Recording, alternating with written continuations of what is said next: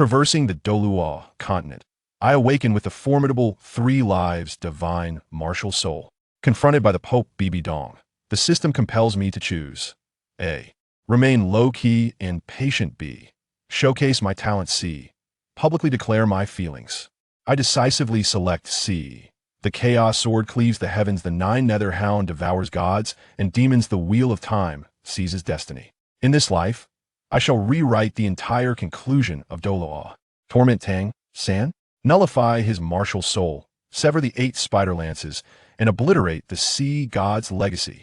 Amass dual beauties, rescue Qian Renxue from the web of power struggles, and conquer Bibi Dong in the abyss of Rakshasa. When the divine army besieges, I, a mere mortal, slay the god king. As the abyss engulfs myriad realms, I forge my own chaos divine kingdom. On that day, the Chaos Lord Lin Ye commands the heavens. Above all realms, I am eternal. Chapter 1 Prologue, The Return of Souls. Darkness. Cold, viscous, boundless darkness devours all senses. Lin Ye's final consciousness lingers upon the blinding blue light of the computer screen, the crimson prompt of the ultimate dungeon, the fall of the sea god flashing madly. You died. Then comes a heart-wrenching agony, his vision drowned in crimson, followed by this suffocating void. Have I perished? The instant this thought arises, a soul-deep, rending sensation erupts violently. It feels as if billions of glowing steel needles pierce his consciousness simultaneously, intent on utterly shredding and obliterating his existence. Ugh! A silent wail reverberates through the absolute darkness. He feels akin to a paper violently torn asunder, dissolving into its most primal particles. Detection. High-dimensional soul fluctuation. Adapting. Locking dimension coordinates. Binding procedure. Forced initiation. A series of cold, fragmented, emotionless electronic static abruptly pierces his waning consciousness core, like rusted gears forcibly jammed into a crumbling machine. Excruciating pain. A torment more horrific than death. It feels as though his soul is being wedged into a cold metallic mold of entirely improper dimensions, brutally compressed and shaped. Binding. 10. Error correction. 30. Dimension laws. Conflict suppression. 70. Soul anchoring. 100. Divine level. System binding. Successful. The final sharp electronic synthetic voice abruptly ceases like a snapped string. That cold force, which had forcibly sustained his consciousness, vanishes instantly. What follows is a fall, as if hurled from an immeasurable height towards the ground. The terrifying sensation of weightlessness seizes every inch of his existence. Thud! Not onto a hard surface, but into some viscous, cold, foul-smelling liquid. Filthy, murky water rushes into his mouth and nostrils, carrying the nauseating scent of decaying organic matter mixed with inferior alcohol, causing his very soul to convulse. Cough, cough, cough, cough. Lin Ye struggles to raise his head from the muck, coughing and retching violently. Each breath pulls at his lungs with a knife-like pain, the air filled with a revolting, sour stench. He gasps violently, his heart racing as he surveys his surroundings in bewilderment. The dilapidated roof, low and slanted, appeared as though it might collapse at any moment. Coated in a thick layer of stained mud, beneath the extensive peeling paint, the dark, moldy wooden beams lay exposed. Below him was a bed of damp straw, emanating a musty odor, soaked in murky water. Within the cramped confines, 3 emaciated figures huddled in the corner. Nestled atop a slightly drier patch of straw, emitting faint snores and murmurs of distress in there. Troubled dreams. This was not his room. There were no computers, no lights, nothing familiar. A wave of immense panic washed over him, as cold as ice, engulfing his entire being. Instinctively, he lowered his gaze to his own body, revealing arms so thin they appeared skeletal, caked in mud. He was clad in tattered, coarse burlap that reeked of decay. His bare feet were submerged in the frigid filth, turning an alarming shade of purple. What is happening? Am I not dead? His heart raced violently within his frail chest, nearly bursting forth. That voice, the system? Binding? He struggled to recall the chilling electronic tone from the darkness, but only fragmented snippets of incoherent noise surfaced. Divine level, binding, successful. This fractured information brought no solace, rather. It weighed heavily upon his heart, deepening his confusion and dread. What had bound him? What purpose did it serve? Where on earth was he? At that moment, a torrent of fragmented, chaotic, and despair-laden images surged into his mind like a raging flood. Cold rain lashed against the drafty shack, competing for stale, hard, moldy black bread. The vicious crack of a whip striking down, muddy boots kicking against his frail frame. Little bastard, trash from the West District, get lost, countless venomous curses echoed in his ears. One word, like a brand, bore a humble yearning intertwined with profound fear. The day of martial soul awakening. Ugh. Lin Ye clutched his throbbing head, curled up in the icy muck. This was no dream. These were fragments of memories belonging to another Lin Ye, cold and despairing, rife with the humble struggle for survival, now violently merging and tearing at his own consciousness. The day of martial soul awakening. Martial soul. These two phrases struck him like thunderbolts, cleaving through the chaotic fog. Douluo Continent. Tang San. Xiaowu. Soul beasts. Soul rings. Spirit hall. These terms, once confined to screens and pages, now bore an unnerving authenticity that crashed down upon his understanding. Douluo Continent. He abruptly raised his head, dirty droplets cascading from his straw-like hair, his eyes wide with sheer horror and disbelief. Transmigration? Had he truly crossed over to this world, where the weak are devoured by the strong, where soul masters dominate all, and death is a mere heartbeat away? Moreover, he had found himself in the body of a destitute orphan in the slums of Soul City, teetering on the brink of being discarded like refuse. A bone-chilling dread surged from his soles, racing to the crown of his head, colder than the filthy water beneath him by tenfold. In this world, weakness was a sin.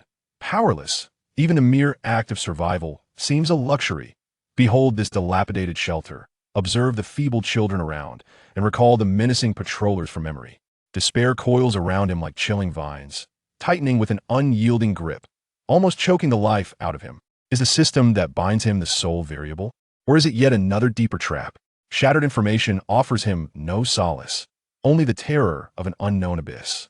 Bang, bang, bang. The heavy, impatient pounding on the door reverberates violently, the decayed wooden door quaking, dust and debris cascading. Hey, you worthless scum inside. Get the hell out here. Dawn has broken. Awakening day. Those wishing to awaken, hurry to the central square, or I swear I'll strip your skin and light it on fire. A coarse, menacing voice roars from outside, accompanied by the dull thud of heavy boots kicking against the door. Boom. The already precarious door is forced open slightly, revealing a face full of bulk and malice, peering in as if assessing a heap of refuse. Quit dawdling. Do you want to live your life as a bug? Get out. The other three children in the shack awaken, huddling together like startled quails, their faces etched with profound fear. Awakening day. It has begun. Lin Ye's heart tightens abruptly, nearly ceasing its rhythm. There is no time for contemplation, no time to fear the unknown system. Survive. Sees the only thing he can grasp. The instinct for survival ignites within him like explosives, overwhelming all confusion and panic in an instant. He doesn't know where he finds his strength, but he suddenly struggles to rise from the filth, muddy and freezing like a cornered cub, disregarding the fierce gaze of the man outside, and crashes through the rickety door. Little bastard. Seeking death. The man stumbles back, cursing in rage as he draws a short stick from his waist. Lin Ye does not look back, his bare feet striking the cold, sticky, sewage-laden ground. Splashing filth around, he unleashes every ounce of potential from his frail body, careening towards the city center, guided by memory. Behind him, the man's venomous curses and the muffled cries of the other children are swiftly swallowed by the labyrinthine, foul-smelling alleyways. He knows not what binds him, nor its purpose. He only understands that to stop is to die. That door, that so-called Hall of Awakening, is the only potential glimmer of light in this mire of despair. The icy sewage and sharp stones pierce his bare soles, the rough walls scraping his arms and shoulders. He moves like a shadow, struggling in filth, deftly maneuvering around towering heaps of garbage and drunken men sprawled beside the road, evading the sinister glances lurking in the dark corners. Every breath is laced with searing pain and a nauseating stench. Run, desperately run, head towards the judgment platform, the sole hope for change, as he finally burst forth from the squalid slum, reminiscent of a festering wound, and staggered onto the relatively broad street paved with blue stone. He was momentarily halted by the scene before him, his pupils constricting in shock. The vast square, adorned with pristine white stones, reflected an almost sacred, cold radiance under the glow of the rising sun. A throng of people surged within the square. Children, clad in resplendent attire and tenderly sheltered by their parents, bore expressions of anxiety, anticipation, or an innate pride. Between them and Lin Ye, who was mired in filth and emanating a foul stench, akin to a wild dog, lay a glaringly stark divide, aptly named the chasm between clouds and mud. At the far end of the square loomed a magnificent edifice beyond imagination, resembling a divine sanctuary, silently sprawled and casting an immense shadow. The towering dome, covered with tiles that shimmered with a dark golden hue even in the morning light, rose into the heavens. Massive stained glass windows were tightly shut, revealing only the faintest outlines of sacred epic murals. Two monumental doors, as heavy as mountains and glinting with a cold metallic sheen, stood resolutely closed. Upon these doors, a colossal and intricate emblem, composed of intercrossed swords and scepters, exuded an ancient majesty that sent shivers through the soul. Merely gazing upon the cold, closed giant doors, Lin Ye felt a profound sense of insignificance and suffocation, born from an instinctual awareness of life's fragility. They symbolized absolute order and power, silently proclaiming the insurmountable chasm between the mundane and the divine. There lay the place that would dictate his fate, the hall of martial souls. Was it also the unknown system, the sole refuge for his fleeting spirit? A tumult of mixed emotions, intertwining faint hope with heavier despair, surged over him like a chilling tide, submerging him in an instant. He resembled a speck of dust swept toward a furnace by a tempest, bearing scars, muddied, and burdened with the shattered, frigid binding prompt, as he took step after step towards the colossal doors that seemed capable of devouring all. Chapter 2. The Judgment Seat in the Mire. The frigid flagstones transmitted a relentless chill through Lin Ye's bare feet, numbing his toes to the brink of insensibility. He stood at the periphery of the square, akin to a filthy rock washed ashore by a surging tide of humanity. Before him were children adorned in finery, tenderly cared for by their families, while behind loomed the stench-ridden slums, a massive scar etched into the radiant city's edge. He stood in the midst, out of place, cloaked in mud, exuding a sour odor that clashed with the sanctity of the square.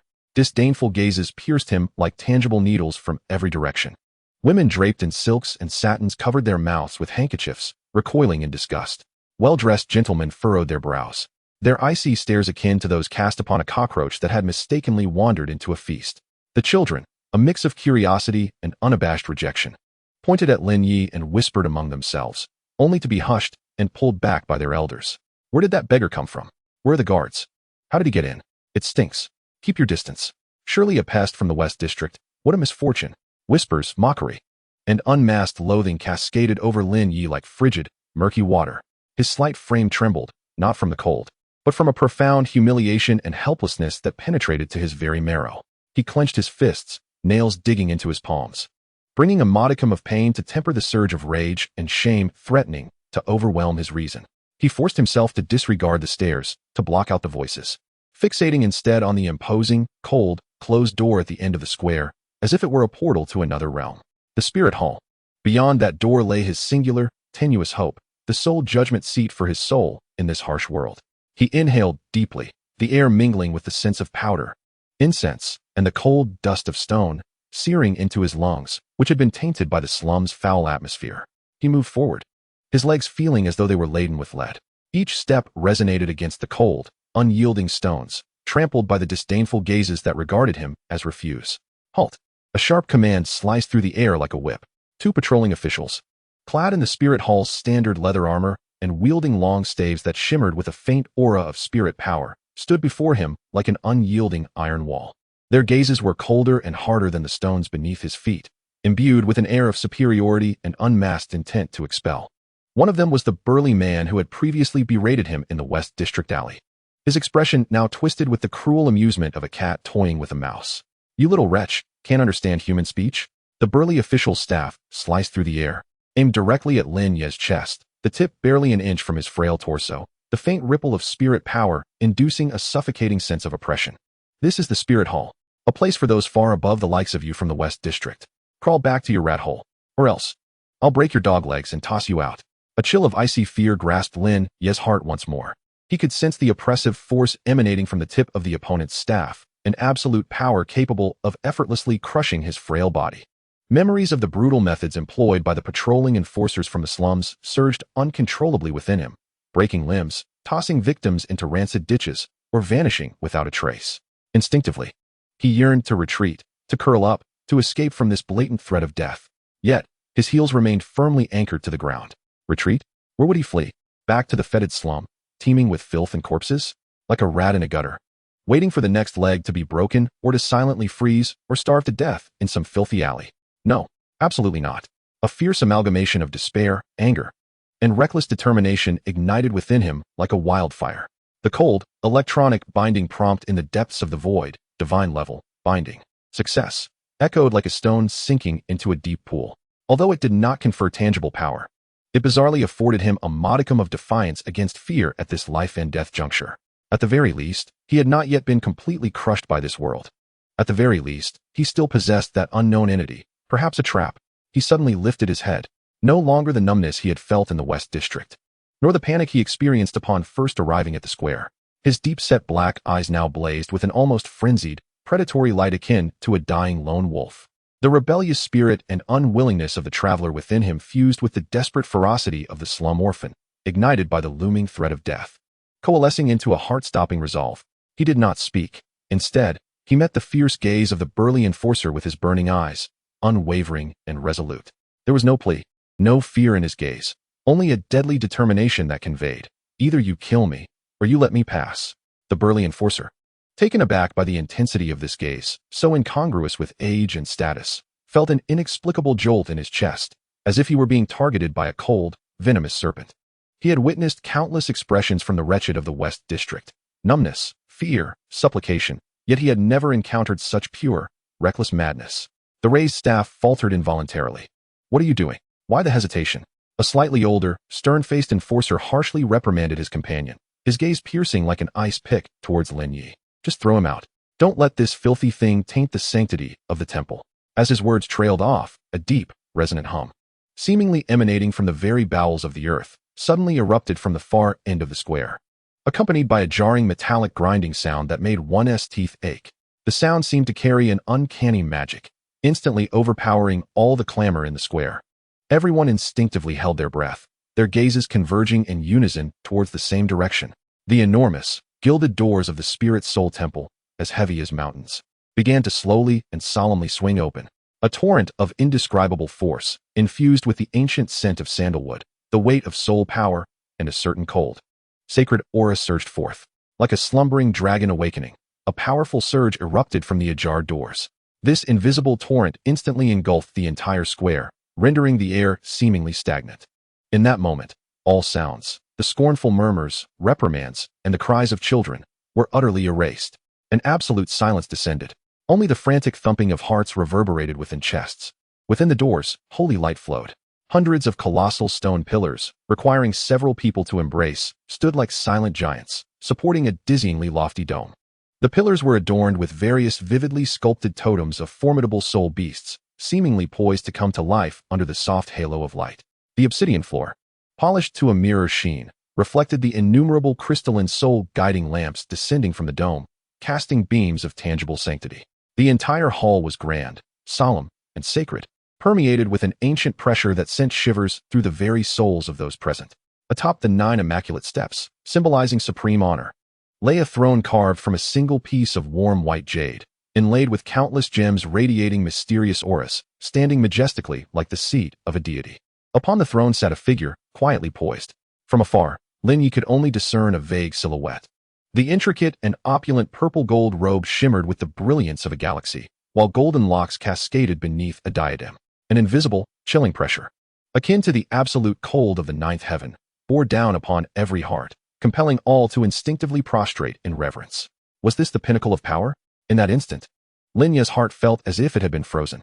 Fear, insignificance, and humility surged within him like an overwhelming tide of negativity. The being upon the divine throne was separated from him not merely by the distance of the white jade steps and the square, but by an insurmountable chasm, a gulf between divinity and mere mortals. The two attendants before him were equally awestruck by the spectacle within the open doors, their faces painted with reverence, even forgetting Lin Ye's presence. An opportunity. The instinct for survival overwhelmed all shock and fear. The ferocity in Lin Ye's eyes surged once more. Like a beast that had caught sight of a vulnerable prey, he seized the moment when the attendants were momentarily stunned, summoning all his strength to surge through the gap between them. His slender form erupted with astonishing speed, flinging mud behind him as he staggered towards the slowly parting colossal doors, emanating divine light and a chilling majesty. You little wretch, you seek death. The burly attendant reacted first, his furious roar echoing harshly across the silent square. He swung his staff, imbued with howling soul power, fiercely towards Lin Ye's back. The icy breath of death instantly enveloped Lin Ye's rear. Chapter 3. The Crossroads of Fate. The frigid aura of death struck towards Lin Ye's heart like a tangible icicle. In his wrath, the burly attendant unleashed his attack, though the soul power wrapped around the staff was feeble. Yet for a frail 6-year-old child, it could indeed be fatal. Time seemed to elongate and solidify in that moment.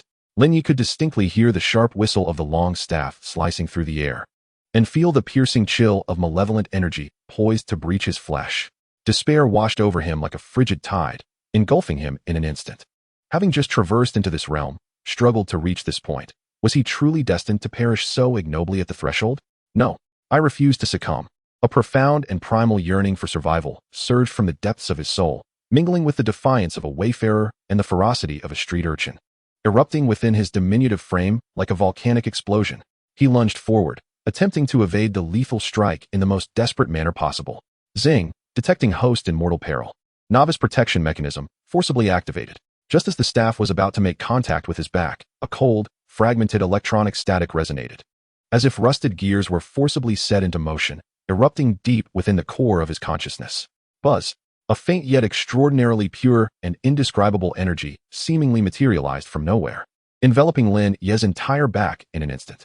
This intangible barrier was as delicate as a cicada's wing, yet imbued with an extraordinary resilience. Bang! The staff struck Lin Ye's back with tremendous force. The anticipated scene of shattered bones and bloodshed did not unfold. Instead, that invisible barrier quivered violently, akin to ripples on a water's surface disturbed by a thrown stone. The immense impact still sent Lin Ye's slight form hurtling through the air like a tattered sack, his insides feeling as though they had been rearranged, and he tasted blood in his throat, spitting it out in a crimson spray. Yet he was not slain on the spot. He landed heavily on the cold, smooth obsidian floor, rolling several times forward. His bones felt as though they had been dislocated, a searing pain enveloping him, particularly in his back, as if seared by a branding iron. Nevertheless, he was still alive. Though his consciousness was hazy and the agony rendered his vision dark, he yet persisted. That enigmatic barrier vanished as abruptly as it had appeared, having absorbed the brunt of the lethal force. Gasping in agony, Lin Ye curled up on the ground, each breath pulling at his injured lungs, blood trickling from the corner of his mouth and staining the pristine floor a vivid red. The burly steward glanced at the staff in his hand, then at Lin Ye, who, despite the bloodshed, was evidently still alive, a flicker of surprise crossing his face. The sensation from that strike had felt peculiar, as though it had collided with an exceedingly resilient hide. Was it merely an illusion? Incompetent fool. You can't even handle a wretched spawn, barked another elder steward. His expression ashen, his voice sharp. Lin Ye's audacity in breaching the sanctum was an affront to their duty.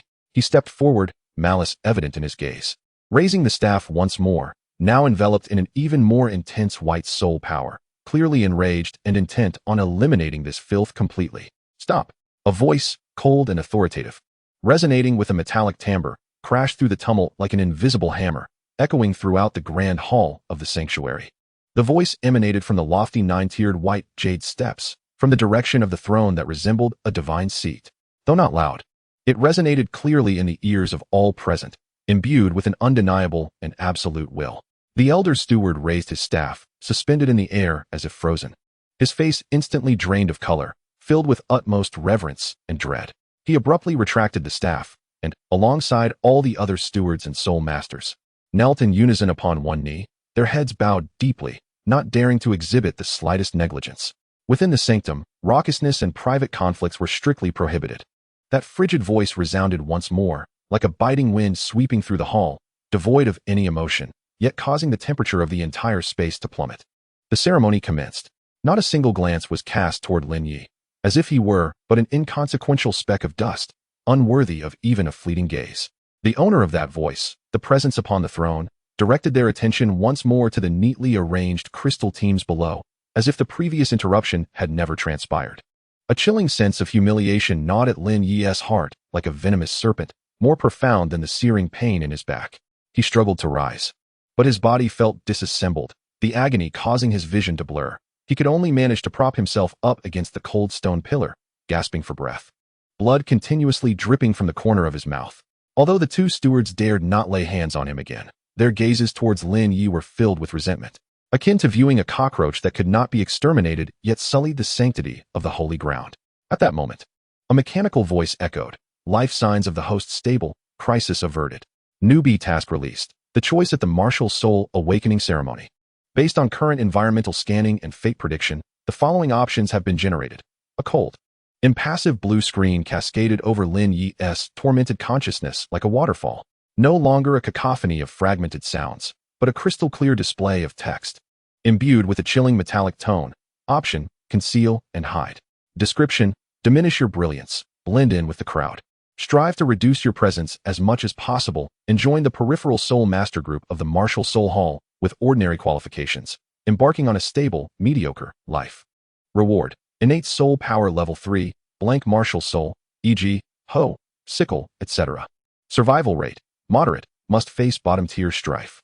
Option, showcase your talent prominently. Description, fully activate your soul's essence, attract the attention of the higher-ups, reveal your potential, and strive to gain qualification for focused cultivation. Reward, innate soul power level 7, random top-tier unique martial soul, e.g., evil fire phoenix, blue lightning tyrannosaurus rex, etc. Survival rate, high, must contend with jealousy and strife from peers. Option, confess your admiration to Pope Bibi Dong. Description, burn your bridges, gamble everything. During the awakening ceremony, publicly express your affection or pledge loyalty to Pope Bibi Dong, who reigns high upon the throne. Reward, varies greatly based on completion and subsequent developments, ranging from the minimum of death to the maximum of divine providence. Survival rate, extremely low, 99% probability of immediate annihilation. The three options unfolded before Lin Ye's nearly collapsing consciousness like three diverging paths. Options, though seemingly mundane and secure, imply an existence devoid of aspiration. Struggling for survival in a world dictated by the law of the jungle, where one might perish like a rat in the gutter at any moment. The path of genius, though illuminated with promise, is fraught with uncertainty, inevitably entangled in the machinations and rivalries among the gifted. To confess one's feelings to that icy deity, the Pope Bibi Dong, who regards all mortals as mere weeds. This transcends madness. It is sheer and utter self-destruction. The immediate obliteration rate stands at a staggering 99%. A profound terror once again clenched Lin Ye's heart, nearly suffocating him. He instinctively raised his gaze, piercing through the throng of heads, once more directed towards the blurred figure seated upon the throne atop the nine-tiered white jade steps, clad in resplendent purple and gold, with flowing golden locks, even from afar. The absolute pressure akin to the chilling ice of the celestial realm weighed heavily upon his heart, causing his very soul to tremble. To confess to her? The mere thought was enough to send shivers down one's spine. Countdown, 30 seconds, 29 seconds, 28 seconds. The icy countdown tolled like a death knell, mercilessly resonating in his consciousness. Each tick heralded a step closer to the abyss of death. The excruciating pain in his body, the frigid stone pillar, and the scornful and vengeful gazes directed towards him, alongside the Pope, who loomed high above like a deity surveying the masses, compressed all despair and fear to an unbearable zenith. To either live on one's knees or die standing. Lin Ye coughed up a mouthful of blood. The last vestige of hesitation incinerated, replaced by a frenzied blaze born of desperation. Mediocrity is death. The path of genius may not be any easier. Rather than struggle like a wild dog, why not wager this borrowed life? Strive for a path to the heavens. System. He summoned every ounce of strength to emit a silent roar from the depths of his consciousness. I choose to confess to Pope Bibi Dong. Choice confirmed. Executing option. Host fate trajectory significantly altered. Immediate action required. Countdown, 3 minutes. The chilling command struck like a whip. Simultaneously, a faint yet peculiar energy surged into Lin Ye's body, momentarily alleviating the excruciating pain tearing through his back, allowing him to stand tenuously upright. Next, step forward. The cold voice of the white-clad soul master overseeing the awakening ceremony resonated, pointing towards a child not far ahead of Lin Ye. He took a deep breath. The air tinged with the metallic scent of blood, the chill of stone dust, and the sacred fragrance of sandalwood searing his lungs. He ceased to regard anyone else, ignoring the pain in his back and the blood at the corner of his mouth, straightening his fragile yet resolute spine. His gaze, sharp as a tempered blade, sliced through the crowd ahead, locking onto the frigid figure seated upon the divine throne. With deliberate steps, he tread upon the mirror-like ground, reflecting the holy light from above, advancing towards the orderly array of awakening crystal orbs that dictated the fates of countless lives. Each step felt as though he was treading upon his own heartbeat. Upon the papal throne, Those unfathomable violet eyes seemed to fleetingly glance at him, a bloodied and disheveled outcast who, despite his plight, held his spine straight as he approached the line. The gaze remained cold and undisturbed. Lin Ye positioned himself at the end of the queue, directly behind a plump boy clad in opulent attire. The boy turned to cast a disdainful look at him, covering his nose with a handkerchief and stepping aside with exaggerated distaste. Lin Ye paid no mind.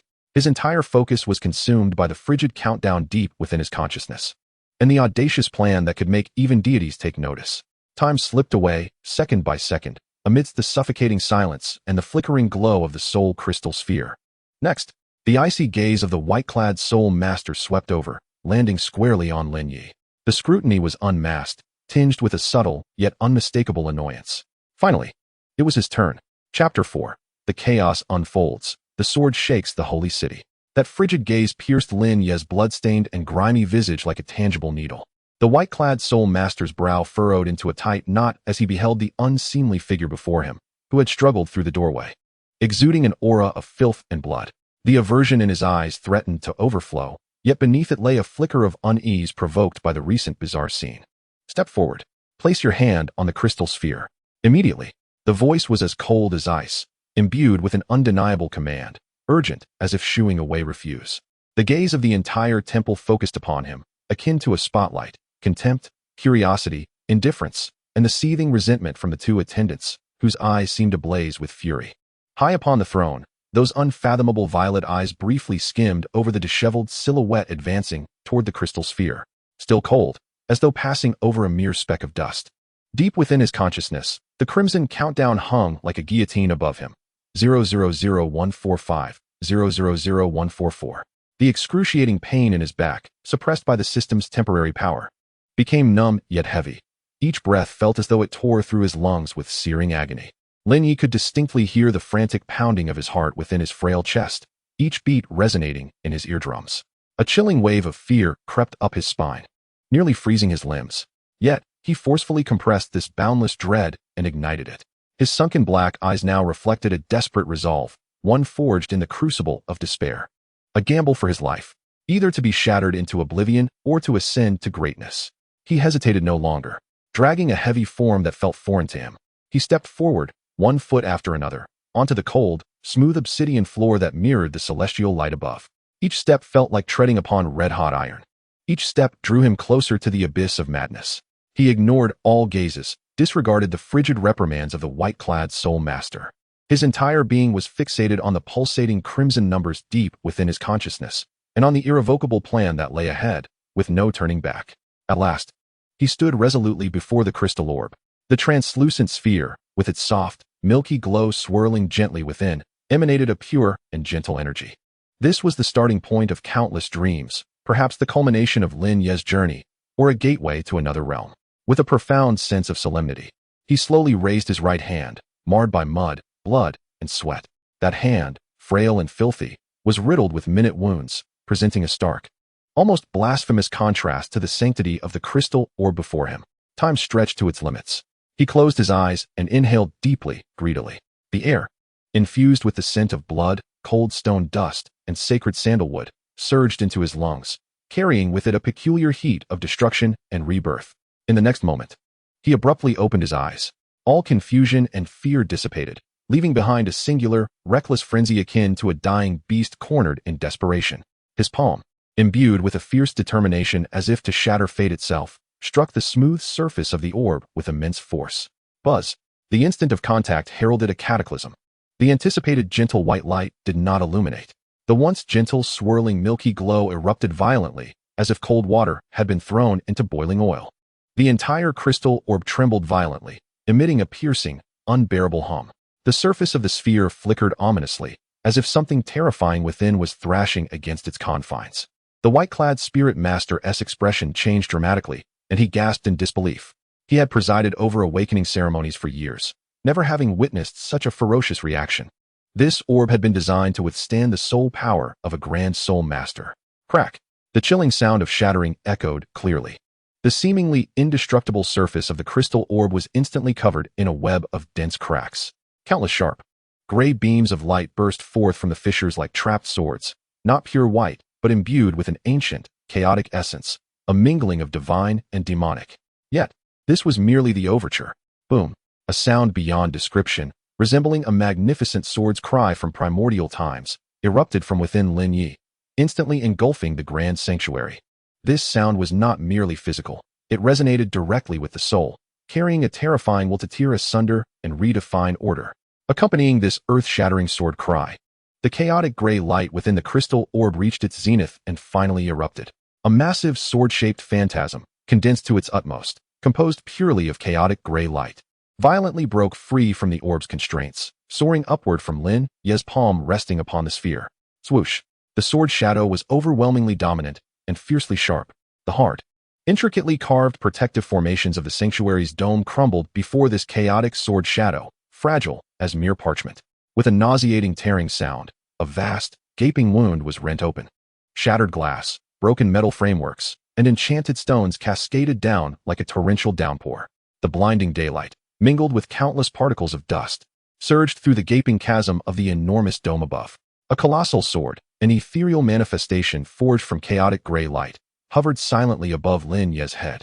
Its tip pointed menacingly at the torn sky. Ancient and desolate, the immense blade seemed to harbor countless spectral figures of gods and demons, swirling amidst the chaotic air, roaring and waging war.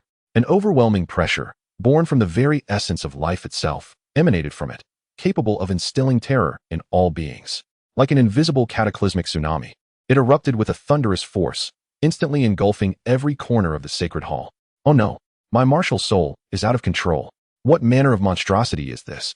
The air was shattered by cries of astonishment and horror, the instinctive wails of martial souls breaking the suffocating silence.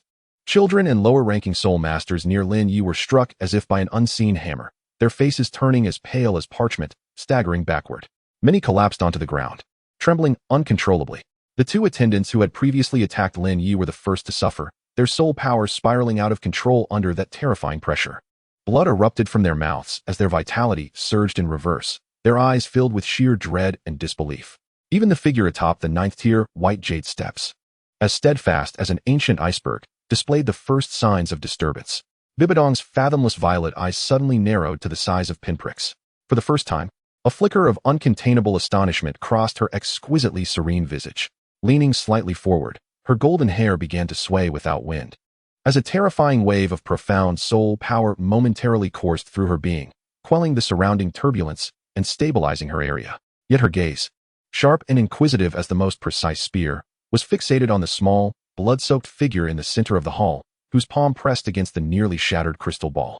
With the chaotic sword's phantom hovering above, chaos, gods and demons, destruction, creation, a multitude of contrasting yet harmonious ancient laws emanated from the sword's spectral form, overbearing and vast. It stirred even the heart of this titled Douluo, standing at the pinnacle of the continent, with a tremor stemming from the essence of martial souls. A supreme weapon martial soul, and one so astonishingly extraordinary. This thought thundered in her mind. Yet, what startled her further was that although the crystal ball was on the brink of destruction, it had not yet been extinguished. Within it, another force, utterly different and more ferocious, seemed to surge wildly. The entire sacred hall fell into an eerie silence, punctuated only by the howling wind from the dome's opening, the sound of falling debris, and the heavy, terrified breaths of the crowd. Lin Ye stood frozen, his palms still pressed against the cracked, flickering crystal ball. His body trembled slightly, afflicted by the terrifying pressure emanating from within, compounded by external agony. The suspended chaotic sword, radiating a resonance that shook even his very soul, silently proclaimed a singular truth. From this moment forth, his destiny would be irrevocably transformed. Deep within consciousness, the merciless countdown continued its relentless march. 000045, 000044. The emergence of the chaotic divine sword thrust him into an unprecedented storm of turmoil. The wager had commenced, and all chips were now on the table. He must now take that final step, the most audacious one. With a sudden jerk, he lifted his head, his face a disheveled canvas of blood and dirt. Yet, those eyes shone with a terrifying brilliance, ignited by the flames of desperate resolve. His gaze pierced through the swirling dust and blinding light above, embodying an unwavering determination akin to burning bridges behind him. He resolutely focused on the cold figure seated high upon the throne, whose purple eyes still reflected astonishment. Time was running out. Chapter 5. The roar of the Nine Nether Worlds, a fearsome might. Silence. An absolute silence enveloped the sanctum, torn by the heavens. Dust danced in the beams of descending light, resembling golden plankton. Shattered glass and stones littered the ground, emitting a cacophony that seemed strikingly jarring amidst the frozen stillness. All eyes were drawn, as if tethered by invisible chains, to the diminutive figure at the center of the arena. They were fixated upon the massive sword's ethereal shadow, hovering ominously above his head, exuding an aura of chaotic grandeur. Astonishment, terror, bewilderment. Countless emotions surged and intertwined upon every visage. The manifestation of the chaotic divine demon sword, with its earth-shattering pressure, had obliterated their understanding of martial soul awakening. This was no ordinary sight. Upon the elevated throne, Bibi Dong's astonishment had yet to fully dissipate. Her bottomless purple eyes mirrored the ethereal image of the chaotic giant sword. Beneath her frigid exterior, thoughts whirled rapidly.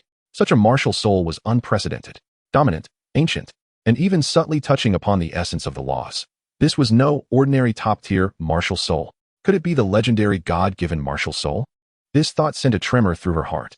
The white-clad soul master stood frozen, pallid and trembling, gazing at the crystal ball, marred with cracks and flickering light. And the blood-stained hand that still clutched it, his mind went blank. He had presided over rituals for many years. Had he ever witnessed such a scene? The crystal ball had been shattered. Lin Ye felt the palpable stares from all directions. As a wave of pain surged through his back and a debilitating weakness washed over him, nearly toppling him. The shadow of the chaotic divine sword above radiated a pressure that made even his heart quail, while the cold countdown deep within his consciousness continued to tick mercilessly. 00025. 00024. Time was fleeting. That reckless wager must be fulfilled.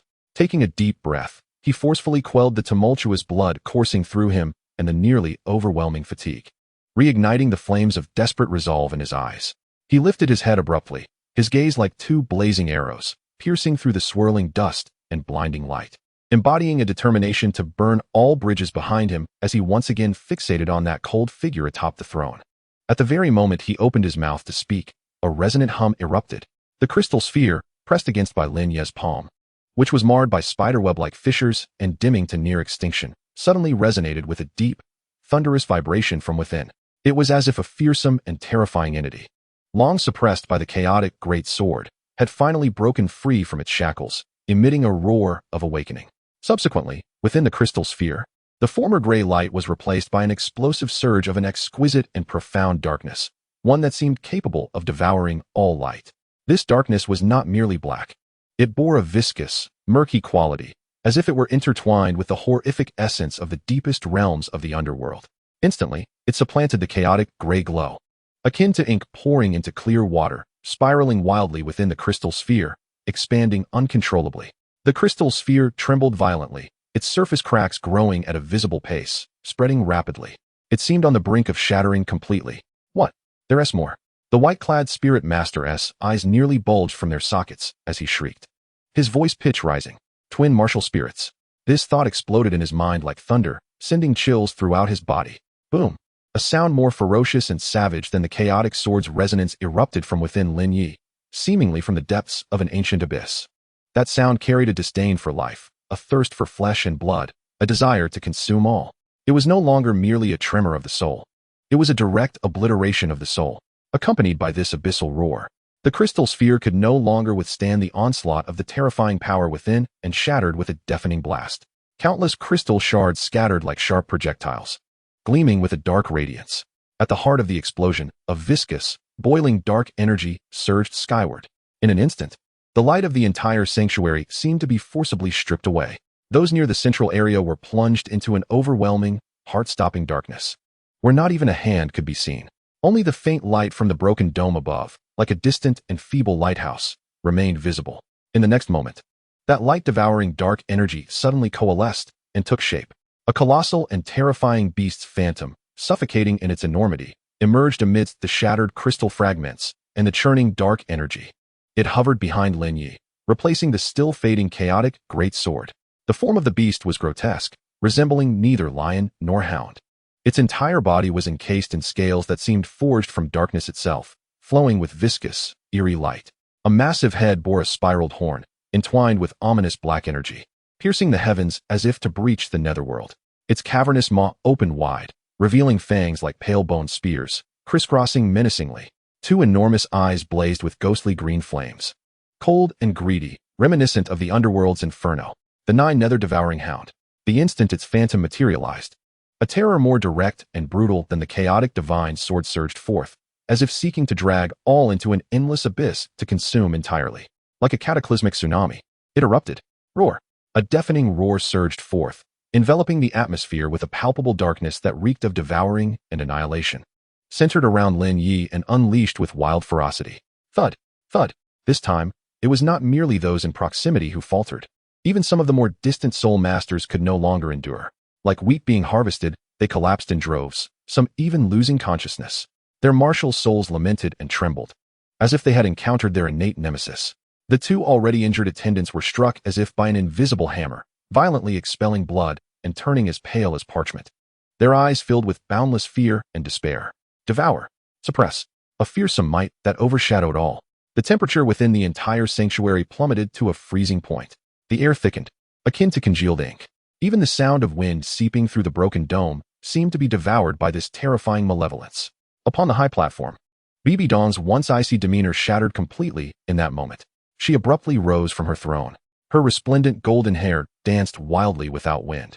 The purple-gold robes of the Pope billowed dramatically. An overwhelming, bone-chilling aura of soul power, as vast as an abyss, surged forth from her being like an invisible tempest, forcefully expanding an area to resist the overwhelming ferocity. Yet on her face, the absolute authority and coldness befitting the Pope were for the first time replaced by an unmistakable, near uncontrollable shock. Twin martial souls. Moreover, two attributes that were diametrically opposed, yet terrifying enough to induce heart palpitations even in her. One was chaotic and boundless, embodying destruction and creation. The other, a malevolent beast of the nine underworlds, capable of devouring heaven and earth. How could this be possible? This was beyond human capability. Even the fabled twin martial souls had never manifested such an extreme, such a powerful combination. Her violet eyes fixated on the small, disheveled figure in the arena, as if gazing upon a monstrous aberration that defied all reason. The phantom of the chaotic greatsword had yet to fully dissipate, while the ferocity of the nine underworlds devouring beast already roared through the heavens. Two utterly distinct and terrifying pressures interwove around Lin Ye, like the polar opposites of yin and yang, colliding yet maintaining a bizarre equilibrium. The entire sanctuary fell into a silence more profound and terrifying than when the chaotic sword shadow first appeared. It was as if time itself had ceased to flow beneath the weight of these two intertwining, primordial forces of malevolence. Only the silent, devouring aura of the nine underworlds beast roared silently. Lin Ye stood at the center of the storm, his body violently trembling from the impact of the awakening of two supreme martial souls, as if countless tiny bolts of lightning coursed beneath his skin. Agonizing pain, weakness, and the sensation of his soul being torn asunder threatened to engulf him. Yet, he stood resolutely, straightening his fragile spine. Deep within his consciousness, a cold countdown echoed like the final toll of a death knell. 000003, 000002. The shock of the twin martial souls had propelled him to an unprecedented pinnacle. It had laid down the final staircase leading to either hell or heaven. He abruptly lifted his head, his face smeared with blood and sweat, a sight of utter disarray. Yet, his eyes shone with the brilliance of burning stars. All fear and hesitation, consumed by the tempest of dual martial souls awakening and the relentless countdown, were utterly ignited and incinerated. What remained was a reckless determination to fight against the odds, to embrace life in the face of death. His gaze, akin to two fiery arrows infused with the chaos and flames of the abyss, pierced through the thickened air, an overwhelming menace with unwavering resolve. It struck with precision, firmly embedding itself in the figure of the supreme ruler of the spirit hall, Pope Bibi Dong, who for the first time stood in disarray upon the white jade steps, shaken by his presence. Time is up. Chapter 6, a shocking declaration of bloodshed. Silence. An absolute, suffocating silence. The silent ferocity of the nine nether devouring hound roared, seemingly draining all the air from the sacred hall. The vast, ethereal shadow of the chaotic divine sword had yet to fully dissipate. Yet the colossal hound's silhouette that devoured light already enveloped the arena. Two entirely different, yet terrifying pressures intertwined and collided like a yin-yang millstone, solidifying the entire space into a heavy mass. Dust hung suspended in the air, as light appeared to be consumed and distorted by the abyssal darkness. All who had collapsed, knelt, or struggled to stand felt as if an invisible giant hand had seized their throats, rendering their breaths stagnant. Their gazes were fixated on the slight figure at the center of the arena, filled with extreme fear, bewilderment, and the shock of witnessing a miracle. Dual martial souls. And such an astonishingly unconventional dual martial soul. This transcended the realm of genius. It was a prodigy, a monster. Upon the high platform, Bibi Dong stood like a statue frozen in time. Her radiant golden hair gently swayed in the undetectable fluctuations of soul power, and her purple-golden pope robe billowed and crackled as if stirred by an unseen wind. She emanated a terrifying pressure capable of freezing space, forcefully creating a domain amidst the intertwining forces of the abyss and chaos. Yet, on her enchanting visage, a beauty that could bring nations to their knees. The icy majesty was irrevocably torn apart by an unprecedented shock. Within her violet eyes, tumultuous waves of disbelief, inquiry, and a flicker of unrecognized thrill toward the unknown surged. She gazed at Lin Ye as if beholding a riddle that had emerged from the primordial myths, shattering the very rules of existence. Chaos and the abyss, annihilation and devouring. These two extreme, opposing, and seemingly annihilative forces had bizarrely achieved a symbiotic existence within a 6-year-old, blood-soaked orphan from the slums. In this absolute silence where even time seemed to have frozen, Lin Ye moved. He abruptly lifted his head. His face, a mix of blood, sweat, and dust, appeared as if he had just crawled from a blood-soaked hell.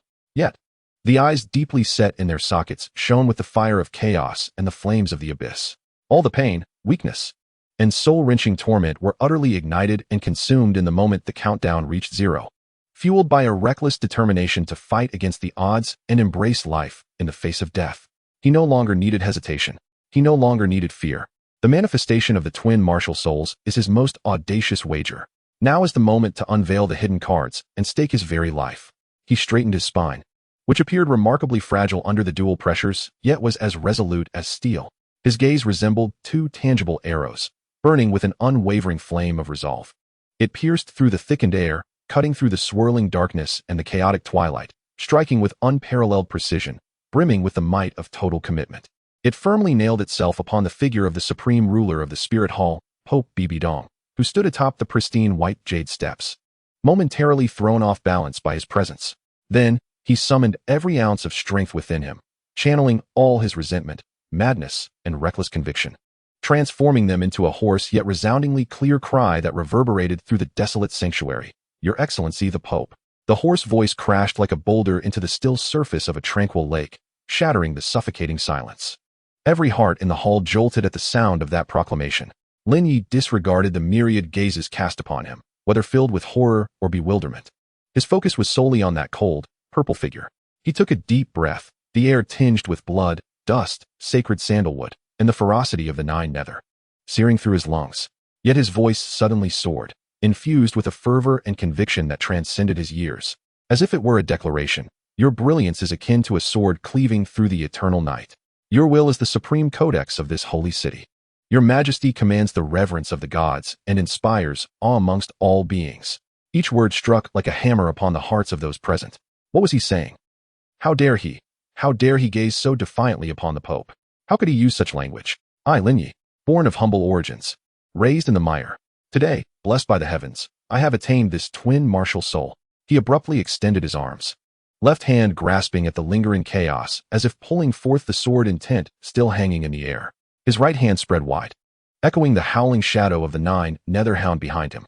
Two starkly different yet terrifying presences surged from his being, intertwining, portraying him as a deity or demon emerging from ancient murals. This chaotic divine demon sword. It can sever all thorns of the world and obliterate all foes for you. This Nine Nether devouring hound. It can quell the turmoil of the universe and devour all calamities for you.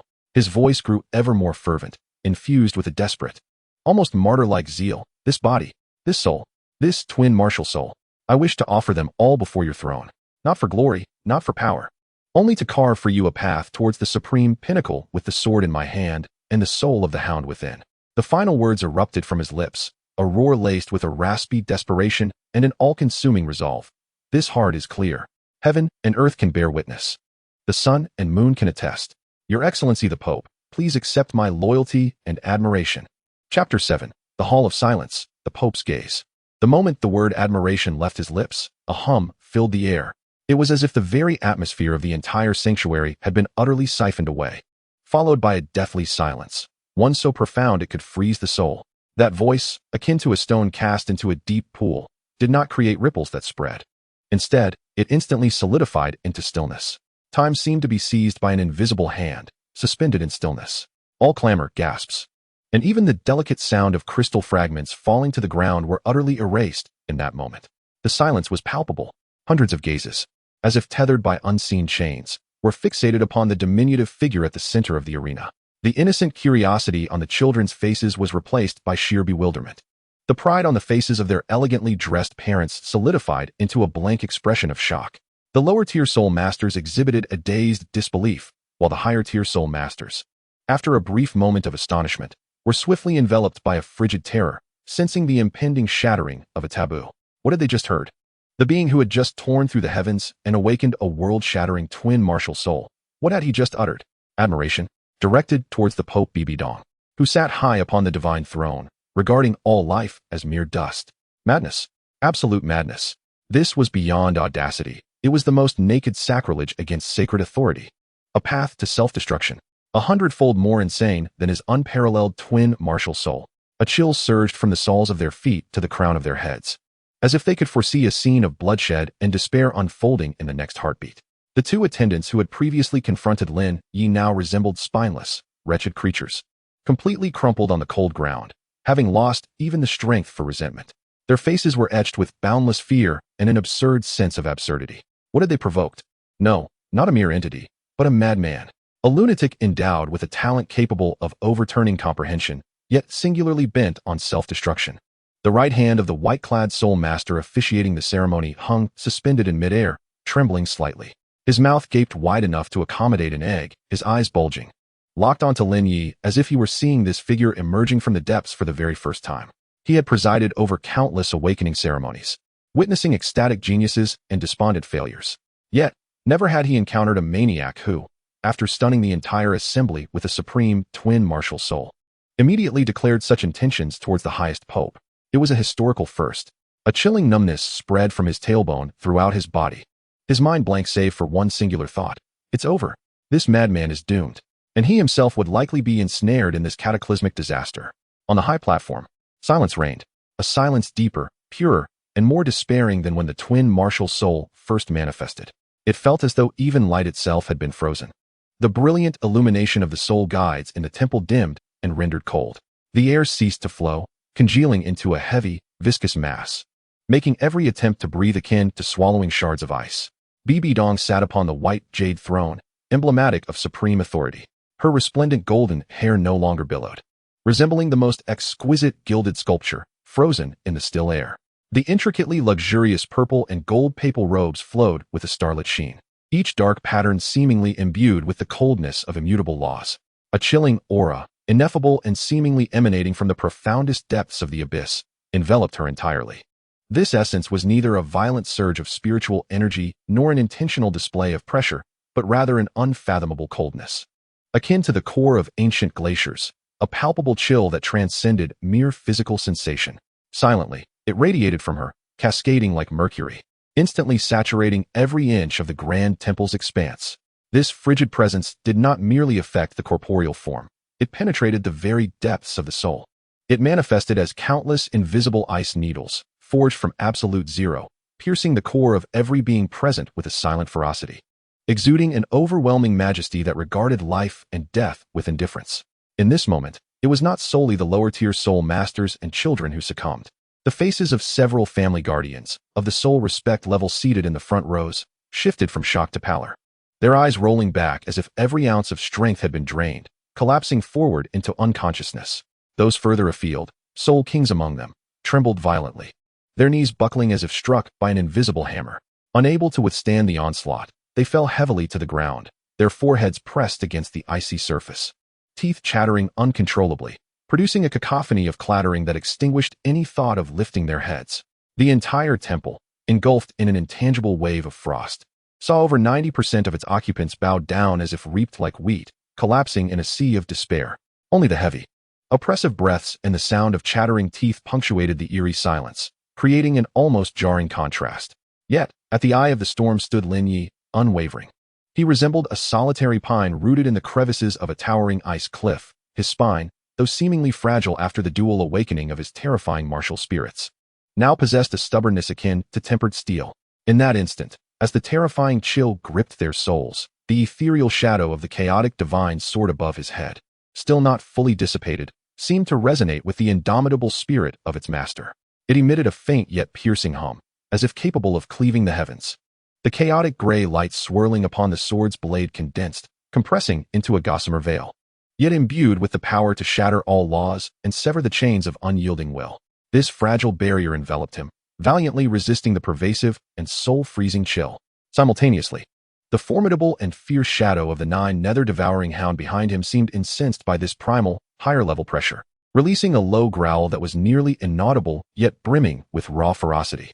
The shadow's dark radiance surged like ignited infernal fire, swirling and collapsing, forming an infinitesimal black vortex in the void that instinctively emanated an insatiable devouring force, desperately consuming the ultimate chill that sought to infiltrate Lin Ye's soul core.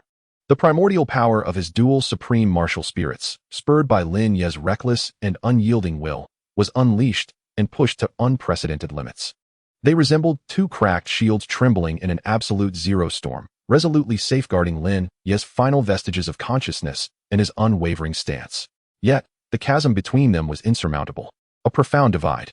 The oppressive will of a tidal Douluo at its pinnacle, particularly that of Bibi Dong, an entity perched atop the pinnacle of the soul master hierarchy, emanated a chilling aura from her very soul, one that the nascent, yet unrefined, original martial soul could scarcely withstand.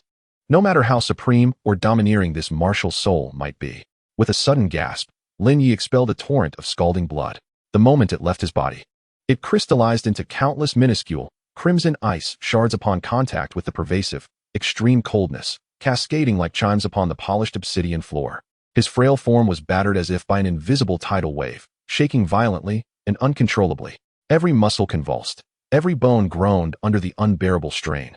As though it were moments away from being crushed to powder by this terrifying pressure, the excruciating pain resonating from the depths of his soul pierced through him like a myriad of poisoned ice needles, stirring his thoughts into a sluggish haze. The chilling touch of death had never felt so vividly acute, a heavy tide threatening to engulf and freeze him entirely. Yet, he remained steadfast, his tongue bit and bloodied. The metallic tang mingling with agony brought a fleeting, yet precious clarity. Seizing this moment of lucidity, he grasped at it like a drowning man clutching a final lifeline. Summoning every ounce of his remaining strength to lift his head, his gaze pierced through the terrifying pressure that sought to freeze his very essence and crush his corporeal form. Resolutely confronting the cold figure atop the nine-tiered white jade steps, who gazed down upon all like a deity. Before the throne that symbolized the supreme authority of the spirit hall, Bibi Dong's deep purple eyes, akin to two frozen pools connected to the universe's darkest abyss, finally focused clearly and completely, no longer dismissively sweeping over him like an ant. Instead, they fixated on the blood-soaked figure below, flickering like a candle in the wind, yet defiantly standing against the oppressive weight of a mountain or prison. Her icy gaze, like the most precise probe honed from eons of frozen ice, bore the scrutiny of pure rationality, tinged with a hint of curiosity for the unknown and a barely perceptible, yet palpable, astonishment. Could he truly endure thus under the command of his own will? Chapter 8. The cycle of time bestows 3 lifetimes. Silence, as still as frozen ice, enveloped the sanctuary. Only Lin Ye's labored, ice-laden breaths echoed painfully in the stillness. He straightened his spine, resisting the terrifying pressure that sought to freeze his very soul. The chaotic sword shadows and the phantoms of the Nine Nether Howl flickered around him, resilient yet fragile. The blood that had congealed into ice droplets glimmered a vivid scarlet upon the ground. Above, Bibi Dong's frigid gaze, akin to a tangible probe, penetrated the air, firmly affixed upon Lin Ye. A fleeting glimmer of astonishment, akin to a speck of dust cast into an abyss of absolute zero, vanished in an instant, yet undeniably existed. At that moment, a notification resounded. Ding. Option: confess to Pope Bibi Dong. Completion: level, desperate move, astonishing words, inciting intense emotional turbulence in the target. Reward settlement in progress. Basic reward: innate soul power elevated to level 10. Special reward: activate the latent martial soul origin, wheel of time and space. Special reward: soul power level ascended to peak soul master level 10. The cold, clear, and emotionless synthetic voice resonated, akin to heavenly music or the hammer of fate, abruptly detonating within Lin Ye's nearly collapsing consciousness. Boom. A surge of power, far more refined and vast than when awakening the dual martial souls. erupted from the very depths of Lin Ye's soul, as if originating from the cosmic core. This force was neither the annihilation of chaos nor the devouring of the abyss, but rather a peculiar and immense power embodying the passage of time and the transformation of space. It was grand, encompassing, and imbued with an eternal rhythm. A faint yet peculiar humming, seemingly transcending the barriers of time and space, emanated from Lin Ye's brow. This sound was not grandiose, but carried an extraordinary cadence, instantly overpowering all residual sounds within the temple, clearly reaching the ears of every soul trembler. At the center of Lin Ye's brow, beneath the bloodstained skin, a point of distilled silver light suddenly ignited, akin to the first star illuminating an infinite darkness. Following this, an exceedingly minuscule yet complex and esoteric silver wheel phantom quietly emerged at the shimmering center of his brow. Wheel of time and space. Awakening. The wheel's phantom slowly rotated, adorned with incomprehensible temporal and spatial runes. With each turn, it seemed to subtly distort the surrounding light, causing the space to ripple in almost imperceptible waves. In that moment, time appeared to be imbued with a viscous quality. The dust dancing in the heavenly light, cascading from the rift in the dome, became remarkably clear and sluggish in its trajectory. The distant breaths of soul masters elongated and twisted. Space around Lin Ye grew hazy. The obsidian floor beneath his feet reflected images that appeared to shimmer and distort. Some nearby crystal fragments seemed to have undergone minute displacements. All these phenomena were remarkably fleeting, akin to illusions, yet strikingly real. They signified the preliminary awakening of the source of time and space. A more direct transformation occurred within Lin Ye himself. The vast and pure power of the time and space origins surged like the most refreshing spring, fervently cleansing and nurturing his near-exhausted body. The intense pain in his back was swiftly soothed and mended by a cool and gentle force. The searing discomfort in his internal organs dissipated instantaneously. The chaotic and rampaging soul power within him, due to the conflict of the dual martial souls, was calmed and refined under this higher-level source of power. Akin to rivers converging into the sea, rapidly swelling with unprecedented speed. Soul Master levels 1, 2, 3. An unstoppable force. At levels 7, 8, and 9, the soul power ascended rapidly under the vast silver radiance, ultimately stabilizing at the threshold of Soul Master level 10, a mere step away from the coveted title of Soul Master. A surge of formidable strength enveloped his entire being, dispelling any remnants of weakness, excruciating pain, and the sensation of impending death. The silver light flowed gently around him, presenting him as a star reborn from the bloodshed, both mysterious and resplendent. In a realm where time and space intertwined, atop the high platform, Bibi Dong's fathomless purple eyes suddenly contracted with intensity. This time, it was not merely a sensation of murderous intent or shock, but rather an amalgamation of incredulity and bewilderment. She distinctly perceived the fleeting and peculiar ripples of time and space, grasping the extraordinary wave that resonated with the very essence of the world, distinct from soul power. The ephemeral silver shadow of a rotating wheel flashed at her brow, alongside Lin Ye's soul power surging dramatically, stabilizing at the pinnacle of the Soul Master level. This phenomenon could not simply be attributed to his twin martial souls. What was this third force, this power that stirred the essence of time and space? A whisper of astonishment, faint yet undeniably real, swept through her icy gaze. This time, her pupils tightened in response to the incomprehensible anomaly before her. As the ripples of time and space dissipated and the silver glow receded, Lin Ye remained kneeling on the cold obsidian floor, yet his aura had transformed entirely. The power of a Soul Master at level 10 surged within him, akin to slumbering magma. Though it had not yet broken through, it was undeniably solidified. The silver glimmer at his brow faded, leaving only a lingering depth of temporal resonance in his deeply set eyes. Alongside a momentary confusion brought forth by the explosive surge of power, the entire sanctuary remained eerily silent.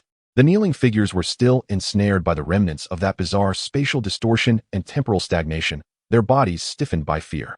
Yet, upon the high platform, Bibi Dong's unfathomable purple eyes had dispelled all astonishment, coalescing into a cold, unyielding abyss, more frigid than ancient ice. Lin Ye's aura, now stabilized at the pinnacle of the Soul Master level, alongside the peculiar wave that invoked the essence of time and space, did not quell Bibi Dong's scrutiny. Rather, it was akin to a heated stone cast upon an icy surface, instantly igniting a deeper chill and an affronted majesty. A mere ant, one who had crawled from the depths of poverty, audaciously awakened an extraordinary twin martial soul, and possibly harbored a third enigmatic power? Even under the oppressive gaze of this pope, not only did he survive, but his strength had surged. This was no longer a mere act of blasphemy. It was an overt provocation against the millennia-old rules of the Spirit Hall, a blatant challenge to her supreme authority as Pope. A terrifying, more condensed wave of soul power erupted from the direction of the throne without warning. This time, it was not merely a silent pressure but akin to an ancient beast of chaos awakening from a deep slumber. The frigid purple-golden light flickered around Bibi Dong, vanishing in an instant. She rose slowly and with remarkable steadiness from the white jade throne, a symbol of supreme authority. Merely the act of standing triggered a resonant rumble, as if the very space of the sanctum was groaning under an unbearable weight. An indescribable terror descended upon them, like countless invisible mountains crashing down. It was no longer the chilling cold that froze souls, but a sheer force, pure and extreme, capable of crushing all in both physical and spiritual dimensions. The unclean shards of crystal on the ground shattered into dust with a resounding crash. More soul masters, barely holding on, were struck down as if by an unseen hammer, collapsing into unconsciousness. Even those at the Soul Emperor level emitted muffled groans, their heads forced down to the ground, bones creaking under the immense pressure. At the epicenter of this mountainous oppression, Lin Ye bore the brunt. He felt as if he had been struck head-on by an invisible battering ram. His recently healed back wounds burst open anew, blood gushing forth. The position of kneeling on one knee became untenable, as the other knee cracked audibly under the strain. He was forcefully pinned to the cold, hard obsidian ground, his cheek pressed against the surface. The biting chill and overwhelming weight made breathing an excruciating endeavor. The ethereal image of the chaotic divine demon sword let out a mournful cry, dimming to the brink of extinguishment. The roar of the Nine Nether devouring sky hound abruptly ceased, its dark radiance forcibly suppressed back into Lin Ye's being. The power he had just acquired seemed ludicrously insignificant in the face of such absolute force. A cry of anguish escaped Lin Ye, as he felt every bone in his body lamenting, his organs as if on the verge of rupture. His soul felt as though it were being ground in a mill, ceaselessly crushed by that heavy oppression. The shadow of death had never loomed so heavily and palpably as it did in this moment. At that instant, deep within his brow, the recently dormant mark of the wheel of time and space seemed to react violently to the external terrifying pressure suddenly activating on its own. A faint hum reverberated, not as an attack or defense, but akin to the most precise lubricant and cushion, flowing through Lin Ye's near-collapsed body and spirit. It did not negate the mountainous pressure, yet it cleverly and subtly distorted the flow of time and the distribution of spatial pressure acting upon Lin Ye. The horrific force that could have turned him into pulp was momentarily delayed and dispersed due to this delicate temporal distortion. Although still heavy as a mountain and still inflicting agonizing pain, it curiously afforded him a precious, albeit slight, respite, allowing him to cling to a breath on the precipice of death. Do you comprehend the cost, blasphemous Pope? A cold voice resonated, like the chilling winds of the Nine Nether brushing over millennia-old glaciers, imbued with a dispassionate indifference and an undeniable judgment, ringing clear. The voice was not loud, yet it echoed deep within the souls of all present, overpowering Lin Ye's agonized cries and the sanctum's groans under pressure. The voice emanated from above, from a figure that, having just risen, gazed down upon the world with the authority of a deity. Her eyes, like two tangible icicles, pierced through the distance of space and the almost imperceptible distortion of time surrounding Lin Ye. They brutally penetrated the core of his consciousness, teetering on the brink of collapse. The price? Death. Or perhaps a torment more dreadful than demise itself. Lin Ye found himself forcefully pinned to the ground, blood seeping from his mouth and nose, staining the cold floor crimson. Under the oppressive weight of terror, akin to a mountain pressing down upon him, and the chilling scrutiny of her judgment, he could not even raise his head. Yet, deep within those eyes, nearly sealed shut by the weight of the ground, a flicker of defiance and the fierce tenacity of a child from the slums ignited like a wildfire. In the shadow of death, amidst the faint breaths granted by the wheel of time and space, it flared anew. Chapter 10. Unyielding ambition. The faint ripples of the time-space will quietly coursed through Lin Ye's mind, like a delicate thread of silver. It wove an invisible barrier on the brink of his soul and body's disintegration. His consciousness was on the verge of being crushed by the mountainous pressure. Yet, that sliver of temporal power burned tenaciously like a flame in the darkness. Bibi Dong's gaze remained as frigid as frost, seemingly pinning Lin Ye's very soul beneath the high platform. Her silhouette cast a shadow so deep it obscured the entire center of the sacred hall. The soul masters who had yet to succumb to unconsciousness breathed with utmost caution, fearful of inciting even the slightest displeasure from their revered pope. "Ants, raise your heads," came the low voice, imbued with an undeniable command. Lin Ye clenched his teeth, veins bulging on his forehead. and the muscles in his neck strained to the brink of rupture. He summoned every ounce of strength, striving to lift his heavy head, which felt almost alien to him. Sweat trickled down his brow, mingling with the blood that seeped from the corner of his mouth, creating a dark crimson stain on the obsidian floor. At last, he raised his head, his gaze locking onto the figure above. In that fleeting moment of eye contact, a barely perceptible ripple flickered in the depths of Bibi Dong's pupils. It marked her first true acknowledgement of this boy from the slums. Pope, Lin Ye's voice emerged hoarse yet resolute, each word seeming to tear itself from his throat. My talent is a divine gift, and my loyalty is heartfelt. I am willing to serve the spirit hall, and you unto death. He did not lower his gaze. Nor did he bow. Even as his body trembled beneath the weight of the pressure, and his soul teetered on the brink of collapse, he stood tall, embodying the sharpest spirit in the humblest of postures. Bibi Dong narrowed her eyes slightly. The coldness in her violet irises remained unchanged, yet the oppressive force loosened ever so slightly. With a slow motion, she raised her right hand, her fingertip lightly touching the air, unleashing an intangible mental force that swiftly penetrated the fabric of space, directly aiming for Lin Ye's soul core. It was a thorough examination, an unreserved intrusion. Her mental force, akin to a sharp dagger, plunged into Lin Ye's sea of consciousness, seeking to unveil the deepest secrets of his heart. A tremor coursed through Lin Ye's heart as the wheel of time within him began to vibrate violently. He dared not actively manipulate it, relying solely on instinct to guide that power, erecting an exceedingly fragile barrier deep within his soul. Time seemed to come to a standstill in that moment. Bibi Dong's mental energy surged like relentless tides, crashing against that barrier with each wave, each impact sending piercing pain through Lin Ye's head, darkening his vision. He could feel his consciousness being gradually eroded, his rationality crumbling piece by piece. Yet, he did not yield, even with the last breath in his body. He vowed to protect the secret within his heart. He began to recall the scenes from when he first arrived in this world, the dilapidated alleys, the indifferent crowds, the nights interwoven with hunger and death. He remembered how he crawled out of the mire, how he survived in desperate moments, and how he awakened the three extraordinary martial souls. These memories transformed into an ineffable strength, propelling him to continue resisting. Simultaneously, the barrier constructed by the wheel of time began to solidify little by little. Though still weak, it was sufficient to withstand Bibi Dong's initial probing. On the elevated platform, Bibi Dong furrowed her brows slightly. She distinctly sensed an unusual resistance, akin to an invisible net laid before her mental force. While it did not completely obstruct her, it brought an unprecedented discomfort. Interesting, she murmured softly, retracting her mental energy. The oppressive aura lessened, but did not entirely dissipate. Lin Ye's body suddenly relaxed, nearly collapsing to the ground, his chest heaving violently, cold sweat soaking his garments. He struggled to maintain consciousness, his eyes fixated on the ground, daring not to show the slightest sign of laxity. Bibi Dong resumed her seat on the throne, her violet eyes narrowing as if deep in thought. However, just as everyone believed this trial had concluded, Lin Ye's soul power surged violently within him. It was an unprecedented sensation, as if an invisible force compelled him, urging him to break through his limits. He suddenly realized that this was an opportunity, a potential ignited at the brink of life and death. He closed his eyes, forcing himself to plunge into the sea of consciousness, mobilizing every ounce of soul power within him, racing along the meridians. The phantom of the chaos divine demon sword re-emerged. Although dim and devoid of luster, it still emanated a sharp aura. The Nine Nether swallowing sky hound roared within him, unwilling to succumb to its suppressed fate. Lin Ye gritted his teeth, directing his soul power to assault the bottleneck. The first strike failed. The second failed. The third. With each failure, he felt an even more intense pain, yet it also heightened his clarity. There was no retreat, only relentless assaults until he achieved a breakthrough.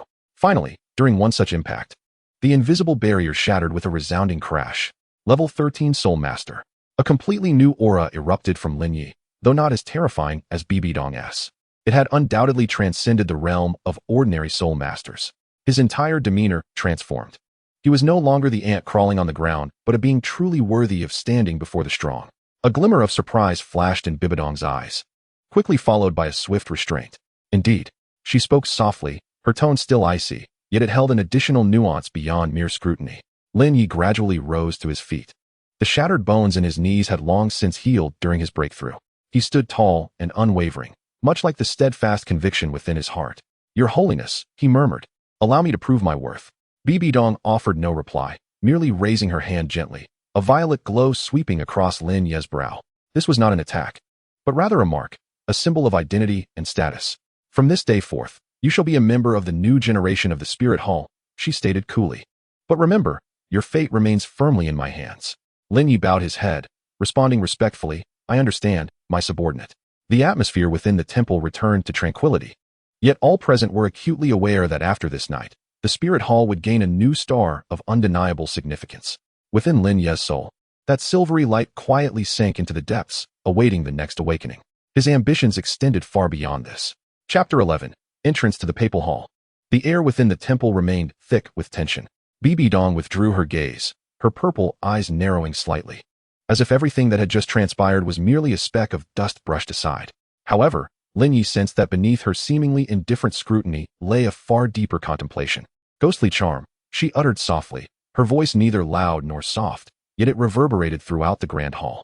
In the next instant, a shadow materialized from the void without warning, silently appearing behind Lin Ye. Ghost Douluo, ghostly charm, one of the 6 offerings of the Spirit Hall, possessed an almost imperceptible presence, blending seamlessly with the shadows, making it difficult to detect his movements. Lin Ye did not turn around, yet he could feel a chilling aura trailing closely behind him, akin to a serpent testing the waters, filled with both inquiry and scrutiny. Take him to the Papal Hall, Bibi Dong's voice rang out again, instructing him to undergo a formal judgment. Ghostly charm did not respond. He simply stepped forward, his figure now beside Lin Ye. He remained silent, devoid of any unnecessary gestures, patiently awaiting Lin Ye to follow. Taking a deep breath, Lin Ye felt the soul power within him still settling. Yet this was not a moment for hesitation. He advanced. His figure reflected heavily upon the obsidian floor beneath him. As he descended from the platform, the surrounding soul masters parted to create a pathway, their gazes a tapestry of awe, envy, and confusion intertwined. It was as though they were not confronting a mere boy who had just broken through, but rather a long-dormant beast ready to pounce. Upon stepping out of the temple, Lin Ye felt the cool air outside wash over him. The night was profound, the stars woven together like a tapestry, and in the distance, the Papal Hall glimmered under the moonlight, resembling a slumbering giant quietly surveying the land. Ghostly charm walked ahead, his steps steady and soundless, as if he were treading upon nothing but air. Lin Ye followed closely, each step taken with utmost caution. He could distinctly feel that the other's gaze had never truly left him, yet it was as though an invisible thread bound him firmly within the realm of perception. 2 figures traversed the serene corridors of the Spirit Hall's main chamber, surrounded by an enveloping silence, occasionally pierced by the distant footsteps of patrolling guards. Lin Ye understood that the specter was testing him in the most primal of manners, without words, without a hint of malice. Relying solely on the oppressive aura that could suffocate an ordinary person, he remained silent, refraining from breaking the stillness, aware that in such circumstances, words would seem utterly futile. Only actions could substantiate anything. You exhibit a calmness beyond expectation. The specter suddenly spoke, his voice deep and hoarse, as though emanating from the depths of an abyss. Lin Ye paused slightly before replying, I have nothing to conceal. Oh, the specter did not halt his stride, yet his tone took on a cryptic quality. Do you know what I intend to do? Lin Ye nodded. You are testing me. Indeed. The specter chuckled softly, a hint of danger lacing his laughter. But do you know? Many before me could not even stand firm. Lin Ye chose not to respond, continuing onward. He recognized that the specter's words served as both a reminder and a warning. Before long, they arrived outside the Pope's Hall. This grand chamber surpassed the temple in magnificence, with 2 towering angelic statues standing sentinel at the entrance, each 10 zhang high, wielding scepters, their hollow eyes seemingly capable of discerning the essence of one's soul. Lin Ye glanced upward, an unusual sensation stirring within him. These statues seemed different. He dismissed the thought and followed the specter into the hall. Inside, the Pope's Hall exuded a tranquility far greater than that of the temple, the air thick with a faint aroma of incense. Ancient runes adorned the walls, each stroke imbued with a potent trace of divine energy. Lin Ye surveyed the space, noting the absence of others, save for an empty throne that stood solemnly at the center, as if awaiting someone's return. Wait here, the specter murmured before turning to vanish into a side chamber, his figure swallowed by the heavy drapery. Lin Ye remained stationary, his gaze sweeping the surroundings. He sensed that this place was far more intricate than it appeared.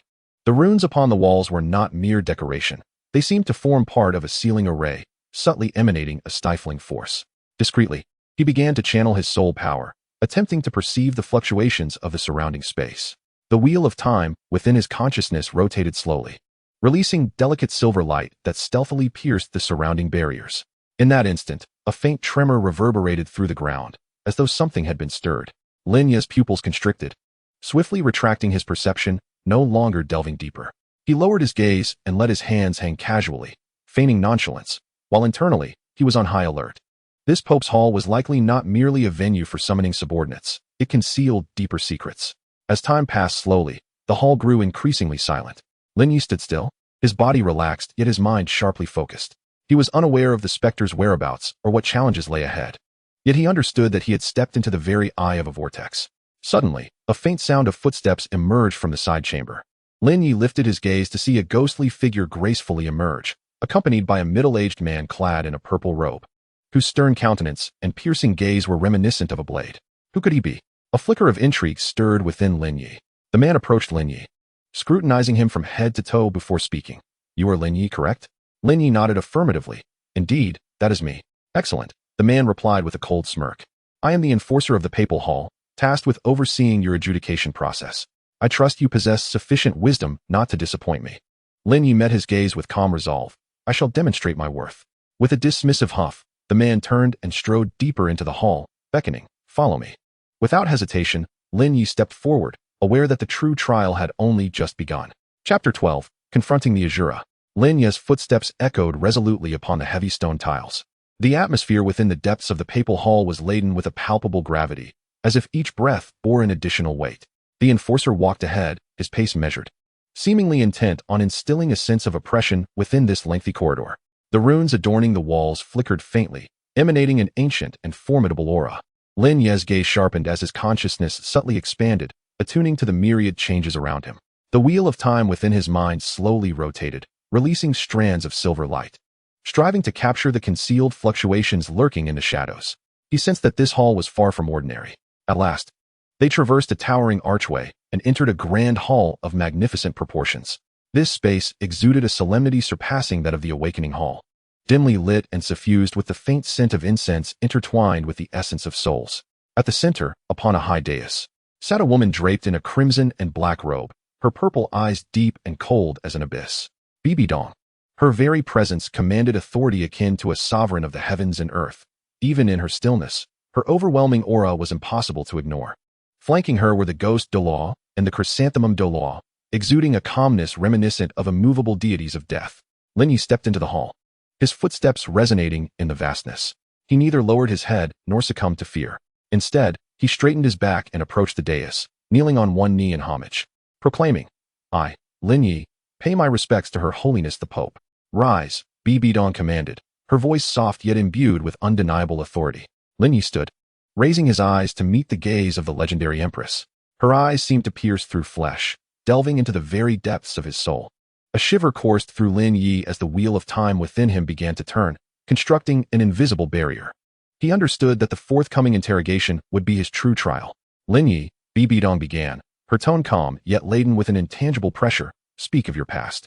Lin Ye inclined his head slightly, fully prepared with his carefully crafted narrative. He portrayed himself as a prodigious youth hailing from the impoverished outskirts of the Tiando Empire. Orphaned at a tender age, surviving through menial labor while harboring a fervent desire for power and an aspiration towards the Spirit Hall. I spent my childhood in the slums at the border of the Tiando Empire, my parents having passed away early, and I sustained myself through odd jobs. His tone was steady, and his gaze unwavering. Until recently, I awakened the Chaos Divine Demon Sword during an unexpected event, followed by the subsequent awakening of the Nine Nether Devouring Hound and the Wheel of Time. It sounded like a blessing of fate, remarked Bibi Dong. It is a fortuitous coincidence, yet also a testament to my own perseverance, Lin Ye replied without hesitation. I yearn for strength and aspire to seize control of my destiny. The Spirit Hall is the only place to which I am willing to pledge my loyalty. Bibi Dong's eyes flickered slightly, seemingly not entirely satisfied with this response. She continued to probe. What is your understanding of these three martial souls? Lin Ye recognized that this was one of the crucial questions. He could not appear overly knowledgeable, nor could he seem utterly ignorant. After a brief contemplation, he articulated, the Chaos Divine Demon Sword excels in offense, possessing the power of creation and destruction. The Nine Nether Devouring Hound specializes in devouring and enhancing the physical body, while the Wheel of Time allows me to briefly perceive the future and manipulate localized time and space. His words struck the perfect balance, showcasing his understanding of his martial souls without delving into overly esoteric realms. Bibi Dong remained silent for a moment, then gradually nodded. Indeed, Your clear perception of your martial souls indicates that you are not an ordinary individual. Lin Ye did not let his guard down. He understood that this was merely the beginning. As expected, Bibi Dong's subsequent inquiries became increasingly incisive. How do you perceive the spirit hall? Why have you chosen to pledge your loyalty? Lin Ye's expression remained unchanged, his tone resolute. The spirit hall is the mightiest force on this continent, embodying order and strength. I have witnessed commoners oppressed by nobles, and the weak trampled by the strong. Only by standing atop the pinnacle can one change all of this. The spirit hall is my most favorable avenue to achieve my aspirations. Bibi Dong regarded him, a hint of unusual color flickering in her eyes. It was both an assessment and a test. You are quite astute, she suddenly remarked, yet the clever often meet an untimely end.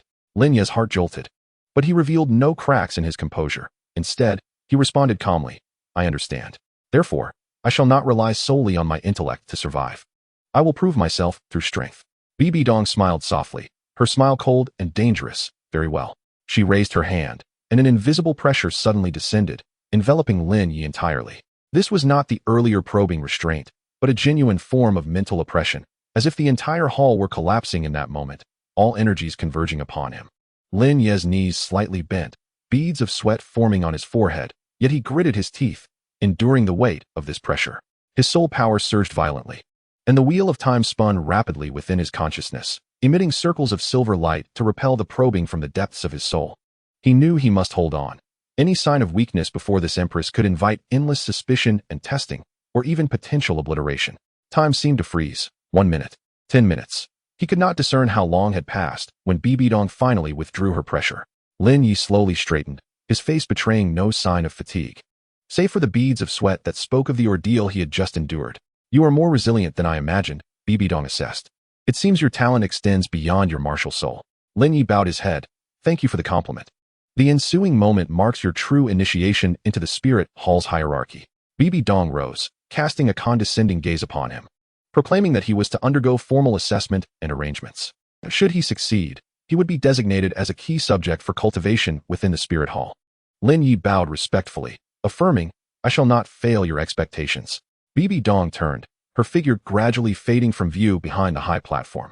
Douluo and Douluo subsequently withdrew, restoring silence to the grand hall.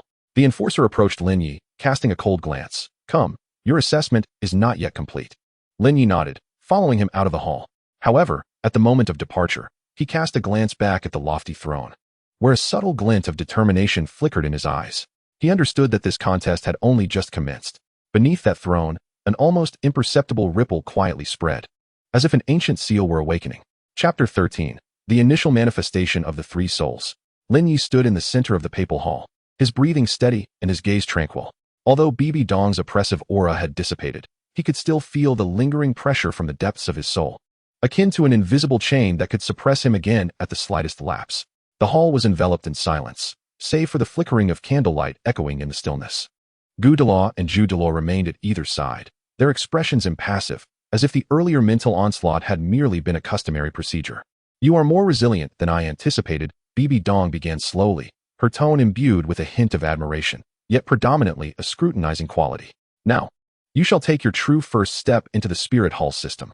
With a wave of her hand, a golden rune materialized from her fingertips, tracing an arc in the air before descending to the ground, transforming into a circular magic array. The surface of the array shimmered faintly, subtly exuding an ancient and solemn aura.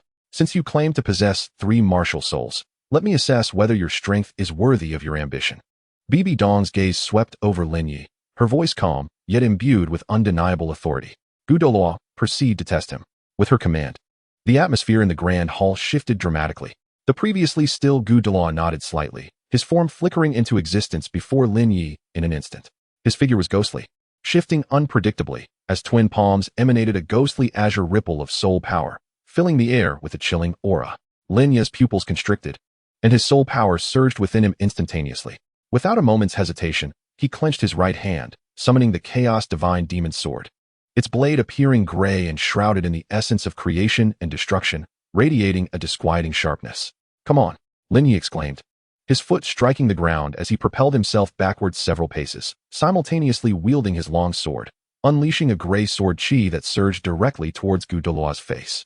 Douluo's gaze sharpened. He reversed his right palm, a ghostly blue claw striking forth to counter the attack. The two forces collided with a thunderous explosion. Shockwaves of soul power cascading outward, causing the golden magic array on the ground to flicker with dazzling brilliance.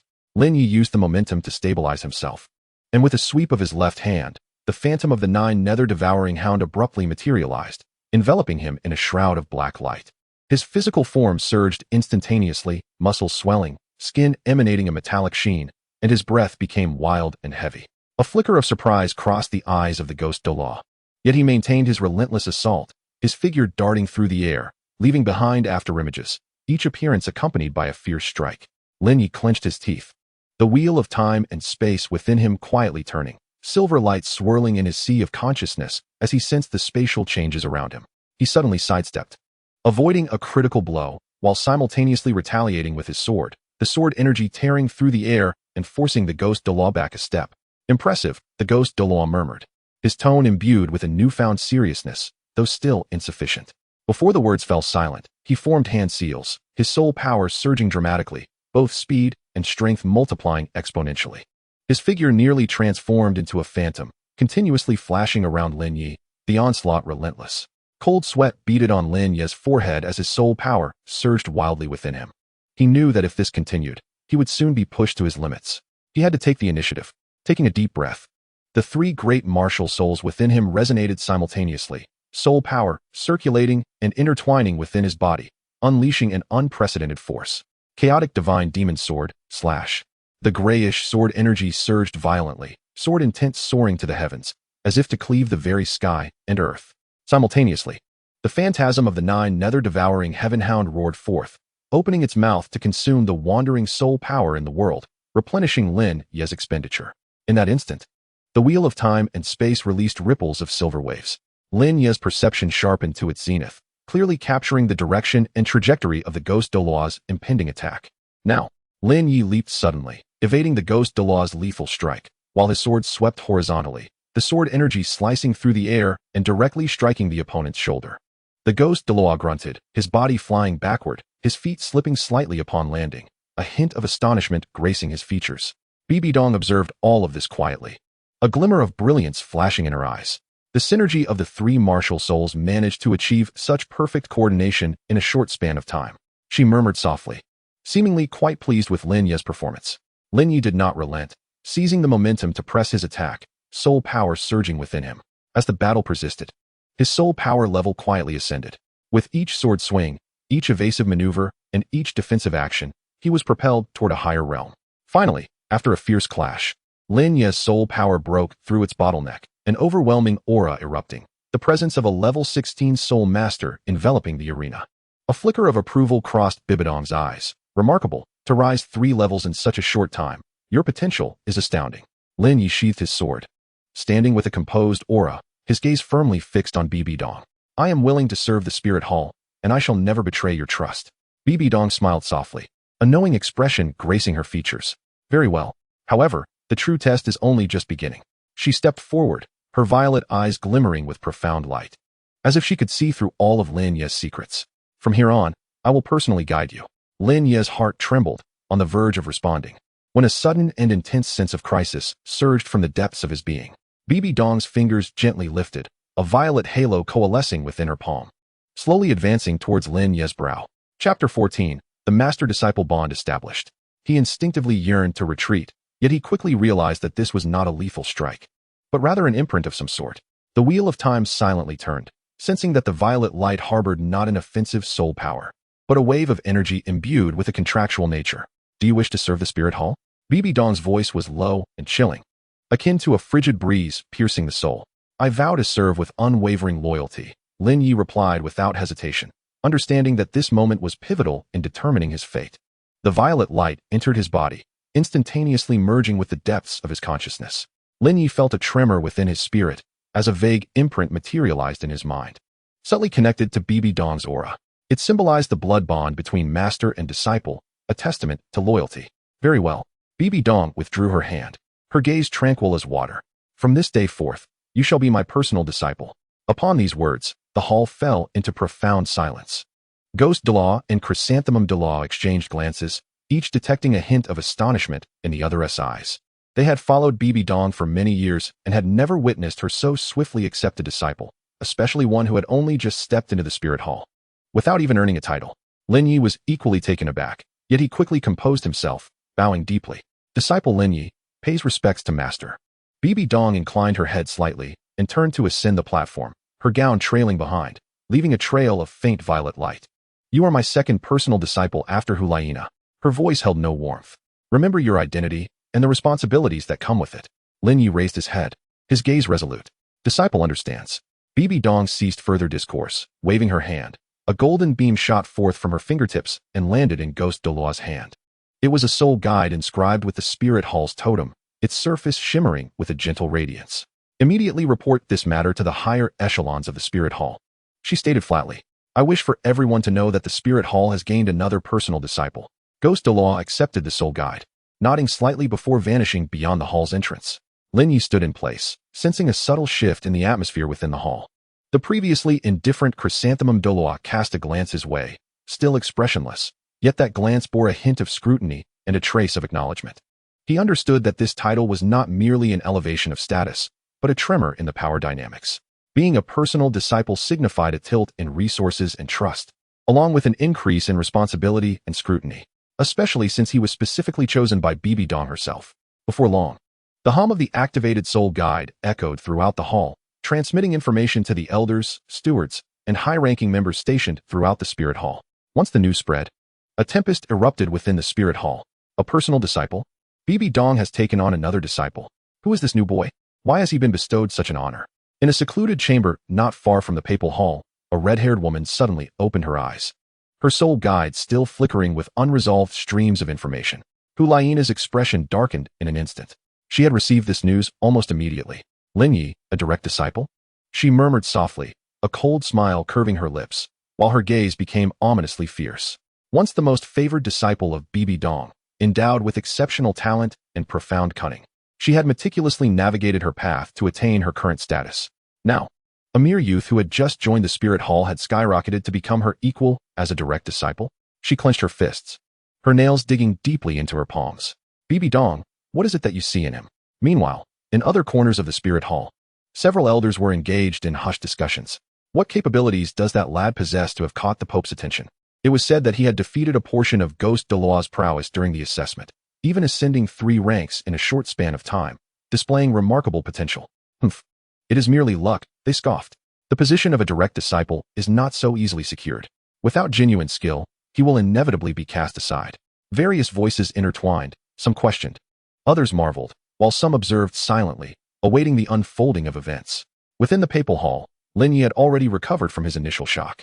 He understood well that this title of master and disciple, while bestowing glory, also heralded greater pressures and challenges, especially the hostility from Hulayina, which would likely not dissipate easily. I shall personally guide you. Bibi Dong's voice resonated again, imbued with undeniable authority. However, before that, you must undergo a trial. Lin Ye's expression stiffened. Please instruct me, master. Bibi Dong slowly turned, her gaze deep as a chasm. A direct disciple of the spirit hall cannot rest solely on talent. You must prove that you are worthy of this honor. She gently raised her hand, and an ethereal purple scroll materialized, unfurling gracefully. This is the blood contract trial, she stated. Only by completing it can you truly be acknowledged as my direct disciple. Lin Ye gazed at the scroll, faintly sensing the ancient aura and heavy will it contained. He asked no further questions, simply nodding solemnly. I am willing to accept the trial. Bibi Dong smiled with satisfaction, though there was a hint of danger in her expression. Excellent. As her words faded, the scroll floated down before Lin Ye, slowly opening to reveal its contents. In that moment, the wheel of time in Lin Ye's mind began to turn quietly. A flash of silver illuminating his thoughts as a fragment of the future materialized in his consciousness. Beneath a black robe, a torrential blood rain fell. Shattered swords lay strewn about, and his figure collapsed on the ground, a familiar longsword piercing his chest. The vision abruptly ceased. Lin Ye's eyes flew open, his heart racing. He knew this was not an illusion, but a glimpse of a possible fate foreseen by the wheel of time. He gradually closed his eyes, suppressing the turmoil within, and when he opened them again, he had regained his composure. Whatever trials lay ahead, he would confront them head-on, for there was no turning back. Chapter 15, Resource Investment. Lin Ye stood within the Pope's hall, reflecting on the divine soul mark he had just forged with Bibi Dong. He understood that this master-disciple bond had ensnared him in an unfolding tempest of uncertainty. The words blood contract trial reverberated in his mind, and the contents of the scroll were indelibly etched in the depths of his consciousness. He knew that this would be a challenge pivotal to his ability to truly establish himself within the core circle of the Spirit Hall. However, even before he officially embarked on the trial, the allocation of resources had already commenced. A deep chime resonated from outside the hall, followed by several robed attendants who entered the grand chamber, bowing respectfully before presenting Lin Ye with a golden token. "Lord Lin, please accompany us to your exclusive courtyard." Lin Ye nodded slightly, accepting the token and sensing the surge of soul power it contained. This was not merely a symbol of status, but also a voucher for resource allocation. Without hesitation, he followed the attendants out of the Pope's hall. Passing through a series of corridors, they arrived at an isolated courtyard. The moment the gate swung open, Lin Ye sensed the extraordinary nature of this place. The ground was paved with blue stones, ancient trees towered overhead, and a mystical aura enveloped the air, reminiscent of a miniature secret realm. This locale was named Qian Garden, specifically designated for direct disciples. The attendant respectfully stated, "From this day forth, you are the master of this place." As Lin Ye stepped inside, his pace slowed, and his gaze swept across the surroundings. Pavilions and towers were arranged harmoniously, with crystal-clear waters revealing glimpses of darting fish. A training room, a library, an alchemy chamber, and a weapons rack were all present, including a dedicated space for soul resonance. His heart stirred. Such treatment far exceeded that of an ordinary titled Douluo's residence. Before long, attendants began to bring in a plethora of resources. Golden soul coins piled high, and rare medicinal herbs filled an entire chamber. The core texts of the Spirit Hall were neatly arranged on the shelves, and several soul-guiding devices emanated a gentle glow, resting upon a central table. Lin Ye sat in the main seat, observing it all as his thoughts gradually steadied. He understood that this was merely the beginning. Indeed, while he was organizing the resources, a familiar system notification echoed in his mind. "Congratulations, host, on completing the direct disciple stage task and receiving the divine level subsequent reward. Current selectable rewards: 1. Soul power level increased to level 20. 2. Opportunity to select a Millennium First Soul Ring. Attributes unrestricted." Without hesitation, Lin Ye opted to claim both rewards. In an instant, a torrent of immense soul power surged from the void into his body, coursing through his meridians like a rushing river, his momentum escalating exponentially. The previous bottleneck at Soul Master level 16 shattered instantaneously, breaking through barriers and culminating at Soul Master level 20. Simultaneously, his three martial souls appeared to receive nourishment. The chaotic divine demon sword shimmered faintly, the Nine Nether devouring hound emitted a subdued growl, and the wheel of time slowly rotated, silver light swirling. He closed his eyes to attune himself to the changes within.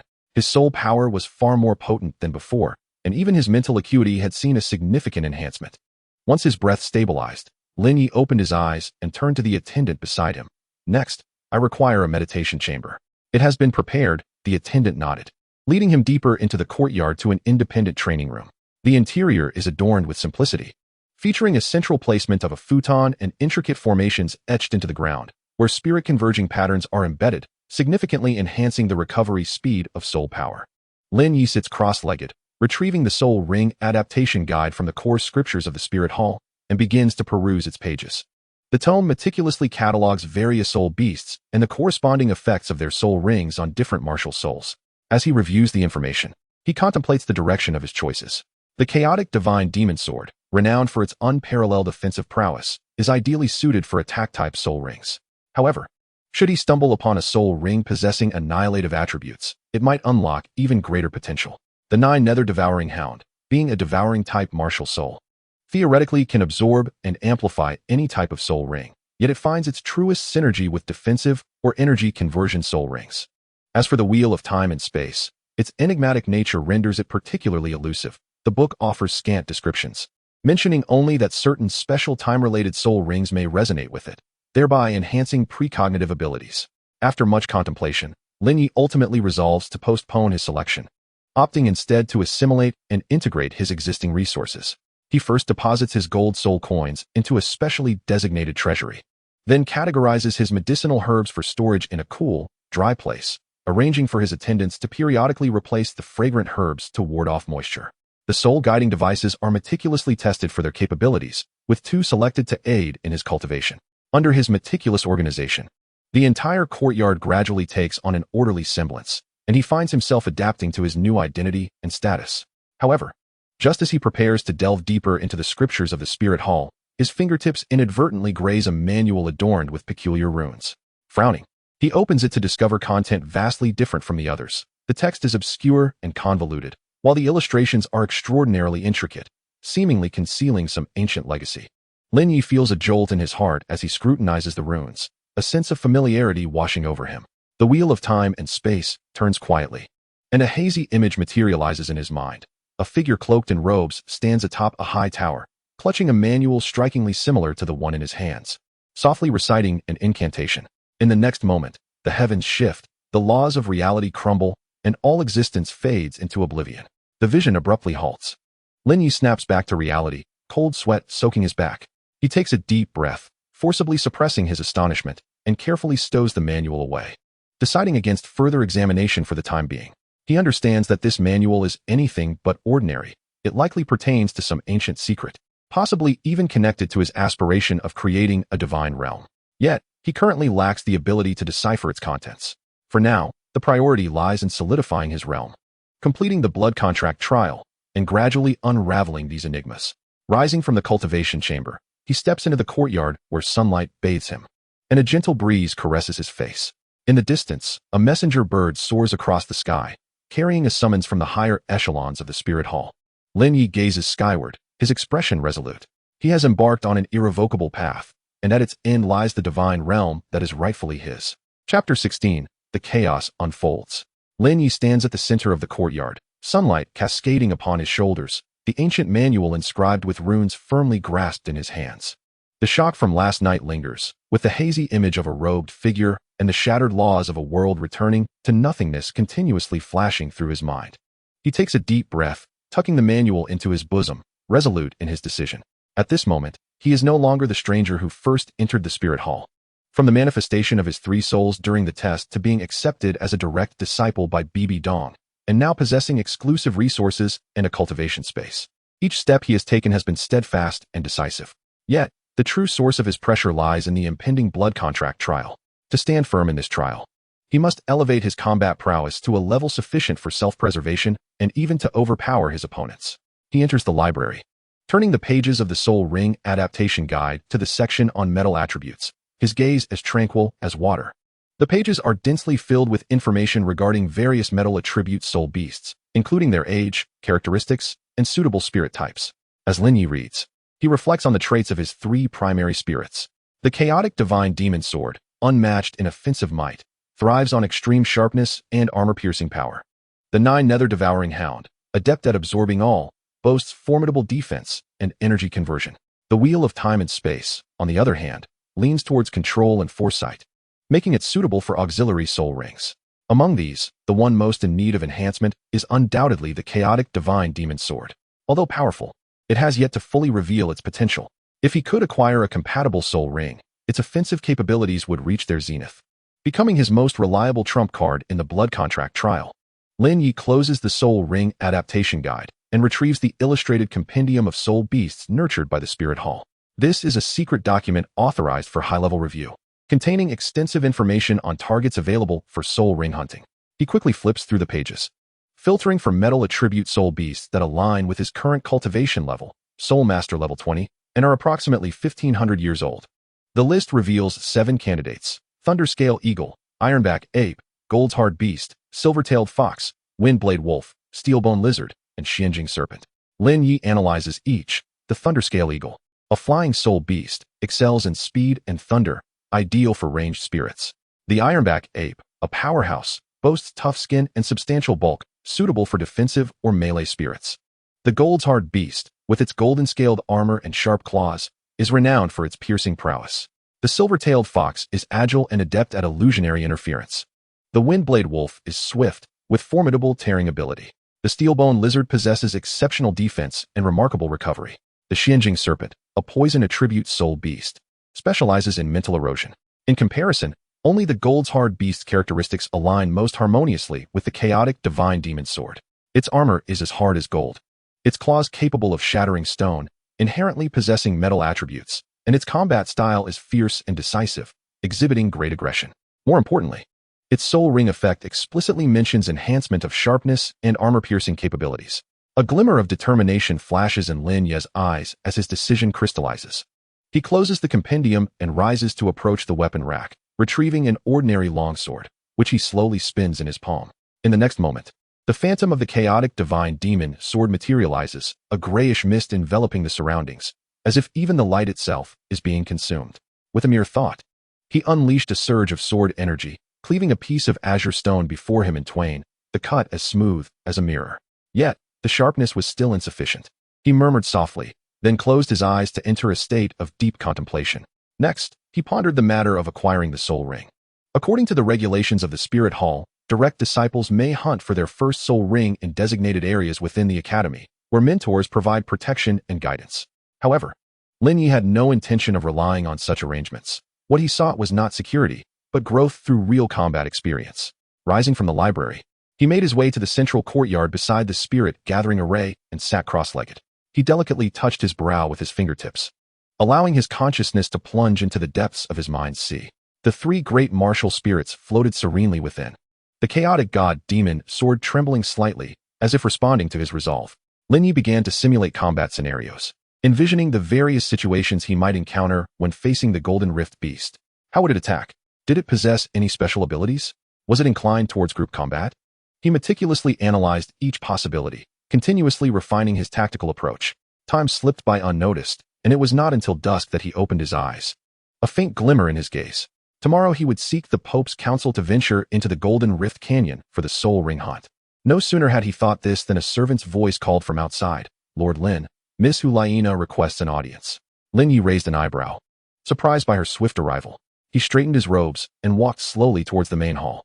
Upon opening the door, Hulaina stood before him, her crimson gown trailing to the ground, her expression serene yet betraying an air of scrutiny and challenge in her eyes. "Congratulations, Senior Brother Lin, on becoming a direct disciple," she said, a slight smile gracing her lips, her tone inscrutable. "I hear you have begun preparations for the soul ring. Do you have a specific target in mind?" Lin Ye cast a measured glance her way and replied nonchalantly, "The Golden Rift beast." Hulaina's expression shifted subtly before she regained her composure. "That is indeed a discerning choice. However, the Golden Rift beast is quite formidable, especially in the depths of the canyon, where they are known to exhibit pack behavior. I am fully aware of the risks," Lin Ye asserted with a calmness that brooked no argument. Hulaina smiled gently, choosing not to press further, leaving him with a cryptic remark. "I hope everything goes smoothly for you, Senior Brother."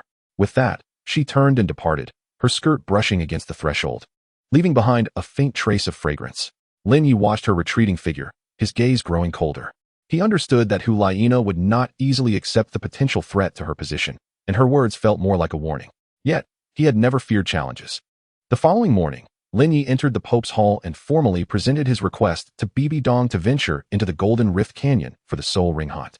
The hall was enveloped in silence as Bibi Dong sat regally upon her throne, her indifferent gaze sweeping over him before she spoke after a prolonged pause.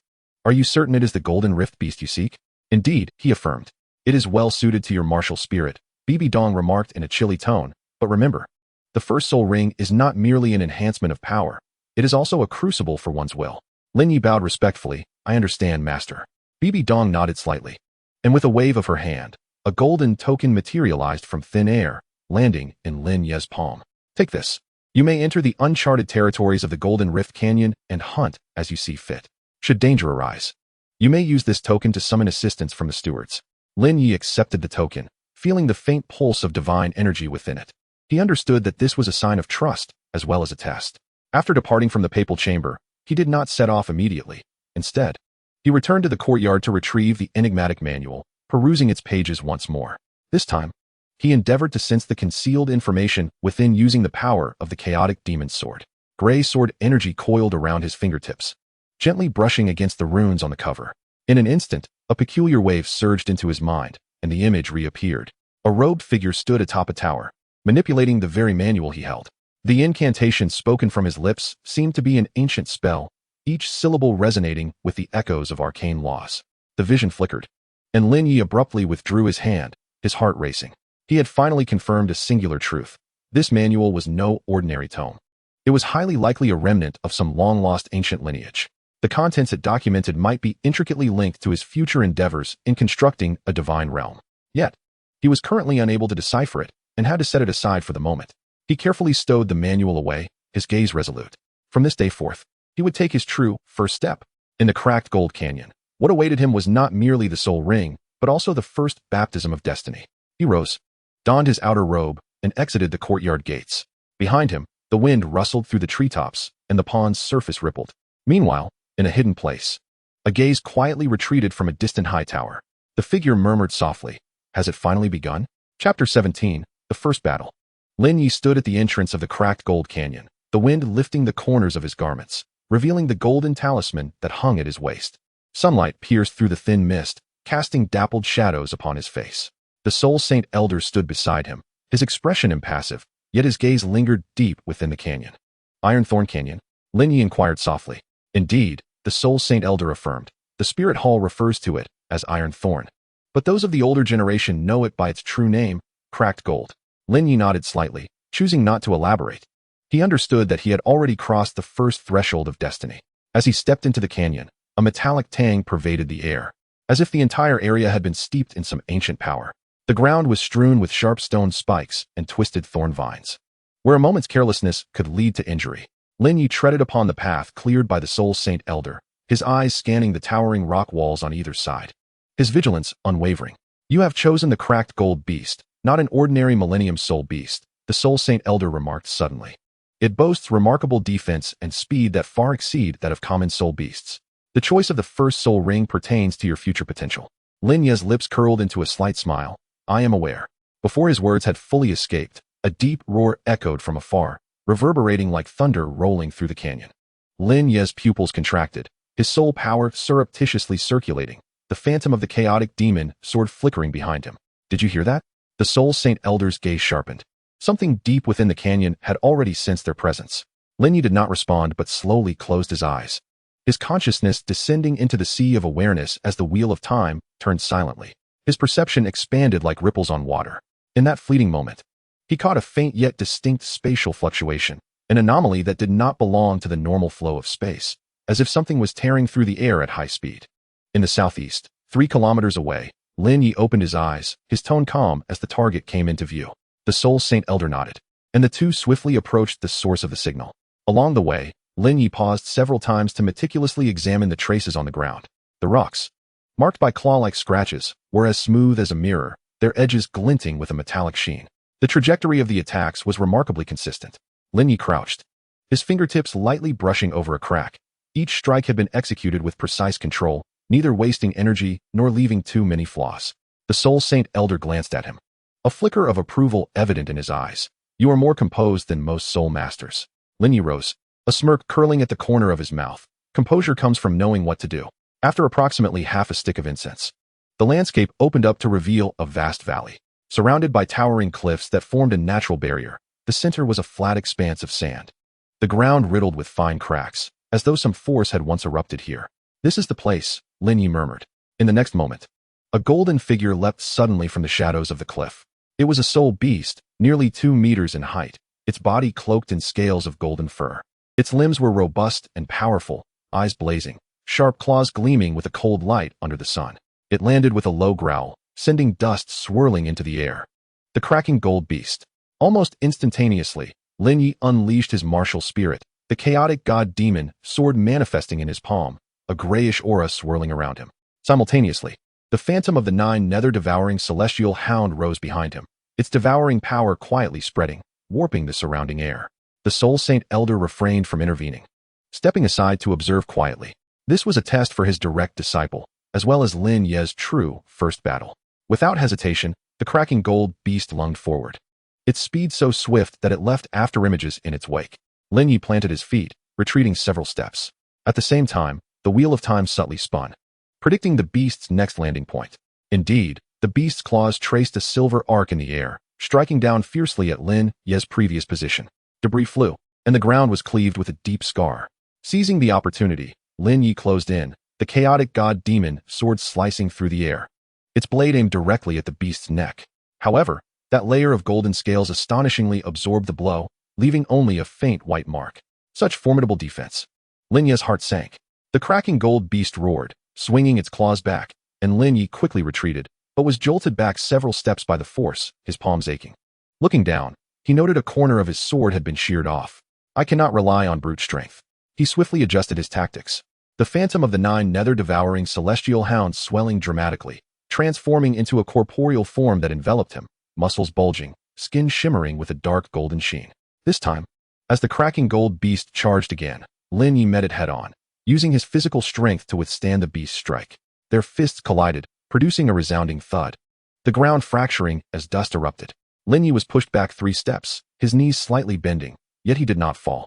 He licked the blood that had trickled from the corner of his mouth, his fighting spirit intensifying. Still not enough. With his hands forming intricate seals, he summoned the resonance of 3 formidable martial souls, intertwining the chaotic aura with the powers of devouring and the fluctuations of time and space, thus crafting a peculiar energy field. The golden beast, sensing an imminent threat, hesitated for a fleeting moment. Now was the time. Lin Ye's figure flickered. Utilizing the acceleration of the wheel of time and space, he instantaneously appeared above the golden beast. The chaotic divine demon sword was raised high, its gray sword aura coalescing to its zenith, imbued with a devastating sharpness, aimed directly at the joint of the golden beast's neck. The golden beast roared in fury, attempting to evade, but it was too late. The sword aura pierced through its scales, blood gushed forth, and its massive body convulsed violently before crashing to the ground with a thunderous thud. As the dust settled, Lin Ye stood beside the lifeless form, panting, sweat trickling down his forehead, yet his gaze remained remarkably clear. The soul sage elder approached slowly, observing the fallen golden beast, and nodded approvingly. Well done. Lin Ye offered no response. Instead, he crouched down, placing his palm upon the beast's forehead, commencing the extraction of the soul ring. A golden halo gradually emerged, emanating a fierce metallic aura. At that moment, a rustling sound echoed from the distant cliff. Lin Ye abruptly lifted his head to behold several golden figures peering from the crevices, their cold gazes fixed intently upon them. Chapter 18. Ascension to Great Soul Master. Lin Ye continued to guide the extraction of the soul ring, the ring imbued with a sharp metallic essence slowly detaching from the golden beast. Tracing a faint trajectory through the air, the soul ring trembled slightly, as if possessing consciousness, struggling, or perhaps lamenting. He took a deep breath. Sinking into his sea of consciousness, the phantom of the chaotic divine demon sword coalescing before him, shrouded in gray mist. The soul ring inched closer, and a torrent of turbulent energy surged into his meridians, akin to 1,000 blades slicing through flesh, enveloping him in excruciating pain. Lin Ye clenched his jaw, veins bulging at his temples, cold sweat streaming down his cheeks. He seated himself in a meditative posture, regulating his breath to stabilize his mind, while simultaneously channeling his soul power to direct this wild energy towards the chaotic divine demon sword. He must not falter, he silently chanted in his mind, subtly moving his fingers as the wheel of time and space quietly rotated, a faint temporal fluctuation emanating, alleviating part of the impact. Although the effect was limited, it was sufficient to maintain his rhythm and continue guiding the energy of the soul ring. The soul sage elder stood nearby, silently observing the scene, a glimmer of approval flickering in his eyes. He understood that absorbing the first soul ring was a significant trial for any soul master, particularly one like the golden beast, a millennium-level soul beast, whose soul ring energy was far more volatile than that of ordinary soul beasts. Lin Ye's body trembled incessantly, his garments thoroughly soaked with perspiration. Yet he exhibited no sign of yielding. He sensed the chaotic divine demon sword resonating with the energy of the soul ring, the intensity of the waves growing stronger, as if something profound was on the verge of awakening. Just a little longer, he murmured to himself, biting his tongue to stave off the encroaching darkness. At last, the energy of the soul ring was guided to the core of the chaotic divine demon sword, and the two began to merge slowly. In that instant, a deep rumble reverberated within his sea of consciousness, reminiscent of an ancient roar, shaking his very soul. Lin Ye's pupils dilated sharply. That was the voice of the chaotic divine demon sword. He had no time for contemplation. He immediately focused his mind and propelled the soul ring to officially merge with his martial soul. In that instant, the entire valley seemed to tremor as the golden soul ring completely fused with the chaotic divine demon sword, a surge of unprecedented power coursing through Lin Ye's being. He suddenly opened his eyes, and a gray sword aura erupted from the tip of the sword, soaring into the heavens and tearing through the clouds. The soul skill, gold-splitting slash, manifested in his mind. It could unleash a sword aura imbued with sharp, metallic potency, disregarding defenses and boasting formidable penetrating power, suitable for single-target assaults or breaching defenses. A smile crept onto Lin Ye's lips. His fighting spirit was not diminished, but rather intensified. However, the addition of the soul ring was merely the first step. The true challenge lay ahead, breaking through to the next level of soul power. He closed his eyes once more and began to meditate, guiding the newly acquired power within him to merge with his soul power. The chaotic aura, devouring force, and fluctuations of time and space intertwined, forming an extraordinary energy field that continuously compressed, reorganized, and enhanced itself. The soul power surged rapidly through his meridians, each circuit yielding stronger feedback. Yet, as he endeavored to breach the threshold of a great soul master, an unexpected bottleneck emerged. An invisible resistance obstructing the advancement of his soul power. Lin Ye furrowed his brow, sensing an unprecedented pressure. He summoned the strength of the Nine Nether Devouring Hound to fortify his physique and enhance his endurance, simultaneously leveraging the wheel of time and space to slightly accelerate the flow of his soul power, attempting to force his way through. The chaotic aura in the air thickened, as if the entire space resonated with the transformative process. Lin Ye's body began to emit faint sounds of bone friction, and a layer of dark golden sheen surfaced on his skin, a manifestation of the full activation of the Nine Nether Devouring Hound's physical prowess. "Break for me," he exclaimed in a low voice, and as he abruptly opened his eyes, the phantom of the chaotic divine demon sword materialized within his gaze. The sword aura swept forth, directly shattering the bottleneck of his soul power. A torrent of immense soul power erupted, instantly enveloping his entire being.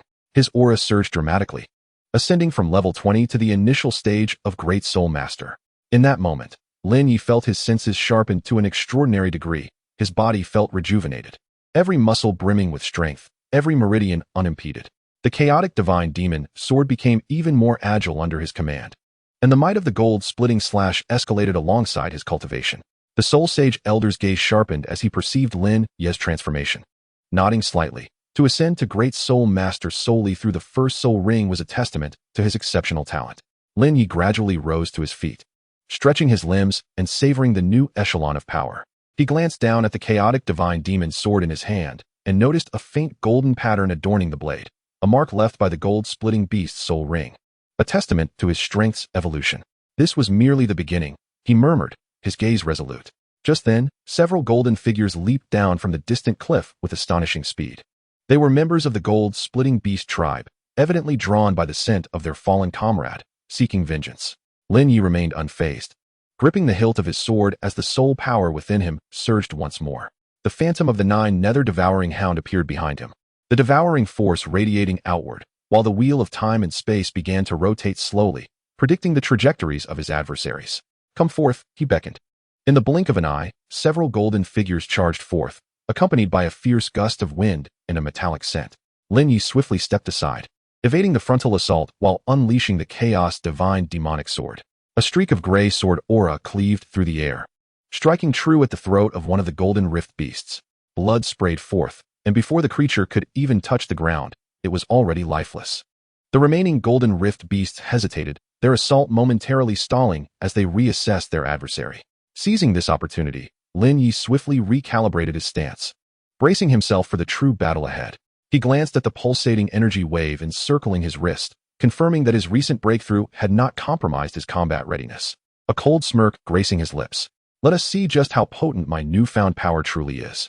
He stepped forward, the wheel of time radiating brilliance, and in an instant, he materialized behind one of the golden rift beasts, mercilessly plunging the chaos divine demonic sword into its spine. Chapter 19. The Hostility of Hulayina. Lin Ye moved like a wraith, his sword aura sweeping across, felling one of the golden rift beasts.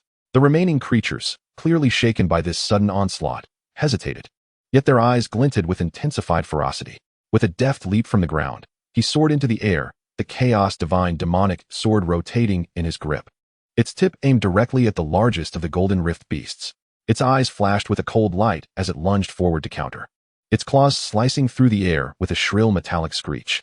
Lin Ye's lips curled into a slight smile as the wheel of time turned imperceptibly. In the next moment, his body seemed to have preemptively evaded the lethal strike. Almost simultaneously, the ethereal form of the Nine Nether Devouring Hound emerged behind him, its devouring power expanding, warping the surrounding air. The golden rift beast, caught off guard, felt a chill in its chest as the chaos divine demonic sword pierced its heart. As Lin Ye withdrew the blade, a gray sword aura followed suit, cleaving through the midsection of two approaching golden rift beasts.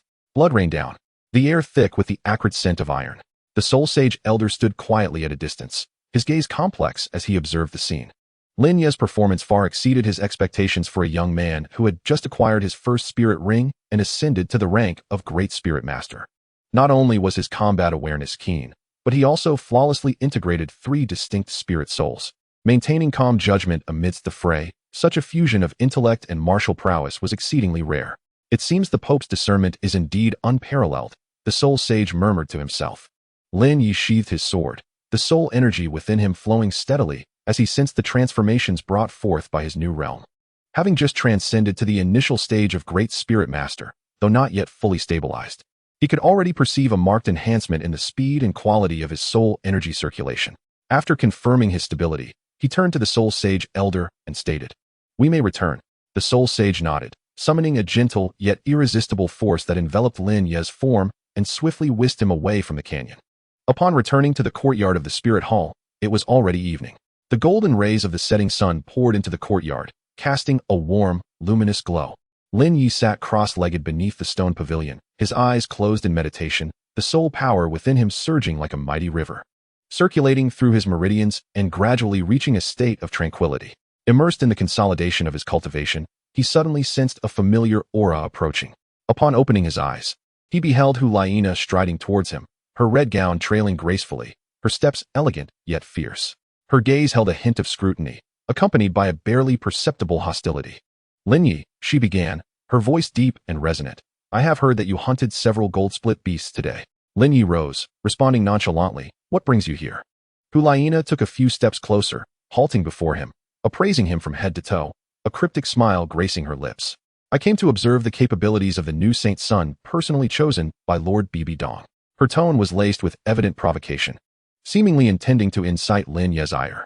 Lin Ye chose silence, maintaining a calm demeanor, his eyes betraying no emotion. Observing this, Hulaina's brow furrowed slightly before she sneered. "What is the matter? Now that you are the Saint's son, you dare not speak? Or do you feel unworthy of this position?" The attendants surrounding them, upon hearing her words, lowered their heads, refraining from uttering a sound. They were well aware that Hulaina was one of Bibi Dong's most trusted confidants, holding a position of great power. Meanwhile, although Lin Ye had recently ascended to the role of Saint's son, his experience was still limited. Should their conflict erupt, it would likely not be easily resolved. After a moment of silence, Lin Ye finally spoke, his voice deliberate, "My worthiness is not determined by mere words." Hulaina narrowed her eyes, her hands instinctively clutching her gown, her fingertips turning pale. "Ah, how lofty your words sound. But do not forget, you are merely a wild dog that crawled out of the slums. Your current status is merely a whim of Lord Bibi Dong." Her words struck like a dagger, piercing deeply. Lin Ye furrowed his brow at last, though he refrained from immediate retort. Taking a deep breath, he allowed his soul power to circulate slowly, striving to stabilize his emotions. He understood Hulaina's intent, to provoke him into losing his composure, thereby exposing a flaw before the onlookers. He could not afford to grant her satisfaction. "You are correct," Lin Ye suddenly spoke, his tone calm. "Indeed, I hail from humble beginnings. Yet that does not preclude my ascent to greater strength." As he spoke, the time-space wheel mark on his forehead glimmered faintly, as if responding to his resolve. Hulaina regarded him, a flicker of surprise flashing in her eyes, soon replaced by a cold laugh. "What are you trying to portray? Do you truly believe you can endure this forever? Sooner or later, you will realize that this place is not meant for you." Lin Ye chose to ignore her further. Closing his eyes once more and resuming his meditation beneath the stone pavilion, he recognized the urgency of solidifying his current realm. Only with sufficient strength could he establish himself in this world rife with intrigue and conflict. Hulaina remained rooted in place, her gaze fixed on his silhouette, her expression darkening gradually. She had anticipated that a few jabs would provoke an explosive reaction from the newly appointed Saint's son, yet was taken aback by his remarkable composure. "Interesting," she murmured softly, before turning away, her steps still graceful, yet each stride carried an undercurrent of suppressed fury. The courtyard has regained its tranquility, leaving only the sound of the wind caressing the leaves. Lin Ye slowly exhaled a breath of turbid air, his soul power becoming increasingly refined. The realm of a level 22 Grand Soul Master quietly solidifying. In the distance, pairs of crimson eyes silently observed all that transpired. Chapter 20. The Howl of the Hound Shakes the Soul. Suddenly, Lin Ye opened his eyes, his pupils narrowing.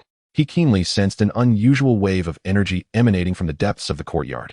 It was an exceedingly subtle, yet aggressively invasive fluctuation of soul power. like invisible threads stealthily entwining themselves deep within his consciousness. It has come, he whispered inwardly, refraining from immediate action. Instead, he gradually adjusted his soul power, preparing the Chaos Divine Demon Sword and the Nine Nether Devouring Hound for battle. The wheel of time subtly manifested at his brow, ready to counter any potential mental assault. In the next moment, a figure stepped forth from the shadows, moving with a lightness that belied an undeniable presence. Hulaina, clad in a fiery red dress, appeared even more enchanting under the waning sunlight. A smile graced her lips, yet her gaze was as sharp as a blade. "What is this? Were you not able to endure just moments ago?" Her voice was sultry, laced with a hint of mockery. "Or have you already sensed it?" Lin Ye rose to his feet, his gaze tranquil as he regarded her. "You are probing me." Hulaina smiled softly, her fingertips flickering slightly, as a pink radiance spread gently around her, akin to morning mist, yet suffused with an irresistible allure.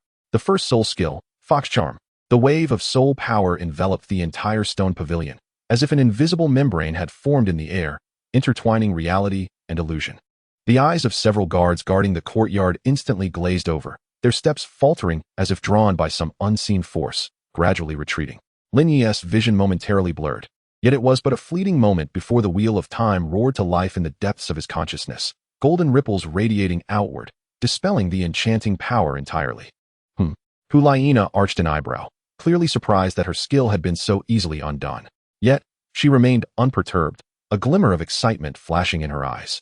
"How intriguing," she murmured, lightly tapping the ground with her toes, her figure suddenly advancing with a speed that almost left an afterimage.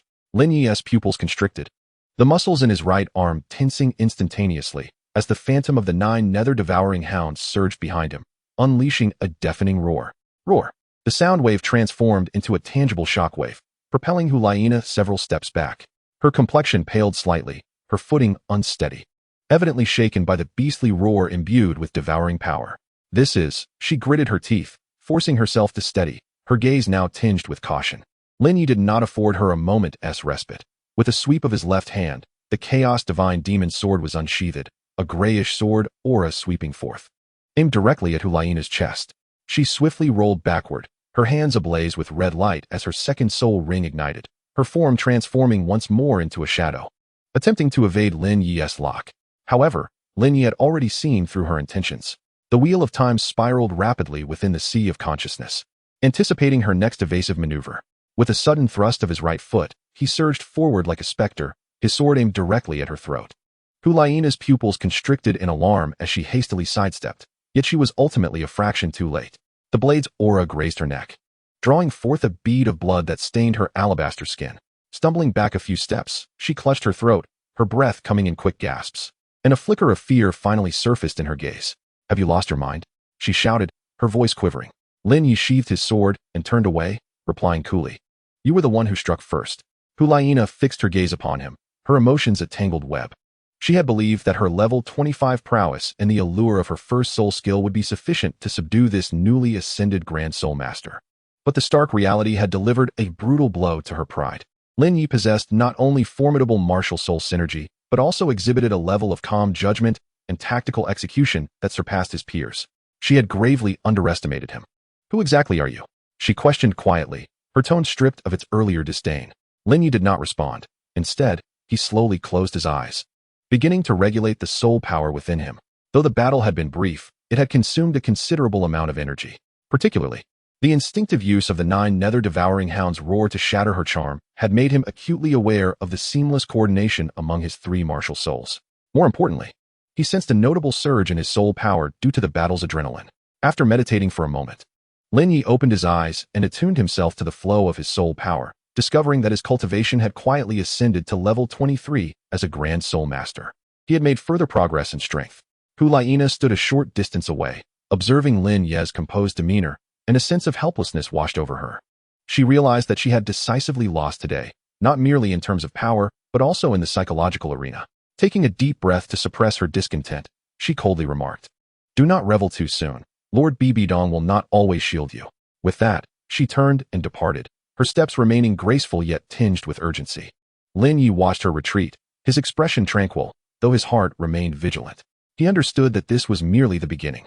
The internal strife within the spirit hall was far more intricate than the outside world perceived, and as the newly appointed saint, He was destined to become the focal point of various faction schemes. He must become stronger. As night deepened, the courtyard fell silent once more. Save for the gentle rustle of leaves in the breeze, Lin Ye settled into a cross-legged position, continuing his meditation as the soul power surged within him like a rushing river, flowing through his meridians and gradually stabilizing. In the shadows afar, a pair of crimson eyes emerged once more, silently observing his every movement. The wind stilled. Chapter 21. The Pope's Guidance. Lin Ye sat cross-legged, the soul power circulating endlessly within his meridians. His cultivation at level 23 as a Grand Soul Master had stabilized, the energy within him more refined than before, and its flow increasingly smooth.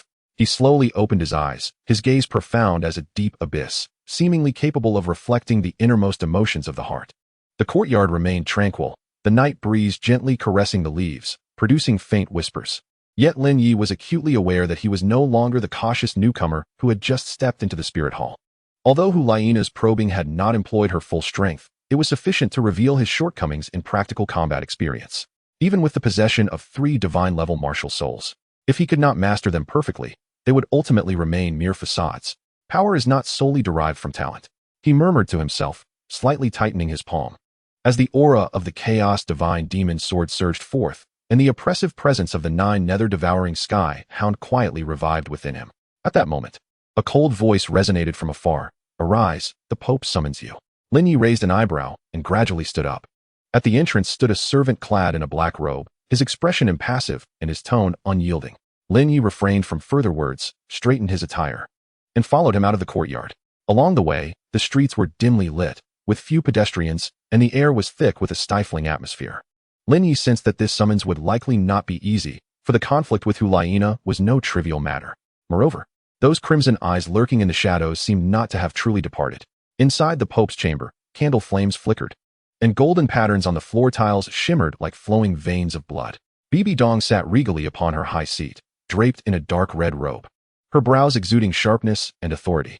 Her gaze, as piercing as a blade, fell upon Lin Ye and Huliana as they entered the hall. "You two, who struck first in today's affair?" Her voice was calm, yet imbued with an undeniable power. Huliana bit her lip, bowing her head in submission. "It was I who acted first." Lin Ye remained still, his expression composed, neither defending himself nor conceding. Bibi Dong cast a glance at them, then slowly rose and descended the steps. With each step she took, it felt as if she tread upon souls, causing one to instinctively hold their breath. "Huliana, as a cardinal, how could you provoke a newly appointed saint's son out of personal grievance and attempt to disturb his mind with your enchanting techniques? Is this not a grave underestimation?" Huliana's complexion shifted slightly, and she hastily knelt. This subordinate acknowledges the error. Bibi Dong refrained from further reprimanding her and turned her sharp gaze towards Lin Ye. "As for you, Lin Ye, although your strength is commendable, you lack structure in combat.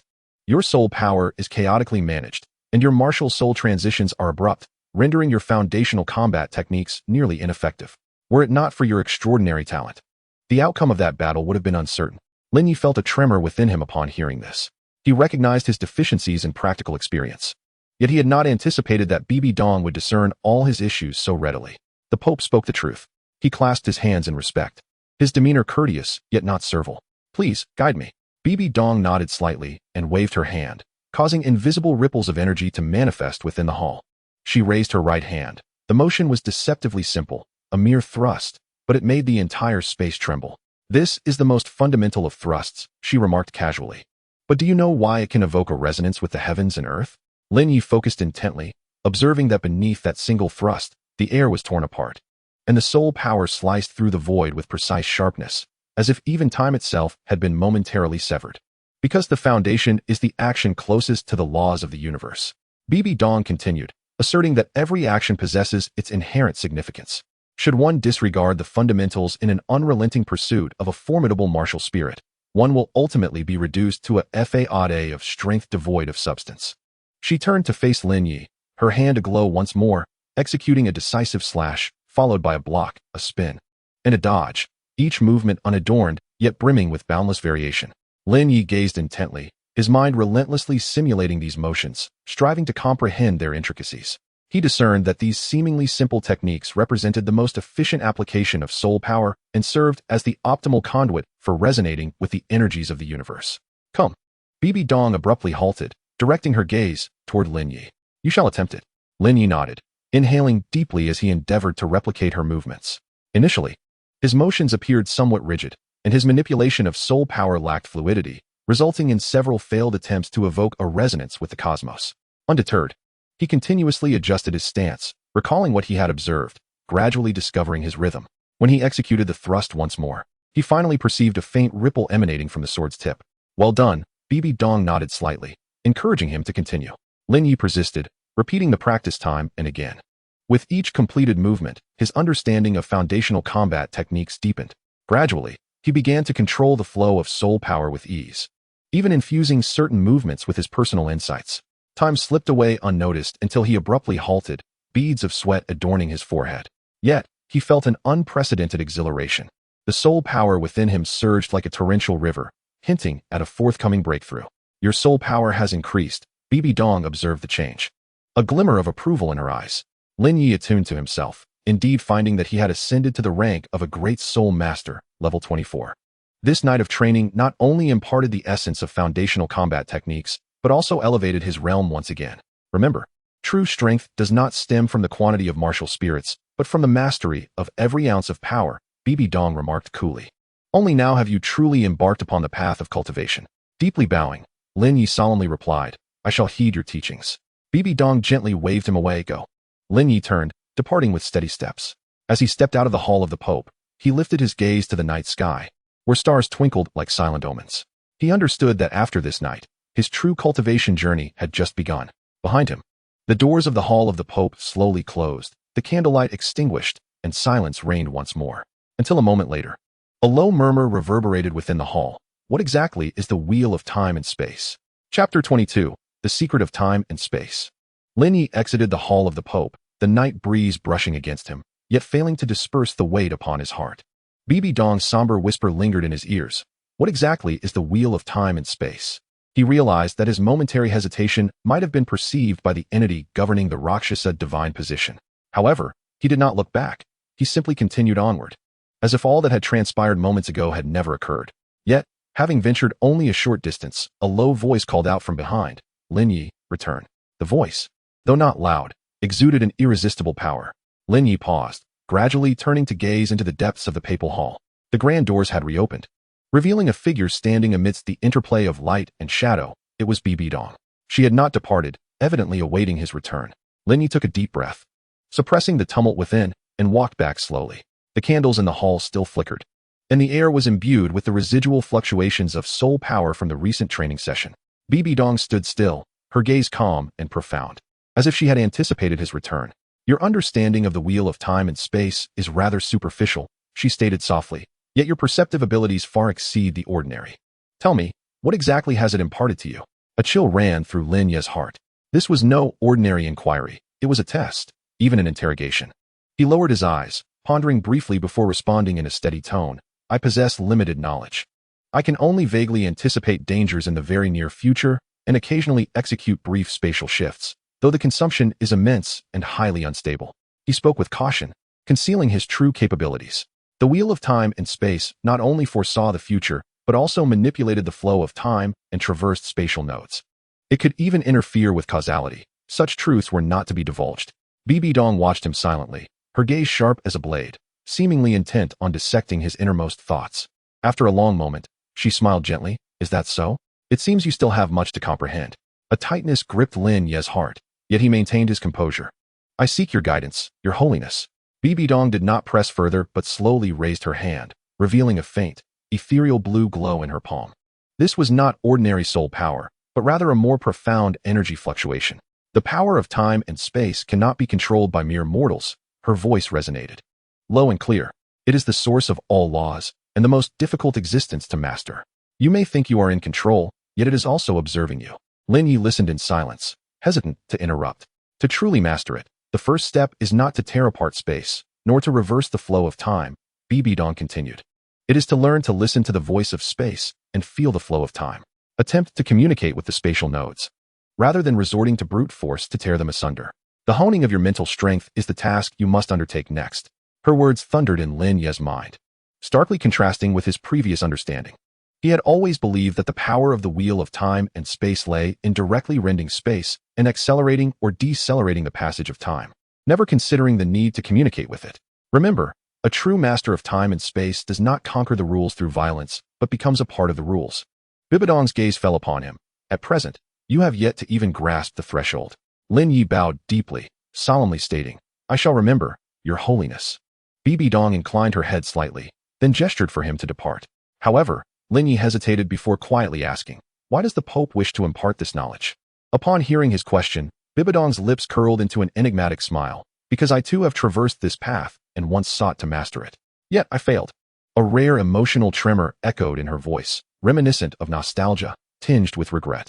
Lin Ye's heart jolted, and just as he was about to inquire further, she raised her hand to halt him.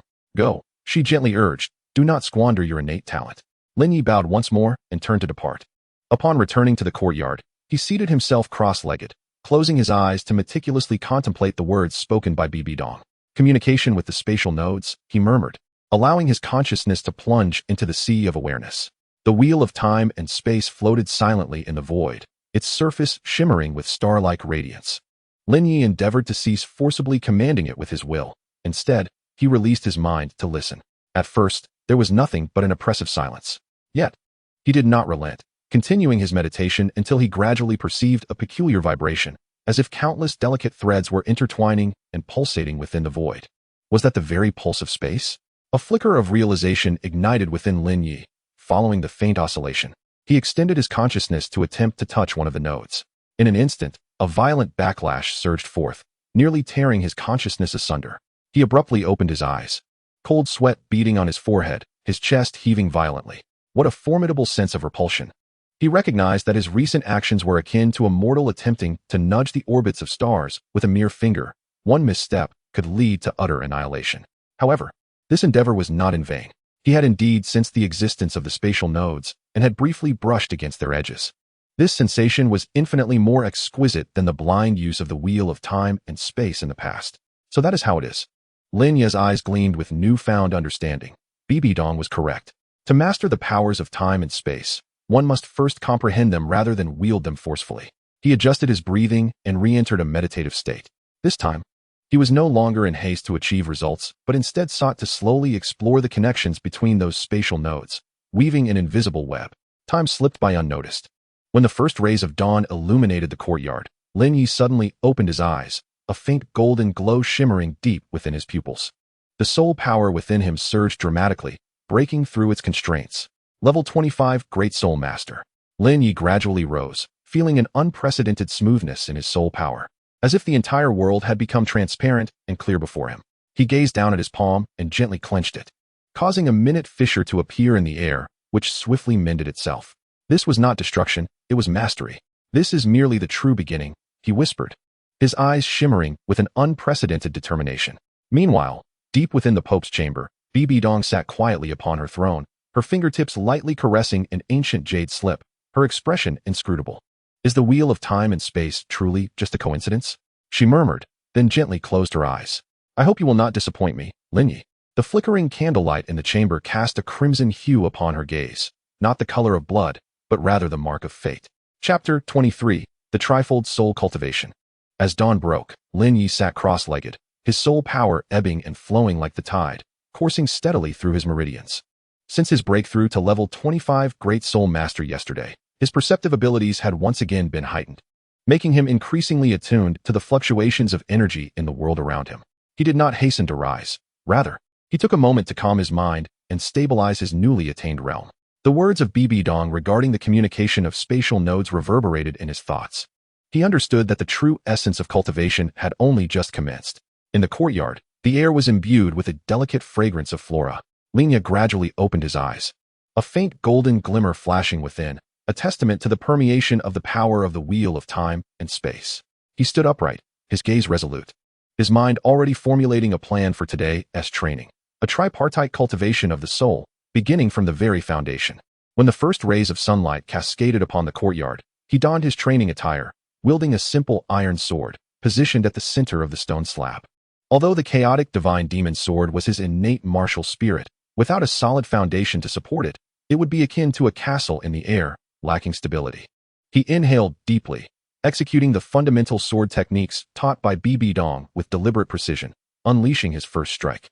The tip of the sword sliced through the air, accompanied by a subtle yet steady ripple of soul power. This seemingly simple strike contained the most rudimentary techniques of power transmission and soul power condensation. Lin Ye closed his eyes to feel the gentle tremor within his body, as if the chaotic divine demon sword was responding to his movements. He reminisced about the moment he awakened the sword, the sensation of cleaving through the heavens and annihilating all existence, attempting to infuse that intent into his technique. Initially, there was no discernible change, but through repeated practice, he gradually captured a faint whisper of chaotic sword intent, swirling like mist around the blade's edge. Sweat cascaded down, soaking his attire. He did not pause, repetitively practicing the foundational movements until the sun ascended high in the sky, his palms marked with the abrasions from the sword hilt. Yet, he remained undeterred, continuing to wield the sword until each movement flowed as instinctively as breathing, and his soul power became increasingly refined. At noon, Lin Ye proceeded to another training ground, designated for high-intensity physical conditioning. He shed his outer garments, revealing his well-defined muscles, where the totemic mark of the Nine Nether devouring skyhound subtly emerged. The rigorous physical training commenced in earnest. He strapped on weighted sandbags and sprinted up and down the steep slopes, each leap accompanied by labored breaths. Sweat poured down, and his stamina rapidly dwindled. Yet he gritted his teeth, refusing to grant his body a moment's respite. During intervals of training, he channeled his inner energy, directing the Nine Nether devouring skyhound to absorb the ambient energies of heaven and earth. Initially, the results were minimal, but through successive attempts, he began to sense a peculiar force flowing into his body, fortifying his bones and tempering his bloodline. Not enough, he murmured to himself, his eyes glinting with defiance and yearning. He endeavored to establish a deeper connection with the Nine Nether devouring skyhound, urging it to actively absorb energy. At last, following a vigorous sprint, the Nine Nether devouring skyhound emitted a deep roar, unleashing a black golden radiance that erupted from within him, instantly drawing the surrounding energies of heaven and earth into a whirlpool. Lin Ye suddenly collapsed to the ground, his bones cracking audibly, as if being reshaped by an invisible force. Pain surged through his entire body, yet he gritted his teeth, enduring the agony. He knew this was an opportunity for bodily evolution. Time became indiscernible, and when he finally rose, his fists clenched tightly, he felt an unprecedented surge of power coursing through him. The fusion of the Nine Nether sky devouring hound deepened once more, elevating its physical constitution to an entirely new echelon. As the sun dipped below the horizon, Lin Ye returned to his chamber, igniting a candle and settling into a meditative posture. He closed his eyes, allowing his mental energy to sink into his brow. Reaching the very core of the wheel of time and space. Node, he silently intoned, attempting to perceive the threads of space concealed within the void. Initially, the surroundings remained eerily silent. However, when he relinquished his obsession and ceased to impose his will, instead attuning his heart to listen, he began to faintly sense subtle vibrations, akin to countless tiny points of light intricately woven into a net within the emptiness. Cautiously, he extended his consciousness to touch one of the nodes, and in an instant, a torrent of information surged into his mind, granting him a fleeting glimpse of a future fragment, a figure standing atop a mountain, wielding a spear, strikingly familiar. The vision flickered and vanished, and Lin Ye abruptly opened his eyes, beads of cold sweat dotting his forehead. He realized he had merely grazed the true mystery of the wheel of time and space, but also recognized the perilous nature of such exploration. A moment's carelessness could lead to catastrophic repercussions. He regulated his breath and re-entered the meditative state, this time eschewing haste in favor of slowly exploring the connections between the nodes, as though weaving an invisible web. Time silently flowed by, and as the last vestiges of sunlight disappeared from the horizon, Lin Ye gradually opened his eyes, a faint golden glow flickering within them. The soul power within him surged tumultuously, breaking free from its constraints. He had ascended to the rank of Great Soul Master, level 26. He gazed down at his palm, gently clenched his fist, and once more a familiar subtle crack appeared in the air, only to swiftly heal itself. This was the mark of mastery. A slight smile graced Lin Ye's lips, his eyes shimmering with an unprecedented resolve. Chapter 24. The Extermination of Evil Souls. As dawn's light began to illuminate the sky, Lin Ye slowly concluded his meditation and rose, feeling the smooth flow of soul power within him. The aura of a Great Soul Master, level 26, was firmly established. The breakthrough from the previous night had significantly enhanced his control over the three martial souls, particularly the synergy between the Chaos Divine Demon Sword and the Wheel of Time and Space, which had grown increasingly harmonious. He gazed out of the window, where the sun's rays cascaded down, heralding the dawn of a new day. Today, he would take his true first step in executing an external mission. After a brief wash, he donned a lightweight black robe, tightened his belt, and proceeded directly towards the mission hall. Along the way, numerous attendants and students traversed the area, quietly discussing their respective assignments. Lin Ye walked with steady steps and a resolute gaze, his mind already mapped out for the day ahead. Soon, he arrived at the entrance of the mission hall, where a cacophony of voices filled the air as disciples queued to receive their task scrolls. He surveyed the scene, quickly pinpointing the location of the attendant responsible for issuing the tasks. This was a middle-aged man clad in a silver-trimmed robe, intently organizing scrolls in hand, his demeanor grave. Lin Ye patiently stood in line, and when his turn arrived, he stepped forward and clearly stated, "I wish to undertake the mission concerning the missing children of Blackstone Village." The attendant lifted his gaze to regard him, nodding slightly before retrieving a dark red scroll from the table and extending it towards him. "This is among the most challenging tasks beneath the level threshold. Are you certain you wish to accept it?" Lin Ye accepted the scroll, maintaining an impassive demeanor as he nodded. "I am prepared." The steward pondered for a moment before speaking softly. "Exercise caution. The village's situation is intricate, and it may not solely be the work of the malevolent soul master." Lin Ye's gaze sharpened slightly as he nodded gently and turned to depart from the task hall. Next came the team formation segment. According to the mission instructions, he was to accompany 3 elite stewards from the spirit hall. Each of them was stationed in different areas of the hall, and Lin Ye proceeded to seek them out one by one in accordance with his itinerary.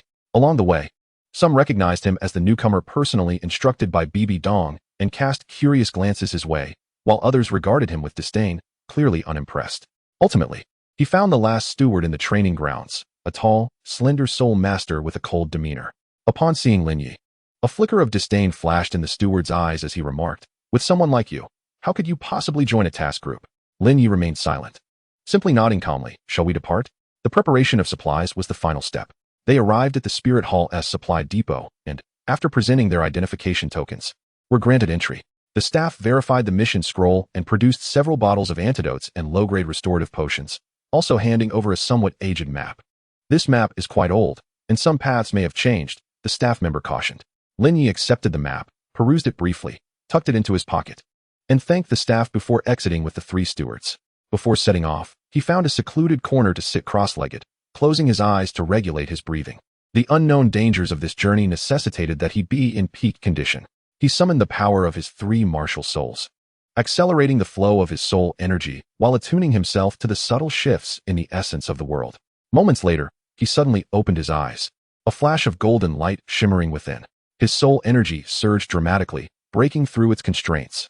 He had reached the 27th level of Soul Master. Rising to his feet, he felt the aura of the chaotic divine demon sword become increasingly refined, the power of the 9 Nether devouring celestial hound stabilize further, and the wheel of time faintly reveal new trajectories. This newfound strength would serve as his foremost blade against the unknown. The quartet set forth on their journey to Blackstone Village. The mountain path twisted and turned, adorned with lush greenery, with a light mist permeating the air. Lin Ye led the group, map in hand, diligently discerning their location. "This route is indeed rather secluded," one steward remarked with a frown. "No wonder it has become a hideout for the malevolent soul master." Another scoffed, "Who knows whose child was abducted?" daring to provoke the spirit hall into action. Lin Ye remained silent, his gaze fixed on the map while quietly utilizing his mental energy to survey the surrounding environment. His wheel of time trembled slightly, as if sensing an unusual disturbance. Ahead lay a fork in the road. He suddenly spoke. "The left path leads to an abandoned mine, while the right leads to the village's main thoroughfare. Which shall we choose?" "Which route?" someone inquired. Lin Ye contemplated for a moment before decisively pointing left. "Let us first investigate the mine." The other 3 exchanged glances, but seeing his resolute tone, they had no choice but to follow. As they ventured deeper into the mine, the air grew starkly cold, with damp moss covering the rocky walls, occasionally interrupted by the sound of dripping water. Lin Ye led the way, gripping his iron sword tightly. His mental focus heightened. Suddenly, his wheel of time quivered slightly, and a blurred vision of the future appeared before him. A figure, disheveled and wild-haired, stood in the center of a pool of blood, gripping a child's severed arm. The image flickered and vanished, sending a jolt through Lin Ye's heart. He immediately halted his steps, raising a hand to signal the others to stop. "What happened?" someone inquired, puzzled. Lin Ye remained silent, slowly turning his gaze toward the right rock wall. where a faint crack was barely perceptible. He approached cautiously, extending a hand to touch it, feeling an unusual surge of energy pulse beneath his fingertips. "There is a hidden mechanism here," he murmured. Before he could finish, he kicked forcefully at the lower part of the rock wall, unleashing a thunderous roar as the entire boulder collapsed, revealing a dark passageway. The expressions of the three others shifted, and they swiftly assumed combat stances. Lin Ye was the first to step into the passage, and as he did, a foul stench assaulted his senses. He ignited a lighting talisman, the flame illuminating the ground where several blood-stained garments lay scattered, alongside a few strands of hair. "It seems we have arrived at the right place," he whispered. However, the moment he advanced, the ground suddenly trembled, and a shadow lunged from the depths of darkness. Lin Ye's pupils constricted as he raised his iron sword in defense. The sound of metal clashing echoed through the narrow corridor. Chapter 25, Foresight in the Darkness. Lin Ye's sword sliced through the darkness, the metallic clang reverberating within the confined space. The shadow was forced back by his strike, stumbling against the rock wall with a muffled thud. "Who goes there?" barked one of the attendants from behind, as the three quickly formed a battle formation. The firelight illuminated the face of the assailant, a middle-aged man, scarred and tattered, his bloodshot eyes gleaming with malice, with a grin revealing his jagged white teeth. He let out a beastly roar and lunged again. Lin Ye's gaze turned icy as he stepped forward, his soul power surging instantly. The aura of the chaotic divine demon sword erupted, enveloping the entire mind with an unmatched sword intent. The malevolent soul master hesitated, a flicker of dread crossing his eyes. In that fleeting moment, the wheel of time trembled slightly, and an indistinct image surfaced in Lin Ye's mind, the malevolent soul master fleeing into a dark passage, his figure vanishing in an instant. Without hesitation, Lin Ye swung his sword in a sweeping arc, forcing the adversary to retreat in disarray, while urgently whispering, "Don't let him escape." The three attendants immediately sprang into action, unleashing their soul techniques to seal off all avenues of retreat. The malevolent soul master roared in fury, forcibly breaking through a gap in the soul technique, and as he prepared to leap, Lin Ye had already appeared behind him, delivering a powerful kick to his abdomen that sent him crashing to the ground. "Capture him," Lin Ye commanded, sheathing his sword as his icy gaze swept over the struggling foe. The attendants advanced to subdue the man, binding his soul power with soul-binding chains. He cursed incessantly, but was unable to break free. "Take him back for interrogation," Lin Ye stated coolly. As they emerged from the mine, the night had deepened. The moonlight, like water, spilled over the mountain path. Lin Ye stood at the village entrance, gazing at the silent hamlet before him. The air thick with a faint metallic tang and the scent of decay. Blackstone Village, the very heart of the missing children's mystery. Upon entering the village, the four individuals discovered it was nearly deserted, with only a handful of homes tightly shut, occasionally punctuated by faint whispers and cries emanating from within. Lin Ye knocked on the door of one residence, which was opened by a stooped elderly man who regarded them with suspicion. "People from the Spirit Hall." Lin Ye revealed his identification token. "We are here to investigate the disappearance of children." After a moment of silence, the old man slowly nodded and invited them inside. The interior was dimly lit, with an oil lamp casting flickering shadows on the walls.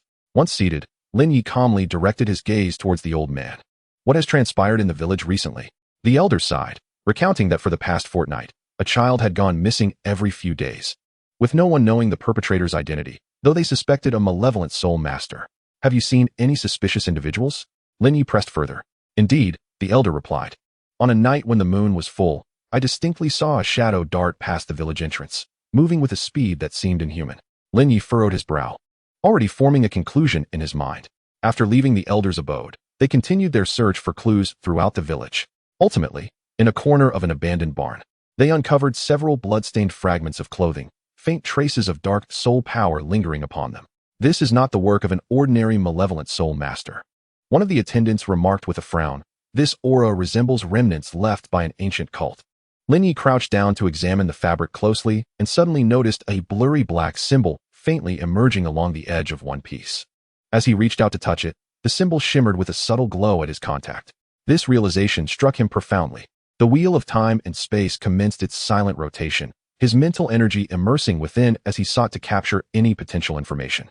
Images flickered and intermittently materialized, a deep cave obscured by vines, from which low murmurs emerged, as if an ancient incantation was being recited.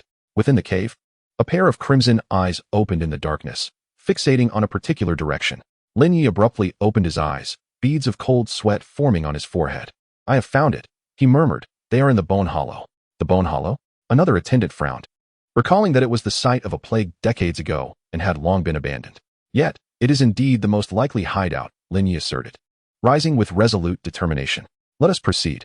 The four departed the village, making their way along the mountain path towards the Bone Hollow. Throughout the journey, Lin Ye continuously harnessed his mental energy to sense the surrounding environment while attempting to establish a deeper connection with the wheel of time and space. He felt the dark aura drawing closer, as if beckoning him. Upon reaching the entrance of the Bone Hollow, the dawn light began to break on the horizon. Morning mist swirled around, with the entrance overgrown with weeds and vines that obscured much of the view. Lin Ye led the way, his footsteps silent.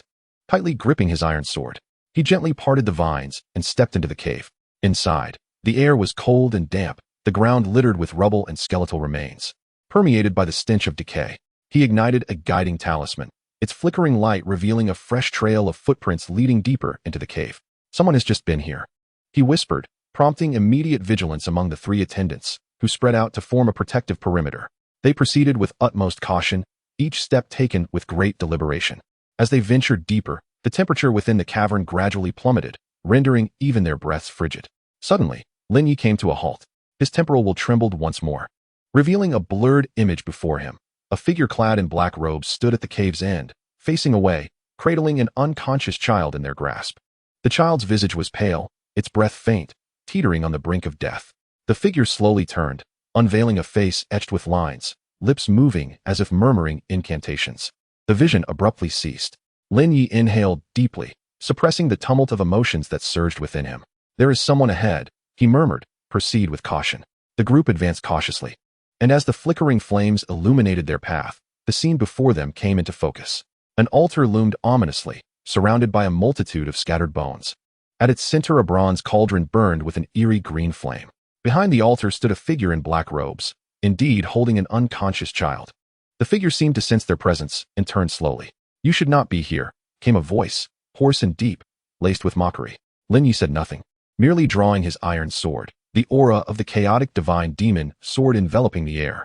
In the next moment, the figure raised a hand, unleashing a wave of dark soul energy that surged toward Lin Ye. His pupils contracted. With a swift step, he vanished from sight. Chapter 26. The Emergence of Devouring Power. Lin Ye's silhouette dissipated in the instant the black-robed figure's soul energy wave struck, leaving only an afterimage in the air. The next moment, he reappeared behind the figure. Sweeping his sword horizontally, the fierce aura of the chaotic divine demon sword tore through the air, forcing the opponent to retreat in haste. Humph! The black-robed figure scoffed, transforming into a shadow that leapt and dodged along the cave walls with remarkable speed.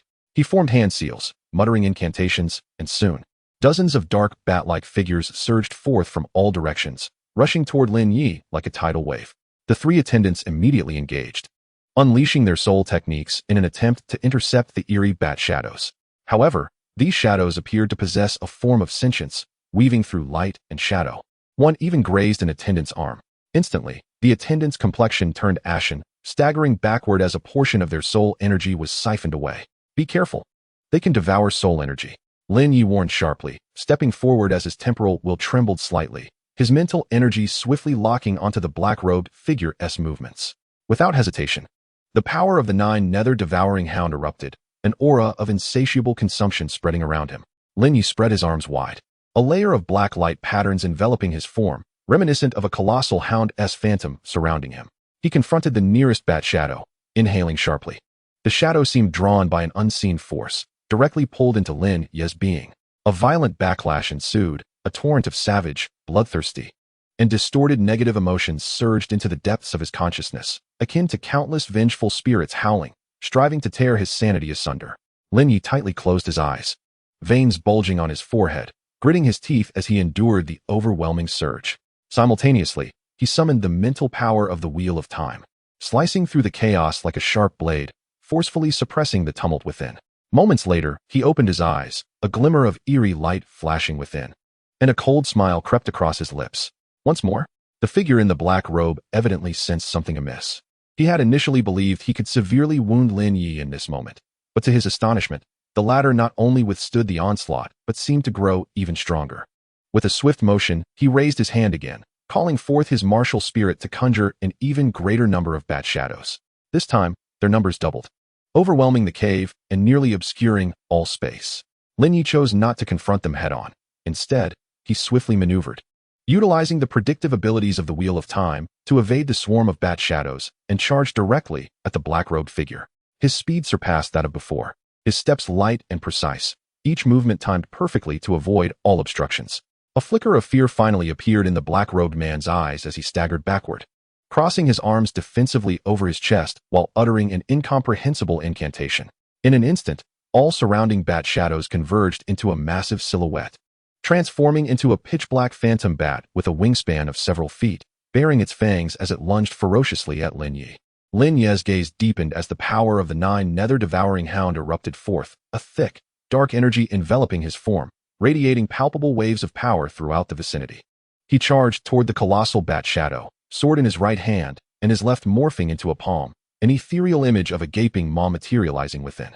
The two forces collided with a thunderous crash.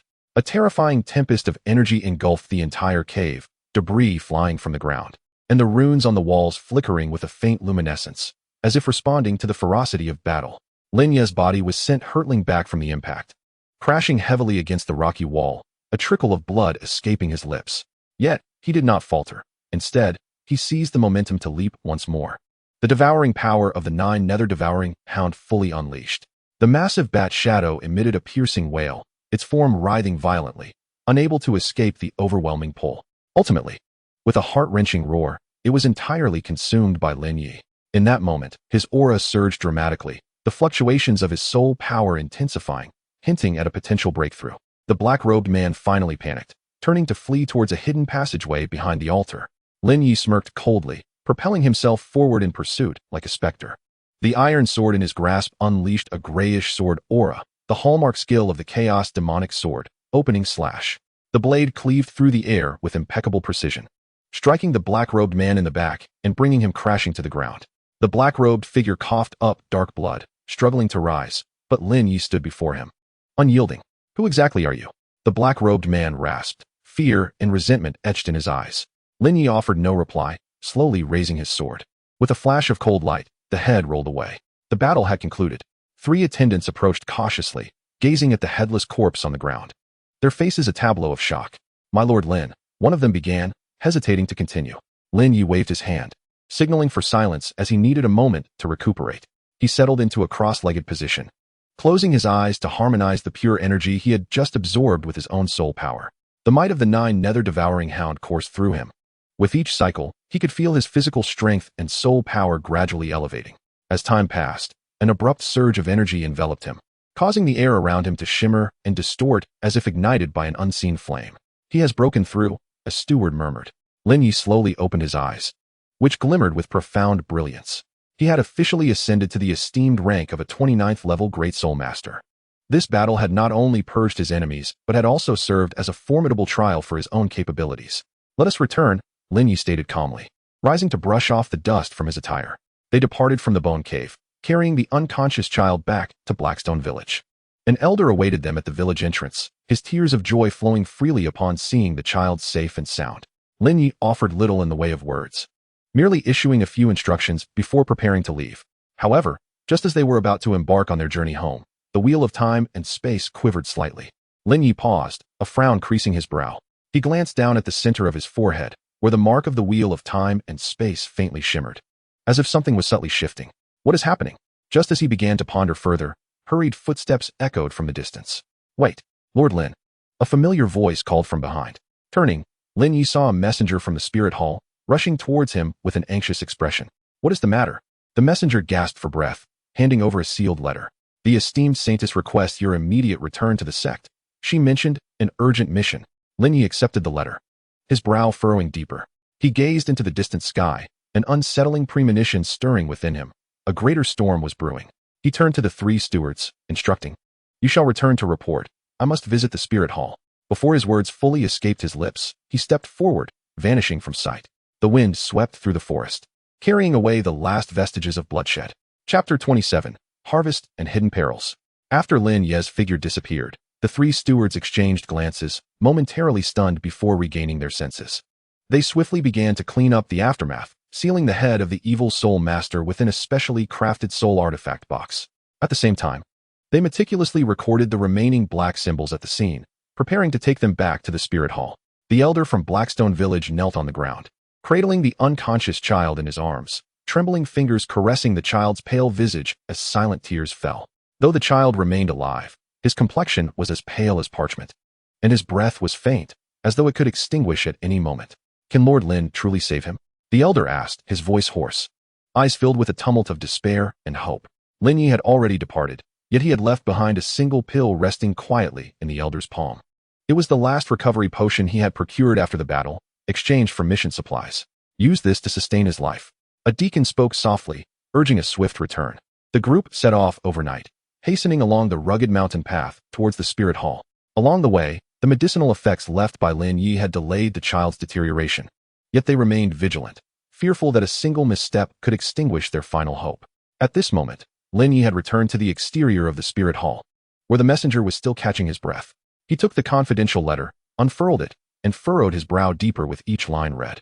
The handwriting of the saintess, Qian Renxue, was cold and forceful. Return swiftly. Urgent matters await discussion. Without further ado, Lin Ye tucked the letter away and turned to enter the hall. The spirit hall remained brightly illuminated beneath the night sky, the golden angel statue atop the tower glistening with a chilling sheen in the moonlight. Lin Ye's steps were steady as he traversed the corridor, heading straight for the review chamber. There, someone awaited him. The reviewing official, a middle-aged man clad in a purple robe, exuded a certain authority. Upon seeing Lin Ye enter, he nodded slightly and signaled to the recorder to commence documentation. Details of the mission? Objective: eliminate the evil spirit master of Blackstone Village. Process: discovered clues of a missing child, traced them to the bone cave, encountered an ambush. Eliminated the target, rescued the child. Lin Ye's tone was steady, devoid of any turbulence.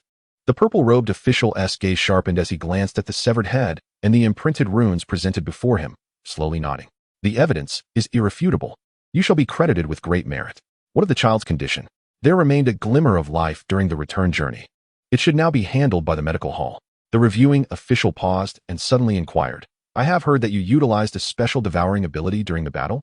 Lin Ye's expression remained unchanged as he replied calmly. The Nine Nether Devouring Hound inherently possesses such traits, employed for purging lingering souls on the battlefield and replenishing soul power, which is within regulations. Are you aware that this ability has historically been classified as forbidden? The reviewing official's tone grew slightly stern. Lin Ye raised his gaze, maintaining his composure.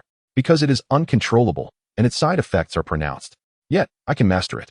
The reviewing official scrutinized him for several seconds, but ultimately refrained from further inquiries, merely waving his hand to indicate the conclusion of the record. You may leave. As Lin Ye stood and turned to exit, the familiar oppressive sensation resurfaced at his brow. The mark of the wheel of time still faintly burned, seemingly responding to an unknown summons. He did not linger, proceeding directly to his quarters, where he sat cross-legged and closed his eyes to meditate. Soul power flowed within him, the strength of the Nine Nether Devouring Hound coursing through his meridians, the recently absorbed dark energy yet to be fully digested, stirring a hint of restlessness. He summoned the chaotic sword Qi, gradually extinguishing it, the process slow yet resolute. He remained in this state for the entirety of the night. The following morning, a knock echoed from outside. Lord Lin, the medical hall has conveyed news. The child did not survive. Lin Ye opened his eyes, a flicker of darkness crossing his gaze. He had anticipated such an outcome. The profound darkness that had seeped into the very marrow could not simply be dispelled by a single pill. That the child had made it to the gates of the spirit hall was already a limit reached. Understood, he replied softly. The footsteps outside gradually receded. Lin Ye rose, approached the window, and gazed at the golden light of dawn spilling over the hall, yet his heart bore no relief. He vividly recalls that during the battle, as he devoured those bat-like shadows, not only power surged through his mind, but also countless fragmented memories, twisted and distorted. Among those visions, a glimpse of an ancient altar emerged, inscribed with identical black symbols. At the center of the altar stood a nebulous figure, cloaked and wielding a staff as dark as ink.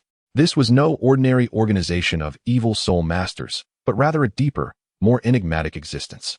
He lowered his gaze to his left hand, where a faint trace of black mist lingered, curiously not dissipating completely under the sunlight. Indeed, it was not so simple.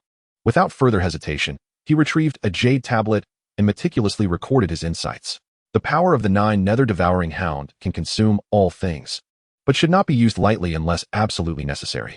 Foreign energies can easily backlash against the mind, especially when imbued with intense negative emotions. requiring substantial time and effort to suppress. He paused for a moment, then added, unless faced with a truly worthy target for risk. After completing his notes, he tucked the jade tablet into his robe and rose to exit his chamber. At that moment, a summons echoed through the spirit hall, calling all participants of the mission to gather in the main hall. Lin Ye adjusted his robes and stepped forth. Just as he crossed the courtyard, a figure approached him directly. Lin Ye, the saintess has been waiting for you. The speaker was a personal guard of Qian Renxue, her tone respectful yet firm. Lin Ye nodded and followed her. They traversed through layers of palatial structures until they arrived at the base of the tower that housed the saintess pavilion. Qian Renxue stood by the window, her posture regal and her gaze profound, as if she had anticipated his arrival. I have received your report, she began slowly. You killed the evil soul master, yet could not save the child. Indeed, Lin Ye replied succinctly. Do you understand why I summoned you back? She turned to face him, her eyes piercing into his. Lin Ye remained silent. Because that man in the black robe is no ordinary evil soul master. Qian Renxue gently raised her hand, revealing a dark red token that floated in her palm. He is from the abyss. The air suddenly felt heavy. Lin Ye's pupils constricted. The abyss. A rumored underground force that even the spirit hall dared not provoke lightly, specializing in forbidden soul techniques and dark martial spirits, operating with secrecy and ruthless methods. Qian Renxue's voice was low and clear. This is not an ordinary mission. This is their test. As her words fell, the wind outside abruptly stirred, and a dark cloud obscured the newly risen sun. Chapter 28. The Earth-Shaking Demon Bear. Lin Ye stood on the corridor before the saintess pavilion, sunlight streaming through the intricately carved window panes, casting mottled shadows upon the cold tiles. Qian Renxue's words echoed in his ears. The abyss. A dark organization that even the spirit hall regarded with trepidation had silently infiltrated the outer villages. He looked down at his palm, where the remnant black mist had vanished. Yet the sensation of being watched lingered unshakably. The earth-shaking demon bear, he murmured to himself. Memories of what he had researched in the archives the previous night resurfacing in his mind. This earth-attribute soul beast drew its strength from the depths of the earth. If he could consume it, the Nine Nether devouring hound would undoubtedly achieve an unprecedented enhancement. Footsteps approached from behind, interrupting his thoughts. My Lord Lin. A steward approached briskly, presenting a parchment map. The elders had sanctioned your expedition to the soul hunting forest, an area marked as the possible haunt of the earth-shatter demon bear. Lin Ye accepted the map, his fingertips gently tracing the edge of the parchment, a resolute decision forming in his mind. Without further delay, he turned and departed from the tower, making his way to the depths of the Spirit Hall's archive. The archive, located 3 levels underground, perpetually shrouded in dimness, was thick with the scent of aged paper mingling with ink. As Lin Ye entered, the elderly guardian at the door nodded slightly, guiding him to the innermost shelf. You seek information regarding the earth-shatter demon bear? The elder inquired quietly. Indeed, such soul beasts are rare and exceedingly perilous. The elder opened a hefty tome, pausing at a specific page. Behold, he indicated. Lin Ye leaned closer, observing a depiction of a colossal bear, its massive form cloaked in dense grayish-brown fur. Its limbs stout as tree trunks. When it struck the ground with its paws, the entire forest trembled. It commands the power of the earth, capable of inducing localized earthquakes. The elder explained, pointing to a note. Once, a soul master attempted to hunt it, only to have their soul bone shattered instead. Lin Ye's gaze sharpened as he continued to read. The strength of the earth-shatter demon bear derived from the earth's veins. The closer it approached the core of the planet, the more formidable it became. With age, its perception of the land grew increasingly acute. An 18-year lifespan equated to that of a novice human soul master, while 1,800 years rivaled the might of a soul sect master. The crux of the matter lay in the fact that its first soul ring's attribute remained unknown. It is precisely for this reason that many soul masters dare not attempt to engage it, Lin Ye murmured. The elder nodded. Yet, if your martial spirit truly possesses the ability to consume all, perhaps this limitation may be surmounted. Closing the book, Lin Ye offered a slight nod of gratitude to the elder. Thank you. He exited the archive, sunlight piercing through the gloom, offering a whisper of warmth. Yet he understood that the true trial was only just beginning. The following morning, Lin Ye stood before the Spirit Hall's supply depot. As he mentally recited his list, restorative potions, detoxification pills, and seismic avoidance talismans, he accepted each item handed to him by the steward, inspecting them meticulously. This is a newly developed potion resistant to earth attributes. Said to enhance one's defenses, the steward remarked, presenting a vial of pale green liquid. Lin Ye took it, placing it in his satchel, and replied solemnly, "Thank you." Upon leaving the supply depot, he proceeded directly to the mission hall to obtain his permit for entry into the soul hunting forest. The hall was sparsely populated, and the steward responsible for registration glanced up, surprise flickering in his eyes. Lord Lin, you intend to enter the soul-hunting forest? Yes. Is the target clear? The Earth Shatter Demon Bear. The steward's expression shifted slightly, and in a hushed tone, he cautioned, that creature is notoriously troublesome. Lin Ye smiled faintly. I have my confidence. The steward refrained from further comment, retrieving a token and stamping it before handing it over. Please exercise caution. Taking the token, Lin Ye turned and departed, aware that he was not alone. The chaotic divine demon sword, the Wheel of Time, and the Nine Nether Devouring Hound. These three combined would ensure that even the Earth Shatter Demon Bear, despite its ability to shake mountains, would not pose a threat to him. As evening descended, Lin Ye stood upon the precipice outside the soul-hunting forest. Below him sprawled an expansive sea of trees, their leaves undulating like waves in the wind. In the distance, a mountain range meanders gracefully, resembling a slumbering giant dragon. He unfurls a map, his gaze settling upon a marked red dot. The territory of the Earthshaker Bear. 3 days prior, a colossal bear had been sighted here, suspected to be the Earthshaker Bear. Lin Ye murmurs to himself. He inhales deeply and steps into the forest. The interplay of light and shadow among the trees creates an atmosphere heavy with humidity. With each step, the fallen leaves beneath his feet emit a subtle crunch. Lin Ye remains vigilant, pausing intermittently to survey his surroundings while channeling the wheel of time and space to sense the ambient energies. After traversing for about half an hour, a low rumble suddenly reverberates ahead. The ground quakes slightly, as if some immense creature is approaching. Lin Ye swiftly dashes up the branch of an ancient tree, concealing himself amidst the dense foliage. Moments later, a massive figure slowly comes into view. It is a bear of a size comparable to a small mountain. Its fur is tough as rock. When it pounds its paws against the earth, the surrounding trees sway in response. Its eyes glimmer with a crimson light, emanating a primal and ferocious aura. Lin Ye holds his breath, observing quietly. The Earthshaker Bear indeed lives up to its reputation. Its sheer physical strength rivals that of a soul sect master. More alarming is its apparent ability to sense the rhythms of the earth, each movement accompanied by subtle tremors of the ground. Lin Ye gradually raises his hand, his soul power circulating within him. The phantom of the Nine Nether Devouring Sky Hound materializing behind him, shrouded in black mist, its fearsome fangs faintly visible. He refrains from immediate action, continuing to track the movements of the Earthshaker Bear. As time trickles by, the bear finally halts, lying beside a massive rock, seemingly preparing to rest. A glint of cold light flashes in Lin Ye's eyes as he gently clenches his right hand, the edge of the chaotic divine demon sword coalescing into a slender grayish thread at his fingertips. He realizes that the impending confrontation will determine the first soul ring for the Nine Nether Devouring Skyhound. Success or failure hinges on this moment. Quietly, he descends from the treetop, his steps silent as he stealthily approaches the Earthshaker Bear. Chapter 29, The Collision of Power. Lin Ye crouches within the shadows of the trees, his gaze sharp as a blade, fixated on the Earthshaker Bear. Its enormous form sprawls beside the boulder, its chest rising and falling gently, the heavy breaths rumbling like distant thunder. Its scarlet eyes are half closed, seemingly caught in a brief respite. Lin Ye exhales slowly, his soul power surreptitiously circulating. The edge of the chaotic divine demon sword forming a fine grayish thread in his palm, poised for action. The phantom of the Nine Nether Devouring Sky Hound flickers behind him, the swirling black mist revealing its fearsome fangs, exuding an intent to devour all. He refrains from rash movements, continuing to observe the bear's breathing rhythm and physical state. After a moment, he discerns that although the bear appears relaxed, its muscles remain taut, claws deeply embedded in the ground, clearly on high alert. Lin Ye's expression sharpens. He has concluded that this Earthshaker Bear is far more vigilant than the records suggest. He slowly draws a short blade, gently tossing it towards a thicket 10 meters to his left. The short blade sliced through the air, startling a few nocturnal owls that took flight, their wings breaking the silence. The demon bear suddenly opened its eyes, a fleeting crimson glow flashing across them. It lowered its head to sniff the air, seemingly sensing something amiss, yet it did not immediately rise, instead surveying its surroundings with caution. Seizing this opportunity, Lin Ye stealthily leaped down from the tree, landing almost soundlessly on the ground.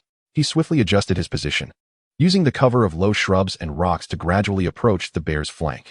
The distance diminished to 20 meters, then 15, and finally 10. The bear abruptly lifted its head, exhaling heavily, its ears twitching as it sprang to its feet, paws thundering against the earth. A colossal roar erupted, shaking the ground violently, and the surrounding trees swayed, shedding their leaves in a flurry. Lin Ye felt the ground sink beneath him and immediately activated the wheel of time and space to anticipate the direction of the shockwave. his figure flashing as he evaded the center of the impact zone. The bear was now fully alert, letting out a low growl, its hooves pounding the ground. Its massive body charging at Lin Ye like a moving mountain. A glint of cold light flickered in Lin Ye's eyes as he raised his right arm. The chaotic demon sword instantly unsheathing, unleashing a stream of gray sword energy aimed squarely at the bear's chest. However, the sword energy merely grazed the bear's rock-hard fur, sparking but inflicting no tangible damage. The bear, undeterred, continued its relentless charge with astonishing speed. Lin Ye's pupils constricted, retreating swiftly while summoning the Nine Nether devouring celestial hound, its black scales enveloping him, instantly enhancing his strength, defense, and resilience. Boom! The bear's paw struck down, cracking the earth with web-like fissures. Lin Ye narrowly avoided it. Yet a shard of rock grazed his shoulder, igniting a sharp pain. Indeed, its hide was tough as leather. Gritting his teeth, he murmured softly, quickly increasing the distance between them. Enraged by its missed attack, the bear roared once more and charged again. Though its movements were cumbersome, they were imbued with terrifying power, each step causing the ground to tremble. Lin Ye dared not confront it directly, relying on the wheel of time and space to continuously predict the bear's movements as he darted through the forest. Several close calls ensued. Each time he narrowly dodged deadly strikes. The battle raged for approximately a quarter of an hour. Lin Ye felt his strength waning, while the bear remained fierce and undaunted. This could not continue. A sense of urgency washed over Lin Ye. He needed to find an opening swiftly. He forced himself to remain calm, dodging while meticulously observing the bear's patterns. Before long, he noticed a detail. Whenever the bear swung its paw or turned, the area beneath its armpit briefly exposed itself, lacking the thick fur that covered the rest of its body and revealing slightly softer skin. A weakness. A glimmer of insight flashed in Lin Ye's eyes. He swiftly adjusted his strategy, no longer merely evading but deliberately enticing the bear to make broad, sweeping movements. After several probing attempts, the opportunity finally arose. The bear leapt high, its paws crashing down toward Lin Ye's position. Just as it was about to land, Lin Ye sprang off the ground, his form shooting like an arrow toward the bear's vulnerable underarm. The bear reacted swiftly, attempting to retract its strike, but it was already too late. In Lin Ye's grasp, the chaotic divine demon sword erupted with a blinding cold radiance, its sword energy coalescing to an extreme degree, wielding the power to rend space itself as it pierced towards the armpit of the demon bear. With a sharp sound, the sword energy penetrated flesh, eliciting an unprecedented roar of agony from the demon bear, causing the entire forest to tremble. It thrashed violently, attempting to dislodge Lin Ye, who had already leveraged the momentum to leap away, landing atop a distant fallen tree. The demon bear clutched its wound, blood gushing between its fingers and staining the ground crimson. Its gaze transformed into a frenzy of rage, clearly provoked by the severe injury. Perched on the trunk, Lin Ye took a moment to catch his breath, acutely aware that the true trial was only just beginning. Following its injury, the demon bear erupted with even greater combat fervor, roaring incessantly as its massive paws struck the ground repeatedly, generating relentless shockwaves. Lin Ye was compelled to continuously leap and evade, searching for a new opportunity to strike. Just as he anticipated the bear's unbridled fury to persist, an unexpected change occurred. The bear abruptly ceased all movement, its crimson eyes dimming, and its body swaying slightly, as if it were experiencing some anomaly. Lin Ye keenly sensed the shift, a hypothesis blossoming in his mind. Had the beast suffered such grievous wounds that its control over the Earth's power had momentarily faltered? Time was of the essence. Without hesitation, Lin Ye's soul energy surged within him, the sword energy of the chaotic divine demon sword coalescing once more. This time, he infused all his soul power into a singular, potent strike, the chaotic opening slash. The ashen sword energy carved a phantom in the air, as if poised to cleave the heavens and the earth. With both hands gripping the sword, Lin Ye transformed into a streak of light, launching directly at the heart of the demon bear. Sensing the impending approach of death, the bear struggled to raise its paws in a futile attempt to block, but it was too late.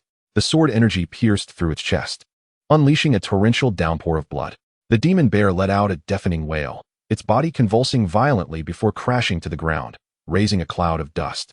Standing beside the fallen beast, Lin Ye's chest heaved heavily, sweat thoroughly soaking his garments. Yet, he did not relent for a moment, swiftly examining the bear for any signs of life. Once assured of its demise, he gradually lowered his sword. Not far away, a dark, swirling soul ring began to materialize, the first soul ring of the earth-shattering demon bear, exuding an ancient and ferocious aura. Lin Ye gazed at the soul ring, a faint smile gracing his lips. The first soul ring was within his grasp. At that moment, he suddenly felt a peculiar wave of energy surging within him, as if something was quietly awakening. Chapter 30, Absorption. The power of the earth ascends to Soul Master. Standing beside the carcass of the earth-shattering demon bear, Lin Ye gazed at the dark soul ring radiating an ancient, tempestuous energy. Taking a deep breath, he prepared to absorb it. With a gesture of his right hand, the soul ring flew towards him as if alive, transforming into countless streams of black light upon contact with his skin, coursing through his veins and flooding into his body. Intense pain followed. It felt as though a mountain were pressing down upon his spine, causing Lin Ye's legs to sink into the earth, his knees buckling as the bones creaked under the unbearable strain. He gritted his teeth, veins bulging on his forehead, sweat mingling with blood as it trickled down his cheeks. A formidable pressure enveloped him, and he let out a low growl. Summoning the power of the chaotic divine demon sword in an attempt to resist this heavy force emanating from the depths of the earth. However, he soon realized that this force was not merely a weight. It was a dual refinement directly affecting both his soul energy and physical form. Every muscle quivered. Every nerve felt as if it were being seared by intense flames. His consciousness began to blur, as if he were being drawn into the abyss, surrounded by an endless expanse of darkness and silence. I cannot succumb, Lin Ye roared inwardly, forcibly concentrating his mind and channeling the devouring power of the Nine Nether Sky devouring hound, redirecting a portion of the pressure into the essence of his martial soul. This action proved effective, although the pressure did not diminish. It no longer bore down entirely on his body, but was instead dispersed onto the phantom of the Nine Nether Hound. The immense shadow roiled and roared within him, seemingly undergoing an ancient baptism of its own. Seizing the opportunity, Lin Ye adjusted his breathing rhythm, attempting to guide the flow of energy within his soul ring, gradually integrating it into his soul energy system. Yet, the energy of the earth-shaking demon bear was anything but docile. It surged through him with a will of its own, relentlessly battering against his soul core and meridians. His complexion shifted abruptly, and he hastily summoned the wheel of time and space to perceive the trajectory of the energy's movement. A grayish light flickered in his vision, revealing a series of invisible pathways with startling clarity. 3 inches to the left, 5/10 to the right, he silently chanted, meticulously controlling the flow of soul energy, gradually bringing the tumultuous energy under his command. In that moment, time seemed to slow to an agonizing crawl, each second stretching into an eternity. Lin Ye's body had long since gone numb. Only his consciousness remained alert, propelling him onward. He could not discern how long had passed when the ferocious energy finally began to subside, slowly seeping into his bones, muscles, and soul core. Lin Ye felt an unprecedented weight rising within him, as if he had established a mysterious connection with the very earth beneath his feet. Suddenly, he opened his eyes wide, a glimmer of earthy yellow flashing in his pupils. The first soul ring had successfully attached. In an instant, a surge of new soul technique information flooded his mind. Nine Nether Earth-Shattering Strike. Lin Ye's heart jolted, and he promptly attempted to harness Nine Nether Earth-Shattering Strike. In an instant, a force coalesced in his palms, and he raised his hand to press down. Boom. The ground erupted in a web-like fissure, dust swirling and shockwaves rippling outward. A faint smile graced Lin Ye's lips. This was the power of the earth, the elemental force he had truly mastered for the first time. However, before he could fully savor this joy, the soul energy within him suddenly surged violently. The previously stable peak of his soul master realm began to show signs of instability after absorbing the soul ring of the earth-shaking demon bear. Is a breakthrough imminent? Lin Ye's gaze sharpened. He quickly assumed a cross-legged position, entering a meditative state to guide the chaotic soul energy within him toward integration. As the energy of the soul ring further fused, his soul core began to tremble, waves of soul energy rippling outward like ripples on a lake. He recalled the ascension techniques imparted by Bibi Dong, channeling his soul energy along specific pathways, while utilizing the wheel of time and space to stabilize the oscillation frequency of his soul core. The soul energy surged like a tidal wave, each cycle fortifying his realm further. At last, in a singular moment, the soul core erupted with a dazzling brilliance, as if all the soul energy in the universe was drawn towards him, pouring into his being with fervor. Lin Ye suddenly opened his eyes, which shimmered with a golden light. Soul Master. He had finally transcended the shackles of the great Soul Master, stepping into the realm of Soul Master. Simultaneously, he distinctly felt his perception expand significantly, becoming not only more sensitive to the flow of soul energy around him, but also vaguely aware of deeper spatial structural changes, particularly the wheel of time and space, which became more vibrant after his promotion, as if it could tear through the void at any moment and glimpse into the future. Lin Ye rose slowly, feeling the surging power within him. He knew this was merely the beginning. Just as he prepared to stand, an unusual sensation washed over him. It was an exceedingly subtle yet undeniable fluctuation, as if something was quietly awakening. He glanced down at his chest, where a familiar stirring faintly resonated. It was neither the Nine Nether Howl nor the Chaos Divine Sword, but rather a presence he had never encountered before. Lin Ye furrowed his brow, intent on sensing it more closely, yet that fluctuation abruptly faded, as though it had never existed. He remained silent for a moment, ultimately choosing not to investigate further, merely committing the incident to memory. Raising his gaze to the horizon, he observed the shadows of trees in the soul-hunting forest swaying in the wind, with sunlight filtering through the leaves, casting a patchwork of light upon the ground. Lin Ye turned and strode toward the direction of the spirit hall. Behind him, the corpse of the earth-shattering demon bear had already turned to dust, scattered by the breeze. He was no longer the naive youth who first entered the spirit hall. Now, he was a soul master. Yet ahead lay even more unknown challenges awaiting his conquest. Lin Ye's steps were resolute and powerful, each stride resonating with the rhythm of the earth. In the distance, a night owl glided across the sky, breaking the silence. Chapter 31. The beginning of fame. The grand competition within the hall. Sunlight streamed through the window panes, casting mottled shadows upon the stone floor. Lin Ye stood in the front courtyard of the spirit hall, clad in a dark-hued holy sun robe, its hem fluttering gently in the wind. His demeanor calm, yet imbued with an air of determination. Having recently ascended to the soul master realm, his soul energy was firmly established at level 32. His aura steady as a mountain, resonating subtly with the earth in his every gesture. Since absorbing the first spirit ring from the earth-shattering demon bear, he had experienced a qualitative leap in strength, particularly with the newly acquired soul skill, the Nine Nether earth-shattering strike, which filled him with confidence for the upcoming grand competition.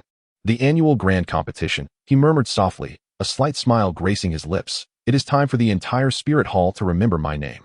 He advanced, traversing several corridors until he reached the registration area. It was already bustling with activity. The competing disciples were either engaged in hushed conversations or meditating. The atmosphere charged with a blend of tension and excitement. The staff busily processed registration forms behind the counter, with a long queue stretching out. Lin Ye uttered no words, merely taking a step forward, which stirred a commotion among the surrounding crowd. Is that Lin Ye? Is he truly the legendary Three Lives martial soul master? It is said that he single-handedly hunted down a millennium-old demon bear in the soul-hunting forest. No wonder the Pope has recently taken a keen interest in him. As whispers abound. Yet, Lin Ye remains composed, stepping to the front of the queue and nodding gently to the crowd. Esteemed participants, I am here to register. I beg your pardon. Some furrow their brows, but many others choose to step back, for it is well known that this Holy Sun possesses a unique status, one that cannot be offended. Lin, Holy Sun, exclaimed the staff upon spotting him, hastily rising with a hint of fluster in their tone. Please proceed directly. Lin Ye nodded in gratitude, presenting his identity jade token and registration documents. The staff swiftly verified the information and smiled. You meet the qualifications for participation. There is no issue in the Soul Sovereign group. Please fill out this form and submit 20 purple crystal coins. Lin Ye complied, and soon the formalities were completed. As he received his participation certificate and turned to leave, he heard a murmur behind him. It seems this Lin Ye is poised to stir up quite a storm in this grand competition. Lin Ye refrained from glancing back, his steps steady as he exited the registration area. He was acutely aware that he had become the center of attention, and this was merely the beginning. In the days that followed, Lin Ye devoted all his energy to cultivation. He selected a relatively quiet training room, where he not only consolidated his realm, but also continuously honed the newly acquired soul skills, striving to unleash their full potential in combat. With the enhancement of his proficiency in the Nine Nether Tremor Strike, he could now instantaneously channel his soul power, creating miniature shockwaves on the ground, capable of momentarily disrupting an opponent's balance. This ability proved crucial in actual combat, particularly against speed-oriented soul masters, granting him a decisive advantage. During one meditation session, he unexpectedly sensed the peculiar aura that had once subtly fluctuated within him re-emerging. This time, it did not conceal itself, but rather meandered slowly through his meridians, seemingly resonating with his soul power. Lin Ye furrowed his brow, attempting to discern the source of this force, but it was like a wisp of intangible mist, vanishing without a trace at the slightest contact. Ultimately, he abandoned his inquiry, attributing it to the lingering effects of the soul ring fusion. Days later, the grand competition at the Martial Soul Hall officially commenced. The venue was set in the main hall's plaza, surrounded by elevated platforms for elders and high-ranking officials to observe. At the center lay a vast combat arena, its surface paved with specially crafted dark rock, impervious to even the most intense battles at the soul sect level. As Lin Ye stepped into the arena, he found a multitude of participants already gathered, most bearing serious expressions, scrutinizing one another in search of vulnerabilities. Lin Ye, a familiar voice called out. Turning, Lin Ye beheld Hu Liena approaching, clad in a red combat uniform, her gaze laced with provocation. I didn't expect you to join the Soul Sovereign group, she remarked coolly. What's the matter? Are you afraid? Lin Ye offered a faint smile in response. Hu Liena scoffed and turned away. The onlookers were visibly surprised, clearly taken aback by the complexity of their relationship. Lin Ye paid little heed to their reactions, his eyes scanning the arena, quickly identifying several opponents worthy of attention. These individuals, whether exuding a composed aura or showcasing their brilliance, are certainly not to be underestimated. It seems that this year's competition will be far from easy, he mused. Esteemed contestants. A steward ascended the high platform and proclaimed in a resonant voice. The annual competition of the Spirit Hall is about to commence. Please prepare yourselves. The preliminary rounds will be conducted through a drawing system. Victors will advance, while the defeated will be eliminated. As his words resonated, an air of solemnity enveloped the arena. Lin Ye stood still, acutely sensing the palpable tension that permeated the atmosphere. He understood that the true trial was only just beginning. This time, he was not only determined to prove himself, but also to ascend to a higher stage with indisputable strength. Lin Ye, you can do it. A clear voice rang out from the distance. He looked up to see Qian Renxue, standing in the spectators' area, smiling and nodding at him. A smile graced Lin Ye's lips, and a flicker of determination sparkled in his eyes. He slowly raised his right hand, gathering a thread of soul power within his palm. In the next instant, the ground beneath him trembled slightly, fissures spreading across the surface. In that moment, he was no longer the novice who had just stepped into the Spirit Hall. He had truly embarked on a journey that belonged to him. Lin Ye felt the rhythm of his fervent blood surging through his veins. Chapter 32, Preliminary Round, an Overwhelming Force. In the center of the arena, Lin Ye stood quietly, the obsidian ground beneath him glimmering with a cold sheen under the sunlight. His gaze swept across his opponent, a young man clad in the garb of an inner disciple of the Spirit Hall, whose soul power fluctuated steadily around the 31st level. His aura was composed, clearly indicating that he was not a mere novice. Li Yuan, the first round of the group matches, begin. The steward's voice echoed, sparking a wave of murmurs throughout the crowd. Li Yuan was a seeded contestant in the top 16 of the last competition, and he has drawn Lin Ye this time. It's over. He is bound to be eliminated. Let us not forget, Lin Ye has just absorbed the first soul ring of the earth-shaking demon bear, substantially enhancing his strength. Lin Ye paid no heed to the surrounding discussions. He slowly raised his right hand, clenched his palm, and the soul power within him surged forth. The ethereal silhouette of the Nine Nether devouring sky hound materialized behind him, enveloped in an inky aura, amplifying his physical prowess. Li Yuan's expression shifted as he swiftly formed hand seals, manifesting a silver giant wolf spirit behind him, its eyes glimmering with a chilling light. Come, Lin Ye spoke calmly, his tone imbued with an undeniable sense of authority. Drawing a deep breath, Li Yuan activated his first soul skill, illuminating his soul rings. In an instant, he transformed into a blur, hurtling towards Lin Ye with astonishing speed. A wave of astonishment rippled through the audience. It's the Wind Wolf Spirit, a speed-type soul master. Some recognized Li Yuan's spirit, realizing the predicament Lin Ye faced. Although his strength was formidable, his speed might not match up. However, the ensuing moment left everyone wide-eyed. Just as Li Yuan was about to close in, Lin Ye deftly pivoted, seemingly having anticipated his opponent's move, effortlessly sidestepping the frontal assault. Simultaneously, he thrust out his right hand, seizing Li Yuan's wrist. In an instant, his arm muscles tensed, unleashing a terrifying force. Bang! Li Yuan's body was sent flying like a broken kite, crashing heavily onto the obsidian ground and stirring up a cloud of dust. The spectators gasped in astonishment. It was astonishingly swift. Lin Ye had not even utilized his soul skills, yet he vanquished the battle solely through sheer physical prowess. Struggling to rise from the ground, Li Yuan coughed up blood, his eyes filled with shock and indignation. How could you possibly be this fast? Lin Ye regarded him with an unruffled demeanor, replying, Your speed is commendable, but alas, I can see you. He spoke without exaggeration. After merging with the Nine Nether devouring skyhound, his sensory acuity had been greatly enhanced, and the wheel of time subconsciously provided him with subtle adjustments in timing, allowing him to precisely identify every flaw in Li Yuan's movements. Gritting his teeth, Li Yuan lunged once more, this time withholding nothing. His second soul ring illuminated, and his wolf claws became as sharp as blades. Slicing through the air with a piercing howl, Lin Ye remained steadfast, raising his left hand to meet the oncoming attack. The collision of their fists produced a muffled explosion, sending Li Yuan hurtling backward, crashing into the protective barrier at the edge of the arena before finally coming to a halt. Coughing violently, disbelief etched across his face. The referee could no longer restrain himself from announcing the outcome. Lin Ye wins. Lin Ye nodded slightly and turned to exit the arena, leaving behind a profound silence. This battle had unfolded with little suspense. He had not even employed any soul skills, defeating a seasoned contender solely through his physical strength. As he stepped out of the arena, Qian Renxue gazed from afar, a hint of a smile gracing her features. Indeed, this fellow was becoming increasingly formidable. The pace of the subsequent matches quickened, with Lin Ye facing 3 opponents in succession, each time concluding the battles in the same manner, without utilizing soul skills, merely relying on the physical strength and reaction speed granted by the Nine Nether devouring Skyhound, effortlessly overpowering all opponents of equal rank. It was astonishing, for consecutive victories, each match lasting less than 10 seconds. Was this truly a contest at the Soul Sovereign level? It resembled a sheer massacre of the weak. Just how strong was he? Lin Ye's name once again became the focal point of the arena. Many competitors who had previously dismissed him began to reassess his prowess. As the matches progressed, Lin Ye felt the accumulation of soul power within him, a subtle indication of an impending breakthrough. Finally, just before the 5th match commenced, he sensed the surge of soul power within, the 30-second level's barrier quietly loosening. He silently acknowledged his advancement, his soul power successfully elevated to the 33rd level.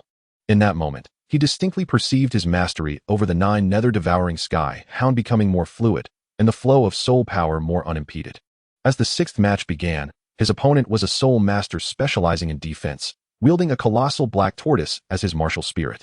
Upon activating his first soul skill, his entire form transformed into a moving fortress, boasting formidable defense. So you wish to prolong the battle? Lin Ye stood firm, observing the slowly advancing figure before him. His tone calm. The tortoise soul master did not respond, fully aware that his advantage lay in enduring combat, as long as he could withstand Lin Ye's assaults. There remained a chance for counterattack. However, Lin Ye did not rush to attack. Instead, he stood quietly in place, awaiting his opponent's approach. As the Qian Turtle Soul Master came within 5 steps of him, Lin Ye suddenly struck. Not with his sword, nor with a soul skill, but with the simplest of movements, a single step forward. The moment his foot struck the ground, the entire expanse of the obsidian terrain trembled violently, fissures spreading rapidly. Boom. The Qian Turtle Soul Master felt the earth quake beneath him, his body losing balance as his defensive stance crumbled instantaneously. Seizing the opportunity, Lin Ye surged forward, delivering a powerful punch to the master's chest. The Qian Turtle Soul Master let out a muffled groan, sent flying back. Unable to rise from the ground for quite some time, Lin Ye emerged victorious. The referee instinctively announced the outcome. What was that just now? An earthquake? A gasp arose from the audience. That was the effect of the 9 Netherquake strike. Hu Liena, fixated on the center of the arena, wore a complex expression, astonished that he could now wield this soul skill with such ease. Lin Ye retracted his fist, feeling the flow of soul power within him, nodding in satisfaction. This victory marked his first true application of the newly acquired soul skill. Though merely a fundamental execution, it had already demonstrated formidable practical value. As the competition reached its conclusion, Lin Ye's name reverberated throughout the Spirit Hall. Lin Ye, undefeated in 6 battles, advanced to the elimination rounds. As this news spread, countless individuals began to take an interest in his performance in the upcoming elimination rounds. Amidst the crowd, a figure observed him quietly, a glint of deep trepidation in their gaze. This fellow cannot continue like this. As Lin Ye descended from the arena, the cheers of the audience echoed in his ears. Yet he felt no sense of pride. He understood that the true competition had only just begun. In the elimination rounds, it mattered not who came. He murmured softly, a fleeting glimmer of cold light flashing in his eyes. With steady steps, he made his way toward the resting area, while behind him, the dust from the arena still lingered, gradually settling. On the obsidian surface, several intersecting cracks formed, as if proclaiming a silent declaration. Lin Ye halted, glancing back at the battlefield, a faint smile gracing his lips. This was merely the beginning. Chapter 33, the Top 8 Battle, the Flame Lord Yen. The dust at the edge of the arena had not yet fully settled.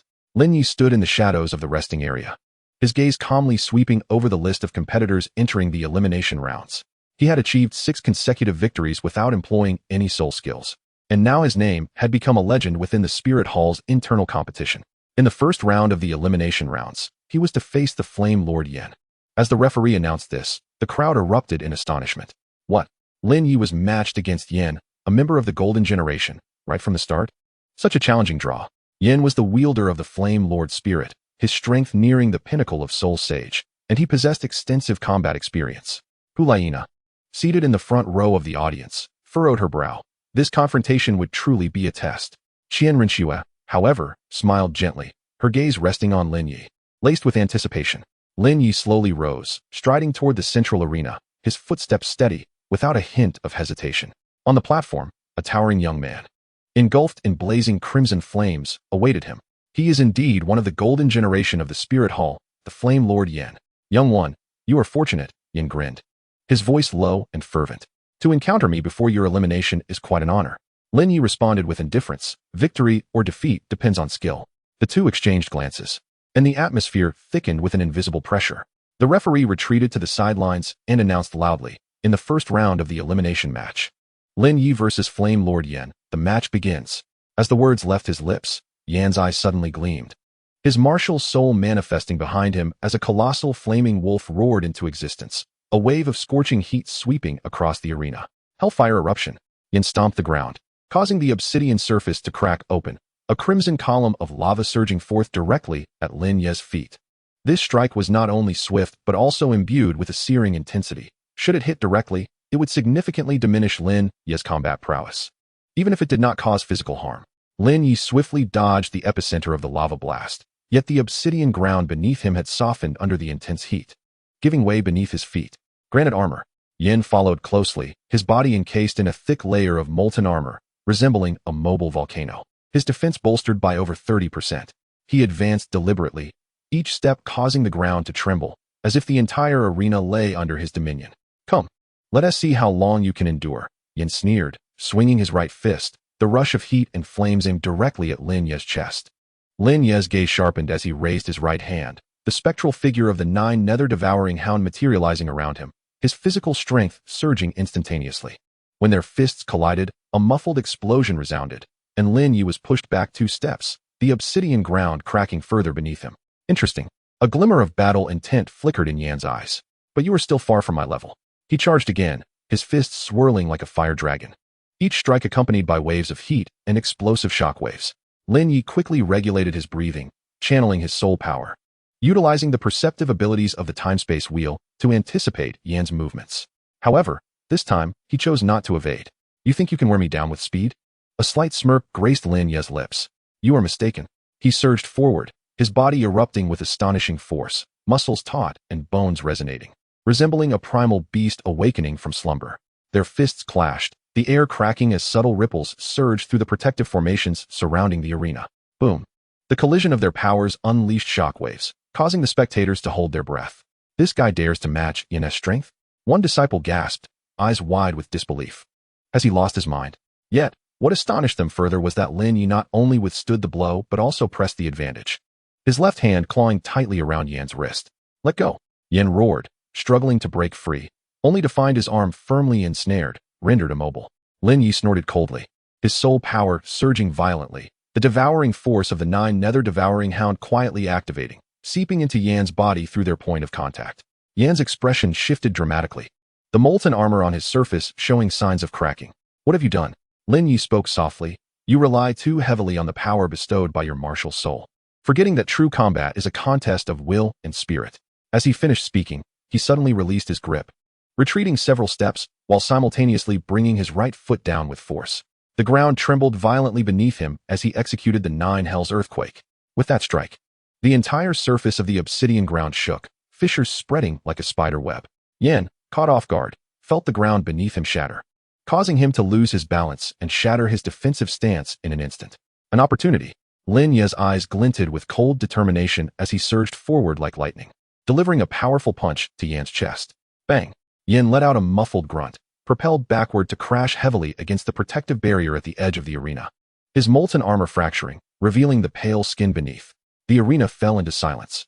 Even Yin, a member of the Golden Generation, was knocked back by a single punch from Lin Ye. It seemed impossible, some murmured. Just how strong is he? On the stage, Yin struggled to rise, wiping the blood from the corner of his mouth, his fighting spirit not diminished, but rather intensified. Interesting, truly interesting, he said, licking his lips and grinning. It appears I must take this more seriously. No sooner had he spoken than the soul power within him surged dramatically, his aura escalating rapidly. Lin Ye's pupils constricted as he sensed an unprecedented wave of pressure. Level 34 of the Soul Master Realm. A thought sparked in his mind, followed by a smile at the corners of his mouth. In that moment, he too felt the stirring of a potential breakthrough within himself. Come, let me see to what extent you can push yourself. Chapter 34. Strategic Victory. The temporal calculations break the fiery blaze. The protective barrier at the edge of the arena rippled slightly as Yan, after being struck by Lin Ye's punch, managed to stabilize himself. He wiped the blood from his mouth, his gaze burning with intensity, as if he had finally found a worthy opponent. It seems I need to be more serious. He grinned, and his soul power surged explosively. Flames erupted around him, distorting the air with their searing heat. Lin Ye remained composed, standing firmly in place. He gently raised his right hand, and the phantom of the Nine Hell's devouring hound materialized behind him, its devouring power quietly circulating, gradually replenishing his depleted soul energy. The atmosphere on the stage grew increasingly tense as the two faced off. The referee, noticing the stabilization of their energies, announced in a loud voice, "Round 2, continue." No sooner had the words left his mouth than Yin took a sudden step forward, the obsidian ground beneath him cracking instantly, red-hot lava fissures spreading outwards. Blazing wolf howl. Yin roared, as the fiery wolf apparition behind him opened its massive jaws, unleashing a torrent of blazing white flames that surged toward Lin Ye. Where the flames passed, the air was torn apart by the intense heat, producing sharp, explosive sounds. Lin Ye's gaze sharpened as he shifted his weight, narrowly evading the direct impact of the flames by half a step to the left. Yet, the residual heat still inflicted a searing pain upon him, his skin feeling as if it were on fire. He quickly regulated his breathing, focusing his mind inward, channeling the power of the Wheel of Time. In an instant, countless intricate trajectories of time unfolded before his eyes, each representing the imminent actions and attack paths of Yan. Here it comes, Lin Ye silently intoned within himself. Indeed, Yan's silhouette closely followed, transforming into a streak of flame as his fists intertwined and swung, the gust of his strikes enveloping Lin Ye in a torrent of scorching heat, effectively sealing off all avenues of retreat. In the face of this ferocious onslaught, Lin Ye refrained from a direct confrontation. Instead, he deftly maneuvered through the gaps in the flames, guided by the foresight of the Wheel of Time. Each movement was executed with remarkable precision, narrowly evading the most intense points of impact. In the audience, Hulaiina's eyes widened slightly as she whispered, "He is utilizing some ability to predict Yan's attacks." Qian Renxue chuckled softly, a glimmer of admiration in her gaze. It is not mere prediction, it is mastery. On the arena, Lin Ye had fully entered his state of focus. His movements no longer relied on instinctive reactions. He anticipated Yan's next actions, responding before his opponent had even completed his maneuver. Erupting lava, Yan shouted, slamming his hands onto the ground, causing the entire arena to tremble violently as several columns of magma erupted from below, creating a fiery trap. Unfaltering, Lin Ye navigated between the magma pillars with the guidance of the Wheel of Time, flawlessly avoiding every eruption point. He could even sense the energy fluctuations beneath the surface before the magma was expelled, allowing him to make anticipatory judgments. This cannot continue, Lin Ye pondered. I must seize the initiative. Taking a deep breath, he concentrated the power of the chaotic divine demon sword into his left hand, compressing the sword energy to its ultimate form, sharp and slender like a silver needle. Chaotic blade slash. With a low exclamation, Lin Ye flickered forward, thrusting the sword energy directly into the joint of Yan's shoulder. Just as Yan prepared to launch a new offensive, an intense pain suddenly surged through his shoulder, as if an invisible blade had pierced his meridians, momentarily disrupting the flow of his soul power. What? Yan's expression shifted, and he hastily attempted to retreat. But it was already too late. Seizing the advantage, Lin Ye unleashed another strike, targeting the joints of Yan's limbs where they connected to his martial spirit, slowing his movements and causing the fiery apparition to waver unsteadily. Blazing flames of heaven, Yan roared, forcibly awakening his latent potential as the fiery phantom surged, enveloping the entire arena in blinding flames, the temperature soaring to its zenith. Lin Ye furrowed his brow. Although this technique was immensely powerful, it indicated that Yan was fighting desperately. He did not confront it head-on, but quickly distanced himself, simultaneously channeling the power of the Nine Nether devouring sky hound to bolster his defenses. Just as Yan was about to break through the wall of flames, Lin Ye suddenly revealed a cold smile. He forcefully stomped his foot, causing the ground to tremble as a shockwave radiated directly along Yan's charge path. Nine Nether Quake Strike. Despite the suppression of the flames, this shockwave penetrated part of Yan's defenses, momentarily stalling his advance. The opportunity was fleeting. Lin Ye unhesitatingly seized the moment, his figure flashing as he tightened the muscles in his right arm, his fist infused with heavy soul power, crashing forcefully into Yan's chest. Bang! Yan let out a muffled groan, his body hurtling backward, crashing heavily at the edge of the arena. It is over, Lin Ye stated calmly. Yan struggled to rise, but found his internal soul power circulation hindered and his movement sluggish, evidently disrupted by Lin Ye's earlier sword strike. The referee approached to confirm the situation, then proclaimed loudly, "In the first round of the elimination match, Lin Ye triumphs." The crowd erupted in astonishment. Even the legendary YN of the Golden Generation had been outmaneuvered by Lin Ye's cunning and skill. This individual was nothing short of extraordinary, murmured a disciple. Lin Ye gradually regained his composure, the soul power within him surging uncontrollably, the accumulation from the battle finally reaching a critical point. He closed his eyes to sense the transformation within him, and in the next moment, a tremendous force erupted from his dantian, enveloping his entire being. Level 35 Soul Master. As he broke through, a faint aura of chaos manifested around him, as if the very laws of heaven and earth were yielding to him at that instant. He opened his eyes, his gaze calm, yet resolute. The elimination rounds had only just begun, the true challenges lay ahead. Beyond the arena, Qian Renxue watched Lin Ye, her eyes shimmering with complex emotions. He has already begun to strategize, she mused softly. Meanwhile, in the distant shadows, a pair of eyes observed everything silently, murmuring, "Interesting. Increasingly intriguing." Lin Ye turned away from the arena, his steps steady, his silhouette upright like a sword. Chapter 35, Semifinals, The Resurgence of the Fox Demon. The protective array at the edge of the arena gradually returned to tranquility after Lin Ye's departure, the hot air still tinged with the mingling sense of flame and chaos. The audience buzzed with discussions. Some marveled at Lin Ye's calmness in securing victory through intellect, while others were astounded by his prowess. Qian Renxue's gaze remained fixed upon him, a slight smile gracing her lips, as if she had anticipated this moment all along. On the other side, Xiaoyu sat in a corner of the stands, his expression a mixture of emotions as he gazed towards the arena. His hands gripped the armrests tightly, knuckles turning white, while soul power quietly flowed within him, seemingly awaiting something. Lin Ye walked steadily through the passage, his soul power still in tumult. The strength gained from breaking through to level 35 as a soul master was not yet fully harnessed. Each step feeling as if he tread upon the very laws of the universe, heavy yet powerful. The aura of the chaotic divine demon sword flickered within him. The devouring power of the Nine Nether Sky devouring hound slowly coursing back, while the wheel of time lay dormant like a slumbering dragon, coiling quietly in the depths of his consciousness. The next match was about to commence. His opponent in the semifinals had been determined, Hulaina. As he stepped into the arena, the clamor of the crowd surged to a crescendo. Countless eyes were fixated upon his tall figure, as though the very air had been compressed by an invisible pressure. Lin Ye paid no heed to the surrounding noise, simply lifting his gaze to meet the approaching figure. Hulaina donned a crimson battle robe, her long hair cascading like a waterfall, her eyes shimmering with an enchanting light. Standing at the opposite end of the arena, she wore a slight smile, a teasing glint in her expression.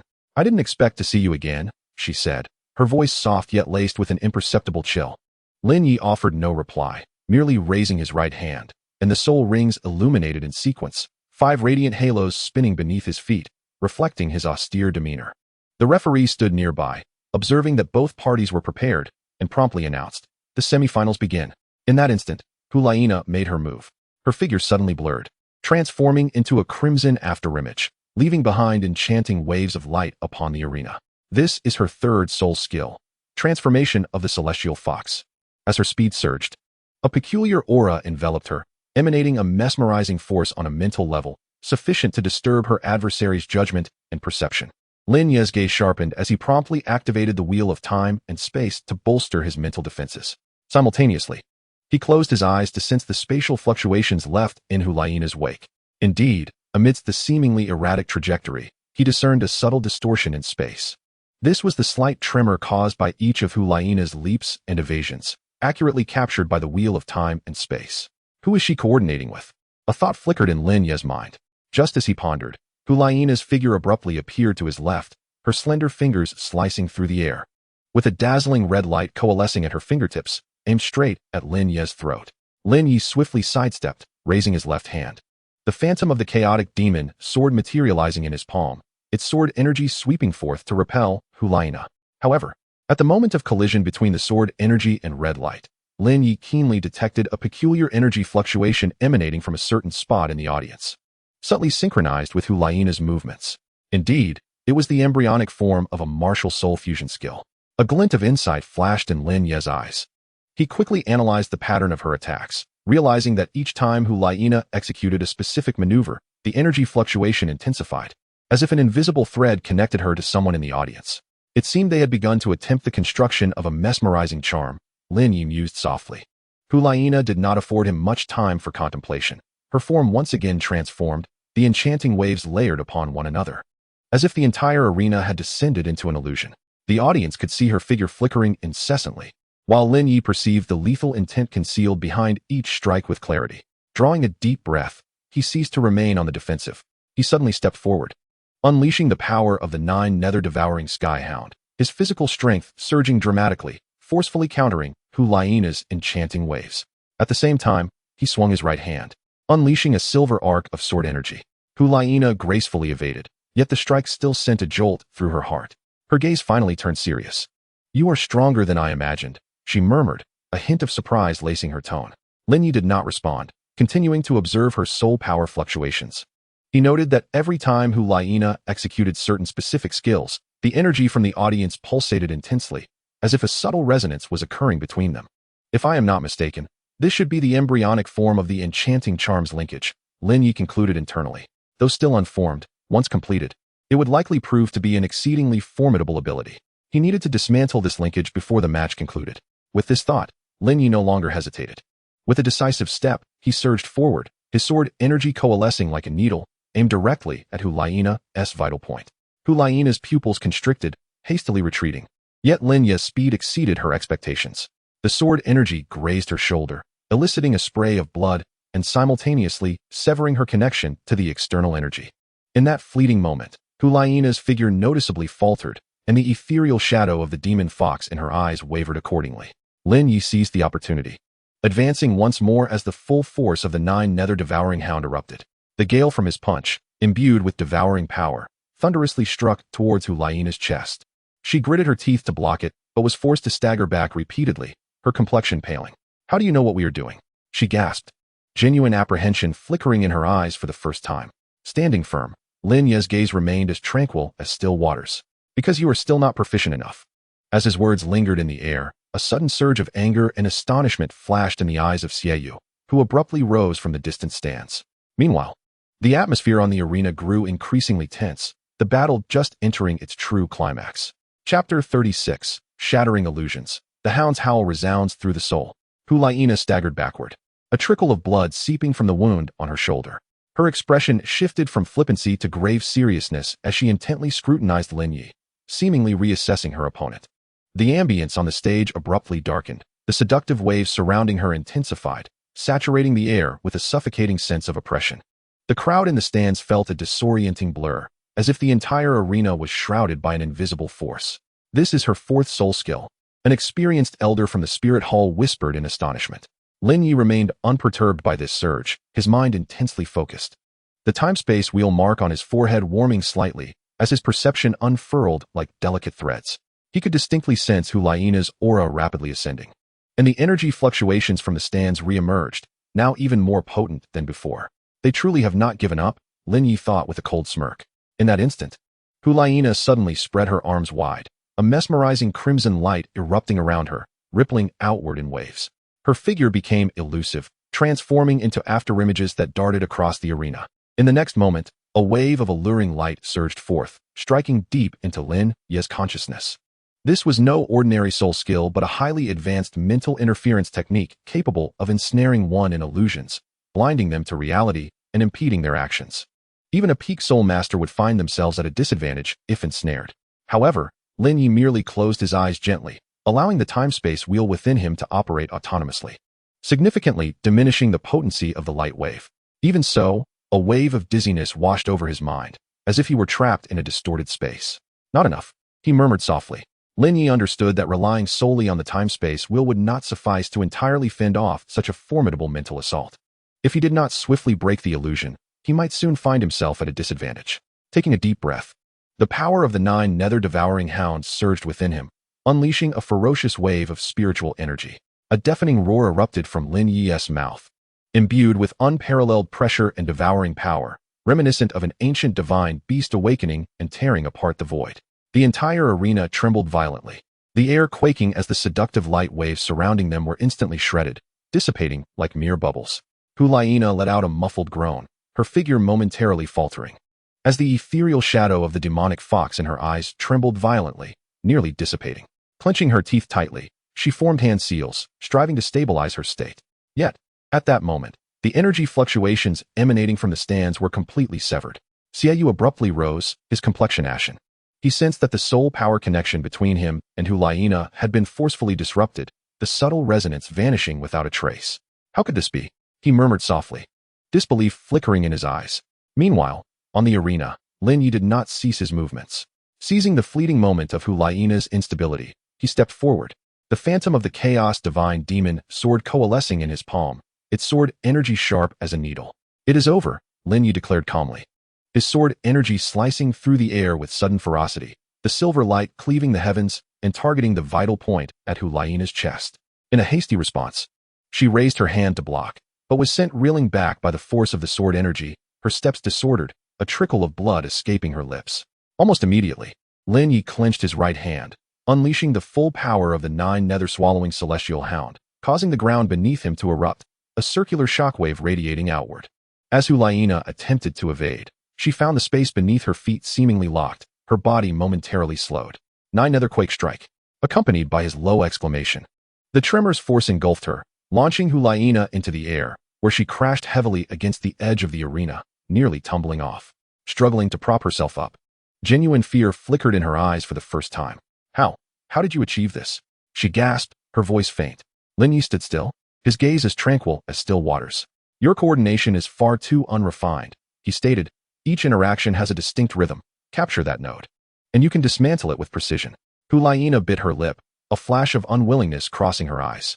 Lin Ye chose not to pursue further, instead slowly closing his eyes to feel the surging soul power within him. Though the previous battle was brief, it was intensely fierce. Particularly the invocation of the soul roar had drained a significant portion of his mental energy, yet it had deepened his understanding of that ability. He vaguely sensed that the power of the Nine Nether swallowing celestial hound held further latent potential yet to be tapped, especially against spiritual skills, where its efficacy extended far beyond what had been demonstrated. Seeing this, the referee promptly announced, the match is concluded. Lin Ye emerges victorious. A wave of astonishment swept through the audience. They were still immersed in the intensity of the recent battle, many still unable to comprehend what had transpired. Who could have anticipated that the intricate synergy Hulaina and Xiaoyu had painstakingly crafted would be unraveled by Lin Ye in mere moments? Qian Renxue, seated among the spectators, wore a subtle smile, her eyes shimmering with satisfaction. On the other side, Bibi Dong quietly observed the arena, her gaze complex. Lin Ye gradually opened his eyes, sensing the tumult of soul power within him. He realized he was on the brink of a breakthrough. Sitting cross-legged, he adjusted his breath, guiding the soul power to circulate through his meridians.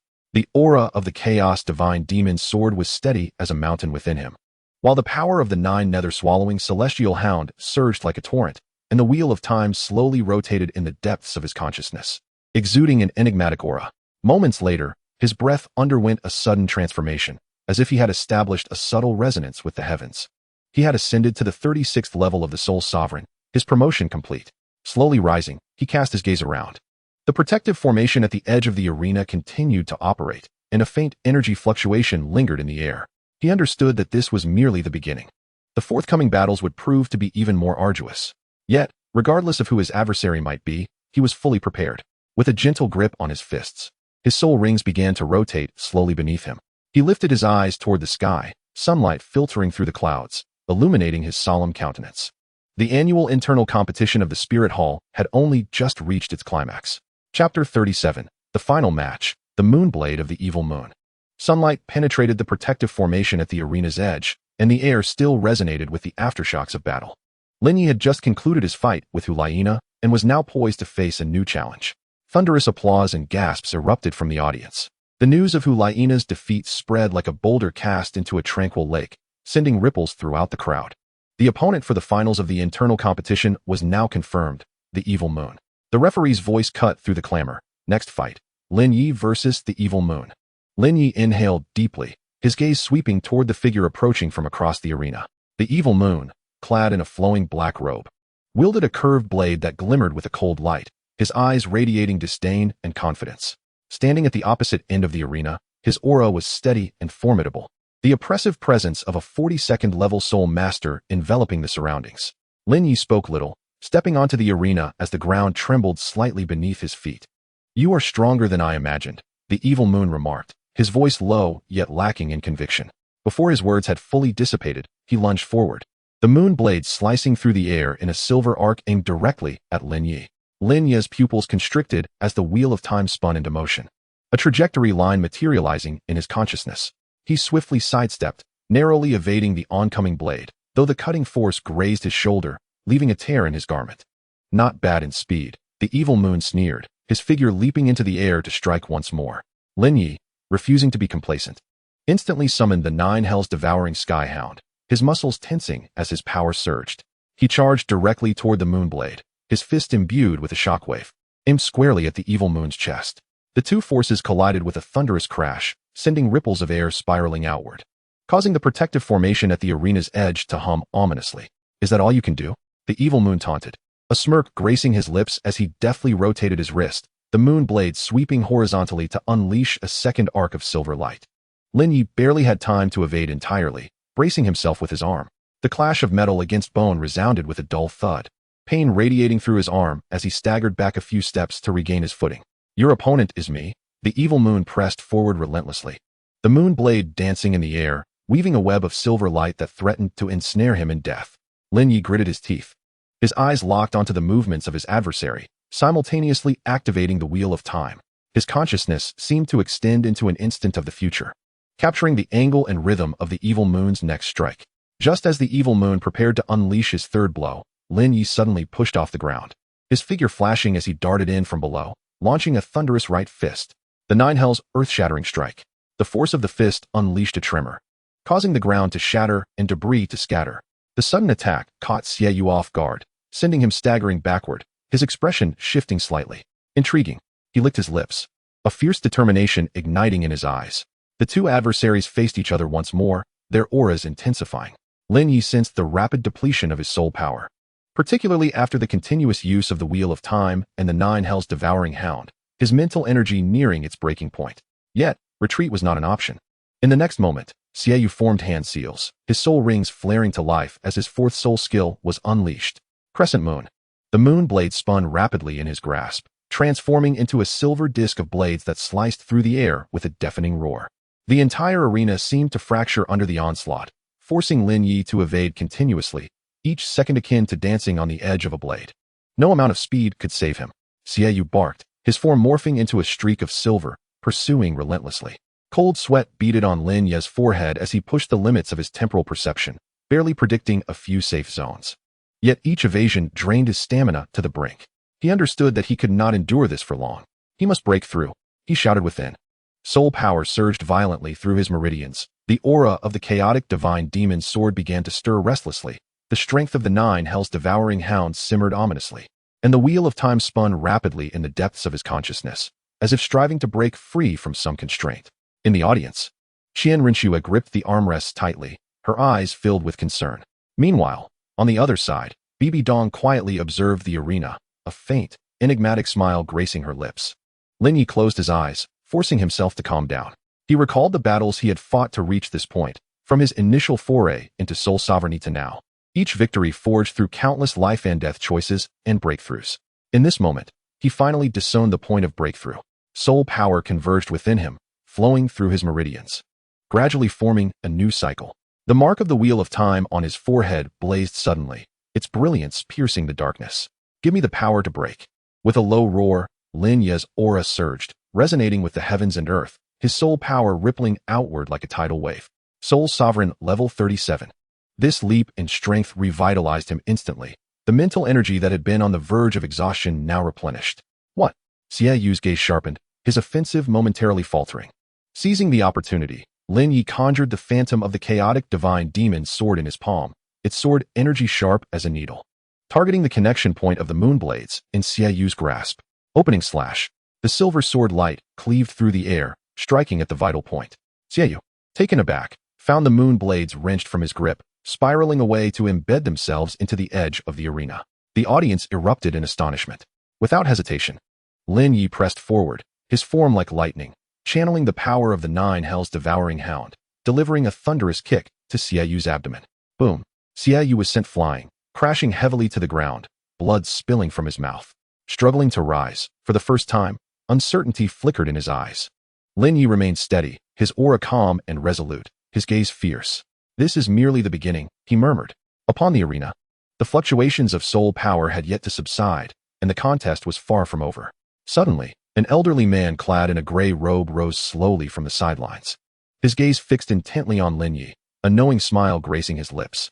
He turned to depart, his steps light, yet leaving behind a faint trace upon the ground. Lin Ye sensed an unusual disturbance, a slight furrow forming on his brow. However, he could spare no time for such distractions. For Xiaoyu had once again grasped the moonblade. Chapter 38. Bitter Struggle, the hidden cards revealed. On the arena, the aura of slaughter surged anew. Lin Ye lightly tapped his toes, swiftly retreating to evade a horizontal slash from Xiaoyu. The air was thick with the metallic scent of friction, the distance between them widening once more. "You are stronger than I had anticipated," Xiaoyu intoned, his voice deep and unwavering, "but I shall not be defeated." Before his words could fade, he formed hand seals, and his soul rings blazed to life, the fifth soul skill manifesting with startling clarity. Blood Moon Reincarnation. The moon blade erupted with a crimson radiance, blood-red patterns spiraling along its edge.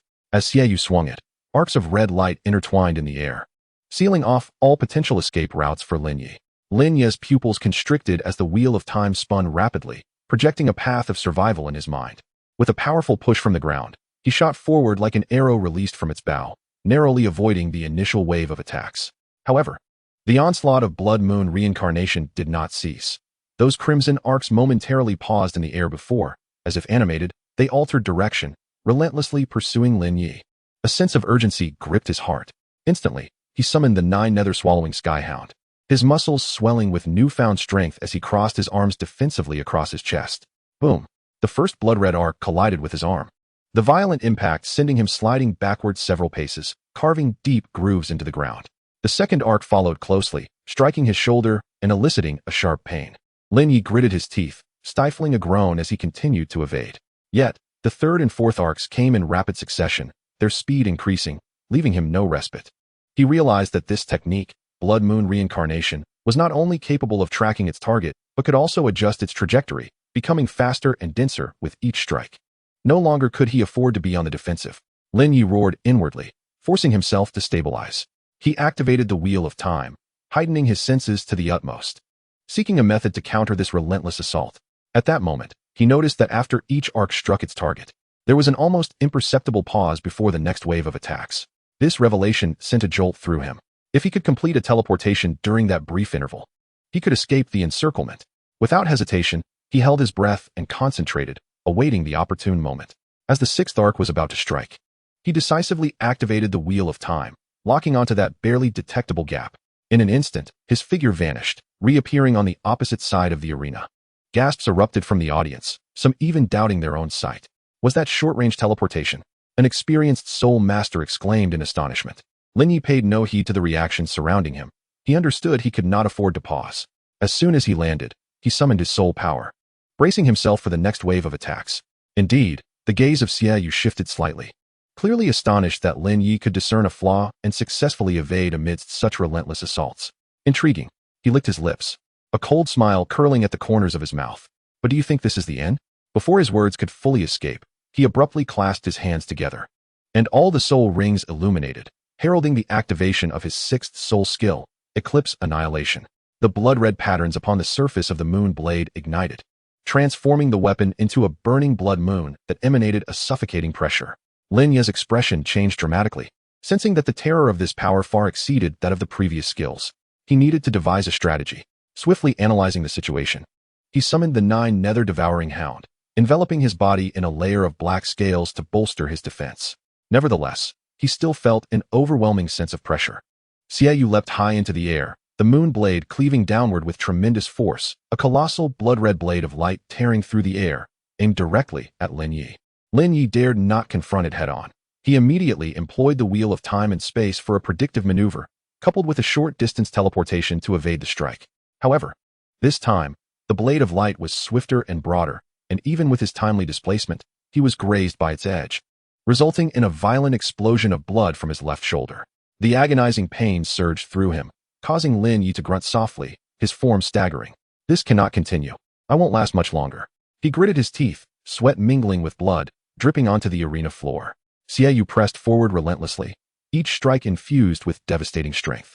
Lin Ye had no choice but to rely on the wheel of time and space for continual predictions, maneuvering perilously close to death through short-distance teleportation. Yet, with each evasion, his soul power rapidly depleted, and his wounds multiplied. At this rate, I will be drained to death, he gasped, racing thoughts swirling in his mind for a solution. At that moment, he suddenly sensed the power of the Nine Nether devouring hound within him vibrating violently, as if something was awakening. Could it be a new awakening? Chapter 39, Sudden Change. Pseudo-time and space stasis.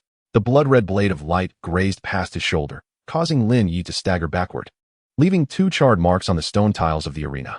He clenched his jaw, pressing his left hand against the wound on his shoulder, the blood seeping through his fingers, scalding and piercing. Xiaoyu showed no mercy, approaching like a specter, the moon blade in his hand radiating an even more intense crimson glow. The air thickened with the scent of blood, as if time itself was distorted by this murderous intent. It is over, Xiaoyu scoffed, raising the moon blade high, and the soul rings erupted once more. The 5th soul skill, Full Moon, activated again, the silvery arc transforming into an impenetrable wheel of blades, spiraling towards Lin Ye with a swifter pace and broader reach than before. Lin Ye's pupils constricted, the wheel of time and space whirring into high gear, projecting countless trajectories in his consciousness. Yet no matter how he calculated, he could not find a single path to survival. He was forced to the edge of the arena, with the cold railing behind him and a vortex of death ahead. There was no more room for escape, he murmured softly, as the power of the Nine Nether devouring hound within him vibrated fiercely, sensing a certain call. Just as the full moon was about to engulf him, Lin Ye suddenly closed his eyes, pouring all his soul power and mental energy into the mark of the wheel of time and space at his forehead. An unprecedented sensation of tearing erupted from the depths of his soul, as if countless steel needles were piercing his mind. He let out a muffled groan, his knees buckling slightly, almost collapsing to the ground. A wave of astonishment rippled through the audience. What is he doing? Someone exclaimed. Is he attempting to forcibly awaken the potential of his martial soul? It's far too perilous. On the arena, a faint golden halo began to manifest around Lin Ye's body, rippling like water. At that moment, the previously swirling and impenetrable full moon exhibited an almost imperceptible delay. What? Xiaoyu's expression changed dramatically. Although his onslaught continued unabated, his actions noticeably faltered for a heartbeat. That fleeting moment became the pivotal point in the battle. Lin Ye's eyes burst open, radiant golden light flashing within, as an intangible wave emanated from him, enveloping the entire arena in a peculiar space. The air thickened. Sounds seemed to be siphoned away, and even the light appeared to congeal. A pseudo-temporal stasis, Lin Ye roared, marking a new mastery over the wheel of time and space under extreme duress. Xiaoyu's figure froze momentarily in midair, though brief, that instant proved to be deadly. Without hesitation, Lin Ye summoned the Nine Nether devouring heaven hound, his muscles swelling, his body cloaked in black scales. With a forceful push, he surged forward like a cannonball, targeting Xiaoyu's core. Boom! A powerful fist struck Xiaoyu's chest, sending him flying backward, crashing heavily onto the arena floor, shattering the ground and raising clouds of dust. Silence enveloped the crowd. Moments later, astonished gasps surged forth like a tidal wave. He struck Xiaoyu. What kind of ability was that? It felt as though time had truly paused for a few breaths. On the arena, Lin Ye remained steadfast, his chest heaving violently, a mixture of sweat and blood dripping onto the ground. He sensed his soul power rapidly recovering, and his mental clarity sharpening. A breakthrough. Soul Master level 39, no? It is level 40. He slowly raised his right hand, a faint golden halo coalescing in his palm, a manifestation of temporal power. Xiaoyu struggled to rise, blood trickling from the corner of his mouth, his eyes betraying astonishment and trepidation for the first time. What sort of monster are you? He whispered. Lin Ye did not respond. Instead, he took deliberate steps forward, each footfall making the surrounding air grow heavier. The power within him surged like never before. With every rotation of the wheel of time and space, his control over the battlefield deepened. Now it is my turn. Lin Ye spoke softly, and the next moment, he waved his hand, sending forth a golden ripple that enveloped the entire arena. Xiaoyu felt his body grow heavy, his movements slowing to an agonizing crawl, as if he were mired in quicksand. A field of sluggishness, Lin Ye pronounced. marking a further development of his mastery over the wheel of time and space following his breakthrough. Xiaoyu gritted his teeth and roared in fury, attempting to break free. Yet every inch of movement became excruciatingly arduous. His actions lost their fluidity, even his breaths seemed elongated. A glint of cold light flashed in Lin Ye's eyes as he instantaneously appeared behind Xiaoyu, his right arm swelling, morphing into the claw of the Nine Nether devouring heaven hound, slicing through the air with a fierce rush, aimed directly at his opponent's back. Kneel before me. As the claws fell, Xiaoyu let out a muffled groan, his knee crashing heavily against the ground, sending a cascade of shattered stones into the air. The uproar from the audience erupted into a frenzy, as everyone realized that the tide of battle might have turned. At the edge of the arena, the elderly observer, who had remained silent, finally revealed a cryptic smile. Have you awakened at last? It seems your fate extends beyond this moment. On the stage, Lin Ye retracted his hand and stood there quietly, allowing the wind to tousle his garments. He sensed the surging power within him, knowing this was merely the beginning. The wheel of time had yet to reach its limits. Suddenly, he detected an unusual presence. At the very edge of the slow domain, there was an exceedingly faint fluctuation, as if some existence were attempting to pierce through this layer of space. Lin Ye furrowed his brow and extended his consciousness, only to discover that the disturbance originated from. He sharply turned his head to the outside of the arena, a certain direction where a gaze was fixated upon him. Cold, unfamiliar, yet vaguely reminiscent. Chapter 40, Champion. As Lin Ye's consciousness captured that gaze at the edge of the slow domain, Xiaoyu had not yet fully extricated himself from its effects. He did not rashly pursue. Instead, he swiftly retreated a half-step, and the soul power within him surged violently as he summoned the chaotic divine demon sword. A grayish sword light materialized from the void, imbued with boundless killing intent and destructive energy, settling firmly into Lin Ye's palm. He inhaled deeply, feeling the tumultuous power within him, despite his mental energy being nearly depleted. This battle must be concluded. The slow domain continued to exert its influence, though its effects had begun to wane. Lin Ye understood that time was of the essence. His eyes narrowed slightly as his mind raced to calculate the optimal attack path. That previous heavy punch had already injured Xiaoyu's right arm. Though it had not been severed, his grip on the blade had clearly weakened. The moon blade itself was a weapon materialized from a martial soul, and if he could thoroughly shatter the joint of Xiaoyu's right wrist with the next strike, he would render him incapable of wielding the moon blade. This was the sole opportunity. Lin Ye gritted his teeth, forcibly suppressing the weakness in his body, and with his left hand, he gently caressed the sword's body, instantly infusing it with chaotic energy. The blade hummed, as if sensing its master's resolve, and the gray light intensified. The final strike, he murmured softly, and with a sudden forceful step, his figure shot forth like a released arrow. The audience erupted in a clamor. He was about to strike again. That previous punch had already gravely wounded Xiaoyu. Did he intend to seize the victory with a single, powerful blow? How infuriating. He had already broken through 2 levels consecutively. His soul power and mental energy must be nearly depleted. Would he be able to sustain another powerful skill? Outside the arena, the elderly observer, who had been watching the battle intently, wore a grave expression and slowly nodded. Truly worthy of being a person of destiny, even in such a state. He can still make the most precise judgments.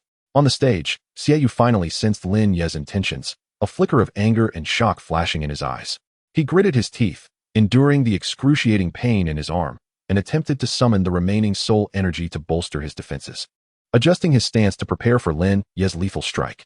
Yet, the influence of the slow domain had not fully dissipated, and his movements remained sluggish. Even the briefest moment of hesitation can tip the scales of victory. Lin Ye's figure carved a fleeting shadow in the air, his sword aimed directly at the wrist of Xiaoyu. The chaotic divine demon sword, imbued with the might to rend space itself, sliced through the air, emitting a piercing whistle.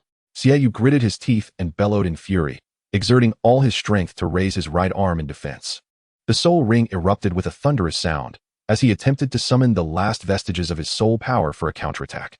However, at the very instant the sword was about to make contact with his wrist, he heard a sharp cry from Lin Ye, who commanded, "Slash." The chaotic divine demon sword suddenly unleashed a dazzling gray light, and the sword energy surged forth like a tidal wave, shattering the hastily erected soul power barrier of Xiaoyu. With a crack, reminiscent of breaking bones, the sword struck true, incapacitating Xiaoyu's right arm with a violent shockwave that rendered it momentarily paralyzed. The moon blade slipped from his grasp. The crisp sound of metal striking the ground reverberated throughout the arena, plunging the crowd into a brief silence. This was swiftly followed by a thunderous eruption of cheers. Lin Ye had triumphed. He had disarmed Xiaoyu. The championship belonged to him. The audience erupted in a frenzy, rising to their feet and exclaiming with uncontainable excitement. What was once deemed an unassailable final had concluded in such a dramatic fashion. On the stage, Lin Ye stood still, panting heavily, beads of cold sweat trickling down his forehead. He fixed his gaze on the dazed Xiaoyu lying on the ground, a faint smile curling at the corners of his mouth. Victory was his. The chief referee ascended the stage to announce the results, while several elders from the spirit hall hurried forward to attend to Xiaoyu's injuries. Lin Ye cast a fleeting glance, then slowly turned, making his way to the center of the arena, gripping the chaotic divine demon sword firmly as he drove it into the ground. Clang! The sword stood tall, radiating an impressive aura. He straightened his back, allowing the wind to tousle his garments, his gaze resolute as it swept across the surroundings. In this moment, he was the champion of the annual Spirit Hall competition, the dark horse in the hearts of countless spectators. Meanwhile, deep within the audience, an elderly figure rose slowly, a knowing smile gracing his lips. It seemed you have begun to grasp true power. Perhaps the future shall indeed be altered by your hand. Simultaneously, Lin Ye felt a lingering tension within. He sensed a clandestine presence stealthily departing the arena following his recent strike. The owner of the gaze that had previously fixed upon him. Who could it be?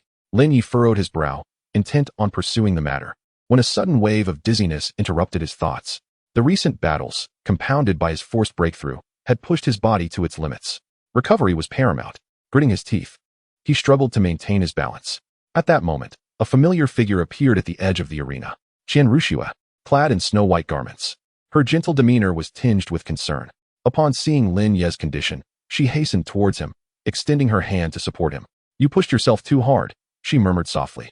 Lin Ye managed to smile, his voice raspy. How can one become a champion without exerting oneself?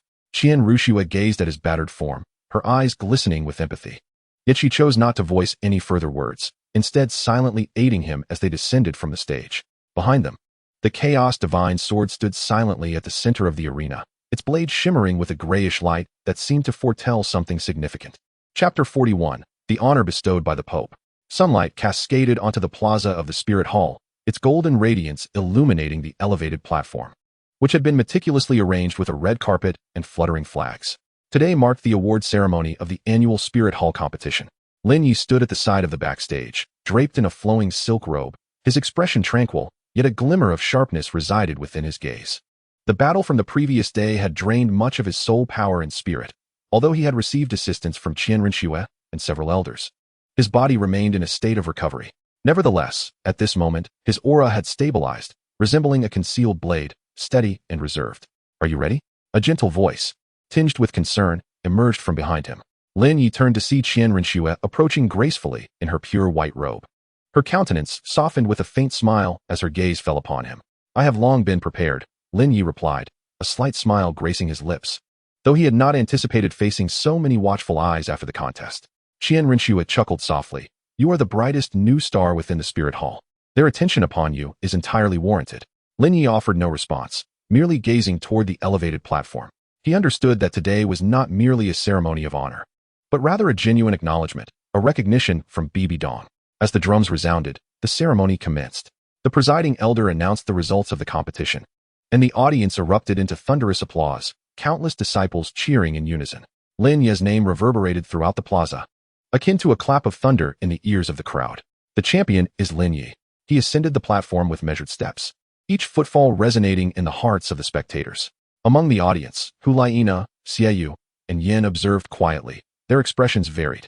Notably, Xiaoyu, with his right arm still bandaged, trembled slightly as he clenched his fist, yet the hostility in his eyes had vanished, replaced by profound gravity and respect. Standing at the center of the platform, Lin Ye awaited the moment of his final accolade. Bibi Dong emerged, donned in the Pope's robe, embroidered with golden patterns, exuding an imposing aura. Her gaze swept across the assembly before resting on Lin Ye, her lips curving into a subtle smile that hinted at something elusive. Lin Ye, she spoke, her voice soft yet resonant, reaching every corner of the plaza. Your subordinate is present, Lin Ye replied, bowing respectfully. Bibi Dong nodded and gestured for her attendant to present a brocade box. As the box opened, a badge engraved with an angelic totem lay within, radiating a gentle divine light. This is the exclusive reward for this year's champion, Bibi Dong declared calmly. Furthermore, I hereby grant you the title of one of the holy sons of the Spirit Hall, alongside Qian Renxue. At her words, an uproar ensued among the crowd. The position of Holy Son had always been conferred upon only a select few. Now, Lin Ye, as a newcomer, was granted this exceptional honor, signifying unprecedented recognition. Lin Ye's expression remained unchanged as he accepted the badge and solemnly affixed it to his chest. In that moment, he felt a subtle power coursing through him, as if resonating with the very fortune of the spirit hall. Bibi Dong's gaze was profound as she murmured, "Indeed, this single remark surpasses 1,000 words." Lin Ye raised his gaze, meeting her eyes, and within his heart, he faintly comprehended that this was not merely a commendation, but rather a subtle probing, a genuine evaluation. The ceremony continued, as the esteemed elders approached in succession to offer their congratulations, while many disciples who had previously harbored doubts now cast admiring glances in his direction. Huliena approached gracefully, pausing before Lin Ye, and with a slight nod, she proclaimed, "Congratulations, esteemed son." Lin Ye smiled gently. "There is no need for such formality. It is not mere courtesy," Huliena stated earnestly. "It is what you rightfully deserve." The hostility that once resided in her eyes had been replaced by a complex array of emotions. Perhaps she had finally realized that this man's strength and cunning exceeded her expectations. Xiaoyu and Yin subsequently drew near. The former glanced down at his wrist and murmured, "That sword wound remains unhealed." Lin Ye regarded him with a calm gaze. "That you can still wield a blade is already commendable." Xiaoyu offered a bitter smile. "I once believed myself to be strong enough, until I encountered you." Lin Ye remained silent, merely nodding gently. He sensed that the attitudes of these individuals toward him had subtly transformed. No longer were they hostile or testing. Instead, there was a genuine recognition. In the distance, Qian Renxue stood quietly, observing everything with a faint smile gracing her lips. As the ceremony concluded, the crowd gradually dispersed. Lin Ye stood at the edge of the platform, gazing into the distant horizon, his thoughts tumultuous. He understood that this was merely the beginning. The position of the sun not only signified glory but also bore the weight of responsibility and pressure. Bibi Dong's profound intentions would not cease here. "What are you pondering?" Qian Renxue inquired softly as she approached him. "I am contemplating why she would choose this moment to elevate me to the position of son." Lin Ye replied in a low voice. Qian Renxue paused in slight astonishment before grasping his meaning. Perhaps she had already glimpsed a fragment of the future. After a brief moment, she added, "And you are progressing towards that future." Lin Ye remained silent for a moment, then nodded slowly. The wind swept across the plaza, stirring his garments and dissipating the last remnants of tumult. In the distance, a figure quietly melded into the shadows, their gaze profound, as if awaiting something. In the next instant, a steward hastened towards them, whispering urgently, "Lin Sun, the Pope requests your presence in the secret chamber for a discussion." Lin Ye furrowed his brow upon hearing this. Qian Renxue looked at him, hesitating to speak. "I shall go and see," Lin Ye replied softly, turning to step into the corridor leading into the unknown. The sound of his footsteps gradually faded, leaving only the wind whispering across the empty plaza, stirring up a cloud of dust. Chapter 42, A New Mission. Lin Ye proceeded slowly through the corridor deep within the spirit hall, his footsteps echoing on the stone tiles. Resonant, yet solitary. The candle flames flickered gently in the breeze, illuminating his somewhat weary, yet still sharp expression. The recently concluded awards ceremony replayed in his mind. Bibi Dong's declaration regarding the position of sun not only incited astonishment among the attendees, but also stirred ripples within Lin Ye's heart. He understood that this was not merely an accolade but the inception of a deeper design. The steward guided him to the entrance of the secret chamber before quietly withdrawing, and the heavy iron door slowly creaked open before him, revealing a dimly lit interior. Without hesitation, Lin Ye stepped inside. The chamber was shrouded in dim light, with a black stone table standing resolutely at its center. Sitting behind it was Bibi Dong, her gaze profound and fathomless, as if she had anticipated his arrival long ago. "Please take a seat," she instructed, her voice calm, yet imbued with an unmistakable authority. Lin Ye nodded and settled himself to the side, meeting her eyes with a demeanor that was neither subservient nor confrontational. Bibi Dong smiled faintly. "Your performance in yesterday's battle was quite impressive." Lin Ye replied coolly. "Thank you for the compliment, Your Holiness." "I find your delayed domain intriguing," Bibi Dong said slowly, a hint of curiosity in her tone. "Could you elaborate on its principles and the costs associated with its use?" After a moment of contemplation, Lin Ye began to recount his experience. He recalled the moment when he was cornered by the evil moon, how he had channeled all his soul power and mental energy into the wheel of time and space, forcibly manifesting the nascent form of the delayed domain. He did not shy away from discussing the associated risks, describing how he had nearly depleted his soul power and teetered on the brink of mental collapse, potentially leaving behind irreparable consequences. Bibi Dong listened intently, occasionally nodding lightly, her eyes sparkling with a barely perceptible glimmer. Once Lin Ye finished, she paused for a moment before speaking again.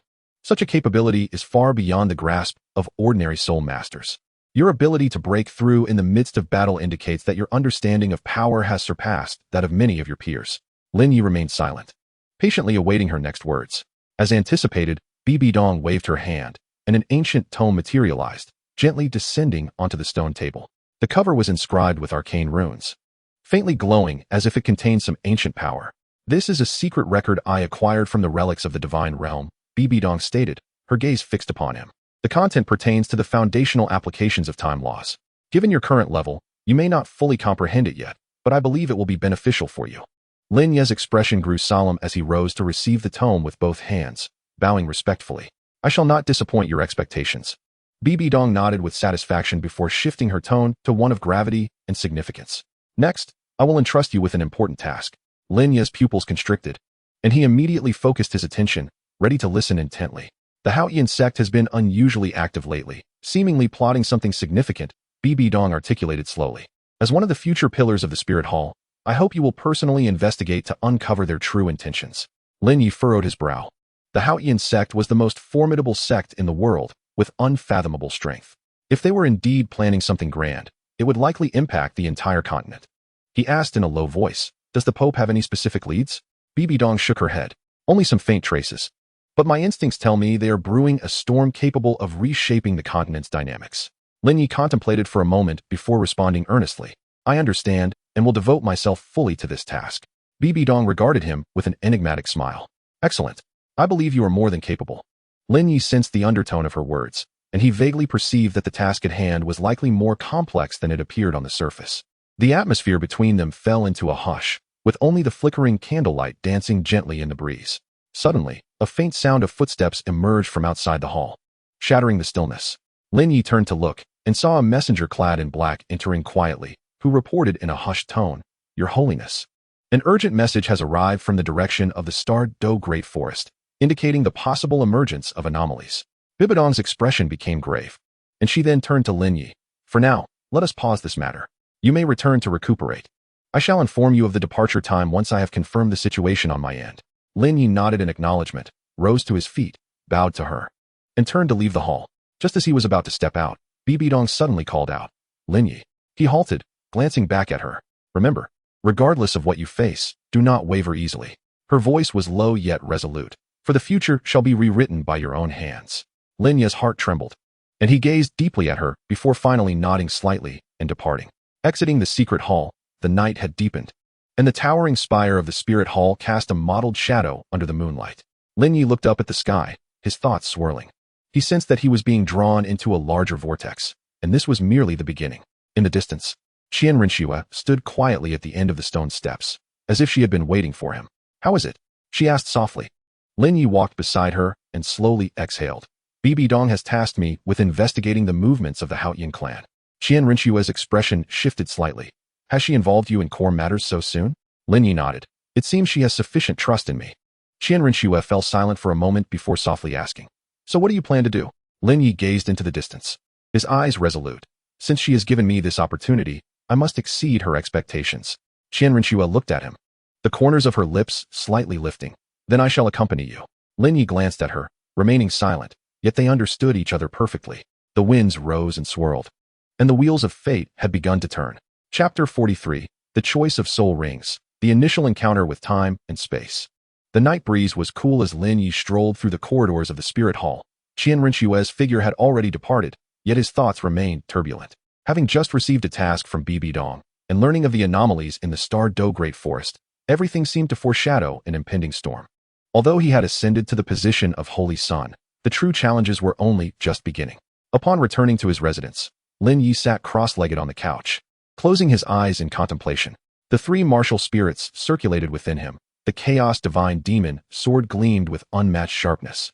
The Nine Hell's devouring hound possessed a devouring power as deep as the abyss, and the time-space wheel, suspended within the depths of his consciousness, rotated slowly like the stars of the universe, emanating a disquieting aura. It bore the power to control time and space, yet had yet to awaken fully. The slow domain was merely a fundamental attempt. To further develop its potential, soul rings must be attached. With this determination, Lin Ye opened his eyes, a glimmer of resolve flashing within.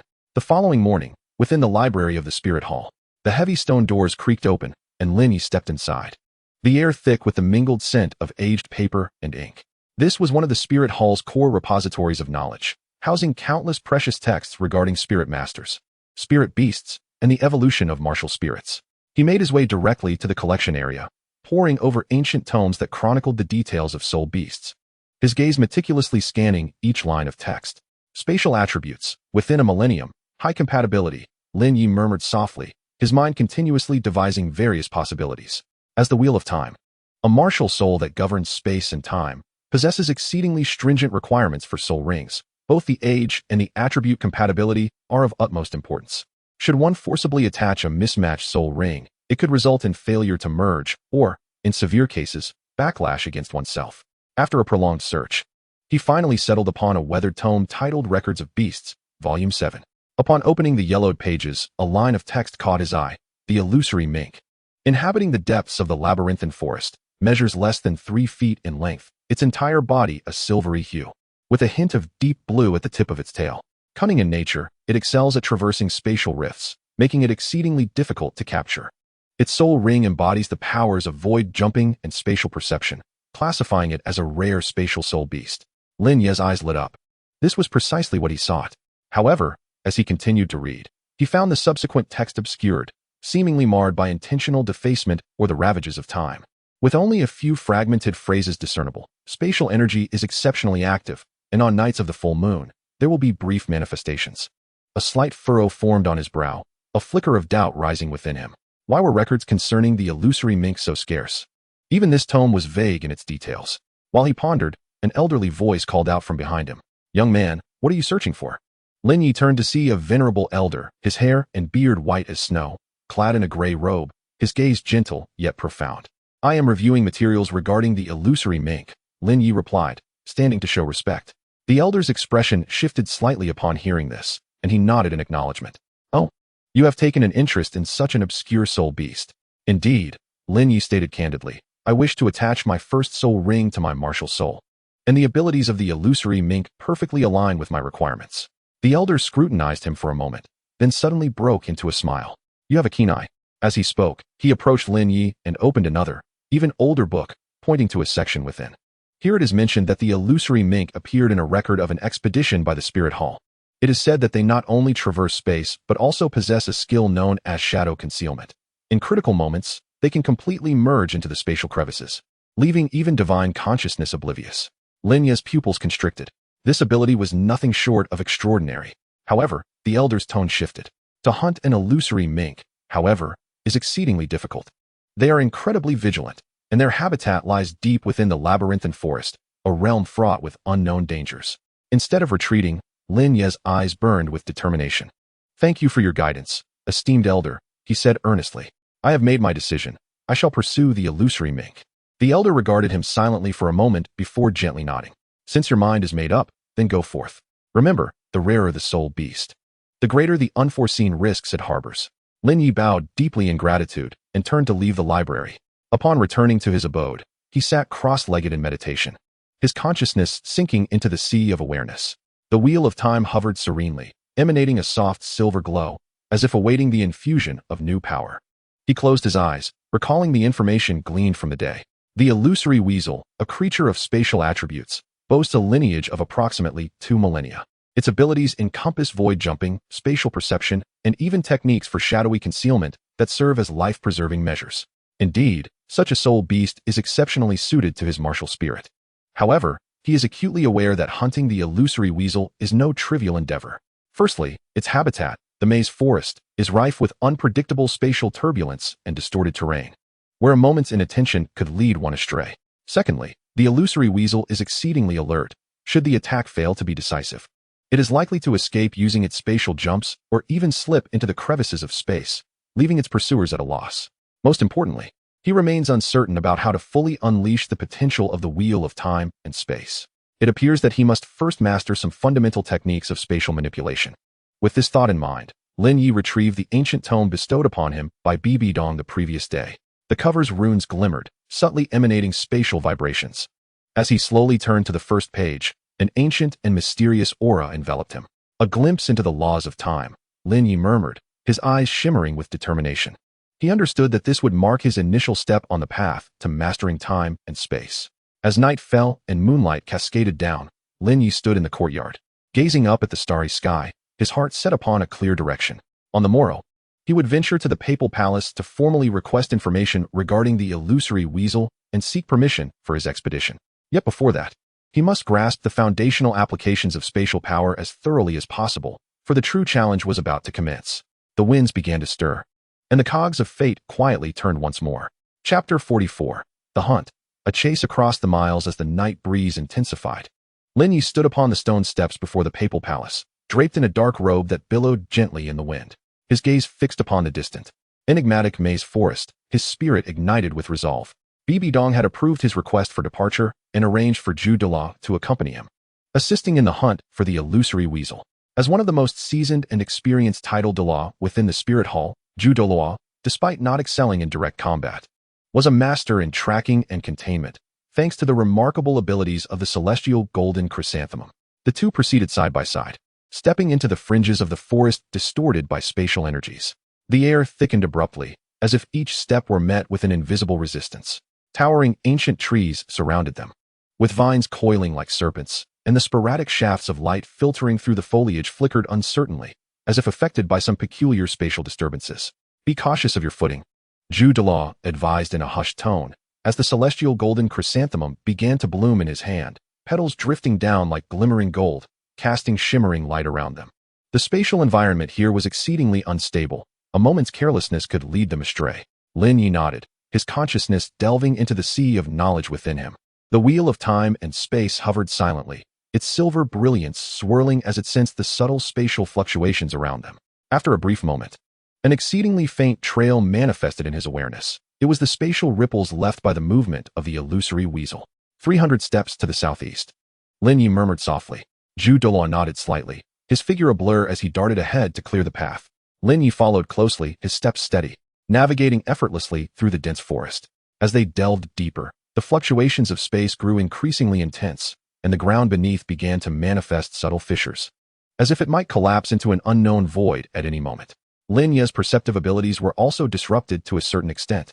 The feedback from the wheel of time and space lost its stability. Suddenly, a silvery figure flickered across his vision, moving with a speed that was nearly impossible to capture. It had appeared.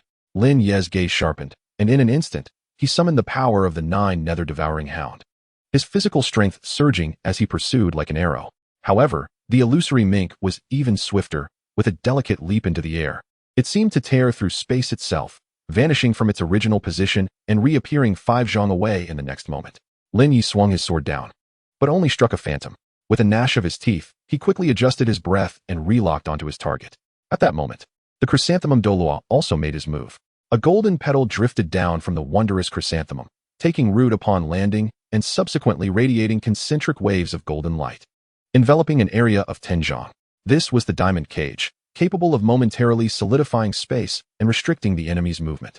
The illusory mink flickered once more, but was impeded by the waves of light. Its form momentarily halted. This was the opportunity. Lin Ye suddenly accelerated, wielding the chaotic demon sword, the sword energy weaving through the air, sealing off all potential escape points for the illusory mink. Yet, the illusory mink's reactions were equally swift. It curled into a tight ball, the tip of its tail glowing with a ghostly blue luminescence. In the next instant, its entire body melded seamlessly into the interstices of space. The phantom had concealed itself. The chrysanthemum Douluo exclaimed. Lin Ye's pupils constricted. He immediately activated the wheel of time and space, attempting to capture the faint residual fluctuations of energy. However, the illusory mink's presence had completely vanished. As if it had never existed, it had hidden within the spatial crevice. The chrysanthemum Douluo frowned deeply. In this state, even my ability to lock onto its aura is ineffective. Lin Ye remained silent, closing his eyes and sinking his consciousness into the sea of awareness, extending the perception of the wheel of time and space to its utmost limit. Moments later, he detected an exceedingly faint trace of energy in the air, a remnant of spatial energy left by the illusory mink. It had not gone far. Lin Ye opened his eyes, his tone resolute. It is still observing us. At his words, a flicker of approval flashed in the chrysanthemum Douluo's eyes. You truly are remarkable. In the ensuing time, the two slowed their movements, deliberately creating a facade of relaxation while secretly laying their plans, awaiting the illusory mink's reappearance. Seconds ticked by, and the atmosphere in the forest grew increasingly oppressive. Suddenly, a silver light shot through the air from the side, aimed directly at Lin Ye's chest. Anticipating this, Lin Ye's left hand shot out instantly. The power of the Nine Nether Devouring Hound erupted, the force of absorption coalescing in his palm, effectively intercepting the illusory mink's attack. Simultaneously, the chaotic demon sword swept out, forcing the illusory mink to flicker away once more. Yet this time, it could not evade entirely. A strand of its silver fur was severed by the blade, drifting to the ground, releasing a faint and unusual fragrance into the air. Seeing this, the chrysanthemum Douluo's lips curled slightly, with a flick of his finger.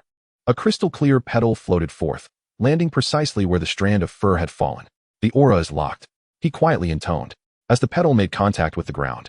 A fleeting spatial trajectory materialized in the air, distinctly outlining the position of the illusionary mink. Act now, bellowed Douluo. Without a moment's hesitation, Lin Ye unleashed a torrent of soul power, augmenting his speed with the might of the Nine Nether Devourer Hound, while the Wheel of Time anticipated the trajectory. The chaotic divine demon sword transformed into a slender gray line, piercing directly at the core of that spatial trace. The illusionary mink seemed to sense the impending danger, desperately attempting to evade once more.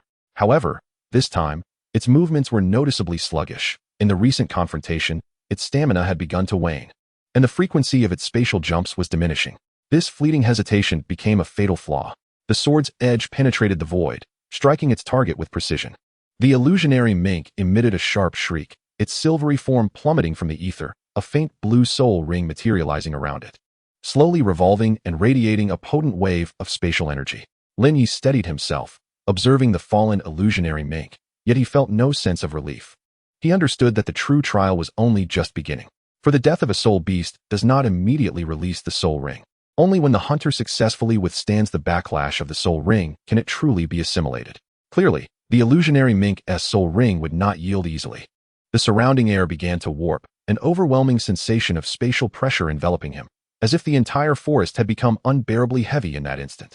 Be cautious, Douluo cautioned. The energy of this soul ring is immense. Your capacity to endure is limited.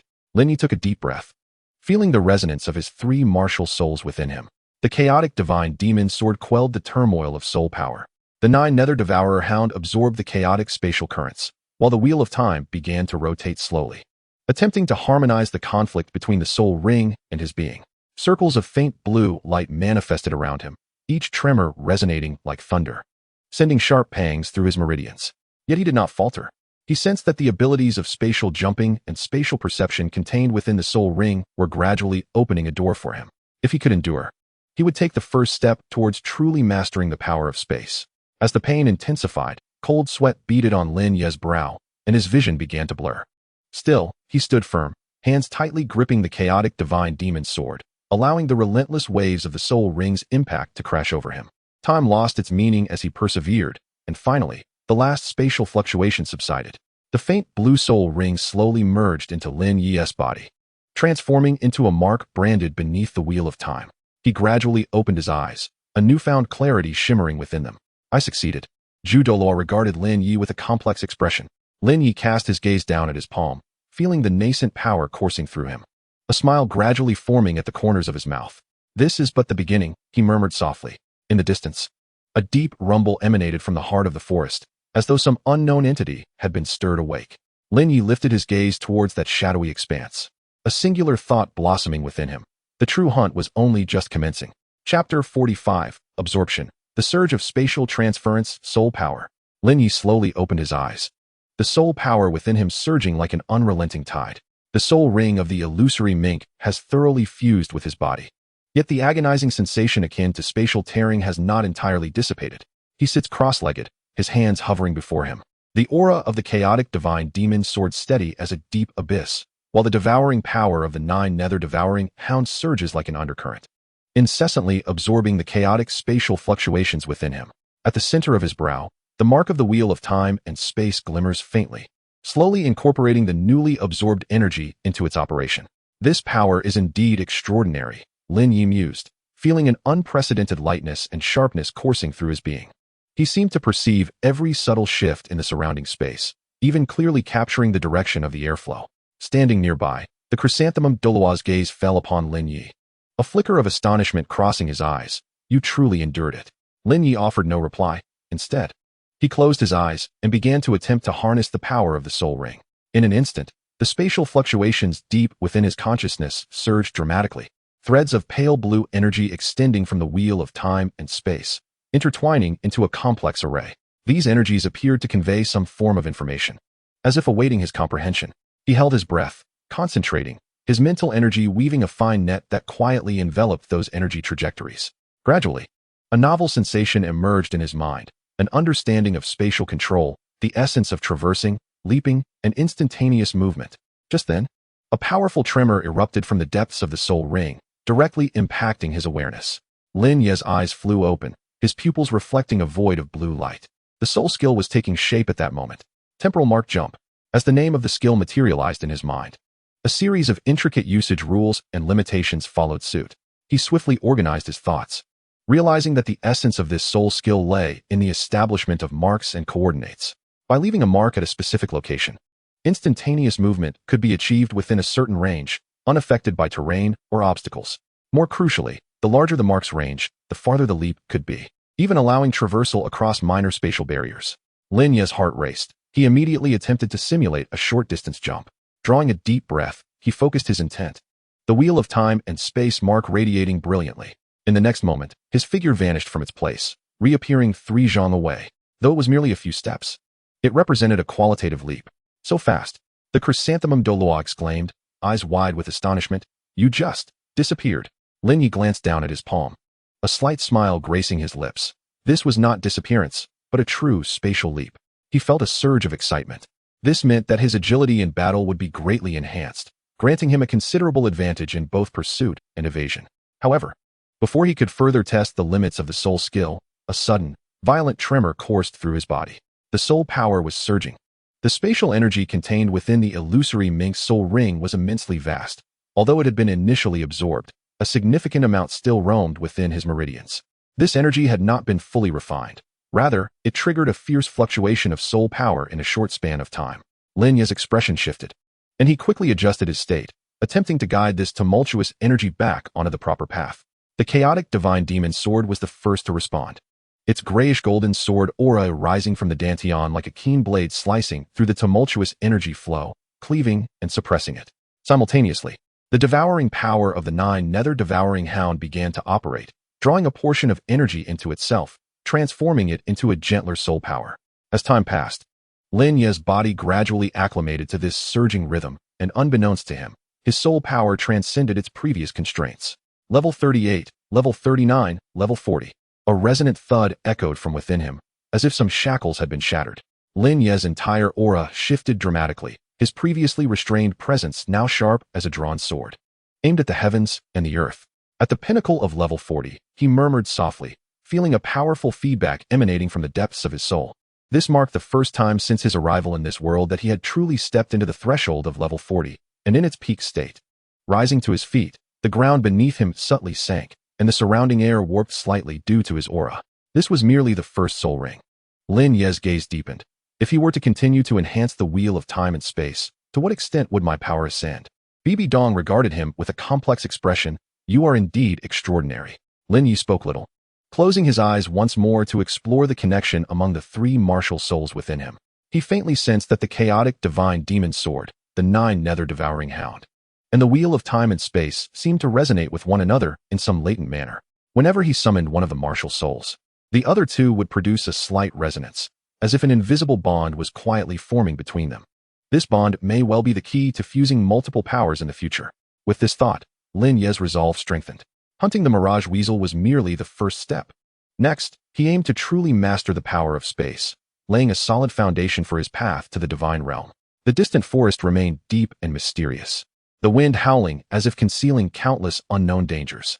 Yet, he was unafraid, for he was no longer the rootless traveler who had first arrived in this world, but a formidable being on the verge of embarking on his own legendary journey. Lin Ye turned and strode forward, his steps resolute, each footfall creating faint ripples of blue light. He intended to seek Bibi Dong, to report the results of this mission. while also presenting her with a new request regarding the elusive ancient tome that mentioned the spatial energy deep within the mysterious forest. Perhaps there lay the true beginning. Chapter 46, The Marvel of Space, a life-saving card. Lin Ye stood in the vast training ground, surrounded by an eerie silence. The spatial abilities he had just acquired from the Mirage Weasel's soul ring still felt somewhat unfamiliar, each use akin to negotiating with the unknown. He took a deep breath, allowing his soul power to flow gently, as the wheel of time and space began to glow subtly at the center of his brow.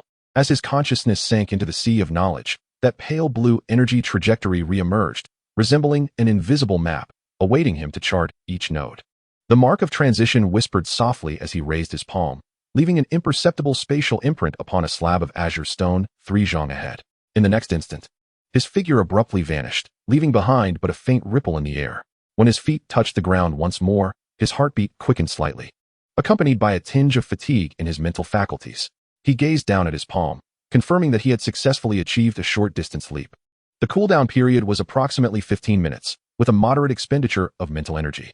He silently recorded this data, and then sat cross-legged to meditate and recuperate. This was an arduous process of adaptation. Mastery of the skill required continual attempts, reflections, and adjustments. Each failure or miscalculation served as a test of his will and patience. Lin Ye refrained from rushing his progress, opting instead to devise a meticulous training regimen. He delineated the training area into various distance points, each marked with different colors for repeated testing. With each leap, his perception of space gradually sharpened. Initially, he could only vaguely sense changes within a 10-meter radius. Yet by evening, he could distinctly track the trajectory of leaves falling over 100 meters away. His passive perception range was expanding, filling him with quiet joy, for it indicated that the wheel of time and space was gradually awakening its true potential. After one of his transitions, he suddenly sensed something unusual. The ground beneath him seemed softer than before, and the flow of air had shifted slightly. Closing his eyes to attune himself, he discerned subtle fluctuations in the surrounding space, akin to a hidden rhythm that trembled quietly as he leaped. This revelation sent a jolt through him. He began to deliberately document the spatial changes occurring with each transition, striving to uncover any underlying patterns. As the sun dipped low and dusk enveloped the sky, Lin Ye remained immersed in his practice. Though his body was weary, his gaze grew ever sharper. He understood that this was no ordinary skill training, but rather the initial step toward unlocking the path to the divine realm of the future. At the edge of the training ground, beneath an ancient tree, Lin Ye opened the journal left by Bibi Dong. The pages were yellowed, the handwriting meticulous, and the content complex and esoteric, yet it contained profound theories of space. As he perused the words, he compared the descriptions with his own experiences. Many concepts that had previously eluded his understanding suddenly became clear. So that's how it is, he murmured to himself, realizing that the mark of transition was not merely a displacement, but rather a tearing of a fissure in space, allowing movement through a brief folding. This recognition illuminated his mind. He finally comprehended why the air around him exhibited slight distortions after each leap. It was the mark of space being torn and swiftly mended. The rhythm concealed within the fluctuations might well be the resonance frequency of the spatial structure itself. With excitement, he closed the journal and resolved to conduct another experiment. This time, he deliberately adjusted the flow of his soul energy prior to the leap, allowing the aura of the chaos divine demon sword to guide him, while the power of the Nine Nether devouring heaven hound acted as a stabilizing force for the spatial fluctuations. As his consciousness shifted, the imprint activated, and the sound of space tearing resonated in his ears, clearer than ever before. This leap was not only swifter and more stable, but the expenditure of mental energy was also noticeably reduced. Lin Ye's lips curled slightly, his mind already reaching a conclusion. As long as he mastered this rhythm, he could enhance the efficiency of his transitions without burdening his spirit. This implied that this skill could be utilized not only for evasion and ambush in battle, but could also serve as a crucial lifeline in desperate moments. As night fell, the training ground was left desolate, with Lin Ye standing alone. He remained still, closing his eyes and attuning himself to the spatial fluctuations around him. The distant sound of the wind, the rustling leaves, and the vibrations of the earth all merged into his perception. Suddenly, he opened his eyes, locking onto a thicket 30 paces to the southeast. There, a minuscule spatial tremor suggested that someone was attempting to conceal their presence and spy on him. Lin Ye refrained from immediate action, subtly leaving behind a mark beneath his feet while quietly adjusting his soul power.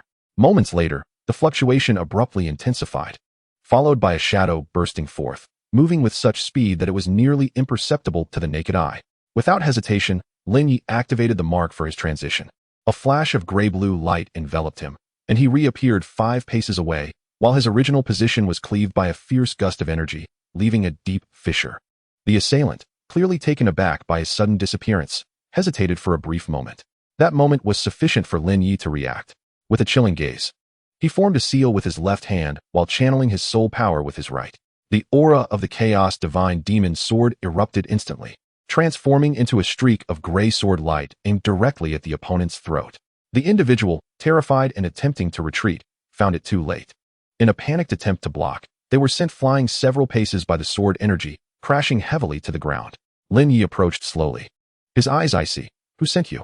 The person, cradling their arm and filled with dread, clenched their teeth resolutely, refusing to speak. Lin Ye scoffed coldly. The wheel of time and space rotating slowly, a suffocating pressure of spatial dominance enveloping the area. The person's expression shifted dramatically, their eyes reflecting sheer terror, as if confronted by an inconceivable entity. "Speak," Lin Ye commanded, his tone calm, yet imbued with an irresistible force. The individual finally broke down, their voice trembling. "It's the Elder Council. They suspect you have absorbed the illusory Mink Soul Ring, causing a surge in your power, and intend to test you." Lin Ye, upon hearing this, remained inscrutable, merely nodding lightly. "Test," he murmured. "They should not have done this." As the words left his lips, the individual blinked, and Lin Ye's figure vanished from view. In the next instant, he materialized behind them, reaching out to seal their soul power's flow. "Return and inform them. Should they dare to act recklessly again, I would not hesitate to let them witness the true power of space." The person scrambled away in a panic, while Lin Ye stood quietly, gazing at the distant night sky. He understood that the internal strife within the Spirit Hall was far from over. Although the illusory Mink's soul ring granted him immense power, it also attracted many covetous eyes. Yet, he felt no fear, for he had already grasped the mysteries of space. And this was merely the beginning. Lin Ye slowly closed his eyes, the final words from his journal echoing in his mind. "Space is like a net. The one who wields it becomes the law." A faint, cold smile played upon his lips. "Rules? One day, I shall personally establish my own principles." Chapter 47. Secrets, the prototype of the Soul Hunter operation. The night was as dark as ink. Lin Ye stood at the edge of the training ground, gazing at the dossier bestowed upon him by Bibi Dong. It was a soul guide device, entirely deep blue, adorned with delicate golden patterns, resting heavily in his palm. As if burdened with a significant mission, he refrained from opening it immediately, instead lifting his gaze towards the distant Pope's Hall. The lights remained aglow. That structure, emblematic of the highest authority of the Spirit Hall, radiated an imposing majesty beneath the night sky. He recognized that the summons tonight was no mere coincidence. Recalling the events from a few hours prior, shortly after he had repelled an ambush at the training ground, he received the call from the Pope's Hall. The abruptness of the summons instilled in him a vague premonition. Bibi Dong had already sensed something amiss. Without hesitation, he donned a pristine black robe and made his way directly to the Pope's Hall. Inside the grand hall, candle flames flickered, and the air was imbued with a faint aroma of spices. Bibi Dong sat regally upon a high platform, draped in the Pope's robes. Her expression was indifferent, yet her gaze was sharp as a blade. "You have performed admirably," she began, her voice calm but laced with an undeniable authority. "I am already aware of the matter concerning the Phantom Weasel." Lin Ye lowered his head slightly, responding, "I merely fulfilled my duty." Bibi Dong sighed softly, then gestured with her hand. A golden arc of light shot forth from her fingertips, landing upon the Soul Guide dossier, presented by an attendant. The dossier illuminated briefly, then fell silent once more. "This is the prototype of the Soul Hunter operation," she continued, her tone deepening. "You will be our first blade in tearing apart the barriers of the 3 upper sects." Lin Ye furrowed his brow as he accepted the dossier, feeling the weight of the profound information contained within. He understood that this was not merely a simple plan, but an endeavor capable of reshaping the entire landscape of the Douluo Continent. As he slowly opened the dossier, the characters floated into the air, carried by soul power. The content was succinct, yet each word resonated with iron resolve. Objective: gradually dismantle the influence of the 3 upper sects and eliminate their hindrances to the future development of the Spirit Hall. Strategy: weaken their foundations through intelligence infiltration, internal subversion, and targeted eliminations. Execution phases: Phase 1, establish an intelligence network. Phase 2, incite conflict and division. Phase 3, concentrate efforts to decapitate core figures. Key individuals: those endowed with spatial perception and assault capabilities will serve as the primary attackers. Upon reading this far, Lin Ye comprehended why he had been chosen. He possessed the wheel of time and space, endowed with the ability to leap between marks. allowing him to appear before the enemy unawares and deliver a fatal strike. "Do you wish for me to carry out an assassination?" he inquired softly. Bibi Dong nodded. Her gaze profound, not merely an assassination, but a means of intimidation. The three upper sects have entrenched themselves for years to shake their foundations. They must first realize that there is no escape. Lin Ye fell silent for a moment before slowly responding, "I understand. However, such an operation carries immense risk. Precisely why we require you." Bibi Dong rose from her seat, gracefully descending the steps to stand before him. "Your abilities far surpass what ordinary minds can conceive. More importantly, you shall not be bound by the past." Lin Ye raised his head, locking eyes with her. In that fleeting moment, it seemed as though countless images flashed within her gaze, betrayals of your struggles for power and the collapse of faith. She was not testing him, but rather affirming his resolve. "I will give my all," he finally declared, his tone resolute. A slight smile graced Bibi Dong's lips, as if she were satisfied, before she turned and strode deeper into the palace, leaving behind a cryptic remark. "Starting tomorrow, you will undergo specialized training. Remember, this war is not solely for the spirit hall." Lin Ye clenched the scroll in his hand, a surge of unprecedented purpose swelling within him. He understood that from this moment forth, he was no longer the outsider who had just entered this strange world, but rather a critical piece in the grand tapestry of fate. As he exited the Pope's hall, the night breeze caressed his face, bringing with it a refreshing chill. He gazed upward at the starry sky, which seemed to be watching over the journey he was about to embark upon. He did not return directly to his quarters, but instead took a detour to the library. There lay a collection of ancient texts he had yet to peruse, encompassing a wealth of theories regarding spatial seals and the fusion of soul rings. He vaguely felt that this knowledge might prove beneficial for the tasks ahead. Pushing open the door to the library, a musty aroma enveloped him. Bathed in the dim light, the towering bookshelves resembled a silent labyrinth. He skillfully navigated through several rows of shelves until he reached the innermost corner. Here, a row of yellowed tomes awaited, their covers adorned with obscure titles inscribed in archaic script. He casually pulled one from the shelf and opened the first page, only to be struck by a startling passage. Legends speak of a mystical artifact known as the Soul Core, formed from the essence of 10,000-year soul beasts, bestowing upon its possessor the ability to transcend dimensions. However, this item is exceedingly difficult to obtain, requiring specific conditions, time, place, and means to awaken its true potential. Lin Ye's pupils constricted. He suddenly contemplated whether the illusory mink, as a 10,000-year soul beast, harbored similar secrets within its soul ring. If he could further analyze its energy structure, perhaps he could enhance the efficiency of the imprint's transference, or even expand its range of application. He swiftly perused the subsequent content in search of additional clues. Yet, just as he prepared to delve deeper, a faint sound of footsteps reached his ears. Someone was approaching. He discreetly closed the book, returning it to its place, and quietly withdrew between the shelves, concealing his presence. The footsteps grew closer, finally halting at the very spot where he had stood moments before. "Strange," a deep voice murmured. "I distinctly sensed a fluctuation of soul power here." Lin Ye held his breath, peering through the gap in the shelves to see a figure clad in a dark red robe, standing alert. The individual bore a silver emblem upon their chest, the insignia of the Elder Council. Lin Ye's heart raced. It seemed the previous ambush had not dissuaded them entirely.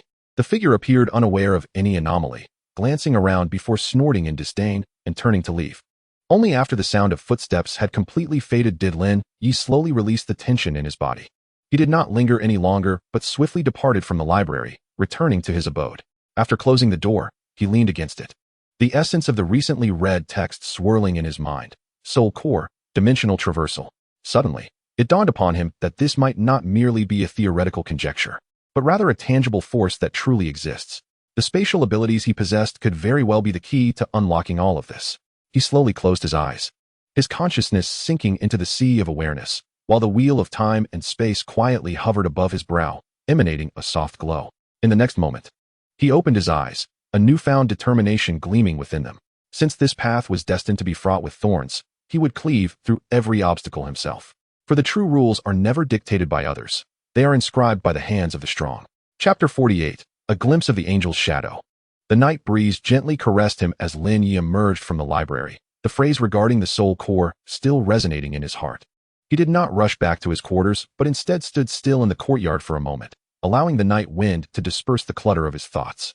Tomorrow marked the commencement of a significant mission, and tonight, he had an urgent matter to attend to, retrieving a classified document from the side hall of the Pope's palace. This was a directive personally assigned by Bibi Dong, the contents of which remained undisclosed, yet given her modus operandi, It could hardly be a mundane task.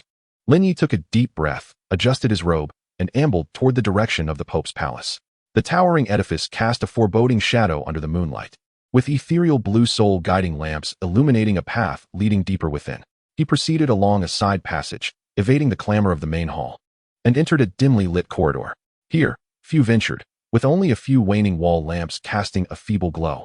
The sound of his footsteps echoed lightly against the stone floor as Lin Ye attuned himself to his surroundings, his mental energy quietly expanding, capturing every potential fluctuation. He understood that the closer he approached the core area, the more cautious he must be. Turning a corner, he found himself facing a straight corridor, the entrance to the side hall awaiting him at its end. Lin Ye quickened his pace, mentally rehearsing the entry protocol he had envisioned numerous times, signing the register, unlocking the seal, retrieving the document, all within 3 breaths. However, just as he was about to arrive, a faint sound of footsteps echoed from the opposite end. His brow furrowed slightly as he quickly adjusted his posture, lowering his head and slowing his pace to disguise himself as an ordinary steward. Simultaneously, he subtly channeled his soul energy to his brow mark, stabilizing his mental fluctuations to avoid detection. Amidst the interplay of light and shadow, a maid entered his line of sight, leading a young girl. The girl appeared to be around 10 years old, donned in a pale golden gown. Her hair as soft as the dawn, cascading over her shoulders. Her delicate features and calm gaze belied an unsettling tranquility for one so young. When she lifted her head, her gaze inadvertently brushed over Lin Ye, and a sudden jolt coursed through him. A faint yet profound aura of sanctity emanated from her, akin to sunlight piercing through the clouds, illuminating the deepest recesses of the heart. In that fleeting moment, Lin Ye almost believed he saw the ethereal outline of wings gently unfurling behind her. System notifications sounded at that instant. Guardian target locked. Qian Renxue. Lin Ye's pupils constricted, and a tempest surged within his heart. He concealed any sign of disturbance, maintaining his gaze downward, his steps unwavering as he passed by the 2 women. Even after they had receded into the distance, his heartbeat had yet to regain its rhythm. That aura was no mere illusion. He glanced back and beheld the young maiden, her golden hair dancing subtly in the interplay of light and shadow as she turned with her maid into another corridor, resembling the silhouette of an angel. Lin Ye retracted his gaze and continued onward, his pace still measured, though his thoughts roiled incessantly. He sensed, albeit vaguely, that this chance encounter might not be mere coincidence. He soon arrived at the side hall.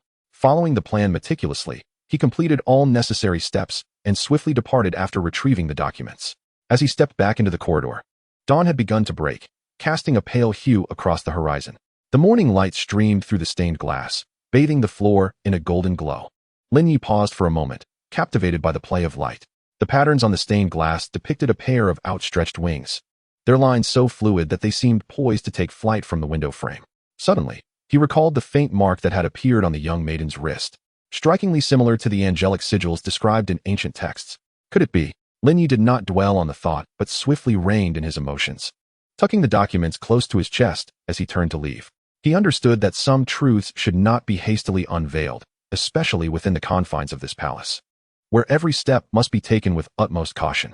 Upon returning to his quarters, he closed the door and placed the documents on the table, slowly unfolding them. The paper was yellowed with age, the writing bold and vigorous, and the first few words instantly darkened his expression, observations and guidance on the angelic bloodline. His fingertips grazed the text as a flicker of contemplation flashed in his eyes. This encounter was indeed not coincidental, but rather a prologue intricately woven by fate. Lin Ye closed his eyes, his consciousness sinking into the sea of awareness, the wheel of time quietly suspended above his brow, emanating a soft glow. He gradually opened his eyes, his gaze resolute. Regardless of the fate that awaited him, he would inscribe his own rules. For true strength lies not in how one conforms to destiny, but in how one rewrites it. Outside, the first light of dawn emerged, heralding a new day. He too was about to embark on a fresh journey. Chapter 49, Special Training, the initial fusion of the 3 souls. Morning light filtered through the window, and Lin Ye stowed away the documents, his expression contemplative. The previous night's encounter intertwined with the content of the documents in his mind, and he sensed that certain hidden powers were subtly at work, drawing him into their midst. Yet, he had no time for deep reflection. Today marked the first day of his special training. Deep within the papal hall, the training ground had already been activated, the air thick with remnants of soul energy. Douluo stood with his hands clasped behind him, facing the control panel, his demeanor stern. "Are you prepared?" he inquired softly, his voice low yet imbued with an undeniable sense of authority. Lin Ye nodded, three martial spirits slowly materializing within him, resonating in harmonious interplay within the sea of his consciousness. The Chaos Divine Demon sword floated above his left palm, its edge reined in, while the ethereal shadow of the Nine Nether Devouring Hound loomed behind him, its devouring aura flickering in and out of visibility. The wheel of time turned quietly, reflecting the trajectory of the future. Begin. As the ghost Douluo issued the command, the puppet at the center of the training ground sprang to life, transforming into a fleeting shadow as it charged fiercely towards Lin Ye. This was the first tactical exercise, the ambush combination. The techniques of mark shift, tremor strike, and opening slash must be flawlessly interconnected, with no hint of delay. Lin Ye focused his mind, the wheel of time at his brow trembling lightly. As images of the forthcoming seconds flashed within his consciousness, the puppet would complete its charge in 5 seconds, unleashing a shockwave to restrict spatial movement. Now is the moment. As the thought arose, the mark shift activated instantaneously, his figure vanishing from his original position, reappearing in the puppet's right blind spot. Almost simultaneously, the ground trembled, and an invisible wave of impact spread from beneath his feet, a result of the Nine Nether Devouring Heavenhound's tremor strike, forcibly disrupting the puppet's rhythm. In the next instant, the chaotic divine demon sword sliced through the air, its sword energy like a dragon, targeting the puppet's weak defense. Boom. The core of the puppet was pierced, energy spiraling out of control, erupting in a violent fluctuation. A glimmer of approval flickered in Ghost Douluo's eyes, yet he quickly returned to a calm demeanor. Indeed, the movements were fluid and the coordination precise. His tone remained indifferent, but this was merely the first step. Lin Ye's breath steadied, sweat trickling down his brow. The fusion of the three souls was not a mere superimposition, but required a high degree of coordination and unified will. Though that strike had succeeded, he sensed that the three forces within him had yet to fully merge, still exhibiting subtle misalignment. Onward, the second tactical exercise commenced, focusing on defensive counterattacks. The training apparatus unleashed rapid-fire attacks, with a mere 12-second interval between soul techniques, accompanied by psychic shockwaves to disrupt judgment and reaction. Lin Ye took a deep breath, activating the wheel of time to synchronize with the rhythm of the attacks. As the first soul technique descended, he swiftly sidestepped, simultaneously perceiving that the next strike would arrive in 12 seconds. He chose not to endure the blow, but instead employed the mark shift once more, creating distance in search of a safer counterattack opportunity. However, the third attack arrived half a second early, the shockwave striking directly, plunging Lin Ye into darkness as his consciousness momentarily blurred. Failure. Ghost Douluo's sharp voice pierced through the air, and the alarm of the training ground blared. Lin Ye staggered to the ground, a dull pain in his chest, a trickle of blood escaping from the corner of his mouth. He gazed down at his hands, feeling the tumultuous power of the Nine Nether Devouring Heavenhound surging within him, as if yearning to break free from control. You rely too heavily on prediction. Ghost Douluo approached, his tone stern. When you cannot withstand a frontal assault, any notion of counterattack is but a castle in the air. Lin Ye fell silent for a moment, then nodded slowly. Indeed, in his pursuit of the perfect moment, he had overlooked the most fundamental aspect of combat, the capacity to endure damage. Rising once more, his gaze resolute, again, the third exercise commenced. This time, he refrained from hastily evading. Instead, as the first attack approached, he boldly met it head-on, activating the Nine Nether Devouring Heavenhound's embodiment to forcibly absorb the shockwave's impact. His body trembled violently, as if his bones might shatter, yet he gritted his teeth, maintaining his consciousness, and swiftly counter-released the chaotic sword energy after the impact. The sword energy tore through the air, aimed directly at the core of the training apparatus. With a tremendous roar, the device came to a halt, signaling the end of the exercise. Ghost Douluo gazed at him for a long while before gently nodding. There's some promise. Lin Ye sat slumped on the ground, breathless, as if his entire being had been ground to dust. Yet he understood that this was merely the true commencement. The fusion of the three souls was not a mere accumulation of skills. It represented a complete metamorphosis of self. He slowly shut his eyes, allowing his consciousness to descend into the sea of awareness, where the three martial spirits slowly spun in the depths, faintly connected by a luminous thread. As if on the verge of forming a new structure, time passed unmeasured until the training ground returned to tranquility.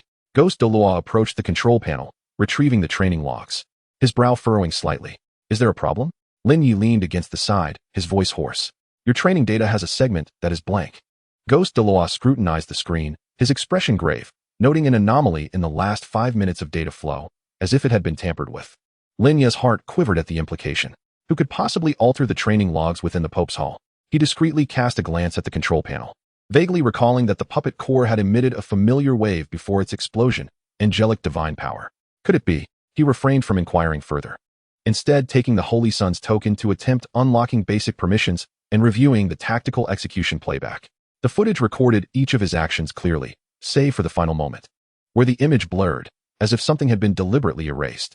After a moment of contemplation, he extracted paper and pen, meticulously documenting his personal reflections and improvement strategies, compiling them into a draft titled Proposal for Tri-Soul Collaborative Combat. He recognized that this document might serve as a key to future breakthroughs. Do not speak of tonight's events. Ghost Douluo intoned calmly. Lin Ye nodded in understanding. They exchanged a glance, each sensing the caution in the other's eyes. The training ground fell into silence once more, save for the wind that slipped through the cracks, rustling the pages of Lin Ye's draft. He lowered his gaze, reading a phrase inscribed upon it. When the three souls truly merge, it marks the beginning of destiny's rewriting. Outside, the sun dipped below the horizon, dusk deepening. Lin Ye slowly rose, gazing toward the distant silhouette of the palace, a flicker of light dancing in his eyes.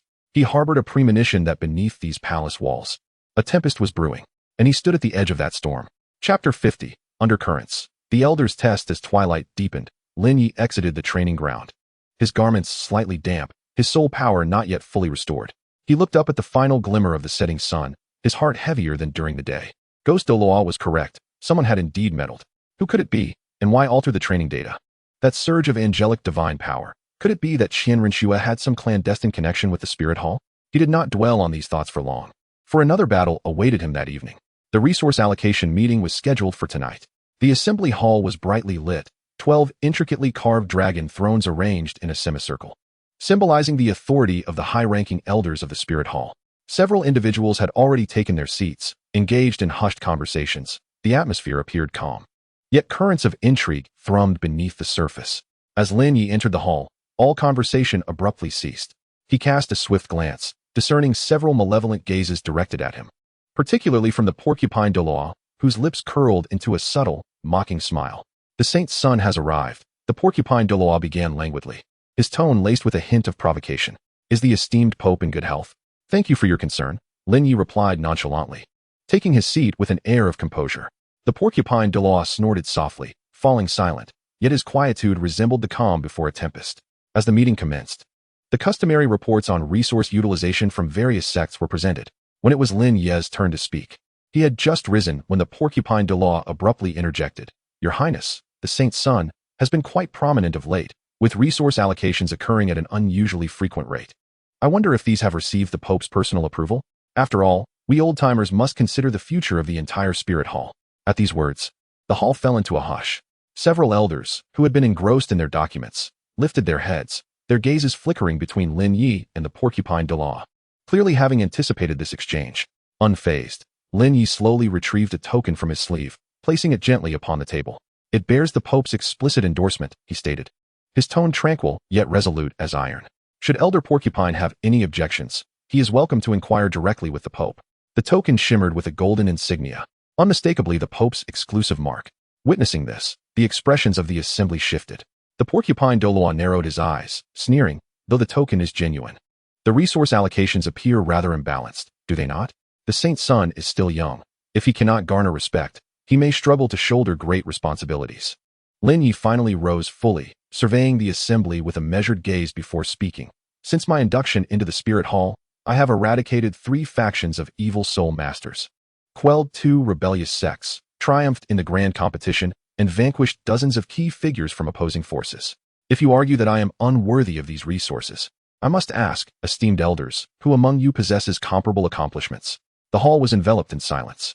Several elders exhibited signs of discomfort, unable to meet Lin Ye's gaze. Only the porcupine Douluo maintained his sardonic demeanor, albeit now with less fervor. Moreover, Lin Ye suddenly smiled, the mark on his brow glimmering subtly as an intangible pressure began to permeate the room. Are you not yet aware of my strength? The intertwining of chaotic sword intent and spatial fluctuations swept across the hall like a chilling blade. Several lower-ranked attendants turned pale, struggling to breathe. The porcupine Douluo's expression changed dramatically, hastily channeling his soul power to withstand the pressure and barely maintaining his stance. That is enough. The snake spear Douluo finally interjected, his voice low. We are all aware of the saint's son's exceptional prowess.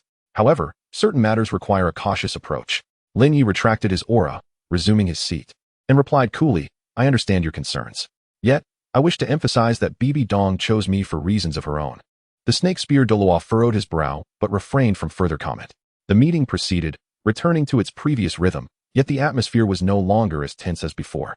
Lin Ye remained vigilant, sensing the elders' gazes continually assessing him, weighing their judgments. He understood that this battle was far from over. Upon returning to his quarters, Lin Ye closed the door and let out a long breath.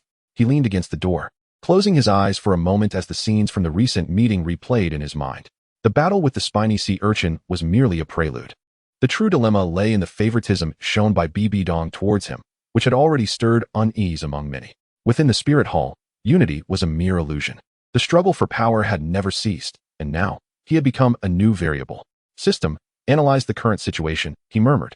System prompt. You have triggered the hidden achievement eye of the storm. Please proceed with caution. Lin Ye opened his eyes, a glint of cold light flashing within. It seemed that the real test was just beginning. He approached the window, pushing open the wooden frame to let the night breeze wash over him. Carrying a hint of chill, the moonlight spilled like water across the courtyard. He gazed silently at the distant outline of the palace, lost in thought. Protecting Qian Renxue, conquering Bibi Dong, and vanquishing Tang San. Each objective represented a life-and-death gamble. Yet, he was merely at the edge of the chessboard. With the fusion of the three souls yet to be completed, his strength still required enhancement. He spoke softly to himself, realizing he must hasten his progress. With that thought, he took out paper and pen, meticulously recording the details from today's meeting, along with his analyses and strategies. Subsequently, he sat cross-legged and closed his eyes to meditate, allowing his consciousness to sink into the sea of awareness.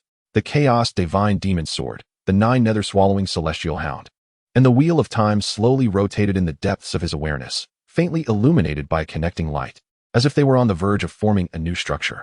However, he understood that true fusion was far from simple. Perhaps it was time to consult with the ghost Douluo, he mused. At that moment, a faint sound of footsteps came from outside the window. Lin Ye suddenly opened his eyes, instantly pinpointing the source of the sound. Outside the door stood a solitary figure. It is I. The voice of Ghost Douluo was deep and composed. May I enter? Chapter 51, Delving into Danger, Reconnaissance at the Star Do Outer Region. The night breeze was cool as Lin Ye stood at the window, gazing at the distant outline of the Pope's hall, its lights still flickering, his thoughts serene. The arrival of Ghost Douluo brought little surprise. Rather, it further solidified his belief that the spirit hall was no longer a monolith. Tomorrow we depart for the periphery of the Star Do Great Forest, he murmured to himself, the task being to chart the terrain and the distribution of soul beasts. This was a routine reconnaissance mission, yet it marked his inaugural expedition as an independent commander. If executed properly, it would not only establish his prestige within the military, but also pave the way for future strategies. Ghost Douluo took a seat within the room, his gaze sweeping over the laid-out map and notes on the table, and he spoke slowly. How do you intend to lead this team? Lin Ye turned, his gaze as tranquil as still water. First, establish the rules, then win their hearts. Ghost Douluo nodded slightly, refraining from further comment. The two discussed further details for a while, and once Ghost Douluo departed, Lin Ye began to prepare for the journey ahead. He harmonized the powers of the three martial souls to their optimum state, ensuring he could switch seamlessly in critical moments, while also inspecting the soul tools and rune scrolls he carried, guaranteeing that nothing would go amiss. That night, he spent in contemplation.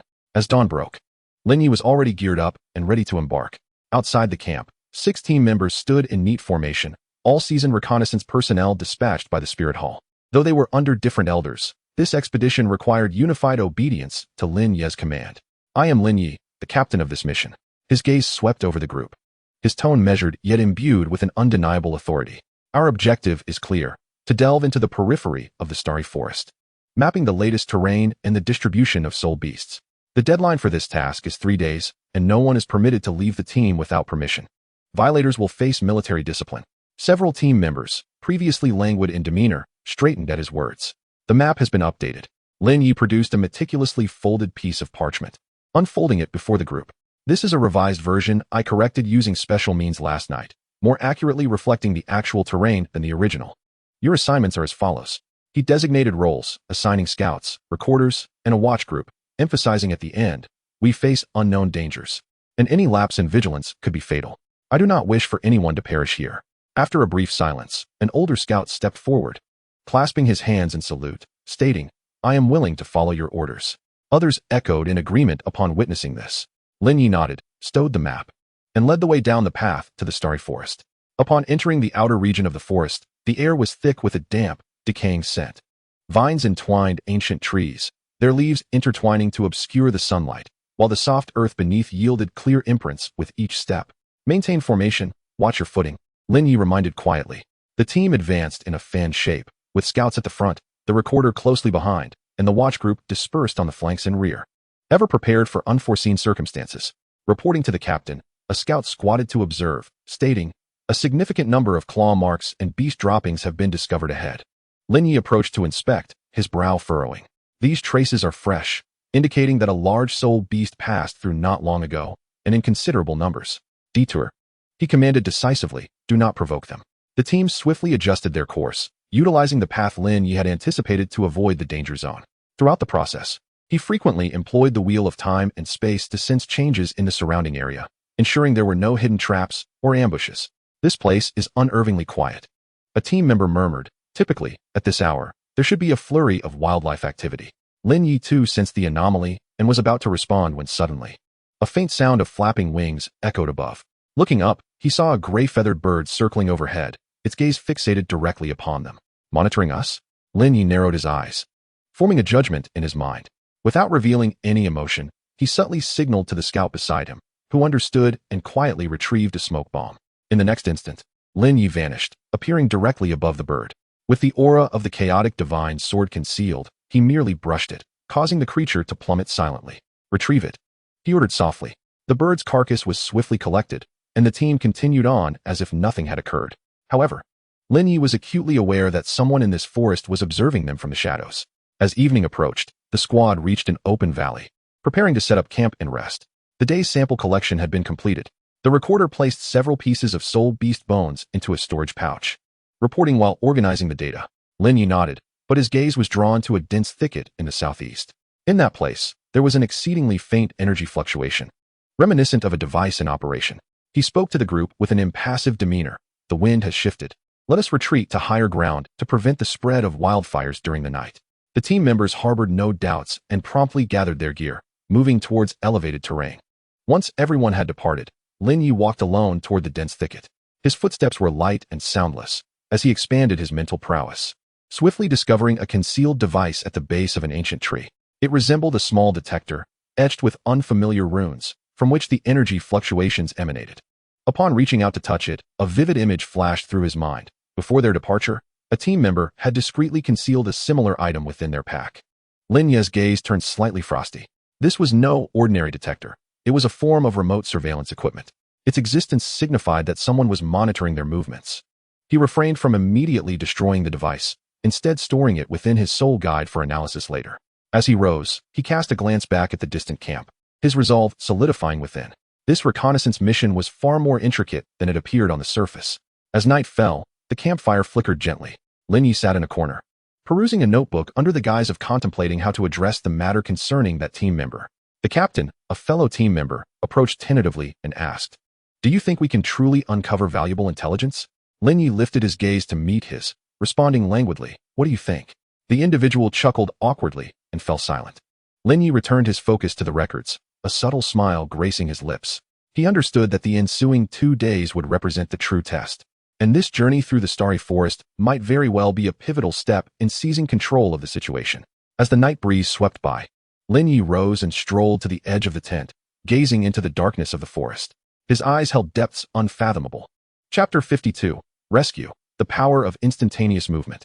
As dawn's light began to break, Lin Ye stood at the edge of the camp, surveying the entire team.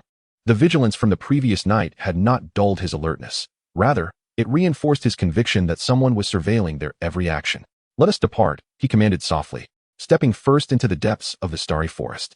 The team continued to advance in the formation established the day prior, scouts leading the way, followed closely by the recorder. While the vigilance group dispersed to the sides and rear, Lin Ye walked at the center of the formation, his mental energy quietly expanding, constantly attuned to the shifts in the surrounding environment. The air grew increasingly humid, the ground turned into a quagmire, and the vines intertwined, allowing sunlight to barely penetrate the thicket. The team members moved cautiously, their breaths becoming measured. "Captain," a member spoke softly, "there's something amiss in this area." Lin Ye did not respond but slowly closed his eyes, urging the faint mark on his forehead to awaken. The wheel of time and space began to rotate in his consciousness, and he detected a subtle spatial fluctuation. 30 meters ahead, the earth slightly bulged, as if something were lurking beneath. His expression turned cold, and he immediately raised his hand to signal everyone to halt. "Do not move," he whispered, his voice low yet imbued with undeniable authority. The team fell into a sudden hush, their breaths becoming cautious. In the next moment, the ground abruptly collapsed.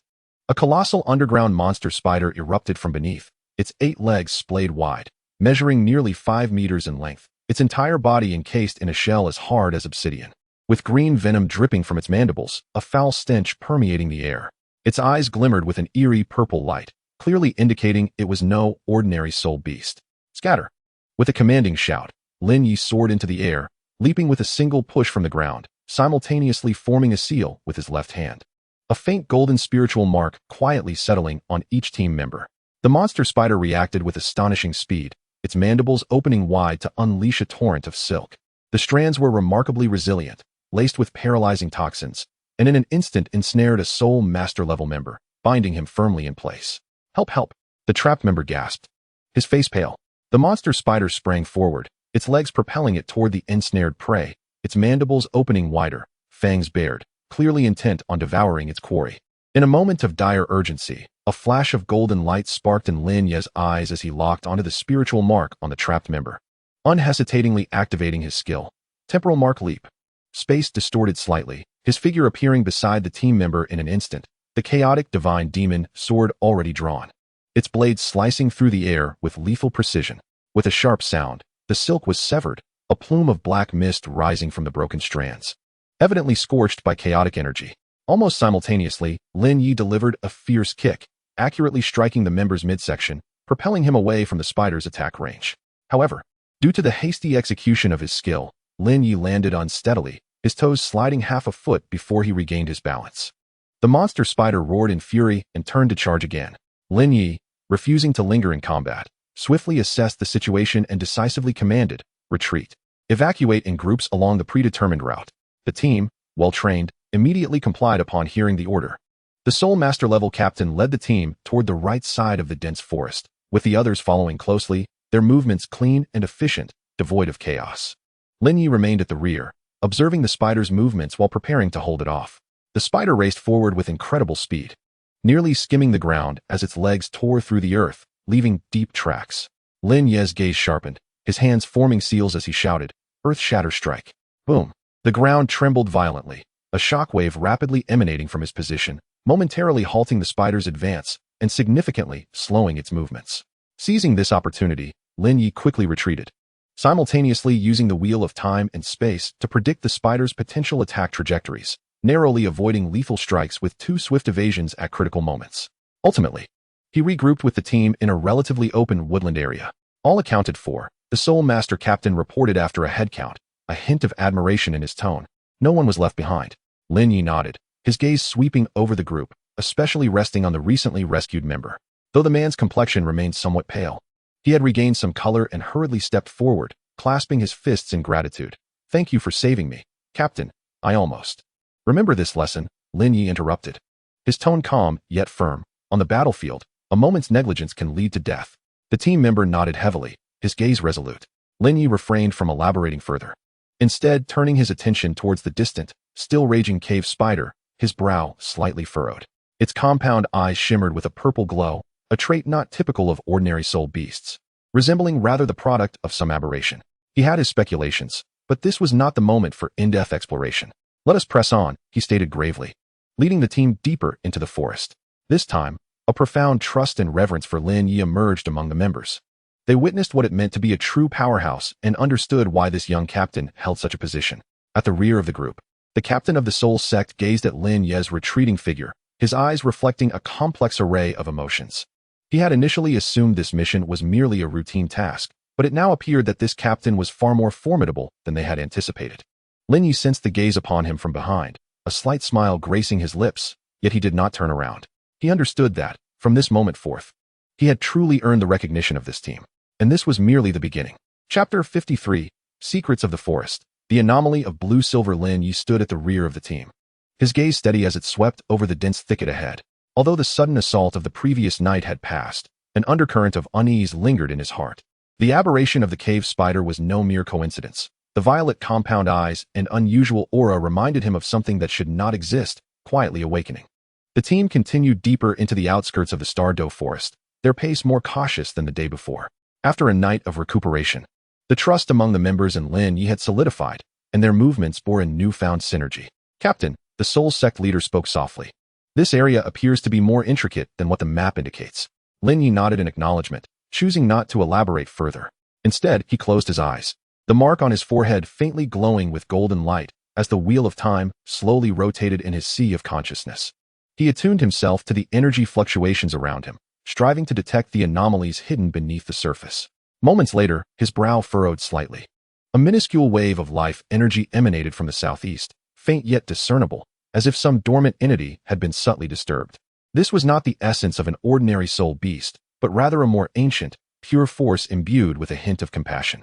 Lin Ye opened his eyes, casting his gaze towards the depths of the southeastern thicket, where a profusion of blue-silver grass flourished, almost forming a natural pathway. As if nature itself had carved a route for some entity.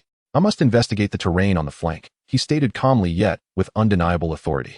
The Soul Sect captain asked no further questions, merely nodding in agreement. Lin Ye turned to depart from the team, his steps light yet resolute. As he distanced himself, the air around him seemed to grow thick with tension, even the sound of the wind hushed.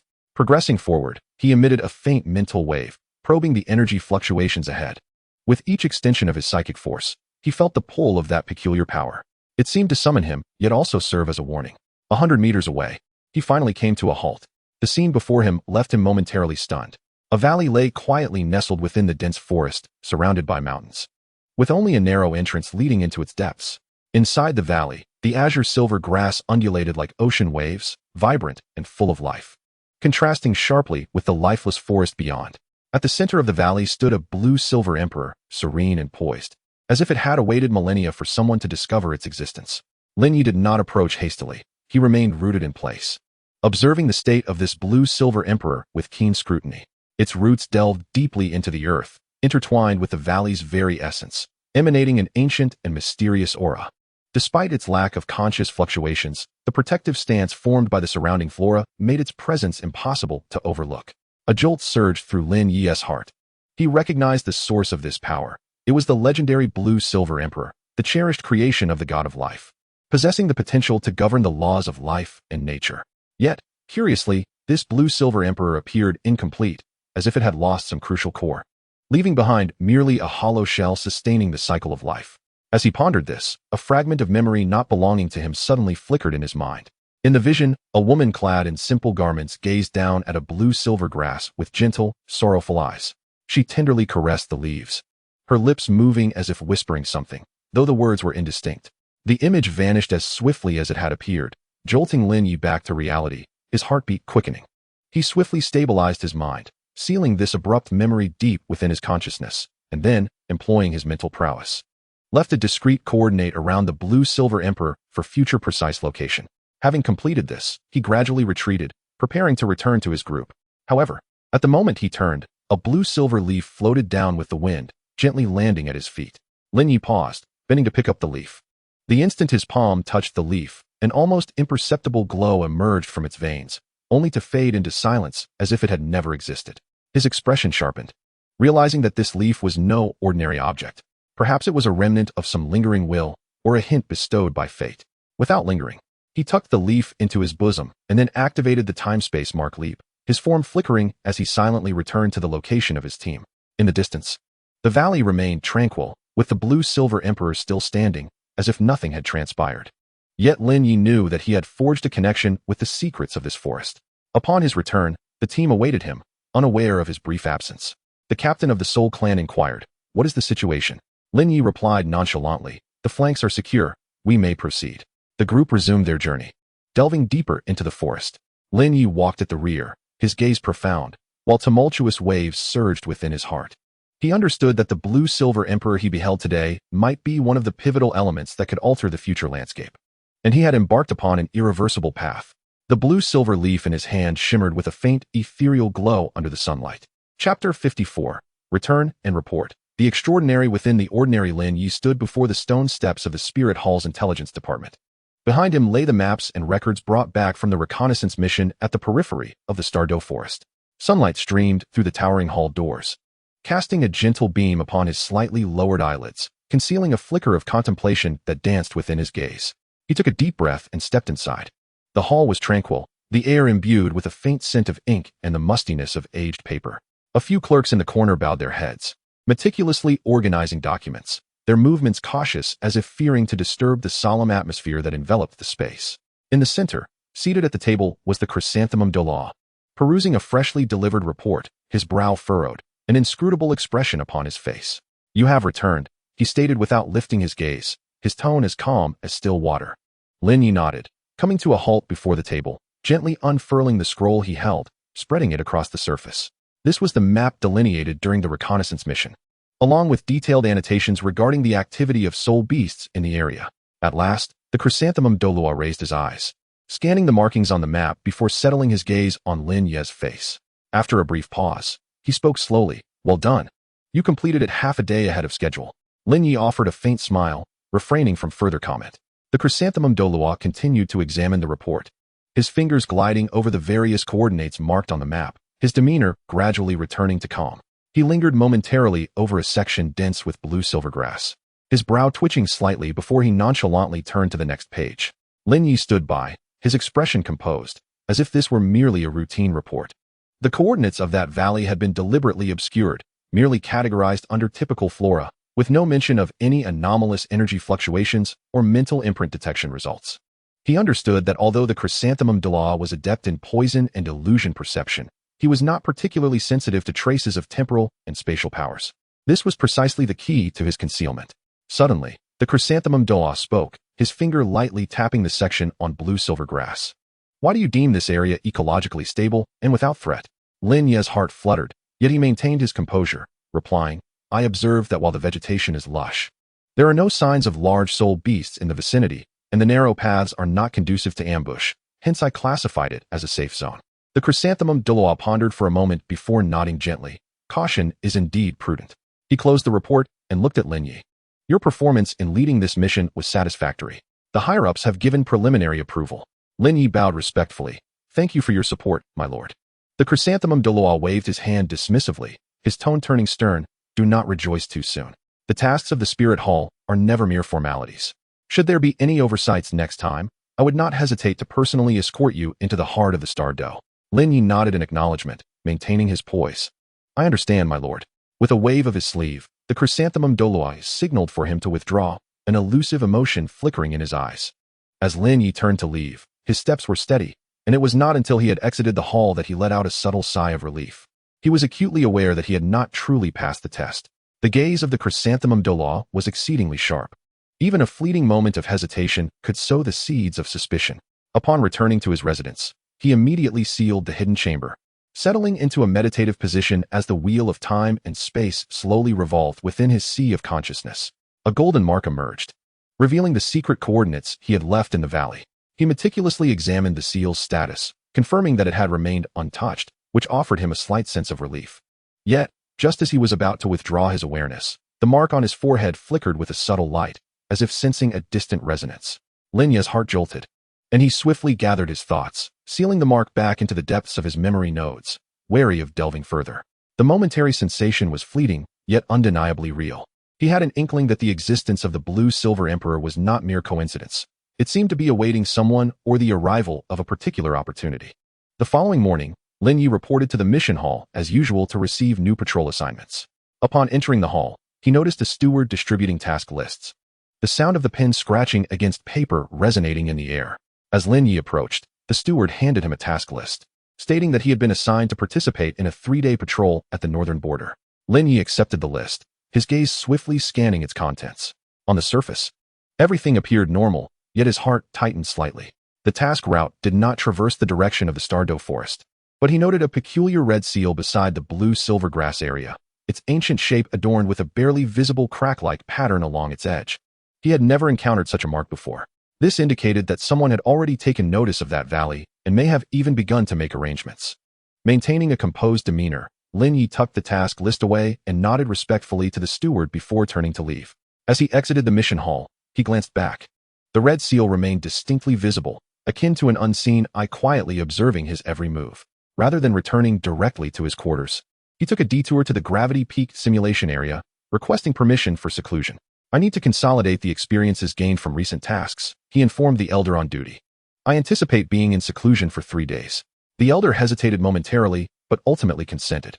Once inside the hidden chamber, Lin Ye once again activated the wheel of time and space, thoroughly sealing the mark from the blue-silver Emperor Valley into the deepest recesses of his memory nodes.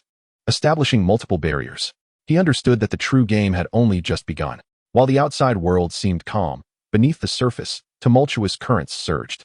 The secrets concealed behind the blue-silver Emperor were likely entangled with Tang Hao, the once dominant warrior who had swept across the continent. And now, he found himself at the eye of the storm, with no path to retreat. Within the dim chamber, the flickering candlelight cast dancing shadows as Lin Ye sat upon a meditation mat, his eyes closed tightly, the image of the blue-silver Emperor continually surfacing in his mind. Who had left it behind? Why had its remnants of all manifested in his sea of consciousness? And what of the mysterious woman's memories? He possessed no answers and could not afford to act recklessly. The only course of action is to maintain composure, gather strength, and await the destined moment that fate has in store. Outside the secret chamber, the dawn breaks gently, heralding the arrival of a new day. Meanwhile, in Lin Ye's heart, a strategic game concerning the future has silently unfolded. Chapter 55, The Bottleneck, Accumulation Leading to Breakthrough. Emerging from the mission hall, Lin Ye felt the sunlight on his shoulders. Yet warmth eluded him. The intricate pattern of the crimson seal lingered indelibly in his mind. He understood that someone had already set their sights on the blue-silver Emperor Valley, and his current abilities were insufficient to confront the tempest that lay in wait. Upon returning to his residence, he refrained from speaking and proceeded directly to the Soul Master Hall's training area to submit a request for seclusion. Gravity Peak? The attending steward furrowed his brow slightly. Are you certain you wish to choose that location? There have been numerous applications recently, and slots are limited. Lin Ye nodded, retrieving a letter of recommendation embossed with the chrysanthemum Douluo seal from his pocket and presenting it. This is a special approval from the Holy Sun. I hope it will not be too much trouble. The steward took the letter, glanced at it briefly, and his demeanor transformed into one of utmost respect. Please hold on. I will make the necessary arrangements for you. Before long, the application was successfully approved. Lin Ye gathered his belongings and set forth on his journey to Gravity Peak. This location was specifically designed as an extreme training ground for high-ranking soul masters, simulating varying degrees of gravitational intensity to hone both soul power and physical form. Those who entered must endure an unimaginable sense of oppression. Even the slightest misstep could result in broken bones, damaged meridians, or even a permanent regression in cultivation. At the entrance, the ghost Douluo stood with hands clasped behind his back, his gaze stern. Lin Ye stepped forward, presenting his passage token.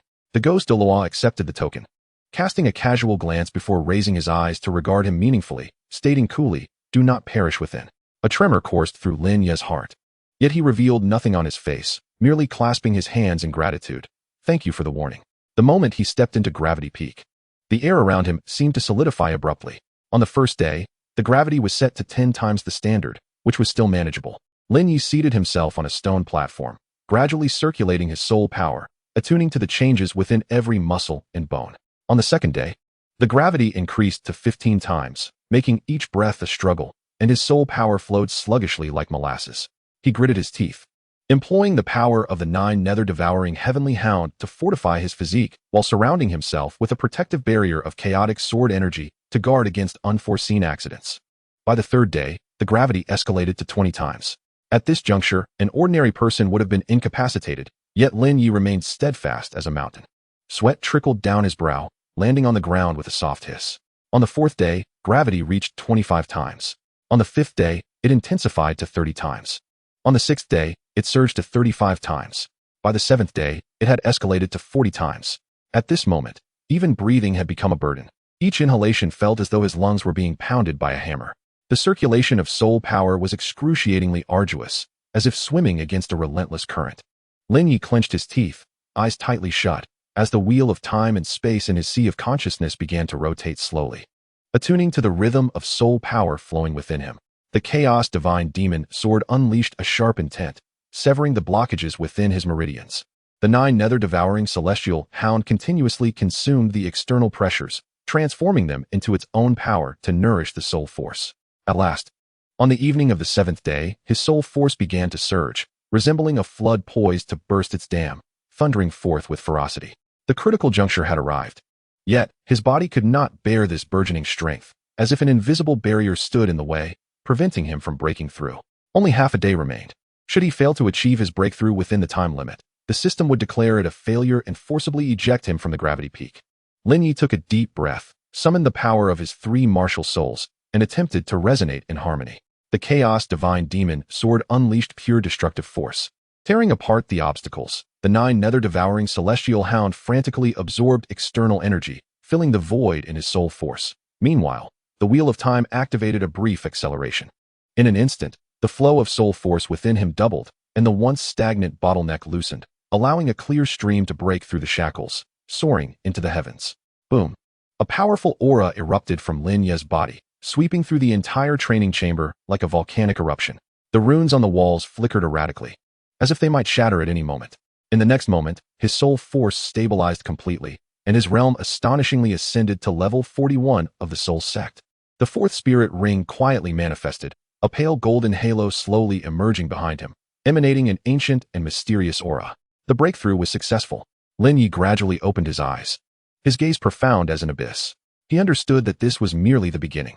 During the 7 days of training on the gravity peak, he had not only tempered his soul force and physique, but also begun to grasp the coordination among his 3 martial souls.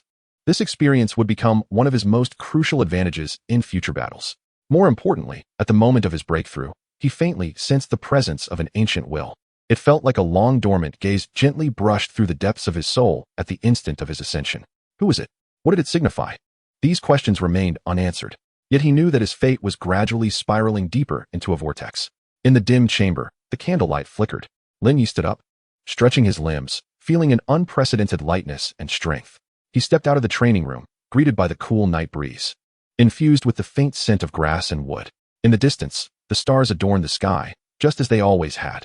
However, Lin Ye was acutely aware that he was no longer the person he had been yesterday. The road ahead was fraught with uncertainty and danger. Yet, he was undaunted, for he was ready. At least, he was so now. Chapter 56. The System's Return. A familiar choice as Lin Ye emerged from the gravity peak. The night had deepened. He stood atop the mountain, feeling the soul force coursing within him. Following his breakthrough, the aura of level 41 of the soul sect had yet to fully stabilize. But the coordination among his 3 martial souls was already much smoother than before.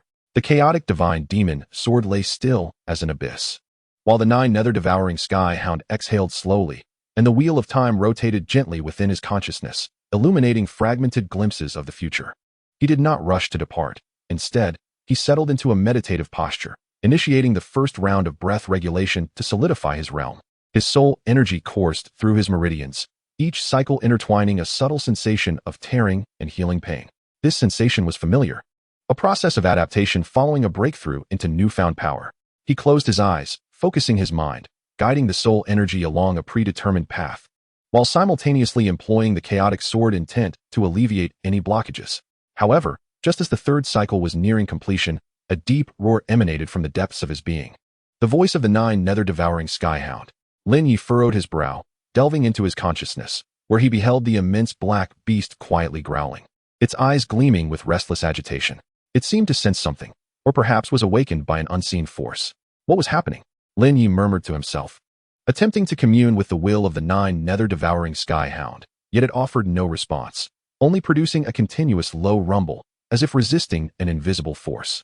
He refrained from acting impulsively and instead summoned the wheel of time, seeking its controlling power to stabilize his condition.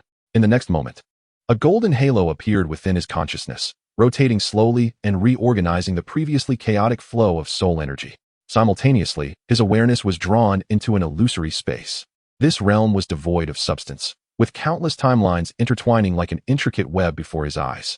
Suddenly, a peculiar ripple flashed across one of the lines. Lin Ye's heart jolted, his gaze fixed upon that timeline, where he faintly discerned a shadowy figure standing at its end, wielding a long spear, their demeanor cold and indifferent, as if gazing down upon the multitude of beings. He instinctively took a step forward, yearning to discern the figure's visage, but at that instant, a violent headache surged, causing the entire space to collapse. Buzz, his consciousness returned to reality, and Lin Ye abruptly opened his eyes, cold sweat beating at his temples.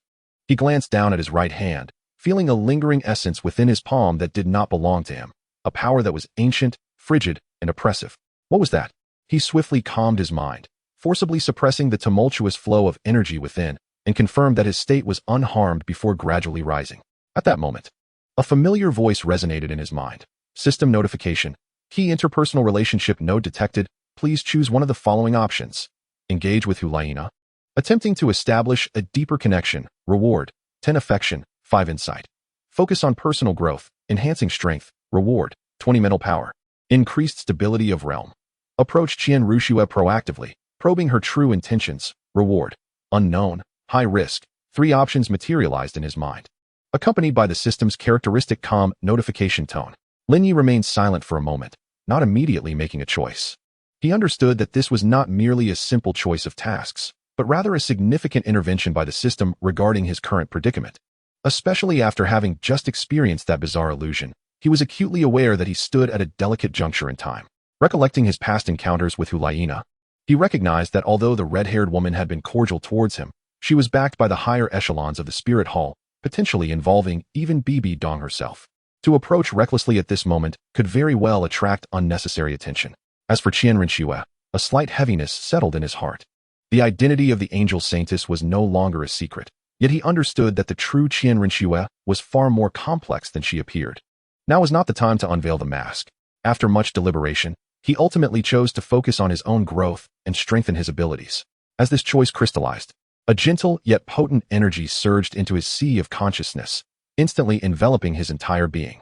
Lin Ye felt his awareness sharpen, his thoughts becoming remarkably acute, as if the entire world had slowed before him. His mental fortitude, as if tempered by fire, grew more resilient and expansive. Subsequently, the system continued to relay rewards. Mental strength elevated to the threshold of Soul King level. 3 Spirit Fusion Proficiency, level 5. Acquired skill, Mind Barrier, capable of resisting initial mental interference. The 3 rewards manifested, and Lin Ye's state of mind stabilized in kind. He slowly exhaled a breath of stagnant air, feeling the turbulence within him gradually subside. Even the Nine Nether devouring Heaven Hound calmed, its gaze now imbued with clarity. Evidently, this choice had been the right one. He did not act blindly due to the system's intervention, but remained steadfast in his own judgment. Rather than succumbing to momentary emotional upheaval or power struggles, he understood that the most crucial task at hand was to become stronger. Especially after the figure from the illusion had appeared, he sensed that he might soon confront a presence far beyond imagination. He must be prepared. As the night wind brushed against him, Lin Ye rose, gazing towards the distant direction of the Spirit Hall's main palace, his expression calm and resolute. Now was not the time to take action. He turned and stepped away, his silhouette merging into the darkness of the night. Behind him, a fleeting gaze in the void subtly withdrew, as though it had never existed. Chapter 57. Pharmacology complementing physical refinement. Lin Ye stood on the mountain path outside the Spirit Hall, the night breeze caressing his face. The soul power within him still flowing gently, having just broken through to the 41st level of the Soul Sovereign. His body was still in a state of adapting to this newfound strength, yet he did not linger for a moment. Fully aware that the true test lay ahead in his cultivation, he strode deeper into the Spirit Hall, his objective clear, the library. There, a particularly precious tome awaited him, the Compendium of All Herbs, Volume 1. This book documented an extensive array of pharmacological knowledge and the uses of rare medicinal materials, serving as the first step in his physical refinement journey. The night was deep and quiet. The time for the guard shift was approaching. Lin Ye had meticulously calculated his patrol route, utilizing the predictive capabilities of the Wheel of Time and Space to infiltrate the library in the shortest possible time. His movements were swift, his gaze sweeping over the rows of bookshelves until he quickly pinpointed his target. As he removed the hefty tome, his fingertips unexpectedly brushed against a note concealed within its pages. With an unperturbed demeanor, he discreetly pocketed it and turned to leave, the entire process taking mere moments. Upon returning to the secret chamber, he lit a candle and opened the book, diligently examining the formulas for the Dragon Bloodbone Refining Ointment and the Meridian Quenching Elixir. Both of these potions were considered rare treasures, capable of significantly enhancing physical strength, particularly suited to complement the devouring characteristics of the Nine Nether devouring hound, achieving remarkable efficacy. However, a challenge soon arose. Among the 7 primary ingredients, the Crimson Flame essence had been secretly hoarded by a steward, while the remaining materials were dispersed across various auction houses and black markets. The following morning, Lin Ye summoned the steward under the guise of the Holy Sun. Initially, the steward attempted to evade his demands, but upon sensing the overwhelming pressure radiating from Lin Ye, his complexion changed dramatically, and he hurriedly presented the crimson flame essence, swearing to keep it a secret. As for the other ingredients, Lin Ye chose to procure them personally. He disguised himself and made 3 separate purchases of the necessary materials, each time altering his attire and voice to ensure no trace was left behind. Once all the ingredients were gathered, he commenced the alchemical process. They released a plume of azure smoke as Lin Ye formed hand seals, guiding his soul power into the mixture. As the flames surged, the various herbs melted in succession, ultimately coalescing into a dark red ointment, the dragon bloodbone refining ointment. Subsequently, he prepared the meridian quenching elixir, pouring it into a pre-arranged bathing pool. With everything ready, Lin Ye shed his garments and stepped into the pool. Instantly, a searing sensation enveloped his entire being, akin to thousands of steel needles piercing his meridians. Gritting his teeth, he endured the excruciating pain while simultaneously channeling the power of the Nine Nether devouring hound to actively absorb the essence of the potions. The medicinal power permeated through his limbs and bones, producing a faint cracking sound as if they were being reforged. Concurrently, impurities within his body were expelled, manifesting as black filth floating to the surface of the water. However, just as the potency reached its zenith, an unusual sensation suddenly washed over him. His consciousness felt as though it were being drawn into a dark abyss, whispers echoing in his ears, as if ancient incantations were being murmured. Hallucinations danced before him, familiar figures flashing by, laden with mockery and scorn. Lin Ye's gaze sharpened, and the intent of the chaos divine demon sword instantly severed those illusory shadows, drawing him back to reality. Taking a deep breath, he continued to guide the medicinal power until the last trace of impurity was entirely expelled. As the medicinal bath concluded, Lin Ye emerged from the pool, his skin radiating a faint luster, muscles well-defined yet not bulky, and every inch of his bones exuding resilience. He glanced down at his left shoulder, where a dark purple mark had quietly surfaced, resembling some form of insignia, though its origin remained unidentifiable. Frowning, Lin Ye reached out to caress the peculiar skin, which felt cold and eerie, as if it were not entirely of this world's power. He did not ponder excessively. Rather, he swiftly concealed the intricate pattern with his robe, then settled into a meditative position, commencing his breath regulation to restore his energy. Time flowed languidly, and Lin Ye's breathing gradually steadied, while the power within him underwent a subtle transformation. He understood that this medicinal bath was merely the commencement. The true refinement of his corporeal form had only just begun. In the face of more formidable adversaries to come, such intensity would be far from sufficient. He must become stronger, strong enough to command his own destiny. The night deepened, and within the dim chamber, only a solitary lamp flickered, casting light upon his calm, yet resolute visage. In the distance, within a concealed courtyard, a vague silhouette quietly gazed into the horizon, eyes glimmering with a contemplative light. Chapter 58, Shadows of the Sanctuary. Darkness beneath the light. Lin Ye sat cross-legged in the secluded chamber, the power within him subtly transforming after the medicinal bath. He could distinctly sense the harmony between the devouring force of the Nine Nether devouring hound and the sharp aura of the chaos demon sword. Meanwhile, the wheel of time grew increasingly stable, as if it were poised to manipulate the threads of time at any moment. That night, his consciousness immersed itself in the profound realm of martial soul fusion. And only when the morning light filtered through the cracks of the window did he slowly open his eyes, his gaze piercing. Today marked the 7th day of his official duties at the Martial Soul Hall. As the Holy Sun, he was required to manage numerous affairs in addition to his training. The contents of the denunciation letter from the previous night still echoed in his mind, imbued with a palpable sense of suppressed anger and despair. A certain bishop had embezzled funds, leading several villages into famine. The denouncer had candidly stated that if justice were not served, they could only await death. Lin Ye rose, donned his outer robe, and exited the chamber, making his way along the corridor towards the council hall. Along the way, the attendants and guards bowed respectfully. Yet instead of feeling at ease, he became increasingly aware of the severity and indifference of his surroundings. Within the council hall, documents lay piled high. Lin Ye casually opened the denunciation letter and furrowed his brow. Just as he had suspected, the edges of the paper bore a faint, indistinct seal resembling a fragment of the enforcement hall's emblem. He chose not to raise an alarm, but quietly activated the system's scanning function to restore the altered content. Indeed, the original letter mentioned not only the embezzlement, but also the bishop's unauthorized imprisonment of the populace and their ensuing suffering. More crucially, it noted that a member of the enforcement hall had been present at the scene, yet had refrained from intervening.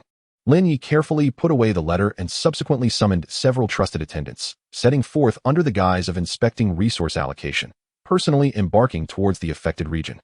3 days later, he arrived at the remote village. The sight before him jolted his heart. Dilapidated houses, parched fields, and emaciated children all silently bore witness to the so-called order. He visited several households, listening to countless stories that ignited his indignation. An elderly man knelt on the ground, weeping fervently, while a mother clutched her sick child, pleading softly. Moreover, villagers collectively knelt, imploring him to uphold justice. Lin Ye did not respond immediately. Instead, he returned to the town's temporary encampment with his entourage. The following dawn, he summoned the landlord bishop. The bishop wore a broad smile and displayed a humble demeanor. Yet there was a glimmer of disdain and contempt in his eyes. Lin Ye remained impassive, casually inquiring about the distribution of the subsidies. The bishop's words faltered, attempting to evade the issue. Lin Ye, unhurried, produced a copy of the original complaint letter and placed it on the table. You have altered the critical content. Lin Ye stated calmly. Did you think no one would notice? The bishop's complexion changed abruptly, beads of cold sweat forming on his forehead. He seemed on the verge of speaking, but Lin Ye raised his hand to interrupt him. I will report this truthfully, Lin Ye declared as he stood, his gaze sharp as a blade. As for you, prepare for judgment. Before departing, Lin Ye deliberately approached the village entrance, gazing at the villagers still cowering beneath the eaves. Their eyes reflected both hope and fear. He understood that he could not halt his efforts here. On his journey back to the Spirit Soul City, he received another task, to investigate an incident where a member of the Law Palace had assaulted a merchant in the street. Upon arriving at the scene, he found the crowd still gathered. He recognized the enforcer at once, a young soul master in his 30s, at the Soul King level. At that moment, he stood arrogantly in the street, brandishing a bloodied whip. Lin Ye approached slowly, his gaze falling upon the curled-up merchant on the ground. The man was bloodied, evidently suffering serious injuries. Who are you? The enforcer asked, hesitating slightly upon noticing Lin Ye's opulent attire. Lin Ye did not respond, but gently raised his right hand. In an instant, a hint of chaotic sword intent quietly spread, causing the enforcer's face to pale and his soul power to falter. I represent the Holy Sun's office. Lin Ye uttered softly. You are suspected of abusing your authority. You are to be detained immediately. The enforcer attempted to resist, but several patrolling officials had already surrounded him. Lin Ye signaled for them to take him away, announcing that the matter would be reported to the Law Palace. Just as the crowd prepared to disperse, the assaulted merchant suddenly struggled to rise, trembling as he reached into his clothing and discreetly slipped a neatly folded note into Lin Ye's palm. Lin Ye glanced at him, nodded slightly, and then turned to leave. Upon returning to the Holy Sun's office, he unfolded the note, which bore a single line. There are still others who have not been captured. Lin Ye's expression remained unchanged. Yet he comprehended that the complexities behind this situation were far greater than they appeared. In the subsequent days, he received a series of rumors concerning the indiscriminate killings perpetrated by lower-level officials. Although these cases seemed isolated, they were intricately interconnected and implicated the tacit approval, if not outright complicity, of the higher echelons of the Law Palace. He resolved to investigate personally. Through his perception of the wheel of time and space, he pinpointed the area of most intense emotional fluctuations within an abandoned village. A massacre had once transpired there. The bodies had long since been incinerated, leaving only one partially charred skeleton that captured Lin Ye's attention. He crouched down, examining the fingers of the corpse with care. Indeed, on one of the fingers, a ring was tightly clasped, bearing the insignia of an unfamiliar family crest.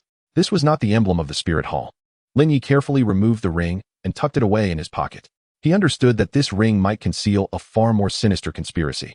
As night fell, Lin Ye sat alone in his study, absently rolling the ring between his fingers, his gaze profound. He began to ponder a question. Is the Spirit Hall truly as radiant and sacred as it appears? He had once believed this place to be a stage for realizing ideals, but now it seemed that beneath this sanctuary lay an abundance of darkness. He refused to be a silent lamb, nor would he become a puppet of the rules. Since you have chosen decay, Lin Ye murmured to himself, a glint of cold light flashing in his eyes, then allow me to reshape the order. Outside, the moonlight cascaded like water, illuminating his resolute visage upon the desk. In a distant corner, a pair of eyes silently observed all. Chapter 59, Secret Order. Night escort. The night was as dark as ink, and the streets of Spirit City shimmered with a cold silver glow beneath the moonlight. Lin Ye, draped in a dark cloak, strode steadily through the side entrance of the Pope's palace. The hour of his summons by Bibi Dong was unusual, occurring in the late night and communicated not through formal channels but delivered by a black-clad attendant with a secret order, instructing him to proceed immediately to the main hall. Upon entering the Pope's palace, The flickering candlelight cast shadows, and a faint scent of sandalwood permeated the air. Bibi Dong sat regally at a high seat, her gaze profound, as if capable of piercing the hearts of men. She spoke little, merely placing a completely black metal box, approximately half a meter in length, upon the table before Lin Ye. This item must be delivered to Bishop Salas of the Heavendo City Cathedral within 3 days. Her voice was low and calm, instructing him to avoid the main route, conceal his identity, and ensure that no one discovered its contents. Lin Ye nodded slightly and reached for the box. The moment his fingertips made contact, he sensed a subtle energy fluctuation coursing across its surface. Though not potent, it bore an unsettling sense of suppression. He discreetly unleashed his spiritual power to scan the box, discovering its complex internal structure, which seemed to possess at least 3 layers of sealing mechanisms. The outer layer was inscribed with intricate ancient divine symbols, nearly undetectable unless one had achieved a high level of cultivation. Your subordinate understands, he replied calmly, not inquiring further. Bibi Dong regarded him for a moment before softly stating, "You have entered my true design. This journey is both a matter of trust and a test." Lin Ye's heart stirred, yet his expression remained unchanged. He understood that this was not merely a task, but also a trial. Bibi Dong has always been prudent in her actions, seldom entrusting significant matters to others, particularly tasks as clandestine and crucial as this escort mission. After departing from the papal palace, he did not return directly to his residence, but instead circled through the city, ensuring he was not being followed before quietly returning to the Holy Sun's mansion. Upon closing the door, he retrieved a specially crafted storage ring, placing the metallic box within it, and established a temporary sealing rune inside the ring. Should anyone attempt to forcibly seize the box, the seal would detonate instantaneously, obliterating it completely to prevent it from falling into enemy hands. He was acutely aware that such an item was far more than mere intelligence or components of a spirit-guiding device. Yet at this moment, he could not delve deeper. He could only focus on completing his task. The night breeze wafted through the window, stirring the curtains and eliciting a chill within his heart. The following morning, Lin Ye discreetly departed the city under the pretext of inspecting the allocation of border resources. He chose a secluded path, steering clear of main thoroughfares and guard posts, while utilizing the wheel of time and space to sense the patrol routes, navigating through the mountains and forests during their intervals. Everything was uneventful until dusk, when he arrived at the northern city wall of Spirit City. The terrain here was undulating, with dense vegetation, and it should have been tranquil. However, just as he was about to scale the wall, he suddenly detected an exceedingly faint ripple of soul power fleeting from a nearby rooftop. He paused momentarily, narrowing his gaze but did not halt his movements. The presence concealed in the shadows evidently wished to remain anonymous. If it were an enemy, their inaction suggested ulterior motives. If a watcher, they were not in a hurry. Lin Ye proceeded onward, his figure flickering as he leaped onto the wall, swiftly vanishing into the darkness beyond the city under the cover of night. As the darkness deepened, he hastened along the path, traversing a dense thicket until he reached an abandoned village. He stopped to survey his surroundings, ensuring he was not being followed before consuming a restorative potion to alleviate the fatigue from his long journey. Just as he closed his eyes to recuperate, a faint sound of footsteps suddenly reached his ears.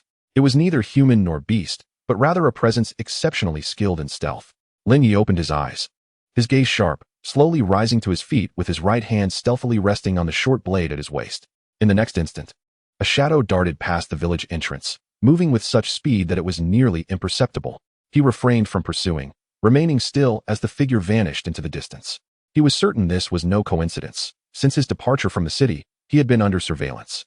Yet, his observer had not acted, seemingly biding their time or waiting for the right moment. Lin Ye cast a glance at the metallic box within the storage ring, his expression growing increasingly grave.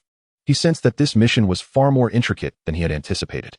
3 days later, he arrived at the outskirts of Tiando City. This bustling metropolis, teeming with life, served as a vital stronghold for the spirit hall within the Tiando Empire. However, the more vibrant the locale, the easier it was to conceal peril.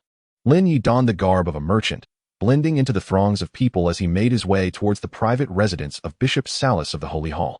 Following the designated route, throughout his journey, he frequently altered his route to evade any potential pursuers.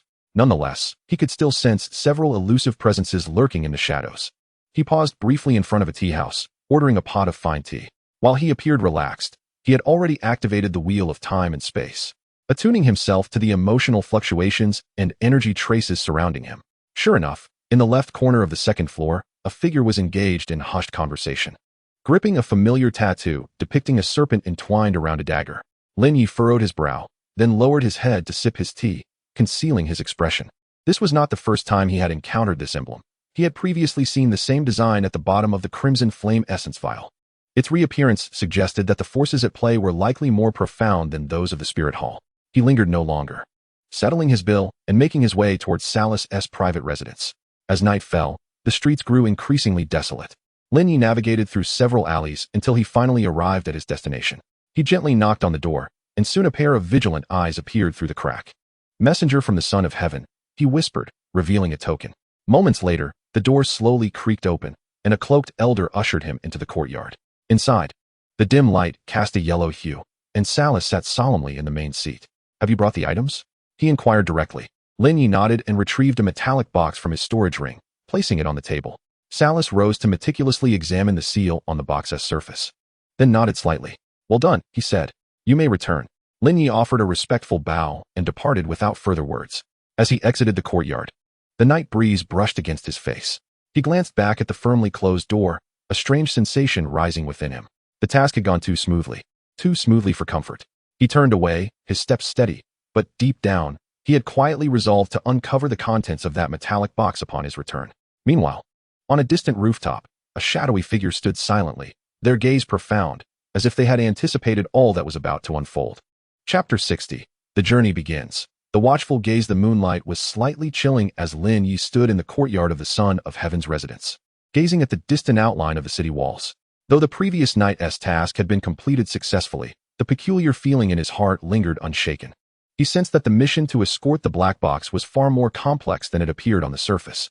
This morning, a sealed order was once again delivered to him, a directive from Bibi Dong herself, commanding him to deliver another metallic box to Heaven-Do City. Unlike the previous occasion, there were no arrangements for any escort personnel, only a note that Salus would assist him, with no further elaboration.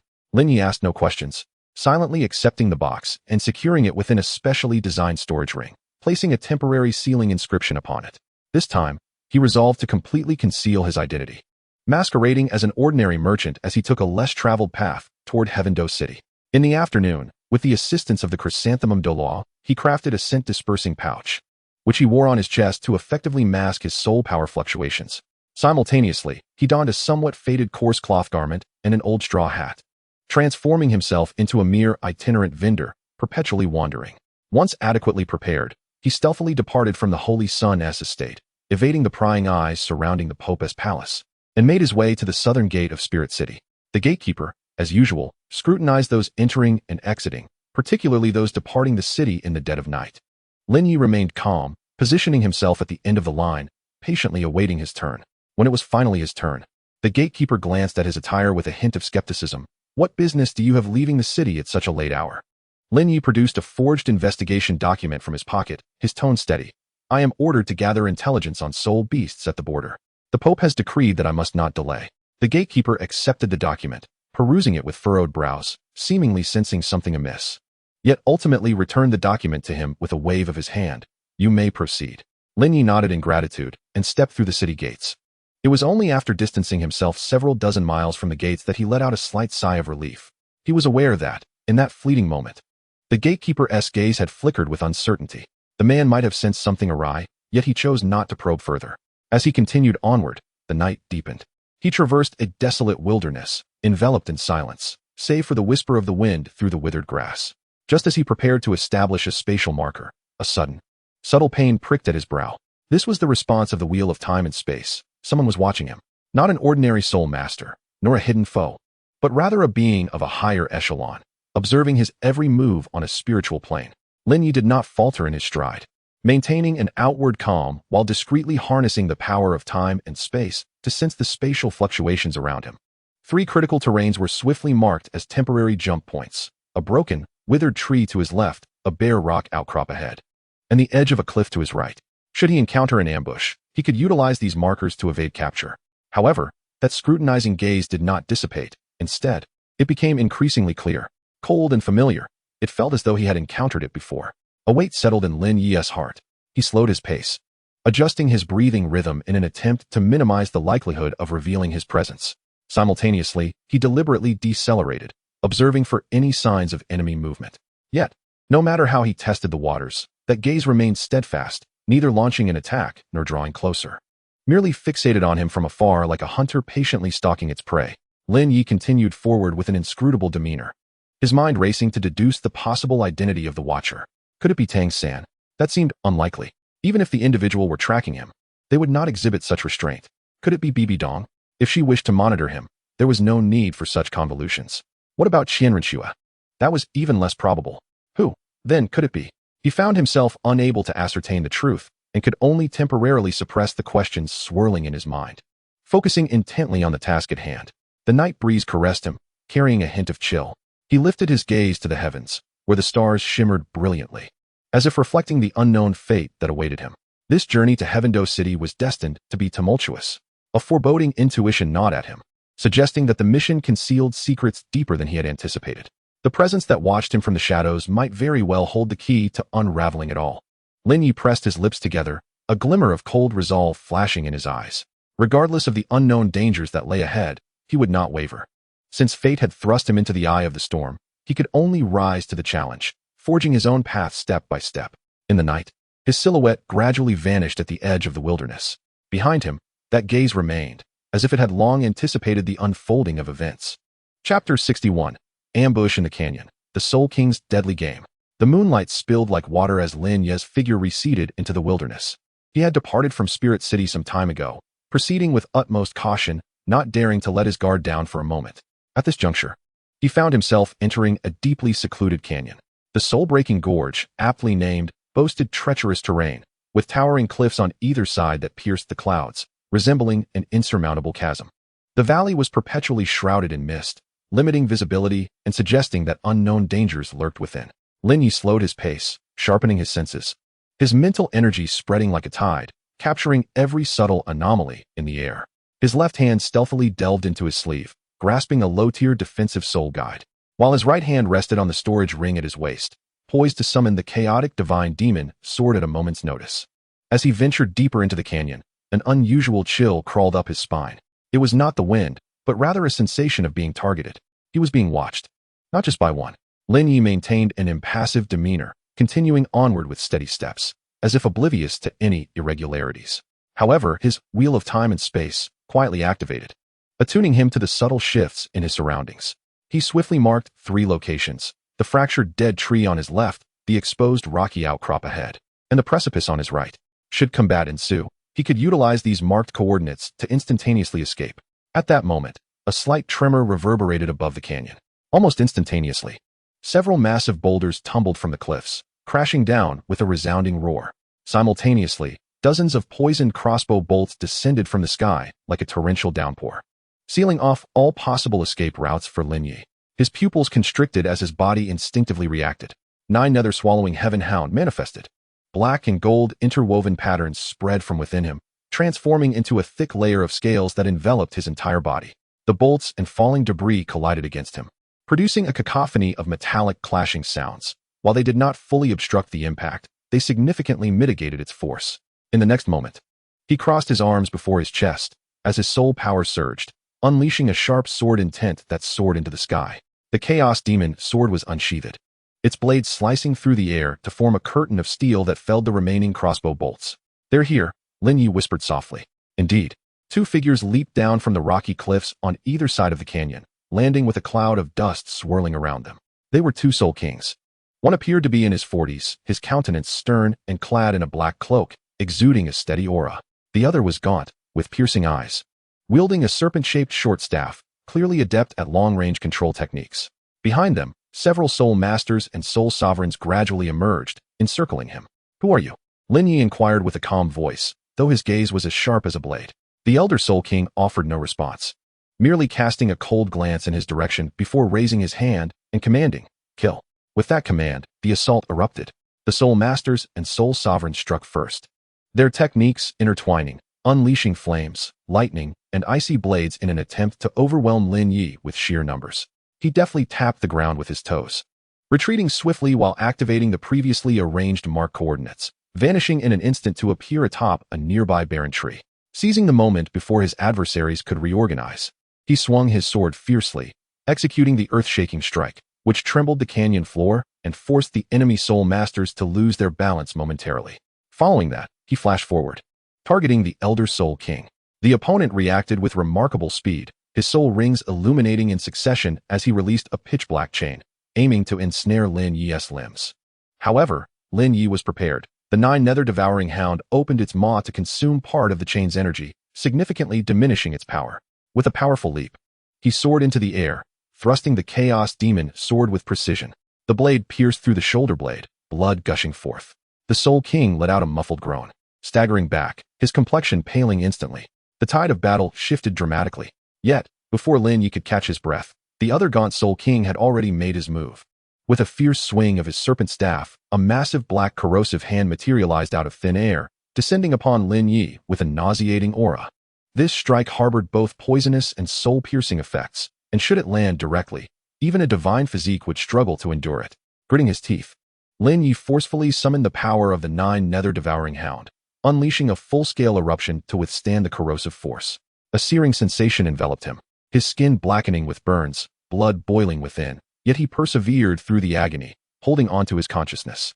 In that fleeting moment, when the backlash momentarily unbalanced his foe, a cold glint flashed in his eyes, and without hesitation, he unleashed the chaos opening slash. The sword light flickered, and blood rained down.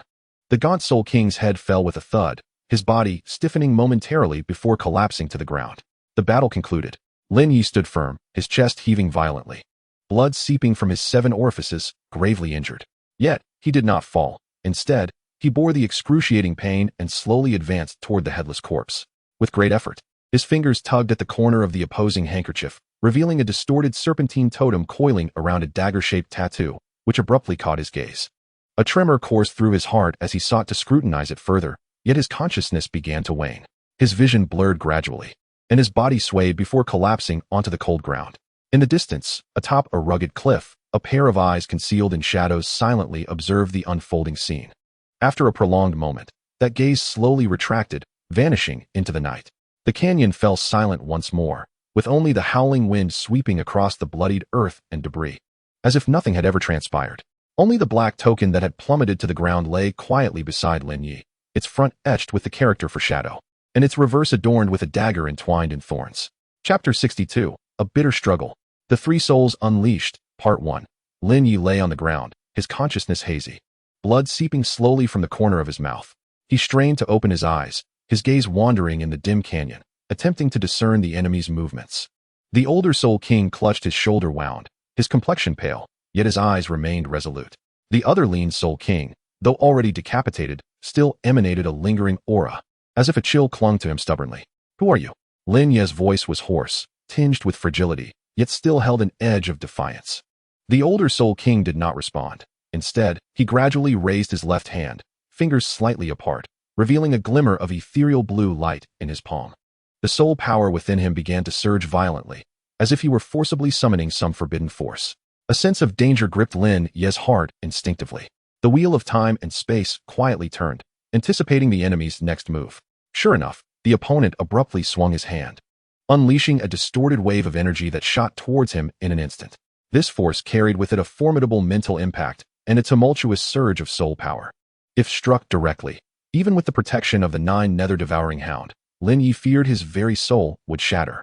At the critical moment, Lin Ye gritted his teeth and activated the wheel of time and space, his soul power surging wildly. Just as his consciousness teetered on the brink of collapse, he forcibly triggered the previously established coordinate mark.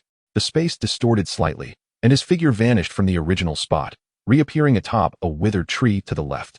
The energy wave detonated with a thunderous roar, creating a charred pit where he once stood, debris scattering, and the air filled with a pungent, singed scent.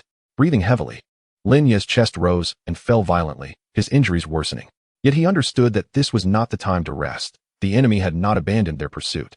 The older Soul King's gaze turned icy, and in a flash, he lunged forward with even greater speed than before, brandishing a pitch-black dagger inscribed with serpentine patterns. Exuding a nauseating stench, Lin Ye's pupils constricted, recognizing that this weapon was far from ordinary. It was likely some form of toxic soul artifact. He had no time for further contemplation. With his left hand, he swiftly formed a seal, and the power of the Nine Nether Devouring Hound erupted once more. A layer of thick scales enveloping his body. Simultaneously, the muscles of his right arm surged explosively as the chaotic divine demon sword swept forth. unleashing a fierce blade of energy aimed directly at his opponent's throat. However, the Soul King had anticipated this assault, twisting his body in an uncanny manner to narrowly evade the lethal strike. In the same breath, his short blade traced an unusual arc, lunging towards Lin Ye's chest. The clash of sword and blade erupted into a cacophony of grating metal, sending ripples of soul energy scattering, causing the surrounding trees to tremble ominously. Lin Ye utilized the momentum to retreat, his toes barely grazing the ground before he flickered and landed at the precipice of the cliff. A swift glance confirmed that the remaining foes had regrouped, encircling him with a menacing intent. The situation was dire. He had to break free. With a deep breath, Lin Ye forcefully suppressed the tumultuous energy within him, slowly raising both hands. 3 distinct streams of soul power intertwined around him. The chaotic divine demon sword emanated a fierce sword intent reminiscent of an abyssal blade. The aura of the Nine Nether devouring sky hound was profound and weighty, akin to an ancient beast awakening.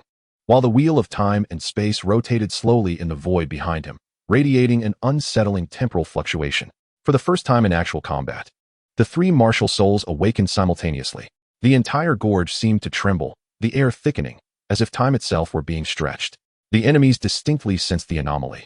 Several soul ancestors and soul masters displayed expressions of dread, instinctively retreating a few steps. Only the elder Soul King, a flicker of gravity in his eyes, did not falter but instead adopted a more cautious combat stance. "So that is it," he murmured. "No wonder you have become the Holy Sun." Lin Ye offered no reply. Instead, he seized the fleeting opportunity created by the enemy's hesitation to swiftly recalibrate his state, merging the 3 streams of soul power into one, elevating his combat prowess to its zenith. He understood all too well that this battle would end in either victory or death. There could be no further delay. With his resolve set, he suddenly stepped forward, the ground beneath him fracturing instantaneously. The chaotic divine demon sword descended with a cataclysmic weight. The Soul King dared not confront it head-on, retreating rapidly while simultaneously unleashing his soul technique. Circles of black soul rings materialized, and then a colossal shadow wolf emerged behind him, its crimson eyes gleaming, fangs bared as it roared and lunged at Lin Ye. Concurrently, the other soul masters unleashed their attacks, their various techniques intertwining into a net that sealed off all possible escape routes. Lin Ye's eyes narrowed, the tip of his sword vibrating lightly as his left hand grazed the spine of the blade, invoking the power of chaos, causing the sword light to surge dramatically. Chaotic opening slash.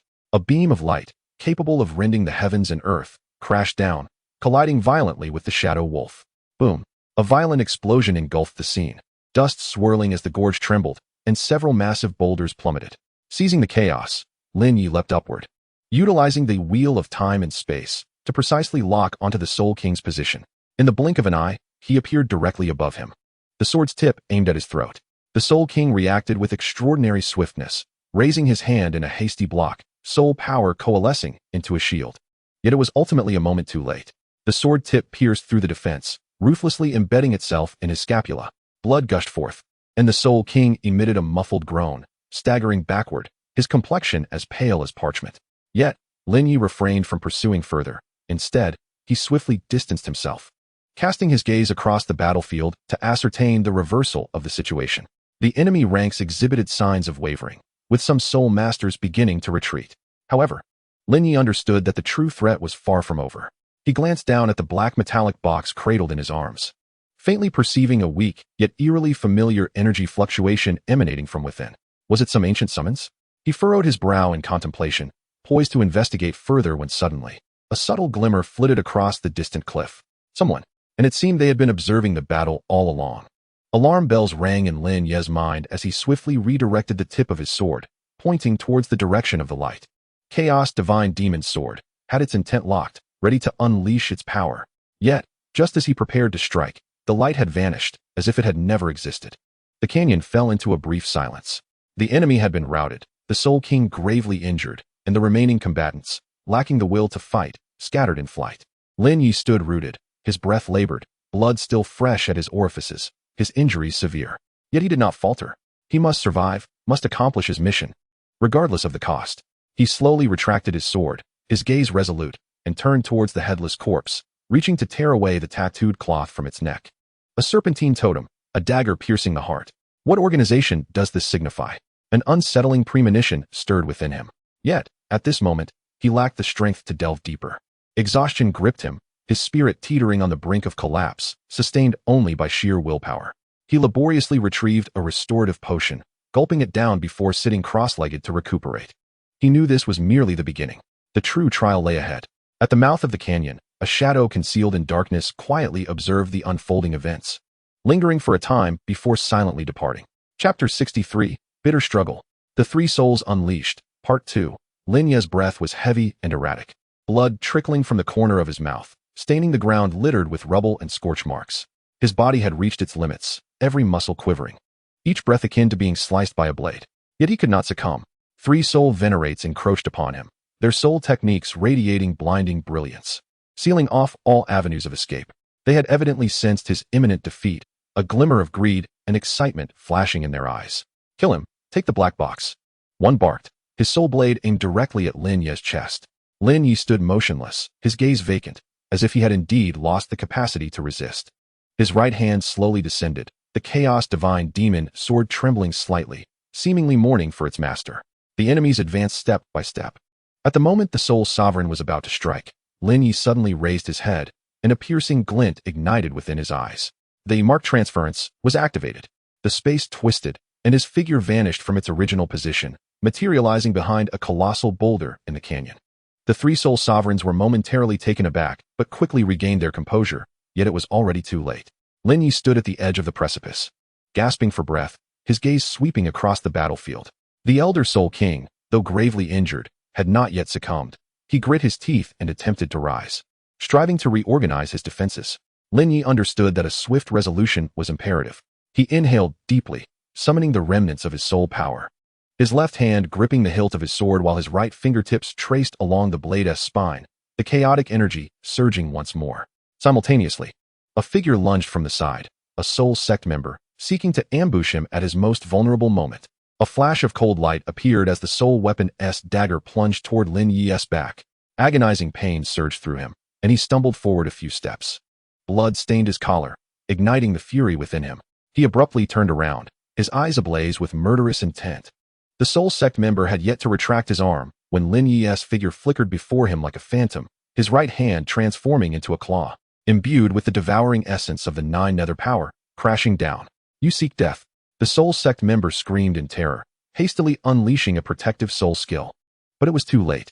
Lin Ye's palm pierced through the defense, gripping his chest, as black energy surged into his body. The man let out a shriek, his face paling as if his very life force was being forcibly extracted. Lin Ye coldly observed his struggles until the soul sect member was reduced to a lifeless husk, then released his grip, allowing the corpse to plummet to the ground.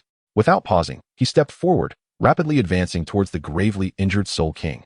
The latter, upon seeing this, immediately assumed a defensive posture. The shadowy wolf manifestation reappeared behind him, its fangs bared, roaring as it charged at Lin Ye. Unflinching, Lin Ye surged forward, his right hand sweeping the sword's edge, unleashing a burst of chaotic energy. Earth-shattering strike was activated.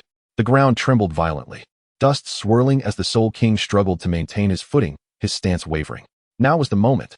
Seizing the opportunity, Lin Ye concentrated all his soul power into a singular point, the sword energy swelling dramatically. Chaotic opening slash. The blade's radiance fell like a meteor from the heavens, rending the air as it descended. The Soul King barely managed to raise his hands in defense, his soul power coalescing into a shield, but beneath the sword energy, it was as fragile as paper. With a sharp crack, the shield shattered. The sword's edge violently cleaved into his shoulder blade, blood erupting forth as the Soul King screamed, collapsing to his knees, gasping for breath. Lin Ye did not relent. He pressed forward, using the momentum to leap, delivering a decisive kick to the back of the Soul King's neck, sending him crashing to the ground. He looked down at the foe who had nearly taken his life, his gaze icy, before reaching down to tear away the tattered black cloak. Indeed, revealing a fragment of a broken insignia on his chest, etched with a half-formed serpent totem. Lin Ye furrowed his brow slightly, carefully stowing away the fragment of the badge. He understood that this organization would not relent so easily. Just then, a hurried sound of footsteps echoed from a distance. Lin Ye abruptly raised his head to behold another level 55 Soul King approaching with deliberate steps, exuding an aura of chilling coldness, his gaze imbued with a hint of mockery and disdain.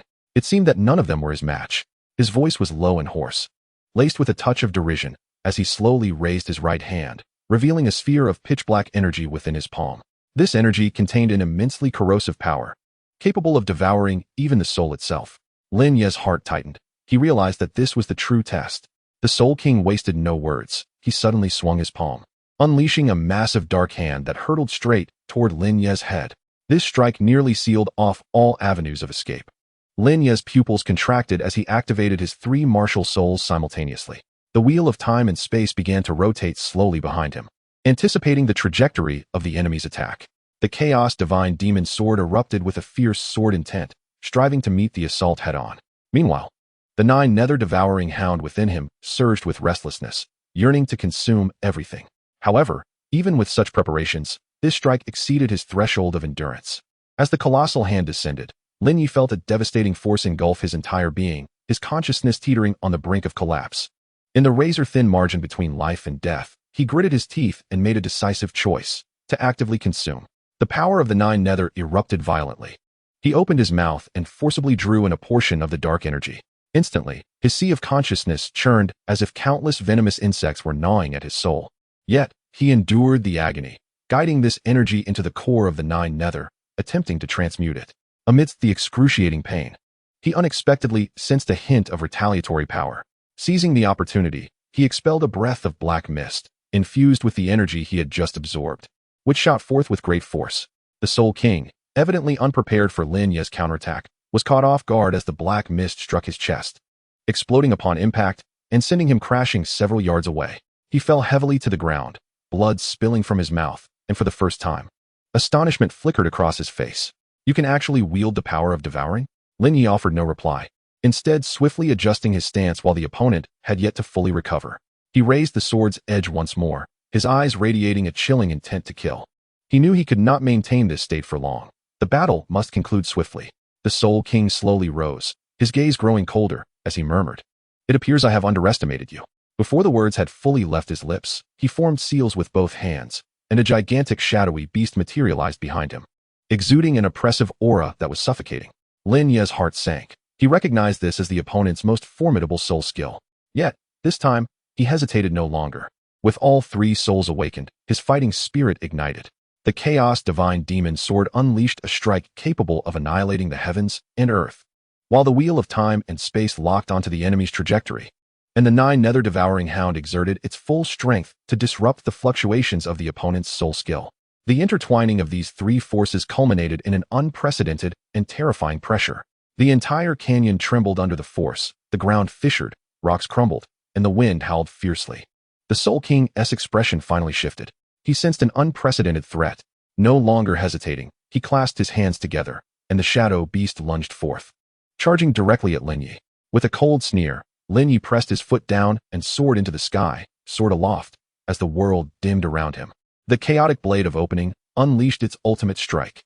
The sword light rent the heavens, descending with a force that collided thunderously with the shadow beast. Boom! The entire canyon shook violently, dust swirling and shockwaves roiling, as if the very fabric of the world were about to be torn asunder. As the dust settled, the Soul King lay defeated on the ground, his head severed, blood gushing forth. Lin Ye landed slowly, breathless, his legs weak, barely able to stand. He gazed down at the metallic box in his hands, faintly sensing a familiar resonance emanating from within, growing increasingly clear. That feeling seemed to beckon him toward an unknown realm. He knew not what it was, yet he harbored a vague premonition that this was merely the beginning. The true storm was yet to come. In the distance, at the canyon's end, a vague figure stood quietly, observing everything for a long while before finally turning away, disappearing into the darkness. Chapter 64, Desperate Awakening. Devouring Counterattack. Lin Ye's consciousness gradually returned to clarity amidst the violent turbulence, the chaotic energy within him still surging restlessly. The spectral form of the Nine Nether devouring hound swirled behind him, resembling a slumbering ancient behemoth, having seemingly solidified after consuming the Soul King's dark energy. His body lay sprawled among the debris of the canyon, blood trickling from the corner of his mouth, his chest rising and falling rapidly. The surroundings were enveloped in an eerie silence, the air thick with the stench of blood and charred remnants.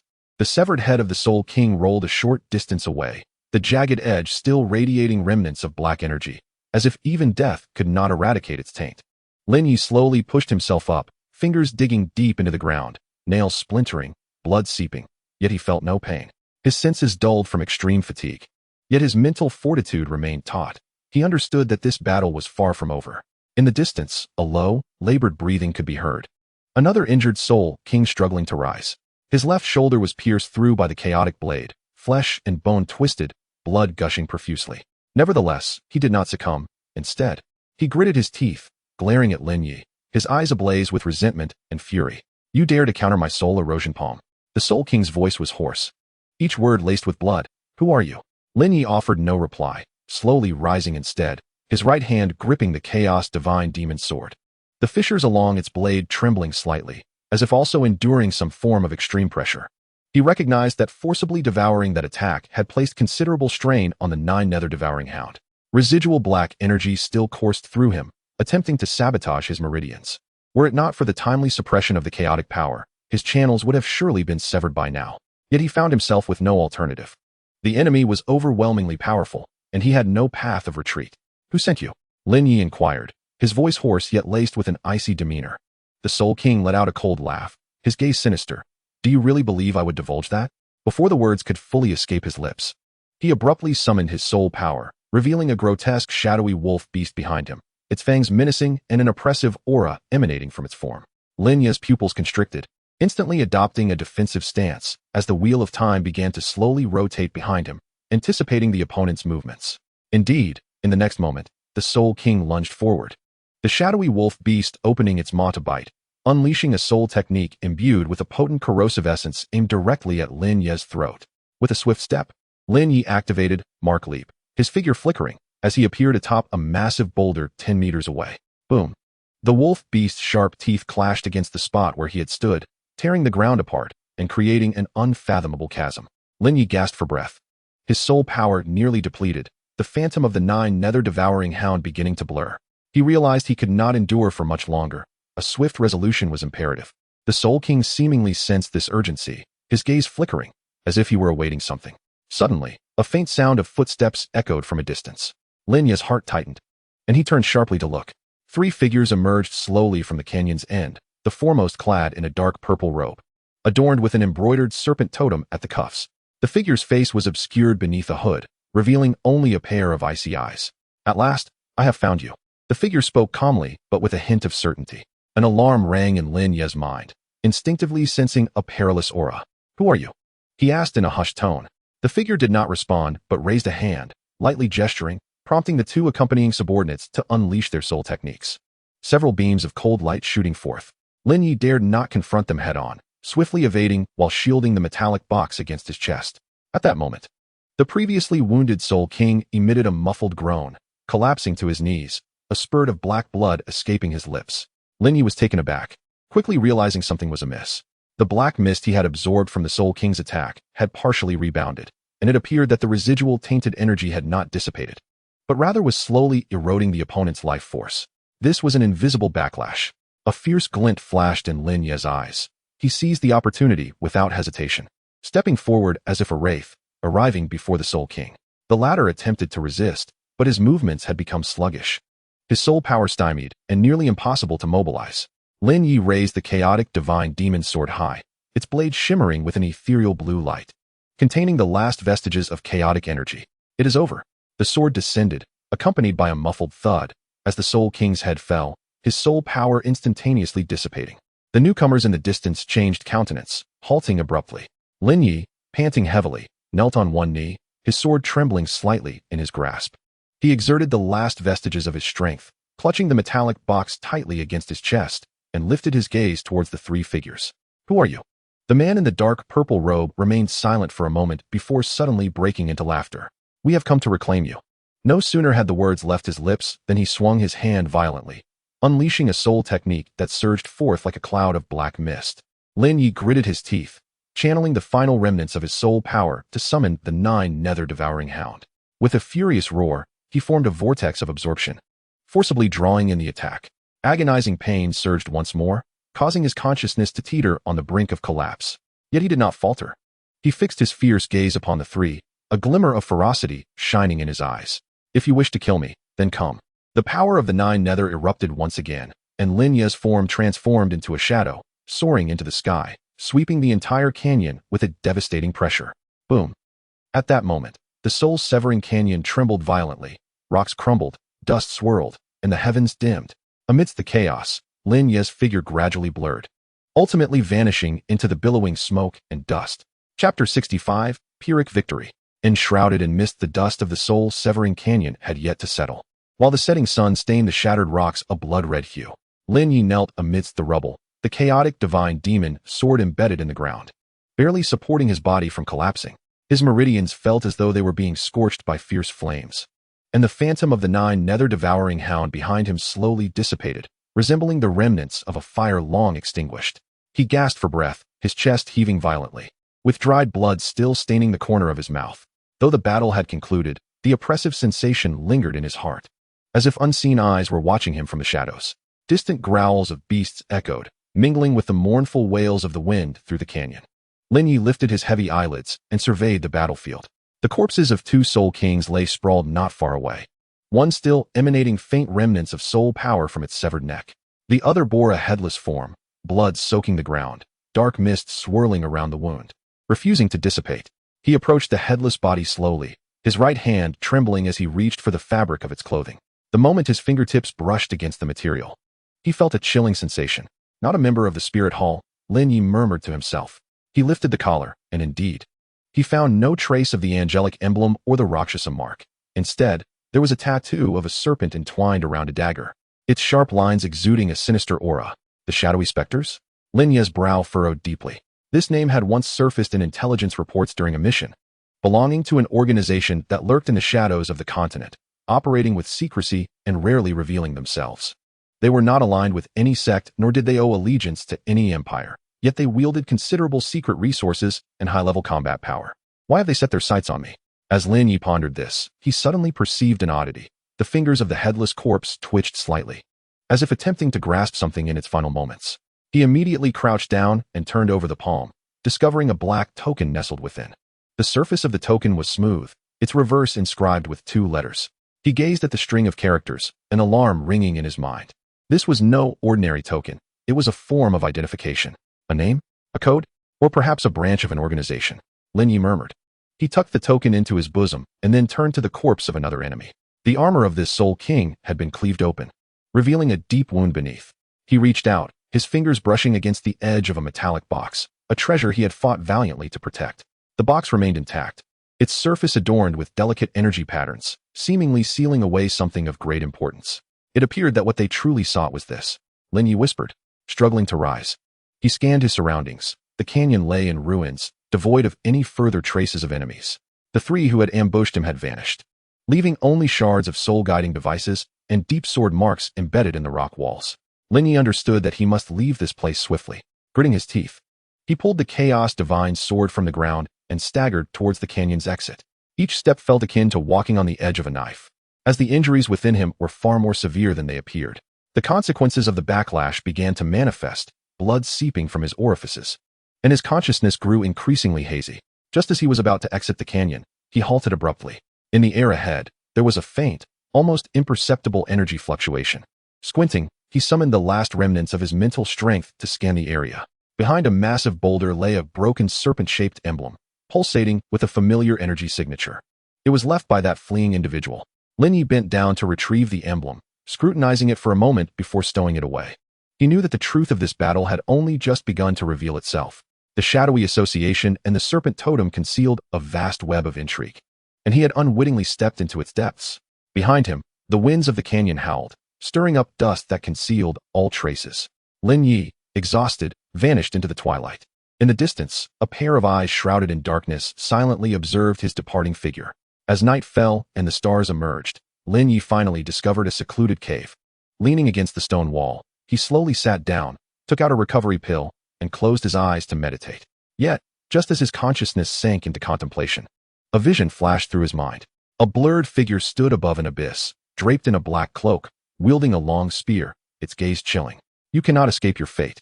Lin Ye suddenly opened his eyes, cold sweat beading on his forehead. He looked down at his chest, where an unusual energy fluctuation lingered.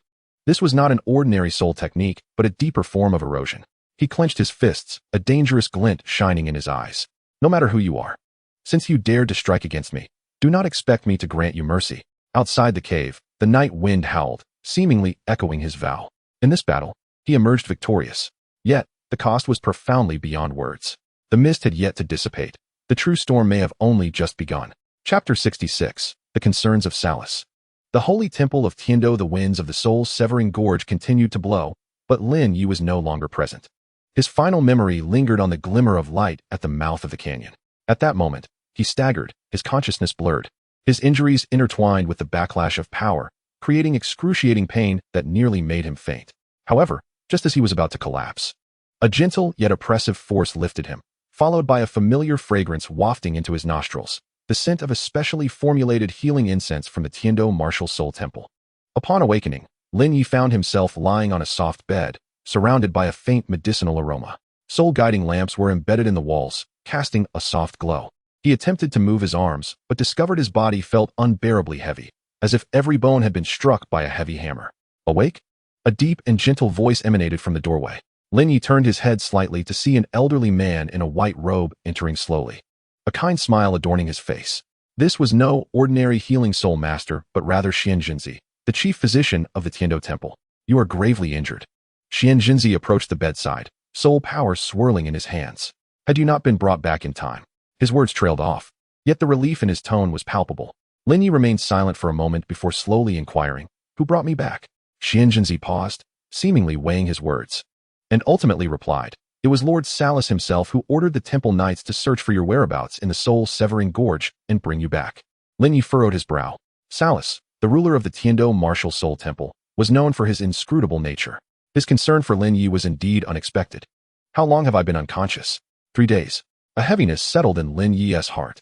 3 days was ample time for many events to transpire, especially at such a critical juncture. He closed his eyes, channeling the remnants of his soul power to assess his meridian condition. The backlash from the Nine Nether devouring skyhound had yet to fully abate. The sword energy of the chaotic divine demon sword was somewhat disordered, and the wheel of time remained in a semi-dormant state. He needed to recover swiftly. At that moment, a faint sound of footsteps approached from outside, accompanied by the rustling of fabric. A cloaked attendant entered, carrying a silver tray with a steaming bowl of medicinal soup.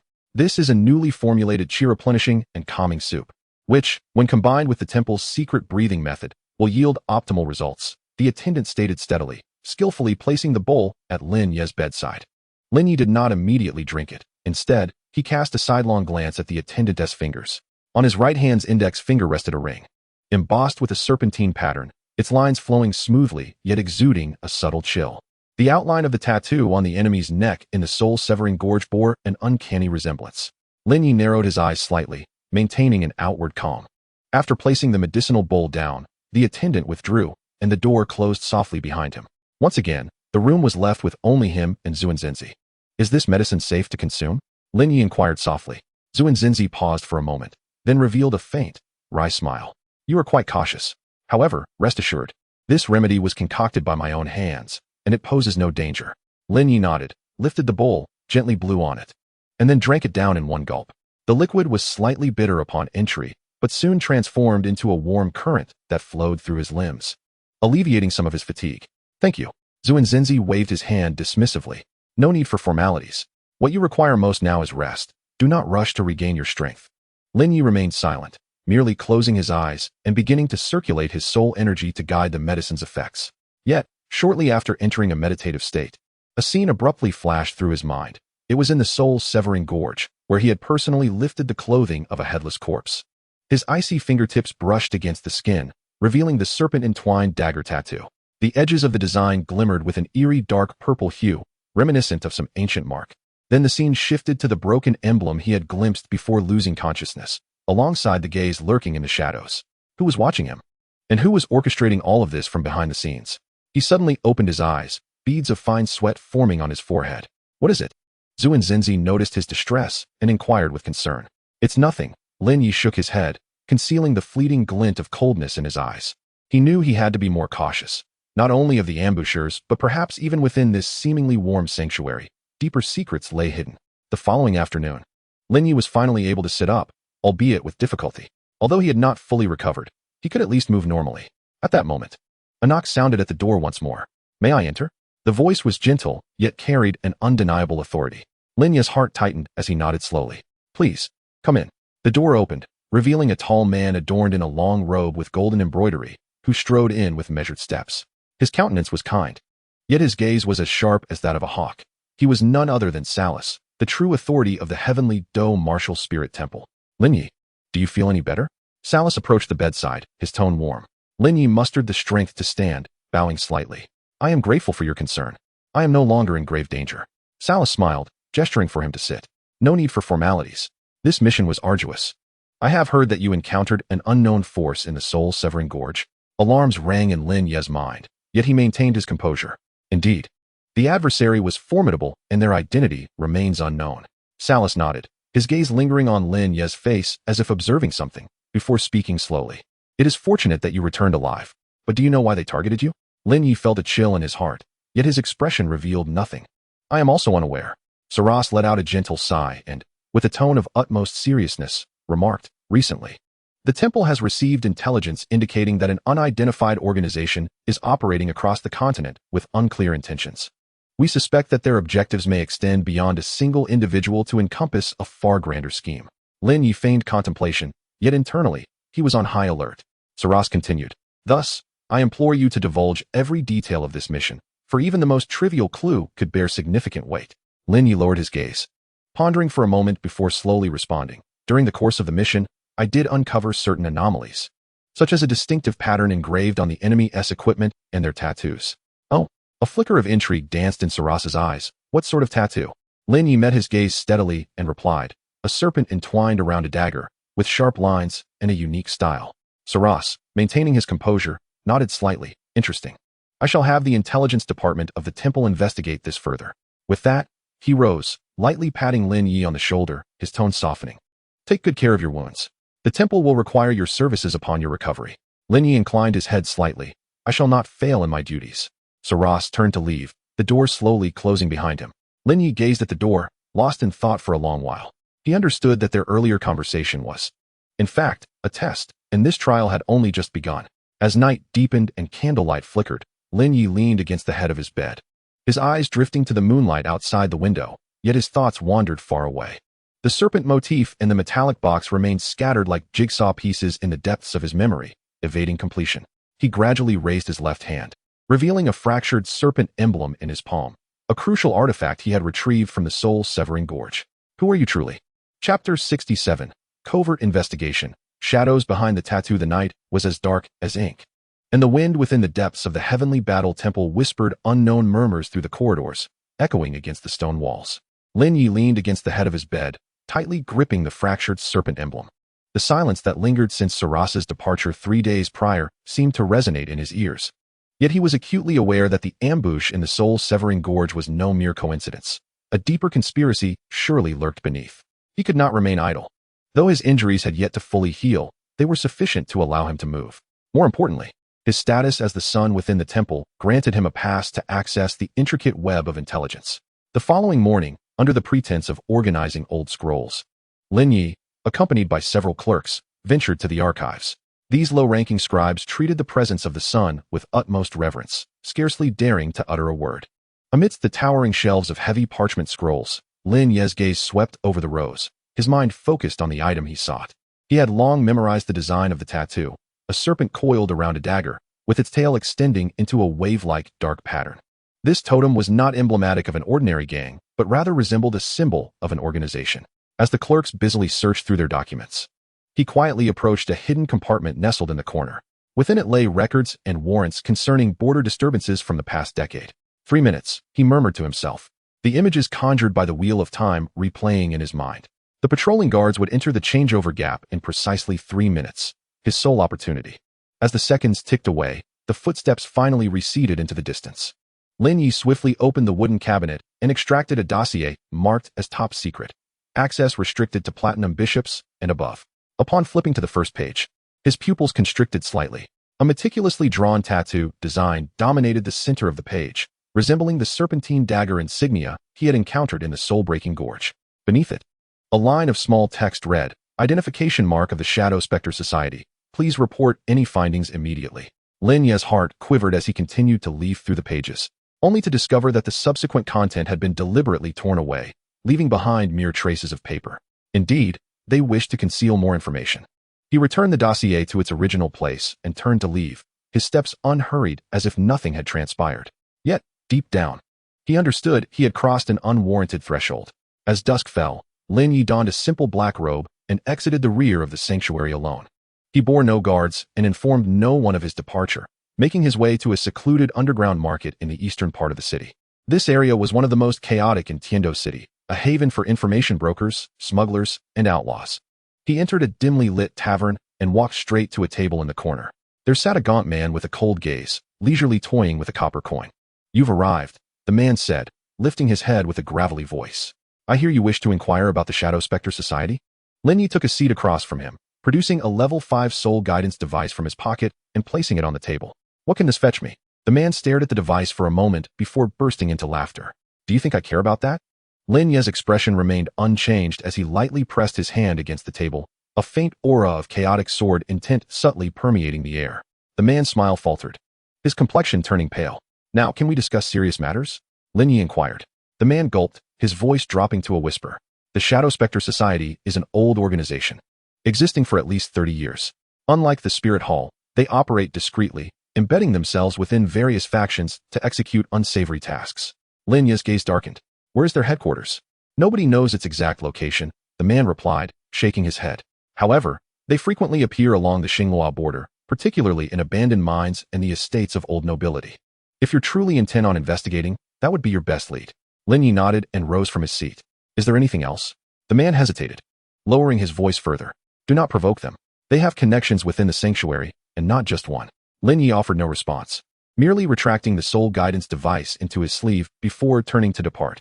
Outside the tavern, the night wind howled fiercely, causing his robe to billow dramatically. He was acutely aware that he had become a target. Yet, he understood that this game was merely in its infancy. Upon returning to the temple, Lin Ye did not immediately retreat to his chamber. Instead, he discreetly made his way to the secluded backyard. There, he unfurled a tattered map upon the ground, his gaze fixated on a vague route marked within.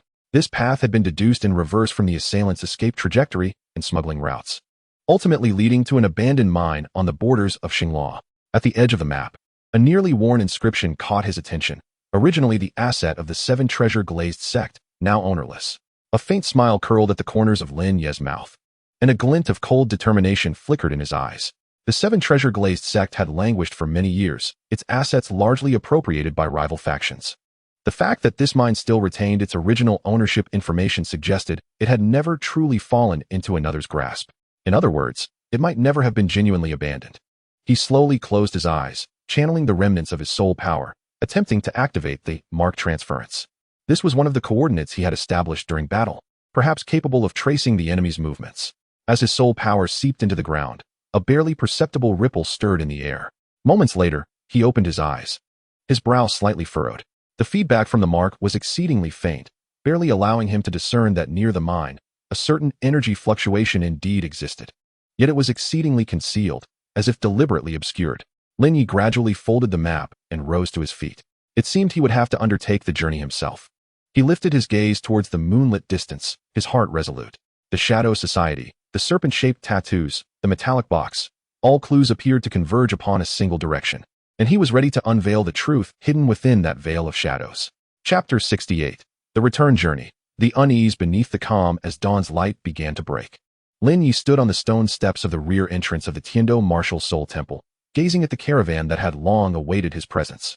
The horses were lined up in an orderly fashion, the carriage curtains drawn tightly, while the guards donned silver armor, their expressions grave, as if escorting not a holy son, but rather a secret too profound to articulate. He descended the steps with deliberate grace, the sound of his footsteps resonating distinctly in the morning stillness. Saraf, having come personally to bid farewell, wore a gentle smile, his tone sincere. "Holy Son Lin, given your recent injuries, I shall ensure every arrangement is made with utmost care." Lin Ye returned the gesture with a slight bow, his demeanor calm yet respectful. "Thank you for your kindness, esteemed bishop." Their eyes met for a fleeting moment, as if an invisible spark momentarily disrupted the air between them. Sarath's gaze bore a hint of scrutiny and inquiry, while Lin Ye remained as tranquil as a still lake, devoid of any ripples. As the caravan set forth, Lin Ye found himself situated within the central carriage. The interior was spacious and elegantly appointed, yet the walls were sealed, with only a small window permitting a sliver of light to enter. He settled into a corner, his fingers lightly tapping against the wooden panel, his mind meticulously memorizing the entire configuration of the escort. 17 guards, 3 carriages, and 2 soul kings flanking either side. The arrangement was excessively lavish, far surpassing the usual escort standards. He released a subtle wave of mental energy, which quietly spread around him. The wheel of time slowly rotated in his mind, sensing the flow of energy in the vicinity. Everything appeared normal, yet he keenly discerned a minuscule, unusual fluctuation concealed among the guards, akin to a soul master deliberately suppressing their aura. Someone was masquerading their identity. Lin Ye calmly adjusted his posture, his right hand discreetly pressed against the carriage floor, leaving behind an almost imperceptible mental mark. This was one of several coordinates he had established during his journey, should the situation take a turn for the worse. He could use the mark jump to escape instantaneously. The convoy progressed smoothly, the scenery changing gradually. They traversed the cobbled roads of the city outskirts, turned into winding mountain paths, and headed north towards a realm of wilderness interspersed with hills. According to reason, they should have returned to the Soul City along the Imperial Main Road, yet their route had evidently deviated, veering towards a scarcely trodden area. Lin Ye's brow furrowed slightly. He had already deduced this was not the way home, but rather a trap. As night fell, the convoy halted beside an abandoned village for rest. A bonfire was lit, its glow illuminating the faces of the group, casting mottled shadows. Lin Ye stepped out of the carriage to stretch his limbs, his gaze sweeping across the campsite. The guards maintained their posts, patrolling with precision and exhibiting well-trained movements. Such discipline was not something ordinary temple guards could possess. He walked slowly towards the cargo truck piled with supplies, feigning an inspection of the provisions, but in reality using the opportunity to connect with the ground, secretly setting up a new mark jump coordinate. The moment his fingertips touched the earth, he suddenly heard whispers not far away. He shouldn't come back alive. The voice was suppressed, but Lin Ye's keen hearing captured every word. His expression remained unchanged as he continued to sift through the cargo boxes, only standing up to leave after confirming there was no anomaly. Returning to the carriage, he sat cross-legged, closing his eyes to regulate his breath, while in truth, he was circulating his soul power, attempting to sense the aura of the whisperer. After a moment, he pinpointed a figure, a slender, taciturn guard. The individual stood at the edge of the bonfire, facing away from the others, their left hand concealed within their sleeve, seemingly grasping something. Lin Ye's gaze sharpened slightly as he caught a fleeting glimpse of a serpentine pattern flashing from the cuff. A serpent tattoo. His heart trembled slightly, though his exterior remained composed. This was no coincidence. It was a meticulously orchestrated test. The other party might not be certain of his identity, but it was evident they had begun to harbor suspicions about him. The following morning, the convoy continued its journey. Lin Ye sat within the carriage, his mind replaying the images of the battle at the soul-severing gorge, the enemy's tactical proficiency, the caliber of their equipment, and those final whispered words. You have only reinforced his belief that there are unseen hands orchestrating the ambush. Now, the appearance of the tattooed individual among the escort further corroborated his suspicions. The Shadow League had indeed infiltrated the Soul Temple. He slowly opened his eyes, a chill emanating from his gaze. If that is the case, then Sarath's demeanor becomes all the more intriguing. What role does this astute bishop truly play? Is he the mastermind orchestrating events from the shadows, or merely another pawn, equally ensnared in the web of deception? As these thoughts occupied his mind, the carriage suddenly came to a halt. A faint commotion arose outside, followed by a steady voice announcing, Saint Lin, the bishop requests your presence. Lin Ye adjusted his robes, lifted the carriage curtain, and found Sarath standing beside the carriage, flanked by a guard bearing a serpent tattoo on his left arm. Sunlight cascaded down, illuminating Sarath's already benevolent features, rendering them even more gentle. Saint Lin, after your recent travels, I have prepared some restorative elixirs for you. Please accept them. Sarath said with a smile, presenting a brocade box. Lin Ye accepted it with a bow of gratitude, and then, taking the opportunity, inquired, May I ask why we have taken a detour through the wilderness? I recall that our return should follow the main road. Sarath's expression remained unchanged, his tone still serene. The border has been unsettled lately, with bandits frequently appearing on the main road. For your safety, we chose this alternate route. Ah, I see, Lin Ye replied, nodding. However, I have heard that there have been strange occurrences at several abandoned mines within the starry realm of late. I wonder if the bishop has heard anything about it? Sarath's eyes flickered momentarily, a subtle smile playing on his lips as he regarded him. Saint Lin takes an interest in such trifles? It was merely a casual inquiry. Lin Ye responded lightly, as if engaging in idle conversation. As their gazes locked once more, an invisible tension seemed to tighten in the air. After a brief pause, Sarath sighed softly and turned to ascend into the carriage. You should rest, Saint. There are still over 100 miles ahead. Watching his retreating figure, Lin Ye's lips curled slightly, though there was no mirth in his eyes. He understood that he had drawn attention. Yet, this was precisely what he desired. Only by delving into the heart of danger could he truly unravel the entirety of this conspiracy. As the carriage resumed its journey, sunlight spilled onto the dust-laden road, creating an illusion of tranquility. However, beneath this seemingly serene facade, a tempest was quietly brewing. Chapter 69, reporting back. The Pope's icy intentions. The carriage gradually halted on the long street outside the Soul Spirit City. Lin Ye lifted the curtain, and a brisk wind greeted him. The spire of the papal palace emerged from the twilight, resembling a dark blade piercing the clouds, exuding an aura of foreboding and menace. He inhaled deeply, attempting to steady the chaotic soul power within him, although the presence of the Chaos Demon Sword prevented his injuries from hindering his movements. The life-and-death struggle in the soul-severing gorge left behind numerous hidden dangers, particularly after consuming the life essence of that Soul King. The energy within him had grown increasingly volatile, teetering on the brink of loss of control. "Saint, please." A deacon draped in a golden-threaded robe stood respectfully by the carriage, his tone polite, yet his gaze scrutinizing. Lin Ye nodded and stepped down from the carriage. The moment his feet touched the ground, he sensed a faint mental fluctuation sweep over him. It was Bibi Dong, testing him. He advanced with an air of calmness, traversing the square before the papal hall and stepping into the grand edifice that symbolized supreme authority. The interior was dimly lit, the atmosphere thick with a blend of incense and the metallic scent of blood, creating an unsettling yet undeniable presence. Seated atop a raised platform was Bibi Dong, draped in a black and gold robe, her demeanor austere, and her eyes as profound as an abyss. Behind her stood two guards, both of formidable spirit mastery, exuding a composed aura that clearly distinguished them from ordinary sentinels. Lin Ye approached, kneeling on one knee as he presented a metallic box. The mission was accomplished, and the enemy had been eradicated. Bibi Dong did not immediately accept the box. Instead, her gaze lifted slightly, resting upon Lin Ye's face. In that instant, he felt an intangible pressure enveloping him, making even the act of breathing laborious. Her eyes held scrutiny, skepticism, and a hint of cold menace. "You dispatched 2 Soul Kings with the power of a soul sect?" Her voice was calm, yet carried an undeniable weight of authority. Lowering his gaze, Lin Ye replied, "My lord, indeed, there were 2 Soul Kings ambushed. I exerted my utmost effort to achieve victory." "Humph," Bibi Dong chuckled lightly. "A soul sect at level 43 managing to slay 2 Soul Kings is indeed remarkable." Lin Ye remained silent, aware of the underlying implications in her words. As anticipated, in the next moment, Bibi Dong gently raised her right hand, a red light flashing from the tip of her staff, causing the ground to tremble slightly. She slowly rose and descended the steps to stand before Lin Ye. "Tell me, how did you accomplish this?" Lin Ye met her gaze unwaveringly. "During the battle, I utilized a portion of my devouring power." The air seemed to freeze for an instant following his admission. Bibi Dong's expression remained unchanged.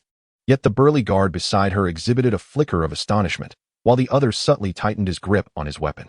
"Devouring power," Bibi Dong murmured, a cryptic smile gracing her lips. "You refer to the ability that transforms an enemy's strength into your own?" Lin Ye nodded. "Precisely. However, after its use, I require an extended period of meditation to stabilize my internal energy, otherwise, it may backfire upon me." Bibi Dong fell silent for a moment, then suddenly gestured for her guards to withdraw. They hesitated briefly before bowing and retreating into the shadows. "Look up," she commanded. Lin Ye complied, meeting the gaze of the woman who held dominion over the entire spirit hall. "You are astute," Bibi Dong began slowly, aware of how to exhibit your worth and when to conceal certain truths. A shiver ran through Lin Ye, realizing she was hinting at her understanding of his intentions. "I do not dare to conceal anything," he replied earnestly. "I merely wish to contribute to the spirit hall."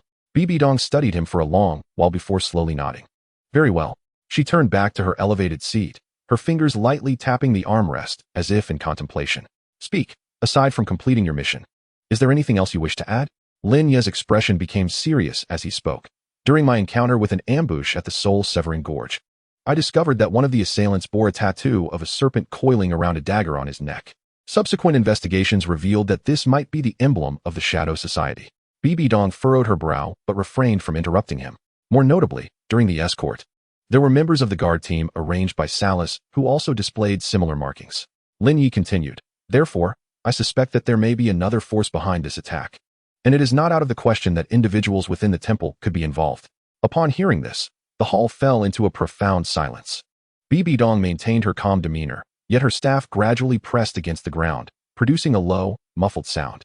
She murmured the name Shadow Society before raising her gaze to Lin Ye. asking, "Do you have evidence?"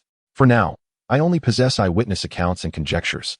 Lin Ye replied candidly, "But I believe this matter should not be taken lightly." Bibi Dong scrutinized him for an extended period before suddenly sighing softly. "You are indeed more perceptive than I anticipated." Lin Ye bowed his head in silence.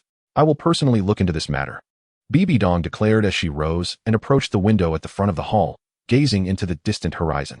"As for you," she paused, her tone suddenly turning ominous, "do not attempt to challenge my limits." Lin Ye's heart raced, yet he maintained a respectful demeanor, replying, "I would not dare." "Good." Bibi Dong turned back, a smile gracing her lips, though it was more chilling than frost. "Return and rest well. There may be more significant tasks awaiting you." Lin Ye bowed and gradually exited the grand hall. It was not until he stepped out of the papal chamber that he finally let out a sigh of relief. However, he understood that the conversation had not truly concluded. Bibi Dong had never fully trusted him, and the name of the Shadow Society was certainly not new to her. As Lin Ye made his way back to his quarters, he replayed Bibi Dong's expressions and tones in his mind. Although her murderous intent was well concealed, he could sense a scrutiny from someone in power, a probing from a formidable individual. More importantly, her interest in the devouring power within him exceeded his expectations. It seemed that the secret of the Nine Nether devouring hound had caught her attention, Lin Ye thought to himself. He needed to devise his next steps swiftly, otherwise, he might be the next to be devoured. As night deepened, the streets of Soul Master City grew sparse with pedestrians. The wind swept across the cobblestone path, stirring up a few fallen leaves. Lin Ye's figure gradually faded into the alleyway, leaving behind only a faint shadow. Meanwhile, deep within the papal chamber, Bibi Dong remained at the window, gazing at the receding figure, a complex expression flickering in her eyes. The devouring power can indeed suppress the realm of the Soul King? How intriguing. She slowly closed her eyes, whispering softly, "Can the path of the Rakshasa ultimately shake the divine?" Chapter 70, Rewards and Opportunities, the Mimetic Training Ground. The night was as dark as ink, and as Lin Ye strolled along the desolate streets towards his abode, he pondered the implications of Bibi Dong's forthcoming, potentially significant tasks. He did not return directly home, but instead took a detour to a secluded courtyard. Upon pushing open the courtyard gate, dim candlelight spilled from within, casting elongated shadows upon the stone pavement. Entering the room, he settled into a cross-legged position and gently closed his eyes. The chaotic divine sword within him quivered slightly, as if sensing an impending transformation. Meanwhile, the power of the Nine Nether devouring hound coursed through his meridians, gradually devouring and purifying the residual toxins. Lin Ye could feel that he was on the brink of a breakthrough. The 44th level of the Soul Sect was within reach.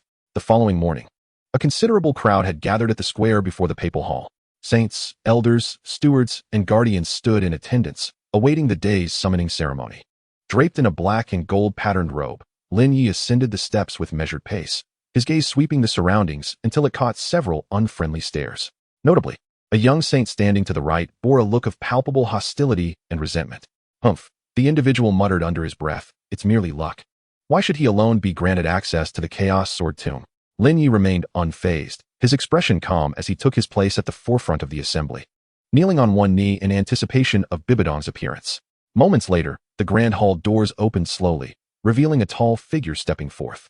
Bibi Dong, clad in a black and gold robe, bore an indifferent expression as she confidently approached the main seat. Her gaze swept across the assembly before finally resting on Lin Ye, a faint smirk playing upon her lips, neither fully a smile nor a frown. "Lin Ye," her voice resonated with authority.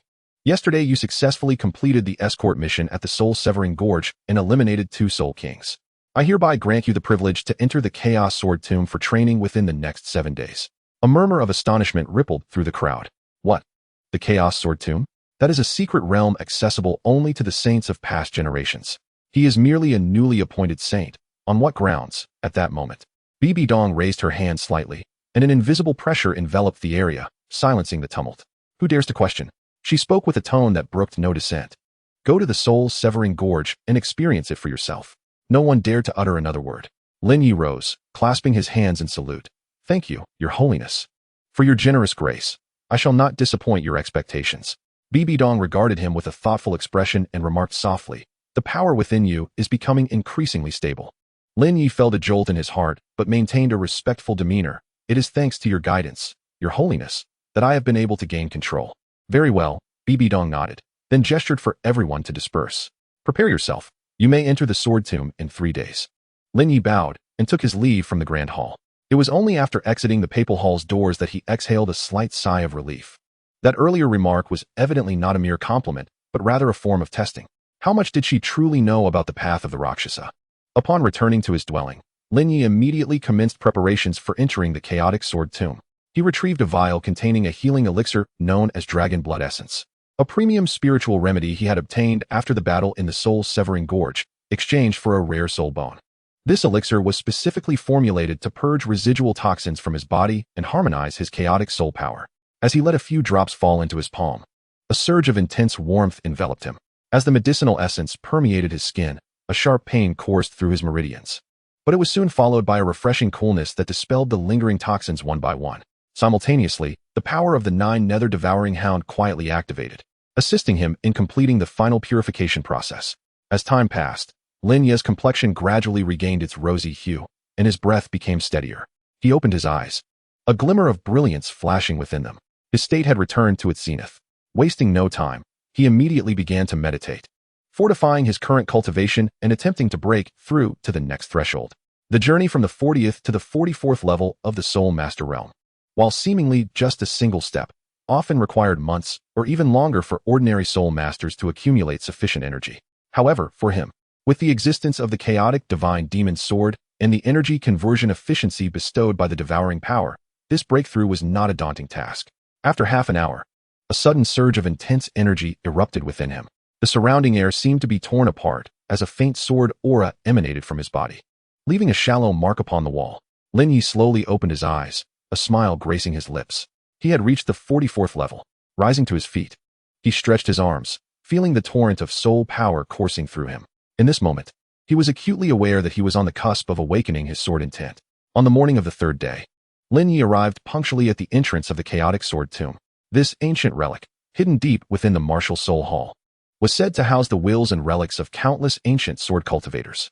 Only those truly endowed with innate swordsmanship could inherit its legacy.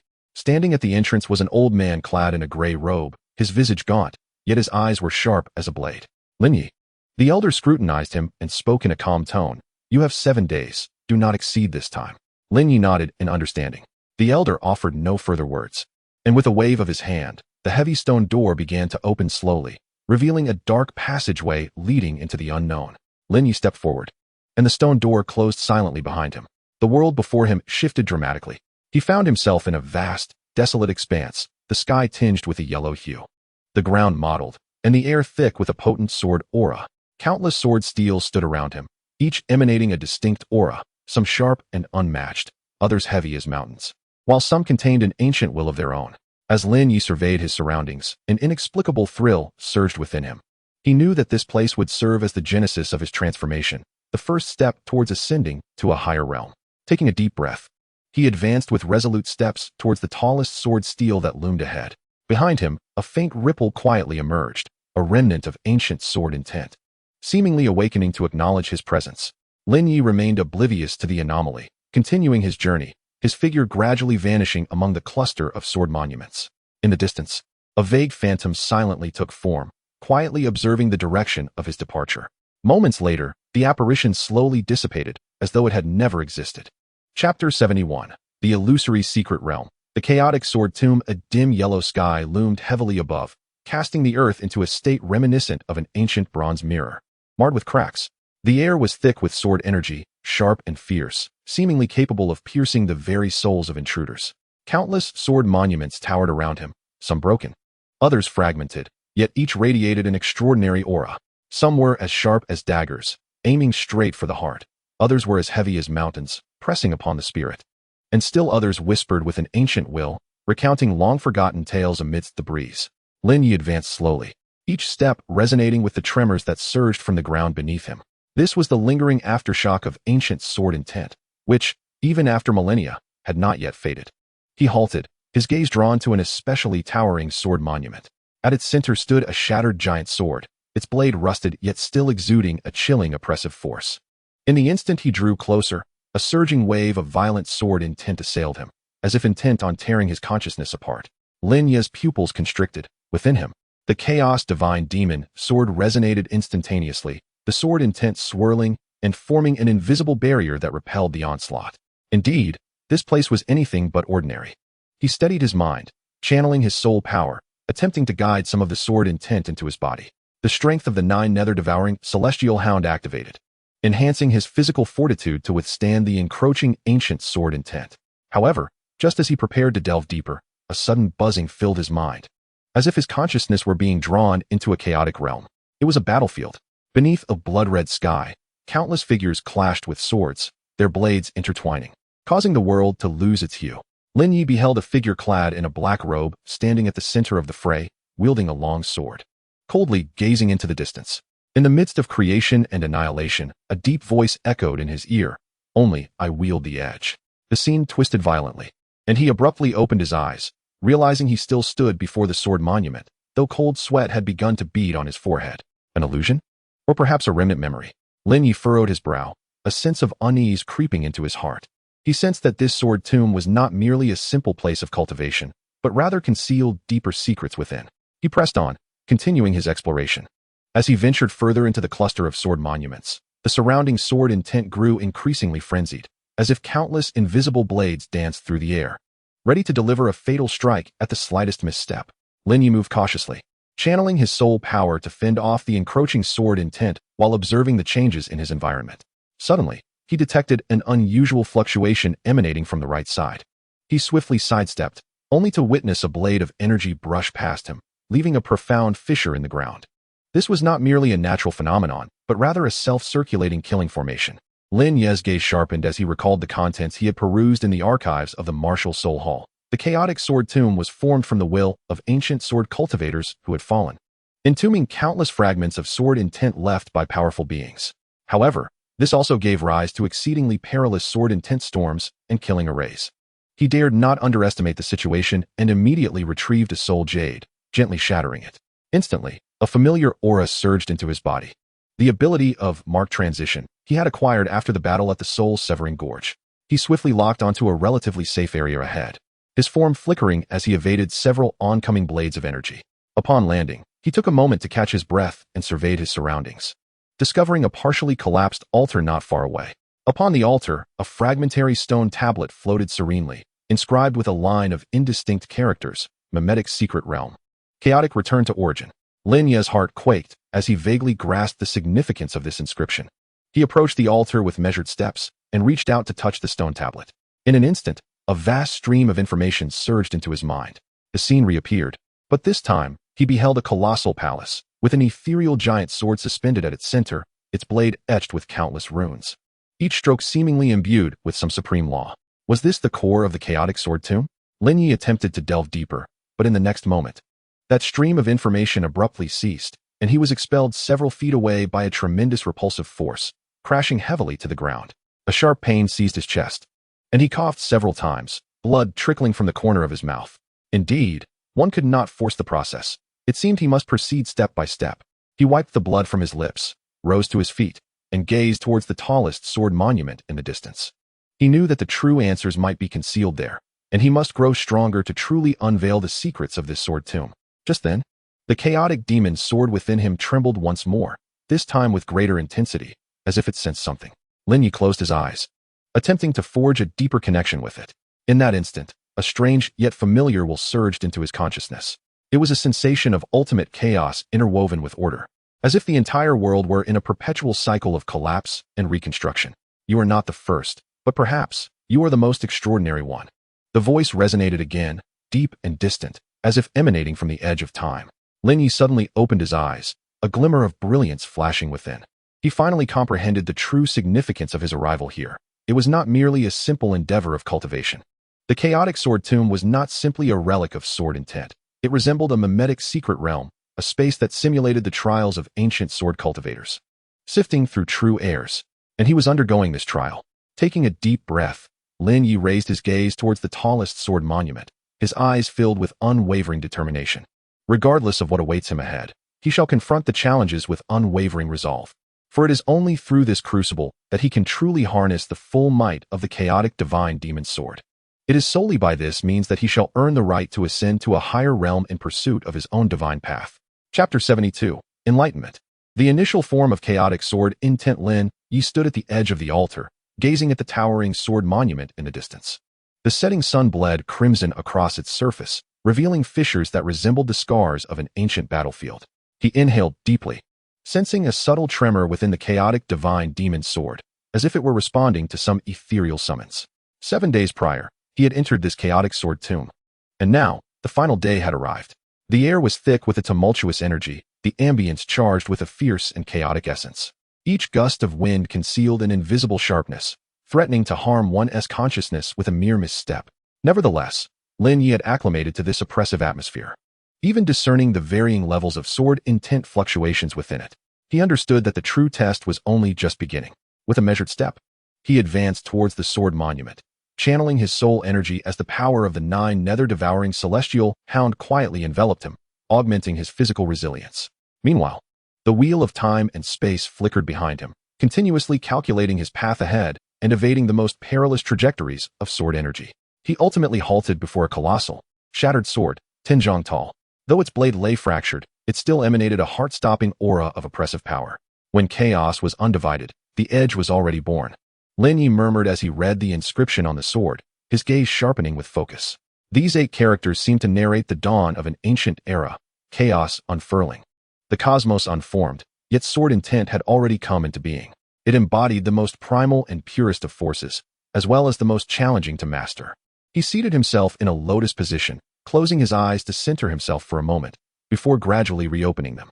With a flick of his palm, the chaotic divine demon sword manifested, quivering lightly and emitting a deep, resonant hum. "Come forth," he silently commanded. In the next instant, a tempestuous wave of sword intent surged towards him from all directions, as if a multitude of blades were intent on tearing at his very soul. Lin Ye remained composed, actively guiding those shards of chaotic sword intent into his being, employing the chaotic divine demon sword as a conduit to absorb the most unadulterated fragments. In an instant, excruciating pain enveloped his entire body. The sword intent did not merge gently. Rather, it surged forth with a will of destruction, rampaging through him. His meridians felt as though they were ablaze, and his consciousness spiraled into utter disarray. "Hold on," he roared within the depths of his mind. The wheel of time and space spun rapidly, erecting a mental barrier to isolate some of the negative emotional influences. Simultaneously, the power of the Nine Nether devouring celestial hound was unleashed, consuming a portion of the impure sword intent to alleviate his burden. Yet even so, every quarter of an hour, his mental strength would be eroded further. Cold sweat trickled down his forehead, and his knuckles whitened from the strain. Yet he did not falter. Instead, he resolutely guided even more sword intent into his being. Time passed inexorably. When the first rays of dawn pierced through the assembly of sword monuments, Lin Ye's consciousness had become hazy, and his body was on the verge of losing all sensation. Yet he gritted his teeth, refusing to yield. Suddenly, at a fleeting moment, a vague figure manifested deep within his consciousness.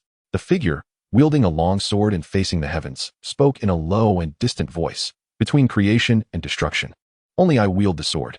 This phrase seemed to unlock a portal. Lin Ye abruptly opened his eyes, a glimmer of brilliance flashing within them.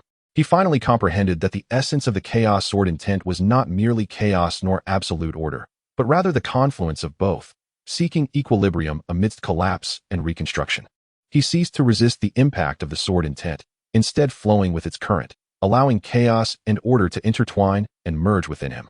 Boom! A muffled explosion erupted from within him. As his soul power surged violently, the chaos sword intent began to coalesce into form. The surrounding sword energy seemed to respond, converging towards him and forming a tempest. The sound of countless swords resonated as the heavens and earth shifted, shaking the entire sword tomb. Lin Ye gritted his teeth, enduring the pain of his blurring consciousness, and summoned all his soul power and will to forcibly suppress the restless sword intent. He formed seals with his hands, invoking the embryonic shape of the chaos sword intent, attempting to guide the remaining sword energy into submission, creating a cycle of resonance.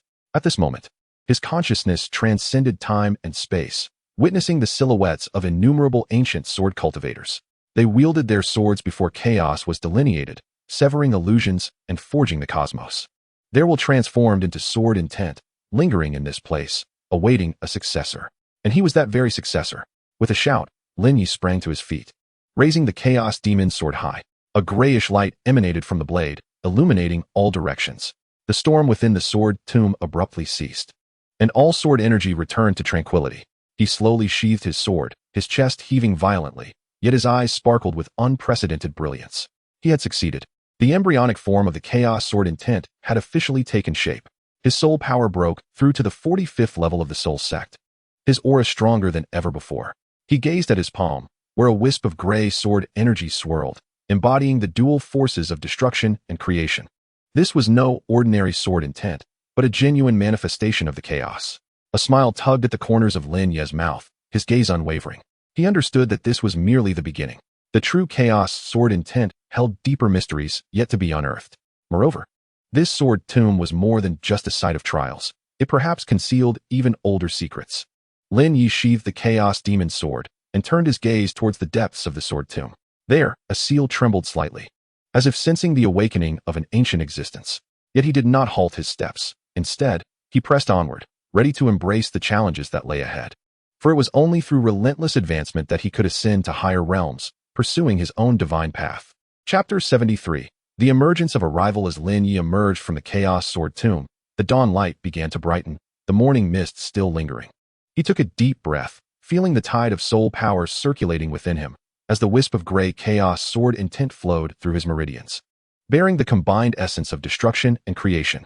This week's cultivation has not only propelled his mastery to the 45th level of the soul sect, but has also elevated his control over his martial spirit to unprecedented heights.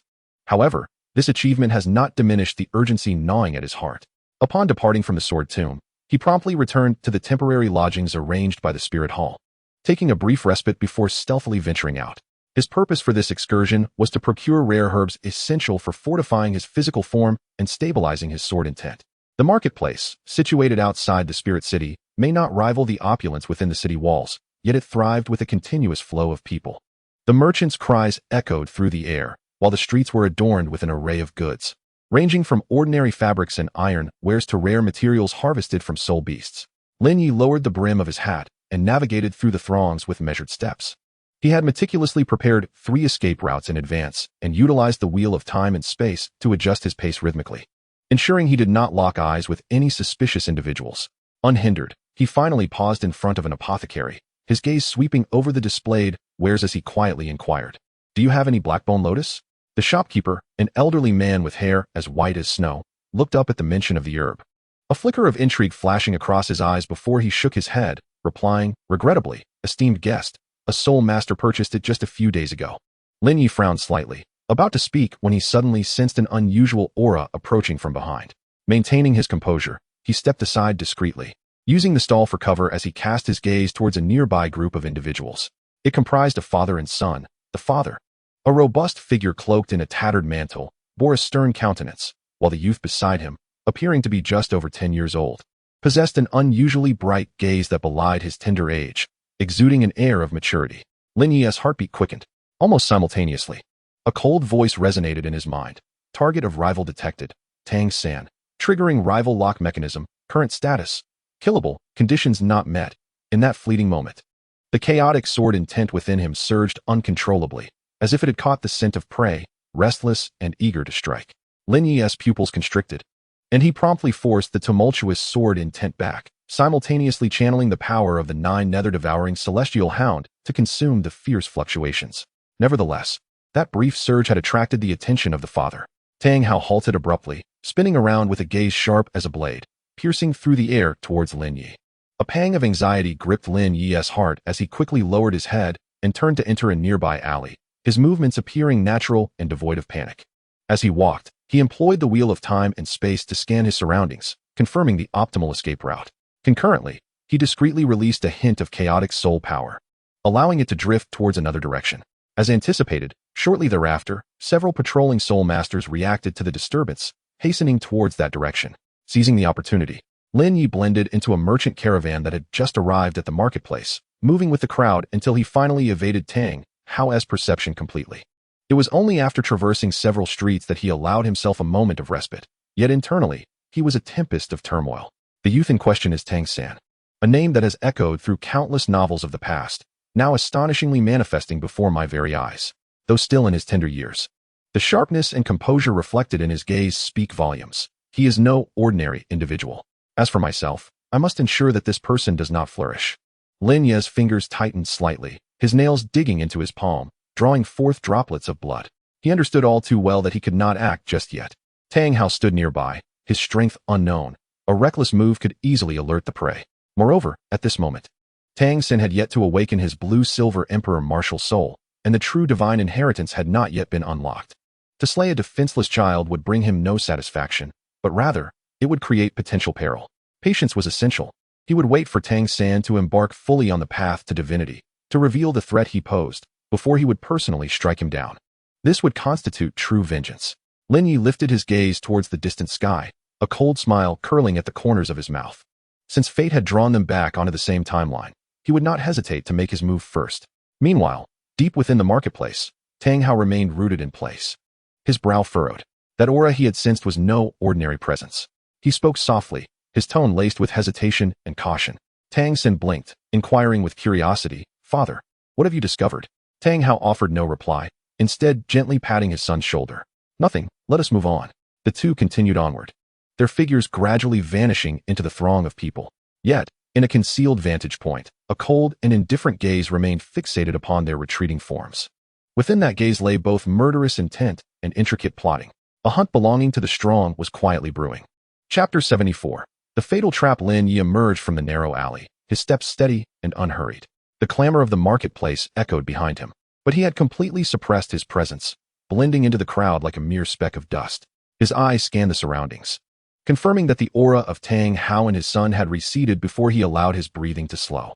He did not return immediately to the residence at the Spirit Hall. Instead, he meandered through several streets, eventually pausing at a secluded stall to purchase a jug of inferior wine. Cloaked in his coarse fabric mantle, he gradually made his way toward the outskirts of the city. Throughout this journey, his thoughts remained tumultuous. The boy's gaze was too cold, too piercing. Lin Ye had envisioned countless scenarios of a reunion with Tang San. Yet he had not anticipated such a jarring encounter in a commonplace marketplace, especially considering that the boy had yet to awaken his blue-silver emperor martial soul. Merely a child just over 10 years of age. It was precisely this state of unawakened potential that rendered him most vigilant. In past narratives, Tang San's trajectory of growth had been meticulously dissected by many. From Nodding City to Shrek Academy, from Sea God Island to the Divine Battles. Each step was taken with unwavering precision and sharpness. And now, when everything has yet to commence, fate has quietly drawn the two individuals back onto the same timeline. He must take the initiative to strategize. Otherwise, once Tang San truly embarks on the path to divinity, severing the ties of destiny will become an insurmountable challenge. Upon returning to the temporary residence arranged by the Spirit Hall, Lin Ye refrained from lighting a lamp, instead standing by the window, quietly gazing at the distant night sky. The moonlight cast a gentle silver sheen upon the rooftops. He seated himself in a cross-legged position, gradually closing his eyes as his consciousness delved within. The chaotic sword intent within him continued to pulsate through his meridians, harboring formidable power. This will was exceedingly violent, and any misstep could lead to self-repercussion. Yet under his command, it transformed into the sharpest of blades. He required a knife to sever Tang San's thread of fate, an abandoned martial soul, a shattered path to divinity, and a soul scattered to the winds. These were the objectives assigned by the system as his nemesis, as well as the three ironclad principles he had long established in his heart. To accomplish these goals, one must not act impulsively nor recklessly. Tang Hao was nearby, his strength unfathomable. Had it not been for Lin Ye's swift reactions, he might have already been detected. He needed information, and he needed time. The following dawn, Lin Ye summoned 2 trusted spies. Both were elite members of the Spirit Hall's peripheral forces, skilled in stealth and tracking, having achieved notable success in various missions. "I require you to set off immediately for Nodding City," Lin Ye instructed in a hushed tone. "There, seek out an individual named Yu Xiaojing. He is well versed in martial soul theory and is likely to become Tang San's future guide." "Tang San?" one of them inquired, puzzled. Lin Ye's gaze darkened, his voice calm, yet firm. "You need not know who he is. Merely remember this. Should you find him in contact with any child, report immediately. If necessary, employ extraordinary measures." The other spy hesitated. "My lord, should we not first consult the Hall Master?" "Unnecessary," Lin Ye replied coldly. "I will bear full responsibility for this matter. Should any issues arise, I will take accountability." The two exchanged glances before finally nodding in agreement. Though they were unaware of the full details, Lin Ye's status was indisputable, and his decisiveness was well known. Thus, there was no need for further questions once a command was given. After their departure, Lin Ye returned to his study, retrieving a map upon which he marked several key locations: Nodding City, Holy Soul Village, and the former site of Shrek Academy. These places were all inevitable stops in Tang San's journey of growth. He intended to plant hidden traps at each juncture and set obstacles along every leg of the journey. He aimed to render Tang San's development sluggish and painful, ultimately leading to his collapse. This was not revenge, but rather a meticulous strategy. A true strongman does not rely solely on a single fatal blow, but instead leads his opponent step by step into despair and destruction. As night deepened, the candlelight within the room flickered. Lin Ye stood before the window, grasping an ancient token, the only token of recognition he had obtained from the chaotic sword tomb. The adversary emerges in the distance, as Tang San's token bears a faint inscription, vaguely revealing the phrase, "Only I wield the edge amidst the chaos of creation and destruction." Suddenly, the shadow of a figure cloaked in black materializes in Lin Ye's mind. Who could this being be? Why did it appear during his fusion with the chaotic sword intent? Lin Ye harbors a subtle suspicion that the origins of the chaotic sword tomb are far more intricate than they appear on the surface. Perhaps, it holds a clandestine connection to the future divine realm. Yet, now is not the time for deeper inquiry. He has far more pressing matters at hand. Tang San. Lin Ye murmurs, a cold smile curling upon his lips. You remain unaware that you have already been marked. Gradually, he closes his eyes, allowing his consciousness to plunge into the depths of his mind's sea. The chaotic divine demon sword hovers in the void, its blade entwined with wisps of gray sword intent, as if poised to break free at any moment. Behind him, the ethereal shadow of the 9 underworlds devouring heavenly hound flickers, its eyes ablaze, consuming all in its path. The wheel of time rotates slowly above, reflecting countless fragments of the future. Lin Ye does not gaze upon those visions. He understands that true destiny is never predetermined. It is shaped by choices, and he has already made his choice. Meanwhile, in a desolate expanse outside Nodding City, a man clad in gray robes walks slowly, cradling a young boy. The boy grips a small hammer, his gaze clear and resolute. "Father, where are we going?" he inquires. The man glances down at him, his voice deep, "To find a teacher who can guide you." The boy blinks, nodding in a manner that suggests partial understanding. The man's strides remain unbroken, yet a complex expression flickers in his eyes. Unbeknownst to him, his son's fate has been subtly rewritten by unseen hands. In a place beyond their sight, a raven glides silently over the treetops, its wings stirring a whisper of wind. In that moment, it feels as though something is quietly drawing near. Chapter 75. The Soul Ring Decision. Devouring Ascendancy. Lin Ye sits within the secluded chamber of the martial Soul Hall, contemplating the subsequent strategies against Tang San, fully aware that his current strength is insufficient to secure victory. At this juncture, his gaze falls upon the token in his hand, aglow with an ethereal light, stirring a thought within him regarding the enhancement of the 9 underworlds devouring heavenly hound through the acquisition of a soul ring from the soul-devouring spider. The chaotic sword intent circulates within him, akin to a surging tide, harboring the forces of destruction and creation. He closes his eyes in contemplation, his thoughts racing ceaselessly. Soul-devouring spider, he murmurs softly, a glint of coldness flashing in his eyes. This is not a target chosen lightly. The 9 underworlds devouring heavenly hound inherently possesses the power of devouring. Should it absorb the soul ring of the soul-devouring spider, not only would its devouring abilities be augmented, but it would also gain the power to manipulate the mind, disrupting the consciousness of its foes. This is of paramount importance for his forthcoming strategies against Tang San. However, this path is fraught with challenges. The soul-devouring spider resides in the depths of the poisonous marsh, a land cursed and perpetually shrouded in toxic miasma, where even the most ordinary soul kings struggle to survive. To hunt this fearsome creature, one must have protection. Among the entire Spirit Hall, only the Chrysanthemum Douluo or the Ghost Douluo are deemed capable of such a task. He rose, pushed open the stone door of the secret chamber, and was met by the night breeze, which carried a hint of chill.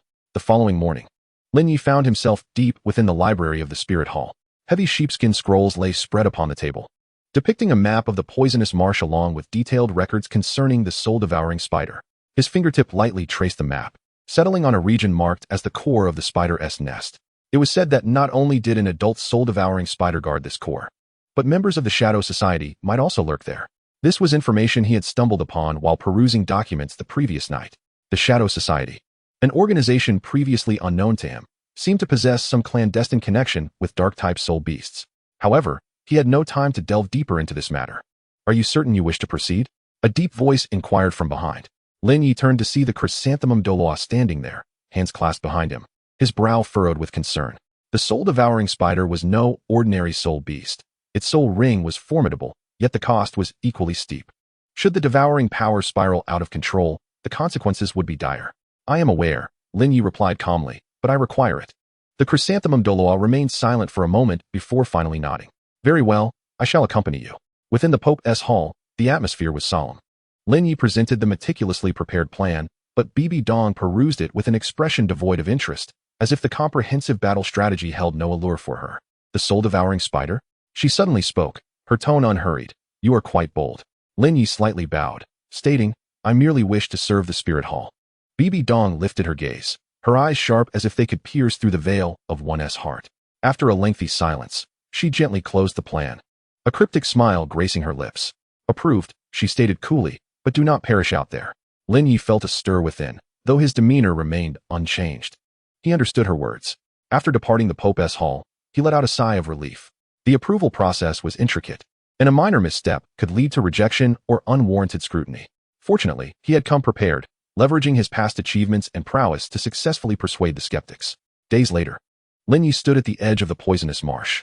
Fog enveloped the area, and the air was thick with a pungent, foul odor. The ground beneath him was treacherously soft and muddy, necessitating careful steps. In the distance, a dilapidated stone bridge spanned two streams, its surface mottled and covered in moss. This is it, the chrysanthemum Douluo remarked, scanning the surroundings. Beyond this point, there is no turning back. Lin Ye nodded and retrieved a vial of soul-cleansing essence, tilting his head back to drink it. The potion coursed down his throat, transforming into a refreshing sensation that flowed through his meridians, dispelling some of the encroaching miasma. Let us embark. Two figures ventured deeper into the swamp, their footfalls silent yet fraught with trepidation. As they neared the periphery of the spider's lair, Lin Ye sensed an anomaly in the air. A peculiar essence lingered, reminiscent of iron and intermingled with an unsettling sweetness that churned the stomach. His perception widened. Faint traces of life pulsating in the atmosphere. Be cautious, whispered Douluo. Lin Ye nodded, his right hand subtly gripping the dagger at his waist, poised for action. Ahead, a dark shadow darted through the vines with astonishing speed. Almost in an instant, it was upon Lin Ye's side. He deftly evaded, countering with a swift strike. With a sharp sound, blood spurted forth as the shadow emitted a mournful cry, collapsing to the ground. Upon closer inspection, it revealed itself to be a spider, towering to half a man's height, its crimson eyes gleaming and mandibles dripping with viscous venom. Juvenile, Lin Ye remarked coldly, indicating their proximity to the core area. Indeed, it wasn't long before they arrived at an open expanse. At its center lay a naturally formed cavern, its entrance adorned with countless strands of web, billowing in the breeze like dark curtains. Beneath this intricate tapestry, a colossal demonic spider lay in wait, its 6 limbs spread wide and abdomen swollen, as if on the verge of bursting. An adult soul-devouring spider, Douluo squinted, noting its stronger presence than anticipated. Lin Ye remained silent, slowly raising his left hand. The ethereal silhouette of the Nine Nether devouring hound materialized behind him, its eyes ablaze, inhaling the essence of the world. In an instant, he lunged forward, his soul power surging, enveloped in a shroud of gray chaotic sword intent. The demonic spider sensed the threat, abruptly raising its head and emitting a piercing shriek. At that moment, battle erupted. Lin Ye's form flitted through the webbing like a specter, each evasion executed with precision, deftly avoiding the trajectories of venomous sprays. His sword intent remained primarily defensive, probing the rhythm of the spider's attacks. The creature moved swiftly, yet each strike was followed by a brief hesitation. He rapidly processed this in his mind, recognizing an opportunity to exploit. With a sudden leap, the silhouette of the Nine Nether devouring hound surged in size, unleashing a torrent of dark, devouring force aimed directly at the spider's head. The spider roared in fury, its legs thrashing in an attempt to defend itself. However, the devouring force disregarded its defenses, penetrating its right eye and eliciting a chilling scream. Effective. A glint of cold light flashed in Lin Ye's eyes as he seized the moment, propelling himself forward, his dagger slicing through the air toward the spider's heart. With a thunderous crash, a violent shockwave radiated outward as the massive body of the demonic spider toppled, shattering the web and scattering venom. Lin Ye panted, his gaze fixed on the residual life force of the spider. He understood that the true trial was only just beginning. The soul ring was on the verge of coalescing, and the devouring power was about to be fully awakened. Taking a deep breath, he reached out to touch the spider's lifeless form. In an instant, a surge of ferocious soul power coursed through his body, roaring through his meridians. Simultaneously, the phantom of the Nine Nether devouring hound trembled violently, as if bearing the weight of some ancient memory's impact. A warning echoed. Divine Level Selection System has detected the activation of the ancient Devour's mark. Please exercise caution when wielding the power of consumption. Lin Ye's heart jolted, yet he did not falter. Gritting his teeth, He channeled the soul power into the core of the Nine Nether Devouring Hound. In that moment, he envisioned a black altar inscribed with runes, upon which a colossal hound, entirely black, howled towards the heavens, exhaling radiance akin to the stars. The vision flickered and vanished. When he opened his eyes once more, the form of the Nine Nether Devouring Hound had transformed. Its eyes were deeper, its body larger, and a ring of inky black soul rings encircled it, emanating a suffocating aura. The second soul ring had been consumed. Lin Ye rose slowly, feeling the tumultuous power within him. He had accomplished it.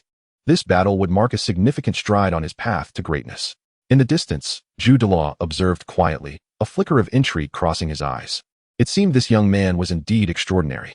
Lin Ye turned to him, his gaze resolute as iron. "Let us proceed. The task is complete." As the words fell, their figures gradually faded into the mist, leaving behind the carcass of the demon spider, lying quietly in the depths of the swamp. A silent witness to this hunt belonging to the strong. Chapter 76. The Hunt. A duel for the source of devouring. The mist in the toxic swamp was thicker than anticipated, resembling a heavy veil that firmly obscured vision. Lin Ye stood atop a slightly elevated rock, his gaze piercing through the fog, his perception expanding like a tide.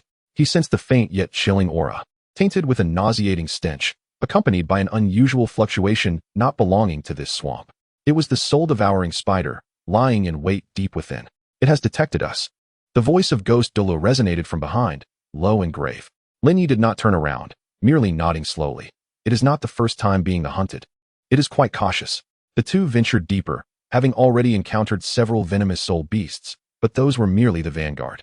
The true target lay just ahead, lurking not far away. He raised his left hand, a faint halo appearing in his palm. The wheel of time quietly rotated, sensing the flow of energy.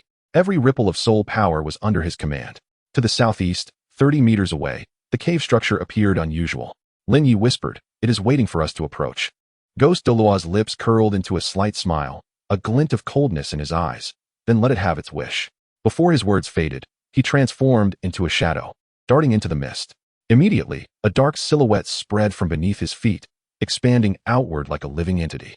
This was Ghost Douluo's ability, shadow manipulation. He served as a conduit, unleashing countless delicate shadow tendrils that stealthily traversed the ground in search of the enemy's whereabouts. Moments later, a faint tremor reverberated through the air. They were here. Lin Ye's gaze sharpened, and the chaotic sword intent within him surged forth, enveloping him in an invisible barrier. In the next instant, a dark figure suddenly lunged from the mist. It was a soul-devouring demon spider, nearly 2 meters in size, its body a deep black, its abdomen swollen like a sphere, and its 6 legs as sharp as blades, oozing with purple-black venom. It moved with astonishing swiftness, almost simultaneously unleashing a thick, ensnaring web from its maw. The net shimmered with an eerie glow, distorting the air it passed through. Without hesitation, Lin Ye raised his hand. The ethereal figure of the Nine Nether Devouring Hound materialized behind him, its eyes as profound as an abyss. It then exhaled a torrent of pitch-black devouring force to counter the incoming sticky web. The two forces collided, erupting in a thunderous roar. Purple and black energies intertwined like two entangled behemoths, clashing violently in midair. Ultimately, the devouring force prevailed, completely engulfing the web and rendering it void. Yet, Lin Ye understood this was merely the beginning. The demon spider did not retreat. Instead, it emitted a sharp, piercing screech, propelling itself into the air with a powerful leap. Charging directly at him, its speed was blinding, skimming dangerously close to the ground, trailing a fetid wind behind it. In this face-to-face confrontation, Lin Ye remained composed, deftly shifting his feet to evade the attack, while his short blade carved a graceful arc towards the spider's flank. However, before the blade could touch its carapace, a formidable force of attraction nearly wrenched it from his grasp. A small devouring vortex formed around its mandibles. Lin Ye's heart raced. He promptly adjusted his angle, utilizing the momentum to pivot his body and create distance. Seizing the opportunity, the ghost Douluo struck, forming hand seals as dark energy surged forth, swiftly spreading across the ground to weave a massive shadow net. The demon spider fell into the trap, its limbs instantly ensnared, and as it struggled, the black shadows tightened around it like chains. Now, the ghost Douluo's voice rang out. Lin Ye wasted no time activating his skill, temporal mark shift. In an instant, his figure vanished from sight, reappearing above the spider, directly over its most vulnerable compound eyes. He lifted his short blade high, the chaotic sword intent coalescing to its zenith, and with a fierce shout, he brought it crashing down. Chaotic opening slash. The blade of light descended, precisely slicing between the spider's compound eyes and mandibles, instantly tearing apart its core defenses. The spider emitted a chilling wail, its massive body convulsing violently, its 6 legs thrashing in a frantic attempt to break free. But it was all too late. The devouring force had already penetrated its body, spreading through its veins, dismantling its vitality. It was over. Lin Ye landed gracefully, his breath steady, yet his eyes remained vigilant. The ghost Douluo retracted the shadows and approached the corpse of the soul-eating spider, lowering his head for a moment before nodding. Indeed, this strike was lethal. However, Lin Ye did not relax. Instead, he furrowed his brow slightly. In that fleeting moment, he had perceived a vague silhouette within his spiritual sea, not an illusion, but rather a manifestation of an unknown entity, seemingly connected to the soul-eating spider. It did not exist in isolation, Lin Ye murmured. Upon hearing this, Ghost Douluo's expression shifted subtly. What do you mean? Lin Ye remained silent for a moment before slowly responding.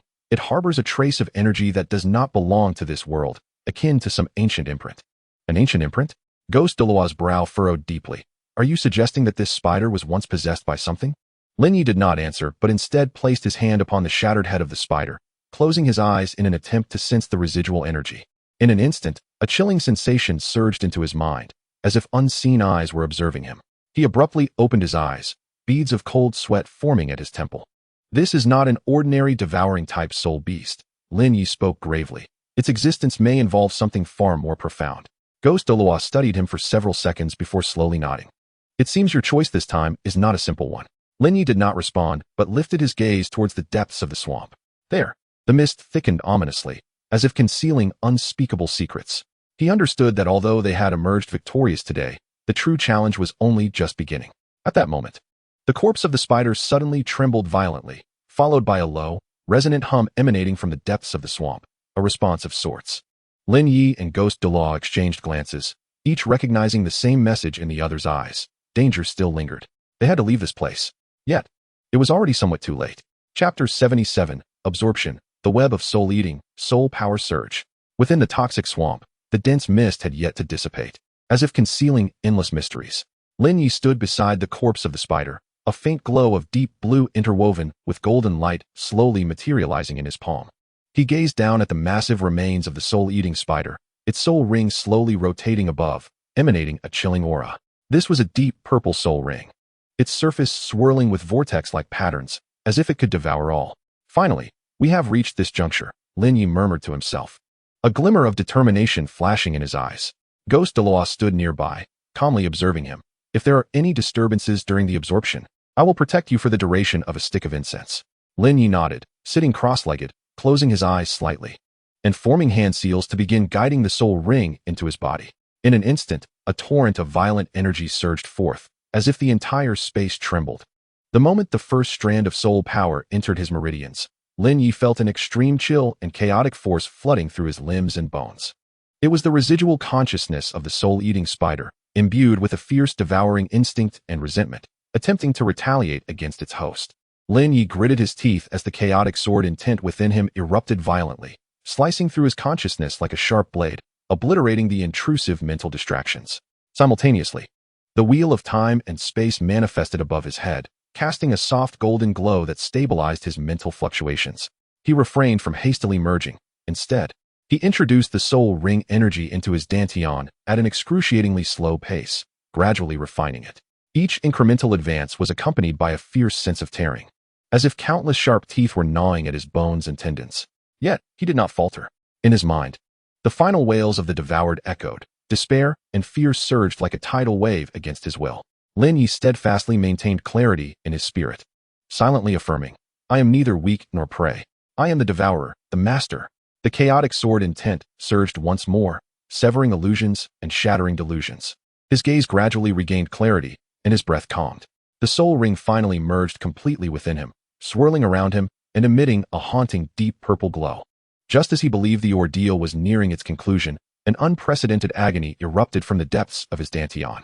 It was a fragment of the magical spider's concealed essence, manifesting as a chilling and treacherous force, attempting to break free from its confinement. Lin Ye's complexion changed drastically, veins bulging on his forehead, cold sweat beading on his brow.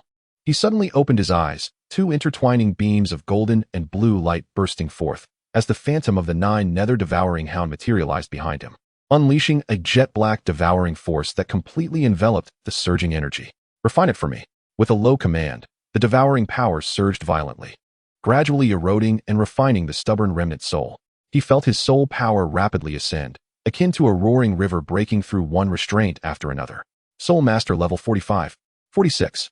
In the moment of breakthrough, Lin Ye's entire aura surged, distorting the surrounding air and cracking the ground beneath him. He slowly rose to his feet, his robe billowing without wind, his entire being resembling a divine weapon freshly unsheathed, radiating an intimidating sharpness. "I succeeded," he murmured, his voice betraying a hint of explosive release after suppression. Yet, before he could catch his breath, new challenges arose in swift succession. The awakening of soul skills always came at a significant cost. As Lin Ye attempted to activate his newly acquired second soul skill, Nine Nether Soul Devouring Net, a torrent of uncontrollable power suddenly surged forth from within him. He raised his right hand, his fingertips coalescing into a pitch-black, web-like energy, emanating a suffocating devouring force. However, the instant he unleashed it, the soul net uncontrollably expanded, swiftly enveloping a 10-meter radius around him. An eerie wave permeated the air, as if all energy was being devoured. Sensing the anomaly, Lin Ye immediately withdrew, but in that fleeting moment, the edges of the soul net began to spread in reverse, nearly ensnaring him within. He swiftly retreated, wielding the chaotic sword intent to sever the connection, barely stabilizing the situation. His control remained insufficiently precise. He furrowed his brow and murmured to himself, acknowledging the overwhelming nature of this soul skill. Rather than rushing into another attempt, he took a moment to calm his mind, readjusting the frequency of his soul power output to sense the subtle trajectories of the forming soul net. Once, twice, thrice, up to the 10th attempt, he finally mastered the rhythm of release. The soul net stabilized, expanding its reach to 10 meters, the devouring power becoming controllable. This was the true essence of the Nine Nether Soul Devouring Net. A slight smile graced Lin Ye's lips, a glint of sharpness flickering in his eyes. After completing the absorption of the soul ring and mastering the soul skill, Lin Ye did not immediately depart. He sat cross-legged, beginning to solidify his realm, thoroughly digesting the surging soul power. The medicinal bath had long been prepared, an auxiliary means of cultivation containing various rare herbs to alleviate the pressure within his meridians. He immersed himself in the water, meditating quietly, attuning to the flow of soul power within him. With each cycle, his foundation grew increasingly solid. Yet, at a certain moment, when he entirely let down his guard, a faint but eerily familiar wave of soul power quietly brushed past his perception. He abruptly opened his eyes, his gaze piercing through the mist towards the depths of the swamp. There, it seemed, something was watching him. Lin Ye refrained from acting rashly, slowly rising and concealing his aura to the bare minimum. He understood that the sensation he had just experienced was no mere illusion. Someone, or some entity, was observing from the shadows. However, he had no intention of pursuing it at this moment. The time was not yet ripe. "We should return," he whispered to the ghost Douluo, indicating the unusual nature of their surroundings. The ghost Douluo nodded slightly, refraining from further inquiry. The two set off on their return journey, their figures gradually vanishing into the thick fog. Meanwhile, in the depths of the swamp, the presence that had been watching them quietly concealed itself, as if it had never been there at all. As night fell, the toxic swamp reverted to its previous stillness. Only the remnants of the fallen demonic spider bore silent witness to the battle that had just ensued. Beneath this eerie silence, an unknown existence lay in wait, poised for its next awakening. Chapter 78. The Price of Power. The peril of devouring the night enveloped the martial soul hall in tranquility. Upon returning to his quarters, Lin Ye did not immediately seek rest as he usually would.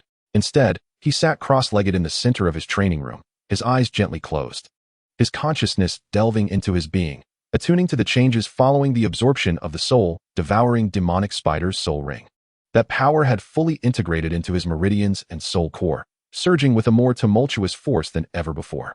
Yet, accompanying this was an unmistakable sense of peculiarity, as if an invisible undercurrent was quietly stirring deep within his soul power, carrying emotions that did not belong to him. He frowned, meticulously discerning the source of this anomaly. The soul skill, Nine Nether Soul Devouring Net, during its usage, not only consumed the target's power, but seemingly drew in the remnants of their spiritual will into his own consciousness. Those resentments, obsessions, and grudges entwined within the depths of his awareness, lying in wait for the opportune moment to emerge. Indeed, it is not merely a matter of simple consumption. Lin Ye murmured quietly, his tone laced with gravity. He endeavored to sever the disturbance of these negative emotions with the chaotic sword intent, only to discover that they were not easily dispelled like ordinary illusions. Rather, they resembled a form of profound mental contamination, gradually infiltrating his will with each employment of soul technique. This erosion was insidious, slow yet relentless, and once it amassed to a critical threshold, the ramifications would be dire. He opened his eyes, his gaze as tranquil as water, yet concealing a hint of vigilance. A solution must be sought. In the ensuing days, Lin Ye commenced a systematic investigation into the origins of this aberration. He ceased his haste to enhance his power and instead concentrated on observing his own condition. After each utilization of soul technique, he meticulously recorded the changes in his body, the fluctuations of his spirit, and the trajectory of his soul force. He discerned that the more formidable and resolute the target, the deeper the mental contamination left in the wake of consumption. Particularly, soul beasts like the soul-devouring spider, imbued with acute intelligence and extreme desires, left behind fragments of consciousness that swiftly engendered a parasitic-like phenomenon, silently influencing the host's psyche. What was even more disconcerting was that this contamination did not erupt all at once. Rather, it accumulated gradually over time, potentially leading to uncontrollable consequences. If left unchecked, it was conceivable that even I might not ascertain whether, on some future day, I would still be Lin Ye or merely a shadow of those devoured. A dreadful thought surfaced in his mind. He must establish a set of regulations governing the release frequency and intensity of this power. As night fell, the candlelight flickered. Lin Ye perused the tomes on devouring abilities within the Pope's secret library, endeavoring to glean insights from the experiences of those who came before him. These ancient texts were often obscure and difficult to comprehend, with certain portions showing evident signs of damage. Nevertheless, he managed to extract some valuable information. The power of consumption must be governed by the heart, not driven by desire. Should one seek fleeting strength, it would ultimately backfire upon oneself. Each act of consumption necessitated a purification of the soul for 3 days. Though these fragments of wisdom were incomplete, they illuminated a crucial realization. In his relentless pursuit of ultimate power, he had overlooked the cost of mastering such strength. He set down the tome and gazed out the window. The night breeze caressed him, and the stars twinkled. A resolution had formed within him. The following morning, Lin Ye assembled a few trusted alchemists and soul guide craftsmen to initiate preparations against mental contamination. He requested the creation of a batch of pouches capable of stabilizing mental fluctuations, while also formulating several potions specifically designed to purify soul force.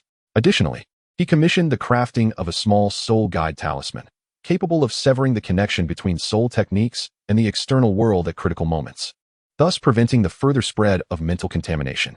Once all was prepared, he formally established the regulations governing the use of his new soul technique. First, the use of the Nine Nether Soul devouring net should be infrequent, only to be employed when absolutely necessary, with a mandatory period of meditation lasting at least 1 day after each use to ensure mental stability. Second, when confronted by formidable foes, he would prioritize employing other soul techniques to weaken the target, thereby avoiding the direct consumption of high-tier soul beasts or powerful adversaries. Third, following every battle, he must ingest a purifying potion and wear a soul-guiding talisman to prevent the spread of mental pollution. Fourth, he would regularly undergo soul purification, utilizing the essence of chaotic sword intent to cleanse impurities from his consciousness. Fifth, he would always reserve contingency measures to swiftly terminate the effect of the soul technique should any signs of losing control arise. Though these 5 rules appeared stringent, they were, in truth, the most prudent choices he could make after careful consideration of the pros and cons. He understood that he could not indefinitely evade powerful enemies, nor could he entirely forsake the advantages conferred by his devouring power. However, he was acutely aware that only by rendering this power manageable could he truly master it, rather than be subjugated by it.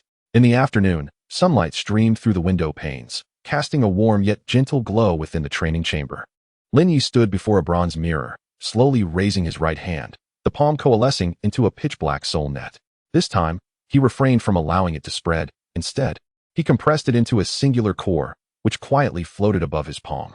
He could feel its power, as well as the latent risks it harbored. The power itself was not inherently flawed. Rather, it was the inability of the wielder to control it that posed the true danger. He murmured to himself, "As long as I retain my reason, I will not allow this power to backfire upon me." As his words faded, the soul net gradually dissipated, and the residual energy in the air subsided. He turned and exited the room, his gait resolute, his eyes reflecting an unprecedented clarity. Behind him, the bronze mirror captured his silhouette, momentarily quivering as if something fleeting had darted across its surface. Lin Ye halted, glancing back. The mirror revealed nothing but his solitary figure standing quietly. He remained silent for a moment before averting his gaze and continuing onward. This scene, he deliberately chose to overlook. Yet deep within, a seed had been sown, a seed named vigilance. Chapter 79, The Pope's Guidance, Part 1. The Shadow of the Rakshasa. Morning light filtered through the glazed tiles of the hall, cascading down upon the steps before the Pope's palace. Lin Ye walked with measured steps, his demeanor steady, though his gaze bore a hint of caution. The peculiar moment he had witnessed in the bronze mirror the previous night weighed heavily upon him. The power derived from his devouring ability grew increasingly formidable, yet the accompanying mental pollution shadowed him relentlessly. He required stronger means of control, and Bibi Dong's summons might very well present an opportunity. Upon entering the Pope's palace, the guards did not impede his passage, instead respectfully stepping aside to allow him through. Lin Ye acknowledged them with a nod and proceeded directly into the inner sanctum. "You have arrived," Bibi Dong proclaimed from her elevated seat, her tone calm, yet imbued with an undeniable authority. Lin Ye nodded slightly. The Pope's summons could not be taken lightly. Bibi Dong rose, her robes billowing gracefully, her gaze imbued with an enigmatic scrutiny. "I have arranged for the passage permit to the secret treasury," she announced. "Your task today is to peruse several ancient texts." "Ancient texts?" Lin Ye inquired, raising an eyebrow with a composed demeanor. Bibi Dong smiled gently, as if she had anticipated his reaction. "They pertain to the path of devouring, the energies of the abyss, and the powers of the Rakshasa, all contained within the innermost depths of the Pope's treasury. This knowledge may well be the key to your liberation from constraints." Lin Ye fell silent for a moment before eventually nodding. "If that is the case, I am grateful for the Pope's trust." Bibi Dong turned and walked ahead, her voice echoing in the vast hall. "Trust? No. I merely wish to observe how far you can go." The two traversed several stone doors, arriving at the entrance of the Pope's treasury. The heavy bronze doors slowly creaked open, releasing a wave of stale and obscure air. The interior of the treasury was profoundly cavernous, with shelves stacked upon shelves, resembling a labyrinth, each layer sealing away different knowledge and taboos. As Lin Ye stepped inside, his gaze swept around until it suddenly caught sight of a peculiar engraving on one of the shelves, a symbol of utmost secrecy, oddly shaped, resembling a serpent entwined, akin to some ancient totem. He refrained from showing excessive interest, quietly noting its location. Bibi Dong led him to a secluded corner, where 3 ancient scrolls lay upon a table, their covers adorned with dark golden patterns, faintly revealing the words "Devouring Abyss Rakshasa." "You may begin your reading," she stated, standing behind him with an even tone. "I will observe your reactions. Feel free to inquire if you encounter any confusion." Lin Ye seated himself and opened the first scroll, The Theory of Devouring Evolution. The text was replete with obscure terminology and mysterious runes from ancient soul masters, yet he focused his mind, gradually deciphering its meanings with his formidable mental strength. As he delved deeper into the reading, he discovered that this was not merely a treatise on the evolution of devouring power, but rather a guiding method. It articulated a means of reshaping one's soul through the continuous consumption of higher beings, even broaching the concept of consciousness fusion. Alarm bells rang in Lin Ye's mind. This doctrine bore a striking resemblance to the spiritual pollution he had previously sensed. Had he not been forewarned, he might have been misled by some of the theories within, mistaking them for legitimate pathways to power. He raised his eyes to Bibi Dong, tentatively asking, "Does this book imply that the more one devours, the closer one gets to their true self?" Bibi Dong replied with a calm smile, "What you perceive as yourself may not truly reflect who you are. Each soul is in a state of growth, and devouring is merely one method to expedite this process." Lin Ye refrained from further inquiries and returned to his reading. The second scroll, Characteristics of Abyssal Energy, proved even more intricate. It meticulously chronicled the origins of abyssal power, its operational mechanisms, and its effects on soul power. Lin Ye astutely perceived that the energy fluctuations mentioned in the book bore a striking resemblance to the peculiar aura he sensed in the corrupted swamp. He recalled the mournful cry of the soul-devouring spider before its demise, along with the unsettling sounds emanating from the distant marsh. Could these occurrences be mere coincidences? Suppressing the tumult within, he continued his reading.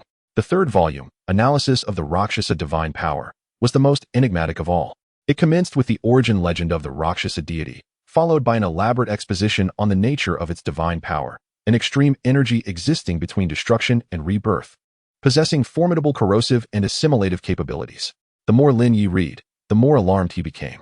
He realized that Bibi Dong's intention in introducing him to these scrolls was not solely to enhance his strength. Rather, it felt as though she was guiding him down a preordained path, a path leading to the Rakshasa divine power. Upon closing the tome, he lifted his gaze to meet Bibi Dong's eyes. Within those depths lay an ineffable emotion, a blend of anticipation and probing. "Do Do you have any questions?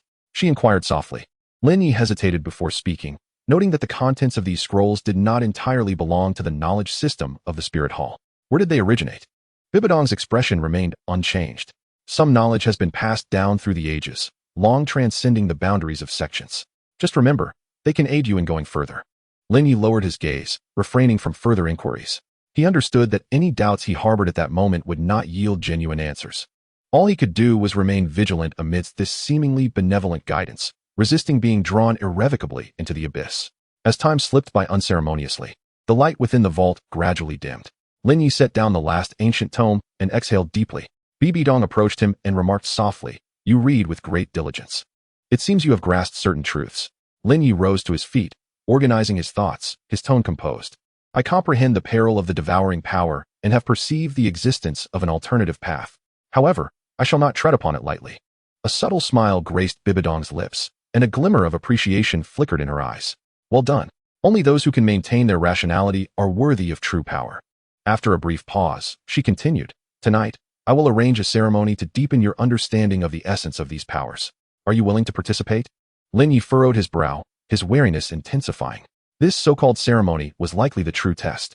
He did not respond immediately but countered, "What does the ceremony entail?" Bibi Dong replied softly, "A trial of the soul. Only by undergoing it can you truly decide which path you should follow." Lin Ye remained silent for a moment before finally nodding. "Very well, I shall participate." Bibi Dong smiled with satisfaction and turned to leave, leaving Lin Ye standing alone in the vault.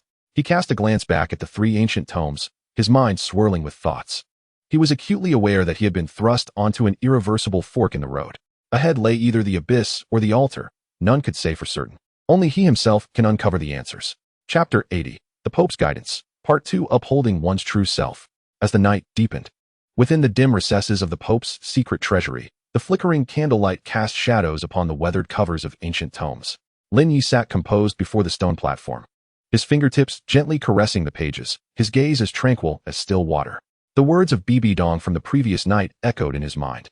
Yet he revealed no hint of wavering. He understood that the so-called trial of the soul was far from mere impartation of knowledge. Rather, it was a profound test, a subtle manipulation of will, faith, and even destiny. The contents of ancient texts such as the theory of devouring evolution, characteristics of abyssal energy, an analysis of the Rakshas's divine power still flashed vividly in his memory. Those obscure yet profound phrases, the law of parasitism, blood of the old gods, seemed to hint at something significant, yet remained shrouded in ambiguity. He closed the final volume, but the resonant phrases lingered in his mind. Control, not indulgence. He softly repeated his earlier response, a fleeting smile gracing his lips. Footsteps approached, growing nearer. It was Bibi Dong, clad in her customary black robe. Her countenance remained stern, yet her eyes betrayed a glimmer of elusive emotion. Without uttering a word, she gently placed a jade slip upon the table. This was a fragment from within the depths of the treasury, detailing an alternative perspective on the advancement of devouring power. Her voice was low and calm. "Your task today is to comprehend and put into practice its contents." Lin Ye nodded, accepting the jade slip, feeling its icy coolness. The surface was inscribed with intricate, flowing runes, clearly not an ordinary text. Without hesitation, he activated his soul power, channeling his mental energy into it. In an instant, a torrent of vast information surged into his consciousness, accompanied by a sharp pain, as if his awareness were drawn into a chaotic abyss. Images flickered chaotically, an ancient altar, countless struggling souls, and torn fragments of divine essence, all culminating in the silhouette of a figure seated high above the abyss. It was a nebulous presence, ensnared in black chains, its hollow eyes seemingly piercing through all. It slowly intoned, its voice echoing as if from the edge of time. To master the act of devouring, one must first bear its weight. To control all things, one must first extinguish the heart. Lin Ye abruptly opened his eyes, cold sweat beating at his temples. He swiftly gathered his thoughts, locking this vision deep within his memory. "What is it?" Bibi Dong observed him with a knowing smile. "Did you perceive something?" "Fragments of residual memory." Lin Ye replied with a calm demeanor, though his thoughts were yet uncoalesced. Bibi Dong nodded slightly, refraining from further inquiry, and simply stated, "Continue. I shall observe you here." Lin Ye fell silent once more, closing his eyes to concentrate. This time, he consciously invoked the power of the wheel of time and space, stabilizing the fluctuations of his consciousness, while employing the blade of chaotic sword intent to gradually cleanse the intrusive thoughts and phantoms from his mind. The information within the jade slip began to clarify. It was an ancient method titled Fragments of the Soul, Devouring Evolution, which documented a means of reshaping one's own soul through the consumption of the remnants of powerful soul masters or deities. It was mentioned that if one can maintain self-awareness untainted during the process of devouring, a qualitative transformation of the soul could be achieved, even breaking through divine constraints. Indeed, Lin Ye mused, this is not merely a method of cultivation, but a form of inducement. He quickly realized that while this theoretical framework appeared flawless, it concealed profound risks. Should one's will waver even slightly, one could be utterly reduced to a vessel for another's consciousness, becoming a mere tool for the continuation of some existence. He continued to study in silence, subtly beginning to integrate certain concepts into his own Nine Nether Soul devouring net. That night, Lin Ye returned to the training chamber, closed the door, and set up a soundproof barrier. He sat cross-legged, gradually mobilizing his soul power, which resonated with the Nine Nether Sky-devouring Hound martial soul within him, manifesting concentric, deep purple soul rings that spiraled around him like a vortex. In the next instant, he suddenly spread his arms wide, unleashing the soul skill Nine Nether Soul devouring net. Silver-black energy threads extended from his fingertips, intertwining in the air to form a colossal net structure, radiating a haunting power of absorption. However, at the moment the soul net took shape, Lin Ye furrowed his brow, sensing an anomaly.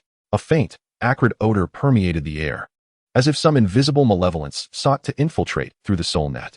Alarmed, he swiftly channeled the chaotic sword intent to sever those aberrant energy fluctuations while simultaneously adjusting the frequency of his soul power output to stabilize the soul net further. After a few moments, the soul net finally solidified, enveloping a 10-meter radius around him, creating a domain of absorption.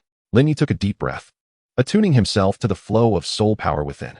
He discovered that through tonight's endeavor, his control over the soul-devouring net had significantly enhanced, enabling him to not only regulate its range and intensity with greater precision, but also to selectively absorb the nature of the target's soul power, thereby mitigating the backlash of excessive negative emotions.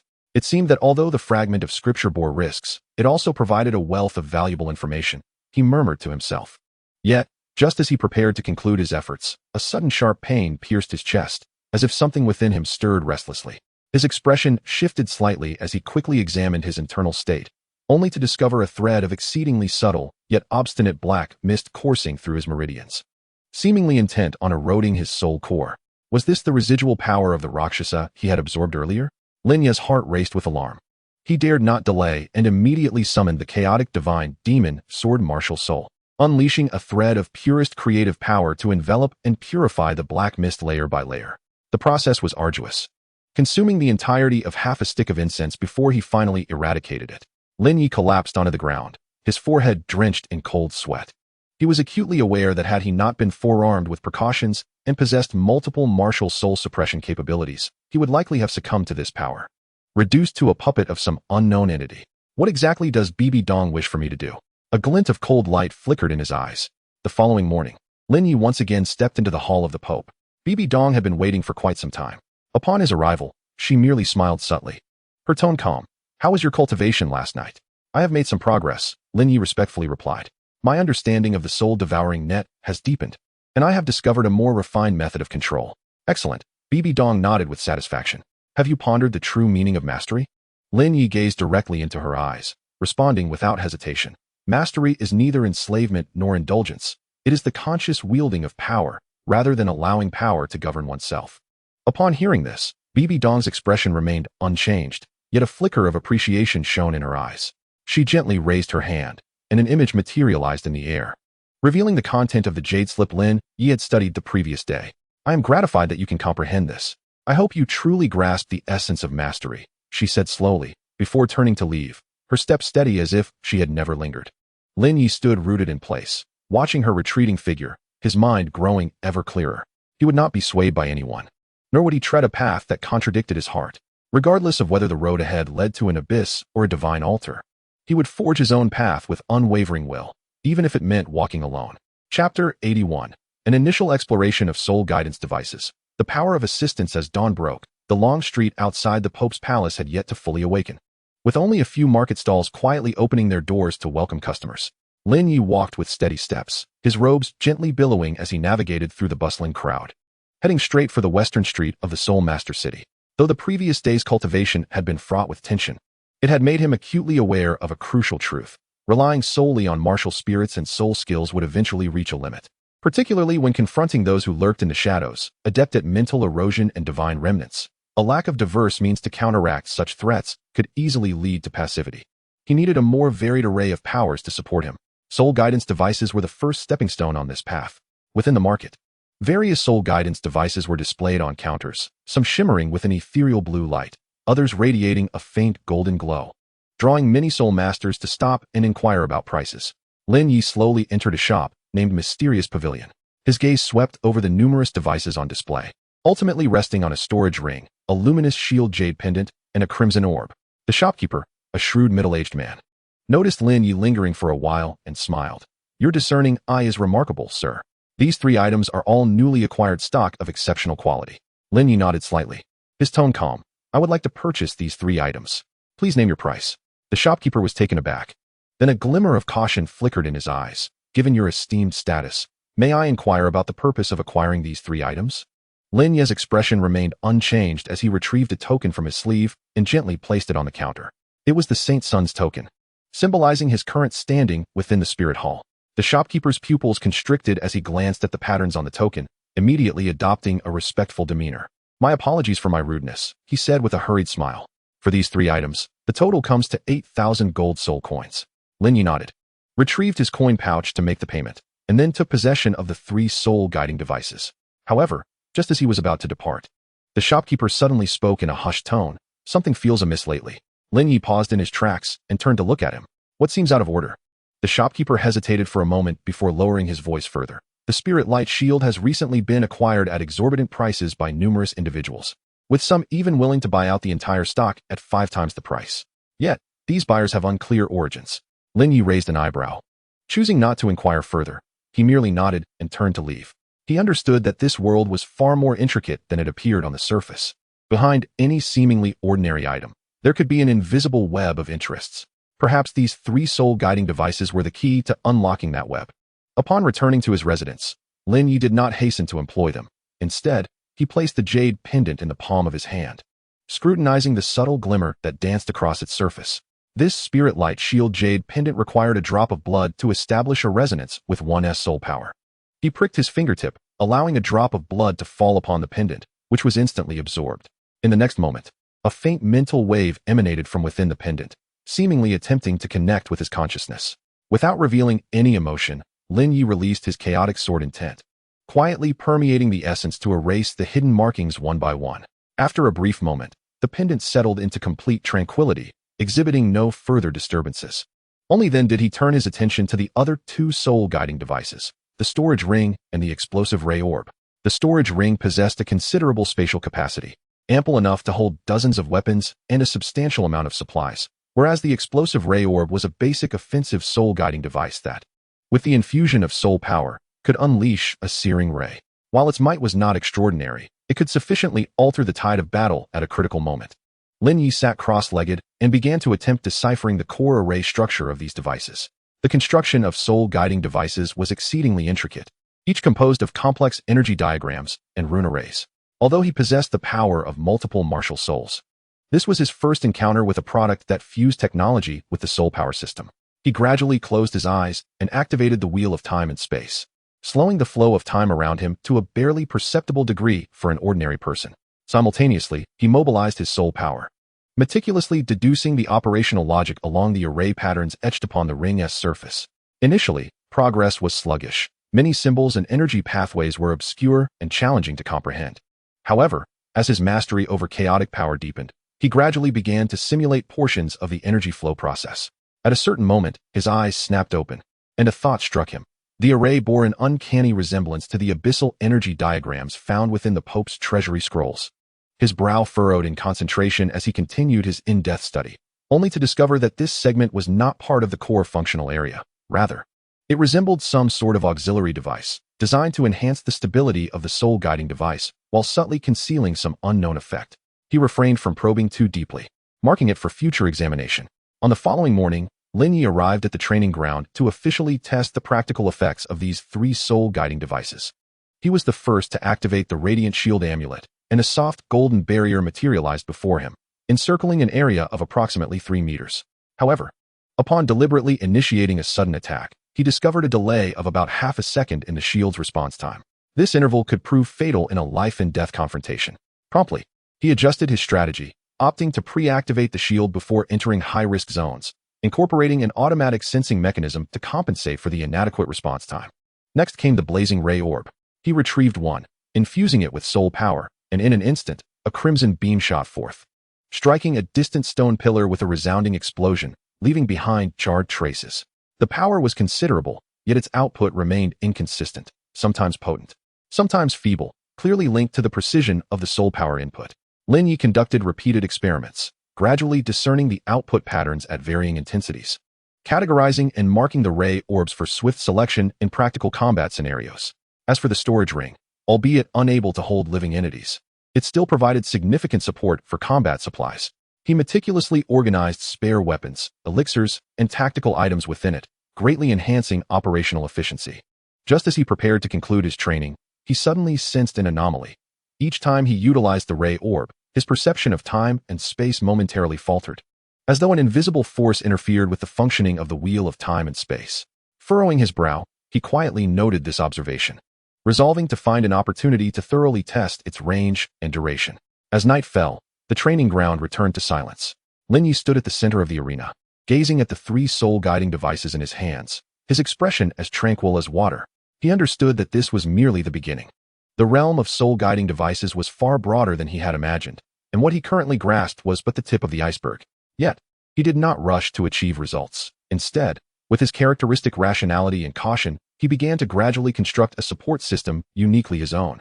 In the future battleground, it would no longer be solely a contest of soul power and martial souls. He possessed a multitude of choices and endless possibilities.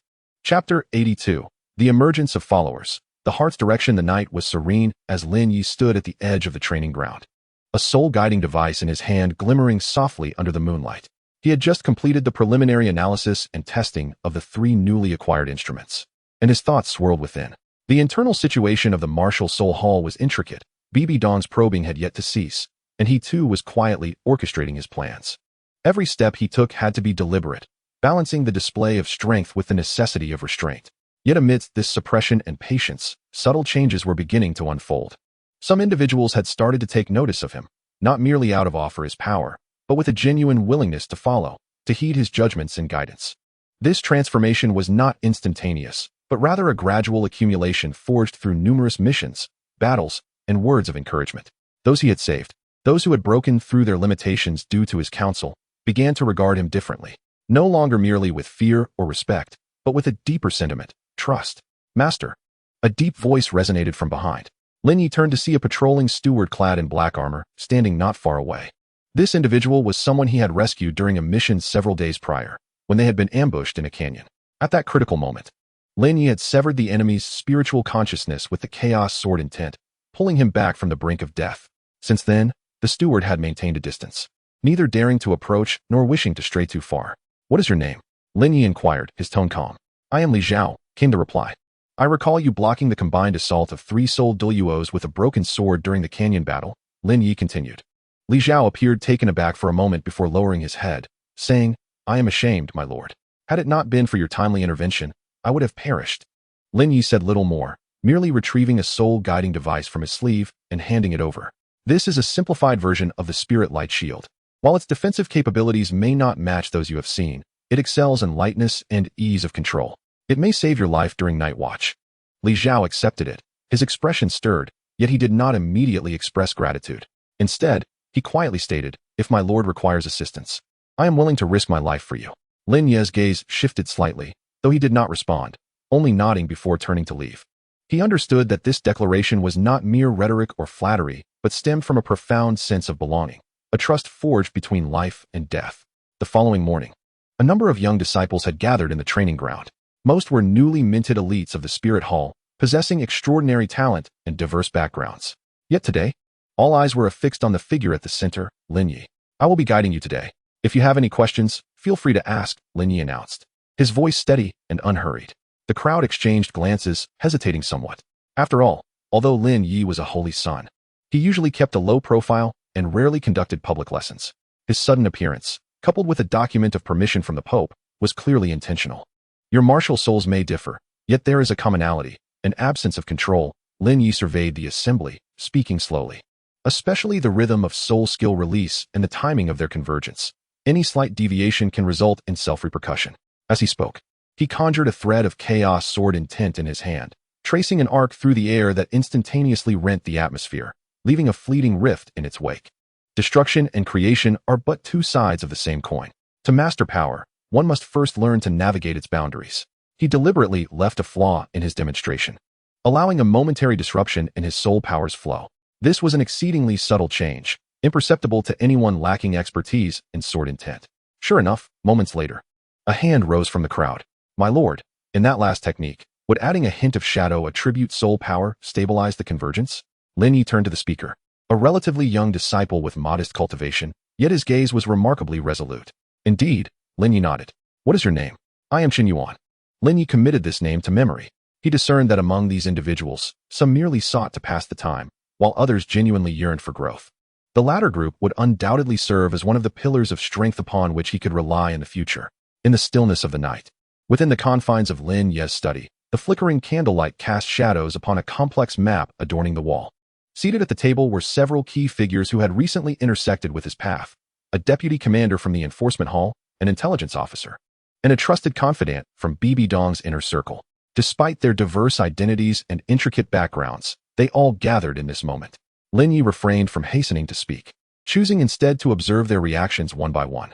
The wheel of time and space gently revolved in his perception, granting him the ability to foresee half a second into the future, allowing him to capture the emotional fluctuations and subconscious movements of each individual with utmost precision. He presented a task: to venture to the old market in the western part of the city and investigate the origins of the recently traded spirit light shields. Returning with samples. This was not merely a simple command. It was a test. True followers would not question the rationale, but would act decisively. They would demonstrate their loyalty and execution capabilities through their actions. The group accepted the mission and departed. Lin Ye remained in the study, awaiting the outcome. Time passed slowly until the following morning when a confidential letter was discreetly placed upon his desk. The envelope bore no signature. Only a few hurriedly scrawled words. The Shadow Society has infiltrated in secrecy. Upon reading, Lin Ye's expression remained unchanged, yet he internally noted this information. He understood that a contingent of individuals had quietly gathered around him. Though they may not yet have pledged their allegiance, they were already gravitating toward him in their own ways. This marked the beginning. The nascent roots of his followers had already taken hold. The collective will of the people would inevitably evolve into an undeniable force. Chapter 83. Elimination of traitors. The candlelight flickered gently as Lin Ye sat in his study, his fingertips caressing a confidential letter resting on the table. The envelope bore no signature, only a few hasty scribbles. The Shadow Society has infiltrated in secrecy. His gaze was tranquil, yet within, a tempest of emotions surged. The day before, Bibi Dong had summoned him personally, entrusting him with a secret directive that implicated the dispatched Bishop Ferdinand in collusion with an underground organization known as the Shadow Society, aiming to undermine the foundation of the Spirit Hall's dominion in the Northern Territories. This order had not been made public. Rather, it was issued under a private capacity, signifying the utmost secrecy and extensive implications of the matter. Lin Ye refrained from immediate action. Instead, he convened several trusted individuals yesterday, discreetly assigning them the investigation task. Now, the report had returned. Intelligence indicated that Ferdinand's estate, an old mansion in Blackstone Town, served as one of the Shadow Society's crucial strongholds. There, not only lay concealed numerous records of clandestine transactions, but it also potentially harbored the key evidence pertaining to their true objectives. Lin Ye gradually rose, pushing open the window, allowing the night breeze to caress his face, imbued with a hint of chill. He understood that the time for waiting had come to an end. In the early morning, before the archives of the Holy Temple, Lin Ye donned a flowing black robe and entered with an air of tranquility. This place serves as one of the most vital intelligence repositories of the Spirit Hall, chronicling every confidential document from border skirmishes to internal personnel changes. However, accessing the detailed history of Ferdinand and the map of his estate would prove to be a formidable challenge. Your Holiness, the gatekeeper bowed respectfully. What brings you here today? I require the trade records of the northern border for the past 6 months, Lin Ye replied calmly, by the direct order of the Pope. The gatekeeper nodded without hesitation and led him into the inner sanctum. The archives were divided into 3 tiers of access, and Lin Ye's objective lay deep within a secret chamber on the second level. He discreetly maneuvered past several patrollers, and as a clerk bent over to organize scrolls, he silently retrieved a soul-guiding device, activating its brief interference function. Moments later, he stepped into the secret chamber. Between the bookshelves, dust danced in the air, permeated by the distinct, musty scent of aged paper. He swiftly searched for the desired documents, but found that the files he sought had already been relocated, leaving behind only a faintly marked index card. Frowning, he was about to leave when a notification chimed in his mind. God-tier selection system activated. You are currently at a critical information acquisition stage. Please make a choice. Option: forcefully breach the archive sealing array to risk obtaining hidden copies. Option: abandon direct acquisition and seek alternative channels. Without a moment's hesitation, Lin Ye chose the former. In the next instant, a blurred outline of a map materialized in his vision, marking Blackstone Town, Ferdinand's estate, and the surrounding terrain. On the map's edge, a line of indistinct writing flickered. Should the endeavor fail, burn it. A jolt ran through him as he quickly made a rubbing of the map, and then quietly departed. That night, Lin Ye gathered several trusted confidants in a concealed underground chamber. These individuals were meticulously selected over recent days, including Deputy Commander Li Zhao of the Enforcement Hall, Intelligence Officer Chen Yuan, and several young soul masters who had exhibited loyalty during past missions. The objective of this operation was clear. Standing at the center, Lin Ye spoke in a low yet resolute tone. Ferdinand has been confirmed to have close ties with the Shadow Society, and their stronghold lies within Blackstone Town. Our mission is not to eradicate, but to verify. Expressions varied among the gathered, some igniting with martial fervor, while others displayed hesitation. We are merely executors. A young soul sovereign murmured, concern evident in his voice. If this matter implicates our families, it could lead to Lin Ye's gaze swept over him, causing the young man to instinctively lower his head. I understand your concerns, Lin Ye said slowly, but I must share with you one fact. This secret order is pinned in the Pope's own hand. He produced a replicated order and extended it forward. This is not a mere cleansing task, but a thorough purging from the top down. You may choose to withdraw, but remember, once you step through that door, there is no turning back. After a moment of silence, the young soul master finally accepted the command token. Lin Ye observed him, noting a subtle tattoo on the inside of his sleeve, resembling an ancient totem, which flickered momentarily. He refrained from inquiring further and merely stated, prepare yourself. 2 days later, Lin Ye ventured alone to Blackstone Town. As dusk fell, he transformed into an ordinary merchant, blending into the local tavern, a hub of bustling activity and a wellspring of information. Seated in a corner, he ordered a jug of wine and listened intently to the conversations around him. Things have been quite unsettling over in the western part of the town, an elderly hunter whispered to his companion. It's said that Lord Ferdinand's estate has been hosting numerous visitors at night, with several changes in guards. Shoo, don't speak so carelessly, the other replied, lowering his voice. Are you not aware? Those are the Pope's people investigating something. Lin Ye discreetly noted this information. As night enveloped the town, he quietly departed the tavern and stealthily made his way towards the estate. Utilizing the predictive abilities of the temporal wheel, he evaded the gaze of patrolling guards. Successfully reaching the woods behind the estate, he retrieved a map, meticulously aligning it with the landscape, and discovered a corner of the estate's outer wall scorched, exuding a faint scent of decay.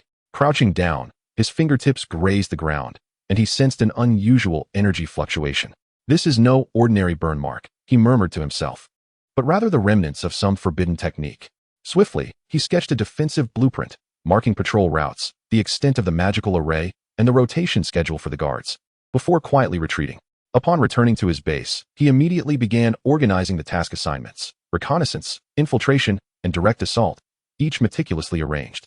The following day, Lin Ye gathered his team members and distributed soul-guiding devices, specially approved by the Pope. As he allocated the equipment, he explained that each item served a specific purpose and must be used with utmost caution. One team member picked up an explosive flame orb, a hint of confusion on his face. My lord, this seems to be non-standard issue. Lin Ye took the orb, examining it closely, and indeed discovered a small inscription within, custom-made by Salus. Salus, one of the current elders of the Martial Soul Hall, was a name to be reckoned with. Maintaining his composure, he handed the orb back, recognizing that its bespoke nature underscored its significance. The others nodded in understanding, refraining from further inquiries, while Lin Ye mentally noted this detail. Once the distribution was complete, he conducted a simulation drill, personally manipulating the flow of time to observe each individual's reactions and coordination, ensuring the tactical execution would be seamless. Following the drill, the team returned to their positions, awaiting the opportune moment to strike. As the night deepened and the wind stirred ominously, Lin Ye stood before the window, gazing at the distant outline of Blackstone Town, his expression steely. Tonight marks the moment of reckoning. He murmured softly before turning, donning his cloak, and stepping into the shadows. In the darkness, the intent to kill had quietly begun to brew. Chapter 84, Thunder Action. Night Assault on the Stronghold. The night was heavy, and the wind swept through the remnants of clouds. Lin Ye stood atop a hill outside the town of Blackstone, his gaze sharp as a blade, fixated on the estate shrouded in the embrace of night. Faint lights flickered within the architecture, as if concealing some enigmatic secret. Cloaked in shadow, he blended seamlessly into the darkness, accompanied by a select cadre of elite individuals, meticulously chosen over the past days. Among them were Deputy Commander Li Zhao, Intelligence Operative Chen Yuan, and several young soul masters who had demonstrated unwavering loyalty in previous missions, all poised for action. With a whisper, Lin Ye initiated the operation. A flash of light emanated from beneath his feet as the power of time and space quietly swirled around him. In the next instant, he vanished from his original position, reappearing in the shadows 10 meters below the corner tower on the western side of the estate. The others followed suit, employing the temporal mark transition to reach their designated locations, moving swiftly and silently, like phantoms infiltrating enemy territory.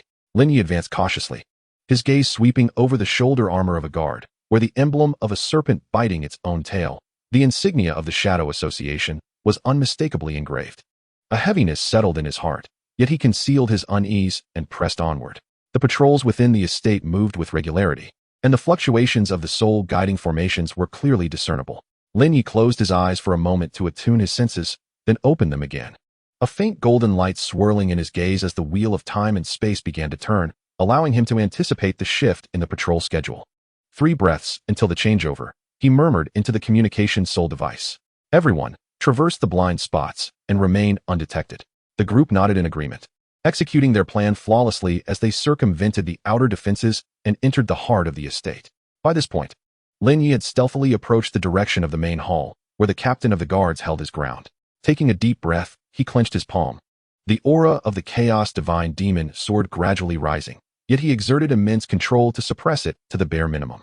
Target locked, he silently chanted in his mind, and in the next moment, the power of time and space surged once more.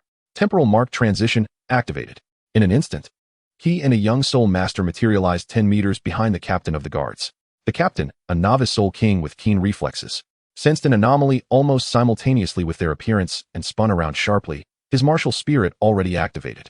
However, Lin Ye was swifter. He stepped forward, unleashing the power of the Nine Nether devouring skyhound, enveloping the space in a pitch-black net of soul energy that descended from the void. The Nine Nether soul devouring net. 5 foes were ensnared within its grasp, their soul power abruptly stifled, interrupting their soul techniques mid-cast. The captain roared in fury, attempting to break free from the restraints, but the power of the Nine Nether eroded his very soul, rapidly diminishing his combat strength. Lin Ye afforded him no respite. He darted forward, the chaos divine demon sword slicing through the air, aiming directly for his throat. The blade pierced flesh, blood splattering forth. The captain's eyes widened in shock, his lips quivering as if he wished to utter something, but ultimately, all he managed to articulate was a fragmented statement. You were not supposed to be here. Before he could finish, his breath ceased. Lin Ye furrowed his brow, lowering his gaze to the lifeless body, swiftly analyzing the meaning behind the final words. However, he had no time for contemplation, as the entire manor was now in turmoil. Commenced the external assault as planned. He commanded through the communication soul device. In the next moment, a fiery ray shot across the night sky, precisely striking the foundational structure of the tower. Boom.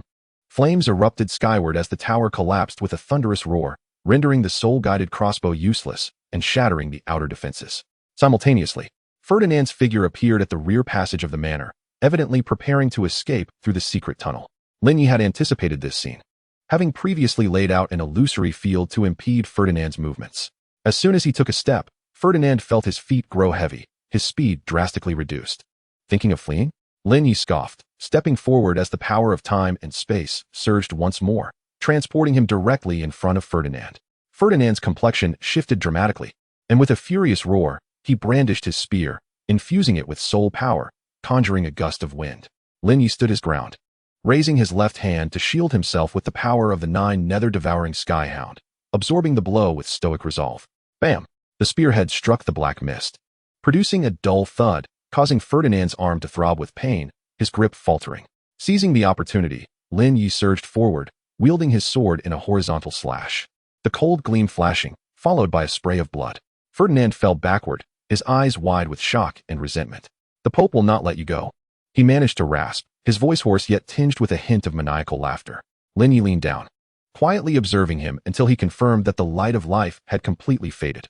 He did not respond to those words, but instead turned to survey his surroundings, ensuring that the battle had reached its conclusion. "Secure the area and confiscate the ledgers," he ordered with calm authority. The squad members sprang into action.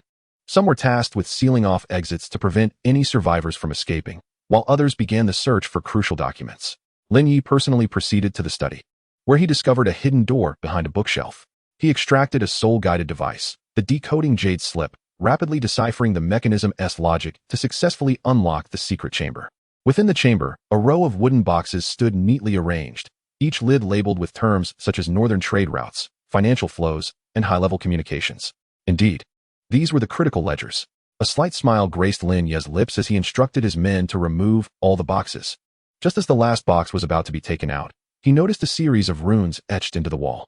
The markings exhibited a blend of aged and newly inscribed characters, suggesting they had recently been re-engraved. Lin Ye crouched down, lightly touching them with his fingertips, sensing an unusual energy fluctuation. This was no ordinary writing. He employed his soul power to project and imprint the runes, intending to analyze them in detail upon his return. At that moment, a team member hurried over. "My lord, the content of one of the ledgers has been inscribed with special ink, and we are unable to decipher it." Lin Ye took the ledger, flipping to the indicated page, and indeed found a line of indistinct text that seemed on the verge of vanishing. He attempted to infuse various attributes of soul power, but to no avail. "Take it with us.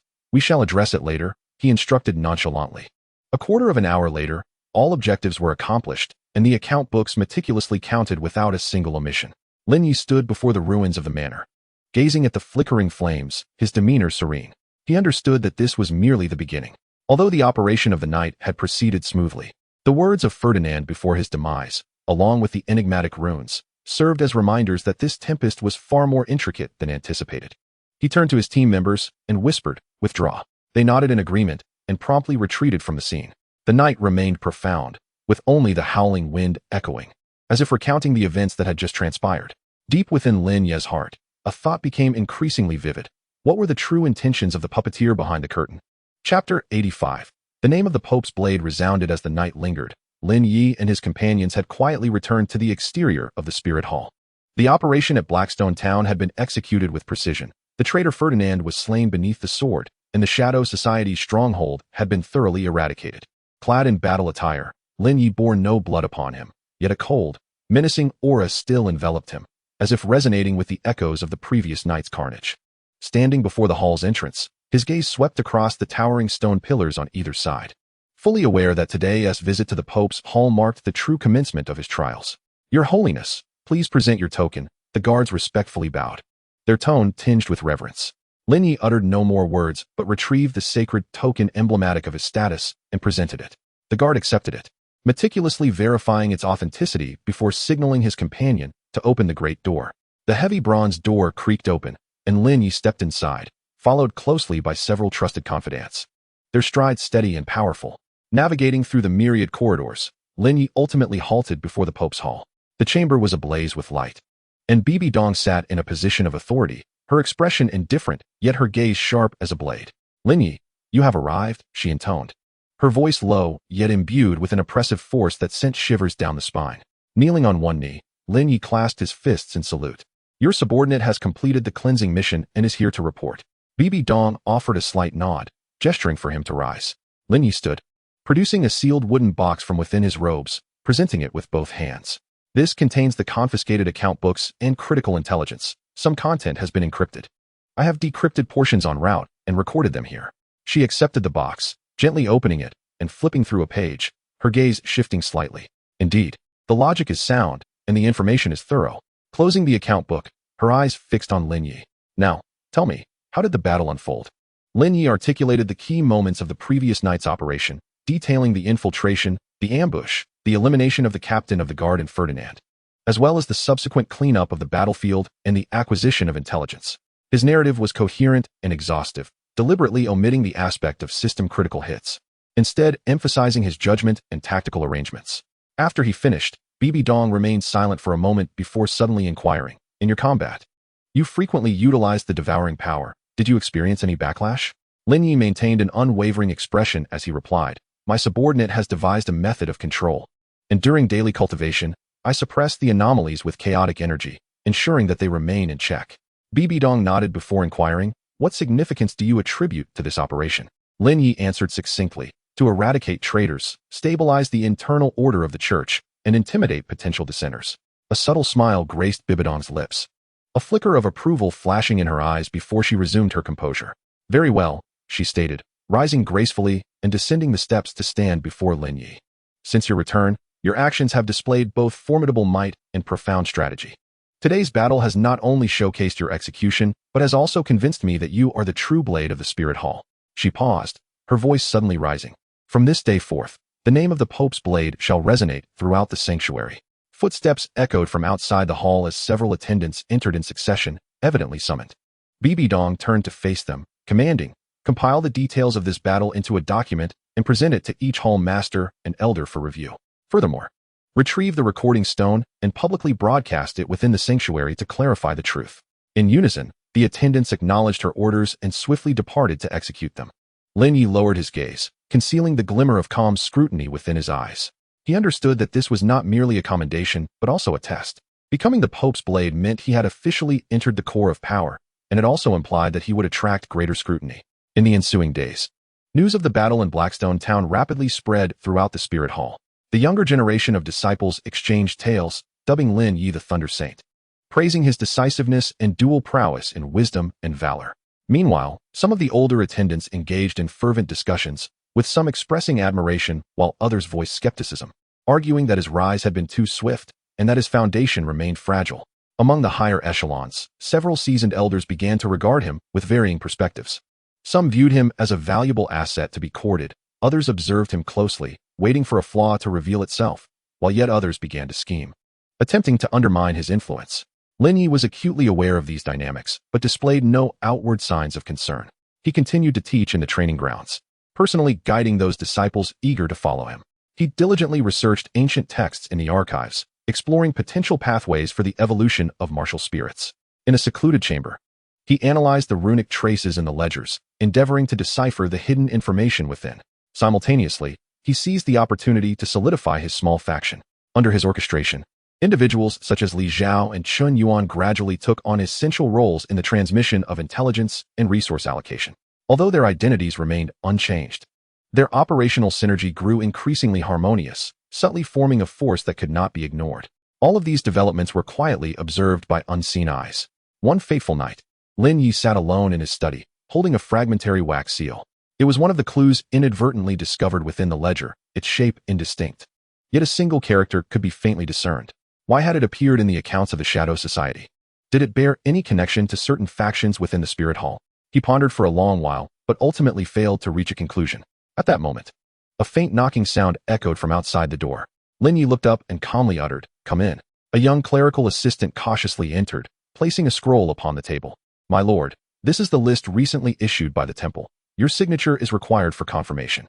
Lin Ye nodded, took the scroll, and unfurled it, his brow furrowing slightly. The list prominently featured several familiar names, those who had previously participated in the operation at Blackstone Town. They were now reassigned to different departments, seemingly a promotion, yet in reality, a deliberate disbandment. It was evident that someone had begun to make moves. With a soft sigh, he signed his name and slowly rolled up the scroll. The assistant murmured, "My lord, there are whispers outside suggesting that your recent achievements have garnered too much attention, which may attract trouble." Lin Ye glanced at him, his gaze profound. "Trouble?" He replied with a low chuckle, "I rather hope it comes with greater intensity." The assistant was taken aback, then lowered his head to take his leave. The room fell silent once more, save for the flickering candlelight that illuminated Lin Ye's serene yet sharp visage. Outside, the night wind howled, and the stars dimmed. The storm belonging to the Pope's blade had only just begun to unfold. Chapter 86. The Secret Order. Prelude to soul hunting. The night air was cool as Lin Ye stood by the window of his study, his gaze deep and contemplative. Moonlight spilled over the towering spires of the martial Soul Hall, casting mottled shadows. In his hand, he held a fragmented wax seal, its blurred inscriptions barely discernible under the moon's glow, as though it concealed an unspeakable secret. Familiar footsteps approached from outside, yet Lin Ye did not turn, merely stating, "Enter." The door creaked open, and Ghost Douluo stepped in, bearing an imperceptible gravity upon his face. "The Pope summons you," he said in a low tone. Lin Ye tucked the wax seal away, nodded gently, donned his outer robe, and followed Ghost Douluo toward the Pope's chamber. Along the way, neither spoke a word. Lin Ye sensed an atmosphere that was distinctly different from the usual. Since the incident at Blackstone Town, his standing within the martial soul hall had risen swiftly, becoming a blade in the eyes of the higher-ups. Yet this also meant that every step he took would be scrutinized more closely. Before the Pope's chamber, the guards were more vigilant than ever. After presenting the Holy Sun's token, Lin Ye endured a lengthy interrogation before finally being permitted entry at Ghost Douluo's signal. Passing through numerous corridors, he arrived at the door of the Pope's secret chamber. This was a place seldom trodden by others. It was rumored that only the Pope's most trusted confidants were allowed within. Yet now, Lin Ye found himself worthy to step inside. Just as he raised his hand to push the door open, a subtle wave of soul power seeped through the crack. Lin Ye furrowed his brow slightly and looked down, discovering an extremely fine circle of marks on the ground, remnants of some sealing formation. He crossed the threshold with composure and entered the secret chamber. The dim light within the chamber cast a serene ambience, infused with a subtle fragrance of spices. Seated upon the exalted throne, Bibi Dong donned a black robe symbolizing supreme authority, her demeanor as frosty as the winter's chill. "Lin Ye," she spoke slowly, her voice soft yet laden with an undeniable pressure, "you have arrived." With a single knee bent to the ground, Lin Ye clasped his fists in salute. "Your subordinate pays respects to the Pope." Bibi Dong inclined her head slightly and gestured for him to rise. Once Lin Ye stood upright, she gracefully approached a massive map affixed to the wall. It depicted the meticulous layout of the Tiando Empire, with several key locations conspicuously marked in red ink. The Soul Hunting Operation, Phase 1, Bibi Dong's voice reverberated within the confines of the chamber. Target, the Seven Treasure Glazed Tile School and the Blue Lightning Tyrant Dragon Sect. Lin Ye maintained his composure, listening intently. Bibi Dong turned to face him, her gaze piercing like a blade. These two sects represent the most obstinate forces of resistance within the Tiando Empire. While they feign neutrality, they secretly support the Anti-Spirit Hall Alliance. Should we fail to act decisively, they will pose a grave threat to our Spirit Empire once they gain strength. She paused briefly before continuing. This operation necessitates a thorough understanding of the Seven Treasure Glazed Tile School's defensive systems, vital industries, and the intricate web of key personnel in Hanhai City. Only then can we effectively breach their defenses in the forthcoming conflict. Lin Ye nodded slightly, formulating his own conclusions. Renowned for their cunning, the Seven Treasure Glazed Tile School's arrangements in Hanhai City were undoubtedly complex and concealed. Truly grasping their core operations would require considerable time and effort. Bibi Dong's delegation of this task to him clearly indicated her high regard for his capabilities, while also posing a significant challenge. "I am willing to undertake this responsibility," Lin Ye declared solemnly. A hint of approval flickered in Bibi Dong's eyes as her lips curved into a faint smile. She returned to her seat, retrieving a sealed scroll and presenting it to Lin Ye. This contains preliminary intelligence regarding Hanhai City, including defense layouts, sect locations, key industrial sites, and a list of pivotal figures, she explained. However, this scroll is sealed, intended for a single viewing, and requires specific soul power to activate. Lin Ye accepted the scroll, and the moment his fingertips brushed against the seal, he sensed the unique fluctuations of soul power within, as though entwined with an ancient sealing technique. Without hesitation, he summoned the energy of the Nine Nether devouring celestial hound, gradually infusing it into the seal. In an instant, a surge of intense energy erupted from the scroll, swiftly subdued by Lin Ye. Concurrently, he activated the Wheel of Time, creating an accelerated temporal domain within his consciousness, allowing him to thoroughly examine the contents of the scroll in a remarkably brief span. Images flashed rapidly in his mind, a topographical map of Hanhai City, the external defensive lines of the Seven Treasure Glazed Tile School, internal structural diagrams, and portraits of several core administrators. Until the final page. A vague inscription caught his eye, signs of unidentified forces intervening within Hanhai City. Lin Ye's heart trembled slightly, though he revealed nothing of his inner turmoil. He closed the scroll and clasped his fists toward Bibi Dong, declaring that he had committed all information to memory. Bibi Dong gazed at him, her eyes profound. "Do you harbor any doubts?" Lin Ye pondered for a moment before inquiring, "Why Hanhai City? The true heart of the Seven Treasure Glazed Tile School does not reside here. Why choose this place as a point of incursion?" Bibi Dong chuckled softly, regarding him with a knowing look. "Because it conceals a key." Lin Ye's pupils constricted, yet he refrained from pressing further. He understood that some knowledge could be burdensome. At least, now was not the time to delve deeper. "I comprehend," he solemnly stated. "I shall depart promptly, infiltrating Hanhai City to uncover the truth." Bibi Dong nodded in satisfaction. Remember, the first shot of the soul-hunting operation must be executed flawlessly. You are the Pope's blade, my foremost card. Lin Ye bowed deeply. I shall not fail in my duties. As he exited the hidden chamber, night had fallen. Lin Ye walked through the corridor, replaying the contents of the scroll in his mind, particularly that vague hint, signs of an unidentified force's involvement in Hanhai City. What could this imply? Who were they? And why had they appeared on the territory of the Seven Treasure Glazed Tile School? He held no answers. Yet he recognized that this mission was far more intricate than it appeared. A storm was on the horizon. Behind him, the door to the Pope's chamber closed slowly, as if sealing an unknown fate into the shadows. Chapter 87. Objective: Seven Treasure Glazed Tile School. The night was thick, and Lin Ye stood before the window of the Spirit Hall's side chamber, clutching the intelligence scroll personally delivered by Bibi Dong. The seal had been broken, and the contents were firmly etched in his memory, but he sensed that the hidden implications transcended the superficial. He understood that Hanhai City would be his next battleground. The mission was clear: infiltrate the influence network of the Seven Treasure Glazed Tile School in Hanhai City, map out their defenses, seize control of vital industries, and assess the loyalty of affiliated families. Each step required meticulous caution. A single misstep could reveal his identity and trigger a cascade of repercussions. Lin Ye was the new identity he adopted in the Tiandou Empire, a son of a wealthy merchant from the northern territories, maneuvering among various factions under the guise of investment. This persona had been meticulously crafted, with financial transactions transparent and supported by a merchant association covertly backed by the Spirit Hall. He tucked the intelligence scroll into his robes, donned an outer garment, and opened the door. Outside, Ghost Douluo had awaited him for some time. Their eyes met in silent understanding, and together they embarked on their journey to Hanhai City. 3 days later, Lin Ye entered Hanhai City. This significant port city, located in the southern region of the Tiandou Empire, was bustling and lively, with shops lining the streets and vessels constantly traversing the docks.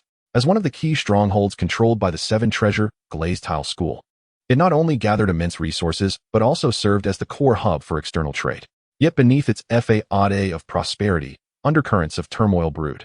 Lin Ye took up residence in a luxurious and named Yunlan Pavilion, conveniently located near the main street, offering a broad view to observe the activities within the city. He did not hasten to act. Instead, he dispatched his subordinates to investigate discreetly while he, under the guise of Lin Ye, frequently attended various banquets and merchant gatherings to gradually cultivate connections. His primary objective was to obtain the defensive layout of Hanhai City. The military department of the Tiandou Empire maintained stringent control over such information, making it inaccessible to the ordinary individual. Through various inquiries, Lin Ye pinpointed a low-ranking clerical officer who had served in the military archives for many years. Although lacking in authority, he had access to old terrain maps. Days later, in a secluded tavern, Lin Ye met with him clandestinely. The officer demanded a high price, and without hesitation, Lin Ye paid in gold, additionally offering a soul guide jade slip as a token of sincerity. Ultimately, the clerical officer delivered a somewhat outdated map. Upon receiving it, Lin Ye noticed some faint, smudged ink on the back, as if it had been deliberately erased. He discreetly returned to the inn and applied a specially formulated potion, gently revealing the obscured ink. Patrol routes and sentry post numbers gradually emerged. In a corner, an unfamiliar code quietly surfaced, 07. Lin Ye furrowed his brow, a flicker of doubt stirring within him. This was neither a standard military designation nor part of the internal system of the Seven Treasures Glass sect. What could it signify? And why did it appear on this map? He refrained from delving deeper, merely recording the information and proceeding with his subsequent plans. The following evening, Lin Ye was invited to a banquet hosted by a local minor noble. Ostensibly, the gathering was to welcome a newly appointed representative of a merchant association. In reality, it served as a venue for various factions to probe each other's positions. Attending in the guise of Lin Ye, he comported himself with poise and eloquence, quickly drawing the attention of several merchants. He skillfully steered the conversation from auction houses to shipping routes, and then to the influence of the Seven Treasures Glass sect, gradually discerning the distribution of several affiliated families. During the banquet, he noted an elderly merchant displaying signs of unease. This individual had previously supplied goods to the auction house under the Seven Treasures Glass sect, and his words betrayed a hint of discontent. Seizing the opportunity to extract information, Lin Ye learned the locations of several affiliated families' residences and discreetly recorded the surrounding environmental features. Just as their conversation was drawing to a close, the merchant suddenly murmured, "Recently, someone else has been inquiring about these matters." Lin Ye's interest piqued, and he subtly probed, "Who?" The merchant shook his head, raising his glass to mask his expression. "I don't know, but I have an unsettling feeling about it." Lin Ye refrained from further questioning, silently noting the remark. After departing from the banquet, he returned to the inn, retrieved a blank piece of sheepskin parchment, and began sketching the initial outline of the influence of the Seven Treasures Glass sect within Hanhai City. The affiliated families, their primary industries, and key figures were gradually taking shape. However, the appearance of the enigmatic figure known as 07 made him realize that beneath the seemingly tranquil surface of the water, deeper secrets might be concealed. In the ensuing days, Lin Ye directed his subordinates while focusing intently on analyzing the patterns of the night guard shifts. The patrol routes of the city guards were adjusted daily and never made public. He dispatched 2 of his men, disguised as servants, to infiltrate the taverns near the city gates, observing the soldiers' comings and goings, and combined this with his own spatio-temporal powers for deductions. Ultimately, he succeeded in creating a comprehensive schedule of the guard shifts, within which he discovered anomalies. A remote section of the city wall had not seen a patrol for 2 consecutive nights, yet a fleeting shadow had appeared in the depths of the night. Lin Ye refrained from rash actions, instead marking the area for further investigation. Simultaneously, he conducted a deeper assessment of the Seven Treasures Glazed sect's control over the industries in Hanhai City. Under the guise of collaboration, he visited an independent merchant guild, proposing a joint investment opportunity. This guild had long been suppressed by the Seven Treasures Glazed sect and harbored significant grievances against them. The leader, recognizing Lin Ye's sincere demeanor and formidable background, discreetly divulged information regarding the maritime routes and mineral resource allocations controlled by the sect. Were it not for external support, we would have risen against them long ago, the individual expressed, a hint of bitterness in their tone. Lin Ye keenly perceived the implication in those words. External support? He feigned ignorance and inquired further. Do not ask too many questions, they waved off. In any case, they cannot maintain their position solely by their own means. Lin Ye nodded, refraining from pressing further. He understood that this entangled web might involve a more formidable force, and all of this was a puzzle he needed to unravel. The final step involved attempting to sway a certain affiliated family as a breakthrough. Based on the information he had previously gathered, Lin Ye sent anonymous invitations to 2 affiliated families, falsely claiming to be an investor from the Starfall Empire, hoping to seek opportunities for collaboration. Shortly thereafter, a reply arrived at the inn. The letter was sealed with purple wax, adorned with the image of a soaring falcon, its lines simple yet highly distinctive. Lin Ye opened the envelope. The content was brief but conveyed a cautious tone, expressing a willingness to engage further and proposing a time and place for a meeting. He gazed at the wax seal, a tremor of realization coursing through him. The style of this seal bore a striking resemblance to the 07 marked on the previous map. Could there be a connection between the two? Lin Ye did not respond immediately. Instead, he tucked away the letter and wax, his gaze deep as the night. At this moment, he had acquired the majority of intelligence regarding the Seven Treasures Glazed sect in Hanhai City, including defensive layouts, industrial lifelines, and the distribution of affiliated families. Yet, he was acutely aware that the true trial had only just begun. The mysterious 07, the unseen adversaries, and the lurking unknown forces, all would soon come to light in the days to come. He rose from his seat and approached the window, gazing out at the brightly lit city in the distance. Hanhai City was merely the initial step of the soul-hunting operation.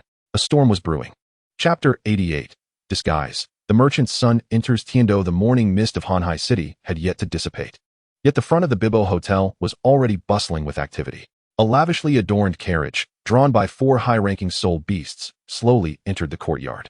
The carriage was intricately carved with the unique dragon totem of the Douluo Empire, adorned with golden lacquer, exuding an air of grandeur.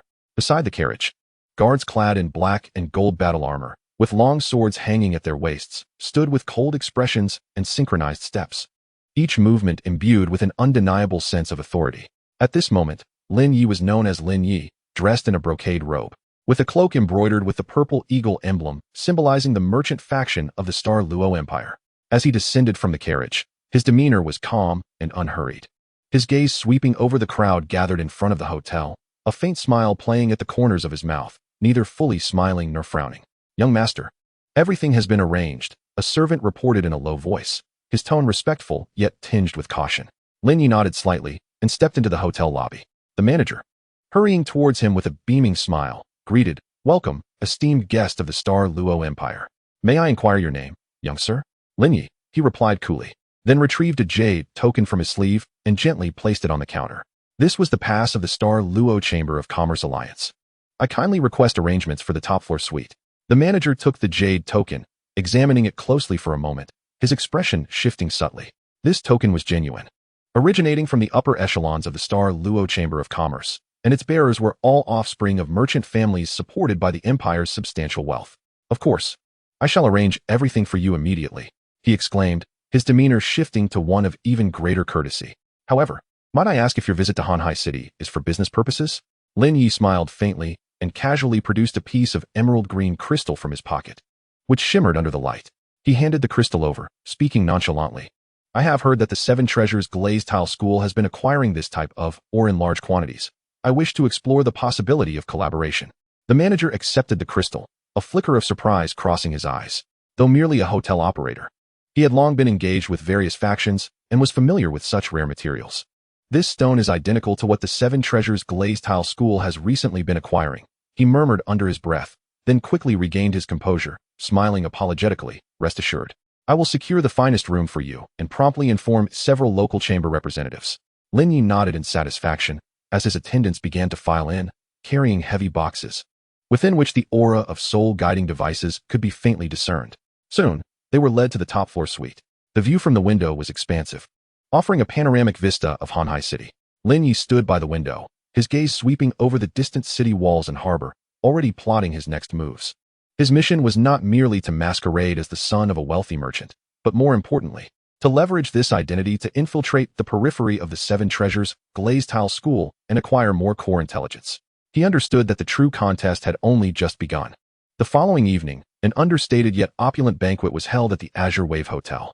The invitees were all prominent figures from influential merchant associations within the vast expanse of Ocean City, including leaders from 3 independent merchant guilds, 2 heads of aviation associations, and a representative from an affiliated family of the Seven Treasures Glazed sect. Lin Ye, adorned in splendid attire, exhibited both grace and poise, effortlessly captivating the interest of the gathering with his astute yet affable demeanor.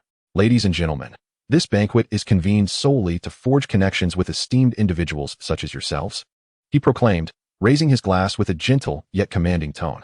Having engaged in the trade of minerals and soul-guiding devices within the Starfall Empire for many years, I have come to Tiando in search of like-minded partners for collaboration. Among the attendees was a slightly older gentleman named Zhou, a steward from a major local merchant association. He scrutinized Lin Ye with narrowed eyes and cautiously inquired, Young Master Lin, I have heard that your Starfall Empire has recently revised its policies regarding the export of soul-guiding devices? Indeed, Lin Ye replied with a courteous nod. The Empire is expanding its foreign trade, particularly easing the export quotas for soul-guiding devices. Should we reach an accord, not only could we share in the profits, but we could also leverage the channels of the Seven Treasures Glazed sect to swiftly penetrate the market. At this revelation, several individuals at the table exchanged contemplative glances. As a high-end strategic resource, soul-guiding devices had long been monopolized by various sects and empires. Lin Ye's assertion of a stable supply was undoubtedly enticing. Do you have specific intentions for collaboration, young Master Lin? Another youthful merchant could not help but ask. Lin Ye offered a subtle smile, retrieving a scroll from his sleeve and gently unfurling it.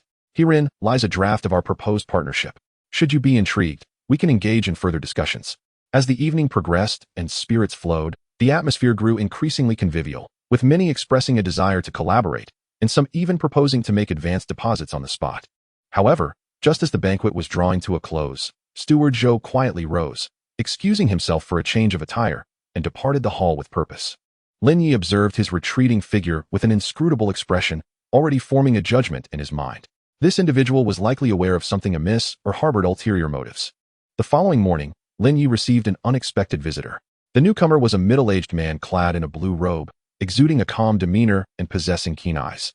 He introduced himself as one of the outer stewards of the Seven Treasures Glazed sect, bearing the surname Zhao. Upon entering the private chamber, he forwent pleasantries and addressed Lin Ye directly. Young Master Lin, we have conducted an investigation into your background. The Starfall Merchant Association indeed lists you as a young master. Yet there is no mention of your involvement in the trade of soul-guiding devices. Lin Ye remained unperturbed, as if he had anticipated this line of inquiry. Steward Zhao, you are undoubtedly aware that certain matters are not suited for public discourse. Zhao's brow furrowed slightly, clearly dissatisfied with the response. Noticing his discontent, Lin Ye sighed softly and produced a jade slip from his sleeve, sliding it across the table towards Zhao. Steward Zhao, I am aware that you have recently faced reprimands from the sect regarding smuggling activities. I can assist you in erasing all traces of this incident. Zhao's pupils constricted as he stared at the jade slip for an extended moment before finally reaching out to take it. Who exactly are you? He finally voiced the questions that had long lingered in his heart. Lin Ye responded with a serene smile, stating, I am merely a merchant, seeking to engage in a mutually beneficial transaction. As for other matters, should Elder Zhao choose not to delve deeper, I shall refrain from elaborating. Elder Zhao fell into silence for a moment before quietly remarking, You, Master Lin, do not resemble a typical merchant. Lin Ye did not refute this observation. Instead, he lifted his teacup, gently exhaled upon it, and took a sip. He was acutely aware that this was merely the initial step. The true infiltration had only just commenced. As night descended, faint footsteps echoed from the direction of the dock. Several surveyors clad in coarse linen garments were diligently recording topographical data, their measuring instruments emitting a faint glow, evidently modified soul-guided devices. Not far away, in an abandoned warehouse, a figure silently stood by the window, clutching a small spatial imprint. In the next instant, a ripple of spatial fluctuation vanished. Lin Ye's silhouette materialized at the edge of the dock. He closed his eyes to sense the surroundings, and a complete defensive layout swiftly materialized in his mind. Upon opening his eyes, a smile graced his lips. He had grasped the patrol routes, the distribution of sentry posts, and the frequency of gate openings. At that moment, a distant whispering recorded voice reached his ears. Tonight, the dock has exhibited unusual fluctuations, suspected to be caused by soul-guided device interference. Lin Ye turned and departed, his figure melding into the night, leaving behind only the tranquil sea breeze caressing the water's surface. Chapter 89. Maneuvering and Vigilance. The scent of wind the night in Hanhai City was more tranquil than usual, the air imbued with a hint of salty sea breeze. Rustling the copper bells hanging before the street corner shops, Lin Ye sat within a private room on the top floor of the Bibo Hotel. Gently swirling a cup of clear wine, his gaze fixed on the brightly lit outer residence of the Seven Treasure Glazed sect. That was the true objective of his journey, a seemingly prosperous fortress, yet heavily fortified. Last night, he had preliminarily grasped the city's defense rotation patterns at the dock. Tonight, his aim was to further infiltrate the intricate web woven from interests and loyalty. Young master, the invitation to the antique trading event has arrived, a servant reported softly, placing a gilded invitation upon the table. The sender had emphasized that many of the auction items tonight included rare remnants of soul-guided devices from the Western Ridge. Lin Ye nodded gently, a subtle smile gracing his lips. It appeared that someone had begun to take notice of him. In the evening, the liveliest place in Hanhai City was undoubtedly the Tianyun Pavilion located in the east of the city. This three-story wooden building exuded a modest exterior, yet its interior was exquisitely arranged, adorned with several paintings by renowned artists, and the air was suffused with a faint scent of sandalwood. Tonight, a small antique trading event was taking place, with invitees consisting of core figures from local merchant guilds and affiliated families. As Lin Ye stepped into the pavilion, many guests had already taken their seats, dressed in a long azure robe. He carried no attendants and wore only a jade token inscribed with the emblem of the Xinghua Merchant Association at his waist. He walked with an air of composure, appearing merely as an ordinary buyer come to appreciate the offerings. The young gentleman appeared somewhat unfamiliar. One could not discern to which esteemed family he belonged. A middle-aged man clad in a purple robe approached, his tone imbued with a hint of inquiry. I am Lin Ye of the Xinghua Lin family. Lin Ye replied with a smile, his gaze sweeping across the surroundings. I have come to witness the rare treasures that are said to be presented this evening. The man's expression shifted subtly, clearly recognizing the significance of this name. Indeed, it was the young master of Xinghua. He clasped his hands and gestured, this way please. As the trading event commenced, the first item up for auction was a damaged soul guide device shell, marred with numerous cracks, yet still identifiable as belonging to the Seven Treasures Glazed sect. Lin Ye, maintaining a calm demeanor, raised his bidding card, and the price soared, ultimately concluding at 3 times the market value.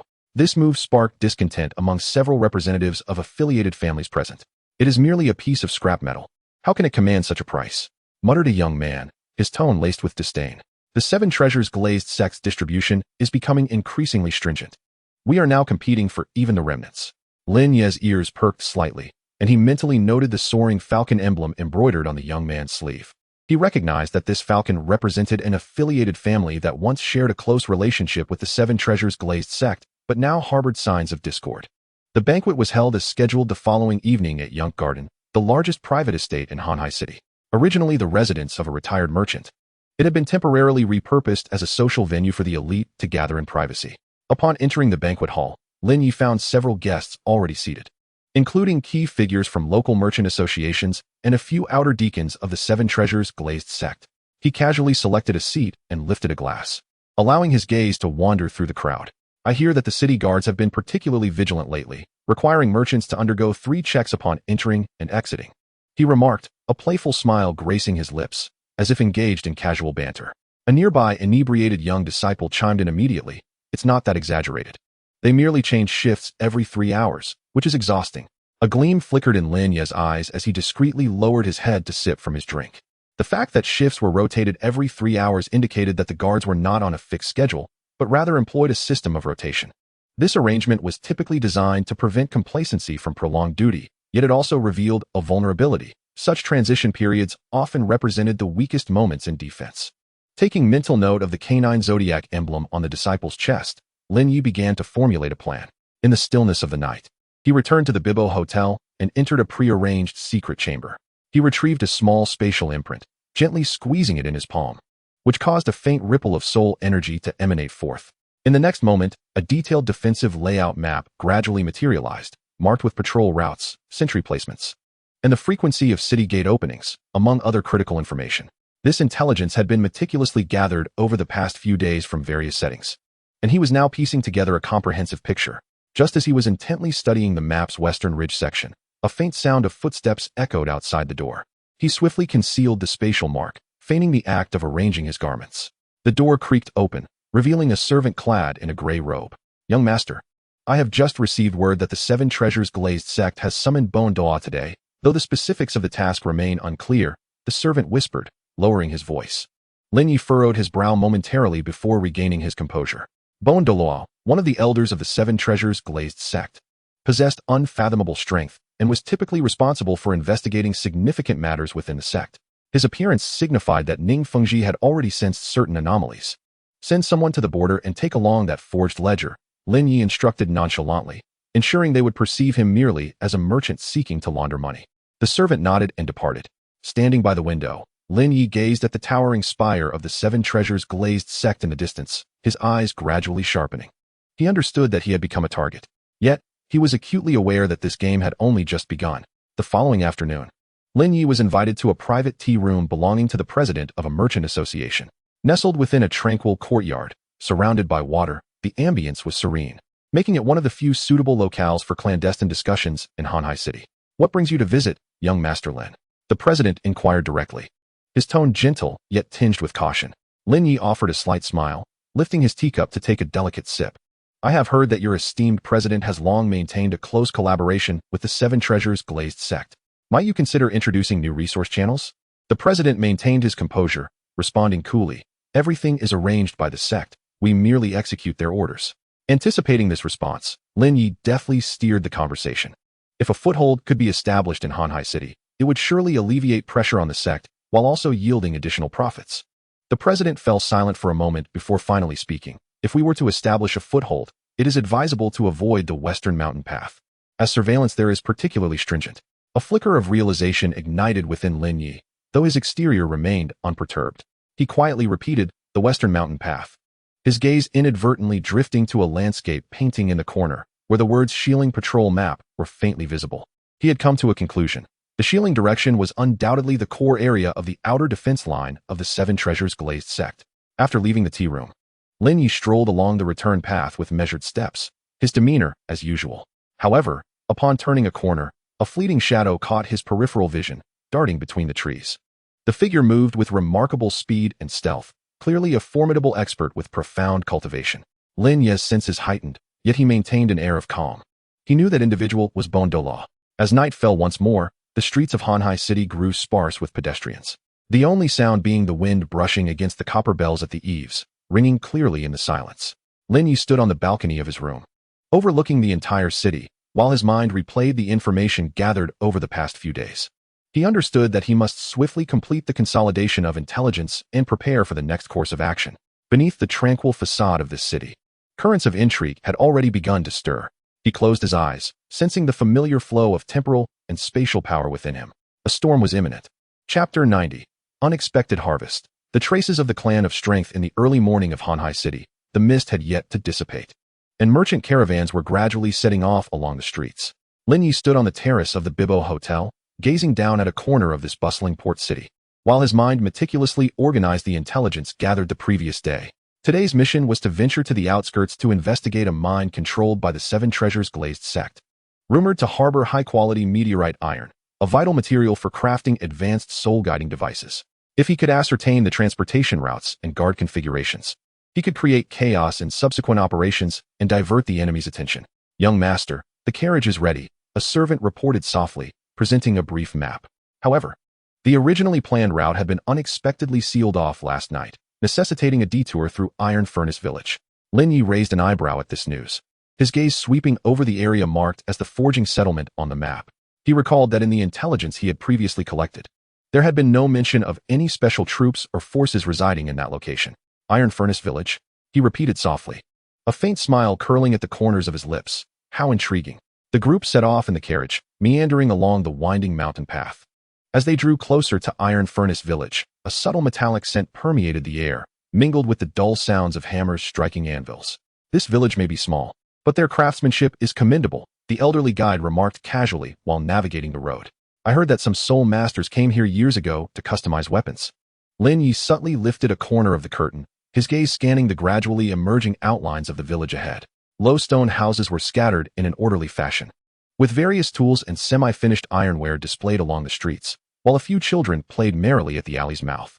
Despite its seemingly ordinary appearance, the village stirred a faint ripple in his temporal wheel. This sensation was exceedingly subtle, almost akin to an illusion, yet he knew he could not be mistaken. Just as the carriage was about to enter the village, an elderly blacksmith was dozing at his doorstep, a metallic badge on his wrist glimmering coldly in the morning light. Lin Ye's expression sharpened as he instantly discerned a single character engraved on the badge: strength. A jolt of realization surged through him, yet he maintained an outward calmness. The Clan of Strength. In the original text, one of the four vassal families of the Haotian sect, famed for their forging and heavy weaponry. Adept at group combat and defense, they were supposed to be secluded deep within the continent, yet here they appeared near Hanhai City, evidently harboring ulterior motives. Lin Ye swiftly analyzed the possible scenarios in his mind. Had they been forced to relocate due to the expansion of the Seven Treasures Glazed sect? Or had they covertly allied with other forces? "Please hurry," he instructed with a hint of impatience in his tone. "Delays are unacceptable." The old guide nodded hurriedly, quickening their pace through the village. However, just as the carriage rounded a bend, Lin Ye caught a glimpse of a figure standing atop a high platform behind the village. The person was robust, broad-shouldered, wielding a massive iron hammer, with eyes sharp as a hawk, coldly fixated on their direction. Lin Ye's heart stirred, and he swiftly averted his gaze. With a single glance, he was able to ascertain that the individual before him was likely a prominent member of the younger generation from the Li family, perhaps even one of the potential heirs. The carriage continued its journey, the village gradually receding into the distance, yet Lin Ye's mind remained tumultuous and unsettled. He closed his eyes, and images of the earlier scenes rushed through his mind. The hidden forges beneath the rooftops, the towering piles of forging materials, and the faint, undulating waves of soul power resonating from the depths below. All these elements hinted that this seemingly ordinary forging village was, in fact, a concealed stronghold. "It seems that this expedition to the mine has yielded an unexpected surprise," he murmured to himself.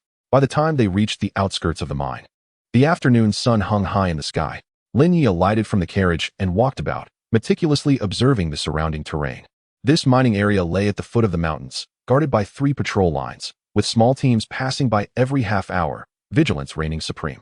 Feigning interest in the mining operations, he inquired of the accompanying official, "What is the daily output of this vein?" "Esteemed young master, the average daily yield is approximately 300 pounds of starfall iron, of exceptional quality, primarily utilized within the Seven Treasures Glass sect for internal allocations," the official responded respectfully. Lin Ye nodded, his gaze drifting towards a few transport vehicles in the distance that had just unloaded their cargo, swiftly calculating their capacity and scheduling cycles. The shift change occurs at midnight, with departures set for tomorrow at dawn.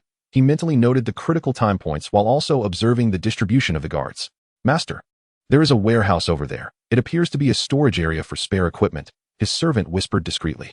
Lin Ye followed the direction indicated and spotted an inconspicuous stone building nestled at the edge of the mining area, where 2 guards lounged against the wall, seemingly unperturbed.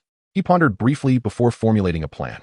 "Let us find an opportunity to sneak a look inside," he instructed his servant softly. "Remember, just observe, do not touch."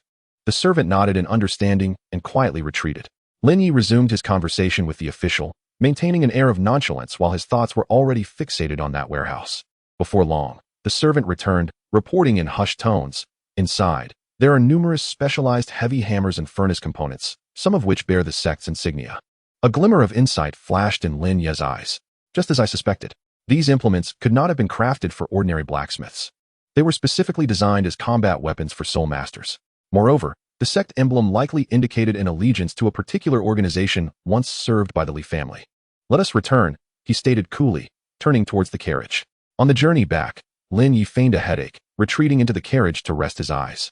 In truth, he had quietly activated the system's functions, meticulously recreating all he had witnessed, constructing a comprehensive three-dimensional model. The layout of Iron Furnace Village, the positioning of the underground forges, the patrol routes, and personnel configurations, all details were clearly recorded. More importantly, he discerned an anomaly. The entire village's structure subtly formed an ancient defensive formation, clearly intentional. What could this signify? This suggests that the Li family has not only long settled here, but is also likely to establish it as a strategic stronghold. A most unexpected gain indeed. Lin Ye's lips curled into a subtle smile, a glint of cold light flashing in his eyes. His original objective was merely to infiltrate the Seven Treasures Glass sect. Little did he anticipate the unintentional discovery of the remnants of the Haotian sect's former vassals. This undoubtedly represents a masterstroke. If utilized wisely, it may provide a significant advantage in the future endeavors to fracture the Haotian sect. As the carriage returned to Hanhai City, the sun had already dipped below the horizon, casting a crimson glow across the sky. Lin Ye opened the window, gazing at the distant city, where the lights began to illuminate one by one, and a new plan began to take shape in his mind. The storm had yet to arrive, but he understood that his game had only just begun. The Li family shall return. Chapter 91. Reunion at the carriage of Xue Qinghe in the afternoon. Sunlight cascaded onto the bustling Haishan Avenue in Hanhai City, where shops lined both sides of the street and throngs of people flowed like a river. Dressed in a luxurious brocade robe, Lin Ye walked slowly through the crowd, accompanied by several attendants carrying gift boxes and ledgers, making his way toward the Bibo Hotel. Having just returned from the outskirts mines, his mind was still occupied with thoughts of the hidden forging power in Tielu village. Suddenly, a melodious sound of copper bells mixed with the rhythmic clattering of hooves reached his ears, causing the pedestrians to turn their heads in unison. Make way. The Crown Prince's retinue is passing through. A commanding voice rang out, instantly clearing a passage through the once crowded avenue. Vendors hastily packed their stalls and retreated to the roadside, while pedestrians lowered their heads and avoided glances, fearful to look too long. Lin Ye paused his steps, subtly narrowing his gaze, and retreated half a step to stand beside the stone steps of a nearby tea house, adopting a posture of deference, much like an ordinary wealthy merchant's son. A squad of knights clad in silver armor led the way, their steps uniform and imposing. Following them, a lavishly adorned carriage, embellished with gold dragons, slowly entered his line of sight, drawn by 6 snow-white steeds, each step exuding a sense of steady power. Lin Ye's eyes sharpened as he inadvertently caught a glimpse of the carriage's curtain. At that moment, a flash of golden light caught his attention, a corner of a cape, resplendent in color and extraordinary in texture, as if it radiated some divine brilliance. His heart skipped a beat. He instantly recognized that familiar hue. It was the golden feathered cloak of the angelic attire. He refrained from further gazing, lowering his head slightly while his right hand discreetly pinched his palm, leaving a faint trace of blood. This action was not born of anxiety, but rather an instinctive self-reminder. Danger is near. The carriage moved forward slowly, the sound of its wheels rolling over the cobblestone surface resonating loudly in his ears. Just as it passed in front of Lin Ye, an almost imperceptible wave of mental energy brushed against the edges of his consciousness, like an unseen thread gently probing. Lin Ye's spirit sharpened. The chaotic sword intent instantly coalesced into a barrier, effortlessly dissipating that probing force into nothingness. He maintained his humble demeanor, as if unaware of any anomalies. Yet he was acutely aware that the occupant within the carriage had already noted his presence. What transpired was not a mere observation, but an acute detection of soul power. The opposing party possessed formidable abilities, at least at the rank of a title Douluo, if not beyond. At this particular moment, the only individual capable of traversing under the guise of a prince while wielding such strength was none other than Qian Renxue, who was currently disguised as Xue Qinghe and seated within that carriage. Lin Ye swiftly contemplated various possibilities in his mind. Had Qian Renxue recognized him? What brought her to Hanhai City? What intentions did she harbor towards the Seven Treasure Glazed Tile School? Yet, it was evident that this was not the time for deep inquiry. The carriage soon receded into the distance, and the street resumed its clamor, as if all that had just occurred was merely an illusion. "Young master?" A servant beside him called softly, his tone tinged with hesitation. "It was nothing." Lin Ye replied calmly, his voice steady. "Let us continue." The group resumed their forward march, their pace neither hurried nor slow, as if the recent encounter had never taken place. However, Lin Ye's thoughts were tumultuous. He had believed he had concealed himself adequately, at least for the immediate future, from Qian Renxue's notice. Yet, that fleeting moment of mental probing made him realize that perhaps his aura had been detected with some irregularity. Although Qian Renxue had not confirmed his identity, she had evidently grown suspicious. This was a perilous signal for him. He needed to swiftly revise his subsequent plans to avoid exposure. "Today's auction at the Merchant Association, you shall attend," Lin Ye quietly instructed a trusted servant beside him. "I have other arrangements." The servant was momentarily taken aback, but soon nodded in acquiescence. Lin Ye then altered his course, heading towards the back alley of the Bibo Hotel. Upon entering the hotel, he did not proceed directly to his room, but rather made his way to the clandestine chamber on the top floor. This had been a secret space he arranged upon his arrival, designated for the urgent handling of pressing matters. It was at the moment he closed the door that he finally exhaled a sigh of relief. He settled cross-legged, closed his eyes, and activated the system's functions, seeking to recreate the brief confrontation he had just experienced. The scene replayed vividly in his mind. The outline of the carriage, the flash of the golden cloak, and the trajectory of that mental wave. He meticulously analyzed each detail, attempting to discern whether Qian Renxue truly suspected him or if it was merely a routine perceptual scan. After a moment, he opened his eyes, a glint of cold light flickering within them. Qian Renxue had indeed sensed something amiss, yet she had chosen not to act immediately, opting for probing rather than exposure. This signified 2 points. First, she was uncertain of his identity. Second, she too concealed her true self, unwilling to raise alarm. It was a silent game of wits. A subtle smile played at the corners of Lin Ye's mouth, revealing a knowing expression. If that were the case, he would indulge her in this charade. Rising to his feet, he adjusted his attire and stepped out of the secret chamber, returning to the main hall. At that moment, the president of the Merchant Association had been waiting for some time and, upon seeing him emerge, immediately approached him with pleasantries. "Young Master Lin, I wonder if you have seen the prince's entourage that passed by earlier?" Lin Ye smiled faintly, his demeanor composed. "It is merely the routine travel of ordinary nobility." Yet, it seems the president is rather intrigued. The president chuckled awkwardly, speaking with a hint of curiosity. "I have heard that the crown prince has been frequently summoning merchants from afar, seemingly orchestrating some grand scheme." Lin Ye felt a stir within, yet maintained an impassive facade. "Oh? That is indeed intriguing. Might I inquire if the president has received an invitation?" The president shook his head. "Not yet. However, it is said that there will be a significant private meeting early next month, with many major trading guilds vying for a spot." Upon hearing this, Lin Ye's mind began to strategize. Qian Renxue's appearance in Hanhai City was no mere coincidence. Her actions were clearly aimed at consolidating resources and establishing influence. This presented him with a splendid opportunity. "In that case," he said softly, "let us prepare in advance. I possess some rare soul-guiding device samples. Should the president wish to evaluate them first, it could leave a favorable impression before the crown prince." The president's eyes brightened, nodding repeatedly. "That would indeed be splendid." Lin Ye smiled in acknowledgement, his mind already spinning a new plan. If Qian Renxue sought to establish her layout, he would ensure it went even deeper. When the time was ripe, he would surprise her with the unexpected. A storm was on the horizon, and he was well prepared to face it. Chapter 92. The Eastern Palace Tea Party. Upon returning to the top floor of the Bibo Hotel, Lin Ye gently placed the invitation on the table. The golden cover bore the seal of the Eastern Palace, glimmering faintly in the candlelight. He did not immediately open it, but instead stood by the window, his gaze traversing the night over Hanhai City, landing on the brightly lit crown prince's residence in the distance. Since their chance encounter on the street that day, Qian Renxue had indeed not reappeared, yet her probing had left its mark. The arrival of this invitation was clearly no coincidence. "At last, it has come," he murmured to himself, a glimmer of coldness flickering in his eyes. A servant cautiously presented a cup of hot tea, whispering, "Young master." This was left by the messenger. Lin Ye accepted the cup, casually blowing on it, yet his gaze remained fixed on the invitation. The messenger was a middle-aged man clad in a blue robe, who had not revealed his name but simply stated, "The crown prince requests your presence," before departing hastily. He had not obstructed him at the time, but had discreetly instructed his subordinates to track the man's whereabouts. Unfortunately, the individual vanished midway, as if he had never existed. This only deepened his conviction that the invitation concealed a more profound intent. He slowly unsealed the wax, extracting the golden note within. The paper was of exceptional quality, subtly emanating a faint aura of spiritual energy. The content was remarkably concise, consisting of a single line. When the moon is full in the Eastern Palace, a cup of tea awaits you, hoping that Master Lin will kindly grace us with your presence. There was no signature at the end, only a delicate golden thread encircling the text, resembling a unique sealing technique.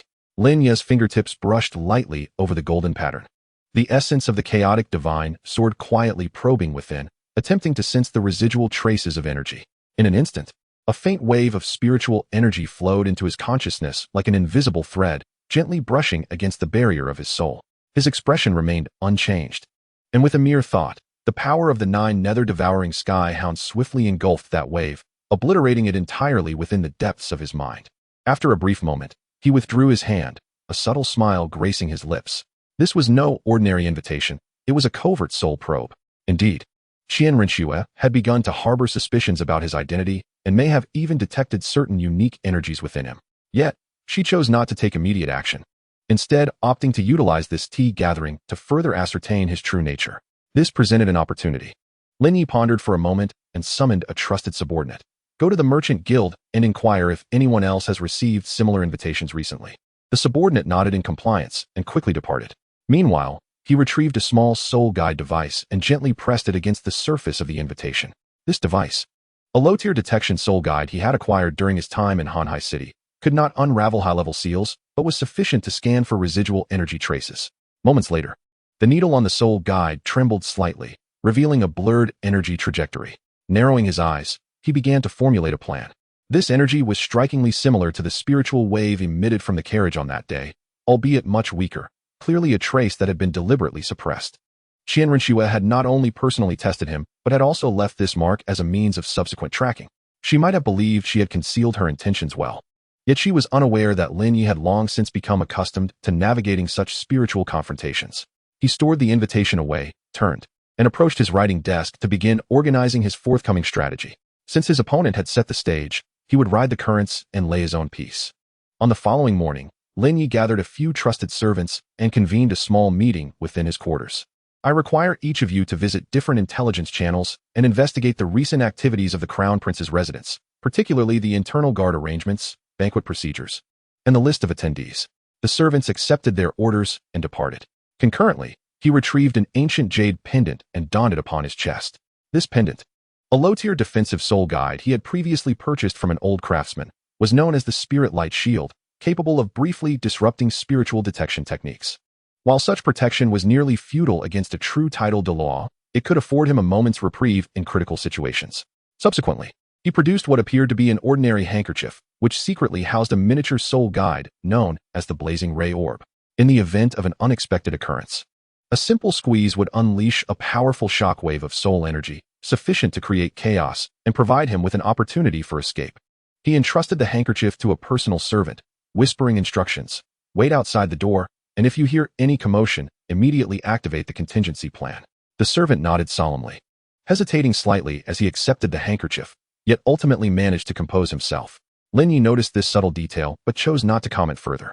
He understood that the closer one approached the center of power, the more susceptible the human heart became to upheaval. This, in turn, was yet another layer of insurance he had orchestrated. Once arrangements were finalized, he donned a low-key yet opulent robe, adjusting his appearance before the copper mirror. At the moment he lifted his gaze, the reflection in the mirror flickered momentarily, a glimmer of pale gold flashing at his brow before vanishing. He discreetly averted his gaze. Yet deep down, he comprehended. Qian Renxue's probing was far from over. As night descended, the East Palace was ablaze with light. The carriage Lin Ye occupied came to a gentle halt before the Grand Red Gate, where two silver-armored guards advanced to inspect the invitation. Upon confirming its authenticity, they signaled for him to proceed. He alighted from the carriage and raised his eyes to the towering palace complex ahead. The East Palace sprawled extensively, its architecture grand and majestic, exuding royal authority. Yet beneath this solemnity, he keenly sensed a strange atmosphere, one not of murderous intent, but rather a concealed scrutiny. As if the entire palace were observing his every move. He strolled into the main hall, where several guests had already taken their seats, powerful figures from Hanhai City, including a few guild presidents and local officials. The host's seat remained vacant, indicating that the crown prince had yet to arrive. Lin Ye surveyed the surroundings, his gaze lightly sweeping over the crowd, ultimately resting upon a young man in the corner. Clad in a deep blue robe, he exuded a composed aura. His eyes sharp and penetrating. Though he did not engage in conversation, those around him maintained a measure of respect. Lin Ye narrowed his eyes slightly. The figure seemed somewhat familiar. He chose not to linger and instead seated himself in a relatively secluded spot, patiently awaiting the proceedings. Moments later, the hall door swung open once more, and a melodious chime resonated, prompting all to rise. The crown prince had arrived. Lin Ye slowly lifted his head, watching the familiar figure stride into the hall. It was the same refined visage, accompanied by an irresistible charm. Xueqinghe, or rather, Qian Renxue. Today, she donned a dark brocade robe, draped in a golden feathered cloak, each step radiating an undeniable aura. Despite the smile gracing her face, a glint of something icy and otherworldly lingered in the depths of her eyes. Lin Ye felt a shiver run through him. This game was officially underway. Chapter 93. First encounter with the Crown Prince of Tiando. The night was as dark as ink, and the East Palace was aglow with lights. Two silver-armored guards approached to verify the invitation, their gazes lingering on Lin Ye for a moment longer. One of them coldly instructed, "Recite the contents of the invitation." Lin Ye smiled slightly, responding with measured poise. "With the moon full over the East Palace, I await your esteemed presence, hoping that Master Lin will honor the invitation." His tone was steady, each word perfectly enunciated. A flicker of surprise crossed the guards' eyes, yet they refrained from further comment, gesturing for him to proceed. Upon entering the grand hall, a subtle fragrance of sandalwood enveloped the air. The interior was adorned with antiquity. Flickering candlelight illuminated familiar and unfamiliar faces alike. Several presidents of merchant associations and local officials from the bustling city of Hanhai had already taken their seats, engaging in hushed conversations. The atmosphere appeared relaxed, yet beneath the surface, currents of tension stirred. Lin Ye discreetly chose a secluded spot to sit, his gaze gently sweeping over the crowd before settling on a young man clad in a deep blue robe in the corner. A barely perceptible frown creased his brow as he noted the young man's composed demeanor and sharp gaze, suggesting he was no ordinary noble scion. He refrained from staring for long, instead lowering his head to adjust his sleeves, subtly masking the fleeting ripple of emotion in his eyes. Moments later, the sound of a bell resonated, prompting everyone to rise. Xueqinghe entered the hall, his dark embroidered robe flowing gracefully, and his golden feathered cloak glimmering softly in the light. His steps were measured, a gentle smile gracing his features, though his eyes concealed an icy clarity that seemed otherworldly. Lin Ye slowly lifted his gaze, locking eyes with Xueqinghe. In that brief moment, he felt a faint mental wave probing into his consciousness, not as an attack, but rather a tentative scan, as if seeking to confirm his identity. With a focused mind, he summoned the power of the Nine Nether devouring heaven hound, silently devouring that ephemeral wave of consciousness. Indeed, it was her, he whispered inwardly, maintaining a facade of respect as he inclined his body in a slight bow. Xueqinghe seemed to sense something amiss, his gaze lingering on Lin Ye for a heartbeat longer before shifting away as he approached the principal seat. Lin Ye's heart quickened, though he betrayed no outward sign of agitation.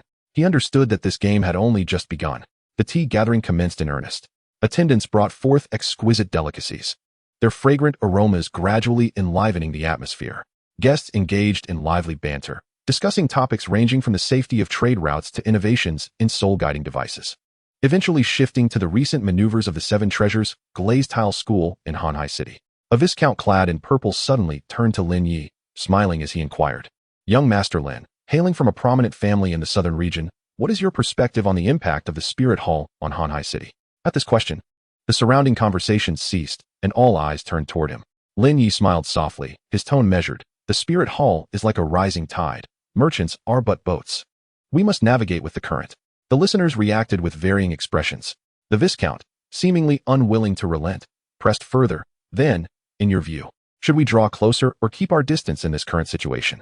Lin Ye gently set down his teacup, his gaze passing over several individuals. His tone unperturbed. "Drawing closer may not guarantee trust, and avoidance is not a sustainable strategy. It is better to reap benefits from within." Upon hearing this, the eyes of several seasoned merchant leaders sparkled with intrigue. Indeed, one of them seized the moment to add, "I have heard that a certain shipping route has recently been subjected to increased protection fees, which was originally one of the Seven Treasures glazed tile school's vital transport lines. What could have prompted such sudden changes?" Lin Ye nodded slightly, silently committing this information to memory. He understood that this shipping route might be intricately linked to deeper schemes involving Qian Renxue. As the tea gathering progressed, Xueqinghe suddenly rose and raised a toast to the assembly. "Esteemed guests who have traveled from afar, it brings me great joy to host you. Today, Let us substitute wine with tea and share a delightful evening together. The guests raised their cups in unison, and Lin Ye also stood, taking the lead in offering a toast. His movements were graceful, his demeanor respectful, perfectly interrupting the gaze that Xue Qinghe was about to cast upon him. The latter paused momentarily, then nodded in acknowledgement and returned to his seat. Upon returning to his place, Lin Ye's fingertips gently traced the rim of his teacup. He noticed that the bottom of the cup bore an ancient inscription in 1,000-character seal script, exuding a faintly familiar aura. An artifact of the Qian family? He pondered silently, concealing his thoughts. The banquet continued, shifting its discourse from politics to matters of romance and leisure. Lin Ye maintained a modest demeanor, occasionally responding to remarks, neither overly silent nor excessively conspicuous. However, just as he prepared to discreetly take his leave, Xue Qinghe suddenly inquired, "Young Master Lin, would you care to stay and discuss a few matters with me?" The atmosphere in the hall froze instantly, with all eyes turning toward Lin Ye, filled with curiosity and speculation. Lin Ye slightly bowed, his tone humble. "Your Highness's kindness is a great honor for me."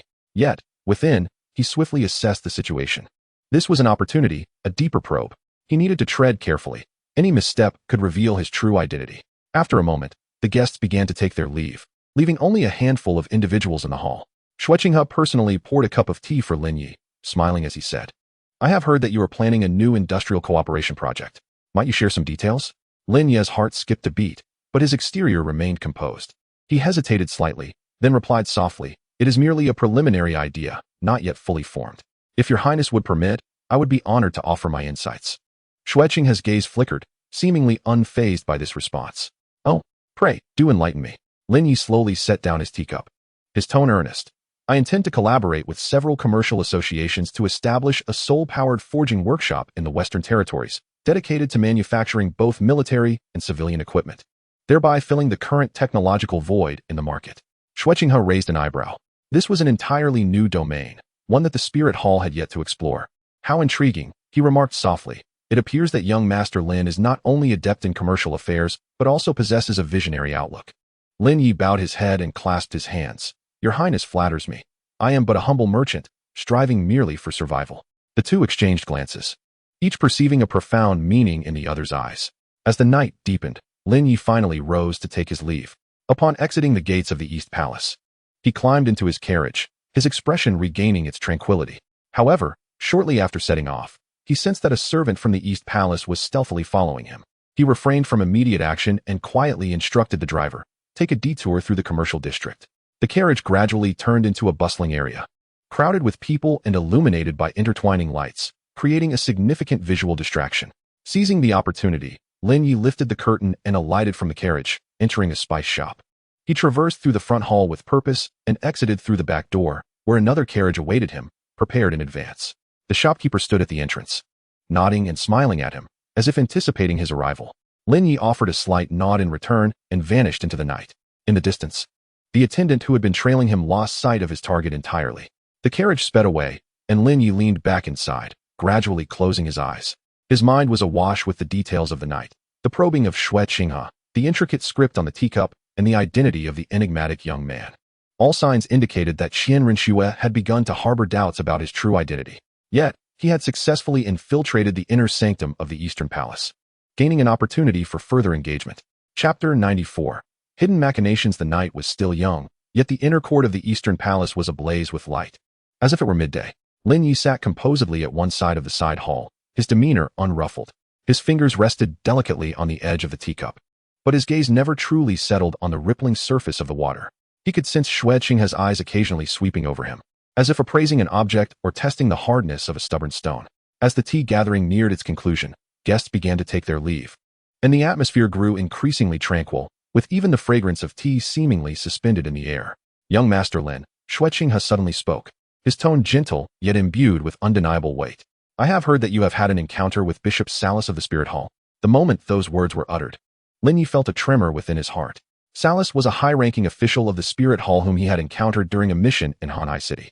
At that time, he had engaged with him under the guise of a merchant, ostensibly for a transaction involving soul-guiding devices, but in reality to acquire intelligence regarding the Spirit Hall's soul-hunting operations. This matter had left little trace, yet the fact that Xue Qinghe mentioned it now was clearly no coincidence. He lowered his eyelids to conceal the fleeting sharpness in his gaze, then revealed a somewhat hesitant smile. The Crown Prince is well informed. I indeed had the fortune of meeting Lord Salis. However, he paused, his tone shifting to one of caution. It was merely a matter of pleasantries exchanged between merchants. Hardly a deep acquaintance. Xue Qinghe took a gentle sip of tea, his expression unchanged, yet his tone took on a more probing quality. Oh, yet. As far as I know, Salis has never favored dealings with outsiders, let alone meeting a merchant hailing from a minor southern clan. May I inquire, young Master Lin, how you managed to secure such an exception? This question bore an almost aggressive undertone. Lin Ye inwardly scoffed, concealing his amusement and instead offering a modest smile. Your Highness jests. I am but a merchant, lacking both power and influence. If Lord Salis made an exception, it was likely due to my willingness to provide him with some information of interest to him, he said, his voice measured. What information? Xue Qinghe pressed swiftly, scarcely allowing him a moment to breathe. Intelligence, Lin Ye replied. Lin Ye replied succinctly, his gaze as tranquil as water. Regarding the movements of various merchant guilds in Hanhai City, the fluctuations in the soul guide market, and even the subtle signs of certain clandestine forces. For Lord Salis, these matters might merely serve as additional reference, but for his subordinates, they were fundamental to their standing. He spoke with an air of nonchalance, as if he were merely a shrewd businessman navigating the treacherous waters of power. Xue Qinghe observed him, a flicker of barely perceptible contemplation dancing in her eyes. After a moment, she gently set down her teacup and a faint smile graced her lips. How intriguing. It appears that young Master Lin is not only adept at amassing wealth, but also skilled in preserving his life. Lin Ye bowed his head and clasped his hands. Your Highness is too kind. I merely go with the flow. Their gazes met, each discerning a hint of profound meaning in the other's eyes. Xue Qinghe refrained from pressing further, shifting the topic instead, since you were so astute in assessing the situation. What is your perspective on the infiltration of the Spirit Hall within the Tiando Empire? This inquiry struck at the heart of the true probe. Lin Ye's mind sharpened, a multitude of potential replies flashing through his thoughts, yet he swiftly honed in on the most prudent and ambiguous stance, redirecting the focus. He spoke slowly. The Spirit Hall is indeed formidable, its influence deeply rooted in various regions. However, as with the ebb and flow of tides, what rises must also fall. I believe that if the Tiando Empire can strategically position itself during their expansion, it may not be impossible to leverage their strength to gain advantages. Leverage their strength? Xue Qinghe raised an eyebrow. Are you suggesting collaboration with the Spirit Hall? Not collaboration, Lin Ye shook his head, but rather utilization. They require resources and stability, which the Empire can provide, provided they are willing to pay the price. For instance, relinquishing a portion of their power or offering certain intelligence. His tone lowered towards the end, as if wary of being overheard. Xue Qinghe pondered for a moment before suddenly chuckling lightly. Indeed, young Master Lin is exceptional. Your thoughts align closely with some of mine. Upon hearing this, Lin Ye felt a sudden chill in his heart. Indeed, Qian Renxue's stance towards the Spirit Hall was far from simplistic. She was neither merely submissive nor outright adversarial. Rather, she sought a balance, aiming to master the situation rather than be swept away by it. This was her ambition and also her peril. You flatter me, Your Highness. Lin Ye maintained his respectful demeanor. I am but a mere merchant, and to speak of state affairs is beyond my station. Were it not for your inquiry, I would not dare voice such opinions. Xue Qinghe regarded him silently for a long while before finally nodding gently. Young Master Lin is indeed thoughtful. At that moment, a maid quietly entered, bowing to report. Your Highness, it is late, and most guests have already departed. Xue Qinghe nodded, rising to her feet and walking slowly to Lin Ye's side. Her tone softened. Today's conversation has been most enjoyable. Should you find yourself with leisure, I encourage you to visit the East Palace more often. Lin Ye immediately stood, bowing deeply. It would be my utmost honor. Yet in his heart, he understood that this was not an invitation, but rather a deeper test. Xue Qinghe chose not to utter another word, turning gracefully away, her garments fluttering, subtly revealing an aura that transcended the mundane. Once she had distanced herself, Lin Ye slowly settled down, gently tapping his fingers upon the table, contemplating the dialogue that had just transpired. He discerned that their conversation, though seemingly light and airy, was fraught with hidden peril. Although Xue Qinghe had not unveiled her true self, she had undoubtedly placed him on her list of individuals to monitor closely. This outcome was precisely what he desired. Only by entering her field of vision could he draw nearer to her inner circle and glean her true intentions. He rose, adjusted his sleeve, and prepared to take his leave.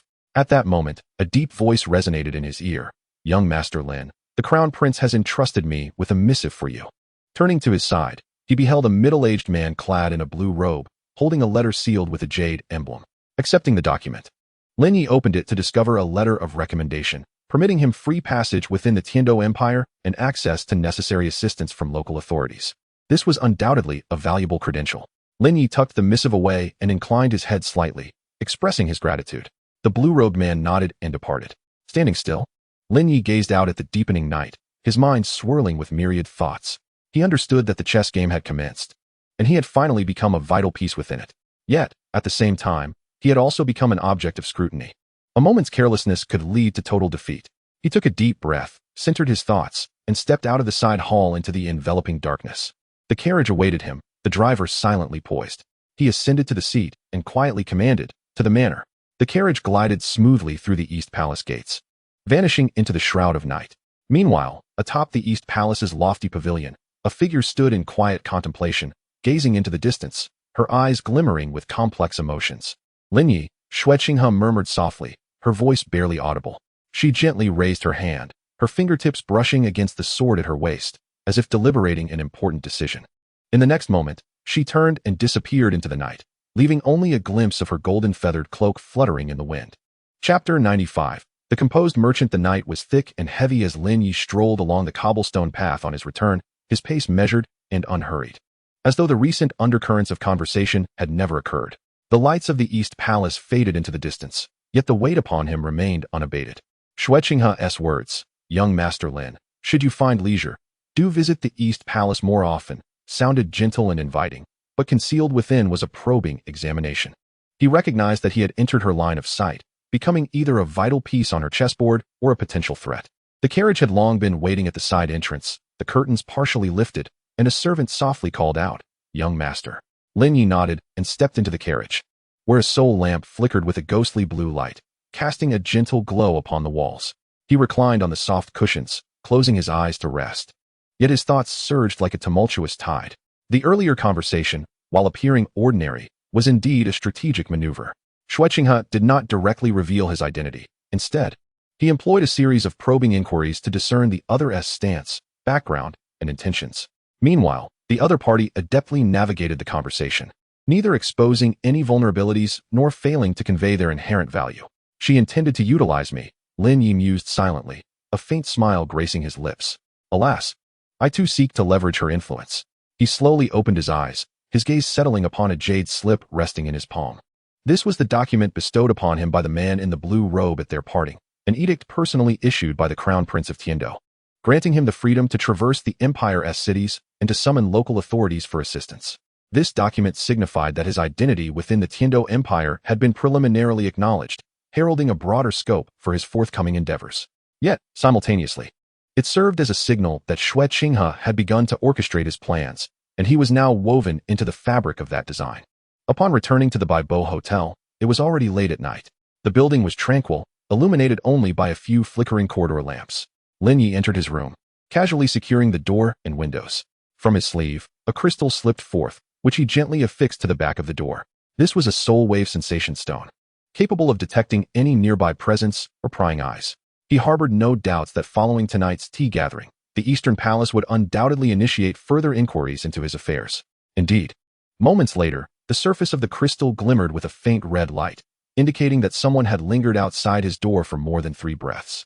Unfazed, Lin Ye strolled to the window, drawing back a corner of the curtain to survey the street below. The night breeze caressed his face as the alley lay desolate. However, at a distant corner, he discerned a figure clad in black, standing motionless beneath an eave, their presence seemingly absorbed by the shadows. Lin Ye narrowed his eyes, already forming a judgment. The figure was no ordinary guard nor a covert operative from the Eastern Palace. Rather, they were a genuine master. A bone duelist? Or perhaps a member of the 7 Treasures glazed tile school. He refrained from acting impulsively, instead gently lowering the curtain and turning towards a low cabinet in the corner of the room to retrieve a small wooden box. Upon opening it, he found a crow emblem nestled within, its ancient form cradling a bronze key between its wings. This emblem had been discovered at the edge of his bed upon entering the room. Its presence was unwarranted, indicating that someone had indeed visited and deliberately left this mark behind. Lin Ye's fingertips brushed against the emblem, his mind racing with conjectures. This was not a provocation from an enemy, but rather an invitation. Who had left it? Was it from within the Eastern Palace, or another faction entirely?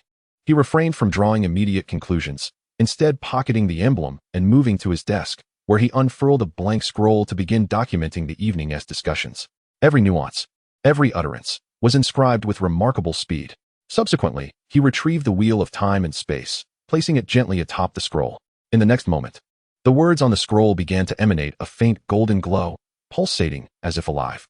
This was one of the capabilities bestowed by the system, future simulation, able to extrapolate potential trajectories based on available information. Lin Ye closed his eyes, his consciousness plunging into the depths of his mind. Images swirled before him, and he found himself once again entering the Eastern Palace, where Xueqing has stood at the end of the corridor, extending her hand toward him. He reached out in response, yet just before their fingers could meet, the scene shattered abruptly. Upon reopening his eyes, he felt cold sweat bead at his temples. The failure of his divination indicated that the future remained uncertain, and this game was still in motion. The following morning, sunlight filtered through the papered windows, casting a warm glow in the room. Lin Ye was already dressed and meticulously arranging his belongings. The fatigue of the previous night had dissipated, replaced by a sense of calm and clarity. He understood that Xueqing would not easily let him off the hook, nor would she readily place her trust in him. Their conversation from the night before was merely a prologue. Every subsequent step would require careful navigation. As he stepped outside, a servant awaited him by the door. "Young master, what are your plans for today?" The servant inquired softly. Lin Ye offered a faint smile. "We shall visit the merchant guild and review the recent accounts."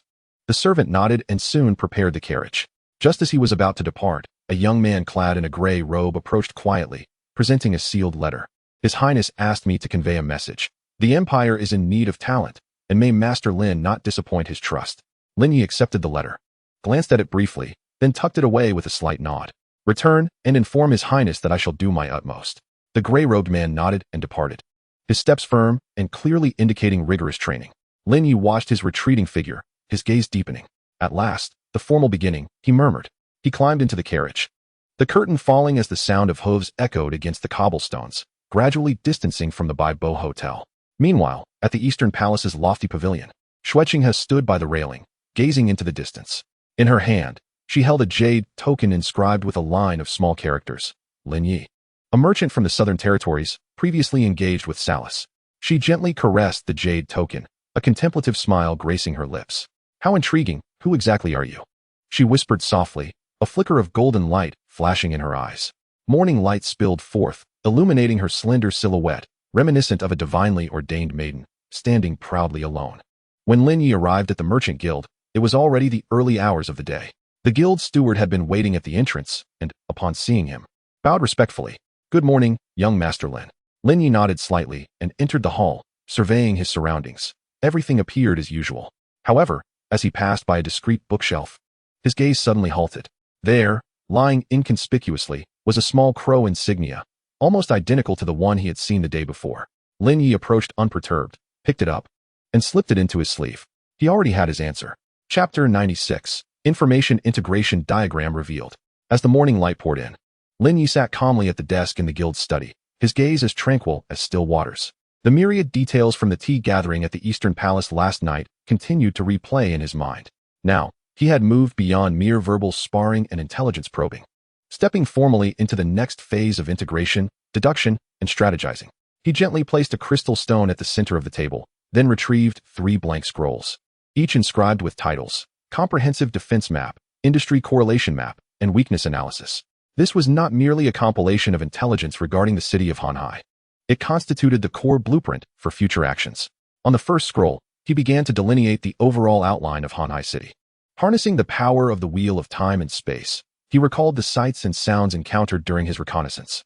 From the East Gate Sentinels to the patrol soul masters scattered throughout the West Street, each detail vividly resurfacing in his mind.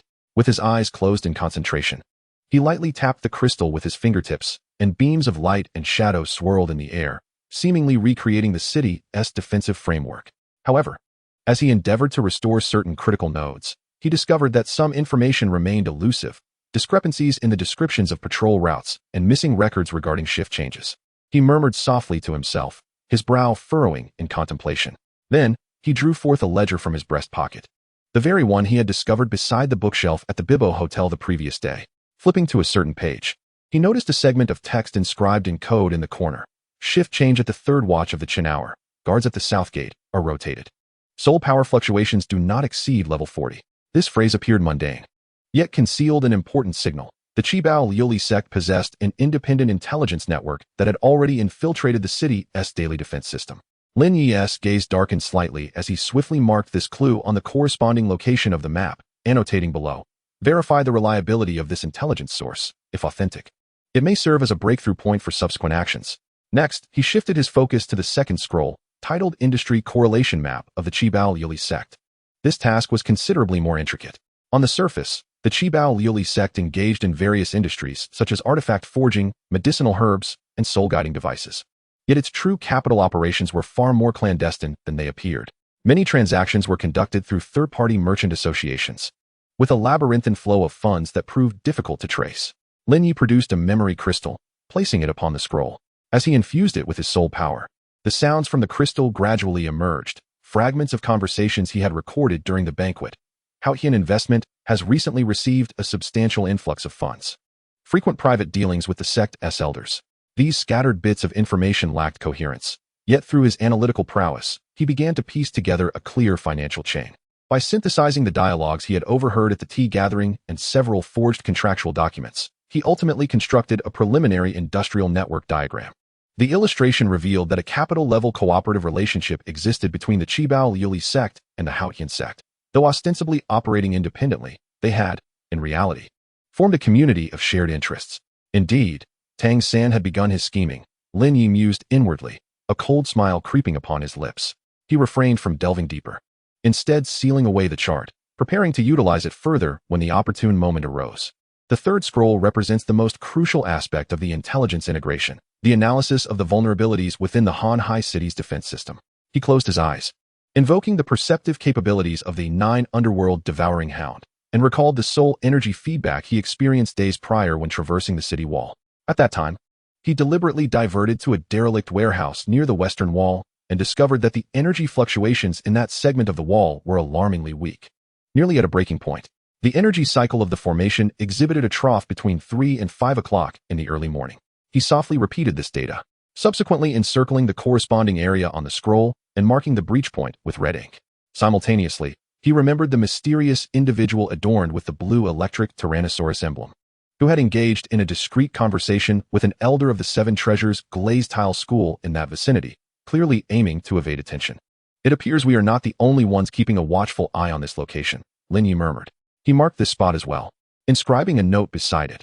Remain vigilant for the involvement of other factions. Clear obstacles in advance if necessary. After completing the 3 sections of intelligence integration, Lin Ye slowly rose and approached the window, gazing at the bustling street below, though his thoughts had already soared far beyond.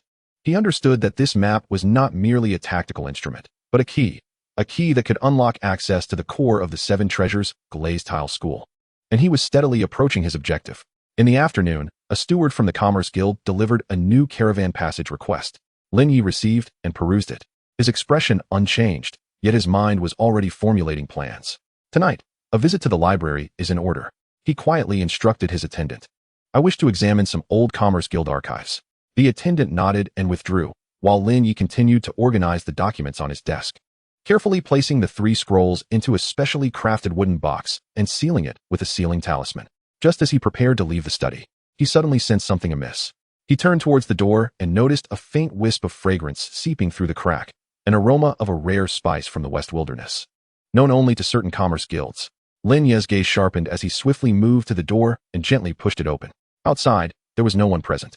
Yet lying quietly on the ground was a raven emblem, nearly identical to the one he had discovered in his room the day before.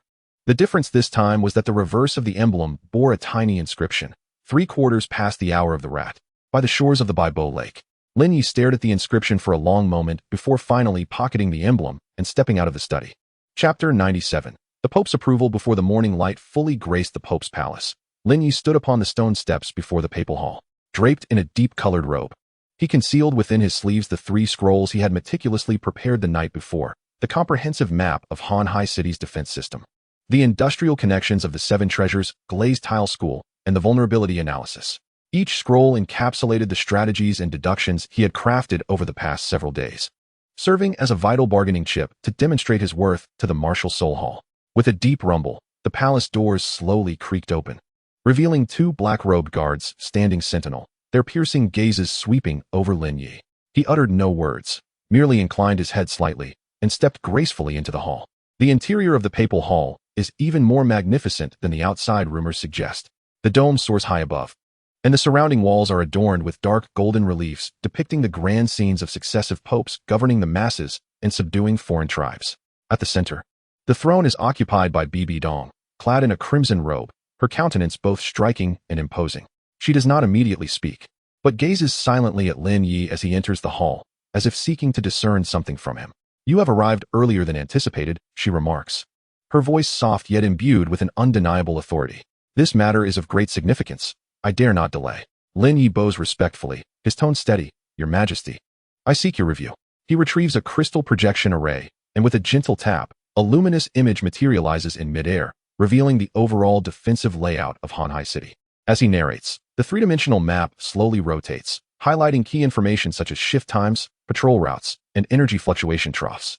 Bibi Dong's gaze flickers, her fingertips lightly resting on the armrest, seemingly intrigued by certain data. When Lin Ye mentions that the Southern Gate's guard spirit power has not reached level 40, she suddenly raises her eyes. "How can you confirm this intelligence?"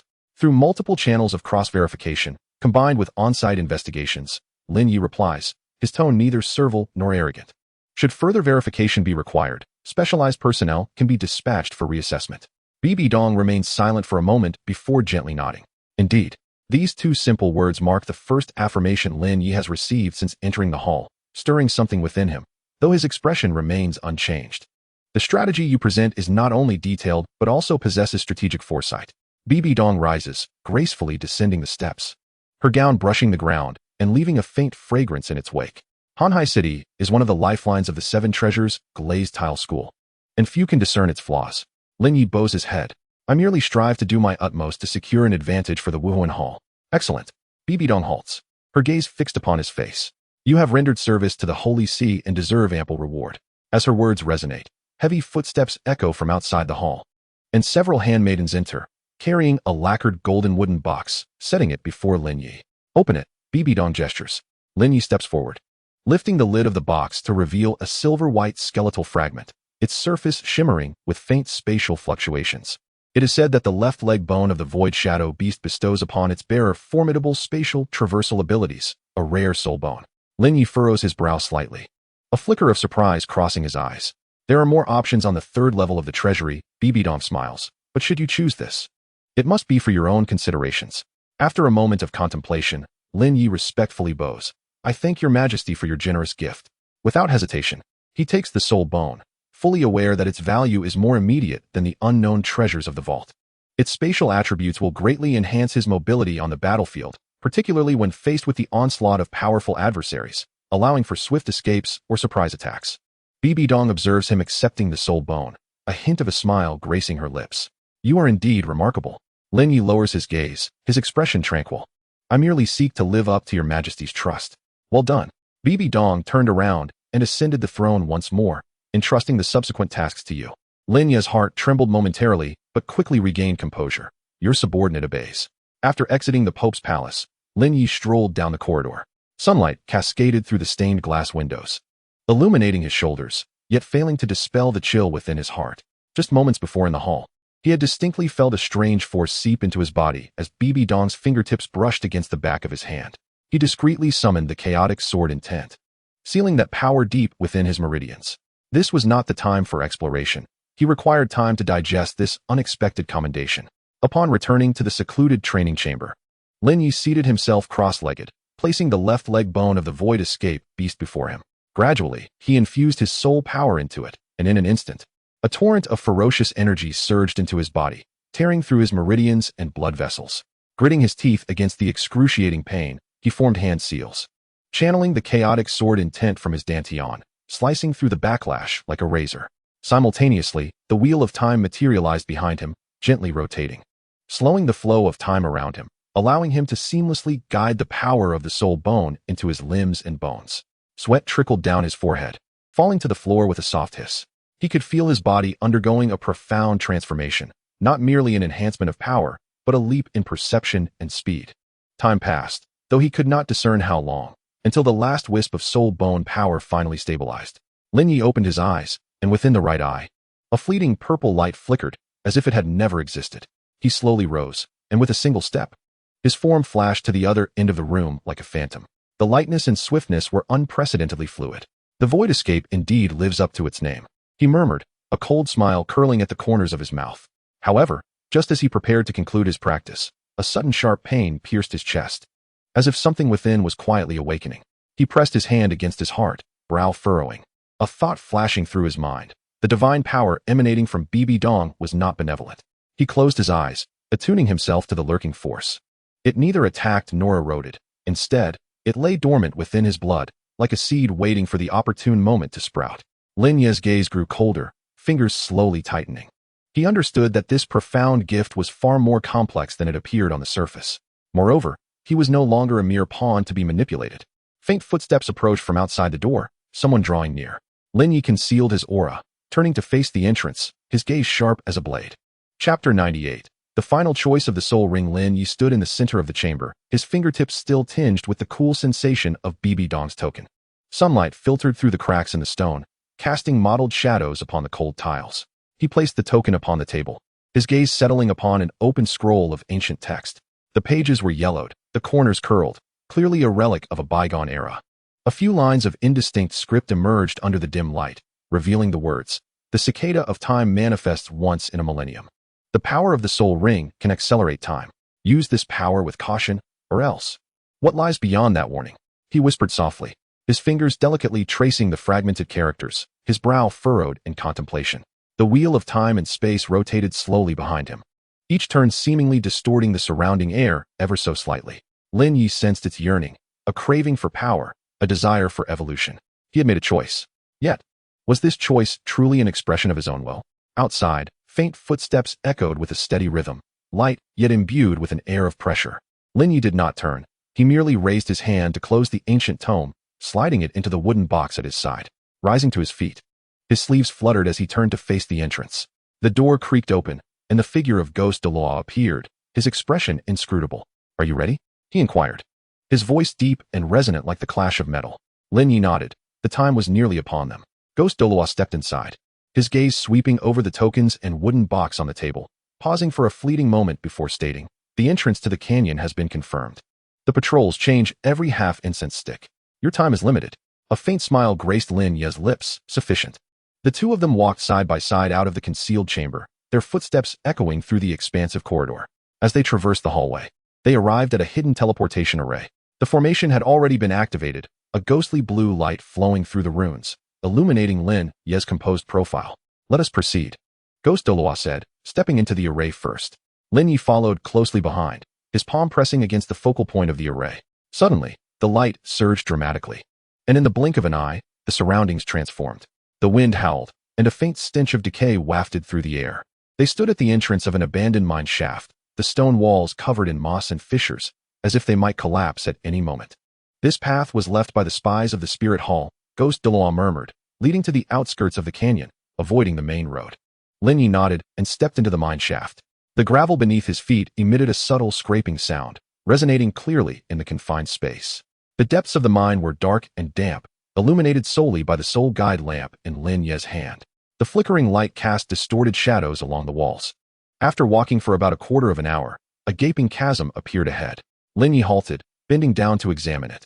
At the edge of the fissure lay a desiccated corpse, its garments long since decayed, revealing stark white ribs.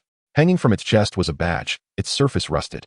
Yet still discernible were the two characters, Rakshasa. Lin Ye's gaze briefly lingered. "Rakshasa." He crouched down and reached out to retrieve the badge. The cold metal pressed against his palm, and an unusual vibration seemed to seep into his skin. "What is it?" Ghost Douluo frowned. "Nothing," Lin Ye replied, tucking the badge into his cloak, his tone calm as he continued onward.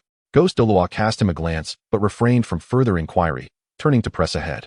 At the end of the mine tunnel lies a desolate expanse of Gobi Desert, with distant mountains undulating like colossal beasts in repose. Nestled between these peaks, a deep, unfathomable canyon emerges, akin to a wound torn into the very fabric of the earth, fragments of time scattered within its depths. Lin Ye stood atop a precipice, gazing into the canyon, an unfamiliar sensation rising within him. Therein lay unknown power, as well as untold peril. Yet, he had no alternative. He must grow stronger, must seize control of time. Otherwise, one day, he would be consumed by it. Let us proceed, he murmured, his form flickering as he leaped down the slope, swiftly followed by Douluo. The two navigated through jagged stones, skillfully evading the patrol routes of two Soul Master squads. Only upon nearing the canyon's entrance did they finally halt. Lin Ye leaned against a withered tree, his gaze keenly scanning the area ahead. At either side of the canyon's mouth stood a guard adorned with the insignia of the Seven Treasure Glazed Tile School, wielding soul-guided guns, vigilantly surveying their surroundings. Let us circumvent them, Lin Ye whispered. Douluo nodded in agreement. Just as they prepared to move, Lin Ye suddenly felt a sharp pain in his chest, as if something within him stirred restlessly. He glanced down, pressing against his heart, his expression tightening. The divine energy emanating from Bibi Dong seemed to sense something, quietly awakening. Gritting his teeth, Lin Ye forcibly restrained the restless force within. He understood that this was not the time for exploration. What troubles you? Douluo inquired. Sensing his unease. I am fine, Lin Ye replied, shaking his head and compelling himself to focus. We still have the opportunity to circumvent. He lifted his gaze towards the canyon, determination flashing in his eyes. No matter what awaited him ahead, he would unveil it with his own hands, for he had never feared fate. Chapter 99, Racing Against Time. Lin Ye lingered in the shadows of the canyon entrance, the warmth of the Rorschach badge still lingering in his palm. A wind surged forth from the depths of the chasm, carrying an aroma of decay that seemed out of place in this era. He squinted, his gaze penetrating the misty light dust, peering into the canyon's abyss. Are you ready? Douluo's voice resonated behind him, deep and steady. Lin Ye did not turn back. He merely nodded slightly and took a step forward. The gravel beneath his feet emitted a faint rustling sound, reminiscent of an ancient pendulum, heralding the prelude to a hunt.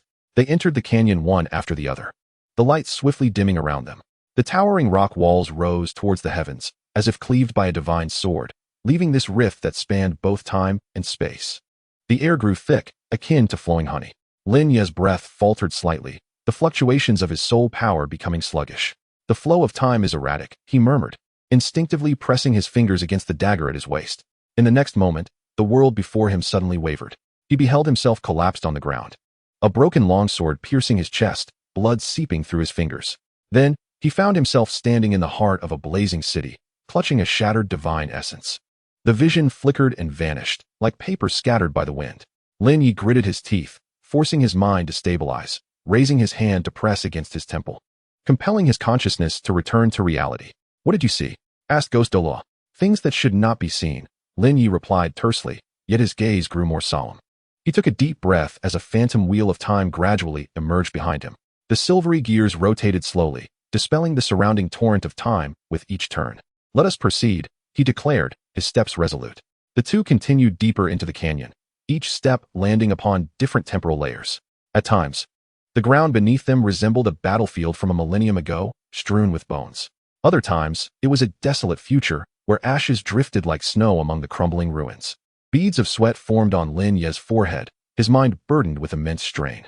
He could feel his consciousness being tugged, like a taut string on the verge of snapping. How much longer? He inquired.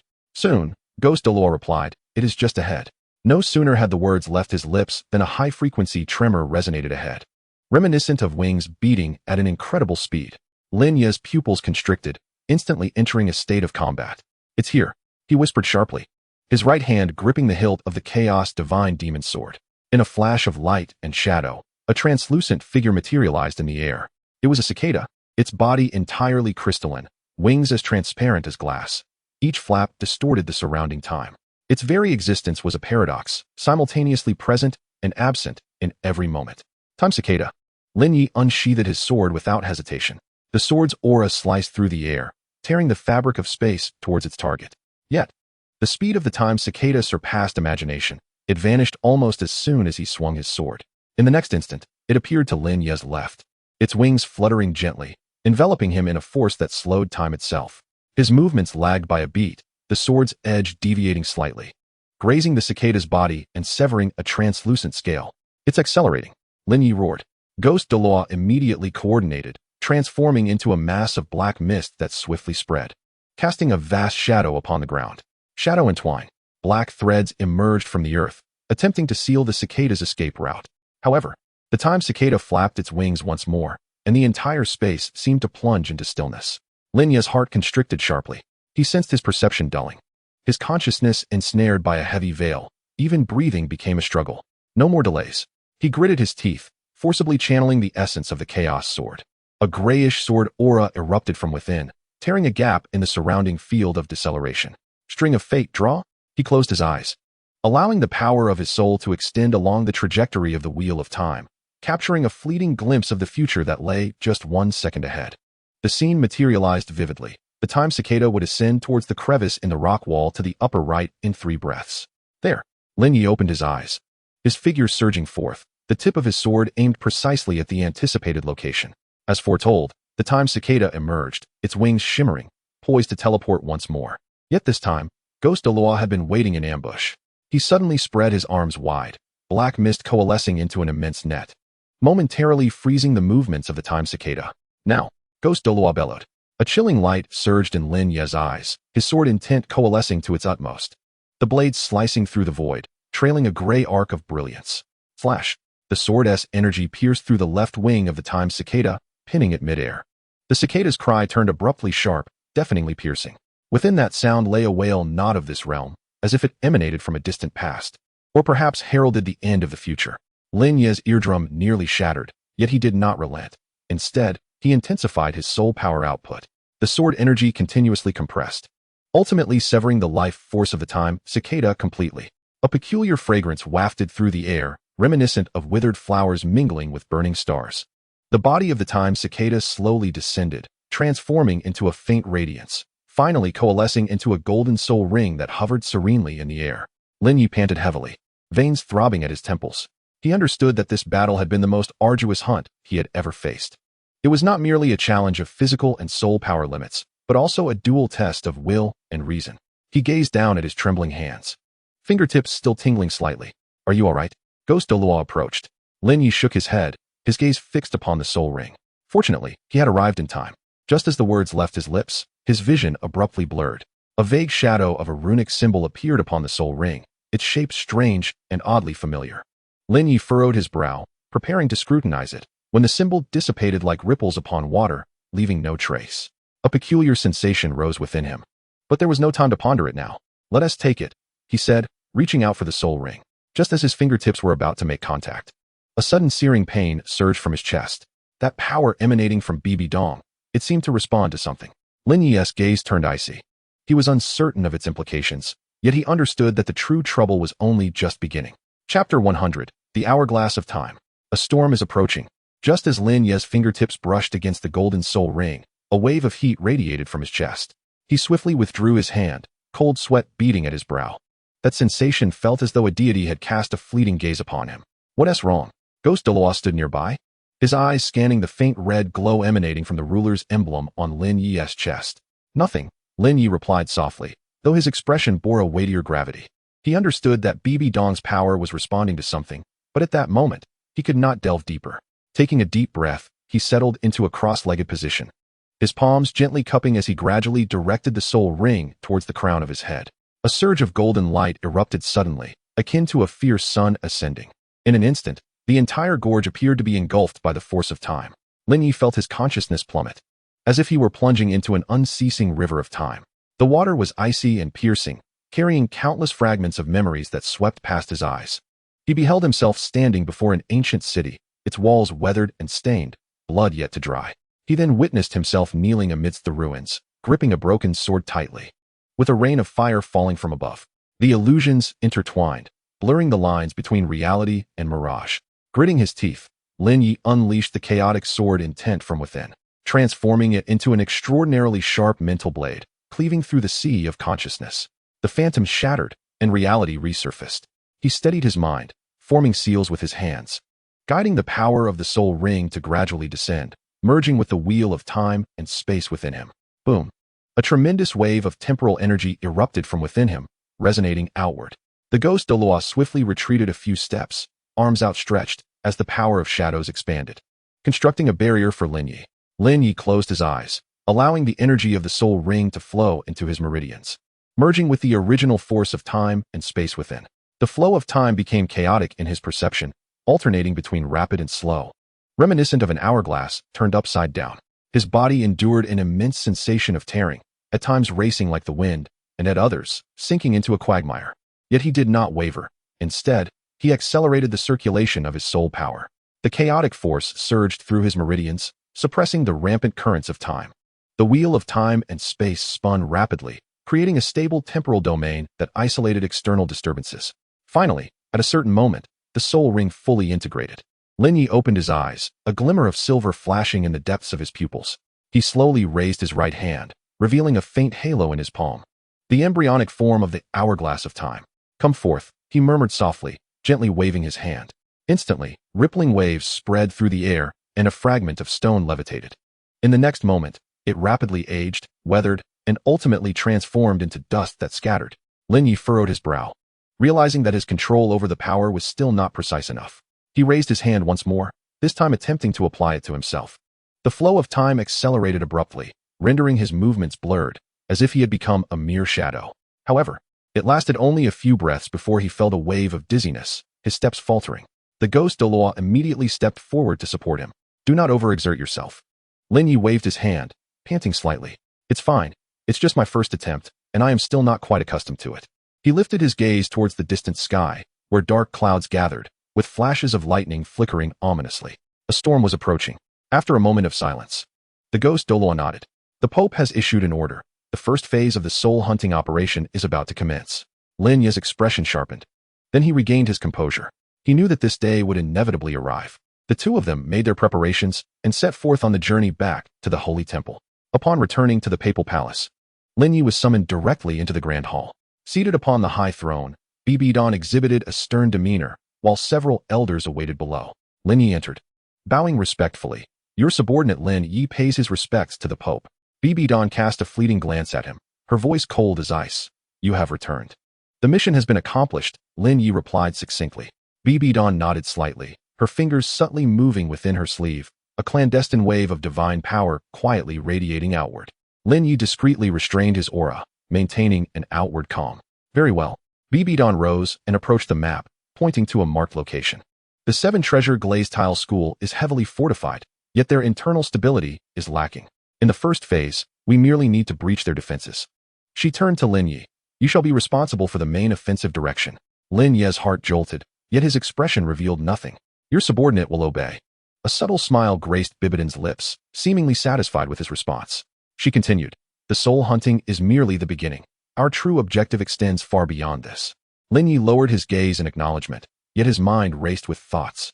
He understood that the tempest had only just begun. As night fell, Lin Ye sat alone in the quiet chamber, a silver hourglass manifesting in his palm. He gently grasped it, flipping the hourglass, causing the air to momentarily stagnate. Time was truly in his hands. Outside the window, the wind howled, and dark clouds loomed. A torrential downpour was imminent. Lin Ye stood and moved to the window, gazing at the distant dark horizon. Suddenly, he frowned. Amidst the pitch blackness, a peculiar glimmer flickered, akin to a falling star. He narrowed his eyes, intent on examining it further, but the light vanished in an instant, as if it had never existed. Lin Ye remained silent for a moment, slowly clenching his fist. It was not an illusion. Before he could finish his thought, a faint cracking sound emanated from the floor beneath him. A silver fissure spread across the ground, extending towards the window. Lin Ye's pupils constricted, and in a flash, he leaped to the center of the room. Peering down, he discerned a hint of an aura not belonging to this era emanating from the crack. Ancient, vast, imbued with an indescribable pressure. Lin Ye held his breath, his right hand gradually resting on the hilt of his sword. Just as he prepared to act, a deep voice resonated from outside the door. "Lin Ye, the Pope commands you to proceed to the council hall at once." Lin Ye halted, glancing back at the fissure, which continued to extend slowly, as if leading to an unknown realm. Without further hesitation, he turned and stepped out of the room. The fissure behind him silently spread into the darkness, while outside, the first drop of rain finally fell. Chapter 101. The storm arises, the Pope's decree. The night was as dark as ink, and the wind howled through the high walls of the papal palace. Lin Ye stood at the end of the corridor, gazing at the grand bronze door intricately adorned with ancient totems. Raindrops cascaded from the eaves, tapping out a delicate rhythm upon the stone steps. He inhaled deeply, his fingertips brushing against the hilt of the sword at his waist, the coolness of the grip palpable in his palm. As he departed from the tranquil chamber, he noted the fissure in the floor had spread to the edge of the window frame, a thought that still tightened his chest. Yet, he pressed forward without hesitation. Nor did he glance back. The copper bell signaling the change of guards echoed faintly, the footsteps of the patrol team receding into the distance. Unfazed, Lin Ye raised his left hand, a silver-white halo manifesting in his palm, subtly slowing the passage of time in his perception.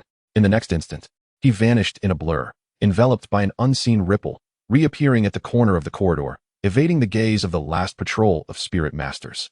Pausing momentarily to ensure he remained undetected, he continued onward. The door to the Pope's secret chamber creaked open before him, the flickering candlelight illuminating the austere features of Bibi Dong. "You are late," she stated calmly, yet her tone held an undeniable weight of authority. Lin Ye stepped inside, his eyes sweeping over the sheet of paper in her hand, where he could faintly discern a few lines of text before she swiftly tucked it away into her sleeve. "My subordinates have arrived on time," he replied. Bibi Dong raised her gaze to him, her eyes deep and penetrating, as if assessing something. After a brief moment, she nodded slightly and turned towards the map. A vast sand table depicting the continent sprawled across the desk, crimson markings spreading like bloodstains. "The soul hunting operation commences immediately." Her voice was low yet resolute. "The 7-treasure glazed tile school will be the first target." Lin Ye stepped closer, his eyes resting on the map's depiction of the glazed fortress nestled among the mountains. It stood as one of the most formidable bastions on the Douluo Continent. "You will lead the mission personally," Bibi Dong continued, her tone unwavering. "Your objective is to breach the first line of defense." Lin Ye inclined his head slightly, his expression unchanged, though his mind was already unfolding strategies. He activated the wheel of time and space, overlaying the map before him with the topography etched in his memory, quickly calculating the optimal route for the assault. Suddenly, Bibi Dong spoke again. "What do you believe? Has Tang San perished or survived?" This question was both abrupt and laden with significance.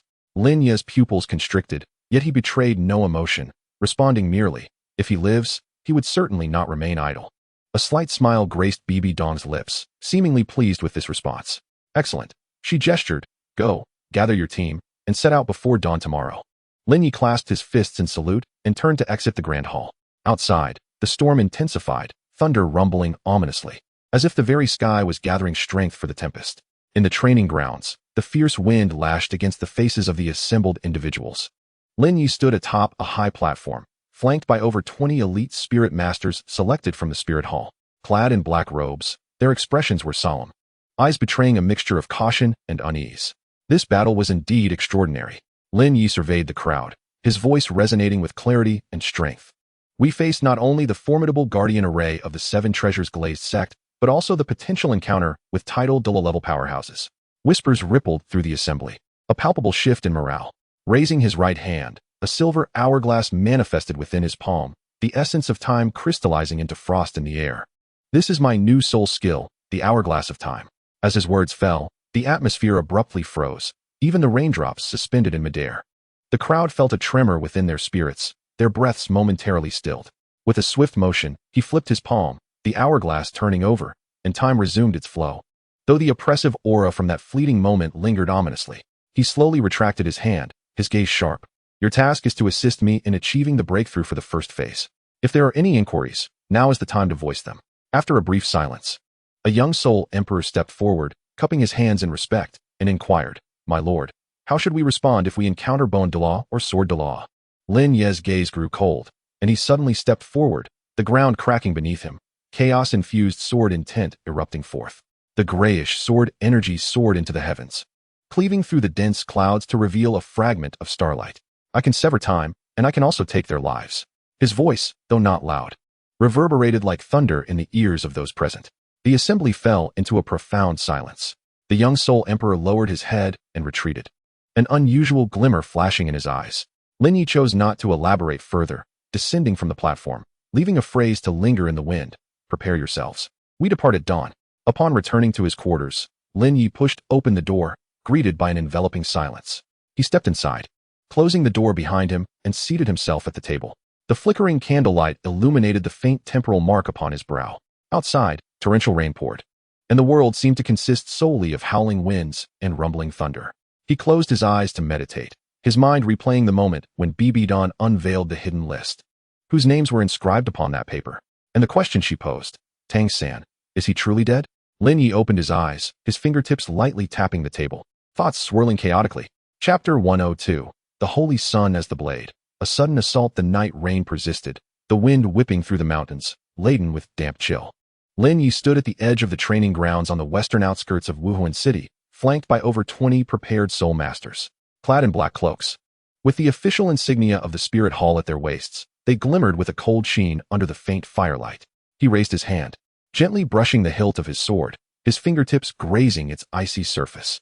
The Pope's secret decree had been delivered last night. The objective clear: to launch a surprise attack on the outer stronghold of the Seven Treasures glazed sect, Liuli Fortress. To dismantle their communication hub and eliminate the guarding Soul Saint, thus opening a breach for the main force to advance. Everyone, heed my command. Lin Ye's voice, though not loud, penetrated the storm with crystalline clarity. We have little time. Intelligence is limited, and our actions must be precise. A Soul Emperor stepped forward, clasping his fists in respect, and said, "My lord, the enemy's defenses are formidable, the patrol frequency high, and they have spirit detection type auxiliary soul masters on duty. A direct assault may prove ineffective." Lin Ye nodded, and a silver-white halo manifested in his palm as the wheel of time began to rotate slowly in the void. Projecting a dynamic sandtable, I shall predict the patrol routes with the strings of fate, adjusting our pace with the hourglass of time to circumvent all high-risk areas.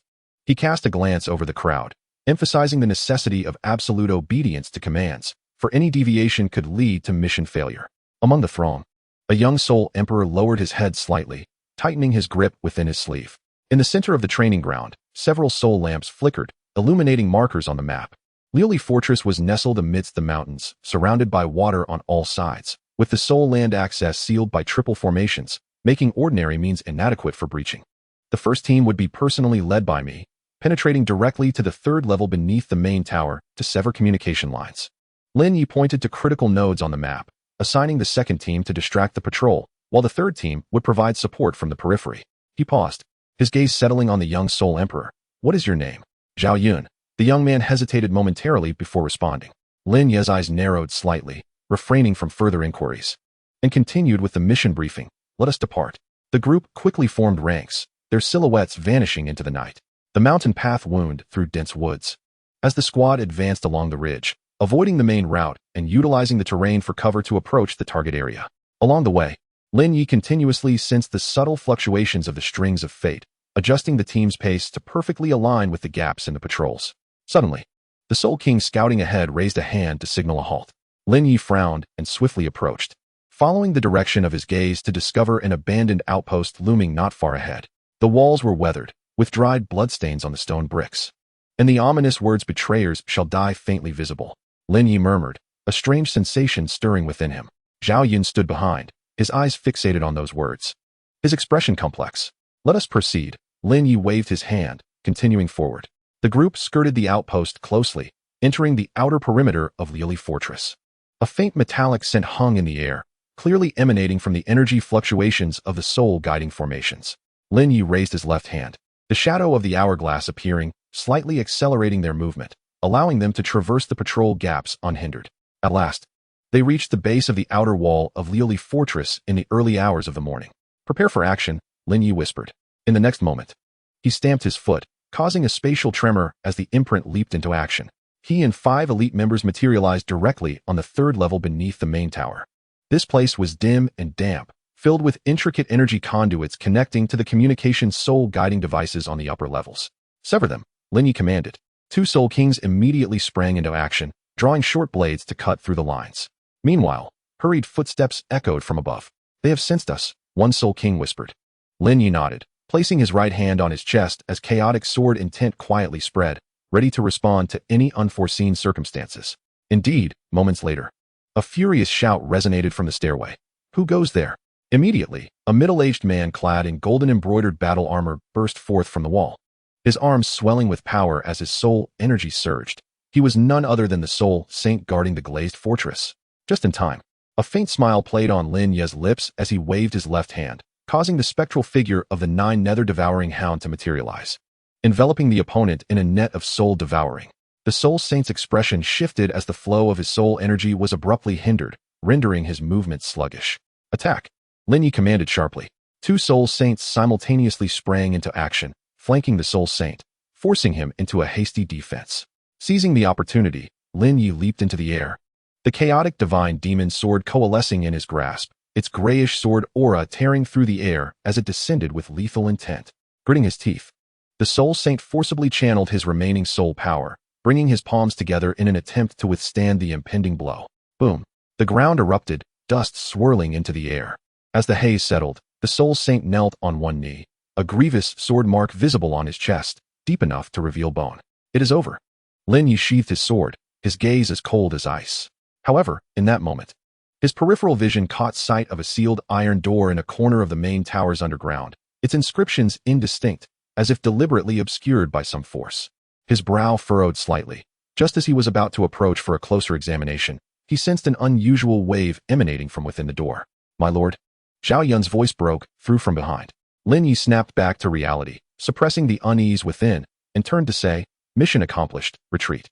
Outside the glazed fortress, dawn began to break, a hint of pale light illuminating the horizon. As Lin Ye led the group away, his mind remained preoccupied. What power lay beyond that door? He did not know, but he had a nagging feeling that this battle was merely the prelude to a far greater storm. Behind him, Zhao Yun followed silently, a flicker of enigmatic light crossing his eyes.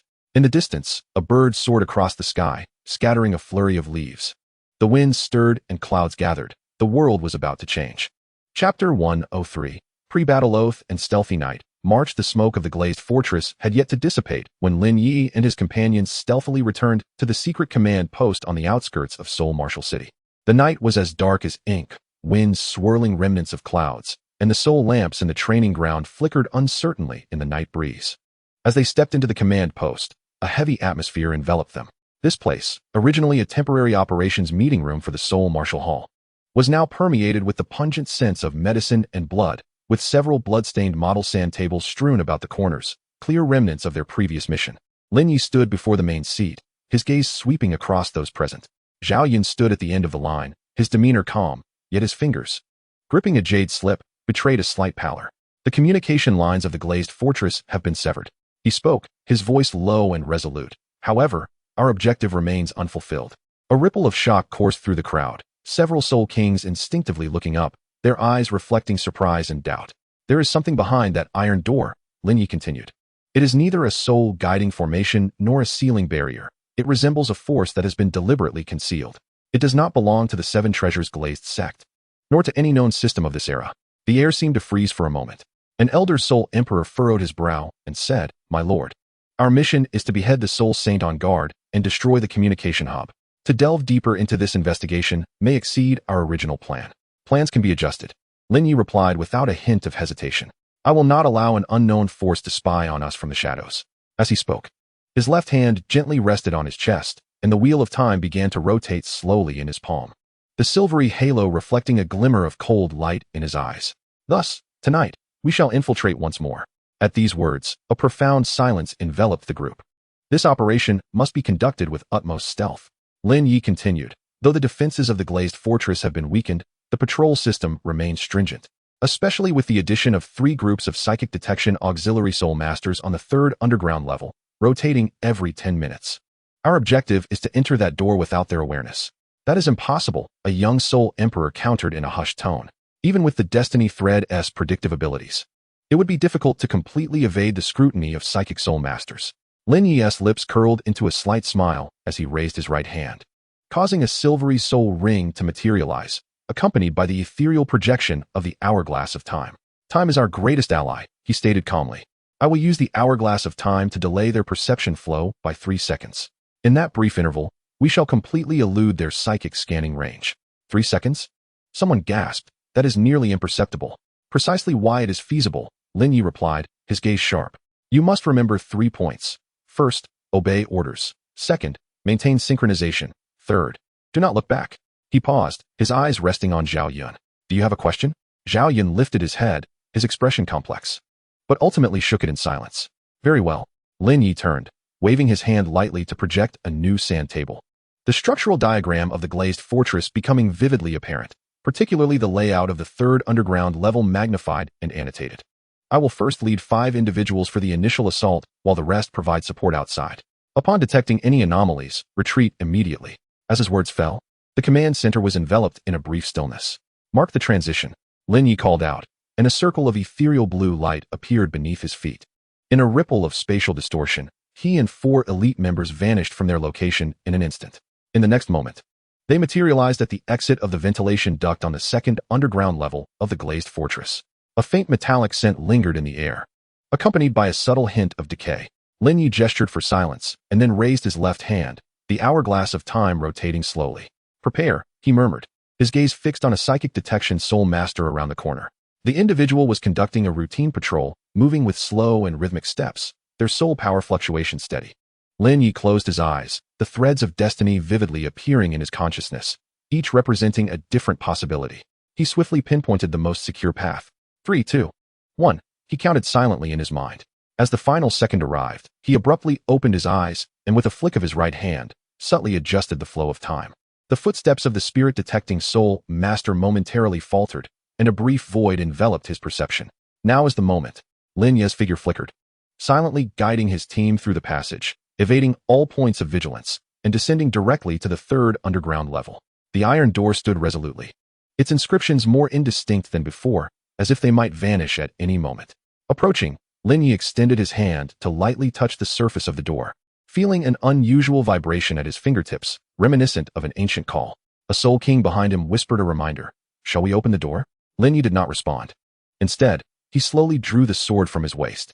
The Chaos Divine Demon sword glimmered faintly in the dim light, its blade trembling as if sensing something. Wait for my signal, he murmured, then took a step forward, his form vanishing into the door. Behind the door lay an abyss of darkness, where only faint echoes reverberated, resembling whispers or sighs. Outside, Zhao Yun stood shrouded in shadows, the jade slip in his hand emanating a slight warmth, revealing a faint golden pattern, the insignia of the 7 Treasures glazed tile school. He glanced down momentarily before hastily concealing it, his expression returning to calm. Moments later, a barely audible voice emerged from within the door. Follow. Zhao Yun inhaled deeply and stepped into the darkness. The iron door behind them silently began to close. The last sliver of light faded into obscurity. Chapter 104. Breaking through the door, Lin Ye's gaze was resolute. He hesitated no longer and prepared to initiate the next phase of their operation. His palm pressed against the sword's hilt, his knuckles whitening from the exertion. The members of his team held their breath, their footsteps as light as falling leaves. They understood that the next strike would determine the success or failure of the entire raid. The rhythmic sound of patrolling footsteps echoed in the distance. With intervals of no more than 5 minutes, Lin Ye silently raised his left hand, the phantom of an hourglass materializing, silver-white light swirling at his fingertips. 3, 2, he counted in his mind. As the final second arrived, he suddenly opened his eyes, his soul power surging instantaneously. The force of time and space quietly slowing the perception of the patrolling soul master. Go, he whispered, his figure flashing as he swiftly led his team to the door. The metallic door felt cold as ice, and the soul guiding formation still operated, revealing a faint blue energy barrier flowing across its surface. Lin Ye did not hesitate. With a grip of his right hand, the Chaos Divine Demon sword coalesced from the void, its blade as dark as ink, with flickering lightning coursing through it, seemingly harboring boundless intent for slaughter. Wield spirit. In an instant, his aura surged dramatically, enveloped by a layer of chaotic energy, as if the world were newly birthed, and all things were yet to be defined. His eyes darkened, as if capable of devouring all light. The 5th soul skill, Blade of the Dawn, accumulated its power. The blade gradually ascended, and an oppressive aura permeated the air, causing even the 2 soul emperors at the forefront to involuntarily retreat a step. Fearful of being swept away by this piercing sword intent, Lin Ye remained silent, gently closing his eyes to attune himself to the resonance between the sword intent and his soul power. In that fleeting moment, an ancient pattern suddenly emerged on the blade of the Chaos Divine Demon sword, reminiscent of a mark he had seen in Bibi Dong's chamber, as if it symbolized some primordial force. A tremor ran through his heart, and a fleeting, hazy image flashed in his mind. Beneath the abyss, countless shadows writhed, and a colossal eye slowly opened. Yet, at this moment, he could not afford to be distracted. He abruptly opened his eyes and swung the blade down with a fierce stroke. Boom! A deafening roar shattered the silence as the metallic door erupted with blinding azure light upon contact with the sword's edge. The soul guide formation trembled violently, desperately attempting to resist this terrifying force. However, the power of chaos inherently encompassed both destruction and creation. Any seal or barrier crumbled before it like mere parchment. Crack! The first fissure appeared at the center of the door, followed by a second and a third. Boom! The entire door was forcefully cleaved in two, debris scattering and dust swirling. The world beyond the door finally unveiled itself to the onlookers.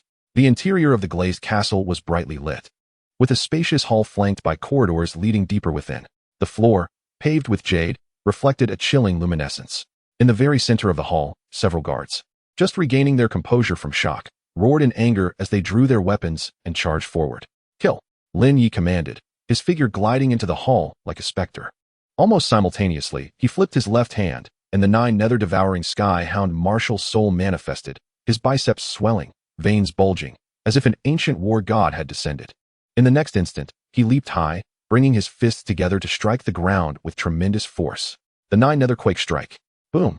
The entire hall quaked violently, the jade floor instantly fracturing, shockwaves radiating outward from his center, toppling all nearby foes. A Soul King bore the brunt, experiencing a surge of pain in his chest as he was sent flying like a severed kite, only halting upon crashing into a pillar. Another Soul Sage struggled to steady himself, yet was also left dazed and disoriented, his soul power in turmoil. Lin Ye afforded them no respite. With a flash, he appeared before one of them, lightly tapping his longsword, aiming directly for the throat. Thud! Blood gushed forth as the man's eyes widened, his body stiffening momentarily before collapsing to the ground. The hall fell into a profound silence, leaving only a few sprawled figures and winding trails of blood upon the floor. Lin Ye surveyed his surroundings, his gaze icy, the blade in his hand still glistening with fresh blood. Advance, he commanded softly, stepping forward with unwavering resolve. Team members quickly followed suit. 2 Soul Emperors secured the left corridor, 1 Soul Sage led the clearance of the right storage area, while the rest trailed closely behind, forming a battle formation. The energy fluctuations in the air grew increasingly palpable, as if something was awakening. Lin Ye furrowed his brow slightly and waved his left hand, causing the wheel of time and space to unfurl quietly. As the silver-white halo spun, the entire structure and energy flow of the hall became vividly clear in his mind. 3 main passageways were distinctly marked, with the enemy distributed according to their soul power levels, ranging from Soul Kings to Soul Douluos. However, at the innermost sanctum of the Holy Tower, there lay an anomalous node, seemingly concealing something significant. He made no sound, simply committing this location to memory. With a clear objective in mind, he reminded his companions not to linger in battle and stepped forward into the passage. His footsteps echoed in the vast corridor, each stride feeling as though it pressed against an invisible weight. Zhao Yun walked at the rear of the group, his expression calm. Yet his gaze remained fixed on Lin Ye's silhouette. His fingers gently caressed a jade slip hidden within his sleeve, on which a golden pattern faintly emerged. This was the emblem of the 7 treasures, glazed tile school. He said nothing, merely advancing in silence. At that moment, a Soul King, still partially conscious and lying on the ground, suddenly murmured, "They should not have come here. That door cannot be opened." His voice was weak, yet it reached Lin Ye's ears perfectly. He paused for a moment, glancing back at the Soul King, a flicker of contemplation flashing in his eyes. Nonetheless, he did not linger and continued onward.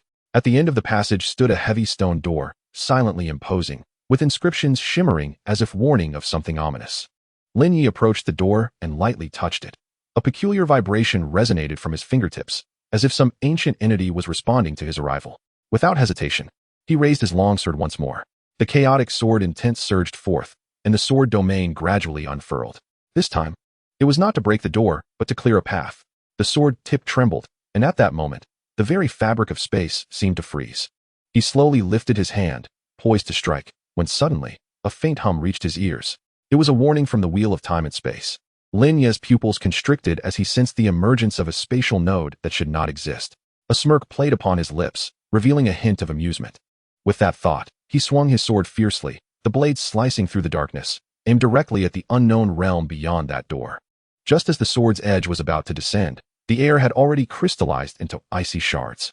Before the blade could strike, Lin Ye's pupils dilated as the wheel of time and space spun slowly behind him, capturing the subtle fluctuations of the spatial node in the shimmering silver light. Almost simultaneously, a golden red beam burst forth from the depths of the hall, soaring like the dawn breaking, yet exuding an undeniable authority. The glazed tower materialized. Its shadow loomed in midair, towering at 7 zhong, constructed entirely of 7 colored glass, each layer inscribed with intricate runes, radiating an ancient and mighty aura. Atop the tower stood a soul saint, his hair and beard white as snow, eyes ablaze, wielding a translucent staff. This was Qian Renxue, the titled Douluo guardian of the glazed school, who commanded this place. "Intruders shall perish," he bellowed, his voice reverberating throughout the entire hall. In an instant, the entire glazed fortress seemed to come alive, the ground shimmering with a faint jade glow. Golden magical arrays emerged upon the surrounding walls, with waves of soul power surging violently. akin to the relentless tide crashing against the shore. Lin Ye's heart sank as he quickly surveyed his surroundings. The remnants of the enemy's fighting force had not been entirely eradicated. 3 Soul Kings and 1 Soul Douluo were rapidly converging beneath the Soul Sage, forming a defensive formation.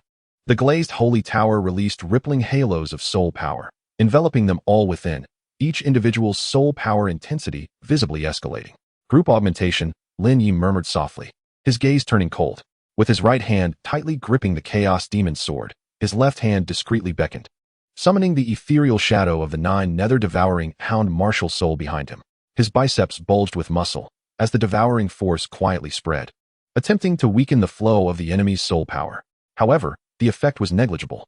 The augmentation from the glazed holy tower was exceedingly domineering, not only accelerating the enemy's soul power operation, but also forming a substantial soul power shield that even the Nine Nether soul devouring net was repelled by. Engaging in a direct confrontation is futile. Lin Ye's thoughts raced, quickly analyzing the situation in his mind. He needed to disrupt their rhythm.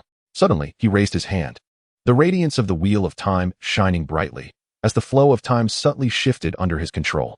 Zhao Yun, provide cover on the left, suppress the Soul Douluo. Li Mu, seal the right side, prevent reinforcements. With the command issued, the team members swiftly sprang into action. 2 Soul Emperors simultaneously produced the Spirit Light Shield Amulet. A flash of jade light enveloped them, forming a pale golden barrier that shielded them from the initial wave of soul cannon fire. Boom! The energy cannon struck the shield, erupting into dazzling flames, shaking the arms of the 2 defenders, yet they managed to maintain their line. Seizing the opportunity, Lin Ye stepped forward, slashing the Chaos Demon's sword with fierce intent, aiming straight for the body of the glazed holy tower.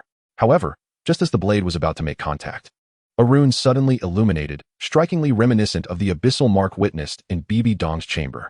Lin Ye's heart jolted, momentarily slowing his movements. In that fleeting moment, he sensed something, a sealed power stirring restlessly, and this rune seemed to represent an ancient binding chain. This is no coincidence. His eyes grew cold, and he swiftly retracted his sword's momentum, opting instead to unleash the Nine Nether devouring hound martial soul's soul-devouring net, targeting the core of Qian Renxue's soul nucleus. A black mist spread forth, coiling around, yet upon contact, it was rebuffed by the glazed holy tower, dissipating into countless specks of starlight. I lack the absolute suppression necessary to contend with a soul sage-level soul skill, Lin Ye whispered, his brow furrowing. At this moment, Qian Renxue had completed the second phase of augmentation. The glazed holy tower crashed to the ground, shaking the earth, a tempest of soul power sweeping across the battlefield. Kill! He shouted, raising the glazed scepter high, as a golden beam shot forth from the tower's apex. Immediately, the 3 personal guards surged forth, their soul power reaching its zenith. Their offensive like an overwhelming tide. Lin Ye did not retreat. Instead, he advanced to meet them. The first synchronized activation of 3 martial souls. The chaotic divine demon sword swept through the air, its domain unfurling, slicing through space to repel the enemies ahead. The Nine Nether sky devouring hound brought its arms together, executing a quake strike that crashed down, shattering the ground and disrupting the enemy's formation. The wheel of time turned silently, the hourglass of time materializing, subtly delaying Zhuan Zhenzi's spellcasting rhythm. Threefold powers intertwined, forming a flawless tactical loop. Now, Lin Ye commanded in a low voice, his figure flickering as he darted between the 3 adversaries, the sword's edge precisely slicing beneath the shoulder blade of Soul Douluo, severing his soul power conduits. The man let out a muffled groan, being sent flying, rendered incapable of battle. Simultaneously, Zhao Yun coordinated with another Soul Emperor to launch a surprise attack, slaying a Soul King on the spot. The tide of battle turned. Zhuan Zhenzi's expression changed dramatically, the light of the glazed holy tower flickering erratically, seemingly disordered from the recent backlash. A glint of cold light flashed in Lin Ye's eyes as he seized upon this singular opening without hesitation. He leaped into the air, unleashing the 3 martial souls simultaneously. Chaotic energy enveloped the 9 nether black mist, while time-space power unfurled beneath him, tracing a silver-white trajectory straight towards the core of the glazed holy tower. Shatter for me. The long sword swung down, slicing through the void, tearing apart the soul power barrier. Aimed directly at the heart of the tower. With a crack, a fissure exploded across the surface of the glazed tower, the blood-red runes dimming instantly. Enraged and astonished, Zhuan Zhenzi swung his scepter fiercely, attempting to stabilize the tower-esque structure, but it was too late. Lin Ye's figure had already penetrated the tower wall, entering the core space within. Before him stood a floating crystal platform, at its center embedded a dark purple crystal, its surface adorned with countless intricate patterns. Faint whispers echoing within. Was that a fragment of the ancient deity's relic? Lin Ye's pupils constricted as he reached out to touch the crystal's surface. A torrent of chaotic information flooding into his mind. Images flashed. In darkness, an ancient temple crumbled, countless figures prostrating on the ground. The phantom of the glazed holy tower loomed above them, no longer a tower of guardianship, but a tower of enslavement. He abruptly withdrew his hand, his heart racing. So it was true. You have long been corrupted. Turning, he was about to take a step when the glazed holy tower suddenly trembled violently, its walls beginning to fracture, exposing its internal structure. Zuinzinzi roared as he lunged forward, the glazed scepter igniting with the last remnants of soul power flames. How dare you destroy my foundation?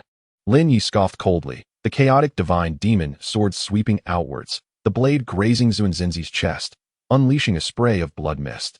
The elder staggered back, blood spilling from his mouth, as the glazed holy tower collapsed entirely, shattering into countless fragments.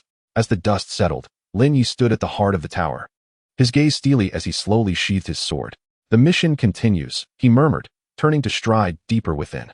Behind him, Zhao Yun quietly gazed at the remaining crystal, his fingertips trembling, the golden patterns on the jade slip within his sleeve growing increasingly vivid. Chapter 106. Breaking the deadlock. Lin Ye stood at the heart of the tower, sensing that the danger had not yet dissipated, aware that the collapse of the glazed holy tower was merely the beginning. He grasped the chaos divine demon sword, still stained with remnants of blood, as the air became thick with the mingling essence of lingering soul energy and shattered crystals. His gaze grew contemplative, the wheel of time slowly rotating behind him, attuned to every subtle fluctuation of soul power. The grand hall continued to tremble, yet the oppressive aura had not fully dissipated. It is not over, Lin Ye murmured to himself, a flicker of silver light igniting within his pupils. Indeed, though severely injured, Qian Renxue stood resolute. He staggered a few steps after the tower's collapse, his grip unwavering on the staff, and although the glazed sacred tower lay in ruins, its core, a dark violet crystal, hovered eerily in midair, emanating a strange whisper. Lin Ye offered no respite. With a decisive step, the ground beneath him cracked, and he surged forth like an arrow towards Qian Renxue. The chaos divine demon sword swept through the air, its blade intent sharp enough to rend the atmosphere. Aimed directly at the elder's throat, Qian Renxue's eyes ignited with fury, and despite his injuries, he wielded his staff with effort. A beam of golden light erupted from the remnants of the tower's heart, meeting the oncoming blade. Boom! The two forces collided, a tempest of soul energy cascading outward, sending Zhao Yun and others tumbling back several paces, each struggling to regain their footing. Lin Ye felt a numbing sensation in his arm. The chaotic sword intent had been thwarted. The glazed sacred tower had not yet succumbed. Narrowing his eyes, he sensed that the crystal still pulsed with soul energy, even more frenzied than before. Blood trickled from the corner of Qian Renxue's mouth, yet he let out a chilling laugh. Do you think that by destroying the tower's structure, you sever its will? It has long since merged with the bloodline, passed down through generations. No sooner had he spoken than the crystal began to tremble violently, its surface patterns glowing, a wave of distorted soul energy radiating outward. Alarm bells rang in Lin Ye's mind, prompting him to retreat a step while shouting, "Everyone, seal off all pathways to prevent any amplification from leaking." Li Mu and another Soul Emperor reacted swiftly, producing luminous protective talismans that shimmered to form a barrier, encasing the battlefield. Yet, in that fleeting moment, Qian Renxue's figure suddenly blurred, not from movement, but due to a distortion in the flow of time.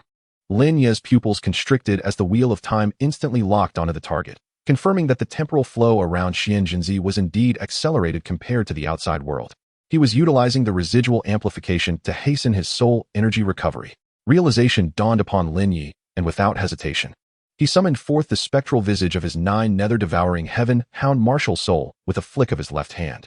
Dark mist swirling as it coiled towards the crystal. The soul devouring net unfurled, attempting to sever the connection between the crystal and Qian Renxue. However, this time, as the black mist made contact with the crystal, it erupted as if struck by lightning, scattering into myriad sparks of light. The backlash was even more intense. Lin Ye's brow furrowed slightly. At that moment, Qian Renxue's eyes glowed with a golden red luminescence, a glimmering sheen enveloping his form, his injuries visibly mending at an alarming rate. He had to be interrupted. Gritting his teeth, Lin Ye activated the synergy of his three martial souls once more. The chaos divine demon sword swept forth, its sword domain unfurling as the fabric of space was cleaved, yielding black fissures. The Nine Nether devouring heaven's hound drew its arms together, delivering a thunderous blow that sent debris scattering from the ground.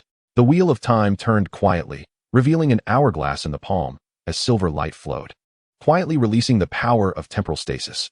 In the next moment, Qian Renxue's movements faltered slightly. The domain of deceleration activated. Lin Ye seized the opportunity, his figure flickering as he lunged towards the area beneath Qian Renxue's shoulder blade, aiming to sever his soul power conduits. Yet, Qian Renxue, despite the sluggishness, reacted with remarkable swiftness, managing to slightly deflect the attack, causing the sword's edge to merely graze his shoulder, drawing forth a trickle of blood.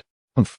Lin Ye let out a cold snort, retracting his sword and using the force of his foot to leap, evading a retaliatory soul technique from Qian Renxue. Zhao Yun, observing this, immediately coordinated with another Soul Emperor to launch a surprise assault, as the two Soul Kings had been dealt with, leaving only Qian Renxue. The tide of battle began to shift. Upon landing, Lin Ye did not rush to attack. Instead, he once again urged the wheel of time, attuning himself to the shifting states of both allies and foes.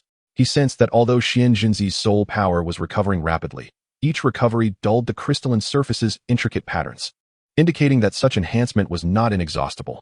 He was depleting his strength. Lin Ye had reached a conclusion in his mind. With continuous pressure, he could exhaust him. Taking a deep breath, he adjusted his breathing rhythm, and the Chaos Divine Demon Sword was raised slowly, its intent coalescing yet unlaunched. Qian Renxue also sensed something amiss. His gaze grew increasingly frantic as he swung his staff violently, attempting to forcibly activate one final wave of enhancement. However, at that very instant, Lin Ye's hourglass of time began to turn once more. The domain of deceleration took effect a second time. Qian Renxue's movements clearly slowed. The flow of his soul power stretched as if ensnared in a quagmire. Lin Ye acted without hesitation. The Nine Nether Devouring Heaven's Hound unleashed its full power, casting the soul-devouring net, not directly at Qian Renxue, but aimed squarely at the crystalline entity. Black mist coiled upward, successfully infiltrating the crystal's interior. Instantly, the intricate patterns on the crystal's surface twisted violently, emitting a piercing hum. "You dare!" Qian Renxue roared in anger, struggling desperately to halt the soul-devouring net's advance. But it was too late. The black mist swiftly consumed a portion of the crystal's soul power, diminishing the enhancement effect in an instant.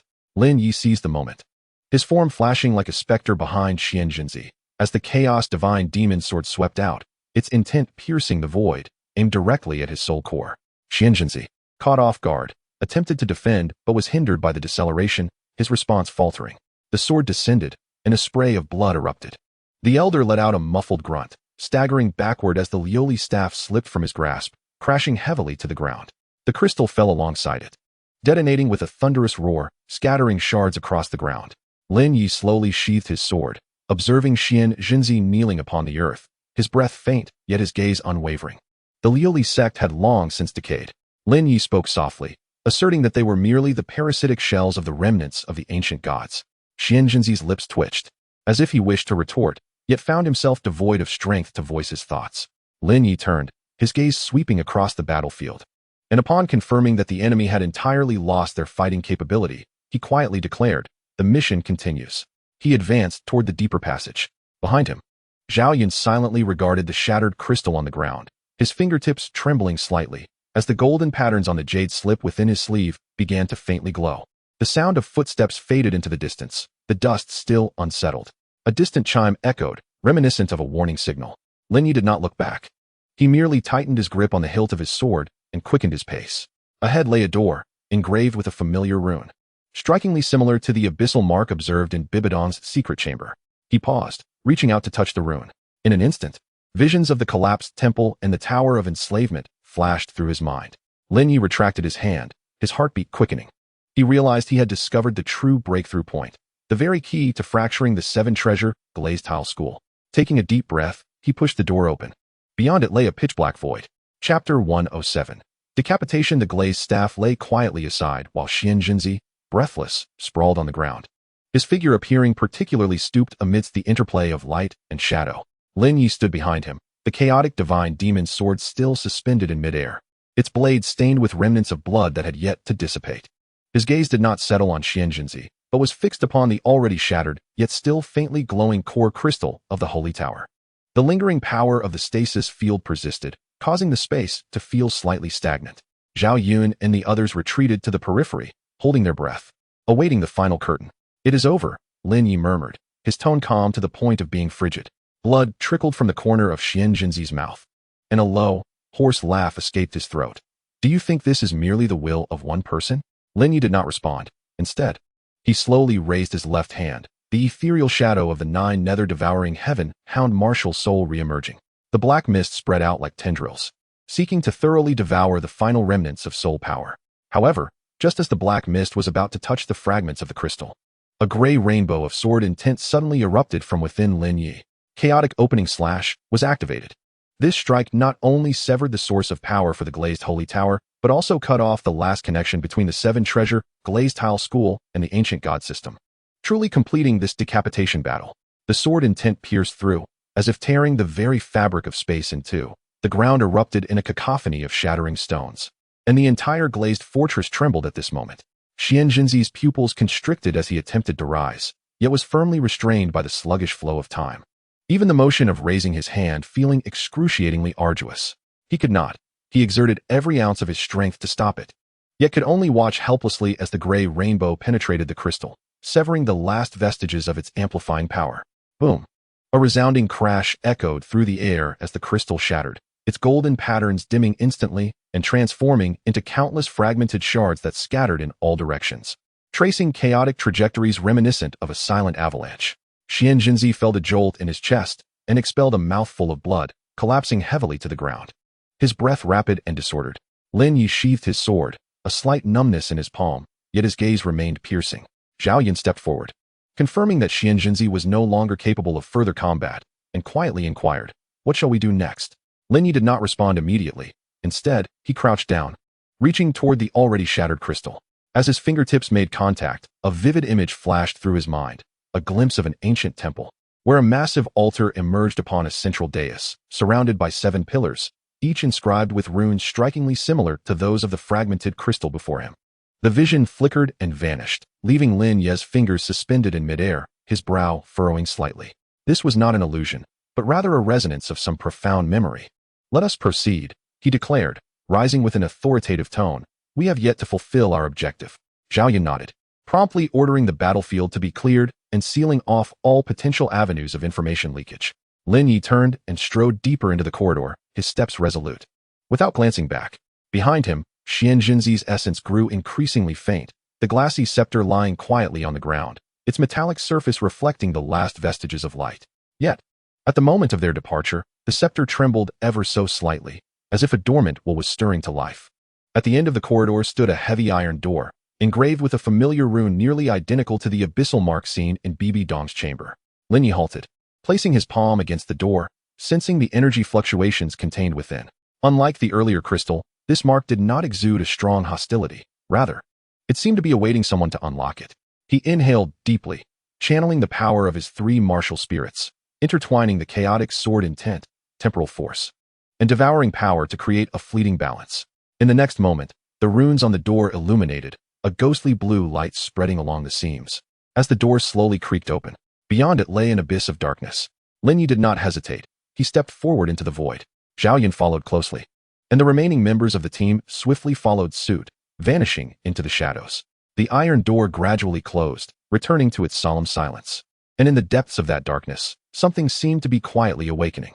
The sound of Lin Ye's footsteps echoed in the vast space, each step landing upon a surface that was soft yet resilient, akin to treading upon a thick layer of dust. In the distance, a high platform became discernible, upon which stood a stone tablet, its surface as smooth as a mirror, reflecting Lin Ye's silhouette. He approached, gently caressing the tablet's cold, slick surface. Suddenly, a faint glow emanated from within the stone, and a vague voice resonated in his mind. "Make your choice." Lin Ye's pupils constricted momentarily before he regained his composure.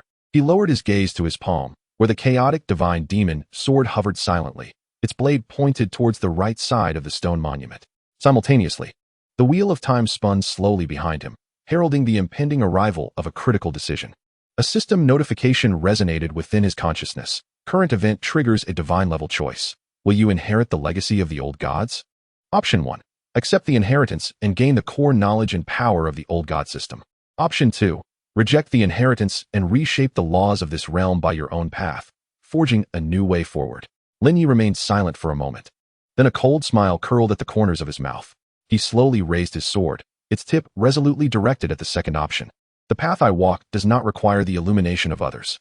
As his words fell, the stone monument erupted with a thunderous roar, an invisible shockwave sweeping through the surroundings, causing the entire space to tremble violently.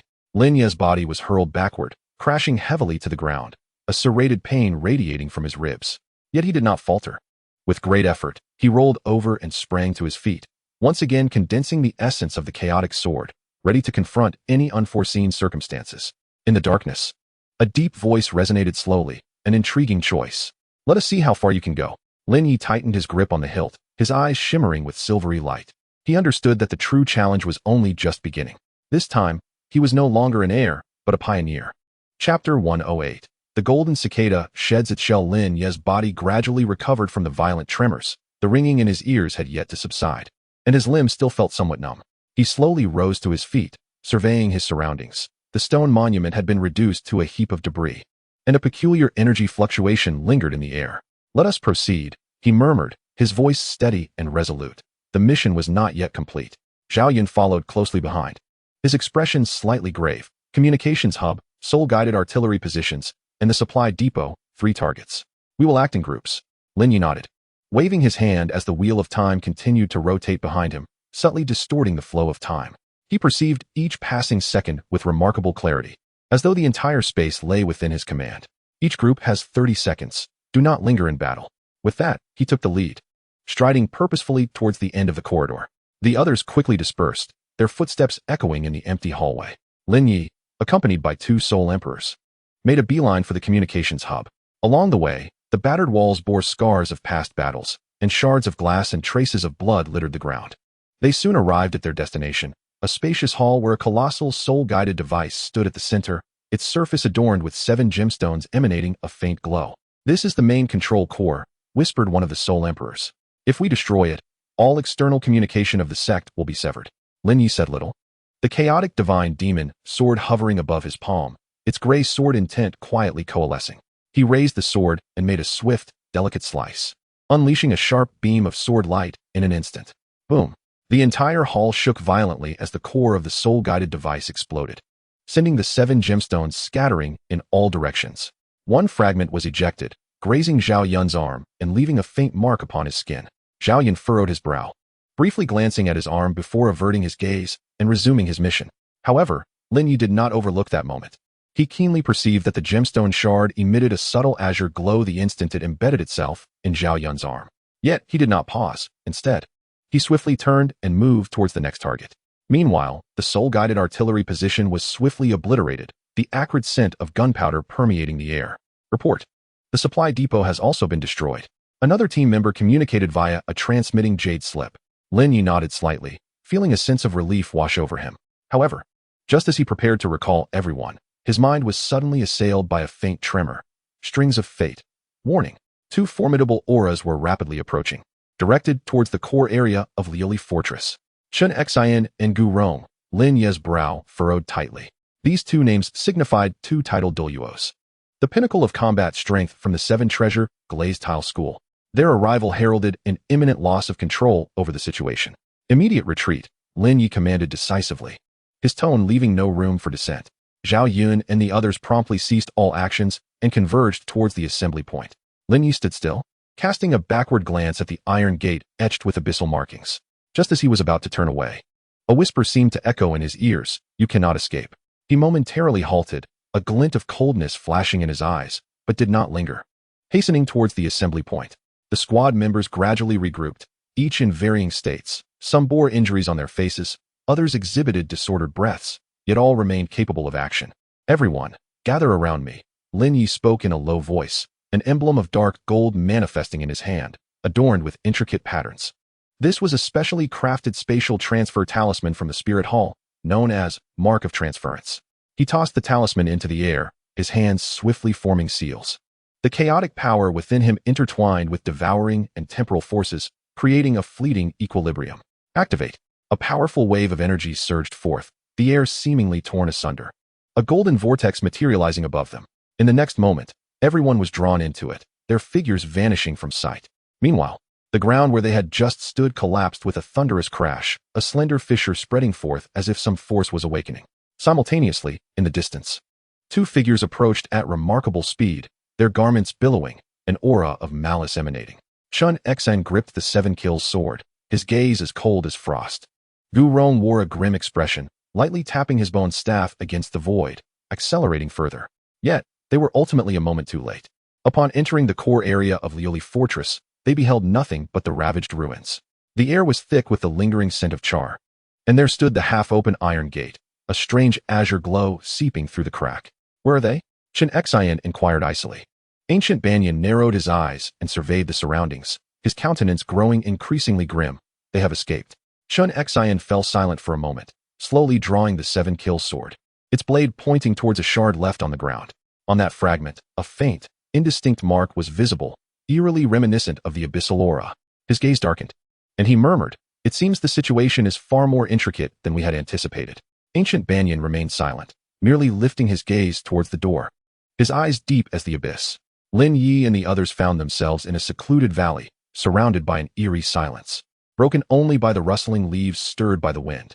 They collapsed onto the ground, gasping for breath, their strength nearly depleted. Zhao Yun rubbed the wound on his arm. The shallow cut had been stained crimson, but failed to capture his attention. Lin Ye looked at him, his eyes flickering momentarily, yet he chose to remain silent. He understood that although this battle had concluded, the real troubles were only just beginning. He slowly sheathed the Chaos Demon's sword and closed his eyes, allowing his 3 martial souls to circulate simultaneously, mending his damaged meridians. Deep within the valley, a night owl took flight, the sound of its wings flapping resonating like a heartbeat, each beat gradually fading into the distance. The wind stilled. Lin Ye opened his eyes, a silver glint flashing through the darkness. The bloodstains on the hilt had yet to dry. He gently released his grip, letting the sword fall to the ground with a crisp sound. Chapter 109. The first merit commended by the Pope. The night was heavy, and the wind in the valley whispered like a soft murmur in Lin Ye's ears. He slowly opened his eyes, his silver gaze shimmering slightly.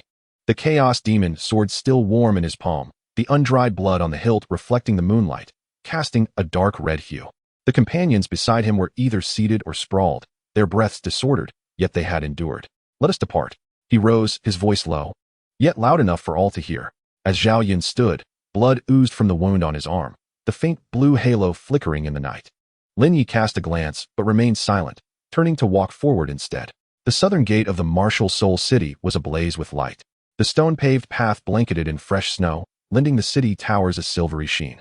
The sentinels at the gate, upon seeing Lin Ye and his party return, immediately saluted, their eyes filled with reverence.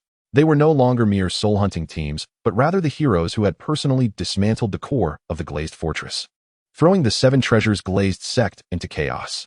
Lin Ye spoke little, proceeding straight down the long street towards the Pope's palace. Before the Grand Hall, 2 attendants in black robes had been waiting for some time. Upon Lin Ye's arrival, one of them whispered, "The Pope has summoned you. Please enter the hall at once." Lin Ye nodded and stepped into the hall.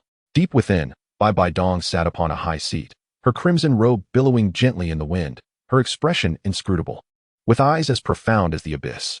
"You performed admirably," she began, her tone calm. "The glazed sacred tower has been destroyed, the communication center incapacitated, and the supply depot obliterated. You have surpassed my expectations." Lin Ye knelt on one knee, clasping his fists, and replied, "This subordinate does not presume to claim credit. I only seek to fulfill my duty." Bibi Dong offered a gentle smile, her gaze sweeping over the shadowy jade slips and shards of crystal behind him, a flicker of approval shining in her eyes. "At tomorrow's celebration banquet, you will be formally bestowed with the title of holder of the Pope's Commendation Medal and promoted to the position of Chief Vice Commander of the Spirit Hall." Lin Ye lifted his head to meet her gaze, his eyes steady. "I am grateful for your grace." Bibi Dong nodded slightly, then waved her sleeve, signaling him to withdraw. As Lin Ye stood and turned to leave, he caught a barely perceptible mental ripple emanating from her fingertip, slicing through the air. A chill crept into his heart, though his countenance remained unchanged. He understood that this medal represented not merely honor but the beginning of a binding obligation. The following day, the celebration banquet commenced as scheduled. The grand hall of the Pope was adorned festively, with elders, offerings, and soul masters gathered in unison. Clad in a dark battle robe, Lin Ye entered the venue, his steps steady and demeanor composed. Whispers filled the hall. Some praised him softly, while others observed with skepticism. What right did a newcomer possess to ascend to the rank of Chief Vice Commander? Surely, it was but a stroke of fortune. Lin Ye heard their murmurs clearly but chose not to respond. instead approaching Bibi Dong's seat and bowing respectfully. Today, Bibi Dong wore a long robe embellished with golden patterns. Magnificent yet authoritative. She rose slowly, raising her hand to beckon for silence. Today's banquet is a celebration of success. Her voice, calm and measured, quelled the noise. Lin Ye led the team deep into enemy territory, inflicting significant damage on the 7-treasure glazed tile school at minimal cost. This achievement warrants the highest commendation. As her words resonated, a golden glimmer materialized in her hand, transforming into a medal engraved with dragon motifs, which gradually descended into Lin Ye's palm. From this day forth, you shall be the chief vice commander of the Spirit Hall, ranking beneath the 3 major offerings, commanding the soul hunting operations. The hall erupted in astonishment. Some were incredulous, others discontent, but many were astounded by the swiftness of Lin Ye's promotion. He gazed down at the medal, remained silent for a moment, then solemnly tucked it into his bosom, bowing once more. I shall not fail in my duties. As he lifted his gaze, he met Bibi Dong's eyes. In that instant, an invisible thread seemed to tighten between them. She was both probing and applying pressure. He, in turn, had to rise to the occasion. As the banquet progressed, an elder stood, his gaze sharp. Commander Lin, it has come to my attention that you employed a power known as the Hourglass of Time within the glazed tile fortress. Capable of manipulating the flow of time? Lin Ye's expression remained unchanged. That is indeed the case. Humph. Another elder scoffed. Time power is ethereal and insubstantial, hardly worthy of distinction. The fact that you used this ability to slay Qian Renxue surely holds little merit. Upon hearing this, the atmosphere in the hall shifted dramatically. Lin Ye did not show anger but replied coolly, if there are doubts, perhaps we should ask Ghost Douluo to bear witness. Ghost Douluo rose at this and nodded. I was present during that battle. Commander Lin utilized the Hourglass of Time to precisely delay Qian Renxue's spellcasting rhythm. In conjunction with the 9 Nether Devouring Skyhound and the Chaos Divine Demon Sword, to achieve a single decisive blow. Had it not been for this technique, the outcome would have remained uncertain. He spoke, producing a jade slip of imagery, which he gently tossed into the air, conjuring a brilliant projection of the battle that had transpired. The onlookers held their breath, watching as Lin Ye, at a pivotal moment, unleashed the power of the hourglass, causing the enemy's movements to slow dramatically. Subsequently, with a single stroke of his sword, a gray arc cleaved through the air, leading to the resounding collapse of the glazed sacred tower. So it is, someone murmured, realizing the profound application of temporal power. Lin Ye stood firm, gazing at the luminous projection, and slowly articulated, time is the sharpest blade upon the battlefield. As these words echoed, a profound silence enveloped the assembly. Moments later, applause erupted, rolling in from the distance and crescendoing into a thunderous ovation. Lin Ye offered a faint smile and a respectful bow before returning to his seat. He understood that from this day forth, his name would no longer be merely a shadow executing missions, but rather a true emblem of his entrance into the heart of power. However, he also sensed the ethereal blue glow emanating from Zhao Yun's arm, becoming increasingly pronounced under the dim light. Subtly, he transmitted a message to his trusted confidant beside him. Fetch an antidote swiftly.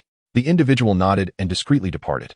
Meanwhile, Lin Ye remained seated, quietly observing the intertwining spectacle of glory and scrutiny unfolding before him.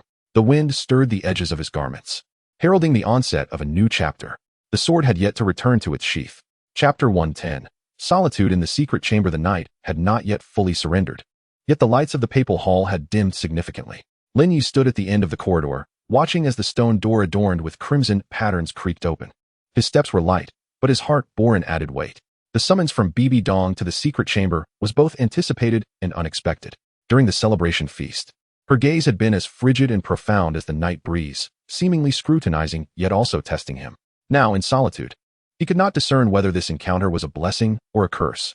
Within the chamber, a soft glow danced, the air imbued with a subtle scent of sandalwood.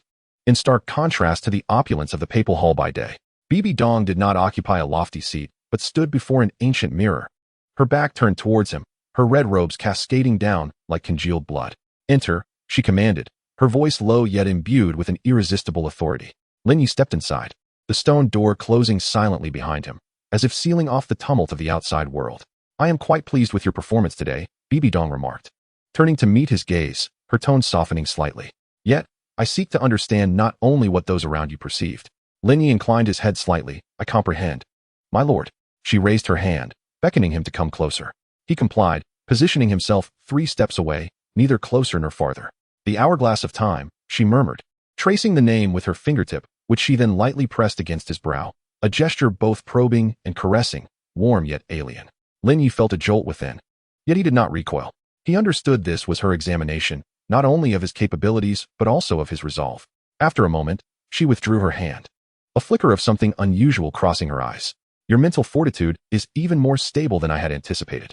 She spoke softly, expressing her ability to manipulate the flow of time with precision within a brief span, all while maintaining the operation of her soul power, a level of control that even I had not achieved in my youth. Lin Ye remained silent, standing quietly. You are wary of me, she suddenly remarked, a faint smile gracing her lips, which is commendable, as it indicates that you have not been blinded by glory. Lin Ye's expression remained unchanged. This subordinate dares not. Bibi Dong regarded him, her gaze gradually softening, as if shedding a heavy shell. Do you know? I once believed that the spirit hall required no prodigies, only loyal tools. She leisurely stepped to the jade table in the center of the secret chamber, her fingertips gliding over a damaged crystal upon it. Yet now it seems that one who truly comprehends power holds far greater worth than a multitude of mere puppets who obey commands. Lin Ye paused in silence, then murmured, This subordinate is willing to serve the spirit hall, provided my conscience remains clear. Upon hearing this, she halted and cast a glance back at him, her eyes filled with shifting light and shadow. A clear conscience, she echoed softly, a hint of amusement in her tone. You are indeed an intriguing individual. As her words hung in the air, she suddenly raised her hand, a crimson light spilling forth from her palm, entwining around the fractured crystal. In an instant, the runes adorning the chamber walls illuminated, casting a wash of blood-red shadows. Lin Ye's pupils constricted as he sensed a familiar surge of power, the residual aura of the ancient god's relics. You have sensed it, haven't you? Bibi Dong remarked coolly. That will, which does not belong to this era, is encroaching upon our world. Lin Ye nodded. This subordinate is aware. Do you know why I allowed you to enter that relic? Her gaze was piercing, not for the sake of a mission, but to ascertain whether you could truly bear such power without being consumed by it. A chill ran through Lin Ye's heart. She had been observing him from the very beginning, testing him. And what was the outcome? He inquired. Bibi Dong regarded him silently for a long moment before slowly responding. You have passed the first trial. She turned to the side of the chamber, sitting down on a quiet couch, leaning against the armrest, her demeanor weary and unguarded. I am not as omnipotent as they perceive me to be, she murmured. The spirit hall is vast, the enemies numerous, and there are too few I can trust. Lin Ye, I do not wish for you to become my pawn. Rather, I hope you can be a true ally. Lin Ye stood still, absorbing her words, a peculiar emotion stirring within him. This was neither a command nor a test, but an invitation that bore an almost sincere quality. This subordinate is willing to pledge loyalty to the spirit hall, he finally declared, his tone resolute yet measured. But the premise is that the direction of the spirit hall must align with my own aspirations. Bibi Dong smiled, this time with genuine warmth. Excellent, she replied softly. Then let us see who shall travel further. The chamber fell into a moment of silence, with only the faint glow of the runes flickering, casting their intertwined shadows upon the two figures. Lin Ye glanced down at his palm, still lingering with a trace of the warmth she had imparted. It is neither searing nor frigid, but rather a presence that exists in the delicate balance between the two, impossible to overlook. You may leave now, Bibi Dong suddenly spoke. Lin Ye nodded and turned toward the door. Yet, just as he was about to step over the threshold, Bibi Dong's voice echoed once more. Lin Ye. He halted in his tracks. Do not allow anyone, including yourself, to misjudge who you are. He did not turn back, merely responding softly before pushing the door open.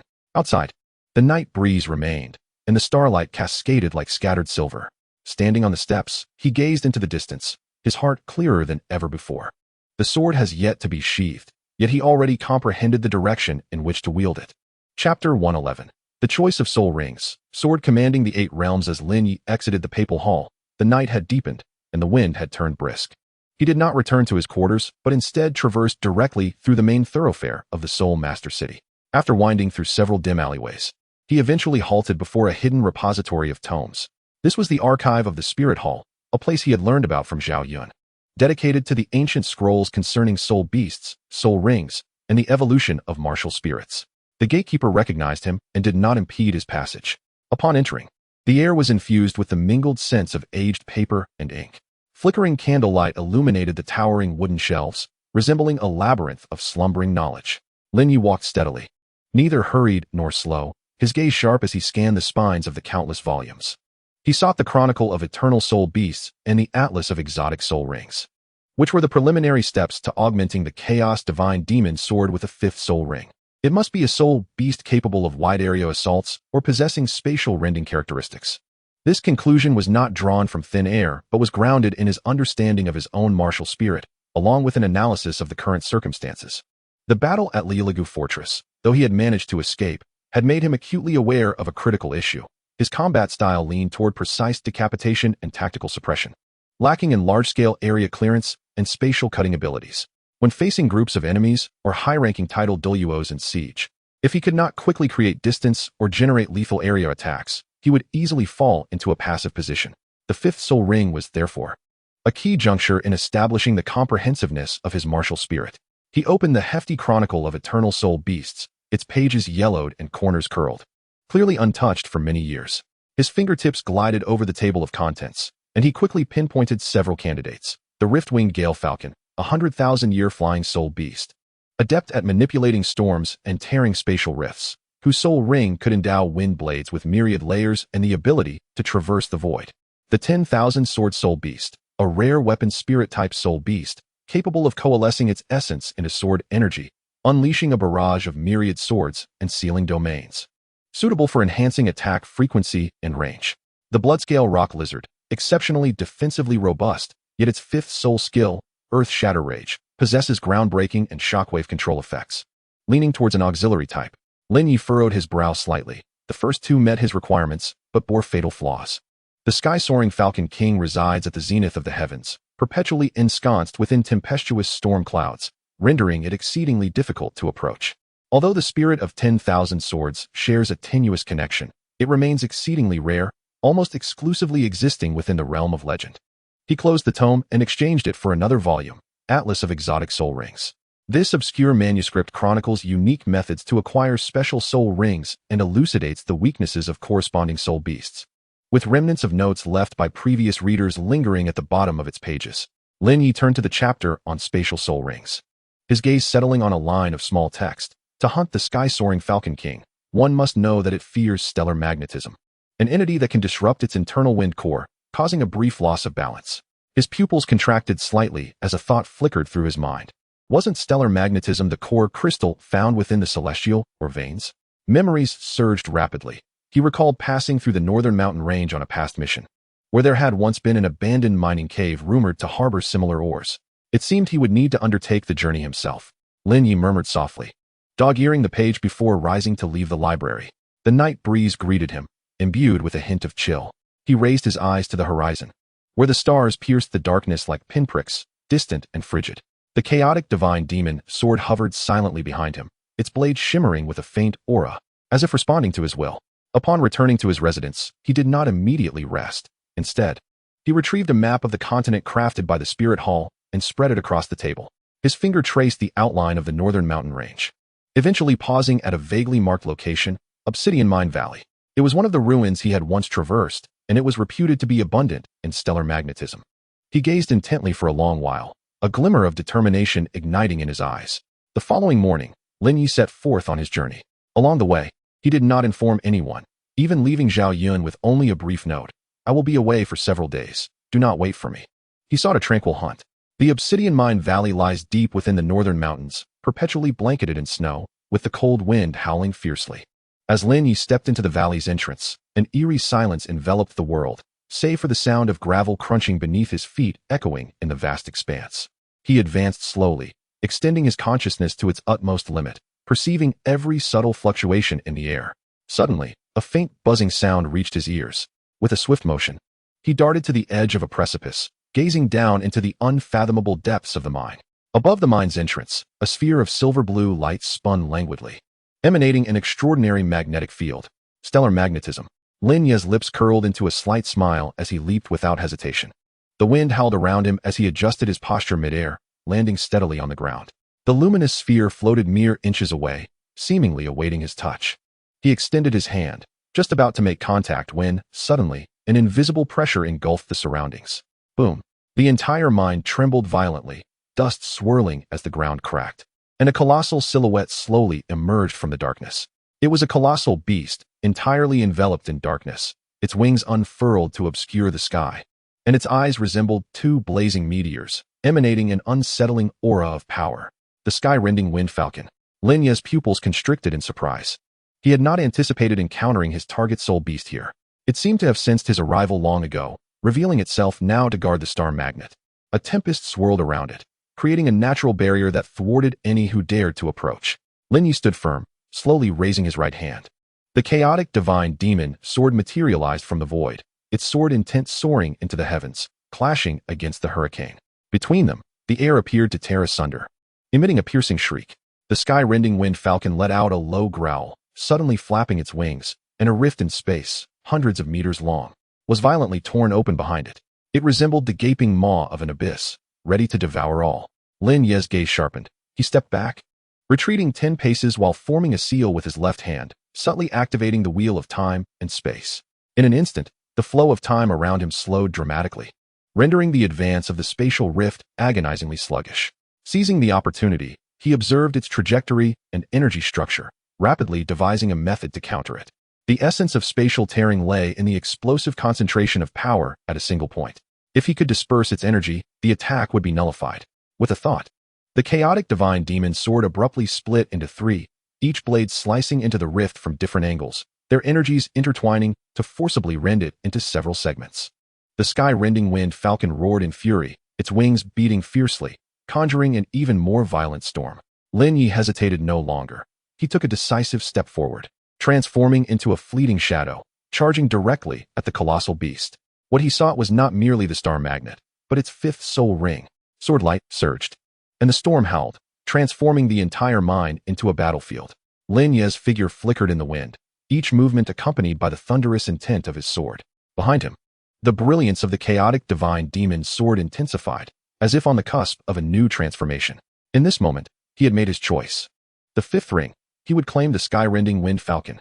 Chapter 112, The Hunt, the rifts of the sky. Wind blades cleaved through the mine, and debris fell like a torrential downpour. Lin Ye's toes touched the ground, propelling him swiftly backward, the chaotic divine demon sword humming incessantly in his grasp. The sky-rending wind falcon unfurled its wings, the tempest it stirred nearly overturning the entire cavern, while the rift in space behind it danced erratically, as if the gate to the abyss were about to swing open. His gaze sharpened. With a subtle gesture of his left hand, he formed a seal, the wheel of time and space manifesting behind him, radiating soft golden halos that gradually mitigated the incoming pressure of the wind. At that moment, a shadow swooped down from above the mine, silently landing beside Lin Ye. The ghost Douluo had arrived. This creature was more formidable than rumored. The ghost Douluo spoke in a low voice, a hint of gravity permeating its tone. It had sensed our intentions. Lin Ye offered no reply but swiftly communicated, instructing, "You maneuver behind, using shadows to disrupt its flight path. I shall engage it head-on." The ghost Douluo nodded, and in an instant, his figure transformed into a swirling mass of shadow, racing along the ground to circle behind the sky-splitting wind falcon king. The colossal beast seemed to sense an impending threat, abruptly flapping its wings, unleashing a spatial rift stretching 100 meters long. Lin Ye's expression darkened as he brandished the chaos divine demon sword, the sword aura clashing with the rift, resulting in a deafening explosion. Seizing the opportunity, he leapt onto the cliff's edge, surveying the battlefield from above. With a clenched fist, the wheel of time and space trembled, and a silver mark quietly emerged in midair. This was the temporal mark leap he had previously set. Should the sky-splitting wind falcon king step into its range, it would be instantly pulled back to a few breaths prior. The sky-splitting wind falcon king roared in fury, its wings thrashing violently, and the storm intensified, warping the very air around it. Ghost Douluo finally circled to its rear, and amidst the spreading shadows, several dark lines ensnared the falcon king's tail feathers. Although they failed to completely bind it, they successfully delayed its movements. Lin Ye's gaze flickered, his footsteps light as he seemingly teleported into the air. With hands forming seals, the wheel of time and space spun rapidly. The power of the hourglass of time activated once more. The flow of time sharply decreased, causing the Falcon King's actions to slow. Its once lightning-fast wing beats now mired in sluggishness. Now was the moment, Lin Ye murmured, releasing the chaos divine demon sword from his palm, which sliced through the air with a fierce arc, aiming directly for the Falcon King's heart. The sword's edge surged forth, yet just as it was about to strike, a flash of blue light suddenly glimmered in the Falcon King's eyes. In the next moment, its body inexplicably shifted half a foot, the sword grazing its wings and leaving a wound deep enough to see bone. Lin Ye's pupils constricted, alarm bells ringing in his mind. That blue light was the omen he had previously observed. He quickly adjusted his aim, sword intent surging once again. But the Falcon King had already used that fleeting moment of reaction to break free from the temporal delay. Each time it unleashed its space-rending skill, there would be a brief moment of blue light fluctuation. Lin Ye's mind raced, deducing that this was no coincidence, but rather a form of instinctual warning mechanism. Seeing this, Ghost Douluo immediately coordinated his actions, shadows surging forth once more to disrupt the Falcon King's rhythm. Meanwhile, Lin Ye rapidly constructed a tactical model in his mind, combining the powers of time and space with his sword intent, preparing to deliver a fatal blow. The sky-splitting wind Falcon King let out a long, mournful cry, its wings snapping together abruptly, concentrating the storm into a single point, forming a massive energy vortex directed at Lin Ye. This was its final attack, the Heavenly Rift. Grimacing, Lin Ye moved both hands in unison, the wheel of time and space suddenly expanding, the silver mark activating in an instant. Temporal mark leap. In that moment, the very fabric of space within the mind seemed to fold, the Falcon King's figure momentarily blurring before being forcibly pulled back to its position from a few breaths prior, precisely at the moment it had just executed Heavenly Rift. This fleeting misalignment caused its attack to miss, while Lin Ye had long been poised for the strike. The Chaos Divine Demon's sword, imbued with devastating sword intent, pierced through the fabric of space, driving straight into the heart of the sky-splitting wind Falcon King. As blood illuminated the scene, the colossal beast emitted a heart-wrenching wail before crashing down into the depths of the mine, stirring a cloud of dust. Douluo swiftly landed, gazing at the fallen king of the sky-splitting wind Falcon, releasing a breath. Is it over? Yet, Lin Ye remained vigilant, his eyes fixed intently on the corpse of the king. The immense body had not completely stilled. A faint rise and fall was still observable in its chest, as if it were still struggling. More disturbingly, a layer of ethereal blue light began to shimmer upon its feathers, akin to the twinkling of stars, suggesting an enigmatic energy surging within. It is not over yet, Lin Ye murmured, gripping the Chaos Divine Demon sword tightly as he cautiously approached. Just as he drew near, the eyes of the king of the sky-splitting wind Falcon suddenly opened. Those orbs, ablaze with meteor-like flames, now reflected a chilling sea of stars. Lin Ye's heart jolted, and as he instinctively began to retreat, he found the surrounding space had inexplicably solidified, as if bound by an invisible force. Something is amiss, he murmured, the intent of his sword surging as he sought to break free from this confinement. However, the body of the king had already begun to disintegrate, transforming into countless particles of starlight that dispersed into the air. These particles did not dissipate. Instead, they coalesced into a resplendent core, quietly suspended in midair. Lin Ye stood transfixed. He recognized it as the core of the soul ring, the very essence of his fifth soul ring.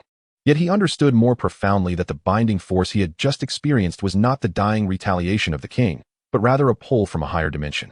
It seemed that at the moment of its demise, something deeper had been awakened. Douluo furrowed his brow. Do you sense it? Lin Ye nodded.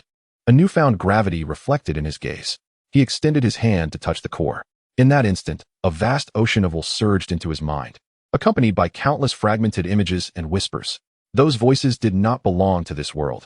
They hailed from a higher dimension, from the depths of the stars. Beyond the laws of myriad realms. Lin Ye's pupils constricted suddenly, and his fingertips trembled slightly. He finally comprehended that what he had hunted was not merely a soul beast, but a key to an unknown world. The Chaos Divine Demon sword trembled violently in his grasp, as if responding to that force. Within the mine, the winds ceased. Dust settled.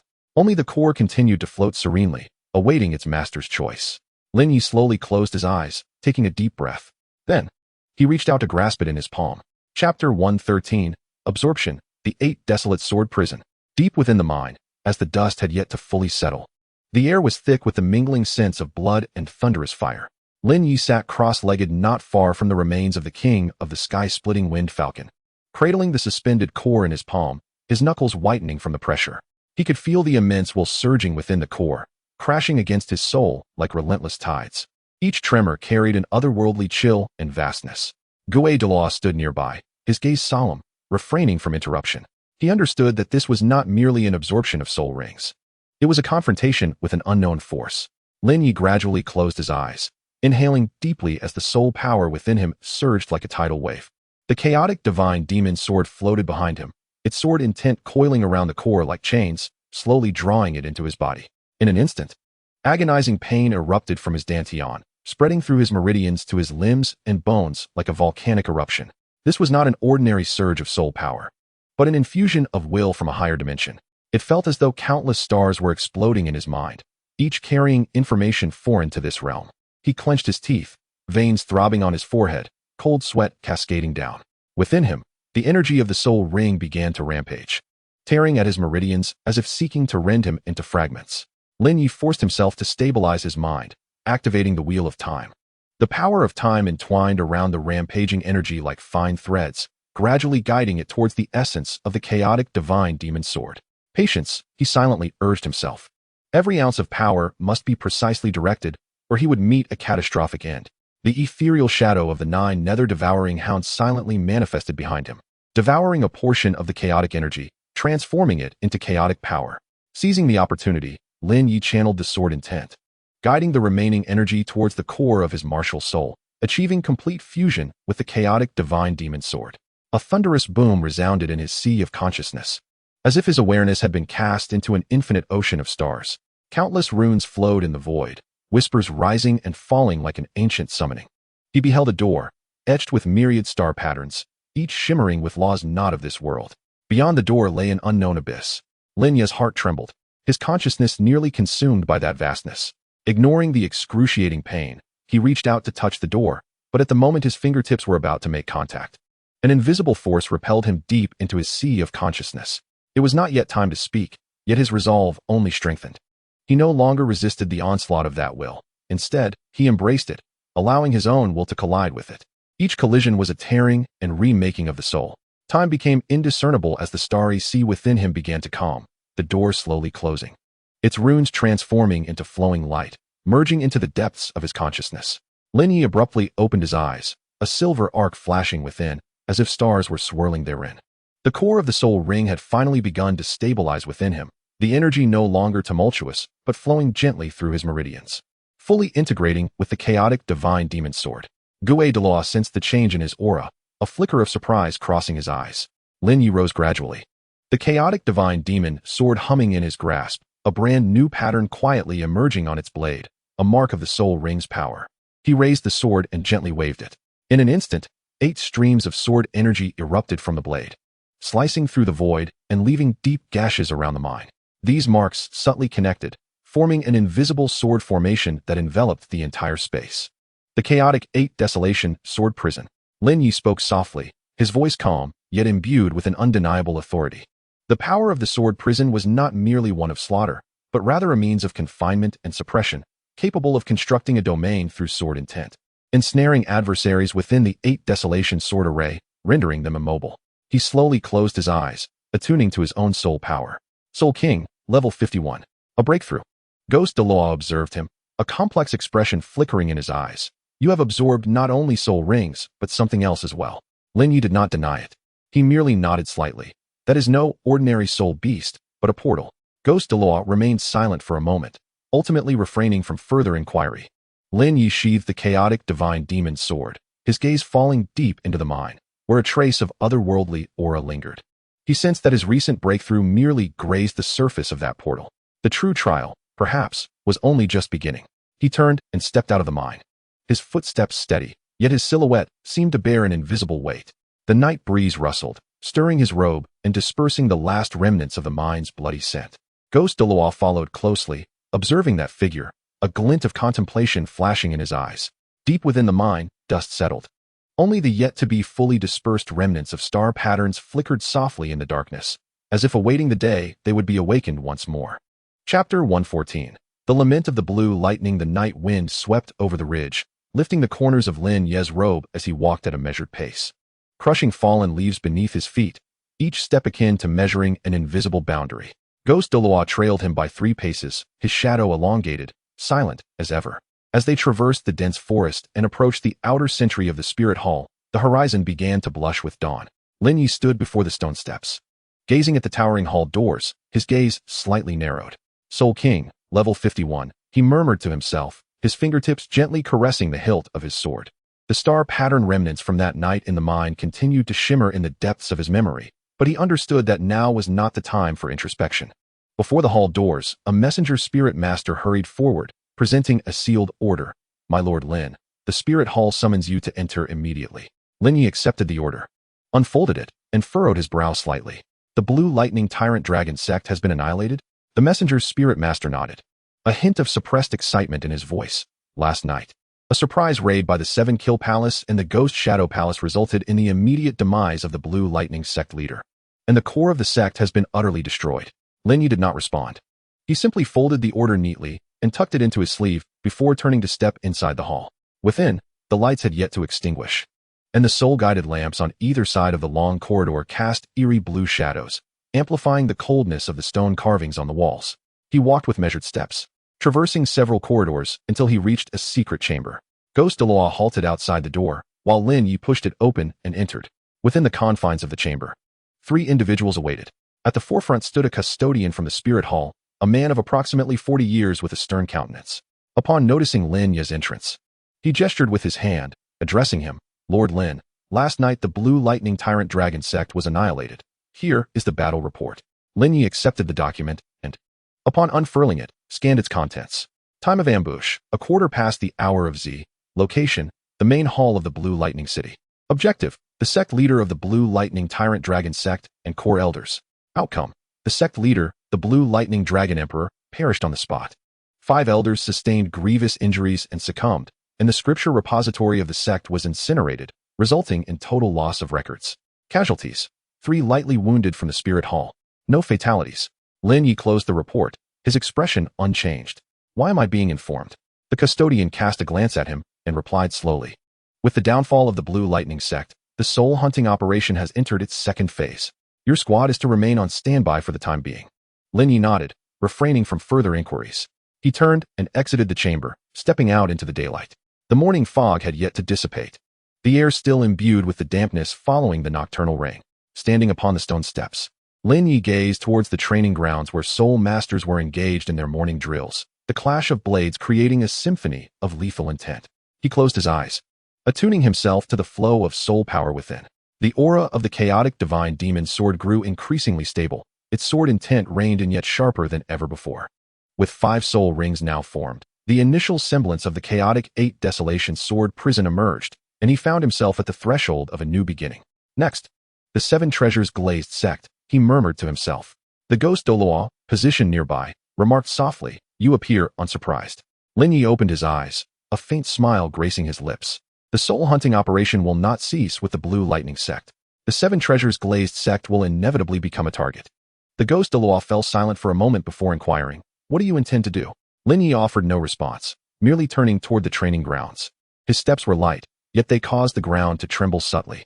At the edge of the training field, a young soul master practiced sword techniques. His sword energy chaotic yet imbued with a fierce determination.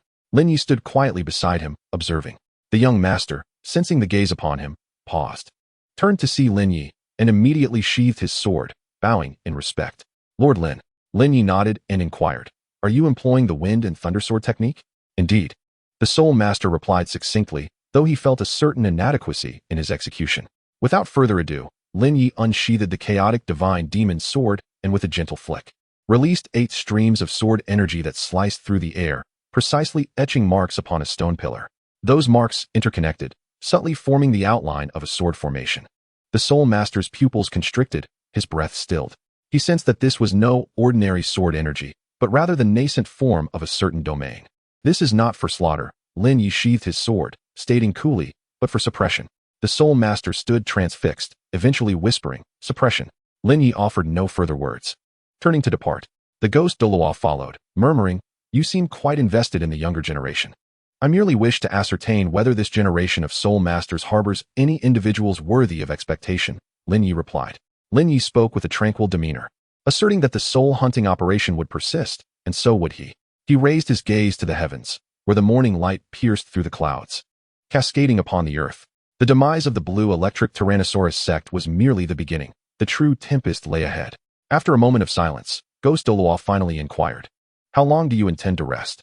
Lin Ye paused, his eyes fixating on the distant mountain ranges. 3 days. In 3 days, I shall seek out the 7 treasures glazed tile sect." Upon finishing his words, he turned and entered the tent, leaving Ghost Douluo standing in contemplation, observing his retreating figure. Within the tent, Lin Ye sat cross-legged, cradling the chaos divine demon sword in his palms, his eyes closed as he cultivated his spirit. He did not venture deep into the sea of consciousness, nor did he touch the door that lay within. What he required was strength, time, and preparation for his next move. The essence of the sword flowed slowly within him, like the ebb and flow of tides. He shut his eyes, his mind sinking into a profound silence. 3 days would suffice for the storm to brew, and he awaited the winds to rise. Outside the tent, the morning breeze stirred the banners, causing them to flutter with a resounding rustle. A copper token fell at the entrance of the tent, its edges stained with blood. It was the sect token of the blue electric Tyrannosaurus sect, now left unclaimed. It lay quietly, as if narrating the end of an era and the dawn of another. Chapter 115. The gathering at dusk of the 7 treasures before the morning light fully blanketed the mountains. Lin Ye stood outside the tent, draped in a dark battle robe. His left hand lightly pressed against the sword hilt, while his right hand secured a silver talisman at his waist. The rest he had taken the previous night had not dulled his edge. Rather, it seemed to have sheathed all his brilliance, awaiting the moment to strike. He inhaled deeply, catching a hint of the cool dew in the air, his gaze sweeping over the central camp where a black banner fluttered ominously. The edges were embroidered with the emblem of the Spirit Hall, billowing in the morning breeze like a beast's claw tearing through the void, heralding the formal commencement of war. Lord Lin, it is time to depart. A messenger spirit master approached from the side, his tone restrained, yet unable to mask the fervor for battle. Lin Ye nodded and turned a step forward. As his boots met the ground, they crunched a few dry leaves, producing a faint cracking sound. He did not look back but flicked the corner of his robe and strode toward the assembly point on the eastern side of the camp. There, dozens of spirit masters stood in formation, clad in heavy armor and wielding spirit tools, their presence palpable and dense. A glance was sufficient for Lin Ye to discern that this battalion was no ordinary combat group, but an elite force specifically designated for a fierce assault on the core area. He had been assigned to this unit, tasked with cooperating alongside several titled Douluos to directly penetrate the heart of the 7 treasures glazed tile sect. Lin Ye called out a burly spirit master from the ranks. His voice deep, "You have arrived just in time." Lin Ye halted, turned to face him, and nodded slightly. "You are skilled in breaking formations and will spearhead the assault on the core area. We shall engage in distraction," the man continued, his tone tinged with an element of testing. "Are you prepared?" Lin Ye offered no reply, merely drawing the Chaos Divine Demon's sword half an inch from its sheath, the blade shimmering with a faint, ethereal blue light in the morning sun. The moment of preparation had arrived. The Soul Master fell silent for a moment before finally nodding. Thus, they set forth. The team swiftly reassembled and began their ascent along the mountain path toward the 7 treasures glazed sect. Lin Ye remained silent throughout the journey, yet his gaze continuously scanned the surrounding terrain. Although the 7 treasures glazed sect was an auxiliary sect, its grand formation was renowned across the continent. Without proper preparation, a reckless assault would only lead to defeat. As the team reached the mountainside, a slight tremor rippled through the ground. Almost immediately, a deep bell toll resonated from the mountain peak, echoing throughout the valley, as if heralding the enemy's vigilance. "They are aware of our presence," a soul master whispered. Lin Ye looked up toward the sect shrouded in morning mist on the mountain summit, its outline hazy yet exuding an ominous aura. He tightened his grip on the sword hilt, his knuckles turning pale. "Continue onward." The team did not pause. Instead, they quickened their pace. As they drew closer, the outer defenses of the 7 treasures glazed sect gradually came into view. Several shimmering barriers spanned both sides of the mountain path, with the runes of the formation subtly shifting, blocking all conventional routes. "Formation," Lin Ye spoke, who brought the array-breaking talismans. An elder soul master produced 3 golden talismans and handed them to Lin Ye. He accepted them, lightly stroking the surface of the talismans with his fingertips, sensing the soul power within. Without hesitation, he raised a talisman and affixed it to the edge of the barrier, while tossing another toward the left mountainside. Upon contact, the talisman ignited in a brilliant golden light, the runes seeming to come alive as they spread across the barrier. Moments later, a low explosive sound echoed, and a fissure appeared in the barrier. "Move," Lin Ye commanded sharply. The team swiftly slipped through the gap, entering the outer perimeter of the 7 treasures glazed sect. Lin Ye brought up the rear, stepping through the barrier and glancing back at the still-burning talisman. In the flickering flames, he faintly discerned that a certain pattern on the talisman bore a striking resemblance to the runes he had absorbed from the Void Falcon King's soul ring. A stir of intrigue flickered within him, yet he did not dwell on it and turned to forge ahead. After breaching the outer defenses, the team rapidly advanced toward the core of the sect. Along the way, several soul-guided formations were triggered, prompting the disciples of the 7 treasures glazed sect to organize a counterattack. Lin Ye led his squad to swiftly dispatch 2 waves of resistance, slaying several disciples at the soul sect level. Though the skirmish was not particularly fierce, Lin Ye felt an unusual sense of oppression. The disciples of the Seven Treasures glazed sect fought with desperate tenacity, yet their overall tempo seemed deliberately prolonged, as if they were waiting for someone. They are stalling. Lin Ye's instincts warned him. Indeed, when the team reached the plaza before the sect's main hall, the entire space suddenly stagnated, as if sealed by an invisible force. Then, a figure emerged slowly from the hall. With silver hair cascading like a waterfall, clad in a golden-threaded robe, and wielding the Seven Treasures glazed tower, it was Ning Fengji. Lin Ye murmured the name softly, his gaze sharpening. Behind the opponent, another figure emerged slowly, clad in bone armor and wielding a colossal sword of shattered bones. Exuding an aura as formidable as a mountain. The bone sword Douluo. Lin Ye narrowed his eyes. The two stood firm, their eyes like blazing torches. Locking onto Lin Ye's battalion. You arrived far too swiftly. Ning Fengji spoke, his voice calm, yet imbued with undeniable authority. But it is still insufficient. Lin Ye remained silent. Gradually unsheathing the Chaos Divine Demon's sword, its blade aimed menacingly at the adversary. Let us put that to the test. Before his words had fully settled, several spirit masters behind him had already formed a formation, engaging in battle with the disciples of the Seven Treasure glazed tile school.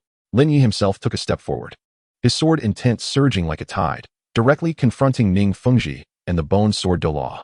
The bone sword Douluo let out a cold snort, swinging his heavy sword to unleash a bone blade that swept toward Lin Ye's throat. Lin Ye flickered, dodging the bone blade, while simultaneously raising his left hand, sending a wave of soul power that swiftly expanded and accurately struck the ground beneath his opponent's feet. The ground cracked instantly, significantly diminishing the impact of the bone blade. Without pausing, Lin Ye pressed his right foot against the ground and shot forth like an arrow. The Chaos Divine Demon sword carving an arc as it lunged toward the chest of the bone sword Douluo. The opponent raised his sword to block, and the clash of their blades erupted in a thunderous sound, causing surrounding spirit masters to retreat in alarm. Taking advantage of the momentum, Lin Ye withdrew.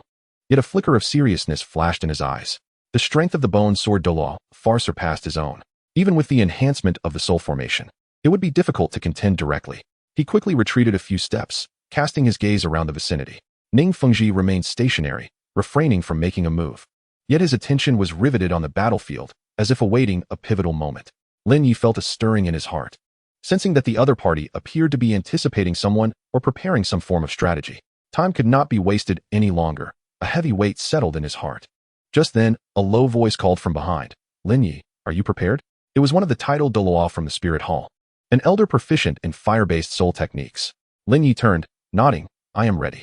Taking a deep breath, he flipped his left hand, retrieving a silver soul core, specifically, the core of the cracking sky wind falcon king. He crushed the core, and in an instant, a tempestuous wave of soul power erupted, saturating the arena.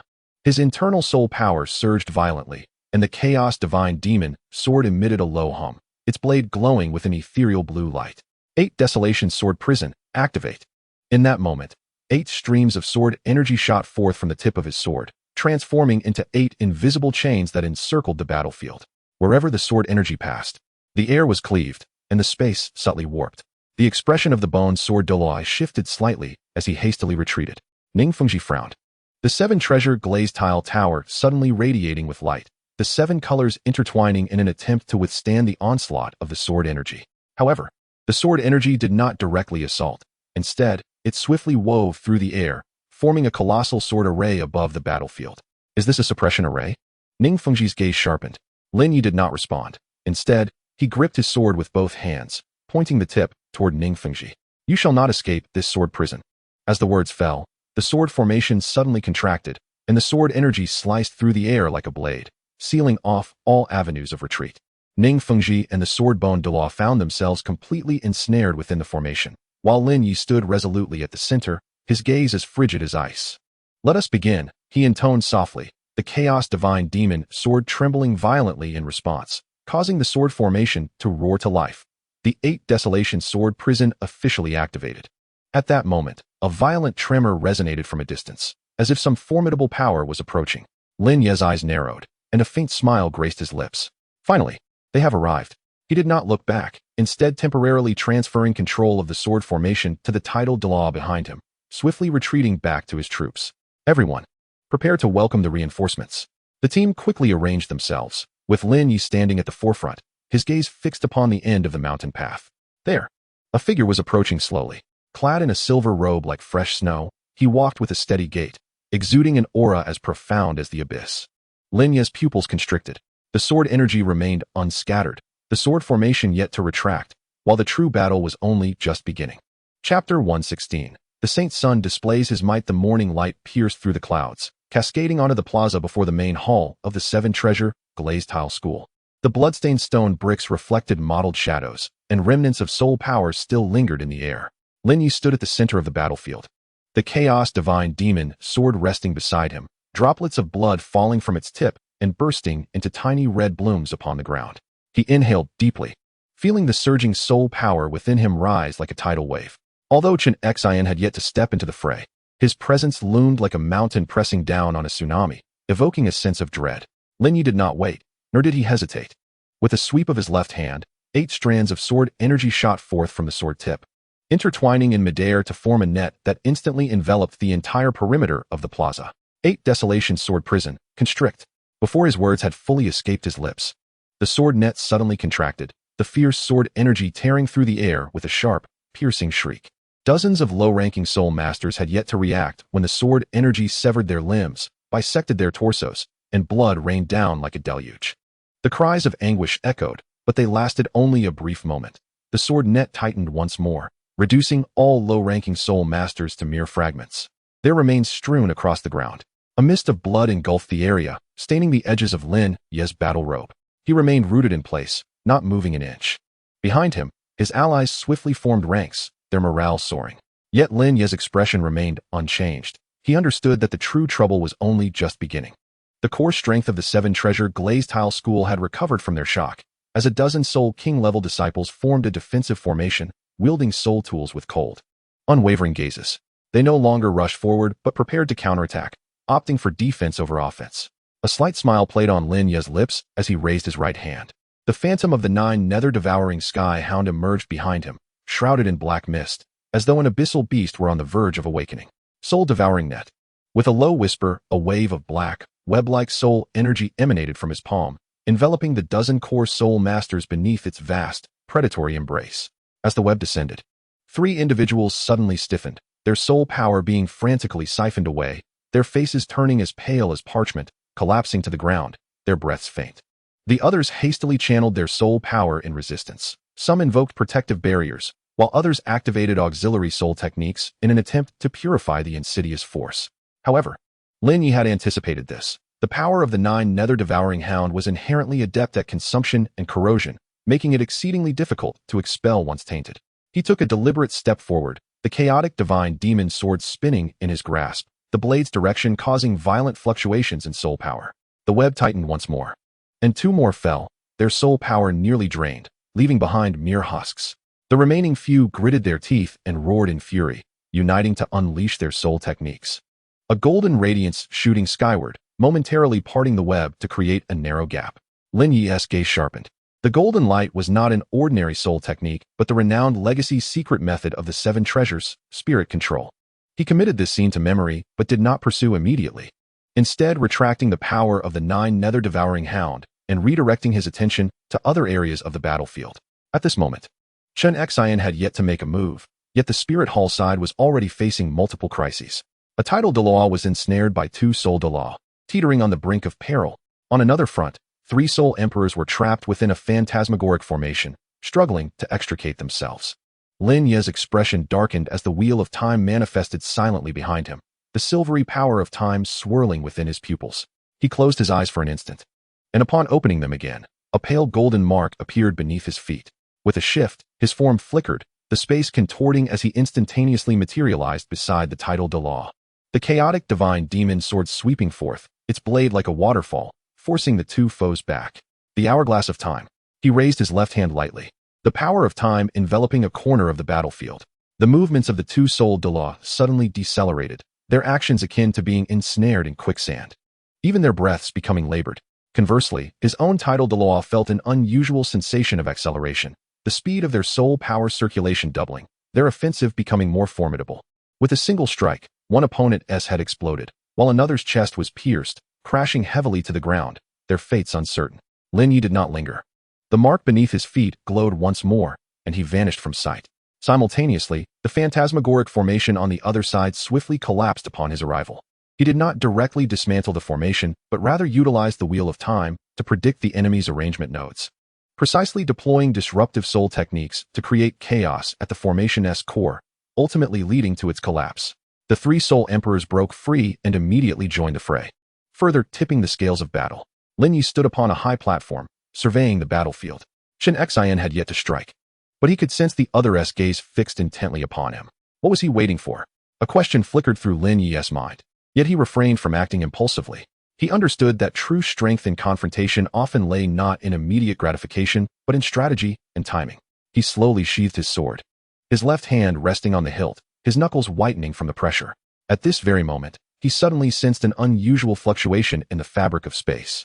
During the recent transitions, he had detected a subtle sense of misalignment, as if an unseen force was manipulating the laws of space to influence his teleportation trajectory. Lin Ye maintained his composure, discreetly adjusting the coordinates of his mark while silently noting this strange disturbance. It seemed that the Seven Treasures glazed sect was concealing more than it appeared. A faint smile graced his lips, and a glimmer of cold light flickered in his eyes. Qian Renxue had finally made a move. He advanced slowly, each step he took amplifying the sword intent that permeated the atmosphere. The Seven Treasures glazed tower materialized behind him, its seven-colored brilliance intertwining and illuminating the surroundings. Lin Ye gripped the hilt of his sword tightly, taking a half-step back, the soul power within him surging like a torrential river, poised for battle at any moment. Just then, a flurry of hurried footsteps echoed from afar.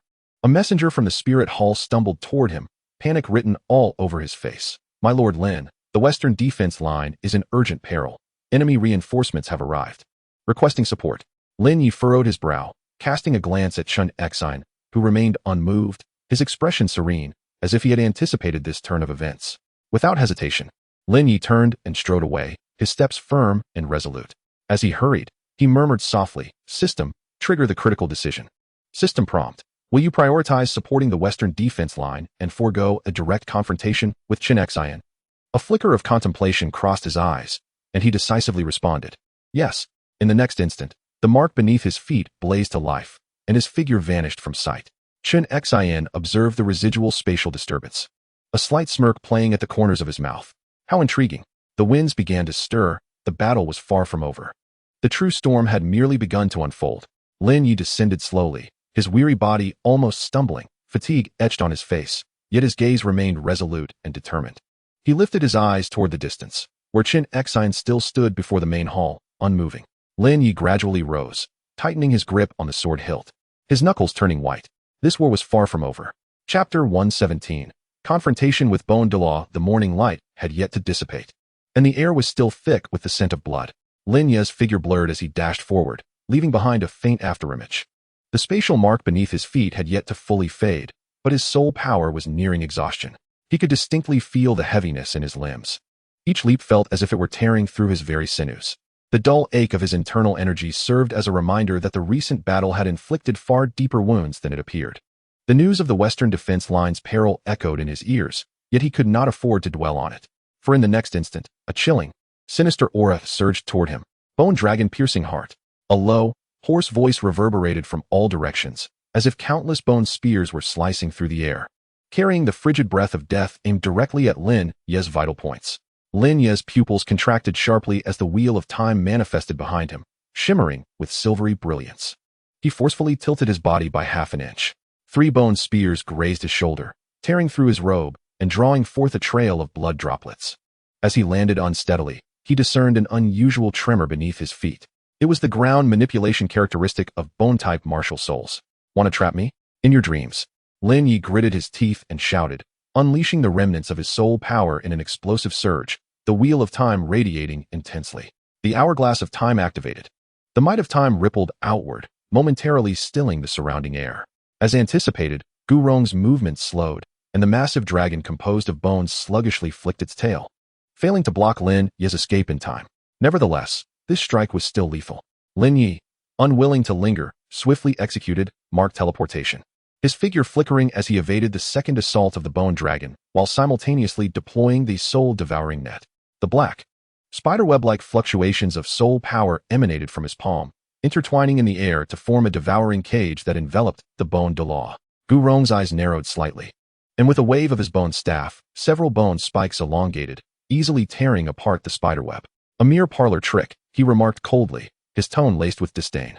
Yet, Lin Ye did not respond. Instead, he retreated swiftly, the Chaos Divine Demon sword crossing his chest as his left hand raised gently, unleashing a fierce sword aura.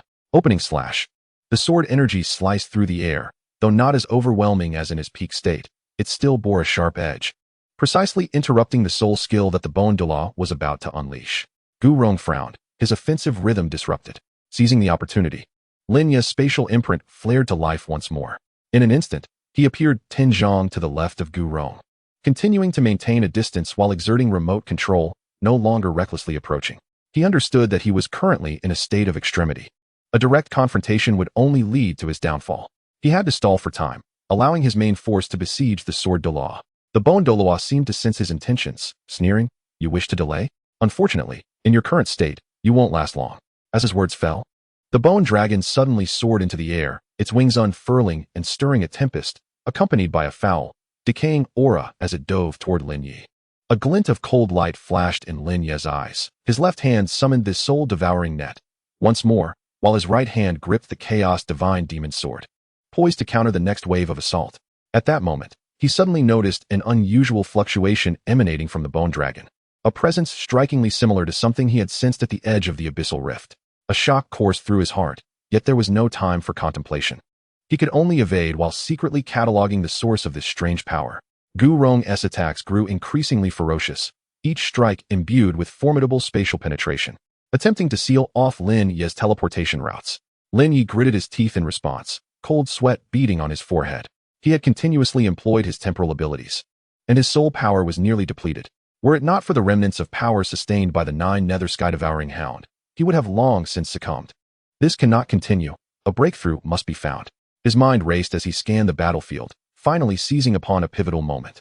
It was during the fleeting instant when Bone Douluo unleashed his soul skill, rendering his soul power at its most vulnerable. Without hesitation, Lin Ye's mark flared to life beneath his feet, propelling him to a position 5 paces behind Gu Rong. The Chaos Divine Demon sword rose high, its blade gathering the last vestige of a razor-sharp sword aura. Bone Breaker.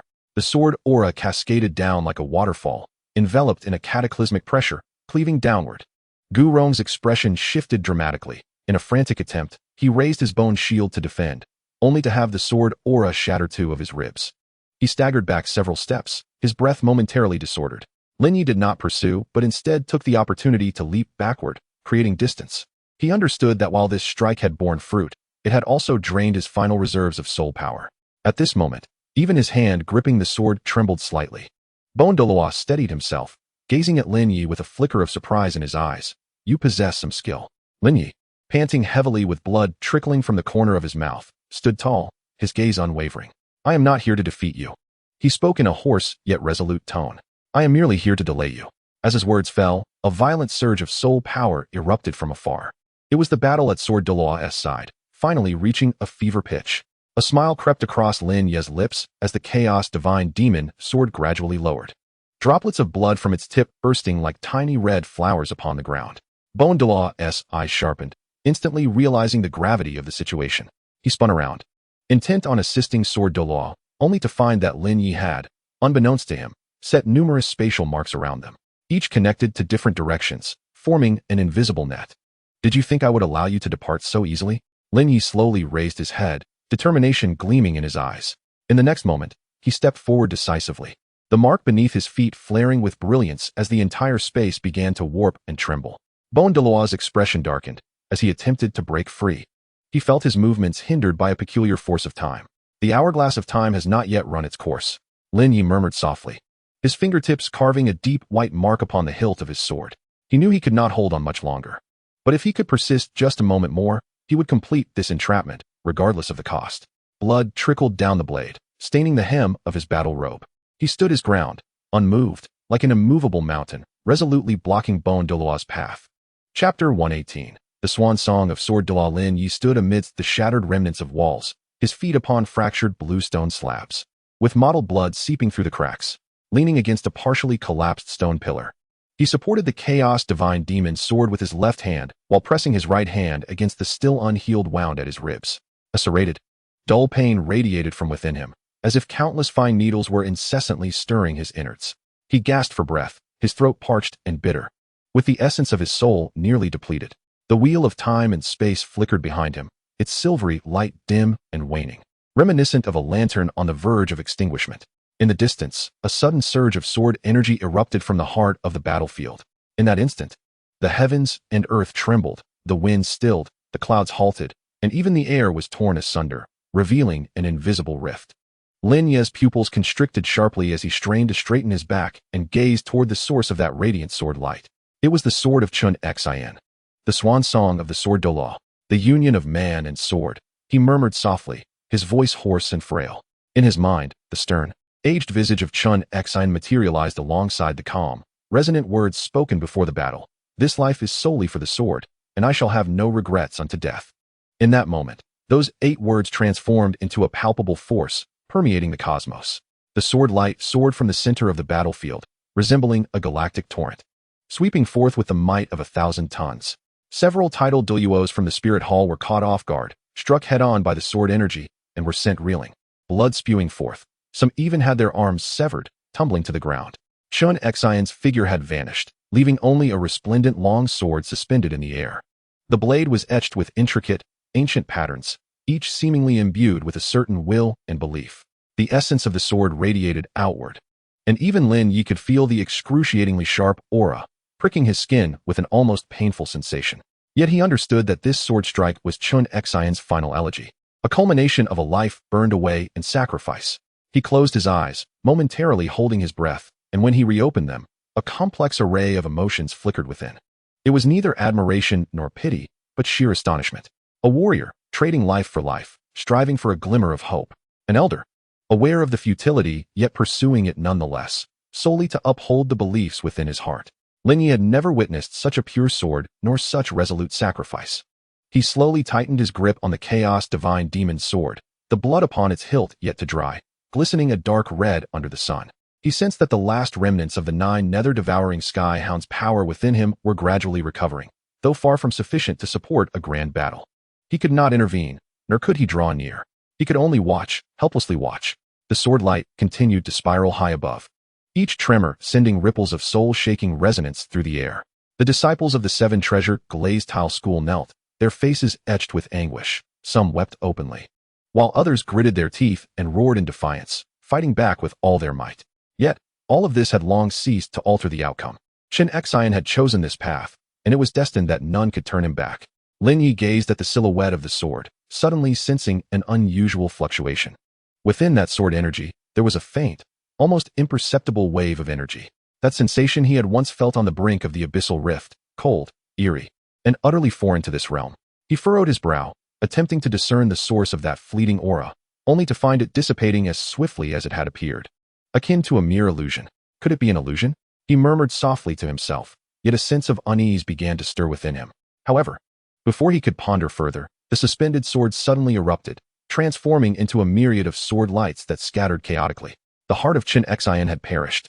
There were no remains, no traces left behind, only the countless rays of sword light drifting with the wind, descending into the dust. A profound silence enveloped the battlefield. Everyone stood in stunned silence, whether foe or ally, rendered speechless by the astonishing turn of this epic conflict. Lin Ye slowly lowered his head, his fingers caressing the hilt of the sword, as a trace of blood marked his fingertip. Faith, unyielding. The voice of Qian Renxue before his demise seemed to echo still in his ears. Lin Ye closed his eyes and took a deep breath. He had never believed in any creed, nor had he truly comprehended the essence of sacrifice. Yet, in this moment, enlightenment dawned upon him. Some live not for victory, but to uphold something greater, even at the cost of their own lives. He opened his eyes, his gaze resolute.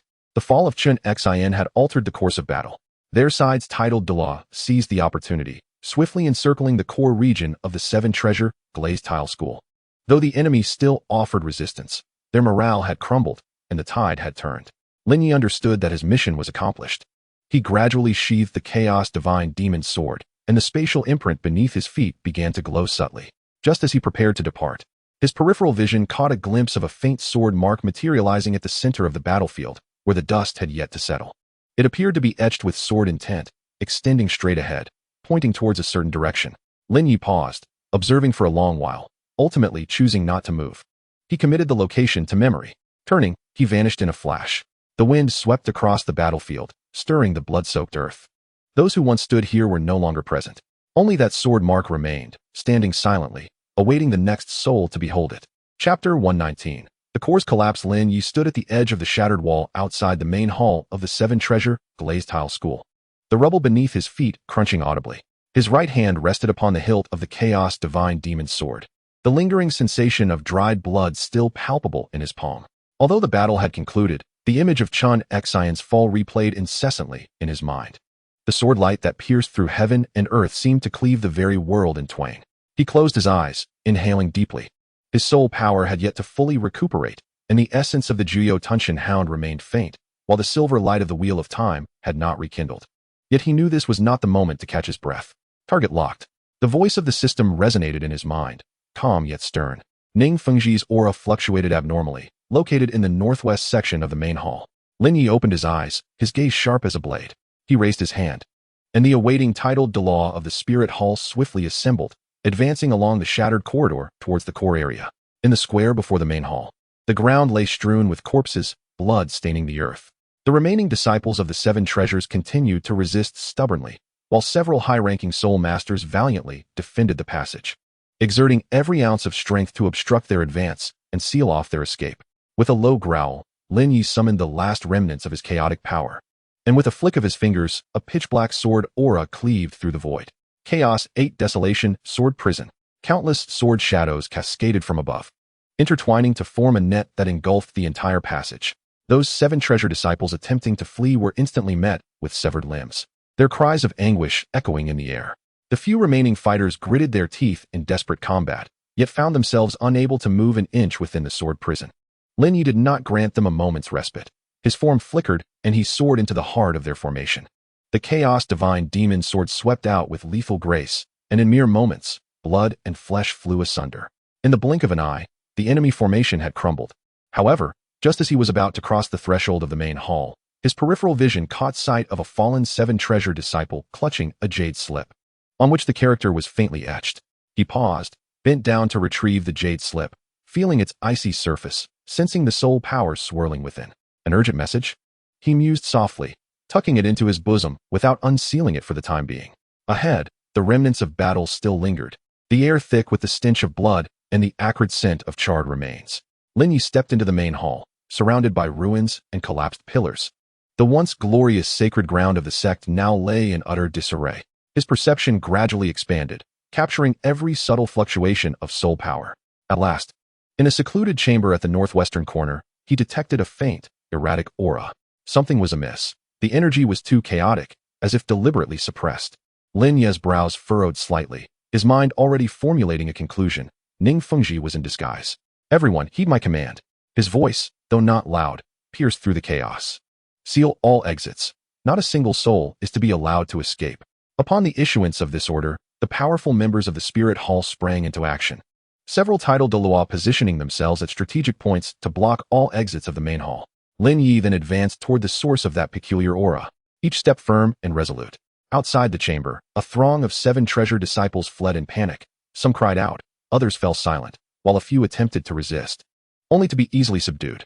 Among them, one figure stood out distinctly, a young disciple, disheveled and visibly terrified, yet perpetually bowed, unwilling to raise his head.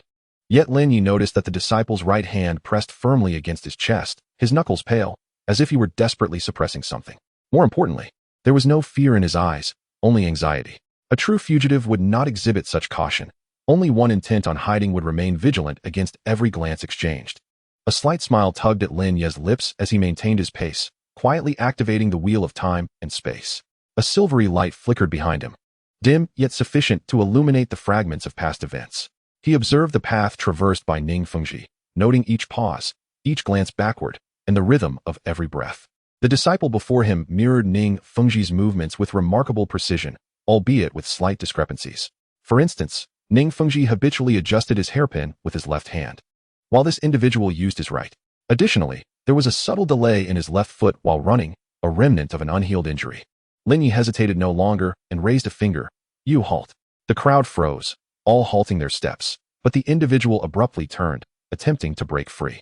Yet, as he took a single step, a chilling aura enveloped his feet. It was the breath of the Nine Nether devouring skyhound. Lin Ye had long since set the soul-devouring net, and upon activation, it ensnared the man's legs. He let out a muffled groan, stumbling as his mask-like disguise faltered, revealing his pale complexion. Ning Fengji, Lin Ye approached slowly, his tone calm. Your acting is commendable, but alas, it lacks perfection. The man finally lifted his head, a flash of anger and astonishment crossing his eyes before he forcibly composed himself. What do you intend to do? He rasped, his voice hoarse, yet unable to conceal the familiar timbre. Lin Ye did not respond. Instead, he raised his hand, the chaotic divine demonic sword slowly aimed at the man's throat. Hand over the legacy token, and I shall grant you a swift end. Ning Fengji clenched his teeth, a glint of ferocity flashing in his eyes as he prepared to counter. Suddenly, an elderly and hoarse voice erupted from behind. Youngster, you have gone too far. Boom.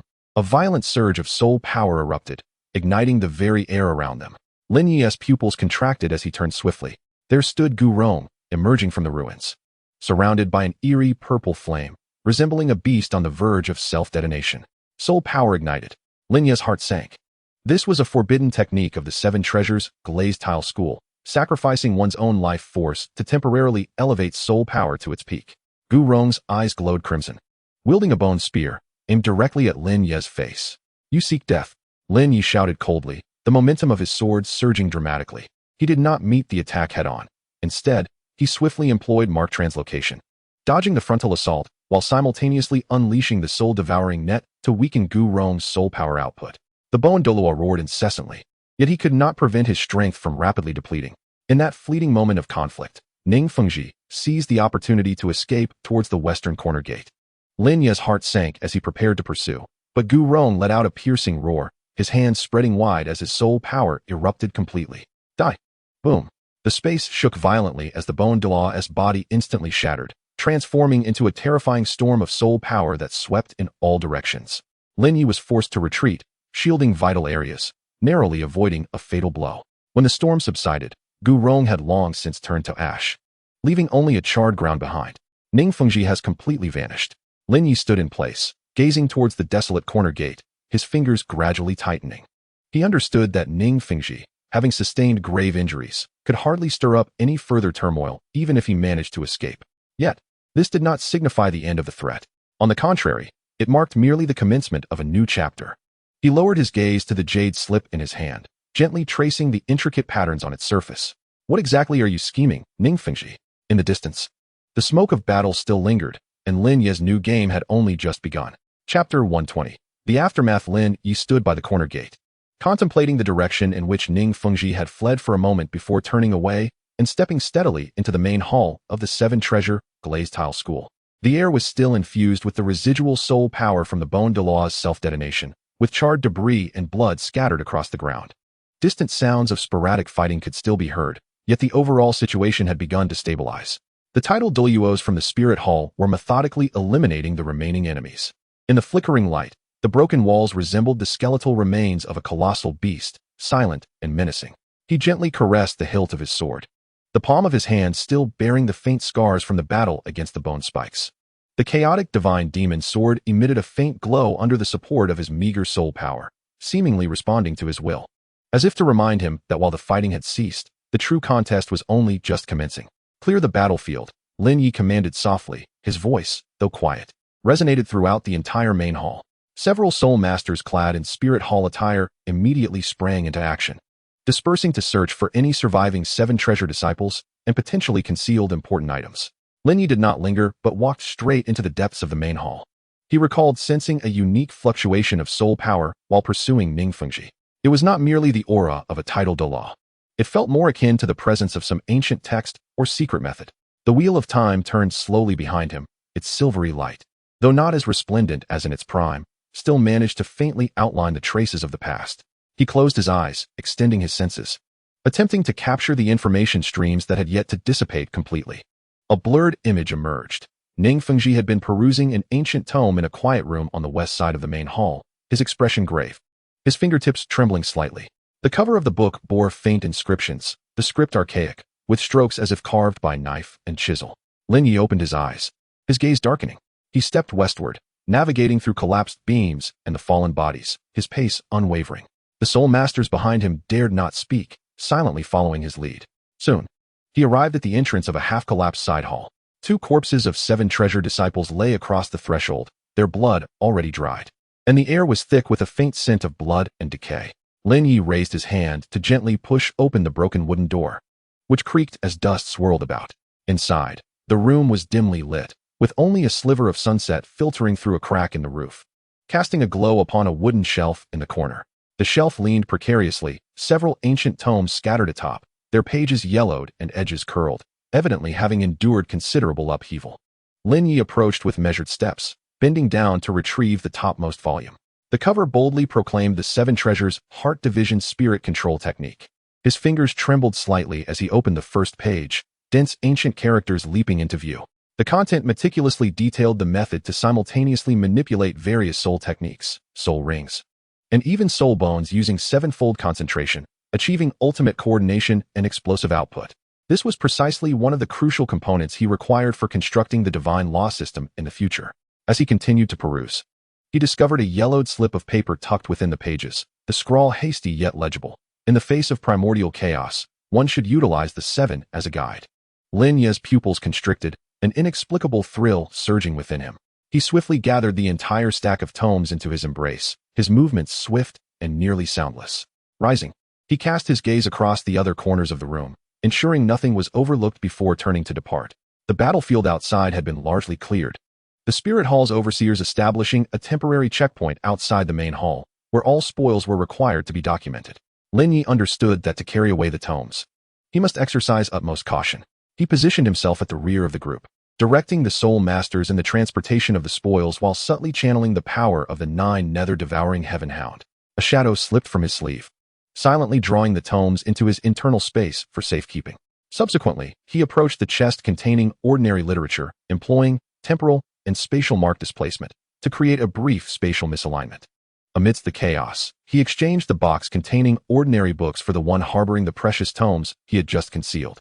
Having completed these maneuvers, he calmly approached the overseer, presenting a concise inventory. The internal clearing of the main hall had yielded no signs of significant figures escaping, with the spoils including several low-tier soul-guiding devices, 3 foundational techniques, and a handful of jade slips. His tone remained steady, devoid of any flaw. The overseer accepted the list, glancing over it before nodding in approval. Lin Ye inclined his head slightly, turning to leave, his footsteps still steady, as though all that had transpired moments ago was nothing but an illusion. It was only upon exiting the main hall's grand doors that he allowed himself a moment of relaxation. The dying rays of the setting sun cast a faint golden hue upon his shoulders. Behind him lay the ravaged ruins of the 7 treasures glazed sect, while ahead stretched a path leading into the unknown. He glanced down at the tomes nestled within his robes, quietly awaiting his interpretation and application. 7 as a guide, he murmured softly, a knowing smile gracing his lips. At that moment, he suddenly sensed a peculiar anomaly, not from the external environment, but from within. The essence of the Nine Nether devouring heaven hound seemed weaker than before, and the response of the chaos divine demon's sword had dulled considerably. He attempted to channel his soul force, only to find a subtle stagnation within his meridians, as if something was silently eroding his foundation. He furrowed his brow, halting his steps, discreetly pressing his hand against his chest to sense the changes within him. The sensation bore an uncanny resemblance to the decaying power he had perceived from the Bone Douluo. A jolt ran through his heart as a thought flashed across his mind. Was Ning Fengji's grievous escape truly serendipitous? Had he already been eroded by some unseen force? This notion, barely formed, was quickly suppressed. Now was not the time for such contemplations. He inhaled deeply, gathered his thoughts, and continued onward. Behind him, the final ray of sunlight vanished beyond the horizon, and night quietly descended. Chapter 121. The position of the Saint Sun the moment Lin Ye stepped into the Pope's hall. His stride remained unbroken. The last glimmer of the sunset streamed through the towering stained glass windows, casting an elongated shadow of him upon the floor. Although the hall's lights had yet to ignite, the faint presence of soul power circulated through the air. He traversed the marble-paved corridor at a measured pace, each step resonating with a steady and clear echo. Today marked the celebration of the Spirit Hall's triumph. The news of the 7 treasure glazed tile school's demise had already spread across the continent, prompting various affiliated sects to send envoys to offer their congratulations. Additionally, countless low-ranking soul masters flocked to the sacred realm, eager to witness this momentous victory of the Spirit Hall. Outside the hall, Banners fluttered and war drums reverberated. Lin Ye paused briefly before the entrance, his gaze sweeping over the familiar white jade steps, his heart unruffled. He understood that after today, he would no longer be merely the strategist aiding Bibi Dong in her conquests, but would officially become a member of the core ruling echelon of the Spirit Hall as the Saint Sun. This position signified both glory and constraint. Taking a deep breath, he ascended the steps. Behind him, a servant quietly announced, "The Saint Sun has arrived." The clamor within the hall abruptly ceased, and all eyes turned towards the entrance. Lin Ye entered with measured steps, his robes billowing slightly, carrying an almost imperceptible chill. At the center of the grand hall, Bibi Dong sat regally upon her high seat, draped in a black robe adorned with golden patterns. Her expression stern, yet her lips curled in a faint, elusive smile. She watched Lin Ye approach, her gaze lingering on his face as if scrutinizing or confirming something.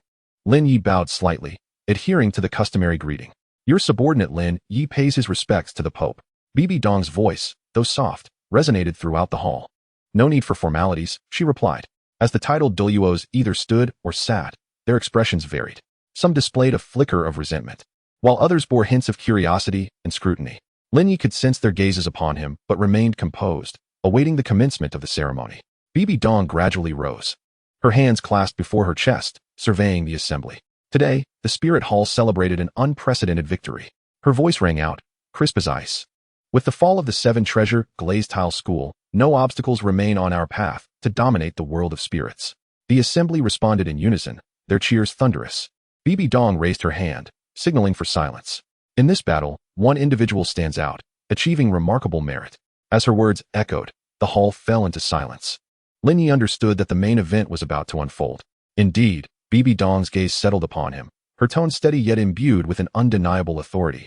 "Lin Ye, from this day forth, you are promoted to the Son of the Spirit Hall, entrusted with the sacred power and assisting in the administration of the teachings." Before her proclamation concluded, the sound of bells resonated from both sides of the grand hall. A silver-robed officiant approached, reverently presenting a golden seal before Lin Ye. Stepping forward, he accepted the seal, feeling its weight in his hands. It was a token of power, yet also the precursor to shackles. Without hesitation, he bowed once more. "Your subordinate obeys." Bibi Dong nodded, and then raised her right hand, delicately pointing into the air. A golden streak of light emerged from her fingertips, descending upon Lin Ye's forehead, transforming into a concealed divine mark. In that instant, Lin Ye sensed a stagnation in his soul power, as if an invisible contract was being forcibly inscribed upon him. His brow furrowed imperceptibly. Bibi Dong's voice reached his ears, low and clear. "It seems you bear an unhealed injury within." Lin Ye's heart jolted. Yet he maintained an exterior of calm, responding with measured grace. "Thank you for your concern, Your Holiness. I am no longer in grave danger." Bibi Dong regarded him briefly, refraining from further inquiry, instead turning to address the assembly. "Today we celebrate. Let all drink freely." The banquet commenced, with merriment and revelry filling the air. Lin Ye was positioned at the leftmost seat, directly facing the head of the table, a position of great esteem. However, he remained ever vigilant. As cups clinked and laughter resonated, he could sense numerous gazes upon him, laden with scrutiny, probing, and even hostility. He raised his glass nonchalantly, taking a delicate sip, the taste revealing a subtle bitterness. This was no ordinary wine. He placed the cup down with an impassive demeanor, his fingertips gliding along the table's edge, using the perception of the chaotic divine demon sword to discreetly gauge the fluctuations of soul power around him. Indeed, beneath the seemingly casual conversations, he detected several suppressed energies. These individuals clearly harbored doubts about him. A slight smile graced Lin Ye's lips, yet he remained silent. This was not his first encounter with such circumstances. More than the overt probes, he was keenly aware of the changes within himself. The presence of the Nine Nether devouring sky hound was waning, and even the feedback from the chaotic divine demon sword had grown sluggish. The sensation of being eroded had not faded with the conclusion of battle. Rather, it had intensified subtly. He discreetly activated the wheel of time and space, attempting to glimpse fragments of the future. However, this time, the images on the wheel were obscured, as if shrouded by some unseen force. Lin Ye's gaze sharpened. He was nearly certain this was no coincidence. Had Ning Fengji already managed to escape before? Just as he was about to delve deeper, he suddenly detected an unusual fluctuation emanating from outside the hall. Was that the power of the abyss? He abruptly lifted his gaze, his eyes piercing through the dome of the grand hall, faintly perceiving a slender black line tracing the distant horizon. It seemed as though something was silently descending. Yet, at this moment, Everyone remained immersed in the jubilation of celebration, oblivious to the impending presence. Lin Ye paused in silence before slowly retracting his gaze. He raised his wine cup and took a delicate sip. Chapter 122. The initial grasp of authority. As Lin Ye exited the papal hall, the night had deepened. A breeze swept up from the cliff below, carrying with it a hint of chill. He did not glance back at the brightly illuminated hall, but tightened his grip on the golden insignia in his hand. The weighty sensation in his palm symbolized power, yet it also marked the beginning of his shackles. The Son of Goddess residence was situated on the eastern hillside of the martial spirit city, backed by a cluster of temples, overlooking the entirety of the city. From a distance, the edifice emerged under the moonlight, its austere contours resembling a slumbering behemoth. Lin Ye stepped through the main entrance, where a servant bowed respectfully. Though his movements appeared somewhat forced, he did not pause his stride, his gaze sweeping over the attendants standing with bowed heads on either side. A subtle smile playing upon his lips as calculations brewed within him. Upon entering the inner chamber, an elderly eunuch approached to guide him, chattering about trivial protocols. Lin Ye listened attentively, discreetly releasing a faint perception of the wheel of time and space. The moment the eunuch spoke, he had already anticipated the next move. Indeed, as the old eunuch extended the roster, his fingers trembled slightly, as if attempting to brush against Lin Ye's sleeve. Maintaining an impassive demeanor, Lin Ye raised his hand, his fingertips gently gliding over the eunuch's wrist, a subtle ripple of spiritual energy silently coursing through his veins. The eunuch's complexion shifted dramatically. As he lowered his head and retreated unsteadily, he no longer dared to utter another word. The study was adorned in an antiquated style, its walls lined with towering bookshelves, while a black ebony table stood at the center, displaying several jade slips alongside an unopened confidential edict. Lin Ye approached the table, casually flipping open one of the jade slips, which detailed the annual financial transactions of the son's residence. He did not examine it closely but directed his attention to an inconspicuous copper box nestled in the corner. The box bore the unique sealing runes of the martial spirit hall, yet its edges shimmered oddly, as if marred and forcibly mended by some unknown force. He extended his hand to caress the lid, a chilling sensation prickling at his fingertips. The power of the abyss. Lin Ye furrowed his brow slightly before retracting his hand, shifting his gaze toward the door. Shortly thereafter, the sound of synchronized footsteps echoed outside. 5 men clad in silver armor entered in single file. The leader among them tall and composed, his eyes sharp as those of a hawk. "Your subordinates pay their respects to the sun," they chorused, their voices deep and resonant. Lin Ye nodded, his gaze settling on the leader. "What is your name?" "Your subordinate, Shadow 7. Shadow 7. Lin Ye strolled slowly to the window, his tone calm. "You were personally chosen by the Rakshasa deity as personal guards?" "Indeed." "Excellent." Lin Ye turned, his gaze as sharp as a blade. "I do not inquire about your origins or past. I only concern myself with results. If someone betrays me, I shall make their existence a torment. If someone performs a service, I shall not withhold my rewards." After a brief silence, Ing Chi knelt on one knee, proclaiming his unwavering loyalty. Lin Ye nodded in satisfaction and gestured for the others to withdraw. Once they had departed, he returned to the copper box, extracting a dark red key to insert into the lock. With a subtle click, the lid creaked open. Inside lay a roll of yellowed sheepskin, its corners frayed, emanating a musty, ancient odor. As Lin Ye unfurled it, he discerned several words inscribed in an archaic script. "The abyssal gate, blood unlocks the seal." His gaze sharpened as he continued to peruse, only to find subsequent content deliberately erased, leaving behind only deep scratch marks. It appeared that Ning Fengji had not fled unprepared. Lin Ye tucked the sheepskin away into his bosom, then closed his eyes, channeling the power of the chaos divine demon sword, attempting to sense the anomalies within his own being. Indeed, the aura of the Nine Nether devouring hound had weakened further, causing the circulation of his soul power to become sluggish. He could feel something insidiously eroding his soul core. With eyes now open, he gazed into the night outside, realizing he needed to find a solution swiftly. The following morning, Lin Ye formally assumed control of the affairs of the Holy Sun's residence. His first task was to review the resource allocation reports submitted by various sects under the Martial Soul Palace. Seated at his desk, he gently tapped the jade tablet, yet his gaze frequently drifted to the scribe standing nearby. The man, named Lu Ming, was nearing 50 and had served as a loyal minister to the Martial Soul Palace, assisting numerous dignitaries. At this moment, he stood to the side, appearing respectful, yet every report carried an undercurrent of testing. Lin Ye did not expose him, but silently activated the chaos divine demon sword, sensing the fluctuations of the soul power within the man. Indeed, when discussing the progress of mining in the northern region, Lu Ming's rhythm of soul power momentarily faltered. Lin Ye set down the jade tablet, and spoke calmly. Lord Lu, what is your assessment of the yield from this mine? Lu Ming hesitated before responding. Your Highness, the yield is acceptable, though transportation poses challenges. Oh, Lin Ye smiled lightly. In that case, I shall assign you to oversee this matter in the Northern Territory. Lu Ming's complexion shifted, and he attempted to argue. But Lin Ye interrupted him decisively. You may leave. Once he had exited, Lin Ye immediately summoned a young clerk, whispering a few instructions. The clerk complied and departed promptly. By the time he finished his administrative duties, it was already afternoon. Lin Ye rose to stretch his limbs and made his way to the library. There lay preserved the tomes left by generations of holy sons, some of which had never been made public. Pushing open the heavy wooden door, dust danced in the sunlight. He entered slowly, his eyes sweeping across the shelves, when suddenly, among a row of ancient texts, he discovered a scroll with a tattered cover. He reached for it and found 3 indistinct characters inscribed on the front, the abyssal record. Upon opening the first page, a passage emerges. The blood of the old gods can seal the gates of the abyss. Yet this technique requires the sacrifice of divine essence as a conduit. A heavy price to pay. Lin Ye's pupils constricted slightly. He closed the scroll, his mind made up.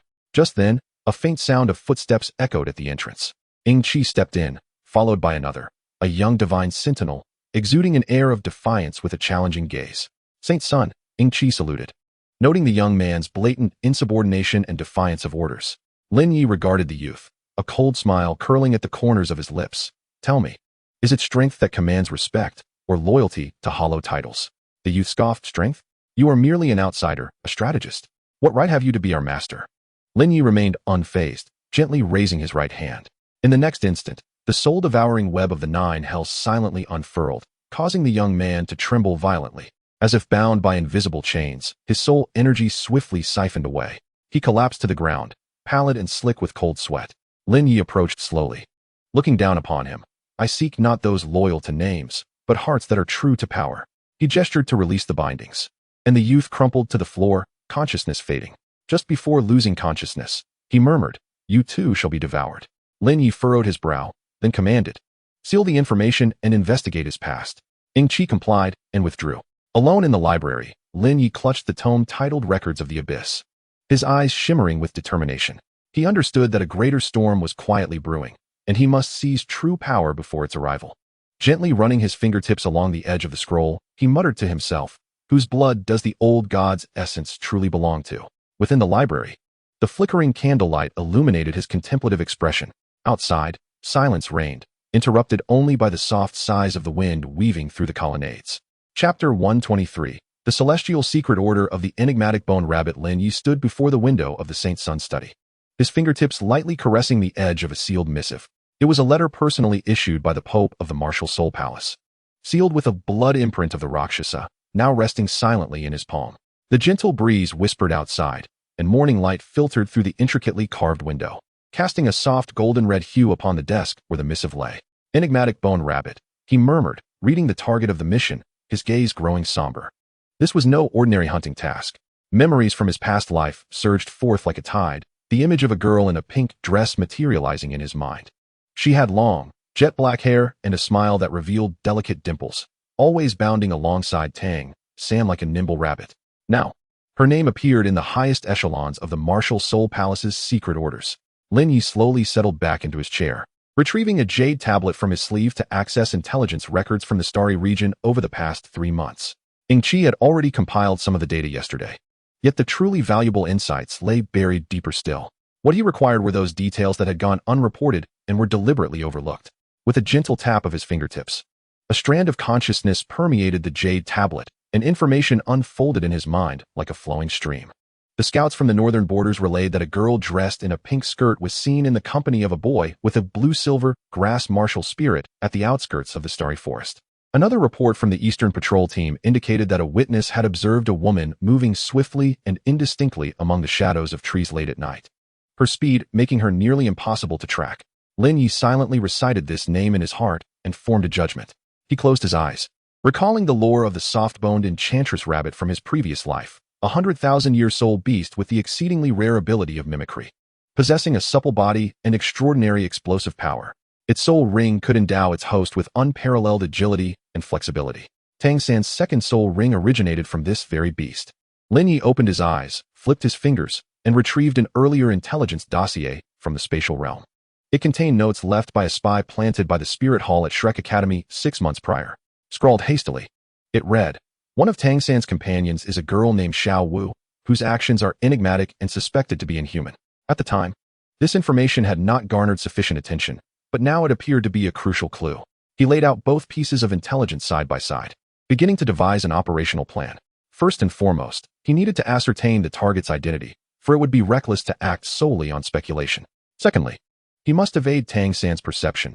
Otherwise, should the Haotian sect be alerted, the situation would swiftly spiral out of control. Finally, executing the capture or elimination without revealing his own strength constituted the most challenging aspect of the entire plan. Lin Ye rose and approached the bookshelf, extracting a volume titled Geographical Atlas of the Starry Land, quickly flipping to the detailed annotations of the forest region. His finger halted at a convergence of dense woods, a known hotspot for soul beast activity and one of the key routes leading to the inner areas. If she were indeed the soft-boned enchantress rabbit, she would undoubtedly choose a location near a water source, a place conducive to concealment. He murmured to himself, and Tang San would not allow her to venture alone. In the ensuing hours, Lin Ye continued to sift through intelligence while arranging a list of accompanying personnel. He would not bring too many, particularly those renowned for their prowess. This undertaking required discretion, avoiding any alarm that might disturb the prey. Ying Qi was the first candidate that came to mind. This personal guard was not only formidable in strength, but, more importantly, demonstrated absolute adherence to orders. Additionally, he selected several elite shadow guards skilled in tracking and stealth, each having undergone rigorous training. Once the final piece of intelligence was archived, Lin Ye stood and gazed out the window. The sunlight slanted gently onto the stone steps of the courtyard, casting dappled shadows. The distant sound of attendants sweeping fallen leaves echoed softly, and all appeared tranquil and undisturbed. Yet he knew that a storm was imminent. He slowly clenched his fist, the chaotic divine sword within him faintly trembling, as if responding to the impending upheaval. It was time to depart. Lin Ye donned his outer robe, tucking the secret order close to his chest, and turned to stride towards the door. The sound of his footsteps echoed in the corridor, each step resonating with a calm and resolute rhythm.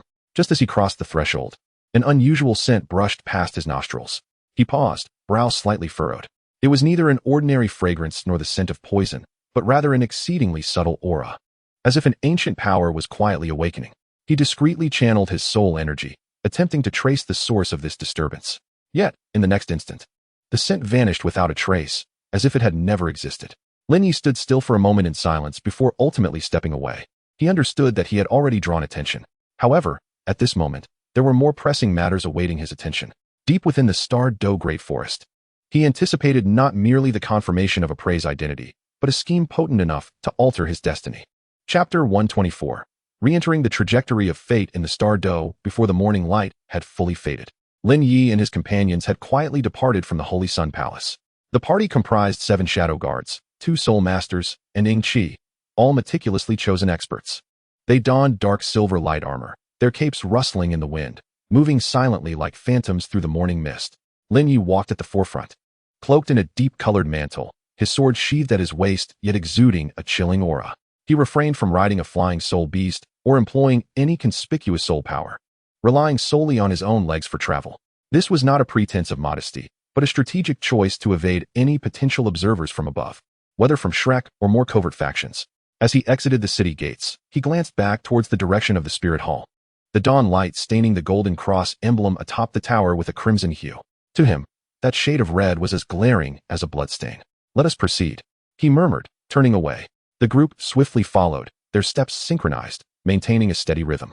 Along the way, Ying Qi stealthily approached and whispered, "Last night, we eliminated 3 lurking spies, one of whom remains unidentified." Lin Ye did not falter in his stride, replying, "Continue the investigation, but do not alarm the others." Understood. His heart remained unperturbed. Such occurrences were commonplace at the center of power. However, the present moment marked a critical juncture in their expedition to the Star Doe. Any slight disturbance could sway the entire situation. He gently gripped the hilt of his sword, feeling the cool metal against his palm. The chaotic divine sword lay dormant within him, while the aura of the Nine Nether Sky-Eating Hound had retracted to its utmost limit. The wheel of time continued to turn, perceiving the shifts in the flow of energy around him. As they entered the outskirts of the Star Doe Great Forest, the sky had turned overcast. The air was thick with a damp and decaying scent, mingled with an indescribable restlessness. The birdsong has ceased, and the chirping of insects is absent. as if the entire forest holds its breath in anticipation. Disperse and remain vigilant, Lin Ye commanded softly.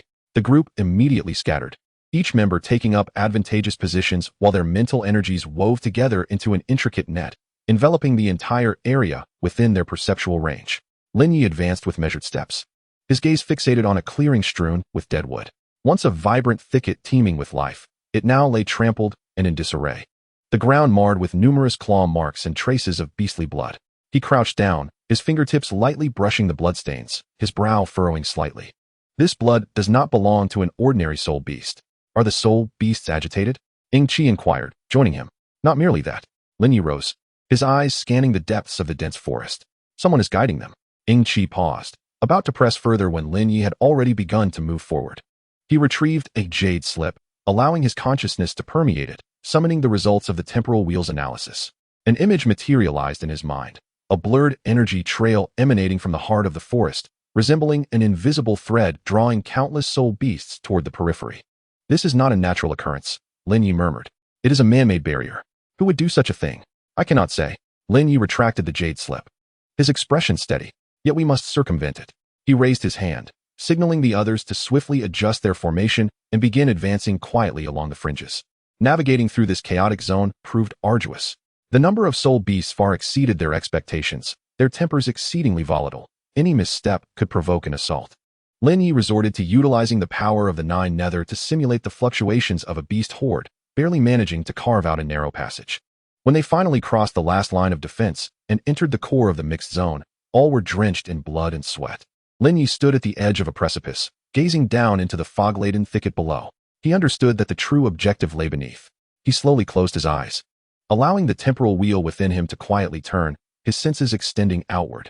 However, in the next moment, his brow furrowed sharply. A peculiar tremor emanated from deep within the forest, as if some ancient power was awakening, disrupting the precision of the temporal wheel's detection. Something is amiss. Qi sensed the anomaly. Lin Ye did not respond but swiftly commanded, "Everyone, sever your soul energy and conceal yourselves." The group complied immediately, even their breathing growing subdued. Lin Ye settled into a cross-legged position, hands forming seals as the silver gleam of the mutated skull within him began to glow softly, aiding in stabilizing the operation of the temporal wheel. After a brief moment, his consciousness finally pierced through the layer of interference, capturing a fragment of crucial information. A wave of energy that did not belong to the current flow of time flickered before him. It was a glimpse of the future, a young girl ensnared by chains, suspended in midair, a blurred angelic emblem manifesting above her head. Her gaze was calm, yet imbued with profound sorrow. Lin Ye's heart skipped a beat. He recognized that gaze. It belonged to Qian Renxue. Yet, he had no time for contemplation, as that fleeting image dissipated swiftly, as though it had never existed. He opened his eyes, his expression grave. This was not an ordinary precognitive illusion. It was a genuine projection of fate's trajectory. He glanced down at his palm, fingers clenched into a fist. Destiny had begun to shift, and he found himself at the vortex of it all. Lin Ye, Qi murmured, "What shall we do next?" Lin Ye remained silent for a moment before slowly articulating, "Establish a frontline command point and prepare to set a net." He turned to survey the group, his voice calm, yet imbued with an undeniable authority. The target had been locked in. Now, it was a matter of who would strike first. With that, he pivoted and ventured deeper into the thicket. Qi followed closely behind, while the others silently formed a line behind them. Unbeknownst to them, a familiar aura subtly emerged in the chaotic area they had just traversed, a faint hint of snow hidden within the wind, unnoticed. Chapter 125. An unexpected encounter with Shrek. Not far ahead, an open area came into view, flickering lights suggesting the presence of others. "People," Qi whispered. Lin Ye raised a hand to halt the advance of the team, his expression darkening. He sensed several fluctuations of youthful soul power, varying in intensity yet exhibiting a harmonious synergy, clearly indicative of a well-practiced squad. "Shrek," he uttered softly. Qi's eyes sharpened. Lin Ye, however, displayed no surprise. Instead, a slight smile graced his lips. This was an opportunity. He swiftly devised a plan. "Qi, take 2 individuals to flank the east side and cut off their retreat. The rest shall remain hidden, ready to assist." "Understood." With the command issued, the team dispersed like shadows merging into the depths of the forest. Lin Ye adjusted his robe and strode confidently out of the tree shadows, colliding directly with a group of approaching youths. He maintained his composure, allowing his gaze to drift over them until it landed on a petite girl clad in a pink skirt. Leading the group was a blue-haired youth with a sharp gaze, fixated intently on him. Lin Ye recognized him, Tang San. Without altering his demeanor, he continued forward, his attention shifting to an elder nearby, who was grilling meat. Principal Flandra? It is a pleasure to encounter you all today. I hope you will pardon my intrusion. The elder looked up, scrutinizing him with suspicion. Are you from the Spirit Hall? Saint Lin Ye, he replied, clasping his hands in greeting, his tone gentle. It is indeed a pleasure to meet you all today. I hope you will excuse the encounter. The atmosphere grew tense in an instant. The Shrek members instinctively closed ranks, their vigilance directed towards him.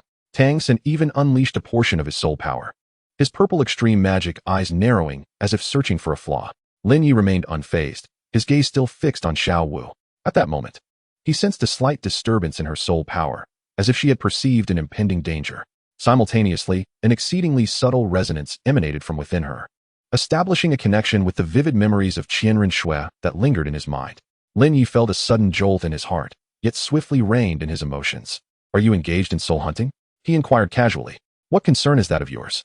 Dai Mubai retorted with a cold snort. I am merely curious. Lin Ye replied with a smile. After all, this area had recently been tumultuous, with frequent beast uprisings. It would be prudent to tread lightly unless absolutely necessary. Oh. Flander narrowed his eyes. What do you know? Not much. Lin Ye replied nonchalantly. Just a reminder to avoid touching what should not be disturbed. With that, he turned to leave. However, Tang San suddenly stepped forward, blocking his path. What are you truly here for? He asked, his tone frigid. Lin Ye regarded him, his gaze as tranquil as still water. What do you think? The two locked eyes, and it seemed as though sparks ignited in the air. Tang San's eyes narrowed, sensing an inexplicable familiarity with this stranger, akin to having encountered him in a dream. He clenched his fists, his purple extreme demon eye firmly fixed on Lin Ye. Yet, Lin Ye said nothing further, merely offering a gentle smile as he sidestepped. That smile inexplicably stirred a sense of unease within Tang San. After Lin Ye departed, Xiao Wu quietly grasped Tang San's arm, whispering, What is troubling you? Tang San shook his head. It's nothing. Yet unbeknownst to him, moments ago, Lin Ye had subtly tapped into her soul core with his spiritual energy, confirming her identity. The target had been locked in. Upon returning to the depths of the dense forest, Ying Qi awaited him. Recording complete. Ying Qi presented a jade slip, detailing her breath patterns, habitual movements, and hiding spots. Lin Ye accepted the slip, allowing his consciousness to penetrate it, and, upon confirmation, tucked it away. Tonight, we shall camp here, he declared, intending to commence the true operation once they let their guard down. Ying Qi nodded, swiftly relaying the orders. Lin Ye stood beneath an ancient tree, gazing into the distant horizon, his expression profound. He understood that this game of hunting rabbits had only just begun, and he would be the one to ensnare them in the end. Lin Ye slowly unsheathed the sword at his waist, his fingertips caressing the blade. The blood had yet to stain it, but that would not last long. Chapter 126. The edge of conflict. Lin Ye stood at the forest's edge, his robes dampened by dew, yet he appeared unfazed. He gazed steadily at the flickering flames in the distance, the scene from the previous night still vivid in his memory. The moment his spiritual energy brushed against Xiao Wu's soul core, a subtle ripple arose, akin to pebbles disturbing the surface of a lake. Target confirmed, he murmured softly, his voice barely a whisper to the wind. Behind him, Ying Qi remained silent, steadfast in the shadows, like a blade yet to be drawn. Lin Ye turned. His footsteps measured as he walked deeper into the camp. Morning light filtered through the treetops, casting dappled shadows upon his shoulders. Yet it failed to dispel the innate chill that enveloped him. Within the camp, the elders Zhu Douluo and Gue Douluo had been waiting for quite some time. Though they remained silent, the subtle, yet palpable, aura of their rank was sufficient to render the surrounding air stagnant. Today, she was to make her appearance. Lin Ye's tone was indifferent, yet his eyes concealed an undeniable sharpness. Zhu Douluo smiled slightly, a glimmer of excitement in his gaze. Was the Holy Sun prepared to take direct action? It suffices to intimidate, Lin Ye remarked, asserting that if they could compel her to reveal herself willingly, it might spare them a grueling battle. Gue Douluo quietly interjected. Shrek, I fear, will not relinquish their hold easily. Then let them witness what true power suppression entails, Lin Ye concluded, and without further ado, he stepped forth. In the morning light, his silhouette elongated, his strides firm and resolute, each step seeming to tread upon the very nodes of fate. As Lin Ye re-entered the open expanse, the Shrek members had yet to fully organize their camp. Tang San stood beside Xiao Wu, seemingly imparting quiet instructions. Upon hearing approaching footsteps, he abruptly lifted his gaze. Their eyes locking, Lin Ye's expression remained unchanged, yet a hint of a smile graced his lips. Once more, they met, he stated. Tang San offered no reply. His right hand had stealthily tightened, blue-silver grass coiling around his wrist, ever ready for a response. Flinder and the others also rose, their expressions wary. The previous night's conversation was far from concluded. Lin Ye approached slowly, his gaze sweeping across the faces of the assembly, ultimately resting upon Xiao Wu. She stood behind Tang San, her complexion slightly pale, yet she endeavored to maintain her composure.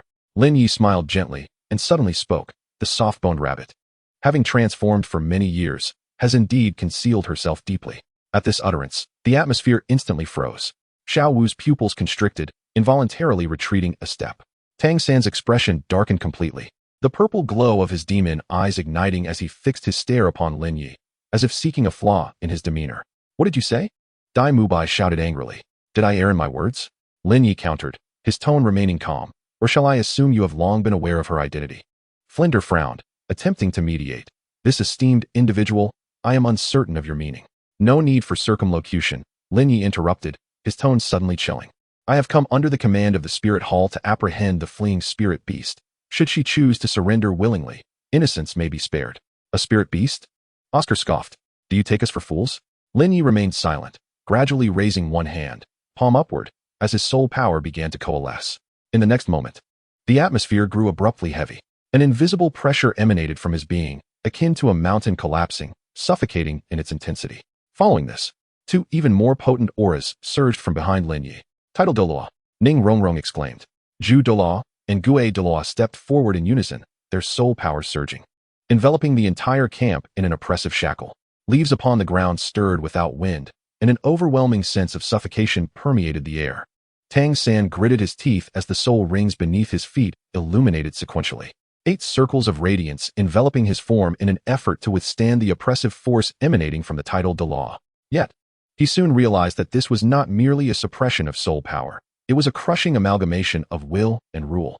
A manifestation of a power belonging to a higher echelon. Who are you? He murmured, his voice laced with suppressed fury. Lin Ye regarded him with a gaze that spoke volumes. You will find out in due time. As his words fell, he suddenly took a step forward. An explosive surge of soul power erupting from within him, a piercing sword intent soaring towards the heavens. This was no ordinary sword aura. It was the chaotic divine sword intent imbued with primal forces. In that instant, the entire forest seemed to tremble. The members of Shrek retreated in unison, and even Tang San instinctively shielded Xiao Wu. Hand her over. Lin Ye uttered 2 words, his tone frigid and unyielding. Dream on. Tang San bellowed, unleashing his soul skills. The blue-silver emperor vines sweeping outward in an attempt to seal off the space. However, just as the vines were about to make contact with Lin Ye, an invisible barrier intercepted them. It was the power of the wheel of time. Lin Ye had not truly struck. He merely manipulated the flow of time, rendering his opponent's movements sluggish beyond measure. Your talent is commendable, he remarked nonchalantly, but regrettably, you are not yet worthy to confront me directly. Veins bulged on Tang San's forehead as he clenched his fists tightly, his knuckles turning pale. What do you intend to do? What I desire for her requires no explanation to you. Lin Ye shifted his gaze toward Xiao Wu. I offer you one final opportunity. Surrender willingly, or we shall engage in combat. Xiao Wu's lips trembled, her eyes filled with terror. She finally comprehended that the man before her was not merely posturing. He possessed the genuine ability to take her away. Don't agree. Tang San immediately positioned himself in front of her, his tone resolute. We will not allow you to take her. Lin Ye looked at him, suddenly breaking into a meaningful smile. Excellent. He nodded slowly. Then do not blame me for lacking compassion. No sooner had he spoken than the Zhu Douluo and Gue Douluo moved forward almost simultaneously, their soul power surging forth like a tidal wave, sealing off the entire area. The Shrek members found themselves cornered, overwhelmed by an unprecedented sense of oppression. Standing at the center, Lin Ye exuded an air of indifference, his sword remaining sheathed yet instilling dread in his adversaries. In this moment, he was no longer the cultured Holy Son. He had transformed into the true embodiment of the Holy Son of the Spirit Hall, wielding the authority over life and death. Choose, he spoke once more, his voice deep and deliberate, now or later. Xiao Wu clutched Tang San's sleeve tightly, her entire being trembling.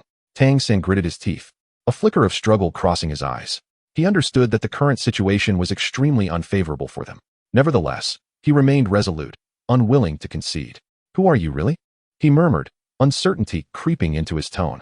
Lin Ye offered no reply, silently observing them, awaiting their final decision. The wind swept through, stirring his garments and scattering the fallen leaves upon the ground. In an ephemeral moment, a single leaf was shattered by an invisible force, disintegrating into fine dust. Though the battle had yet to commence, the tides of victory and defeat subtly tilted within the hearts of the onlookers. Chapter 127. Hao Yin. The hammer shakes the stars. The glimmers of dawn fractured at Lin Ye's feet, as if the very air had been cleaved by an unseen pressure. He remained rooted in place, yet behind him, the members of Shrek had retreated in unison. Tang San stood protectively before Xiao Wu, his purple extreme magic eyes deep as an abyss, locking onto Lin Ye with unwavering intensity. "Who are you truly?" he murmured, his voice laced with long-suppressed anger and confusion. Lin Ye offered no reply, merely narrowing his gaze and curling his lips into a cryptic smile. In that instant, the world around them seemed to grow heavy. The wind ceased. The leaves halted their descent. Even the distant chirping of birds in the forest fell abruptly silent. An indescribable sense of suffocation enveloped the atmosphere, as if the entire world held its breath in that fleeting moment. Lin Ye's expression tightened. Danger was imminent. His senses were exquisitely sharp, and almost as soon as the ominous aura emerged, his three martial souls instinctively trembled within him. The chaotic divine demon sword buzzed incessantly. The Nine Nether devouring hound let out a low growl, and the wheel of time spun violently, as if attuned to a presence of unimaginable terror. In the next moment, a figure descended from the heavens, not soaring, but rather tearing through the fabric of space itself. Waves of visible ripples exploded in the air, dust billowed, and the ground fractured, as if an invisible pressure had ground the entire forest into the earth. A shadow landed 10 paces away, its footing unsteady yet stirring a tempest of dust. It was a middle-aged man, disheveled and clad in tattered garments, yet his eyes shone like two unsheathed hammers, radiating a chilling, murderous intent. "Release her." His low roar resonated like thunder, shaking the very core of those who heard it. Lin Ye's pupils constricted, instantly recognizing the identity of this man, Tang Hao. The title Douluo, inheritor of the Haotian hammer and master of the god of death domain, a true pinnacle powerhouse. At this moment, he fixed his gaze fiercely upon Lin Ye. His eyes ablaze with unquenchable fury. Lin Ye maintained his composure, slowly retreating a step while straightening his back, his aura rising rather than diminishing. He sensed that the other's aura was exceedingly unstable, seemingly engulfed in a tempest of rage. This was a lethal strike born of wrath, and its approach was relentless. "Hao Yin!" Tang Hao bellowed, lifting his hands abruptly. Boom! A golden light surged skyward, manifesting a colossal hammer shadow in the void, resembling a mountain suspended in the air.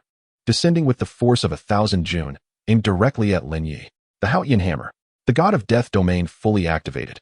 A violent aura of slaughter engulfed the surroundings, as if intent on reducing the forest to mere powder. Lin Ye's gaze suddenly turned icy, and his soul power surged wildly within him. 3 beams of light erupted around him. The chaos divine demon sword materialized above his left palm, its sword aura swirling and its edge gleaming. The Nine Nether sky devouring hound perched upon his right shoulder, its fangs menacing, ready to consume all, and above his head, a silver-white wheel slowly ascended, embodying the forces of time and destiny, the wheel of time and space. As the 3 martial souls simultaneously unleashed their might, Lin Ye's body became enveloped in a peculiar, yet formidable barrier formed by the disparate energies. Just as the ethereal shadow of the Haotian hammer was about to descend, Lin Ye suddenly lifted his head, a silver-white light flickering in his eyes. The hourglass of time quietly activated, compressing the flow of time to its utmost limit within a minuscule range. He could perceive the speed, power, and trajectory of that strike with unparalleled clarity. This was a critical moment, a choice between life and death. He had to decide, would he withstand it, or would he evade it? A system prompt gently resonated in his mind. Detected level threat. Haotian Douluo Tang Hao, would you like to activate the divine choice system for strategic simulation? Lin Ye's thoughts raced as his fingertips lightly pressed against the hilt of his sword. In this moment of dire urgency, his body suddenly tensed. The powers of the 3 martial souls converging into a singular point, forming a spiral vortex of energy. The shadow of the Haotian hammer finally descended. Boom! The entire earth trembled violently, dust swirling, trees splintering, and countless soul beasts fleeing in terror. The members of Shrek were thrown to the ground by the shockwave. Tang San, blood spilling from his mouth and nose, gritted his teeth to barely remain standing. Yet, at the epicenter of that cataclysmic impact, Lin Ye's figure remained steadfast. Though his feet were deeply embedded in the soil, his knees completely submerged. He crossed his arms before his chest, the 3 energies intertwining to form a shield, enduring the strike with unwavering resolve. But he knew this was merely the beginning. Tang Hao would not relent, and he, too, would never back down. How intriguing. Lin Ye murmured softly, a cold smile curling at the corners of his lips. He slowly raised his head to meet Tang Hao's gaze, his eyes devoid of fear. instead brimming with fierce combat spirit. "You wish to strike?" he said softly. "Then do not hold back." No sooner had he spoken than the ethereal shadow of the Haotian hammer coalesced once more in the sky. Tang Hao's form transformed into a fleeting shadow, traversing the air, his intent to kill locking onto Lin Ye's every movement before his fist even arrived. In that instant, Lin Ye fully retracted all reservations. The powers of the three martial souls erupted in full force. Boom. Chapter 128, Confronting the Haotian. Unity of Three Souls, Part 1. Lin Ye's consciousness delved deep within him. Three forces surged through his meridians: the sharpness of the chaos divine demon sword, the devouring nature of the Nine Nether sky-devouring hound, and the flow of the wheel of time and space, colliding and merging, yet struggling to fully unify. He gritted his teeth, forcibly guiding the three powers to converge in his arms, forming a spiral energy barrier. As the ethereal shadow of the Haotian hammer had yet to dissipate completely, Tang Hao's figure had already soared through the air, his fist approaching with a murderous intent that locked onto every movement of Lin Ye. Lin Ye's gaze sharpened, the wheel of time revolving slowly above his head, his perception stretching to its utmost limits. He could discern every subtle shift in Tang Hao's muscles, predicting the trajectory of the hammer's shadow. His arms wove in an unusual pattern, the chaotic sword energy and the devouring demon power intertwining like a sinuous serpent, deftly dispersing the hammer's impact across his limbs and body. The collision of these two forces produced a cataclysmic roar, akin to mountains crumbling and earth shattering. The ground erupted once more, Lin Ye's knees nearly sinking into the earth, his back arched like a taut bow, as his internal organs churned violently. He bit down on his tongue, the sharp pain anchoring his consciousness, forcing him to restrain the three energies within, preventing them from erupting uncontrollably. Merging the three souls, he murmured softly, his voice nearly swallowed by the winds. The brilliance of the chaotic divine demon sword, the resilience of the Nine Nether devouring hound, and the mastery of the wheel of time. Under his willful guidance, these three forces began to merge slowly. A silver glow enveloped his arms, an intangible armor gradually taking shape. Even as cracks appeared on his forearms from repeated impacts, this force continued to sustain him. A flicker of surprise crossed Tang Hao's eyes, yet he hesitated not. As the Haotian hammer descended once more, this strike was heavier and more ruthless than before, as if intending to utterly crush Lin Ye. Taking a deep breath, the three energies within Lin Ye finally achieved their preliminary fusion, an unprecedented power erupting within him. He suddenly lifted his head, silver light flickering in his eyes. The rotation of the wheel of time accelerating dramatically. He moved. As his arms crossed, the three energies condensed into a spiraling blade of light, surging towards the shadow of the Haotian hammer. When the hammer's shadow met the light blade, a deafening explosion reverberated. In that instant of collision, the entire forest seemed to be torn asunder, waves of force rippling through the air, trees collapsing in swathes. The Shrek members were thrown to the ground by the residual shockwave, Tang San gritting his teeth, blood trickling from the corner of his mouth, his eyes wide with astonishment. Lin Ye's figure slightly retreated from the impact, yet he remained unbroken. His arms still shimmered with silver light. The intangible armor, though cracked, had not shattered. Quite interesting, Tang Hao remarked coldly, his gaze no longer dismissive.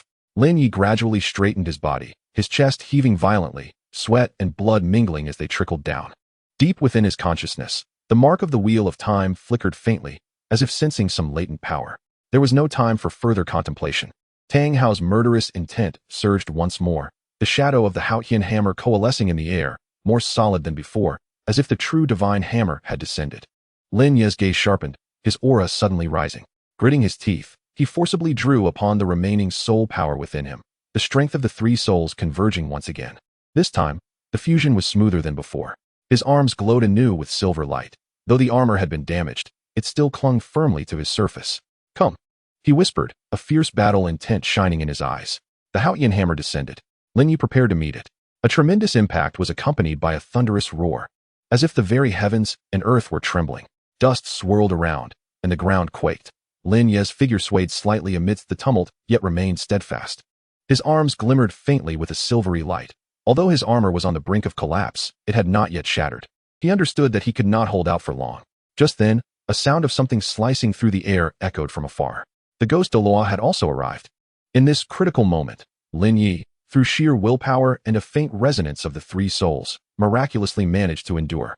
The shadow of the hammer fell repeatedly, each strike more destructive than the last, deepening the cracks in Lin Ye's arm guards and destabilizing the energies within him. Gritting his teeth, he crossed his arms to counter each blow, Every explosion deepened the fissures in his armor, blood trickling from the corners of his mouth, yet he stubbornly held on, awaiting reinforcements. As the phantom of the Haotian hammer descended once more, Lin Ye's gaze sharpened, and he abruptly raised his arms. The sword was about to be drawn. Chapter 129, Confronting the Haotian. The Unity of Three Souls, Part 2. Tang Hao's murderous intent surged violently, as the phantom of the Haotian hammer descended with a power more terrifying than before. It felt as though the entirety of existence was being crushed under the weight of this strike. Lin Ye's arms were on the verge of breaking, the silver light dimming, and cracks spread across his arm guards, threatening to shatter into dust at any moment. His body trembled in the wind, his insides roiling like boiling water, and the metallic taste of blood surged in his throat. Yet he did not retreat. With a sudden bite to his tongue, he jolted his consciousness awake through the intense pain.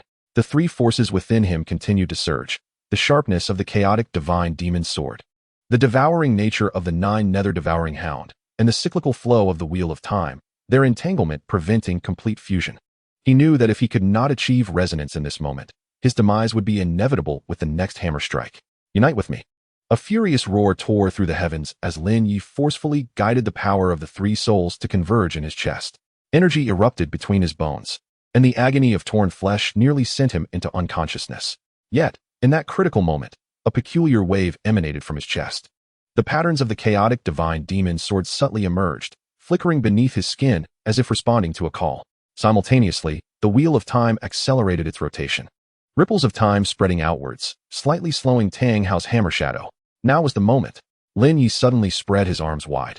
The three forces finally achieved a brief fusion, forming a spiral energy barrier that surged toward the phantom of the Haotian hammer. Boom! In the instant of their collision, air shattered, the ground cracked, dust billowed, and trees were violently severed by the shockwave. Lin Ye's feet sank deep into the earth, his back arched like a taut bow, and his bones creaked in a mournful symphony. The arm guards shattered completely, fragments scattering, revealing bloodied and mangled arms beneath.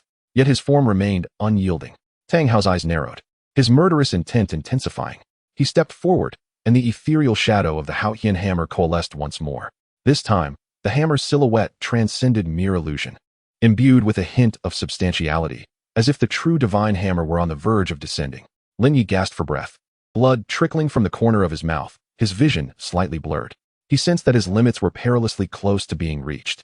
At that moment, a powerful surge of soul energy rippled from afar.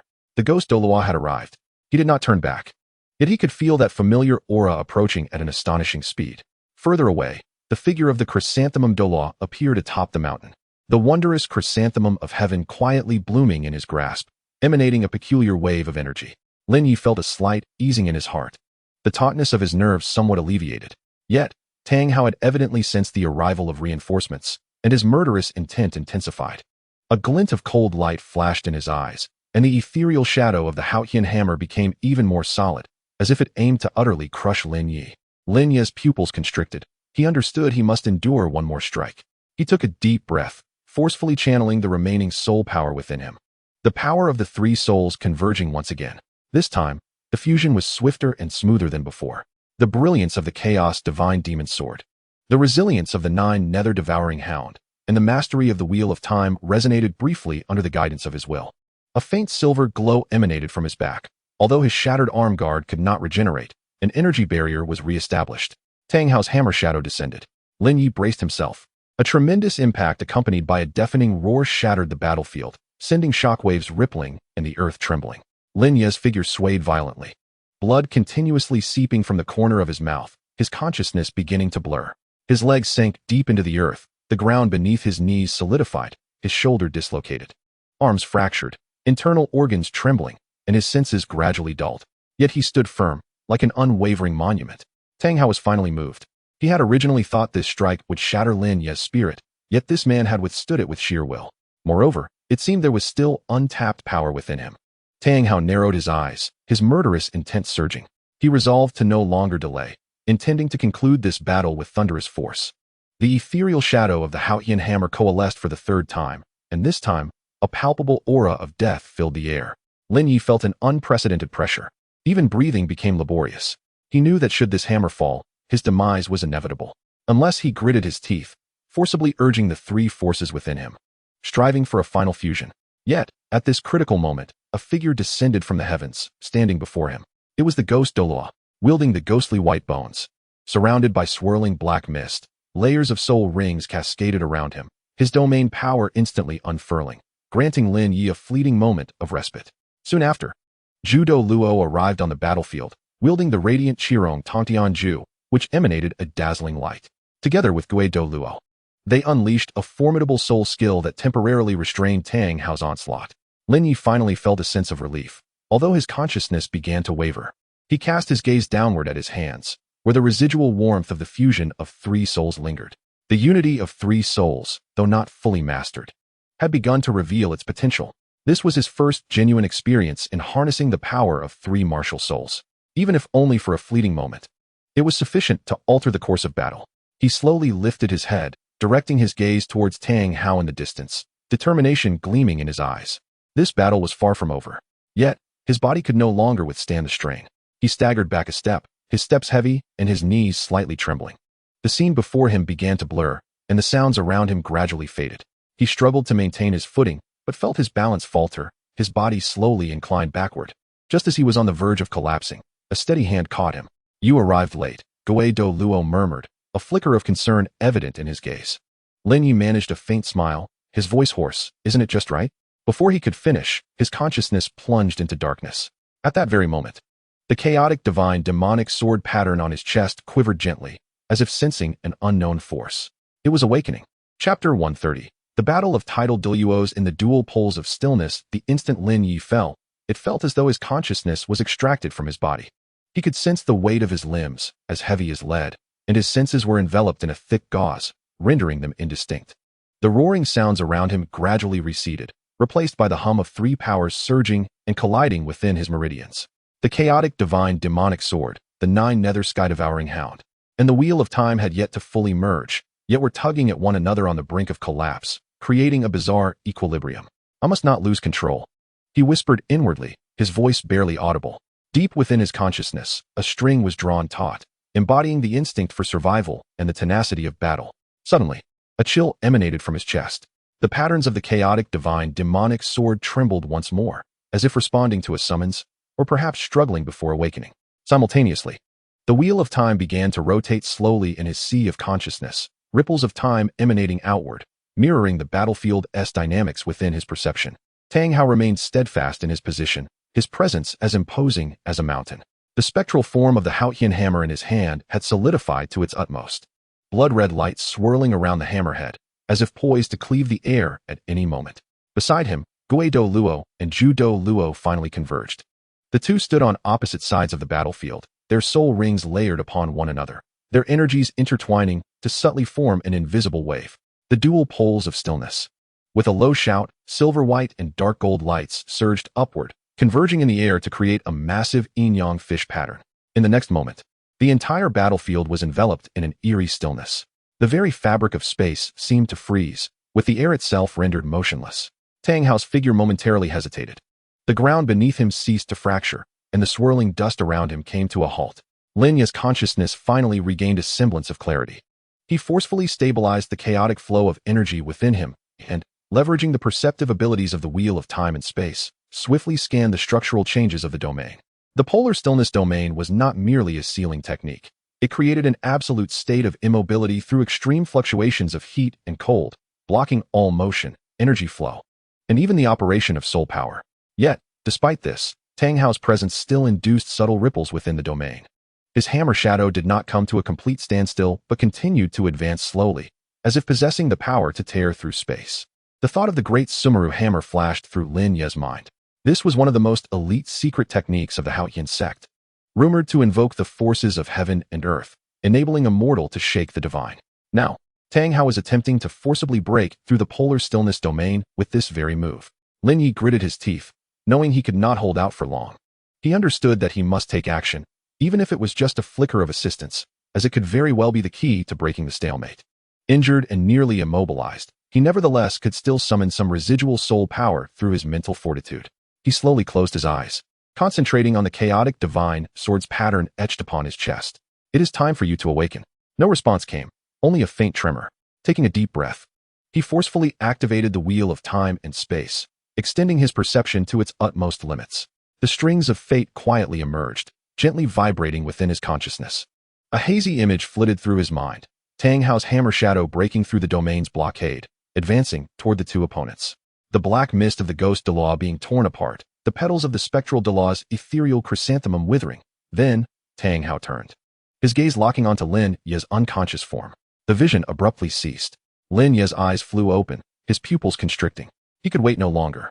Even if his body had not yet recovered, he had to intervene in the battle. At that very moment, however, a system prompt suddenly echoed in his mind. Detected key decision point. Rival suppression in the title battle. Option: forcefully activate the Trinity of Souls. Briefly unleashing peak battle prowess. Critical hit probability 50. Option: guide the wheel of time and space to reverse local time. Seeking an opportunity for adjustment. Critical hit probability 30. Option: abandon intervention, allowing the spectral Douluo to dictate the battlefield's rhythm. Critical hit probability 10. The luminous screen flickered, presenting options deep within his consciousness. He hesitated not for a moment. Select. No sooner had he spoken than the three forces within him surged violently. The edge of the chaotic divine sword, the devouring power of the Nine Nether sky-devouring hound, and the flow of the wheel of time and space began to intertwine for the first time in true harmony. A searing pain struck, as if thousands of blades were piercing through his very marrow. Lin Ye gritted his teeth, enduring the tearing impact with sheer willpower. He could feel his bones groaning, muscles trembling, and even beads of blood seeping from the surface of his skin. Yet, concurrently, an unprecedented power was coalescing within him, a nascent form of the union of his three souls. Though this fusion was fleeting, it was potent enough to alter the course of battle. He rose slowly, his steps somewhat unsteady, yet his gaze remained resolutely determined. "Stop him," he whispered, his voice hoarse yet imbued with undeniable conviction. The ghost Douluo glanced back at him, a flicker of astonishment crossing his eyes. "Are you insane? You can barely hold on, but I can still move." Lin Ye raised his hand, conjuring a sphere of chaotic flame in his palm, the product of the preliminary fusion of the three souls' power. He spoke no further, instead advancing directly. With each step he took, the ground erupted in a web of fine cracks. Tang Hao seemed to sense his anomaly, his brow furrowing as the shadow of his hammer accelerated dramatically. The polar stillness domain trembled violently, the yin-yang fish pattern beginning to twist and distort. Time was running out. A heaviness settled in Lin Ye's heart. He abruptly spread his arms wide, the power of the three souls detonating within him, transforming into a spiraling tempest of chaos that surged forth. Where the storm passed, time seemed to stagnate, and space rippled with subtle folds.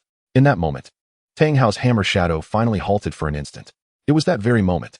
Seizing the opportunity, Lin Ye flashed forward, appearing at the edge of the domain, his palm pressing against the core node of the yin-yang fish pattern. In an instant, the polar stillness domain expanded dramatically, silver and dark gold light surging forth, enveloping Tang Hao completely. "Do you think you can trap me?" Tang Hao scoffed, slamming his hammer down with ferocity. Boom! The entire domain shook violently, as if on the verge of shattering. Yet, in that fleeting moment, Lin Ye felt the response of the chaos divine demon sword. It was awakening. The patterns on his chest glowed brightly, releasing an almost imperceptible wave that integrated into the domain. Miraculously, the once precarious polar stillness domain stabilized. Tang Hao's hammer shadow was finally locked in place. The wind ceased, and the dust settled. Lin Ye gradually withdrew his hand, a trickle of blood escaping from the corner of his mouth. He glanced down at his fingertips, still warm from the residual chaos of the storm. "It seems there is still hope," he murmured softly, his eyes shining brighter than ever before. Behind him, the radiance of the polar stillness domain continued to shimmer. Barring Tang Hao's next move. Chapter 131. The Choice, Xiaowu or Tang San. Lin Ye's fingertips still bore the warmth of the chaotic tempest, the searing pain of torn meridians lingering. He could sense his soul power rapidly depleting. The three forces within him were like wild beasts forcibly bound together, at any moment ready to break free and turn on their master. The dual polar realm quivered violently, with the intertwining patterns of silver and dark gold resembling the yin-yang symbol twisting incessantly, as if on the verge of fracturing at any moment. Tang Hao's hammer shadow remained incompletely sealed, the oppressive force capable of rending space still advancing slowly, akin to an unstoppable celestial retribution. Lin Ye gritted his teeth, forcing his nearly shattered body to plunge his consciousness into the sea of knowledge. The wheel of time continued its languid rotation, reflecting an increasingly tense battlefield. Tang Hao was ensnared at the center of the domain, while the two spirits, Zhu Gui, exerted their utmost to maintain the barrier. However, The sweat glistening on their brows and the tremors in their soul power clearly indicated that this state could not endure for long. Meanwhile, Tang San and Xiao Wu were stealthily approaching from the periphery of the battlefield. Lin Ye's gaze sharpened. He sensed Xiao Wu's presence, that familiar warmth and agility, accompanied by an otherworldly aura not belonging to humanity. As a transformed soul beast from 100,000 years ago, her very existence warranted the utmost attention from the Spirit Hall. Capturing her at this moment would not only deal a significant blow to Tang San, but also represent a substantial contribution to the system of divine assessment within the Spirit Hall. But Tang San, Lin Ye's expression darkened. The moment that name surfaced in his mind, a system prompt echoed unexpectedly. Detected critical decision point. Rival suppression in the title battle. Option, lock onto Xiao Wu. Attempt to forcibly capture. Critical hit probability 20. Option, lock onto Tang San. Attempt to cripple his foundation. Critical hit probability 45. Option, create chaos. Guide both to retreat. Critical hit probability 10. Three options materialized in the depths of his consciousness, cold and precise, devoid of any emotion. Lin Ye did not make an immediate choice. Instead, he inhaled deeply, compelling himself to remain calm. He could not act impulsively.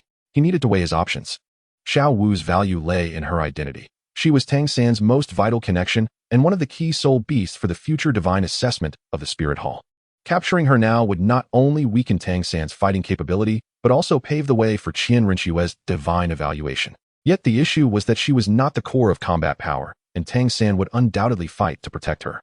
Should he fail in his attempt, it would prematurely expose Lin Ye's intentions.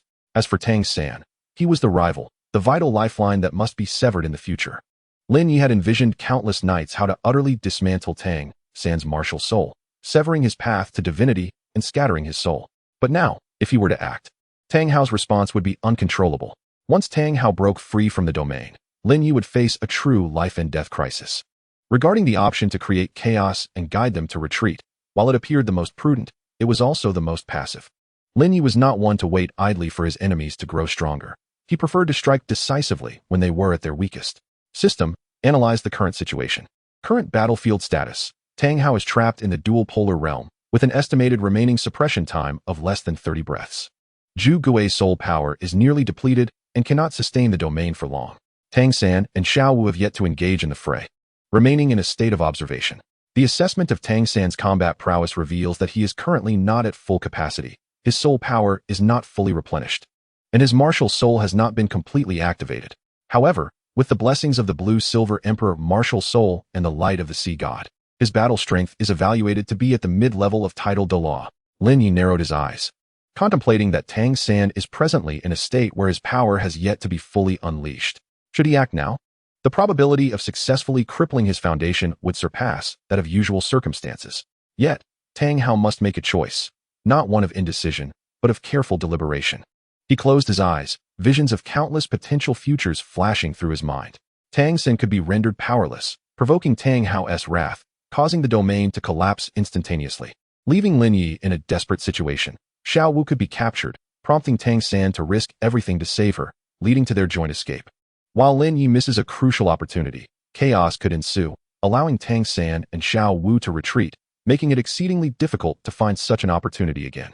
The strings of fate quivered gently within his consciousness, and a hazy image materialized, him standing at the heart of the battlefield, grasping a broken strand of blue-silver grass. Tang San lay on the ground, his eyes filled with anger and resentment, while Tang Hao was breaking free from the domain, roaring as he charged forth. The vision abruptly ceased. Lin Ye opened his eyes, determination etched upon his features. Chapter 132, Assassination. The temporal leap sword targets the archenemy. Lin Ye's consciousness was as sharp as the finest blade, standing in stark contrast to the chaos of the battlefield. His physical condition was dire. His internal organs felt as if they had been struck mercilessly by a colossal hammer, the pain excruciating. His soul power was nearly depleted, and his meridians felt as though they were being torn apart, waves of agony crashing over him incessantly. Yet, he had no time to waver, nor the luxury to retreat. A decision had been made. Tang San. At this moment, the dualistic stillness of the domain continued to tremble violently.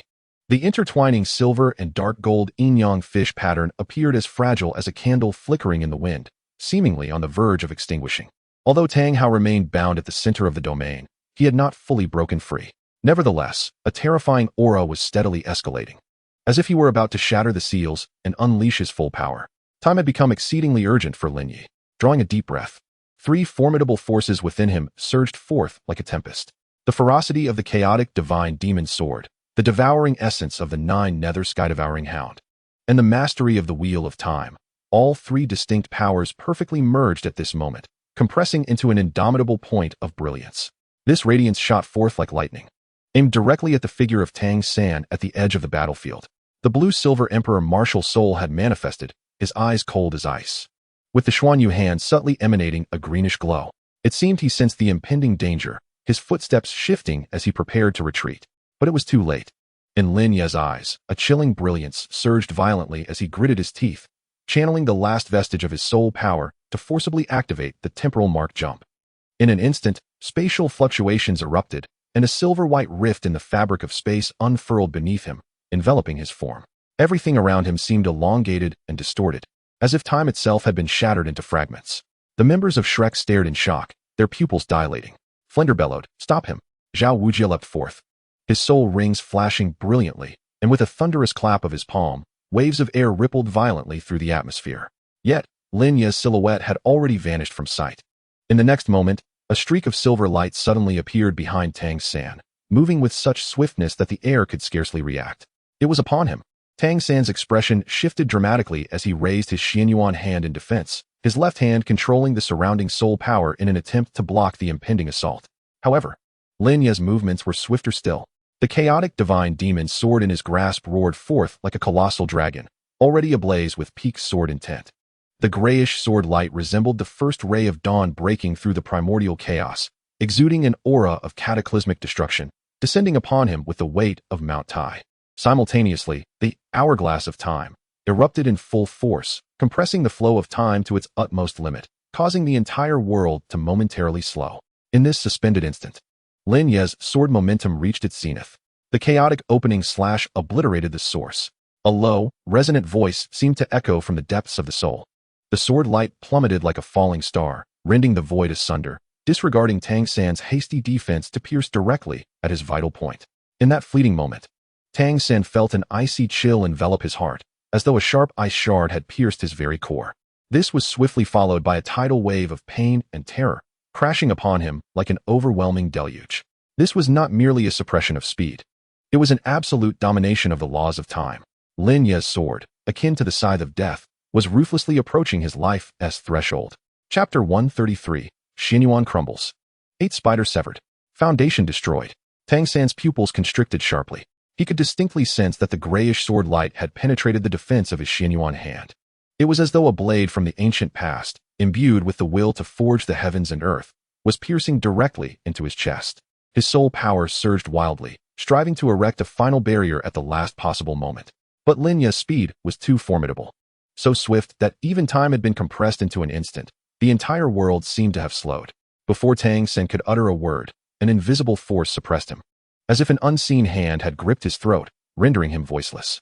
In the next breath, the brilliance of the chaotic divine demon sword had already pierced through the Xianyuan hand.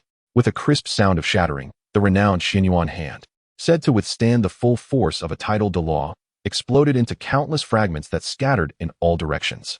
Tang San felt as though he had been struck by lightning. Waves of energy erupting from his chest, causing the surrounding air to tremble. He staggered backward, his complexion pale as paper. The 8 spider spears instinctively sprung forth, and 6 spider limbs instantaneously fanned out to form a defensive formation, a gray energy flow swirling across their surface in an attempt to thwart subsequent attacks. Yet, Lin Ye afforded him no respite. The residual ripples of the temporal mark erupted beneath his feet, and a silvery spatial rift materialized once more, drawing his figure into its depths. With a speed akin to teleportation, Lin Ye reappeared behind Tang San, the momentum of his sword still unspent, imbued with an aura of utter annihilation. With a low growl, he unleashed the second strike. The chaos divine demon sword descended violently, its blade precisely striking one of the spider spears. A resounding crack echoed as the gray spider limb snapped, black liquid gushing forth from the fracture, exuding a pungent stench. This was not merely a physical rupture, but a collapse on an energetic level. The chaotic sword energy spread through the fissure, corroding the internal meridians and energy nodes of the spider limb. Tang San let out a muffled grunt, his body violently swaying. Yet he did not falter. Forcing himself to stabilize his center of gravity, The 8 spider spears swiftly adjusted their positions, the remaining 5 limbs intertwining to form a semicircular defensive net.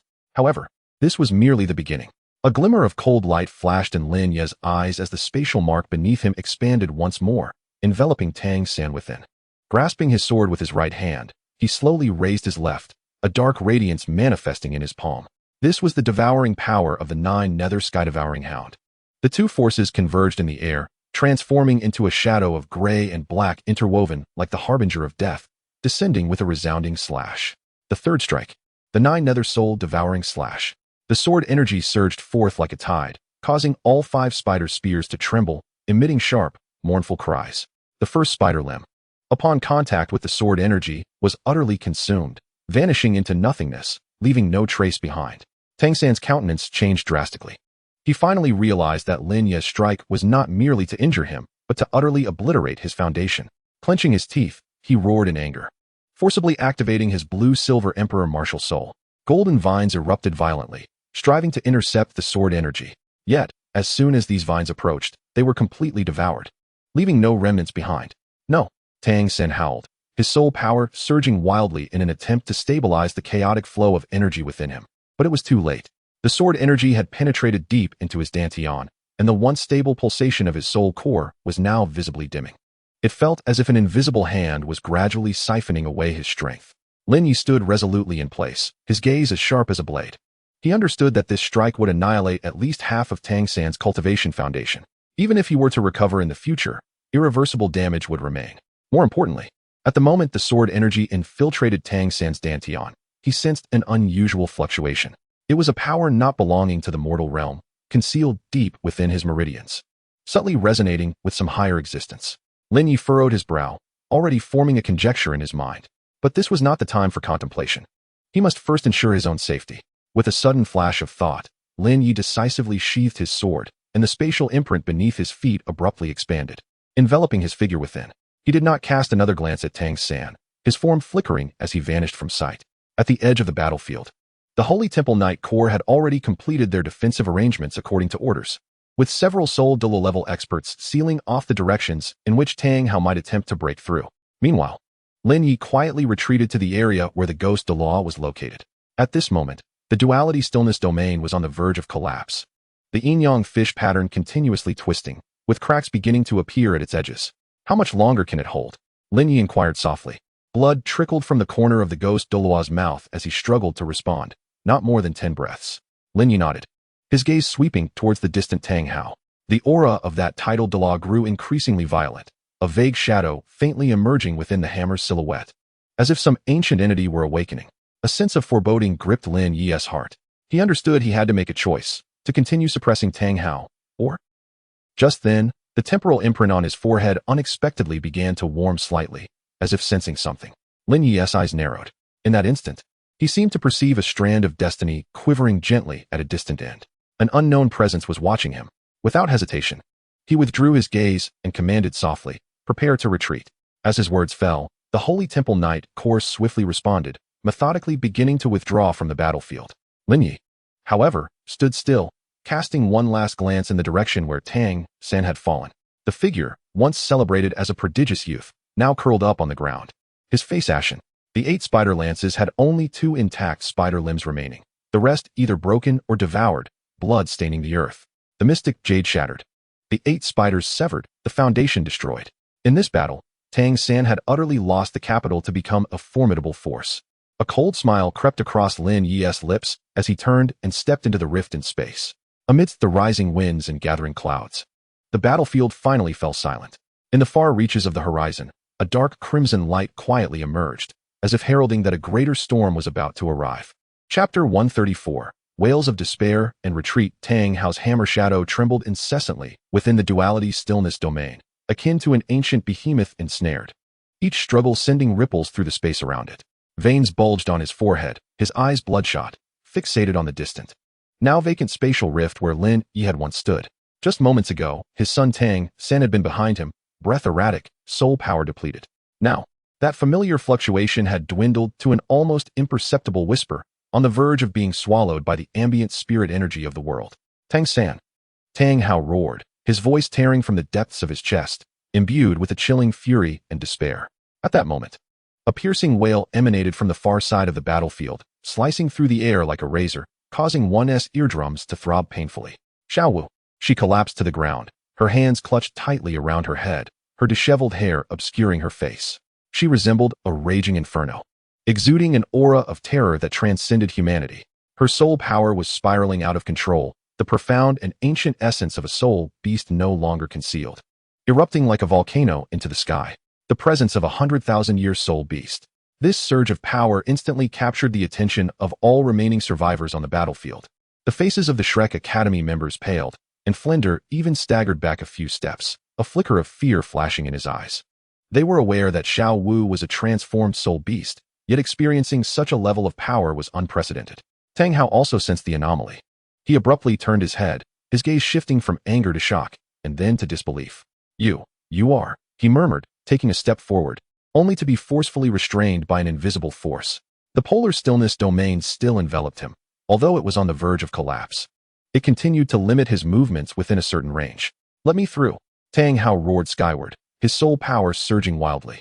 The Haotian hammer emanating an unprecedented golden light, as if it sought to rend the very fabric of space. Yet he did not take another step forward. For in the next instant, his heart jolted violently. He sensed that the previously weak Tang San was plummeting rapidly, his life force nearly extinguished. No. Tang Hao's pupils constricted, his blood seeming to flow backward, an overwhelming terror erupting within him. He hesitated no longer. His right hand gripped the Haotian hammer tightly, while his left hand struck his chest fiercely, a mouthful of essence blood spraying forth, landing upon the hammer's surface and being absorbed instantly. The Haotian hammer emitted a thunderous hum, its shadow expanding immensely. The golden light surged like a tidal wave, forcefully impacting the already distorted polar stillness domain. Boom! A colossal shockwave swept outward, fissures in space spreading like a spider's web, the edges of the tidal Douluo domain finally collapsing. The yin-yang fish emblem shattered completely, disintegrating into countless fragments that scattered across the heavens and the earth. Tang Hao broke free. He expended nearly all his strength, flipping in the air and hurtling toward Xiao Wu's direction. Meanwhile, on the opposite side of the battlefield, the Holy Knight Order began a methodical retreat. Several powerful soul Douluo positioned themselves to block Tang Hao's potential escape route, their gazes vigilant and cold. Lin Ye stood beside the Zhu Gue Douluo, his complexion pale, a trace of dried blood still staining his lips. He had just forcefully activated the temporal seal to complete an ambush and had subsequently employed the powers of the Chaos Divine Demon Sword and Nine Nether Devouring Hound, leaving his meridians torn and his soul power depleted, making it a challenge to even maintain his footing. Yet, he remained fixated on Tang Hao's movements, his expression eerily calm. He understood that Tang Hao would not resign himself to inaction.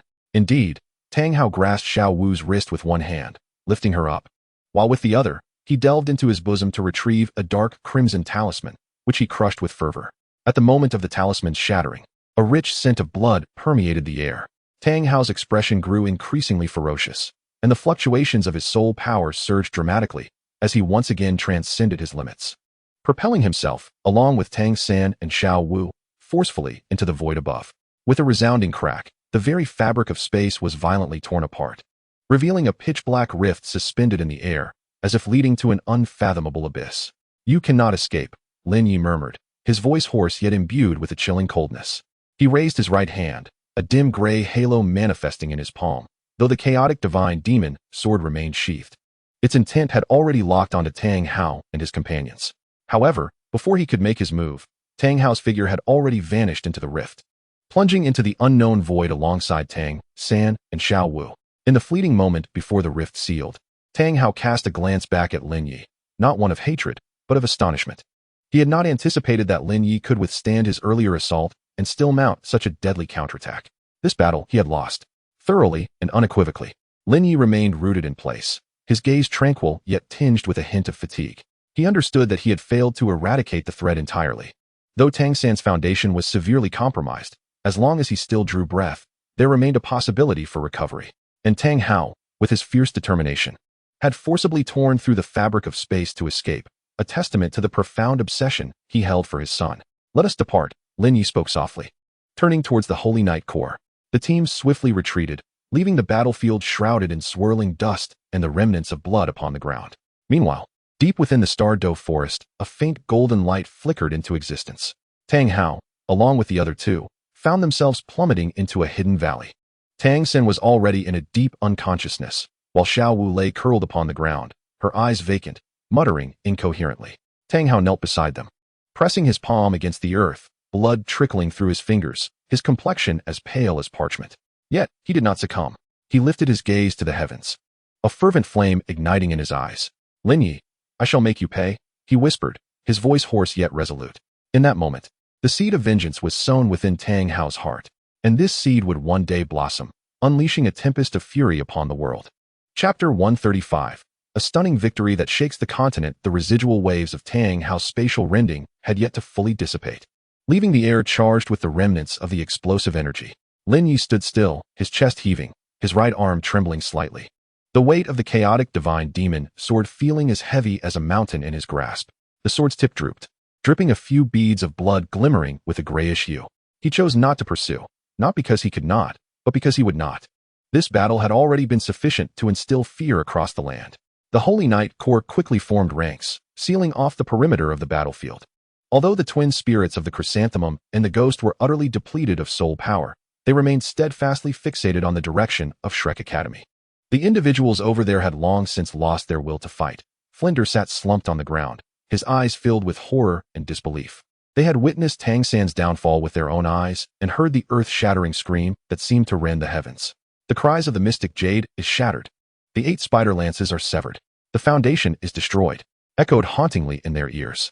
Now, the battlefield was merely a desolate expanse, with the wind stirring up dust and the sound of shattered soul-guiding devices rolling across the ground. Seal the aura, Lin Ye murmured, his voice hoarse yet imbued with undeniable authority. The chrysanthemum Douluo nodded and retrieved a dark gold soul-guiding device, etched with ancient sealing runes. He placed his palm upon it, and a faint blue light began to illuminate, absorbing the residual fluctuations of Tang San's soul power lingering in the air. The ghost Douluo scanned the surroundings warily, apprehensive of a potential ambush. Yet, none dared to move. Even Tang Hao had been defeated. Who would be so reckless as to act? Lin Ye slowly closed his eyes, feeling the chaos divine sword in his consciousness tremble slightly, as if responding to an unknown summons. His awareness briefly plunged into this realm, where he glimpsed a fleeting shadow, a figure draped in a long robe, its features obscured, yet it tightened his heart. He suddenly opened his eyes, cold sweat beating at his temples. Who could it be? He murmured to himself. At that moment, hurried footsteps echoed from afar. Several spies from the spirit hall approached at a swift pace, the foremost dropping to one knee. Your Highness, the news has spread throughout the major sects and imperial centers, and the visual copies have been fully distributed. Lin Ye nodded, his gaze as tranquil as still water. He understood what was to come next. A tempest was brewing. In the depths of the Tiando Imperial Palace, an elderly man clad in purple stood quietly by the window, gazing into the distant sky. In his hand, he clutched a freshly delivered report, the paper still warm and the ink not yet dry. Lin Ye, he murmured, truly not a mere pawn. On the other side, a young female official approached quietly, presenting a sealed letter. Your Majesty, we have received word from the Star Luo Empire that the 7-treasured Glazed Tile School and the Blue Lightning Tyrant Dragon Clan have sent envoys to the Spirit Hall to express goodwill and are even willing to offer some resources and support. The old man's lips curled into a slight smile, a glimmer of profound intent flashing in his eyes. It seems this piece on the chessboard has become a true blade. At the edge of the Star Doe forest, within a hidden valley, Tang Hao knelt on the ground, one hand pressing against his chest to staunch the bleeding, the other resting on Tang San's pulse. Xiao Wu curled up nearby, her expression dazed, her lips moving yet unable to form a coherent word. Tang San's complexion was as pale as parchment, his soul power in disarray, and he felt a sharp pain akin to a fracture emanating from his dantian. More alarmingly, the once stable blue-silver emperor martial spirit now appeared dim and lifeless, as though it had lost its primordial strength. You will not die? Tang Hao gritted his teeth, his voice hoarse. I will not allow you to perish. Yet he was acutely aware that Tang San's foundation had been utterly shattered. Such power was beyond that which an ordinary titled Douluo could wield. It belonged to a divine level of strength. Who, then, was Lin Ye? How could he withstand a furious strike from himself and still launch a deadly counterattack? Tang Hao's fingers clenched the ground tightly, his nails digging deep into the soil. Lin Ye, I shall make you pay, he murmured, vengeance igniting in his eyes. Simultaneously, news spread wildly across the continent. Lin Ye single-handedly battled the father and son of the Haotian Douluo, leaving Tang San's foundation in ruins. Tang Hao fled with his son. The spirit hall emerged victorious. The name of the Holy Sun echoed throughout the land. Various intelligence organizations hastily updated their rankings, and for the first time, Lin Ye's name soared to the pinnacle of the young powerhouses list. Some even referred to him as the Pope's Blade, deeming him a future star more formidable than Qian Renxue. Aboard a starship of the Star Spirit civilization, a silver-haired maiden gazed intently at Lin Ye's image in the holographic projection. Her eyes sparkled with a mix of excitement and complex emotions. At last, the vessel of chaotic will has appeared, she whispered softly. She reached out to touch the projection, causing the image to shimmer slightly, and Lin Ye seemed to sense something. His gaze sharpening abruptly. A slight smile curved the maiden's lips, revealing a knowing expression. The wheels of fate had begun to turn. Lin Ye stood at the edge of the Star-Doe forest, surveying the battlefield below. He had not departed. He was waiting for the storm to engulf the entire continent, for all hidden enemies to reveal themselves. He looked down at the Chaos Demon's sword in his hand, its blade reflecting his somewhat weary face. Yet it still radiated an undeniable sharpness. You will not rest, he spoke to the void. Behind him, the wheel of time flickered gently at his brow. As if perceiving something elusive and intangible, a vague specter flitted through the depths of his consciousness. Lin Ye narrowed his eyes, a cold smile gracing his lips. It was time to delve deeper into the intricacies of the game. He turned, his steps resolute, heading towards the direction of the Holy Knights. The wind swept from behind, lifting his robes as if to bury all past grievances. In his wake, a butterfly quietly landed on a fragmented leaf, its wings fluttering as it soared into the distance. Chapter 136. The Pope's healing. Lin Ye's footsteps echoed on the jade floor tiles, each step feeling as if he were extricating himself from a quagmire. He remained silent, and the members of the Holy Knights followed suit, escorting him in hushed reverence, as if fearful of disturbing the weariness suspended in the air. The corridors of the Pope's palace were deep and shadowy, the flickering candlelight casting serpentine shadows upon the walls. As he ventured further inside, the temperature dropped, not from the chill of the wind, but emanating from the marrow of his bones. Lin Ye sensed his soul power moving sluggishly through his meridians. Even though the Chaos Demon's sword had been sheathed, yet the remnants of sword energy continued to wreak havoc within him, akin to countless fine needles slowly traversing through flesh and blood. Ahead lay the healing hall. Douluo softly reminded him, his tone restrained yet respectful. Lin Ye nodded, his steps unwavering. He was aware that awaiting him there was not merely healing, but also Bibi Dong. The door opened soundlessly, and a faint fragrance of rosewood enveloped him. Lin Ye's nostrils quivered slightly. This scent stirred something within his heart, reminiscent of a long-buried memory being gently touched. He refrained from asking further questions and stepped inside. The healing hall was adorned in an ancient style, its walls constructed of obsidian stone, and at the center stood a circular stone platform, covered with a layer of soft beast skin, its edges inlaid with intricate runic arrays. A subtle fluctuation of soul power lingered in the air, a remnant of prolonged usage. Please, take a seat. A voice resonated, deep yet imbued with a hint of gentleness. Lin Ye raised his gaze, resting it upon the figure behind the stone platform. Bibi Dong stood amidst the interplay of light and shadow, her crimson robe cascading down, her expression as stern as ever, though her gaze lacked the former sharpness. She wore no veil, her profile revealing distinct features radiating an imperious dignity, yet a trace of fatigue lingered beneath. Lin Ye did not hesitate, slowly settling into a cross-legged position. He could sense that his soul power was nearing its critical point. Should he delay any further, a backlash would likely ensue. Bibi Dong circled to his back, her hand gently lifted, emanating a faint azure glow from her palm. She did not act immediately, but rather observed Lin Ye's back in silence, as though weighing something. You have sustained considerable injury this time. Her voice was soft, as if wary of shattering the tranquility of the space. I won't die, Lin Ye replied succinctly. A subtle smile graced Bibi Dong's lips before her palm made contact with his back. In an instant, a warm and powerful surge of soul power flowed into Lin Ye, coursing through his meridians. Initially, it felt steady. Yet when that force encountered the residual sword energy from the Chaos Divine Demon's sword, a slight tremor erupted. Lin Ye furrowed his brow, sensing two distinctly different powers clashing within him. His own chaotic soul power and the gentle healing energy supplied by Bibi Dong. The two were meant to complement one another. Yet at their convergence, there was an unsettling sense of tearing. Do not resist, Bibi Dong's voice whispered in his ear, let it flow. Lin Ye closed his eyes, relaxing his mind, allowing that power to guide him. Gradually, his soul power began to stabilize, and the feeling of rupture within his meridians slowly subsided. However, just as he believed everything was improving, he suddenly sensed a subtle shift in Bibi Dong's aura. Her emotions seemed to fluctuate. Lin Ye's heart tightened, yet he maintained an outward calm. He could feel that when Bibi Dong's soul power entered his body, There were occasional brief hesitations, as if she were hesitating or struggling with something.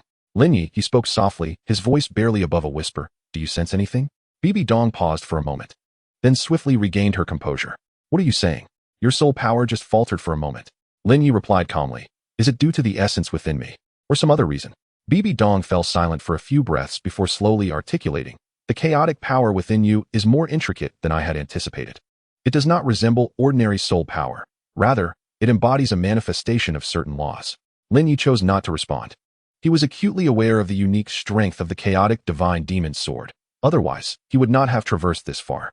However, he was taken aback that Bibi Dong could perceive such profound depths. The healing continued, enveloping the hall in tranquility. As time passed, Lin Ye's body gradually mended, and his consciousness began to clear. At that moment, he suddenly sensed a subtle warmth emanating from the mark of the wheel of time on his forehead. As if it had detected something, he discreetly focused his attention, and indeed, he discerned an exceedingly faint fluctuation emanating from Bibi Dong. It was an elusive aura that did not belong to her primary soul power system. It resembled a deeply buried remnant of thought. It intertwined with her soul power like spider silk, imperceptible without their energies merging at that moment. Lin Ye's heart jolted. Was this the mark of the Rakshasa deity? He subtly withdrew his perception, feigning ignorance. Yet internally, a tempest surged. It all made sense. No wonder she harbored an almost obsessive desire for control over power, even resorting to extreme measures to maintain her status. Deep within her soul lay the seed of another will. The healing persisted for an hour until the last errant wisp of soul power was soothed, prompting Bibi Dong to gradually withdraw her hands. That should suffice, she stated, rising to her feet, her voice regaining its characteristic calm. From here, you must nurture yourself. Lin Ye opened his eyes, slowly standing and stretching his arms. Sensing the resurgence of his combat prowess, he turned to Bibi Dong, his gaze steady yet imbued with a hint of inquiry. Thank you, he said. Bibi Dong regarded him with a complex expression, as if she wished to convey something, but ultimately only nodded gently. Next time, do not allow yourself to be so gravely wounded. With that, she turned and departed. Lin Ye remained in place, gazing at her retreating figure, motionless for a long while. He understood that this healing was not merely a restoration of his body. It had, imperceptibly, pried open fissures within certain aspects. Bibi Dong's heart was no longer as unassailable as it once had been. Meanwhile, he had inadvertently left an indelible mark. Outside the hall, the wind stirred. Lin Ye stepped out into the healing chamber, the night deep and the stars sparse. He looked up at the sky, a glimmer of contemplation crossing his eyes. You have finally wavered, he murmured softly. The shadow beneath him stretched long, swaying gently with the wind, akin to the beginning of an unknown fate. In the distance, the sound of a bell tolled, resonant and weighty. Lin Ye withdrew his gaze and stepped forward, his figure vanishing into the depths of the night. Chapter 137, The Soul Bone. The External Time and Space Crown. Lin Ye stood before the hidden hall deep within the Pope's palace, his fingers resting on the door knocker. Yet he hesitated to push. He had never set foot in this door before. Even as the Holy Son, many areas of the Pope's palace were heavily restricted, accessible only with the personal permission of Bibi Dong. At this moment, the fluctuations of soul power emanating from behind the door caused him to furrow his brow slightly. This was not ordinary soul power, but a form of pure yet oppressive mental resonance. It felt as if the entire palace was enveloped in an invisible force field, causing the very air to thicken. He pushed the door open. The hall inside was dimly lit, with only a few bronze lamps floating in the air, casting a soft blue glow. The walls were inscribed with ancient runes, which began to illuminate gradually as he stepped in, resembling a slumbering behemoth awakening. Bibi Dong stood at the center of the hall, clad in a black and gold robe, her expression indifferent. Before her, a skull hovered. This was no ordinary soul bone, but an exceedingly rare wisdom soul bone, an intellect skull. Lin Ye recognized its value at a glance. Soul bones were categorized into external and internal types, and the wisdom skull was among the rarest of the internal soul bones. It could significantly enhance a soul master's mental prowess and perception, even assisting them in tactical prediction and strategy formulation during combat. However, at this moment, the aura of the skull evoked a peculiar sensation within him. Its surface shimmered with a faint silver light, suggesting that it harbored a power not entirely sealed away. This power resonated subtly with the time-space wheel mark upon his forehead. This is your reward, Bibi Dong spoke, her tone as usual yet lacking a hint of sharpness. In the battle of the vast sea and the soul-hunting operation, you have achieved the foremost merit. Lin Ye did not respond immediately. He focused intently on the skull, his soul power gradually extending outward, attempting to sense the soul power fluctuations contained within. In an instant, A wave of intense pain surged into his mind. He instinctively took a step back, cold sweat beading on his forehead. This was not a mere backlash of soul power, but a mental shock, as if a sword had brutally stabbed into the depths of his consciousness. Do you feel it? Bibi Dong raised her gaze slightly. Lin Ye nodded, not denying it. This skull does not belong to an ordinary soul beast, he murmured. It seems to have once belonged to an entity that wielded the laws of the mind. A faint smile played at the corners of Bibi Dong's lips, a smile both knowing and inscrutable. Clever, she said slowly. This skull comes from a fallen deity. Lin Ye's pupils constricted. A deity's soul bone? This was nearly unheard of in the history of the Douluo Continent. When a deity fell, their divinity and position would completely dissipate, making the existence of a soul bone impossible. Even Bibi Dong had merely inherited the position of the Rakshasa god, without fully merging with the essence of the deity.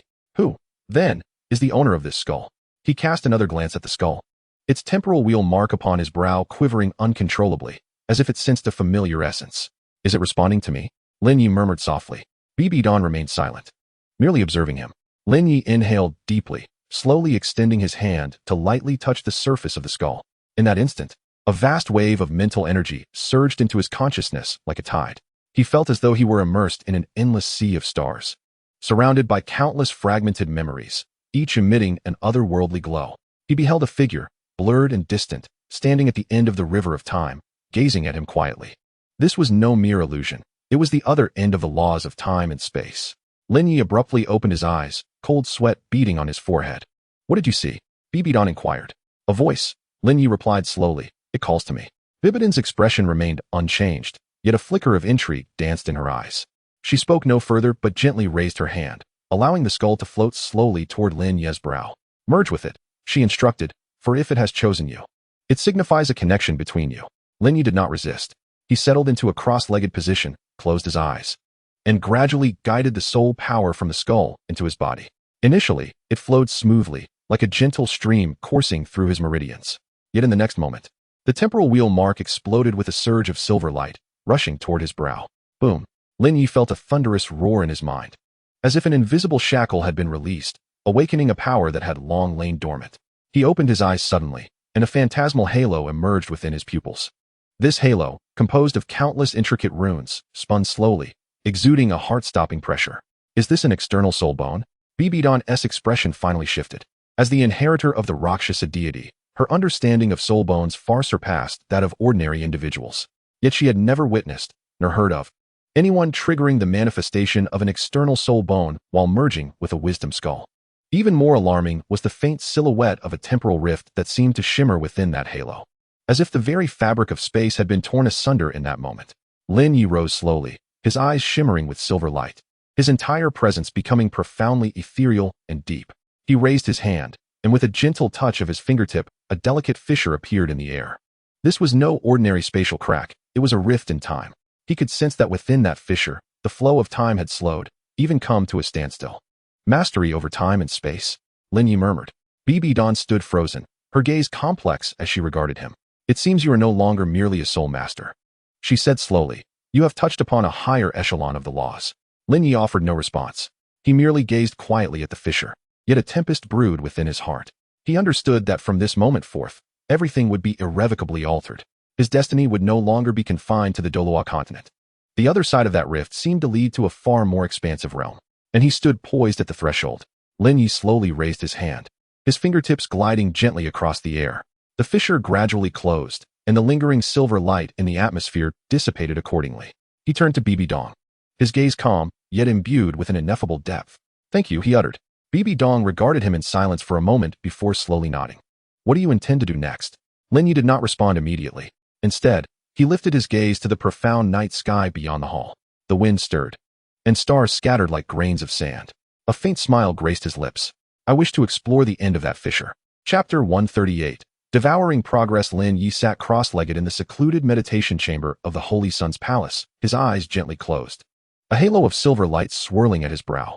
This was the nascent form of the temporal and spatial crown, birthed from the fusion of the wisdom skull, now rotating rhythmically and mysteriously like the orbits of celestial bodies.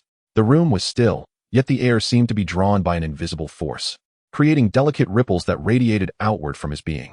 His breathing was steady, and his soul power flowed increasingly smoothly through his meridians. However, A whisper from the far reaches of time still lingered in the depths of his consciousness. Time is not a line. This phrase settled like a seed, quietly taking root in the depths of his awareness. He did not hasten to uproot it. Instead, he allowed it to flourish, seeking to extract more knowledge from it. Within his consciousness, the three great martial souls fluctuated uncertainly. The chaotic divine demon sword hovered serenely at the center, a faint silver radiance shimmering along its blade, a testament to the permeation of temporal power. The Nine Nether devouring hound lurked at the edge of his consciousness, its fangs bared, seemingly highly wary of this unfamiliar energy, occasionally emitting low growls, while the wheel of time resembled a full moon suspended in the void, slowly rotating and guiding the rhythm of the entire consciousness. With a flicker of thought, Lin Ye summoned the chaotic divine demon sword, which suddenly blazed to life. A surge of sword intent slicing into the depths of his consciousness, quelling the agitation of the Nine Nether devouring hound. He could not allow any force to spiral out of control, especially now, at this pivotal moment of integration. He directed the spiritual fluctuations released by the temporal crown to traverse his body along his meridians, gradually enveloping the soul-devouring net and the 8 desolate sword prison. Each strand of soul power shimmered as if coated in a silver film, becoming more refined and penetrating. Amidst this transformation, he vaguely sensed a long-buried seal within him beginning to loosen. It emanated an ancient aura, imbued with divine majesty and an overwhelming presence. With a surge of intuition, he guided a portion of the temporal power toward that seal. In an instant, his consciousness surged, and a hazy figure materialized amidst the interplay of light and shadow. He stood with his back turned, cloaked in a tattered mantle, his feet firmly planted upon the surging river of time. Although he could not discern the face of the figure before him, he could feel their gaze piercing through the layers of illusion, locking onto him. "Who are you?" Lin Ye spoke within the depths of his consciousness. The figure remained silent, merely raising a hand to point toward a distant darkness. Following the direction, Lin Ye beheld a fragment of a map slowly materializing from the shadows, etched with a symbol, a fractured scepter, beneath which were inscribed the words Ancient Crocodile. The vision abruptly ceased. He jolted awake, cold sweat beating at his temples. Ancient Crocodile, he murmured to himself. This name was unfamiliar. Yet the overwhelming sense of foreboding assured him that it was no ordinary entity. Taking a deep breath, he temporarily quelled his rising doubts and resumed guiding the power of space-time to stabilize the nascent crown. This endeavor lasted a full 3 days. During this time, he delved deep into his consciousness repeatedly, attempting to forge a clearer connection with the figure, yet success eluded him. Each time he drew near, the figure dissipated like mist. It was not until the dawn of the 4th day, when the first rays of sunlight streamed through the window, illuminating the floor, that Lin Ye finally opened his eyes.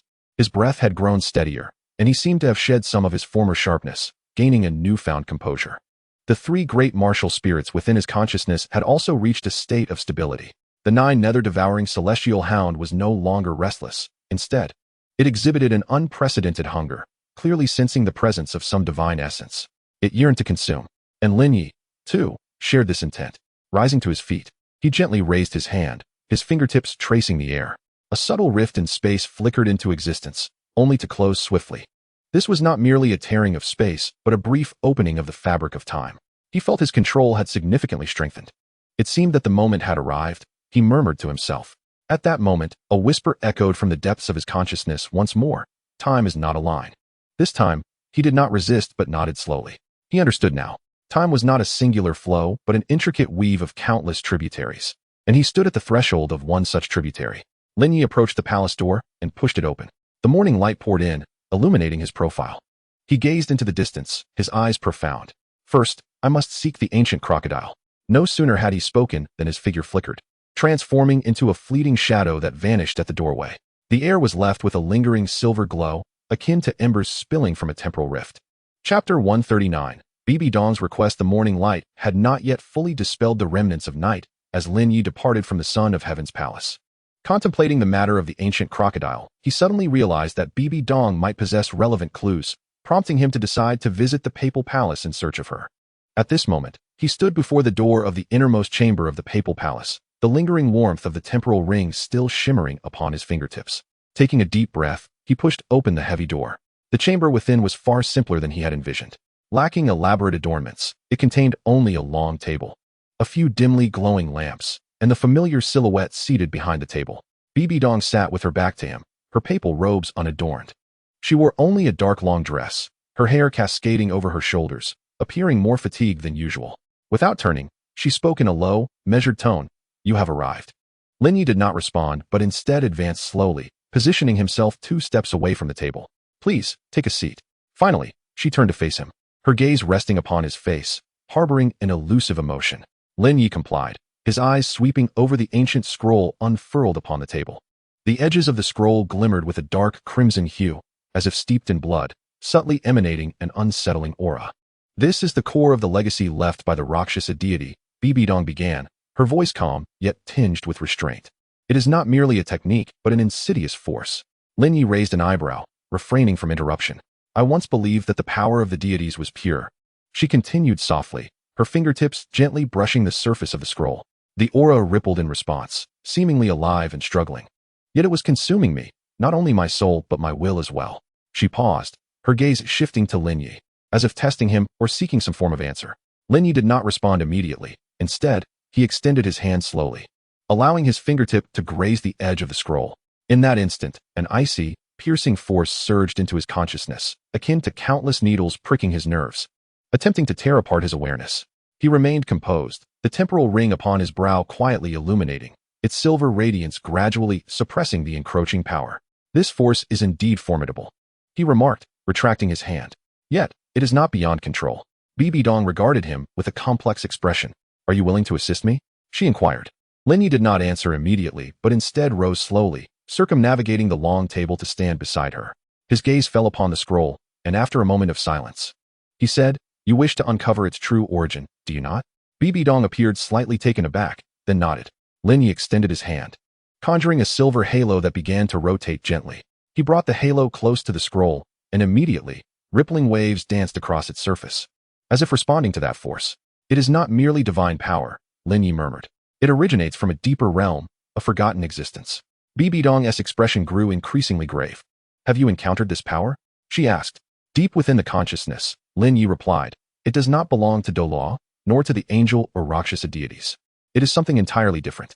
Bibi Dong remained silent for a prolonged moment before quietly asking, What would you do if one day I could no longer control it? This sentence resembles both a test and a pledge. Lin Ye gazed at her, his expression calm. I shall uncover its true origin and assist you in severing its ties. Bibi Dong's eyes flickered slightly, as if exhaling a sigh of relief, or perhaps a heavy burden had finally found its support. She slowly extended her hand, gently resting it upon the scroll, as if bidding farewell or sealing a pact. Then, from this moment forth, she murmured, We shall face this together. Lin Ye nodded, retracting the silver wheel from his palm, causing the wheel of time and space within his mind to rotate. A barely perceptible ripple quietly spread, enveloping the entire secret chamber. In that instant, the dark crimson luster of the scroll appeared to dim slightly. Bibi Dong closed her eyes, seemingly attuned to the shift. Lin Ye stood beside her, his gaze fixed on her lowered lashes, yet his mind was preoccupied with another matter. That power, he had indeed encountered before, deep within the sea of consciousness. At the end of the river of time, the indistinct figure, the ancient symbol of the dark crocodile. And now, it seeped from the scroll, little by little, infiltrating Bibi Dong's soul. He needed to act swiftly. Otherwise, not just Bibi Dong, but the entire Douluo Continent, and even the divine realm, could be consumed by this force. Lin Ye. Bibi Dong suddenly opened her eyes, her voice low. Do you know? Sometimes, I can't even discern whether I control the Rakshasa god, or it controls me. Lin Ye silently regarded her, extending his hand to stow the scroll within his sleeve. Then do not allow it to control you any longer, he stated. From this moment on, you are not alone. Bibi Dong was momentarily taken aback, a flicker of uncertainty crossing her gaze, as if struck at the softest core of her heart. She said nothing further, slowly rising to her feet and moving to the window, gazing out at the dawn's first light. Lin Ye remained behind her, refraining from encroaching upon her space. He understood that at this moment, she was no longer the exalted pope, but a mortal, eroded by divine power, yearning to break free. And he had finally discovered her true vulnerability. She was not invincible. She too harbored fear, fear of the power that emanated from the abyss, fear of being ultimately devoured. He would become her sole anchor, until he personally drew her back from that path of corruption. Lin Ye, she suddenly spoke, her voice soft. Will you truly help me? Lin Ye did not respond. He merely grasped her hand that rested by the window. In that moment, her fingers trembled slightly, then gradually tightened. The sunlight cascaded down, illuminating the weariness at the corners of her eyes and the flicker of determination in his. The wind blew through the open window, lifting a corner of his garment. The scroll lay quietly within Lin Ye's sleeve, radiating a faint crimson glow. It had not yet succumbed to slumber. It was merely awaiting its next awakening. Chapter 140. The Choice of Soul Rings. Devouring Divinity. 6 rings. Morning light filtered through the window panes, casting a gentle glow upon the table. Lin Ye's fingertips still lingered with the cold touch of the Rakshasa Divine Heritage Scroll, along with the residual warmth left by Bibi Dong's delicate hands. Standing within the Holy Sun Palace, his gaze traversed the motes of dust dancing in the light, settling upon a yellowed tome nestled deep within the shelves. It was a book he had inadvertently glimpsed during his recent perusal, Ancient Beast Chronicles. The pages had turned yellow, their edges curled, clearly untouched for an extended period. Yet, as he closed the pages, a dark golden mark emerged from the crevice of the paper, as if sealed by some force for years, now finally awakening. He slowly extracted the map that was interleaved within. The edges of the map bore evident scorch marks, as if it had once endured fierce flames, yet it remained intact. At its center lay a depiction of a marshland, labeled as the Fallen God Marsh, and deep within its confines, an enormous crocodile was portrayed, coiled like a mountain. With a line of small text etched beneath, "No god may approach." Lin Ye raised an eyebrow slightly, his fingertips gently tracing over the inscription. This was not the script commonly employed by contemporary soul masters. It resembled an ancient inscription of sorts. Closing his eyes, he felt the wheel of time and space within his consciousness quietly rotate, and as silver light flowed, the words gradually clarified in his mind. "Divine parasite," he murmured softly. And when he opened his eyes, a resolution gleamed within them. Although the devouring power of the Nine Nether Sky devouring hound was formidable, it would be insufficient to confront divine-level erosion with merely the existing soul rings. The ancient crocodile of the fallen god before him likely harbored the remnants and divine fragments of a fallen deity. It was a target he must hunt. He carefully stowed the map away and turned towards the innermost training chamber of the palace. The stone door creaked open, revealing a space suffused with a faint spiritual mist, an unusual energy fluctuation permeating the air. This sanctuary was specifically designed for high-ranking soul masters, capable of maximizing isolation from external disturbances while enhancing the efficiency of soul power circulation. Lin Ye sat cross-legged, his hands resting on his knees. As a silver halo materialized in his palms, an image of the wheel of time and space. As his consciousness sank into it, the flow of time within his perception began to alter. In the next moment, his awareness seemed to traverse through layers of mist, entering a realm of illusion. Within this space floated 3 phantoms: the chaotic divine demon sword, the Nine Nether Sky devouring hound, and the wheel of time and space. They hovered silently, awaiting his decision. Taking a deep breath, he concentrated his thoughts, and the system interface unfurled in his consciousness.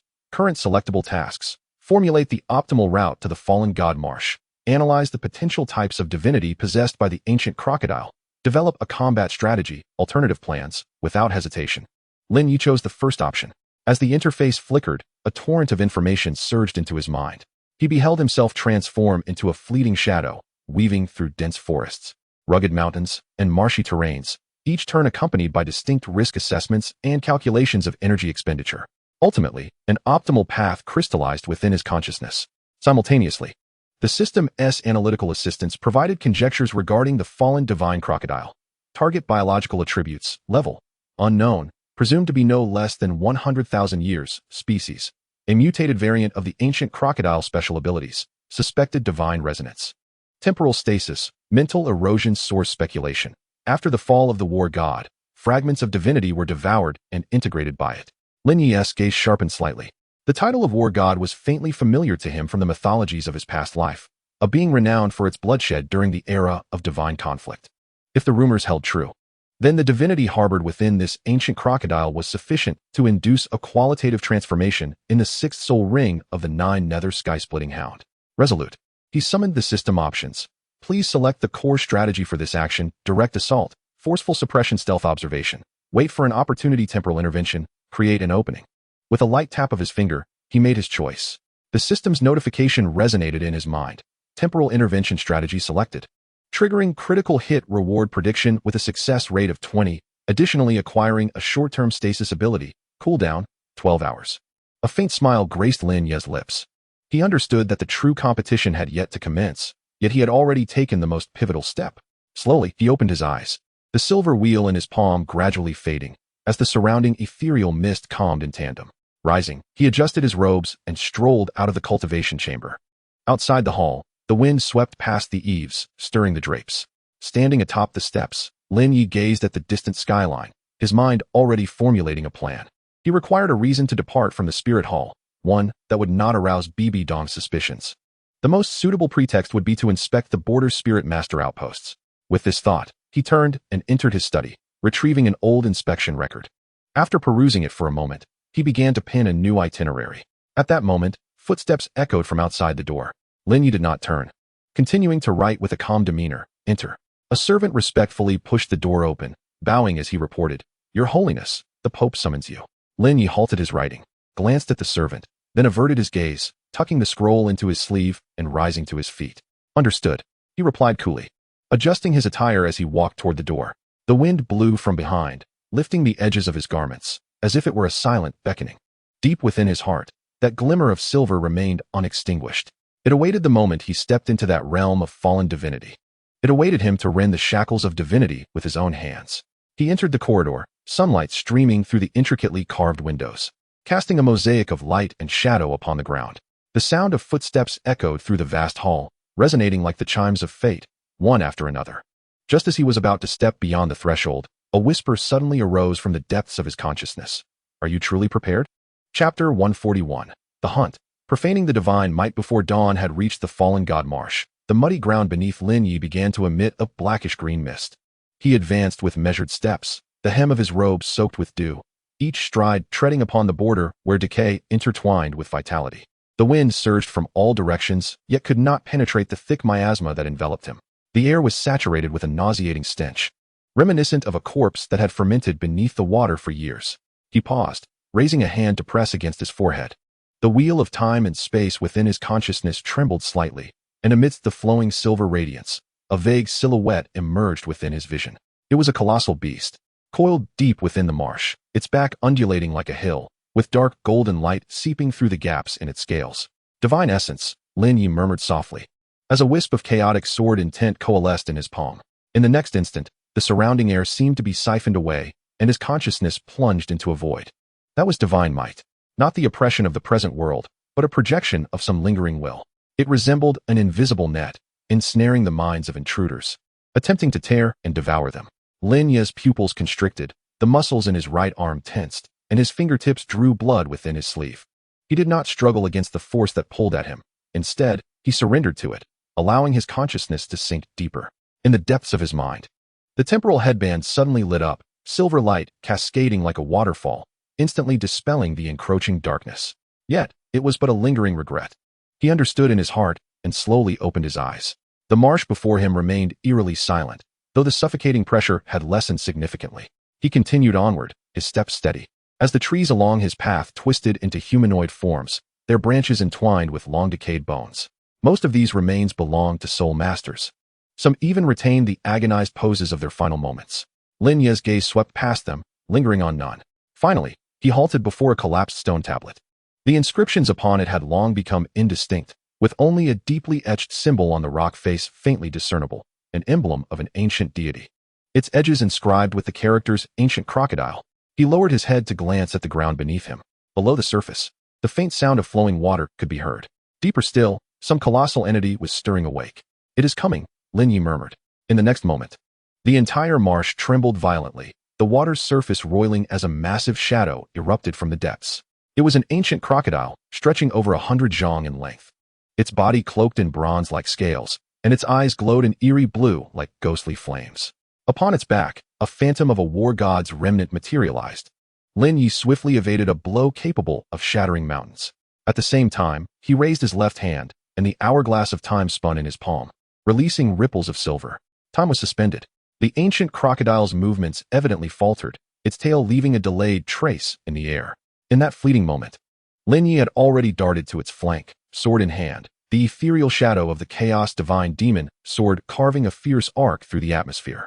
However, when the blade struck the ancient crocodile's armored scales, it emitted a resonant clash akin to metal on metal, sparks flying, failing to breach its defenses. Gritting his teeth, Lin Ye swiftly retreated. The ancient crocodile let out a thunderous roar, opening its massive jaws to lunge at him. In that instant, Lin Ye seemed to witness countless battlefield spirits surging forth from its maw, shrieking as they charged at him. It was the essence of divine corruption. A searing pain erupted from the depths of his soul, as if myriad claws were tearing at his consciousness. He stifled a groan, forcing himself to maintain his stance. With a sweep of his left hand, the spectral figure of the Nine Nether Devouring Hound materialized, unleashing a pitch-black net of absorption. The divine devouring net. The dark mesh swelled with the wind, engulfing the illusory spirits, along with a portion of the divine power from the ancient crocodile. Yet, the effect was limited, merely diminishing the onslaught of his adversary. The ancient crocodile roared, its body twisting violently, sweeping its tail across. Seizing the momentum, Lin Ye leaped into the air. His gaze icy. A direct confrontation was unwise. He swiftly assessed the situation in his mind, recognizing the need to alter his strategy. Just then, a heavy tread echoed from the distance. The Titan Douluo had arrived. This seasoned title Douluo, wielding a staff of ebony wood and clad in heavy armor, stood at the water's edge, intently surveying the battlefield, his expression grave. You hold it off for now, Lin Ye communicated telepathically. I require a bit of time. The Titan Douluo asked no further questions, nodding in agreement. In the next moment, his soul rings flared to life, and he slammed his staff to the ground, raising a golden barrier that deflected the ancient crocodile's attack. Seizing the opportunity, Lin Ye descended, settling into a cross-legged position, activating 3 soul spirits within his sea of consciousness simultaneously. The chaos divine demon sword quelled the turbulence in his mind. The Nine Nether Devouring Hound adjusted its absorption frequency, while the wheel of time incessantly calculated the rhythm of the impending battle. Moments later, he opened his eyes, a glint of silver flashing within them. I am ready, he whispered, rising once more to face his foe. This time, he refrained from rushing into the fray, instead utilizing the hourglass of time to create a rhythm disparity, causing the ancient crocodile's every strike to lag just slightly. The Titan Douluo worked in perfect harmony, employing a defensive field to seal off blind spots, granting Lin Ye every precious second of respite. In those intervals, Lin Ye continuously unleashed the divine devouring net, gradually eroding the divine essence within the ancient crocodile. As the absorption deepened, the ancient crocodile's movements grew increasingly sluggish, a fleeting confusion flickering in its eyes. It was working. A surge of determination filled Lin Ye. Just as he was about to intensify the absorption, a peculiar disturbance resonated from the depths of his consciousness. It was an unfamiliar yet familiar sensation.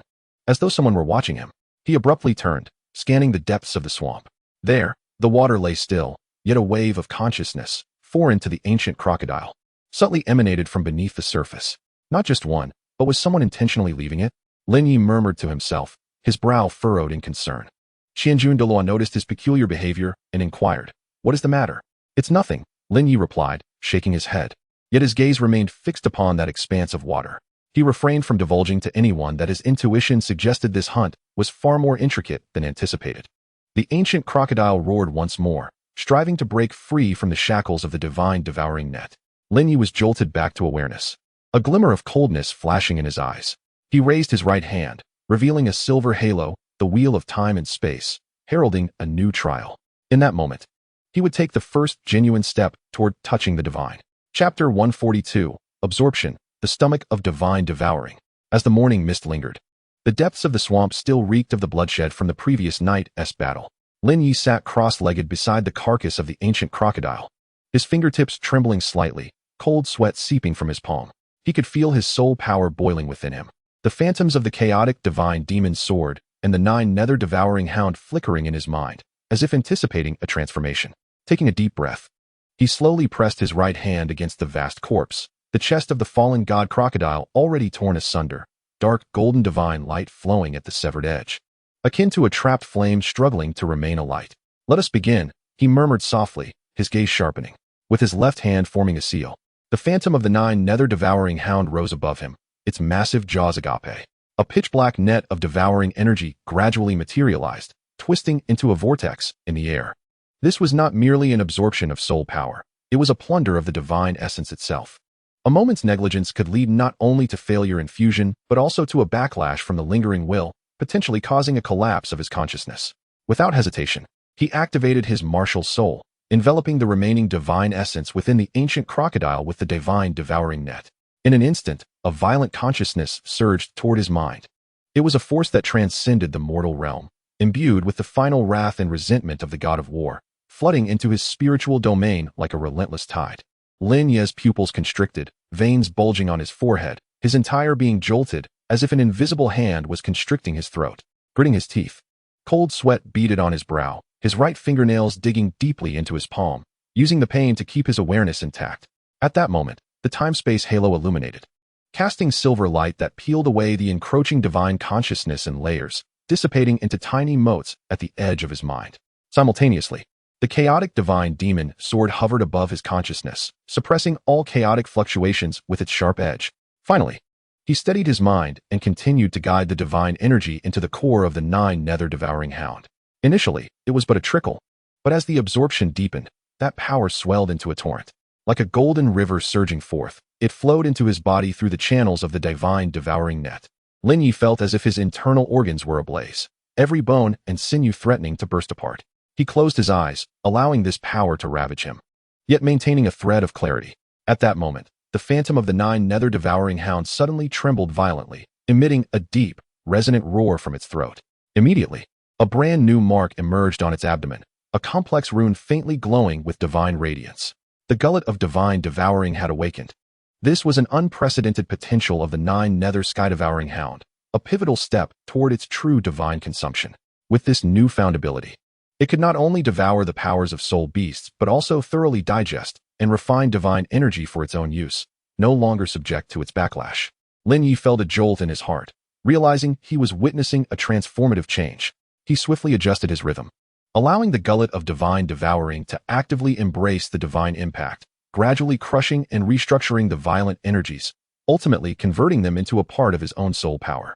As time quietly elapsed, the mist over the swamp gradually dissipated, and sunlight filtered through the thin clouds, casting dappled shadows. Lin Ye remained seated upright, yet a faint golden glow began to emanate from his body, a sign of divinity merging with his bloodline. Suddenly, a sharp pain pierced his chest, as if something within was erupting, not destruction, but a breakthrough. The sixth soul ring coalesced around him, a brilliant circle of purple and gold light slowly materializing. Ancient runes and remnants of battle intent flowing within. This was a fragment of divinity belonging to the god of war, now fully under his control. Soul Emperor at level 61. Lin Ye abruptly opened his eyes, a shimmering interplay of silver and gold flashing within them. He raised his hand and gently clenched his fist, feeling an explosive surge of power within him, as if his very soul had gained weight. This was not a mere increase in soul power, but a fundamental leap in essence. He slowly stood, attuned to the changes within every part of his body. The Nine Nether sky-devouring hound hovered silently behind him, the gullet of divine devouring subtly glowing, seemingly ready to consume the next deity. At that moment, the wheel of time and space deep within his consciousness suddenly turned, a flicker of silver light illuminating a blurred image. In the image, a familiar figure stood at the edge of darkness, coldly gazing at him. Lin Ye's pupils constricted, his thoughts snapping back, and his expression returned to calm. He knew it was no illusion. Someone was watching all of this. Yet, he did not halt his steps or glance back, for he understood that the true trial had only just begun. The wind swept across the swamp, lifting Lin Ye's robe and carrying away the last remnants of divine energy. He stepped forward, his silhouette resolute, as if embarking on an irrevocable path. Beneath his feet, a shattered scale slowly crumbled, revealing the ancient inscription hidden within. It was the name of an unfamiliar deity. Chapter 143. The Undercurrents of the Heavenly Fight. Snowy night in critical condition as Lin Ye stepped beyond the boundaries of the fallen god swamp. The sky began to brighten with the first light of dawn. His strides were steady, yet he could feel the soul power within him still fluctuating like the tides. The sixth soul ring had just completed its formation, and the divine mark of the Nine Nether sky-devouring hound had yet to stabilize fully. With each breath, he could sense that strange and ancient power coursing through his bloodline. He did not hasten to return to the sanctum of the Holy Sun, but instead strolled leisurely along the ridge until he reached a precipice with a panoramic view. The wind blew from behind, causing his robes to flutter, and he closed his eyes, allowing the morning light to cascade upon his face. Simultaneously, he silently channeled the essence of the chaotic divine sword, gradually suppressing the fragmented remnants of the war gods while that lingered deep within his consciousness. As the first rays of sunlight pierced through the clouds, his mind finally regained clarity. Yet, the wheels of fate had only just begun to turn. By the time he returned to the sanctum of the Holy Sun, dusk had fallen. Lin Ye pushed open the heavy wooden door, where candle flames flickered by the window, and a faint scent of sandalwood wafted through the air. He approached the desk and took a seat, gently caressing a dark silver token at his waist, a secretive insignia from the Tiando Empire, sealing an encrypted soul-guided message. He did not immediately unlock the seal. Instead, he settled into a meditative posture for half a fragrant incense stick's duration. Only after the divine fluctuations within him calmed did he retrieve a jade tablet, channeling the message into it. As the light danced, a segment of text gradually materialized. Urgent report from the Tiando royal family. The Emperor of the Snowy Night has suddenly fallen into a coma, and the imperial physicians are at a loss. The Crown Prince, Xue Qinghe, is temporarily assuming control of the state, while the fourth prince, Xue Peng, is in frequent covert correspondence with the emissaries of the Star Luo Empire, causing unrest within the military. Please assess the situation promptly to prepare for unforeseen circumstances. These few lines caused Lin Ye's brow to furrow slightly. He was already aware of the emperor's advanced age. Yet the news of his critical condition came as a shocking surprise, particularly at such a delicate juncture in the relationship between the Wuhuan Palace and the Tiando Empire. Should the imperial power transition spiral out of control, it could potentially trigger a chain reaction. What troubled him further was the source of this confidential report. The star frequency, once employed during the Qingdao flow era for internal communications, had long been abandoned. Few remained capable of utilizing this frequency today. He lightly tapped the edge of the jade tablet, activating the silver glow of the temporal headband, attempting to decipher the traces behind this information. Amidst the shifting light and shadows, a hazy image emerged within his consciousness. A man clad in resplendent garments stood at the end of the imperial palace corridor, holding a golden patterned token, his gaze profound as an abyss. Lin Ye's pupils constricted. He recognized this figure, the mysterious individual he had briefly encountered months prior outside the Tiando Palace. A middle-aged man claiming to be an old minister of the Xue family. Why did he possess knowledge of the star frequency? And why choose this moment to send a message? As he pondered, an unexpected pang of discomfort surged in his chest. As if some force was responding to an unspoken call, he glanced down to see the ancient inscriptions within the fractured scale faintly glowing, resonating with the rising moonlight outside the window. This was no mere illusion. It was a sensation brought forth by the awakening of divinity. An unknown presence was beckoning him. Lin Ye slowly rose, approaching the window and gazing into the distant night. In the direction of Tiando City, the lights flickered dimly. Yet an ineffable sense of oppression lingered in the air. He understood that this storm would not be confined to the palace alone. In the deep of night, within the study of the sanctum of the Holy Sun, Lin Ye sat beneath the lamp, a weathered map unfurled before him. It was the very map he had stumbled upon in the library, marked with the location of the ancient crocodile's habitat in the fallen god swamp. The inscription on the reverse side, "No divine may approach," remained faint and indistinct, as if it might fade into oblivion at any moment. He gently brushed his fingers over the paper, pausing at the 4 characters denoting the fallen god swamp. His mind conjuring images of the previous battle, the roar of the ancient crocodile, the visceral sensation of the god devouring net tearing apart, and finally, that figure that had gazed at him, an existence not of this world. "Who are you truly?" he murmured to himself. Just then, faint footsteps echoed from outside the door. Lin Ye raised an eyebrow, not turning around, but calmly stated, "Enter." The door creaked open, and a shadowy figure clad in black robes silently stepped in. Kneeling on one knee, and whispered, "I have confirmed that the sender of the confidential report is indeed an old minister of the Xue family. Their identity remains unknown, but reliable intelligence suggests they had contact with Qian Renxue prior to her disappearance." Lin Ye's expression shifted slightly. "Qian Renxue?" He nodded imperceptibly. "Continue the investigation." The shadowy figure acknowledged and withdrew, the door closing behind them, leaving only the flickering candlelight swaying gently in the night breeze. Lin Ye remained silent for a moment before suddenly raising his hand, revealing a silver-gray rune that floated above his palm. It was a fragment of divinity he had extracted from the ancient crocodile's corpse, now quietly hovering and emitting a faint glow. He gazed intently at it, a complex expression crossing his eyes. "I had no intention of intervening in the strife of Tiando," he whispered, "but it seems that certain matters are no longer within my choice." Meanwhile, deep within the Tiando Imperial Palace, 1,000 miles away, Emperor Xue Yi lay quietly upon his dragon bed in the royal chamber. His face was as pale as parchment, eyes tightly closed, as if ensnared in an unending dream. The royal physicians were at a loss, while Crown Prince Xue Qinghe stood anxiously at his bedside. "What is the status of father?" he inquired softly.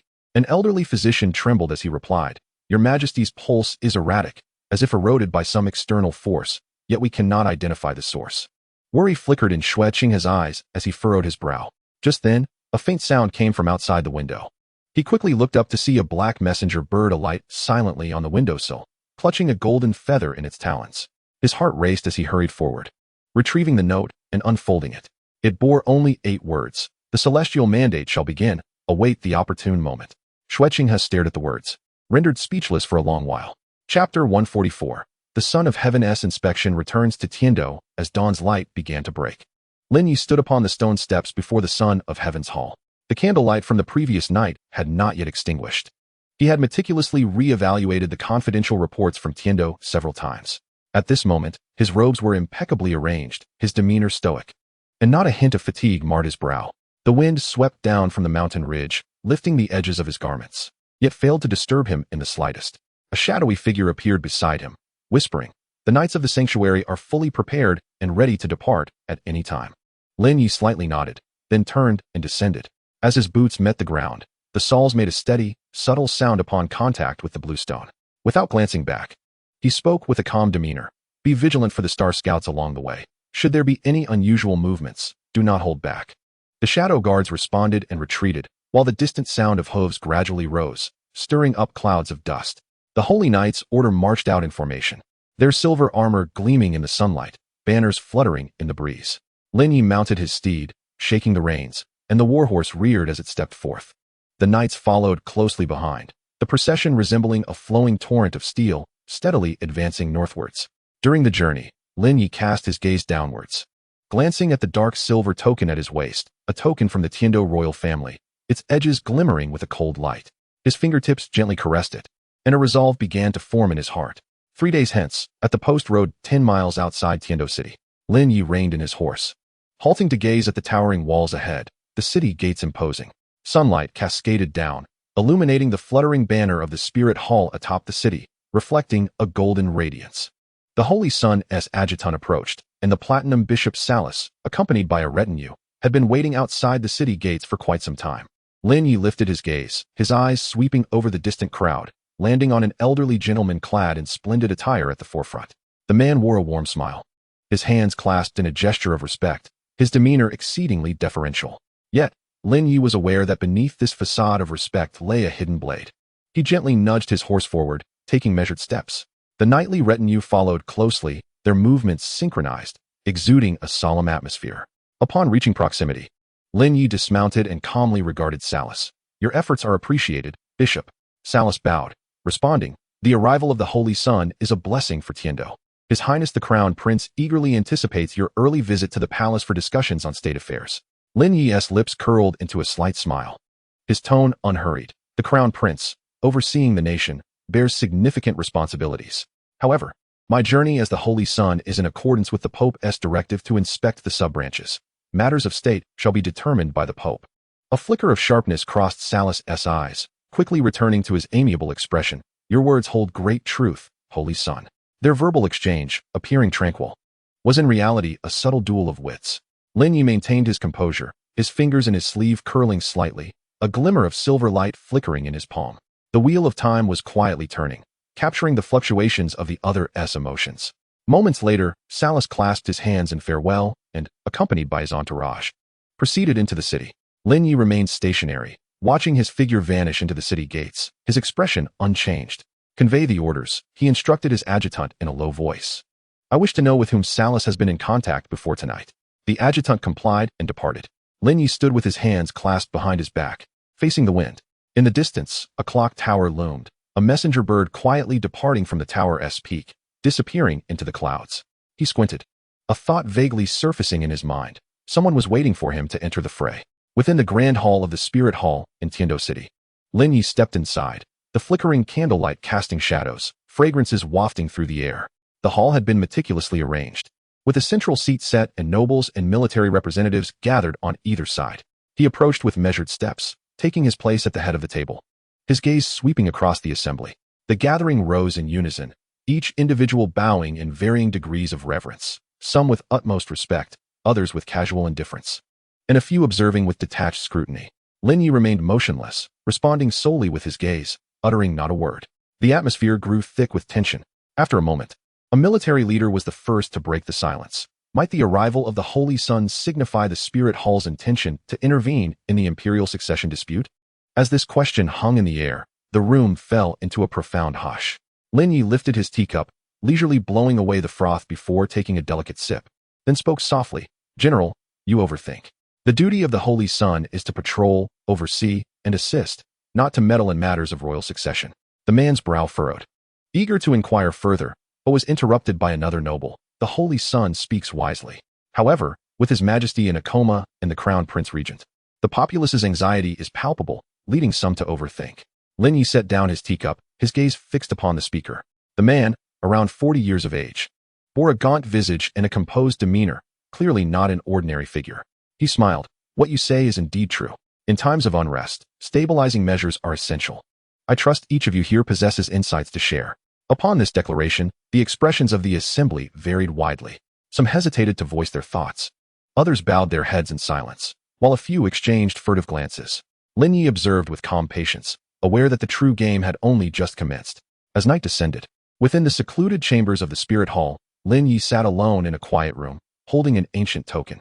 It was an object he had inadvertently unearthed from the folds of his belongings while preparing for his journey. The surface was etched with obscure inscriptions, faintly aglow with a ghostly blue light. Placing it beneath the lamp for closer examination, he noticed the inscriptions seemed to pulse with a life of their own, as if responding to an unseen call. Deep within his consciousness, the wheel of time and space trembled slightly, releasing waves of silvery light. Lin Ye closed his eyes, allowing his awareness to sink into this phenomenon.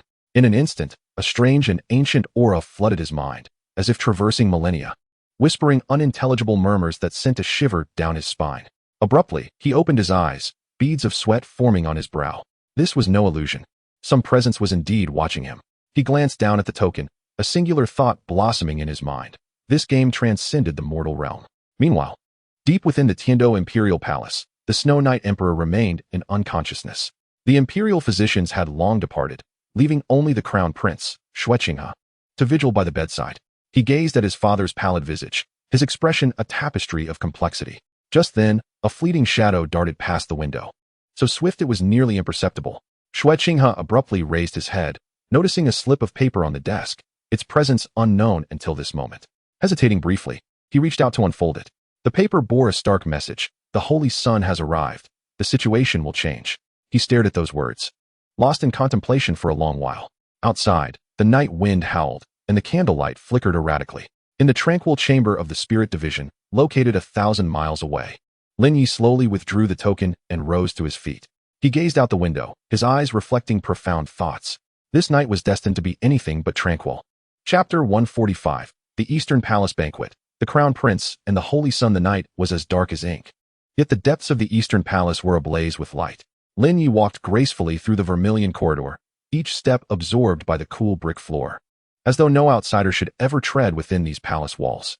Clad in a dark robe, the hem fluttered gently in the breeze, yet his gaze remained fixed on the resplendent hall ahead. The Crown Prince had hosted a banquet, an invitation difficult to decline. However, Lin Ye understood that this gathering was not a mere act of hospitality, but rather a subtle test. The hall doors, urged open by 2 attendants, revealed a warm glow that illuminated the uneven seating and the hushed conversations of the guests within. At the center, seated on the high dais, was the Crown Prince, Xueqinghe, adorned in a splendid robe, his countenance handsome and demeanor gentle, engaged in low conversation with an esteemed elder scholar beside him. As Lin Ye stepped inside, the surrounding chatter gradually diminished, and a myriad of gazes silently settled upon him. He exhibited no signs of discomfort, merely inclined his head slightly and moved towards an unoccupied seat beside the main throne. The arrival of the Holy Sun brought an air of brilliance to the Eastern Palace. Xueqinghe raised his eyes, a warm smile gracing his features, and gestured for him to sit. Taking his place, Lin Ye met his gaze, and after a brief moment, spoke softly, "Your Highness's kindness is overwhelming. I cannot refuse." The two exchanged looks, an invisible tension weaving through the air before dissipating in an instant. A maidservant presented a wine cup, the amber liquid shimmering softly, and the gentle sound of music filled the hall, rekindling the lively atmosphere. A distinguished elder, clad in resplendent robes, was the first to raise his cup. "It is indeed our fortune to have the Holy Sun in Tiando. I have heard that you vanquished the ancient crocodile of the war god in the battle of the vast sea, instilling fear across the lands. Might you share the details of that day's conflict?" Lin Ye took a delicate sip of wine, his tone unruffled. It was merely an ordinary hunt, not worthy of mention. Such humility from the Holy Sun. Another noble interjected, "I have heard that the ancient crocodile contained remnants of the war god's divinity. Your gains must be more than mere soul rings, no?" At this remark, the guests exchanged curious glances. Lin Ye's eyes narrowed slightly before he smiled faintly. "Rumors are merely whispers. If there were indeed divinity, it would only be remnants, hardly significant. Xue Qinghe listened quietly, then chuckled lightly. The Holy Sun is indeed profound and inscrutable. Lin Ye raised his cup in response. Your Highness is overly gracious. The two exchanged glances once more, neither feeling the need for further words. As the hall erupted into song and dance, the dancers swirled gracefully, fragrant breezes wafting through the air.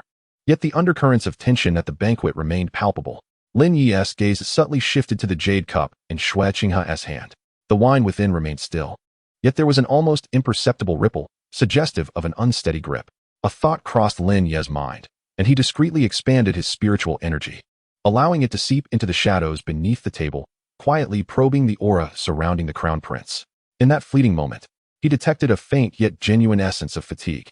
It was not weakness, but rather a mental strain and repression, as if he were shouldering a heavy burden of responsibility. Lin Ye's eyes darkened slightly. He undoubtedly recognizes who Xue Qinghe is, Qian Renxue, the inheritor of the angelic divinity and the future partner of creation. Yet, at this moment, she does not present herself as a deity, but rather as a mortal prince, seated at the very heart of this vortex of power. She must maintain her composure, conceal her emotions, and, under the scrutiny of countless gazes, exhibit an impeccable poise and authority. However, she is not made of iron. Lin Ye slowly set down his wine cup, his gaze sweeping over the assembly, and suddenly inquired, "How fares the prince these days?" Xue Qinghe was taken aback for a moment before responding with a smile. "What brings you to inquire, Holy Son?"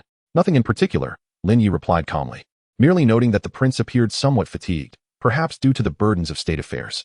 The expressions of several attendees shifted subtly. Some bowed their heads in silence, while others appeared deep in thought. Xue Qinghe's smile remained intact, yet she quietly clenched the jade cup within her sleeve. Lin Ye observed this and formed a judgment in his mind. She had not completely succumbed, nor had she entirely abandoned her true self. She continued to struggle, seeking a way out, yet found herself ensnared too deeply within the Eastern Palace. "I appreciate your concern, Holy Son," Xue Qinghe murmured softly, "but the weight of national affairs compels me to exert myself." Lin Ye nodded, choosing to say no more. The topic at the table shifted once more to the current situation.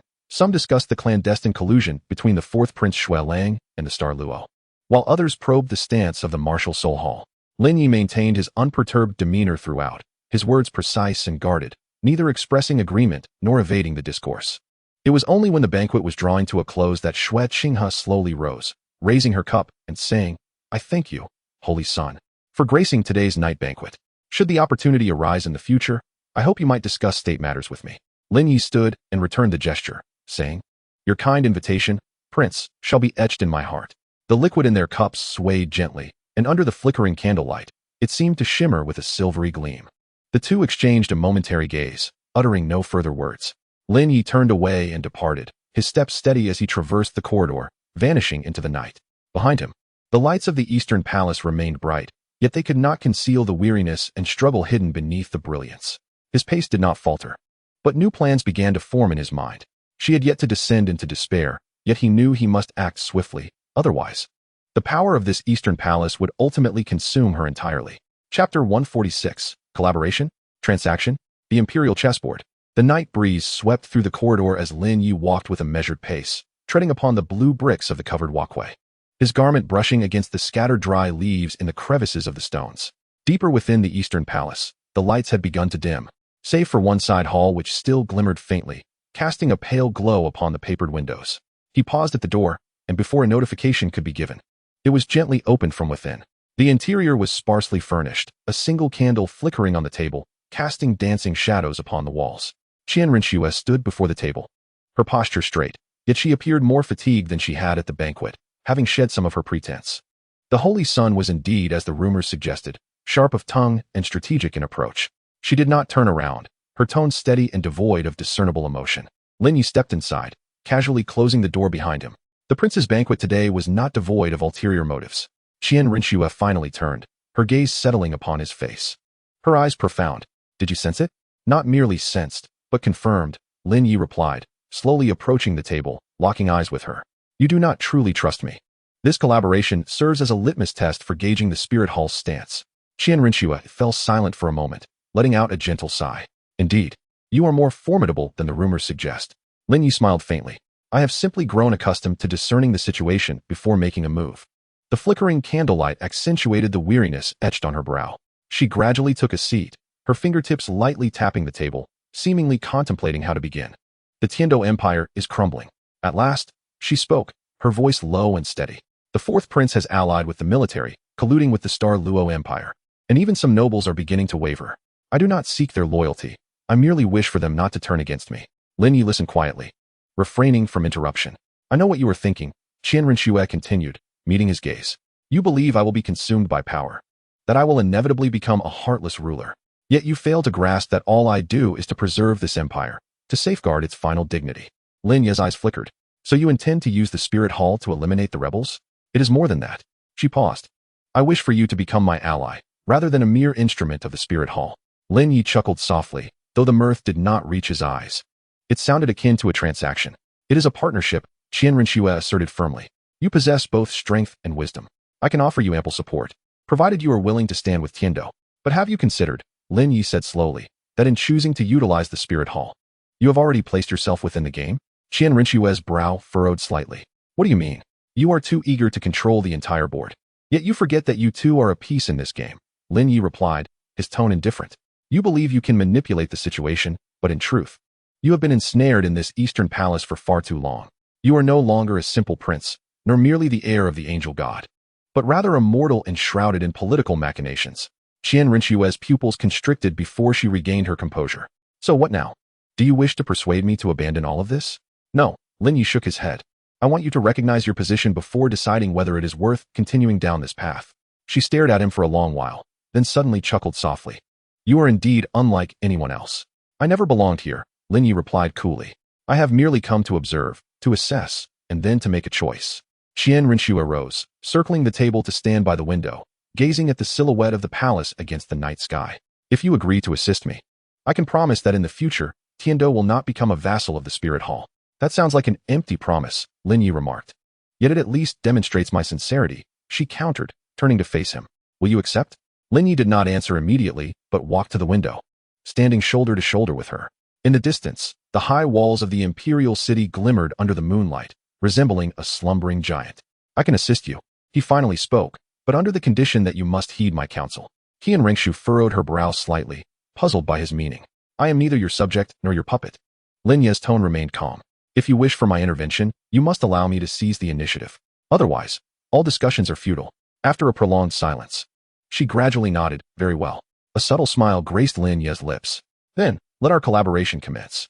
As the words fell, the candle flame flickered violently, bursting into a blossoming light. The jade cup in Qian Renxue's sleeve trembled slightly, the dregs of wine rippling like a delicate heartbeat. She placed the cup down nonchalantly, yet her fingertip left a faint trace of moisture along the table's edge. Lin Ye observed keenly, already forming a judgment in his mind. Her divine essence had not yet fully awakened, but it was beginning to influence her corporeal form. If left unchanneled, she would inevitably be consumed by her mortal identity. What do you wish to do next? Qian Renxue inquired. Lin Ye turned towards the door, his steps steady. First, let me ascertain who your true enemy is. With that, he pushed the door open and stepped outside. The night breeze rushed towards him, tousling his hair. Behind him, Qian Renxue gazed at the slowly closing door, a flicker of complex emotion crossing her eyes. The candlelight cast a shadow across her face, concealing the faint trace of a bittersweet smile at the corners of her lips. Outside, Lin Ye paused, glancing back over his shoulder. He spoke not a word, but gently lifted his right hand, tightly grasping a shard of scale within his sleeve. The fractured edge remained cold, yet it resonated with a subtle tremor, as if beckoning him.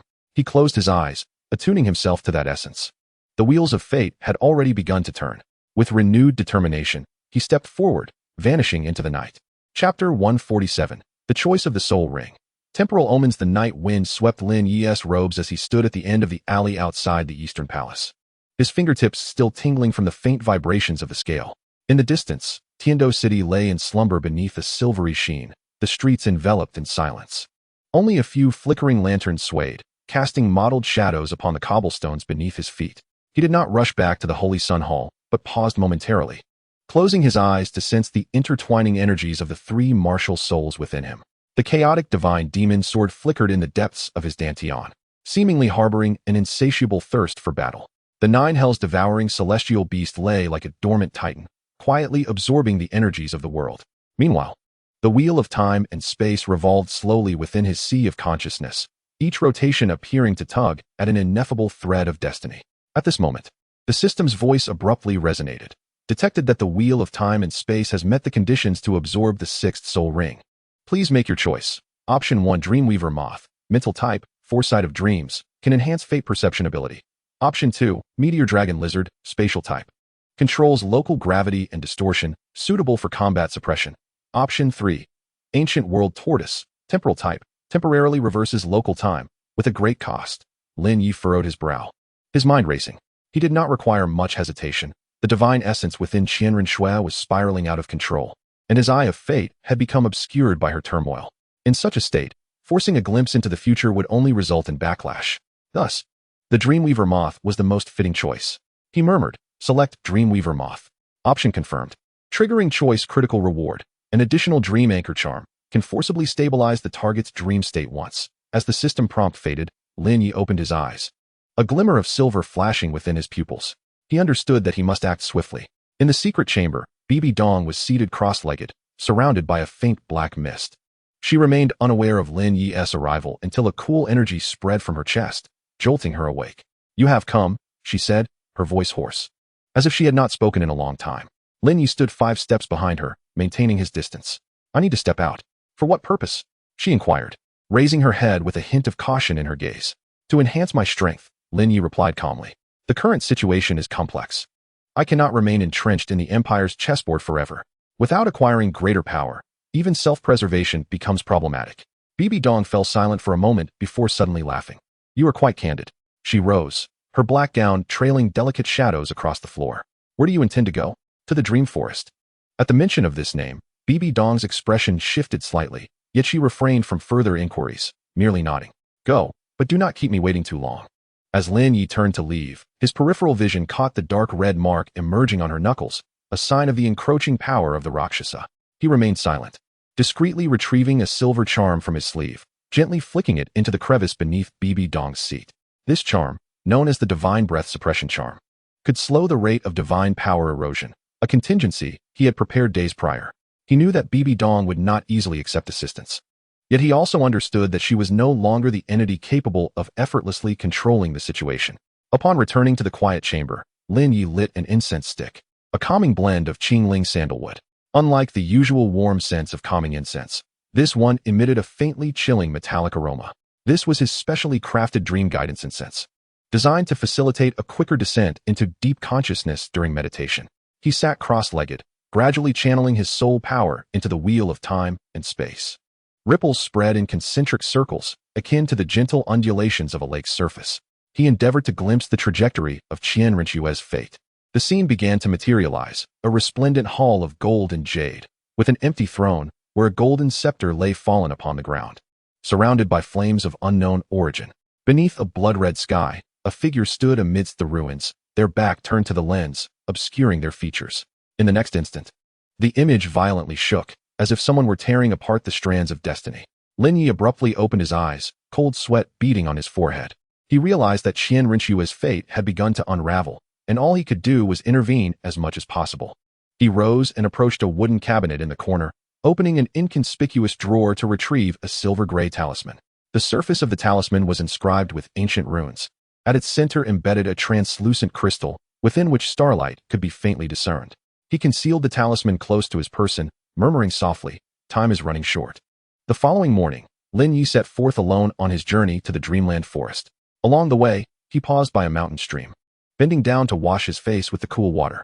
The surface reflected his slightly weary visage, yet under the sunlight, his eyes still sparkled with a calm brilliance. He extracted a small jade slip, gently brushing its surface, causing a silver halo to emerge. It was a trace of divine resonance he had extracted from the watermark left on the cup's rim by Qian Renxue the previous day. He tucked the jade slip away and turned to continue his path. The Dreamland Forest lay ahead, shrouded in mist, resembling a slumbering giant, awaiting his entry. And in the unseen heights above, a shadowy figure silently observed his retreating silhouette. Those were eyes not of this world. They belonged neither to the past nor the present. They existed solely in the realm of the future. Chapter 148. Hunt.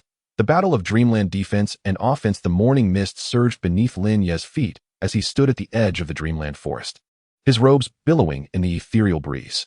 The ethereal sandalwood from the previous night had long since burned away, the remnants of ash between his fingers already scattered by the wind. He inhaled deeply, stepping into the fog. Instantly, the air thickened, as if countless threads entwined around his limbs and bones. His vision began to blur, the distant tree shadows twisting into grotesque silhouettes, reminiscent of a nightmare lurking deep within consciousness, slowly awakening. "It's here," Lin Ye murmured to himself, his left hand discreetly pressing against his chest, where a silver-gray talisman of dream anchoring lay hidden, the core item for the system's critical reward. In the next moment, the world turned upside down. He found himself within a burning palace, flames soaring all around, yet no sound reached his ears. A familiar figure emerged from the ruins, Qian Renxue, clad in white, gazing at him with hollow eyes. "You have arrived too late," she spoke, her voice tinged with an uncharacteristic age. "The threads of fate have already unraveled." Lin Ye's pupils constricted as the ground beneath him began to crack, dark liquid seeping from the fissures, spreading swiftly like ink. He recognized this as an illusion. Yet the sensation was so vivid that even the scorching heat on his skin was unmistakable. He chose not to respond, instead closing his eyes and allowing the flames to consume him. The anticipated agony did not arrive. Upon opening his eyes, he found himself in an entirely different realm. Here, there was no light from flames, only an infinite darkness accompanied by a low murmur, as if countless voices whispered divergent futures in his ears. "Heart demon illusion," Lin Ye scoffed, clenching his right hand. The wheel of time and space within his consciousness trembled slightly, and a silvery radiance emanated from his brow, dispersing the chaotic sounds. He sensed a potent mental wave attempting to infiltrate his awareness. The dream-weaving beast was at work. This soul beast did not hasten to reveal itself, but was incessantly conjuring illusions, eroding the invader's mental realm in the most primal manner. Lin Ye remained composed, flicking his fingertips to quietly activate the dream anchoring symbol. In an instant, the surrounding images convulsed violently, as if torn by an invisible hand, revealing their illusory essence. "Break," he uttered softly, his consciousness piercing towards a singular point like a sword. The illusion shattered, reality returned. Before him lay an island suspended in the void. At its center coiled a colossal creature, the dream-weaving beast. Its form was entirely ebony, resembling a gigantic serpent, yet its eyes sparkled like stars, exuding an overwhelming sense of oppression. Lin Ye stepped forward, each movement creating subtle ripples in the air. The dream-weaving beast remained unmoving, merely observing him with a hint of human-like scrutiny in its gaze. To have arrived here is no small feat. It intoned directly within Lin Ye's mind, devoid of emotion, yet imbued with an air of condescension. Lin Ye offered no reply, instead raising his right hand, where a faint golden glow, the thread of fate, materialized. The beast's pupils dilated suddenly, instinctively retreating a fraction. "Do you wish to pry into my fate?" it queried softly, a note of wariness creeping into its tone. Lin Ye's lips curled slightly. "I care only for my own." No sooner had he spoken than the dream-weaving beast opened its maw, unleashing a beam of black light aimed directly at Lin Ye's face. He swiftly evaded the frontal assault, simultaneously waving his left hand, transforming the thread of fate into an intangible web, attempting to ensnare the beast's mental waves. However, the creature was prepared. The entire space warped once more, plunging Lin Ye's perception into chaos. This time, he beheld a vision of a future self.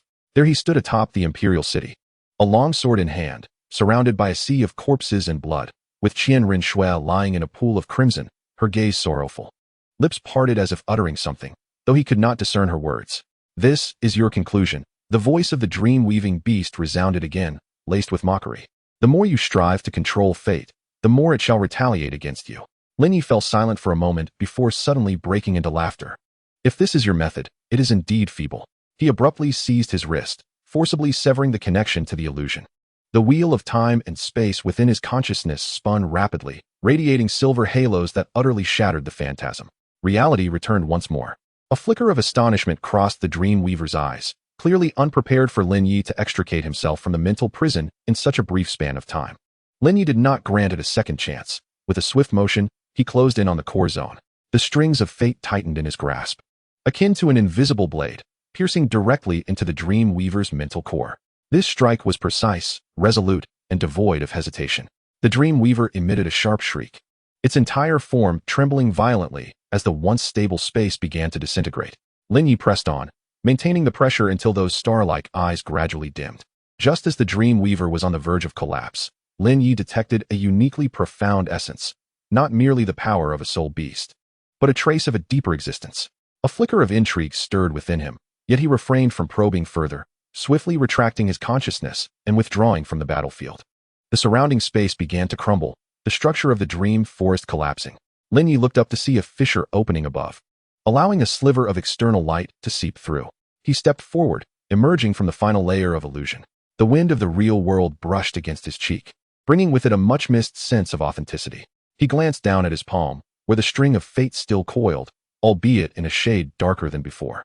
Behind him, the mist of the dream forest slowly receded, as if no one had ever ventured within. Lin Ye did not look back. He turned and walked away. Just as he had taken 10 steps, a low voice echoed beside him. Those who gaze upon the fates shall ultimately be consumed by them. He paused momentarily, but then continued on, his expression unchanged. The wind swept through the treetops, stirring fallen leaves that gently landed on the ground. Lin Ye's figure had vanished at the end of the distant mountain path. Chapter 149, The String of Fate. Morning light cascaded from the end of the mountain path, stretching Lin Ye's shadow long. He halted, glancing back at the dream forest now shrouded in morning mist.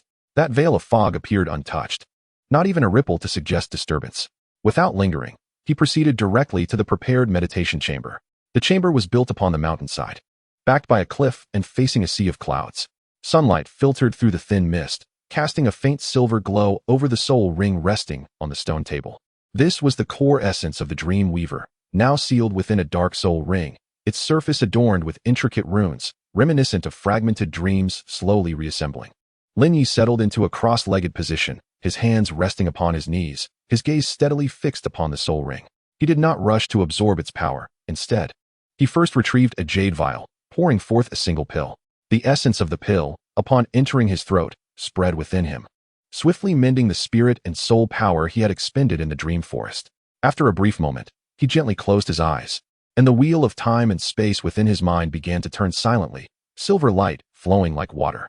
At the same time, the aura of the chaotic divine sword and the 9 nether devouring hounds slowly surged within him, preparing for the imminent fusion of the soul ring. Commence, he murmured softly, raising his palm as the soul ring gradually ascended, hovering above his head. Then, like a tide, it cascaded down, enveloping him entirely. In an instant, a vast and profound wave of spiritual energy surged into his mind, akin to a multitude of dreams exploding simultaneously, drawing his consciousness into their depths. He beheld countless scenes, a golden palace collapsing in flames, the figure of Qian Renxue shattering and reassembling amidst the fire, a crimson river slicing through heaven and earth, its waters reflecting countless faces, each resembling him, yet unfamiliar. In addition, a vague silhouette stood at the world's end, wielding a sword, its tip directed at Lin Ye. As if awaiting something, these visions surged forth like a tide, assaulting his mental defenses. Lin Ye gritted his teeth, the wheel of time and space in his mind spinning rapidly, silver light transforming into a barrier that isolated the chaotic images. Chaotic sword intent, slash. With a surge of intent, a blade of will erupted from the depths of his mind, striking those illusions like thunder. The phantasms shattered, dissolving into nothingness. Meanwhile, the spiritual essence of the dream-weaving taper finally began to merge with the wheel of time and space. Silver light intertwined with black mist. Strings of fate emerged in his consciousness, vibrating like strings of a lute, producing a low hum. Lin Ye felt an unprecedented surge of power flowing into him. His soul force surged violently, the fluctuations of the soul ring spreading like a tide, causing the entire quiet room to tremble. He did not halt. Instead, he continued to guide the power of the soul ring, merging it into his meridians and soul core. Time seemed to freeze at that moment. After an indeterminate duration, the fluctuations of the soul ring finally stabilized. Lin Ye opened his eyes, a silver light pattern emerging within his pupils. The attachment of the soul ring was successful. He slowly raised his right hand, and a string of fate gradually materialized above his palm, delicate as a thread, yet imbued with the sharpness to tear apart the future. String of temporal fate, passive skill, foresee future dangers, sensing them in advance. Active skill, at the cost of his own soul power and mental energy. Glimpse the future trajectory of a target, with the capacity to simultaneously observe up to 3 individuals. Lin Ye took a deep breath, attempting to activate the active skill. He closed his eyes, his consciousness sinking into the depths of his mind, tightening the string of fate at his fingertips and plucking it gently. In an instant, an image materialized, a blurry figure standing atop the imperial city, cloaked in black, wielding a sword stained with blood. The blood seemed oddly familiar. A jolt surged through Lin Ye's heart as he forcibly severed the connection, opening his eyes to find cold sweat beading on his forehead. Who was it? He did not delve further, but shifted his focus back to the fluctuations of his soul power. After the soul ring was appended, his soul power level had quietly transcended to the 67th rank of Soul Emperor. The essence of his soul power had become more refined, and his mental acuity had grown several-fold stronger than before. Yet, he was acutely aware that the cost of peering into the future was exorbitant, with the consumption of both soul power and spiritual energy far exceeding expectations. Had it not been for the support of the chaotic divine demon sword and the wheel of time and space, a single strike would likely have left him utterly drained of soul power. Time was required for adaptation, he murmured to himself, rising to the window to gaze into the distance. The sea of clouds churned, sunlight cascaded down, and the mountain breeze brushed against his face, bringing a hint of coolness. Lin Ye extended his hand, the strings of destiny in his palms slowly dissipating, yet not entirely vanishing. Instead, they transformed into a faint silver thread, coiling around his wrist like a slumbering serpent. A thought flickered in his mind, causing the wheel of time and space in his consciousness to quiver slightly. A faint resonance emanating from the outside world. This force. He furrowed his brow, attempting to discern the source of the resonance. Yet he could not pinpoint its exact location. It did not originate from any known soul beast or deity, but rather from an unfamiliar energy, seemingly derived from a higher dimensional existence. Lin Ye refrained from acting rashly. Instead, he redirected his focus to assimilate his newly acquired abilities. He endeavored to utilize the strings of destiny at a lower intensity, seeking to glimpse the future trajectory of a moth within the quiet room. The vision was brief, yet sufficiently clear, revealing that the moth would collide with the window frame and fall to the ground in 3 breaths. Lin Ye waited patiently, and indeed, after 3 breaths, the moth struck the window frame as depicted and tumbled at his feet. A slight smile graced his lips. The sensation of control was satisfying. He continued to experiment, extending his target to a greater distance, even attempting to foretell the future actions of a patrolling guard at the foot of the mountain. However, as the target expanded, the consumption of energy increased exponentially. After only a few attempts, his soul power was nearing depletion, beads of sweat forming on his forehead. It seemed that large-scale usage would not be feasible in the short term. He seated himself cross-legged, circulating his energy to restore his soul power. Time flowed slowly, and tranquility returned to the quiet room. Yet Lin Ye understood that from this moment onward, the trajectory of fate was no longer entirely uncontrollable. He had acquired the ability to pluck the strings of destiny, and thus, fate itself would be altered by his actions. The mountain breeze rustled, causing the window frame to emit a soft sound. A single leaf drifted down silently, landing on the stone table at the center of the quiet room, perfectly covering the remnant fragment of the soul ring. Amidst the interplay of light and shadow, the strings of destiny within Lin Ye's being gradually fell silent, awaiting the next moment of resonance. Chapter 150. The Shadow of Sea God Island. Tang San struggled. The morning light had yet to fully dispel the mist in the mountains. Lin Ye stood at the window, his fingertips gently caressing a silver talisman, a remnant trace of the echoes of the strings of destiny lingering within him. The air in the quiet room still bore the warmth left over from the fusion of the soul ring the previous night, the fluctuations of soul power not yet entirely calmed. He refrained from further attempts to glimpse the future. The cost of that last endeavor was sufficient to remind him that destiny was not a mere string to be plucked at will. Soft footsteps echoed from outside the door, cautious and deliberately muted. Lin Ye did not turn around. Instead, he tucked the talisman paper into his sleeve. When he turned, the door had quietly swung open. A shadow guard, clad in a black robe, knelt on one knee, presenting a sealed letter with both hands. The subordinate had been tasked with delivering the message. Intelligence from the direction of Sea God Island had arrived. Lin Ye accepted the letter, the wax seal bearing the clandestine emblem of the Shadow Palace. He gently ran his fingertip over it, confirming its authenticity before carefully breaking the seal. As he unfolded the letter, the ink appeared somewhat hurried, yet the script was unmistakably the familiar cipher of the Shadow Palace. He swiftly scanned the contents, his brow gradually furrowing. Tang San had been taken to Sea God Island by Tang Hao? He murmured softly, his gaze lingering on a crucial segment of the letter. The target's Dantian had been damaged. His soul power had plummeted to the realm of a great soul master. His foundation shaken, and his potential severely diminished. However, the sea god assessment had commenced, and the process was exceptionally arduous, seemingly involving divine-level trials. Lin Ye's fingertips tightened slightly, crumpling the edge of the paper. He was acutely aware of the implications of the sea god inheritance. It was not merely an ordinary divine legacy, but a true succession of divine status. Once completed, even if Tang San's soul power had fallen to its nadir, it would suffice for a swift resurgence. "See God," he whispered, his expression turning steely. This inheritance should not fall into Tang San's hands. He tucked the letter away and turned his gaze to the Shadow Guard. Has there been any movement from Tang San on the island? The Shadow Guard bowed his head and replied, according to intelligence, Tang San is accompanied by a 10,000-year-old beast named Xiao Wu.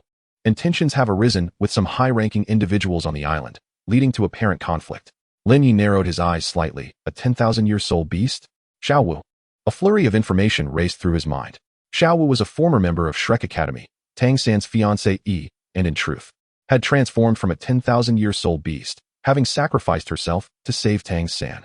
Now she reappeared on Sea God Island, moving alongside Tang San. This reunion was likely more than mere coincidence. Relay to the Shadow Palace to continue monitoring Tang San's movements, particularly his interactions with the high-ranking officials of Sea God Island. Lin Ye commanded solemnly. Additionally, contact our spies lurking outside the island to closely observe the progress of the Sea God assessment. Understood, the Shadow Guard responded before exiting. Lin Ye resumed his seat, his gaze falling upon the fragment of a residual soul ring on the table. Yet his thoughts drifted thousands of miles away to Sea God Island. He closed his eyes. The threads of fate within his consciousness quivered slightly as he attempted to touch a thread of the future. However, in an instant, he sensed a heavy resistance. As if an invisible barrier separated him from Tang San's fate. The Sea God inheritance was indeed not simple. He opened his eyes, his expression sharp. Even the threads of fate were beyond his reach. It seemed that the secrets concealed on that island were deeper than he had imagined.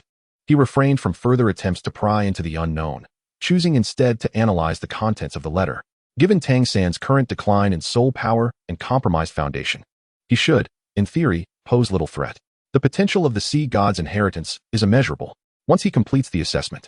Even if he merely inherits a fraction of divine power, he may swiftly recover or even surpass his former self. Preparations must be made in advance. Lin Ye has already made up his mind. He rises and approaches the bookshelf, pulling out an ancient tome with a weathered cover and flipping to one of its pages. There, he finds scattered phrases regarding the Sea God's inheritance.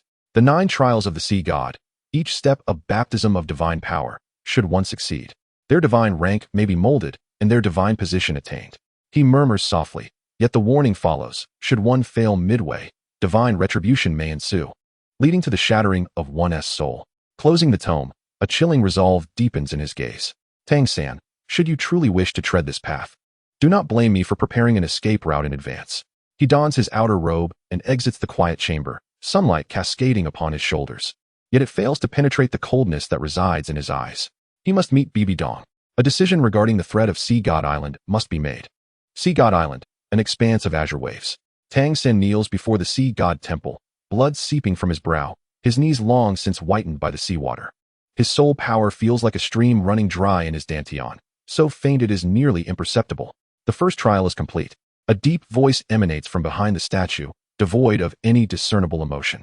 Tang Hao stands by, his gaze complex as he watches his son. Yet he does not step forward to assist. You have 8 opportunities remaining. The steward of the Sea God Temple speaks coldly, warning that another failure will result in expulsion from Sea God Island. Tang San grits his teeth, straining to lift his body. I will not fail. His voice is hoarse, yet it carries an unmistakable stubbornness. The steward scoffs and turns away. Only then does Tang Hao take a step forward to support him. You are pushing yourself too hard. I am not afraid. Tang San raises his head, a flicker of determination in his eyes. I must complete the 9 trials of the Sea God, otherwise I will not even have the right to protect her. He gazes out at the distant sea, where a figure seems to dance before his eyes. Xiao Wu. She has promised to accompany him on this journey. Yet, this path is far more arduous than he had anticipated. Tang San. A deep voice suddenly calls out. He turns to see a middle-aged man clad in silver robes approaching, his expression indifferent. I am the vice steward of the Sea God Temple, responsible for your assessment. He states flatly. From this moment forth, the second trial shall commence. Tang San remains silent, merely nodding in acknowledgement. He is uncertain if Lin Ye has sensed his movements, or if he can survive to complete the 9 trials. But he knows that once he embarks on this path, retreat is no longer an option. Let it begin, he whispers. The sea breeze howls, tugging at his garments, scattering the last vestige of hesitation from his eyes. Lin Ye stands within the secret chamber of the Martial Soul Hall, clutching a new plan. Sea God Island, he murmurs softly. I will turn you into Tang San's terminus, rather than his genesis. He folds the plan neatly, tucking it away in his bosom, and turns to exit the chamber. The sky outside has brightened, and yet his plans are only just beginning. Chapter 151, A Glimpse into the Warnings of Fate. The morning light is obscured by heavy curtains. leaving only a flickering green lamp in the secret chamber, casting mottled shadows as the wick dances. Lin Ye sits cross-legged on the mat, palms upward, fingers slightly curled as if grasping an invisible entity. With closed eyes, he breathes deeply, his soul power flowing slowly through his meridians like a dark river. Unhurried, yet brimming with astonishing strength, he intends to once again glimpse Tang San's destiny. In his previous attempt, the strings of fate were obstructed by an unknown barrier, as if a deity were silently guarding that path. However, Lin Ye does not believe in fate, nor does he accept that there are truths beyond his reach. He gradually opens his eyes, and a silver-white pattern appears in his pupils, resembling threads of destiny intertwining within his gaze. He gently presses his left hand against his forehead, allowing the soul power to ascend through his meridians, reaching the depths of his sea of consciousness. At that moment, the strings of fate are plucked. A low hum erupts within the sea of consciousness, as if an invisible string is being drawn tight to its limit. Cold sweat beads at Lin Ye's temples. His soul power surges forth like a tide, while his mental energy is frantically siphoned away, as though an unseen hand is relentlessly tearing at his consciousness. He grits his teeth, lightly tracing a shallow line on the ground with his finger, blood droplets falling and seeping into the stone bricks. He does not waver. Deep within the sea of consciousness, the strings of fate begin to tremble. Flickering lights and shadows manifest in the void, blurred and fragmented, like a shattered mirror reflecting countless possible futures. He fixates on Tang San's aura, a deep red thread of fate entwined among a myriad of chaotic strands, faintly visible, as if it could snap at any moment. Reveal yourself, Lin Ye commands softly, and his soul power surges explosively. Silver light erupts within the sea of consciousness, and the strings of fate are forcibly straightened. In an instant, the images become clear. In the vision, Tang San kneels upon a blood-soaked earth, surrounded by twisted structures. Walls marked with bloody handprints, and the ground littered with severed limbs and torsos, the air thick with the stench of blood. This is no illusion. This is the city of carnage. Lin Ye's gaze sharpens. He has encountered descriptions of this place in ancient texts, a city that worships slaughter, where survival depends on the act of killing. And here lies the trial left by the god of Shura. How could Tang San find himself in such a place? His focus deepens, attempting to capture more details. Yet, just as his mental energy is on the verge of penetrating the image to explore deeper layers of destiny, an exceedingly cold will descends abruptly. It is neither murderous intent nor hostility, but rather an indifferent gaze that surveys all beings. It feels as though a pair of eyes pierces through the veil of fate, fixating intently upon him. Lin Ye's spine stiffened instantaneously, his soul power surging tumultuously within his sea of consciousness, as if shackled by invisible chains, rendering him immobile. He felt the piercing gaze of the Shura god. That icy, lethal, and unyielding divine intent bore down upon him like an intangible mountain, nearly suffocating him. The strings of fate trembled violently, seemingly unable to withstand this pressure, beginning to fracture. The images of light and shadow distorted in an instant, shattering into countless motes of light that dissipated within his sea of consciousness. Lin Ye abruptly opened his eyes, his pupils constricting sharply, the cold sweat on his forehead instantly soaking his garments. His chest heaved violently, his soul power nearly depleted. While his mental strength felt as though it had been hollowed out, waves of sharp pain coursing through his sea of consciousness, as if innumerable fine needles were piercing his mind. He slowly raised his hand, his fingertips trembling slightly, his knuckles turning pale, blood seeping from the edges of his nails. That gaze was no mere illusion. The Shura god was indeed watching over Tang San's fate, even noticing his prying. Lin Ye lowered his head, observing his trembling hand, a grave expression flashing in his eyes. Though he had scrutinized fate before, he had never encountered such a potent backlash. That divine intent seemed to warn him, the observer, to beware of having his fate severed. He gradually closed his eyes, taking a deep breath, forcing himself to regain his composure. This was not a moment for fear. He needed to understand why Tang San had entered the city of slaughter and why he had drawn the attention of the Shura god. More crucially, he needed to discern why the Shura god was so invested in Tang San's destiny. Lin Ye slowly rose to his feet, his steps somewhat unsteady. Yet he resolutely walked towards the corner of the secret chamber. There lay a long-forgotten ancient scroll, its cover weathered and its edges yellowed, inscribed with a long-lost divine script. He brushed away the dust, his fingertips lightly touching the divine inscription. Instantly, a chilling wave surged forth from the scroll, as if some dormant presence had been awakened. Without hesitation, Lin Ye gradually unfurled the scroll. On the first page, it boldly proclaimed, "The Shura god, master of slaughter and judgment, whose will cannot be defied, whose gaze cannot be reversed." Lin Ye's expression darkened as he continued to turn the pages. The second page ominously stated, Those who pry into the fates of those under the Shura god's protection shall suffer divine punishment. He slightly curled his lips, not in a smile, but with a trace of coldness. It seemed that I have already attracted attention. He gently closed the scroll, his fingertips caressing the cover. His gaze tranquil as water. So this is the Shura god. No wonder Tang San could survive on Sea God Island. No wonder the strings of fate were obscured. It turns out, he was backed not only by the sea god, but also by the Shura god. Lin Ye gradually stood up and walked to the center of the secret chamber, sitting cross-legged. He needed to restore his soul power, stabilize his mental strength, and prepare for the next probing. This time, he would not recklessly delve deeper. He needed to first ascertain what schemes the Shura god was truly plotting. As he closed his eyes, the enigmatic script on the scroll subtly ignited with a ghostly azure glow, reminiscent of an eye opening in the abyss, quietly observing him. In the dim chamber, the air remained still, the candles unshaken, yet an intangible force seemed to descend quietly. Chapter 152. The scheme to constrain the slaughter. When Lin Ye emerged from the secret chamber, the daylight had not yet fully dispelled the night's darkness, and the morning mist settled on the stone steps like a delicate frost. His steps were steady, the hem of his garment brushing against the steps, stirring the fragile frost particles. He did not look back. The door to the chamber behind him had closed, and the ghostly light of the script on the scroll had long since extinguished. Nevertheless, that almost imperceptible gaze appeared to linger deep within his consciousness, like a thorn embedded in the fissures of his soul. He had to act swiftly. In the city of slaughter, the legacy of the god of Shura awaited. Tang San was there, accompanied by that pair of cold, scrutinizing eyes. He could not afford to wait, nor dare to hesitate.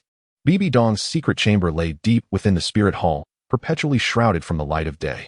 Lin Ye pushed open the heavy bronze door and strode directly into the inner hall. Inside, an incense burner wafted a faint violet fragrance, its essence cool and sharp with a metallic edge. Bibi Dong sat at the head of the hall, her back against a stone wall embedded with dark red crystals, casting a cold reflection of her profile. She remained silent, merely lifting her gaze to rest upon Lin Ye. Kneeling on one knee, Lin Ye spoke with steadiness. I have urgent matters to report. Speak. Tang San has entered the city of slaughter and is highly likely to acquire the legacy of the god of Shura. Lin Ye paused, his tone unwavering. If he completes this legacy, not only will the Sea God Island gain another deity, but more alarmingly, the god of Shura has taken notice of our movements. Bibi Dong tapped her fingertips lightly against the armrest, her expression unchanged. Yet a flicker of cold light flashed in her eyes. Are you certain? I have peered into the strings of fate and witnessed it with my own eyes. Tang San knelt amidst a sea of blood, surrounded by dismembered limbs. This is a hallmark of the city of slaughter. More critically, Lin Ye raised his gaze. His eyes sharp as blades. The will of the god of Shura has descended, directly rebounding against my probing. This signifies that Tang San has been chosen by the god of Shura. Bibi Dong fell silent for a moment, then slowly rose. She circled the stone table and approached Lin Ye, looking down at him from her elevated position. What do you plan to do? Kill him. Lin Ye stood, his tone resolute. Before he acquires the legacy, I must eliminate all potential threats. Bibi Dong narrowed her eyes slightly. Do you understand that the city of slaughter is a trial set by the god of Shura, not a place easily entered by outsiders? Precisely because of this, I must act immediately, Lin Ye replied. Tang San's current strength is not fully restored, his foundation compromised. If we do not seize this opportunity, once he completes the legacy, the cost of eliminating him will be significantly greater. Bibi Dong did not respond immediately. She turned and walked to the stone wall, her fingertips gently caressing the crystals, as if contemplating something. After a long pause, she finally spoke. Are you certain that Tang Chen's aura indicates he has recovered to demigod status? Lin Ye nodded. While probing into Tang San's fate, he sensed a terrifying surge of will, one that transcended the ordinary demigod. It was the apex of true demigods. Bibi Dong remained silent, aware that Tang Chun was among the few she had once regarded with trepidation. Now, Lin Ye faced not only Tang San, but also the potential early encounter with Tang Chun. She slowly turned, fixing her gaze upon Lin Ye. I grant you the highest authority to mobilize the Shadow Palace and the Tribunal. If necessary, I shall intervene personally. Lin Ye clasped his hands in acknowledgement. Understood, my lord. Yet, she continued, her voice growing colder, remember, you are not to face death recklessly. If Tang San truly obtains the Azura god's legacy, you must retreat immediately and await my intervention. Lin Ye did not respond verbally, but bowed deeply. He understood this was Bibi Dong's bottom line and a testament to her trust in him. He turned and departed the secret chamber, his steps resolute. In the command room of the Martial Soul Palace, a map lay unfurled. The city of slaughter was situated in the southwest of the continent, characterized by treacherous terrain and perpetually shrouded in a blood mist. Any mortal who stumbled in would become a lost soul. Lin Ye stood before the map, tracing a concealed route with his finger. We shall circumvent the outer guards and enter the blood mist zone to seal off the periphery of the city of slaughter. He pointed to a specific ravine on the map. We cannot allow Tang San to complete his trial smoothly. The leader of the Shadow Palace asked in a hushed tone. What if Tang San has already acquired part of the legacy's power? Then we must prevent him from progressing further, Lin Ye replied firmly. Once the Azura God's legacy is completed and the divine nature awakens, it will be nearly impossible to eliminate him. The leader of the tribunal frowned. But we cannot enter the city of slaughter. Entering is unnecessary, Lin Ye asserted. We need only sever his connection to the Azura God from the outside, preventing him from completing the final legacy. He produced a dark golden token and placed it upon the table. This is the highest authority granted by Bibi Dong. You will now act under my command. The gathered individuals exchanged glances, all nodding in agreement. The operation was scheduled for 3 days hence. Lin Ye surveyed the group, stating, I will personally lead the team to the outskirts of the blood mist and seal off the city of slaughter. He paused, adding, if Tang Chen appears, retreat immediately. Upon hearing his words, the atmosphere grew tense. Tang Chen was a name nearly forgotten, a being that once instilled fear throughout the continent. Now he might return.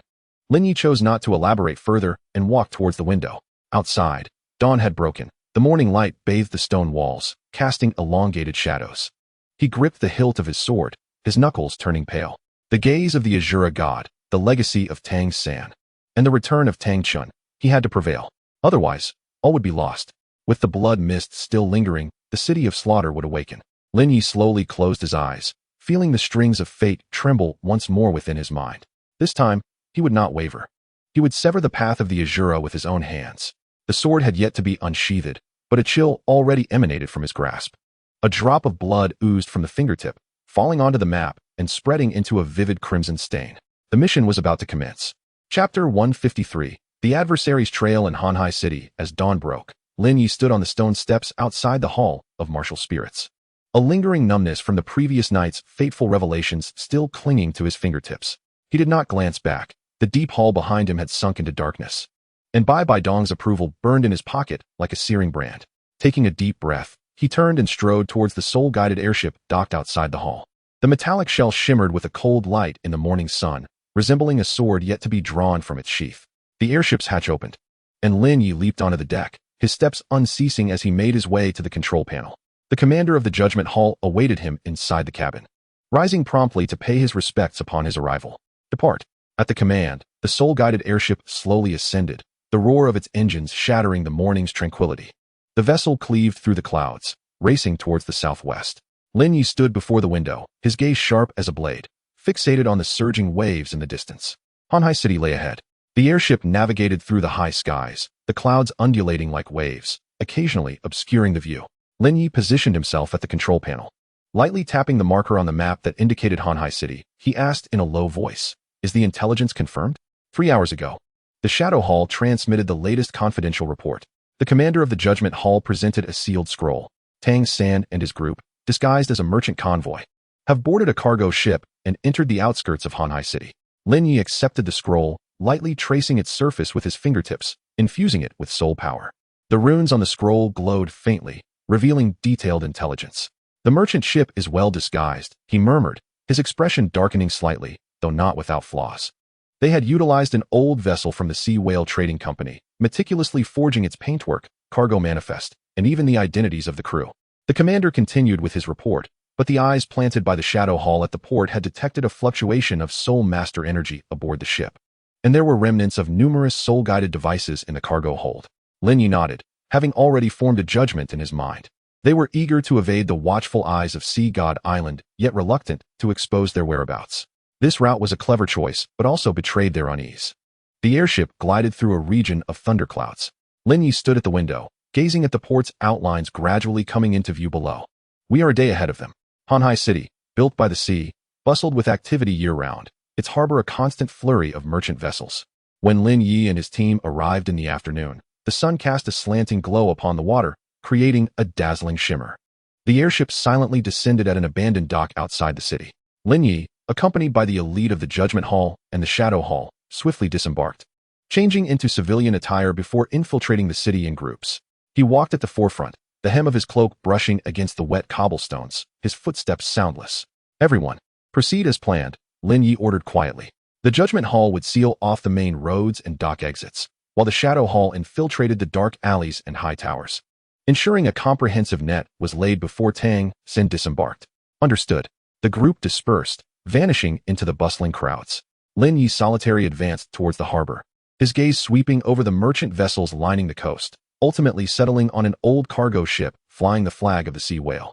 The ship's hull was weathered, and a few seemingly ordinary sailors stood upon the deck. Yet Lin Ye could sense that at least 3 among them were soul masters, their auras subdued and deliberately restrained. They have arrived.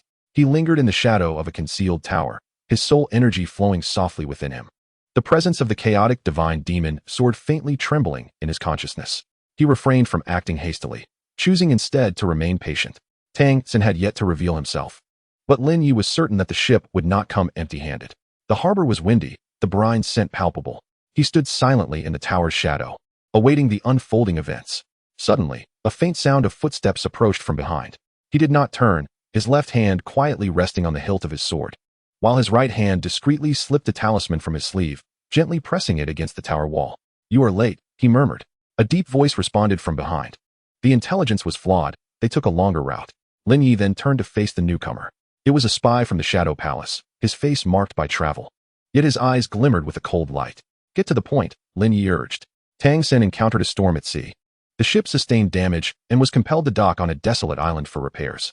Our operatives on the island discovered unusual traces of divine energy remaining. Lin Ye furrowed his brow. "Divine energy? It is neither from the sea god nor the god of Azura." The spy lowered his voice. "It resembles more the remnants of some ancient deity." Lin Ye's expression hardened. Indeed, Tang San harbored something concealed. He turned his gaze back to the cargo ship, his mind already forming a judgment. They were stalling for time, but also testing the waters. Testing what? Testing whether we have already sensed their presence. Lin Ye exhaled slowly, his gaze sharp as a blade. "Relay the order. Everyone prepare. The moment Tang San sets foot on shore, we shall encircle him." The spy nodded and departed. Lin Ye stood atop the tower, overlooking the entire harbor. The sunlight slanted down, and the sea breeze ruffled the air. He could feel that familiar aura slowly rising from the depths of the ship's cabin. Tang San had finally arrived. He had come ashore. A whispered message reached Lin Ye's ear.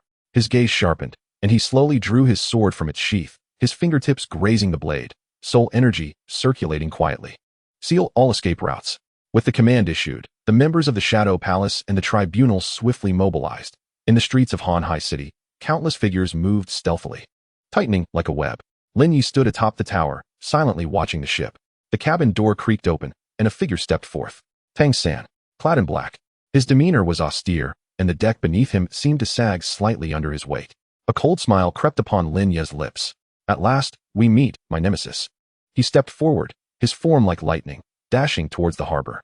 The sword remained sheathed, yet the intent to kill was palpable. On the deck of the cargo ship, Tang San gazed upward towards the tower. The eyes of the two men met in midair, clashing like blades. In the next moment, Lin Ye's figure had swept past the crowd, his sword light slicing through the air. Chapter 154. Confrontation at the Port of Despair. Chaos instantly engulfed the port. As Lin Ye landed, he stood 30 paces away from Tang San. The elite forces of the Judgment Palace and the Shadow Palace swiftly formed a tight formation, surrounding Tang San and his companions. "You are surrounded." Lin Ye's voice, though not loud, resonated clearly in everyone's ears. The members of Shrek Academy exchanged glances, their expressions varied. At the forefront stood Tang San, flanked by Dai Mubai, Zhu Zhuqing, Ning Rongrong, Oscar, and Xiao Wu. Despite their strength, under the pressure exerted by Lin Ye, not a single thought of resistance emerged within them. An invisible weight hung in the air, emanating from a higher level of soul power suppression. "Lin Ye," Tang San spoke, his tone low and icy. "You truly are here." "You did not expect my arrival," Lin Ye replied nonchalantly, "or have you sensed it all along?" Tang San remained silent, slowly raising his right hand. A faint blue light appeared in his palm, resembling a miniature heart of the sea god, gently spinning within his grasp. Lin Ye's pupils constricted. This was no ordinary soul power fluctuation. It was a true divine projection. "The heart of the sea god," he murmured, a hint of solemnity flashing in his gaze. Tang San did not deny it, merely tightening his grip on the blue light. "Lin Ye, I know what you intend to do," he began slowly. "But you cannot stop me." Lin Ye let out a cold laugh. "Cannot stop you? Look around." He gestured to their surroundings. The experts of the Judgment Palace and the Shadow Palace had already completed their formation, intertwining their soul power to create an invisible net, sealing the entire port tightly. "You cannot even take a step." The hearts of the Shrek members sank. They were not devoid of courage to fight, yet in the face of such an array, even the prospect of resistance seemed bleak. What shall we do? Xiao Wu asked in a hushed voice, trembling slightly. Do not panic, Dai Mubai gritted his teeth. We still have a chance. A chance? Lin Ye chuckled lightly. Are you certain? He took a step forward, his soul power surging like a tidal wave, compressing the surrounding space, making the air feel heavy. You can hardly stand, yet you speak of chances? Indeed, the ground beneath Shrek's feet began to tremble slightly. Under the soul power suppression, even standing became a challenge.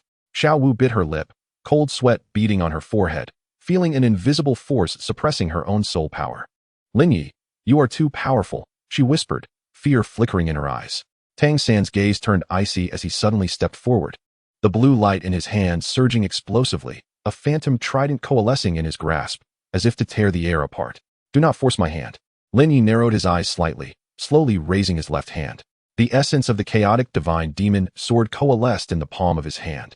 A pitch-black sword shadow materializing at his fingertips, as if it could sever all that existed at any moment. Force you? He scoffed coldly. I have never needed to compel you. I merely wish for you to see the truth of the matter. Tang San's gaze sharpened, and he fell silent. He recognized that Lin Ye spoke the truth. In their current predicament, they indeed possessed no chance of victory. Lin Ye, what do you truly desire? Ning Rongrong finally interjected, her voice laced with a hint of fury. What do I desire? Lin Ye replied nonchalantly, it is quite simple. You shall remain, Tang San, and accompany me. Impossible. Zhu Zhuqing retorted vehemently. Then do not blame me for being ungracious. Lin Ye's tone turned icy, the sword shadow in his hand quivering slightly. As the atmosphere threatened to erupt, Tang San suddenly spoke. Lin Ye, do you understand? He said slowly, no matter how strong you are ultimately just one man. Lin Ye's gaze turned frigid. And what are you? Who do you think you are? Tang San hesitated for a moment, a complex emotion flickering in his eyes. I have them, he declared, gesturing to the members of the Shrek Academy. Lin Ye's eyes swept over the group, noting their anxious expressions yet unwavering stance behind Tang San. Showing no intention of retreat, he let out a light chuckle. Truly touching, he remarked, gradually retracting his sword, though his tone remained frigid. Regrettably, your sentiments cannot save you. Tang San did not respond, but instead tightened his grip on the projection of the sea god's heart. Lin Ye sensed that the light of that projection was subtly trembling, as if it were on the verge of exploding. Tang San, are you? But his words were cut short as the winds at the harbor suddenly grew tempestuous, waves crashing against the shore with a thunderous roar. Tang San lifted his head, his gaze resolute. Lin Ye, you cannot stop me. Lin Ye paused for a moment, then slowly nodded. Very well, let us see. The sword shadow in his hand coalesced once more, his soul power surging like a tidal wave.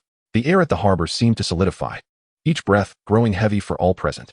In that instant, the members of Shrek finally comprehended that they faced not merely an adversary, but a being capable of plunging them into despair. Chapter 155. The rivalry resumes. Part 1. The light of the sea god waves crashed against the stone steps of the harbor, the wind carrying a mix of salt and rust. Lin Ye's soul power had yet to dissipate, and the air still bore the oppressive weight of his presence. He stood like a mountain, his gaze coldly fixed on Tang San. Tang San's hand remained tightly clasped around the blue light. Yet his complexion had turned as pale as parchment. His breath came in quick gasps, cold sweat beading on his forehead. His soul power had been nearly exhausted in their earlier confrontation.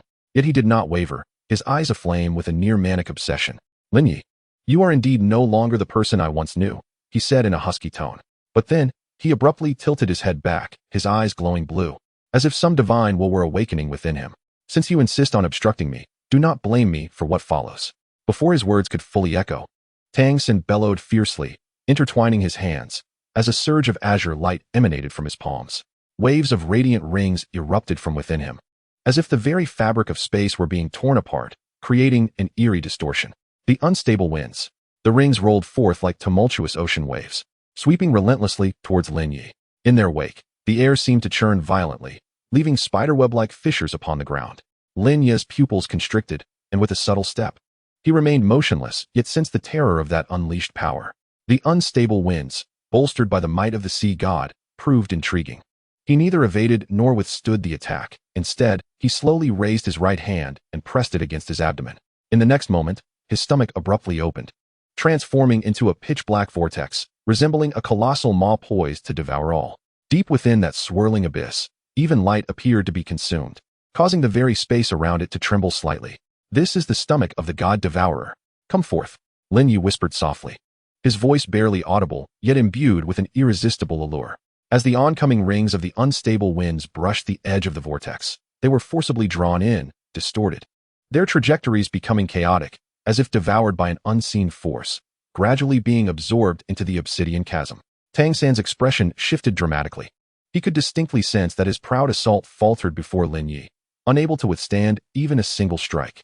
More alarming was the projection of the sea god's heart in his grasp.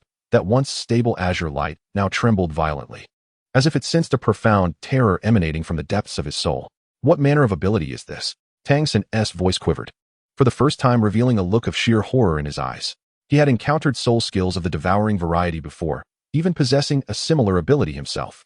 Yet, Lin Ye's stomach of the god devourer transcended his understanding. It was not mere consumption but a level of devouring akin to the laws themselves, capable of swallowing even the projections of deities. You are not human, Tang San roared, his voice laced with defiance and dread. Lin Ye gradually withdrew the stomach of the god devourer. His abdomen returned to its normal state, as if the preceding scene had merely been an illusion. Yet, his gaze remained icy, akin to one surveying an ant on the verge of being crushed. Not human. A faint smile graced his lips, his tone laced with derision. You are mistaken, Tang San. You are the one who no longer deserves to be called human. He took a step forward, shattering the air. Ripples emanating through the space around him. Tang San instinctively recoiled, the ground beneath him cracking, his soul power nearly depleted. The projection of the sea god's heart dimming into obscurity. What do you truly intend to do? Tang San's voice had grown hoarse. He could feel an invisible force suppressing his soul power, rendering even standing a challenge. Lin Ye remained silent, slowly raising his left hand, the palm coalescing into a shadowy sword. It bore the aura of the chaos divine demon sword, imbued with the dual powers of destruction and creation, as if it could sever all rules. I wish to convey that Lin Ye's voice was low and icy, declaring that your proud divine projection is but a mere flicker before me. With a gentle flick of his sword, a blade of energy sliced through the air, aimed directly at Tang San. Tang San's complexion changed drastically. Instinctively, he raised the heart of the sea god projection in a desperate attempt to defend himself. Yet, the sword energy shattered the blue light upon contact, obliterating it entirely. The radiance of the sea god was like severed threads, instantly dispersing into countless motes of light that vanished into the air. Tang San staggered, as if struck by lightning, his body trembling violently. A trickle of blood escaping from the corner of his mouth. He stumbled back, disbelief etched upon his features. This was impossible. How could the power of the sea god be so easily cleaved? Lin Ye slowly withdrew his sword, his gaze as cold as frost. For what you face is neither a mere mortal nor a deity, but an existence that transcends the divine. As his words fell, the winds at the port suddenly grew violent, waves crashing against the shore with a deep, thunderous roar. The members of Shrek stood behind Tang San, pale and filled with terror. They finally comprehended that Lin Ye was not merely posturing. He truly possessed the power to annihilate everything. Tang San gritted his teeth, a flicker of madness gleaming in his eyes. Lin Ye, you are formidable, but do you think this will secure your victory over me? He viciously bit his tongue, a droplet of essence spilling forth into his palm. The blood coalesced in the air, transforming into an enigmatic rune that began to spin slowly. Lin Ye's brow furrowed slightly. What are you doing? Tang San offered no reply. Instead, he closed his eyes gently, as if communing with some profound entity. The winds at the port fell silent, the waves seemingly frozen in time. An unprecedented aura began to rise from within him. Lin Ye's gaze sharpened, a sense of unease stirring within him. What else do you conceal, Tang San? Without hesitation, he waved his left hand, once more the sword energy of the chaos divine demon sword. Meanwhile, Tang San slowly opened his eyes, the blue light within surging as if his very soul had been claimed by the power of the sea god. Lin Ye, you believe you have triumphed, he said in a deep tone, but the true battle has only just begun. He suddenly spread his arms wide. A blinding blue light erupted from him, illuminating the entire port. It was the will of the sea god. Lin Ye's expression turned icy. With a swift step, he charged forth like lightning. The sword light and blue radiance collided in midair, unleashing a deafening roar. The ground of the port cracked instantaneously, seawater swirling upwards, forming colossal waves that surged skyward. In that moment, the entirety of Hanhai City seemed to tremble. The battle had officially commenced. Chapter 156. The Resurgence of Archenemies, Part 2. The tumultuous waves, remnants of the fierce battle, churned violently, while the stone-paved ground of the harbor lay shattered, fragmented by the clash of sword energy and divine power. The air was thick with the acrid scent of blood and the charred aroma of burnt soul force. Lin Ye's figure wavered amidst the broken light, keenly sensing the sudden shift in the aura emanating from Tang San. This force transcended the mere majesty of the sea god, morphing into a raw, unbridled intent for slaughter. In the domain of the god of slaughter, the embodiment of Azura surged forth. Tang San's voice, deep and hoarse, resonated as if echoing from the very depths of hell. His eyes transformed into a haunting shade of azure, a crimson vertical mark appearing at his brow, akin to the descent of an Azura. In the next instant, he became a mere shadow, leaving multiple afterimages in the air as he lunged toward Lin Ye. The atmosphere was rent asunder, and a fist, imbued with the scent of blood, descended with thunderous force. Lin Ye's pupils constricted, his feet remained firmly planted, yet his left hand morphed into an ethereal apparition, sword energy coalescing within his palm to meet the oncoming fist. Boom! The two forces collided midair, unleashing a deafening roar. Waves of shock reverberating outward. The harbor's barriers crumbled instantaneously, debris scattering in all directions, and the sea surged backward. Lin Ye was thrust backward several paces, the stone beneath him cracking like spiderwebs. An unprecedented sense of oppression enveloped him. At that moment, Tang San's speed and power had ascended to a terrifying echelon. The Azura's might embodied a purer path of slaughter than that of the sea god, Lin Ye murmured to himself, his eyes glinting with a chilling light. It appears you have wholly forsaken your humanity. A cold smile curled upon Tang San's lips as he vanished once more. A long blade forged from pure murderous intent manifesting in his grasp. Even before the blade approached, the soul could feel a piercing anguish akin to being torn asunder. Lin Ye, you are indeed formidable, but do you believe I came unprepared?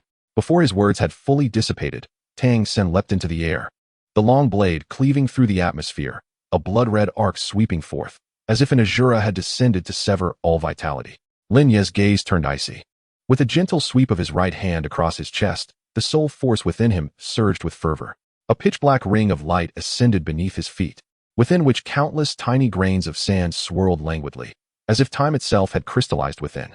The hourglass of time accelerated. In an instant, Lin Ye's figure seemed to transform into an ethereal shadow, his speed reaching its zenith.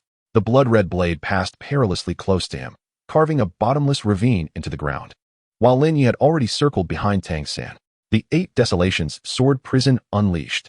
With a low exclamation from Lin Ye, 8 strands of dark sword energy surged forth from all directions, intertwining to form a colossal sword formation that ensnared Tang San entirely.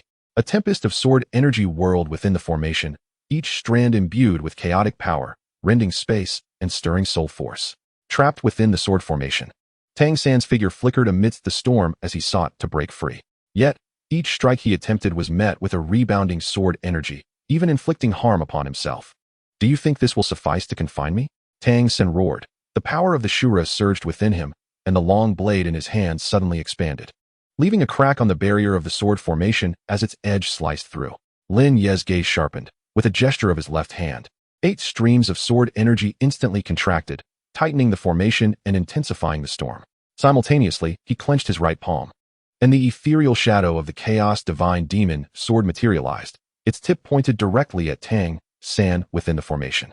The Shura power is merely the nascent form of a path of slaughter, yet I have glimpsed a higher realm.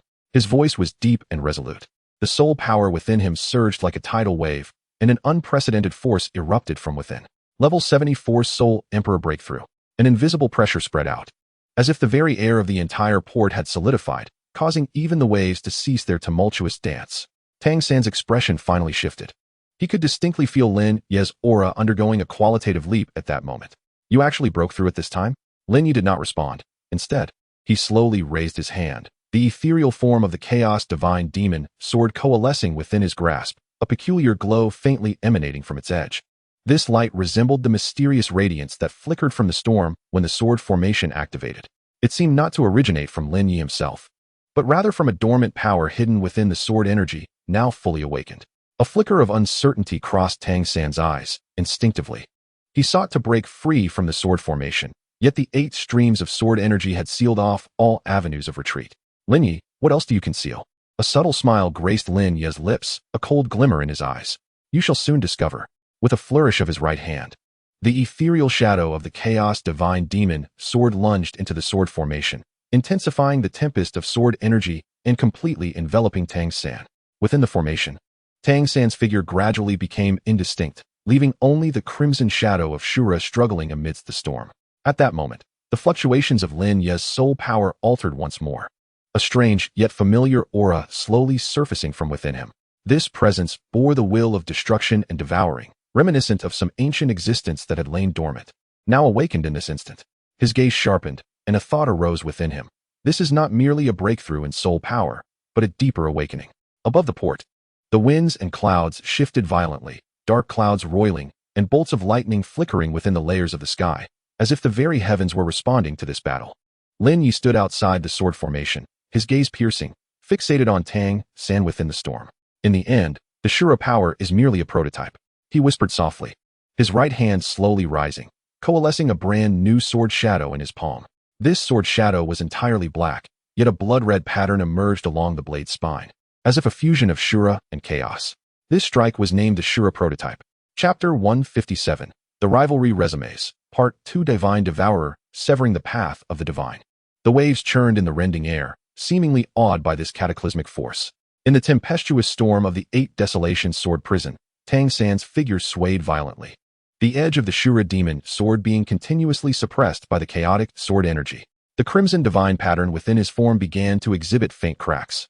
The soul power within him teetered on the brink of collapse, as the heart of the sea god and the Shura divine power clashed furiously, as if seeking to rend him asunder. Yet, even in such dire straits, he did not falter. Instead, he unleashed a fierce roar amidst the storm. Lin Ye, do you truly believe I can only reach this point? Before his words faded, he abruptly spread his arms, the divine energy within him erupting like a volcano. In that instant, the powers of the sea god and Shura forcefully merged, a brand new divine radiance bursting forth from his chest, soaring into the heavens. This brilliance bore the majesty of divinity, intertwined with the murderous intent of Shura, as if a new war god was about to be born. Lin Ye's gaze sharpened. Sensing the tumultuous fluctuations of Tang San's aura, he was forcibly merging his divine status. However, this fusion was not a natural acceptance. It came at the cost of burning his very essence, uniting 2 divine paths into one. Tang San's body was perilously close to its limit, his skin marred with fine cracks from which blood gushed forth. Lin Ye hesitated not for a moment, fully aware that this was their singular chance. In that instant, his soul power boiled over, the strings of fate vibrating gently in the depths of his consciousness, heralding the arrival of a pivotal moment. Now was the time. With a sudden stomp of his right foot, the stones beneath him shattered explosively, propelling him forward like an arrow released from its bow, his figure transforming into a fleeting shadow in the air. Simultaneously, he formed a seal with his left hand, instantaneously activating the power of the hourglass of time. The flow of time around him was compressed to its utmost, his movements transcending reality, so swift that even the air could not tremble in response. With a firm grip of his right hand, the ethereal form of the chaotic divine demon sword materialized, its blade aglow with a triad of intertwining luminescence, gray, gold, and red, destruction, creation, and slaughter, 3 distinctly different wills converging into a singular point of brilliance upon the sword's edge. This strike was the ultimate culmination of his chaotic sword intent. The devouring power of the sea god, the Shura divine power, and the might of time and space. The blade was aimed squarely at Tang San's heart. Finally sensing the imminent peril, Tang San let out a furious roar, the Shura demon sword sweeping horizontally in an attempt to parry the blow. Yet, Lin Ye's swiftness was insurmountable, too rapid for even the Shura force to react. As the blade pierced through the air and into Tang San's chest, a violent surge of energy erupted instantaneously. Tang San's form trembled violently as he spat forth a mouthful of blood, genuine fear flickering in his eyes for the first time. Why you dare? Lin Ye offered no reply. His right hand remained steadfast upon the sword's edge, while his left hand swiftly formed a seal. The stomach of the divine devourer materialized. With a low incantation, a ghostly light illuminated the area around his abdomen, a phantasmal, stomach-like space gradually manifesting, within which countless devouring forces spiraled.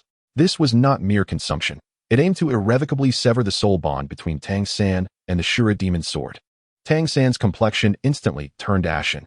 He could sense the devouring force gradually penetrating the depths of his soul through the connection with the Shura demon sword. No, you cannot. He struggled to sever the link, but Lin Ye had anticipated this. Time and space wheel bound. In the next moment, the space surrounding Lin Ye seemed to freeze. The flow of time slowed, and Tang San's movements became momentarily sluggish. Simultaneously, the devouring power of the god-devouring stomach erupted violently, akin to an invisible maw fiercely biting at the connection between Tang San and the Shura demon sword. In that instant, It felt as though a fragment of Tang San's soul had been torn away. He let out a piercing scream. The radiance of the Shura demon sword dimmed abruptly, and the once crimson divine patterns began to fracture, as if losing the support of their source. Sever. Lin Ye uttered a low command, and the intent of the chaotic divine demon sword surged forth, assisting the god-devouring stomach in delivering the final blow. A crisp sound of rupture echoed as the soul connection between Tang San and the Shura demon sword was completely severed. The Shura demon sword trembled violently in the air, then clattered to the ground, its divine patterns rapidly fading, transforming into an ordinary weapon. Tang San's body quivered violently. The crimson light in his eyes vanished instantly, replaced by an expression of utter disbelief. He looked down at his chest. The sword's edge still pierced his heart, blood gushing forth, yet devoid of divine power for restoration. Has my divine path been severed? He murmured, his voice laced with incredulity. Lin Ye slowly withdrew the sword, droplets of blood sliding down the blade, splattering onto the ground and creating blossoms of crimson. He gazed at Tang San, devoid of any sympathy. You chose to stand against the divine. Thus you must be prepared for the severance of your divine path. Tang San's body gradually knelt to the ground. Shards of the Shura demon sword scattered beside him. The divine light extinguished completely. In the distance, the members of Shrek stared in horror at this scene, none daring to take a step forward.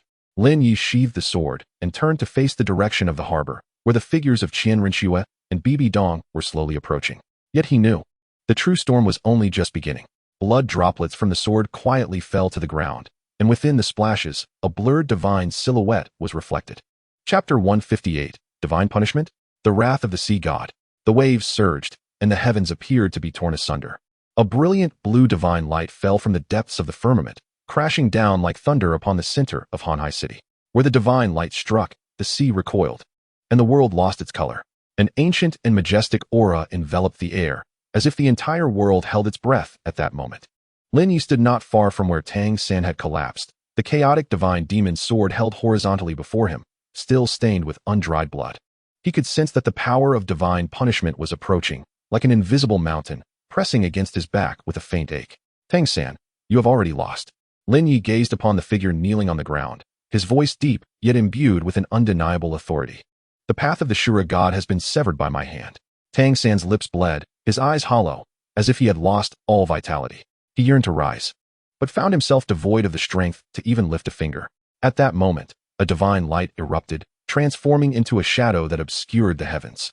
It was a deity brandishing a trident, clad in azure robes, its features indistinct, yet radiating an overwhelming pressure that sent shivers down the spine.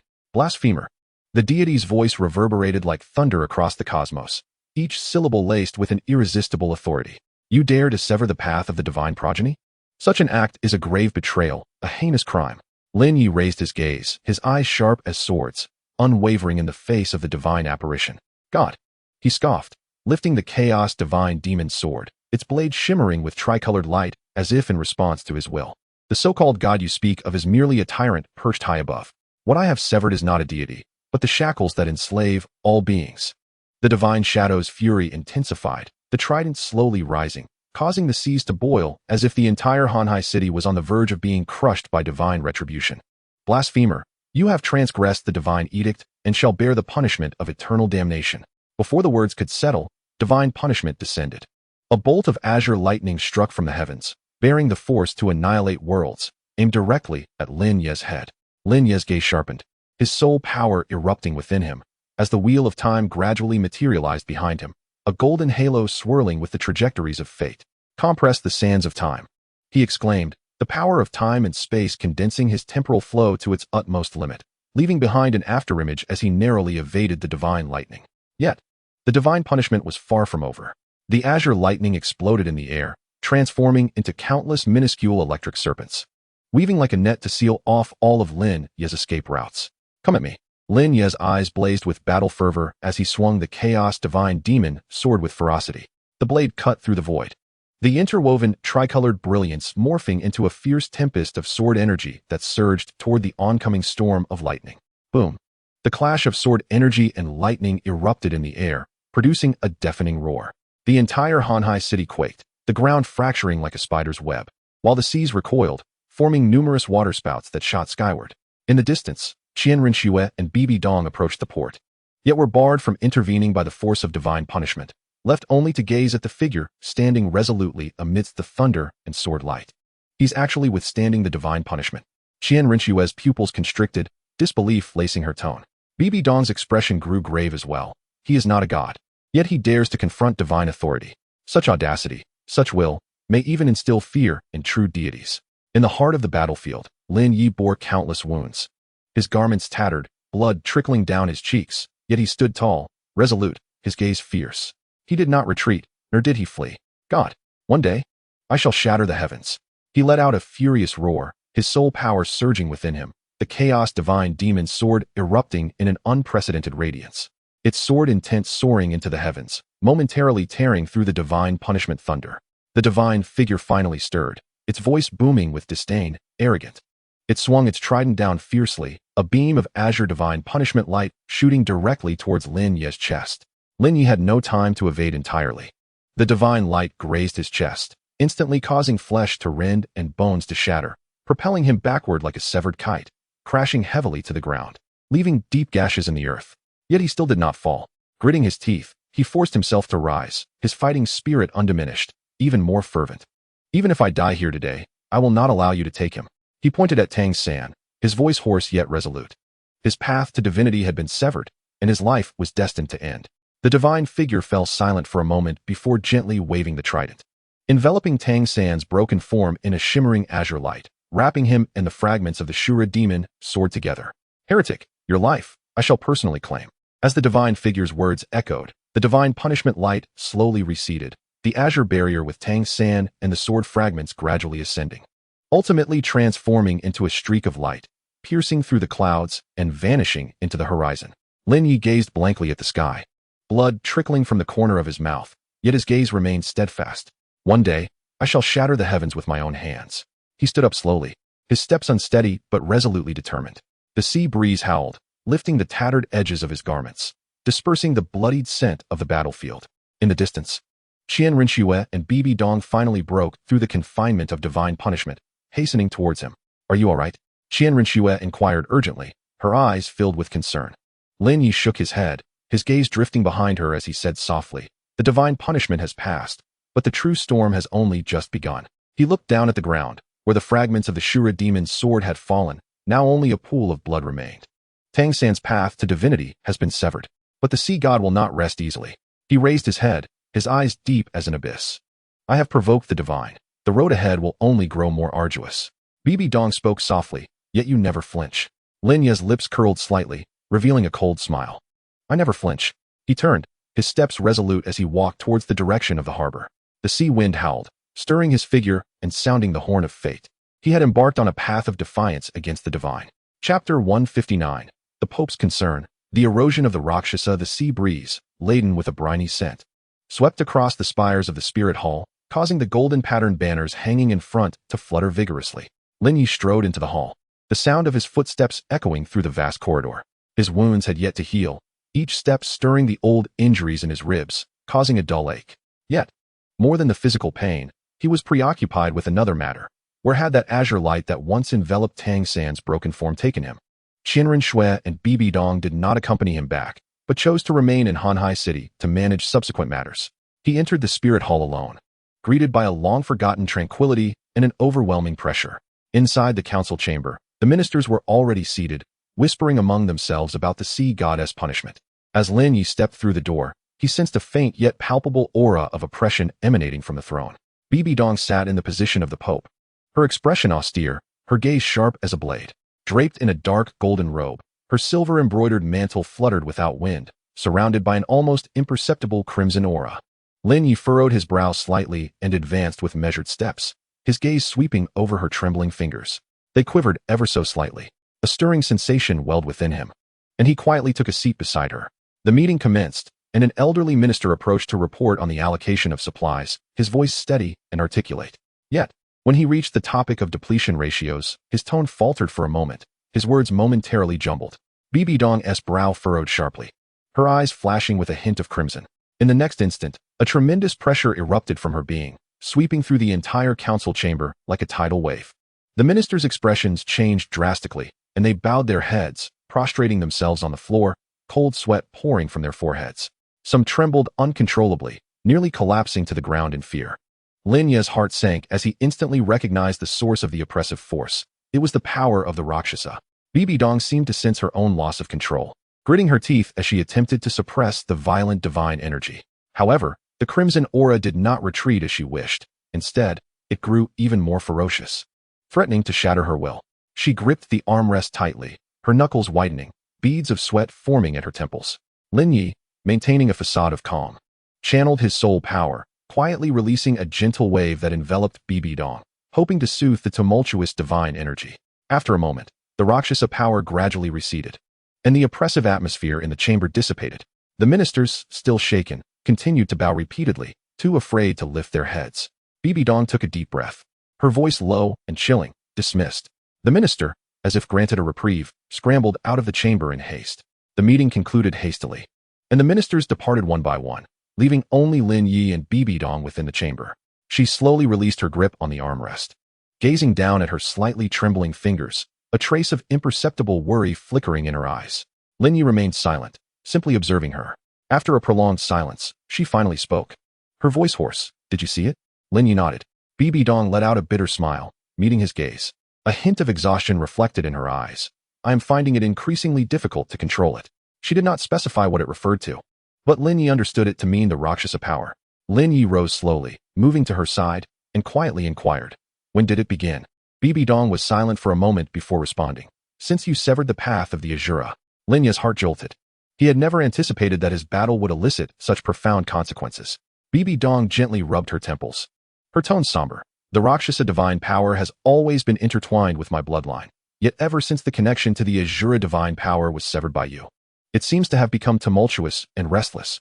The divine energy within me has begun to spiral out of control, sometimes erupting in the stillness of the night, nearly overwhelming my own will." She paused, her voice trembling slightly. "I fear that one day, I may completely lose my sanity." Lin Ye remained silent, acutely aware of the terrifying nature of the Rakshasa divine power's encroachment. It was a relentless obsession and madness stemming from the abyss. If left unchecked, it would ultimately consume her. He gazed at her and slowly inquired, "Why did you choose to tell me this only now?" Bibi Dong offered a wry smile. "I did not wish to appear weak." She lifted her gaze, resolute. "Yet today, I nearly killed that minister." Lin Ye's eyes flickered. She had finally acknowledged her need for assistance. Without uttering another word, he simply nodded. "I will help you."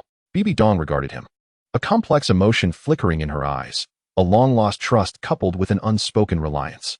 She slowly extended her hand, palm facing upwards, as a flicker of crimson light danced at her fingertips. "Can you help me subdue it?" she whispered. Lin Ye fixed his gaze upon the divine light in her palm, gradually reaching out to place his hand upon her knuckles. In that instant, the will of the chaotic divine sword surged forth from within him, transforming into a gentle yet resolute force that gradually permeated her bloodline. Bibi Dong's pupils constricted as she felt that power soothing the Rakshasa divine energy within her. She closed her eyes and exhaled deeply. After a prolonged moment, she opened her eyes and softly said, "Thank you." Lin Ye withdrew his hand, his expression tranquil. "Do not be too hasty in your gratitude. This is merely the beginning." Bibi Dong looked at him, her gaze softened. "I understand," she replied quietly. "But at least now, I am no longer fighting alone." Lin Ye smiled faintly and turned to walk towards the door. Bibi Dong watched his retreating figure, gradually clenching her fist. The crimson divine light flickered and vanished between her fingers. Outside, the night had deepened, the stars hanging low in the sky. The wind swept through the dark banners before the hall, emitting a mournful wail. Lin Ye stood before the hall, gazing up at the night sky. Yet his heart was far from at ease. He could sense that the Rakshasa divine power within Bibi Dong had not truly subsided. It was merely in a temporary slumber. He knew he must discover a genuine solution before it awoke in full force. Otherwise, Bibi Dong's fate could be even more tragic than Tang San's. He clenched his fists, knuckles turning white. "I will not allow anyone to be consumed by divine power." The night breeze rustled, lifting the corner of his robe, and his figure gradually faded into the shadows of the night. Chapter 160, Protection? Conquest. In the secret chamber, the night breeze swept through the corridors of the spirit hall, elongating the flickering shadows cast by the torches onto the stone floor, dancing erratically. Lin Ye stood before the door of the Pope's private chamber, his hand resting on the door knocker, a chill coursing through his palm. Taking a deep breath, he pushed the door open. The chamber was dimly lit, a solitary jade lamp flickering softly at its center, illuminating the intricate divine patterns etched upon the walls, casting them in and out of visibility. Bibi Dong had already settled on a cushion, her eyes gently closed, enveloped in a faint crimson aura. Upon hearing the sound of the door, she did not open her eyes but spoke softly, "You have arrived." Lin Ye approached her from behind, slowly seating himself and placing his hand gently upon her shoulders. Feeling a subtle tremor beneath his palm, "Are you ready?" he inquired. Bibi Dong nodded, her voice husky, "Let us begin." Lin Ye closed his eyes, allowing his consciousness to delve within. The will of the chaotic divine sword surging forth like a tide, while the wheel of time spun slowly in the depths of his awareness, silver light flowing. He summoned his soul power, first penetrating Bibi Dong's meridians with the power of time and space, seeking the source of her restless divine energy. In an instant, a chilling and ferocious aura rebounded violently, akin to a frigid current surging forth from the abyss, crashing against Lin Ye's consciousness. He furrowed his brow, his palm growing heavy as the power of time and space entwined around that malevolent thought like chains, gradually suppressing it. Bibi Dong's body quivered, her breaths quickening, cold sweat beating at her temples. "It is struggling," she murmured. "I know," Lin Ye replied calmly. "It resists confinement." He gradually increased his output of soul power, the force of time and space flowing into Bibi Dong's body like a clear spring, cleansing that crimson divine energy. The protective essence of the chaotic divine sword followed, transforming into a warm current that interwove with the time and space power, soothing the agitation slowly. Bibi Dong's breathing began to stabilize. Yet Lin Ye understood that this was merely the beginning. As time trickled by, the consumption of soul power exceeded his expectations significantly. With every quarter of an hour, his soul power diminished by 20%, beads of cold sweat forming on his brow. Yet he did not falter, continuing to maintain the output of his soul power while constantly adjusting the balance of the two forces to counter each surge of divine energy. "How much longer can you endure?" Bibi Dong suddenly asked. "Until you are unharmed," Lin Ye responded. After a moment of silence, she continued, "Why do you wish to assist me?" Lin Ye hesitated, then chuckled softly. "What do you think?" "I am unworthy," she replied, her voice barely audible. "I once wished to kill you, to control you, even to make you a weapon in my hands. But you are no longer that," Lin Ye stated. Bibi Dong offered a bitter smile, "Yet I still remain the vessel of the Rakshasa." "But you are you," Lin Ye asserted firmly, "not a slave to divinity." She fell silent, gently closing her eyes, allowing that gentle power to flow within her. Lin Ye continued his incantation, the depletion of his soul power becoming increasingly intense. Yet he gritted his teeth and persisted. He could sense the divine power within Bibi Dong gradually stabilizing, and the violent crimson aura slowly subsiding. Suddenly, he detected an anomaly at a convergence point of her meridians. That divine energy seemed stubbornly entrenched, as if rooted deep within her flesh, impervious to his attempts to disperse it completely. A thought crossed his mind, and he discreetly noted this location. "Your Rakshasa divine power appears particularly tenacious in a specific area," he remarked. Bibi Dong opened her eyes, her expression shifting slightly. "Are you referring to the area 3 inches below the heart?" "Precisely," Lin Ye affirmed with a nod. A complex look crossed Bibi Dong's face as she murmured, "That is where the Rakshasa divine essence first fused with my bloodline, leaving its mark." After a moment of contemplation, Lin Ye replied, "I may be able to attempt a treatment there." "Do you have a solution?" she inquired. "No," Lin Ye admitted candidly, "but I will find a way." Bibi Dong regarded him, an unusual glint appearing in her eyes. She suddenly spoke softly, "You know, very few are willing to go this far for me." Lin Ye smiled gently. "I am not like others." After a lengthy silence, Bibi Dong leaned lightly against his shoulder, as if finally releasing a long-held tension. "Thank you," she whispered. Lin Ye offered no response, merely clasping her hand, the warmth of his palm radiating between them. In the dim chamber, the glow of the jade lamp gradually softened, casting a gentle light upon them and creating an intertwined shadow. Time seemed to stretch indefinitely until Lin Ye slowly withdrew his hand, feeling nearly depleted of soul power. His complexion pale. Bibi Dong opened her eyes and turned to him, a softness now evident in her gaze. "Are you all right?" she asked. Lin Ye nodded, a smile gracing his lips. "I can still stand." Bibi Dong let out a light huff, but did not shift away. She suddenly posed a question. "Have you considered what you would do if I ultimately cannot rid myself of the Rakshasa divine essence?" Lin Ye met her gaze with unwavering determination. "I would take you away to a place devoid of gods." "A place without gods?" she echoed softly. "Yes," Lin Ye confirmed. "A place that belongs solely to us." Bibi Dong studied him, a flicker of emotion crossing her eyes, as if stirred by something profound. She slowly extended her hand, her fingertips delicately brushing against his palm, as if to confirm his warmth. "Are you truly unafraid of me?" she asked. "I am afraid," Lin Ye admitted. "Afraid that one day you might become something I cannot control." He paused, his voice turning somber. but I fear even more the thought of you facing all of this alone. Bibi Dong was taken aback, a glimmer of tears forming in her eyes. She suddenly laughed, a bittersweet smile gracing her lips, tinged with a sense of release. Lin Ye, she said softly, are you perhaps too foolish? Perhaps, he replied, his gaze gentle, but I have no regrets. Within the chamber, the glow of the jade lamp gradually expanded, illuminating their intertwined hands. At that moment, the crimson divine power within Bibi Dong remarkably quieted, as if soothed by the warmth they shared. Lin Ye gently released her hand and stood up, his legs slightly trembling. I need to rest for a while, he said. You should get some good sleep too. Bibi Dong nodded, watching him stagger towards the door. Just as he was about to push it open, she suddenly spoke. Lin Ye. He turned back. Are you truly willing to walk this path with me until the end? She asked. Lin Ye gazed at her, his eyes as resolute as ever. I will accompany you, he replied.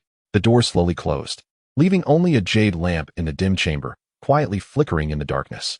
Deep within Bibi Dong's heart, the long-frozen fortress quietly cracked, and the wind began to seep in. Chapter 161. The undercurrents of the Dou Empire darkened as night deepened. An inexplicable tension enveloped the spirit hall, bringing a chill that could not dispel the ominous atmosphere permeating the air. Lin Ye stood on the terrace of the main hall, gazing towards the distant direction of the Dou city, his brow furrowed. He had just emerged from the chamber, his soul power not yet fully restored. Yet at this moment, his mind was no longer anchored in the warmth of the quiet room, but was instead caught in the tempest of the outside world. The Snow Knight Emperor is dead? He murmured softly, gripping a recently delivered note, his knuckles turning pale. The scrawl on the paper was hasty, yet it conveyed urgency and unease. The Dou Imperial City is in turmoil. The Snow Knight Emperor has died suddenly. Shui Lang and Prince Xue Xing have conspired to instigate a palace coup, and Qian Renxue is trapped within the palace, having failed to seek help. Lin Ye narrowed his eyes, his gaze sharp as a blade. The news of the Snow Knight Emperor's death was too abrupt, and the pace of the coup too swift, seeming less like a spontaneous decision and more like a long-planned scheme. A foreboding sensation rose within him, as if an invisible hand were orchestrating these events from behind the scenes. He turned and walked into the hall, his footsteps steady yet tinged with urgency. Relay my orders. He spoke in a low voice to the trusted soul master stationed outside the hall. Deploy 3 teams from the Shadow Hall to Dou City immediately. Ascertain the cause of the Snow Knight Emperor's death and uncover the true mastermind behind the coup. The soul master accepted the command and departed, while Lin Ye approached the soul-guided communication platform beside the chamber. On the surface, a silver-blue soul crystal lay quietly embedded in a groove, a dedicated encrypted communication device between him and Qian Renxue. He placed his hand upon the crystal, feeling a slight warmth in his palm as he infused it with his soul power. Moments later, the crystal glimmered faintly, and a blurred yet urgent voice emanated from within. Lin Ye, can you hear me? I am trapped within the palace. Shui Lang and Xue Xing have seized control of the Imperial City, and they possess divine-level soul-guiding devices. The voice was intermittent, laced with suppressed pain and anxiety. Lin Ye's expression tightened. Divine-level soul-guiding devices? Such artifacts were not within the grasp of ordinary forces. Although the Dou Imperial family was formidable, it would be impossible for them to execute such a precise coup without external assistance in such a short time. He swiftly activated the power of the time-space wheel, and the signal within the soul crystal became clear. Qian Renxue, listen to me. He lowered his voice, inquiring about his current location and the number of available personnel within the palace. A sudden violent tremor resonated through the signal, followed by the cacophony of metal clashing and the explosive discharge of soul energy. I am in the Eastern Wing side hall, with only 3 individuals remaining by my side. They have sealed all soul-guided teleportation arrays, leaving me unable to escape. Qian Renxue's voice abruptly halted, as though interrupted by some unseen force. Lin Ye's heart tightened. Just as he was about to call out again, the soul crystal dimmed, severing the connection. He withdrew his hand sharply, his gaze as cold as frost. Indeed, someone was obstructing her plea for help.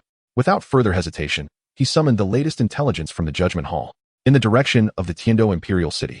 The palace coup had persisted for 2 hours. The Avalanche and Prince Xue Xing had commandeered the main hall and the Imperial Garden, while Qian Renxue was trapped in the Eastern Wing, and among the rebels, a master from the Star Luo Empire had emerged. Lin Ye whispered to himself, a glint of cold light flashing in his eyes. It seemed this turmoil involved more than just the internal affairs of Tiandou. He quickly donned an outer robe and draped a cloak over his shoulders. Just as he was about to step out, he suddenly paused, turning back towards the secret chamber. His brow furrowed. Bibi Dong was still in meditation, her soul power not yet fully restored. If he departed now, she would be left unattended. Yet, if he remained, Qian Renxue might not endure for much longer. After a moment of contemplation, he ultimately decided to leave. She will understand, he murmured softly to himself, his figure flickering and vanishing into the night. Lin Ye moved with incredible speed, weaving between the barriers of soul power and spatial rifts, reaching the outskirts of Tiando Imperial City within mere breaths. From his aerial vantage point, he observed the entire Imperial City heavily fortified, with black-armored guards lining the palace walls, and soul-guided crossbow formations densely arrayed, sealing all aerial passages. Inside the city, violent fluctuations of soul energy persisted, indicating that the battle raged on. Lin Ye refrained from descending recklessly, instead opting to stealthily infiltrate the city, utilizing the power of time and space to evade patrolling soul masters. Swiftly approaching the eastern wing side hall. Along the way, he sensed several formidable auras. One of them radiated a unique soul energy signature from the Star Luo Empire. Cold and sharp, clearly not that of an ordinary soul master. It appeared that the Star Luo had also intervened. He smirked inwardly, impressed by their strategic calculations. Continuing onward, he soon arrived at the perimeter of the eastern wing side hall. The hall was surrounded, with dozens of black-armored soul masters wielding soul-guided devices, sealing the entrance completely. Inside, the fluctuations of soul energy were intense, accompanied by the sounds of clashing weapons and the explosive collision of soul techniques. Lin Ye's gaze hardened. Upon nearing the side hall, he immediately released a strand of soul energy to probe within. In an instant, he sensed a familiar aura, Qian Renxue's presence. Though faint, it remained resilient. She was holding on. No longer hesitating, Lin Ye's figure flickered, appearing like a specter outside the encirclement. With a swift motion, he unleashed the will of the Chaos Divine Demon Sword. A sharp wave of sword energy sweeping forth, instantly severing the soul-guided arms of several soul masters. Who? The black-armored soul masters exclaimed in shock, hastily redirecting their weapons towards him. Lin Ye, however, did not afford them the opportunity to react. Like a bolt of lightning, he weaved through the throng. And with each strike of his sword, a soul master fell to the ground, their soul-guided devices shattering. In but a few fleeting moments, he tore open a gap in the encirclement. The palace gates thunderously swung open, and Qian Renxue's figure burst forth from within, clad in blood-stained white garments. Her demeanor was cold, yet a glimmer of joy shone in her eyes. "You have come," she whispered softly. "How long have you been trapped?" Lin Ye inquired while fending off enemies with his sword. 3 hours. Qian Renxue gritted her teeth. They possess divine-level soul-guided devices that have suppressed my angelic powers. Upon hearing this, a chill flickered in Lin Ye's gaze. "Then we shall destroy them." Nodding in agreement, the two fought side by side, their blades of light and angelic radiance intertwining, swiftly dismantling the encirclement. However, just as they prepared to break free, a chilling voice echoed from afar. "Lin Ye, you truly have arrived." Both Lin Ye and Qian Renxue turned simultaneously. In the distance, a middle-aged man clad in a starry black robe approached slowly, followed by several soul masters exuding a sinister aura. Lin Ye's gaze sharpened as he recognized the man. "The Shadow Lord of the Star Luo Empire, you have indeed come." The man's lips curled slightly, raising a pitch-black spear in his hand. "In this battle, you shall not escape."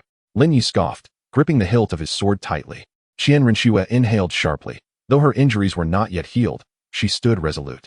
At that moment, Lin Ye suddenly noticed the blood on the hilt of his sword beginning to trickle down. A thought crossed his mind, and he whispered to Qian Renxue, "You must go first, I will hold them off." Frowning, she protested, "You can't do this alone. Leave now." Lin Ye interrupted firmly, his eyes resolute.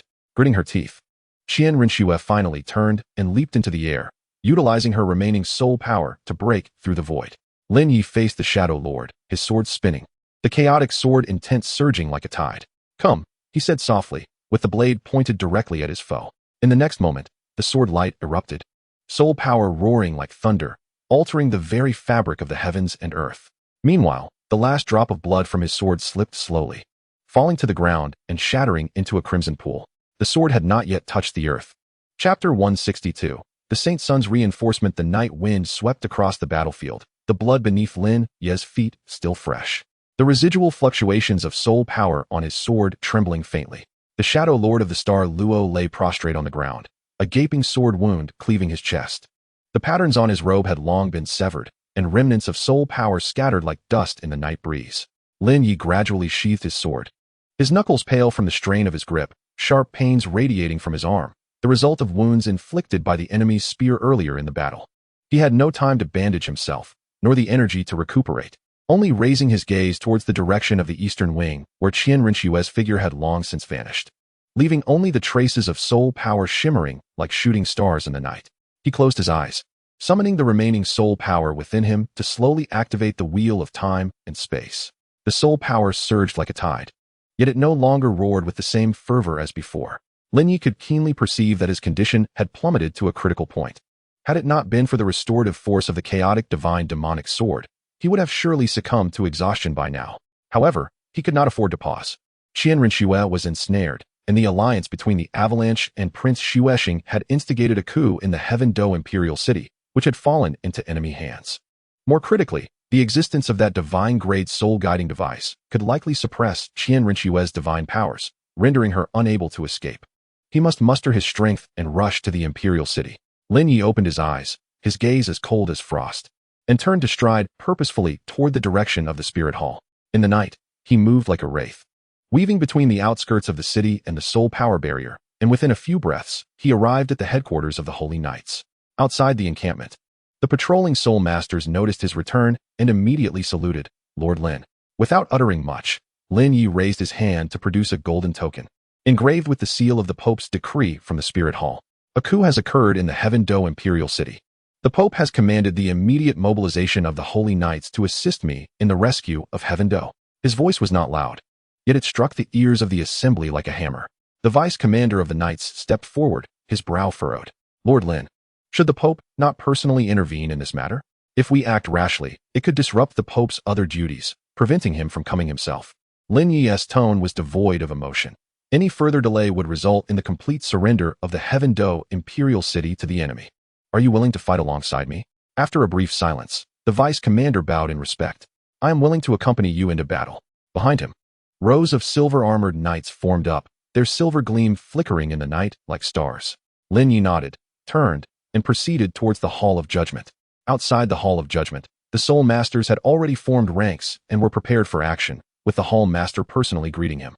"My lord, we are ready to depart." The Hall Master's tone was grave, yet this matter involved the internal politics of Heaven Do. Any rash intervention could incite conflict among empires. Lin Ye presented the Pope's decree. "This is a directive from the Pope himself. Should the Heaven Do Imperial City fall, the entire continental landscape will shift. Will the Hall of Judgment stand with me in battle?" The Hall Master took the token, pondered for a moment, and solemnly nodded. "I am willing to accompany you into battle." Lin Ye turned and continued on to other encampments. As the night deepened, several elite units began to gather at the periphery of the Spirit Hall, the fluctuations of soul power intertwining in the darkness, converging like a tide. Under Lin Ye's coordination, the forces of the Holy Knights, the Hall of Judgment, the Shadow Hall, and the Soul Guidance Division swiftly integrated, forming an unprecedented torrent of steel. As the first light of dawn broke, the entire army stood ready for deployment. Lin Ye stood atop a platform, his gaze sweeping across the neatly ordered ranks of soul masters and knights before him, clad in heavy armor and brimming with soul power. Their eyes radiated determination and lethal intent. The Heaven Do Imperial City was under the control of rebels, and Qian Renxue was trapped within, her fate uncertain. Lin Ye's voice, though not loud, pierced through the morning mist. "We have no time for hesitation, nor any reason to retreat. In today's battle, we fight not for power, but for justice." He raised his right hand, revealing a golden insignia, a remnant of the Pope's decree. "In the name of the Pope, we march. We march. We march. We march." The shouts echoed like thunder, shaking the heavens and the earth. The army surged forth like a tide, advancing towards the imperial city of Tiando. Lin Ye sat astride a pitch-black soul beast warhorse, clad in a dark robe, wielding the chaos demon sword, its blade glinting coldly in the morning light. He did not look back. Instead, he gripped the reins tightly, his gaze sharp as a blade, fixed ahead. As they marched, scouts continuously traversed back and forth, relaying intelligence from the front. 3 miles ahead, an enemy scouting team had been annihilated. 10 miles ahead, the terrain opened up, suitable for the army's advance. 20 miles ahead, an abandoned outpost was discovered, residual soul energy indicating it might be a trap set by the enemy. Upon hearing the report, Lin Ye furrowed his brow slightly. He raised his hand with a wave. Soul energy surged like a tide, and the wheel of time within him began to turn slowly, sensing the conditions ahead. After a moment, he spoke softly. "Divert to the eastern mountain path, avoid the outpost."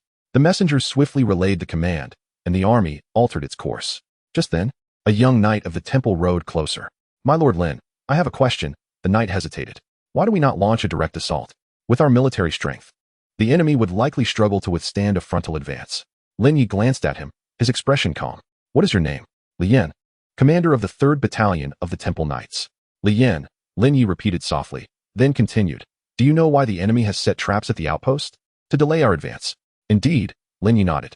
But what they truly seek to delay is not us, but time. Lin was taken aback. Qian Renxue is trapped. With each passing moment, her situation grows more perilous. Lin Ye's voice was low yet resolute. We cannot allow them to succeed. Lin fell silent for a moment, a flicker of respect crossing his eyes as he solemnly nodded. I understand, my lord. Lin Ye chose not to elaborate further, gently urging his horse onward.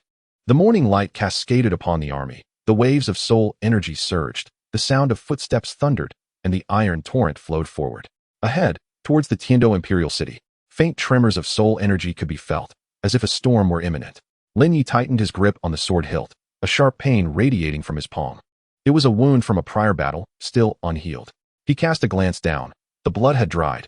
The patterns on the hilt remained cold. He did not release his hold. The sword remained firmly in his grasp. During the march, a scout galloped towards him, an expression of urgency etched on his face. My lord, strange traces have been found ahead. Remnants of soul energy linger, emanating an ominous aura. Upon hearing this, Lin Ye's gaze sharpened. He remained silent, merely nodding gently, signaling the scout to lead the way. A moment later, a group arrived at a mountain path. Before them lay a profound fissure, exuding an eerie aura, as if some force were silently gestating within. Lin Ye dismounted and approached slowly. He crouched down, reaching out to touch the edge of the crack, and a bone-chilling coldness surged through his fingertips. This was not an ordinary trace of soul power. This is the remnant of the Rakshasa divine power, he murmured, a heavy weight settling in his heart. Why would the Rakshasa divine power manifest near the Heaven-Do Imperial City when Bibi Dong's condition was not yet fully stabilized?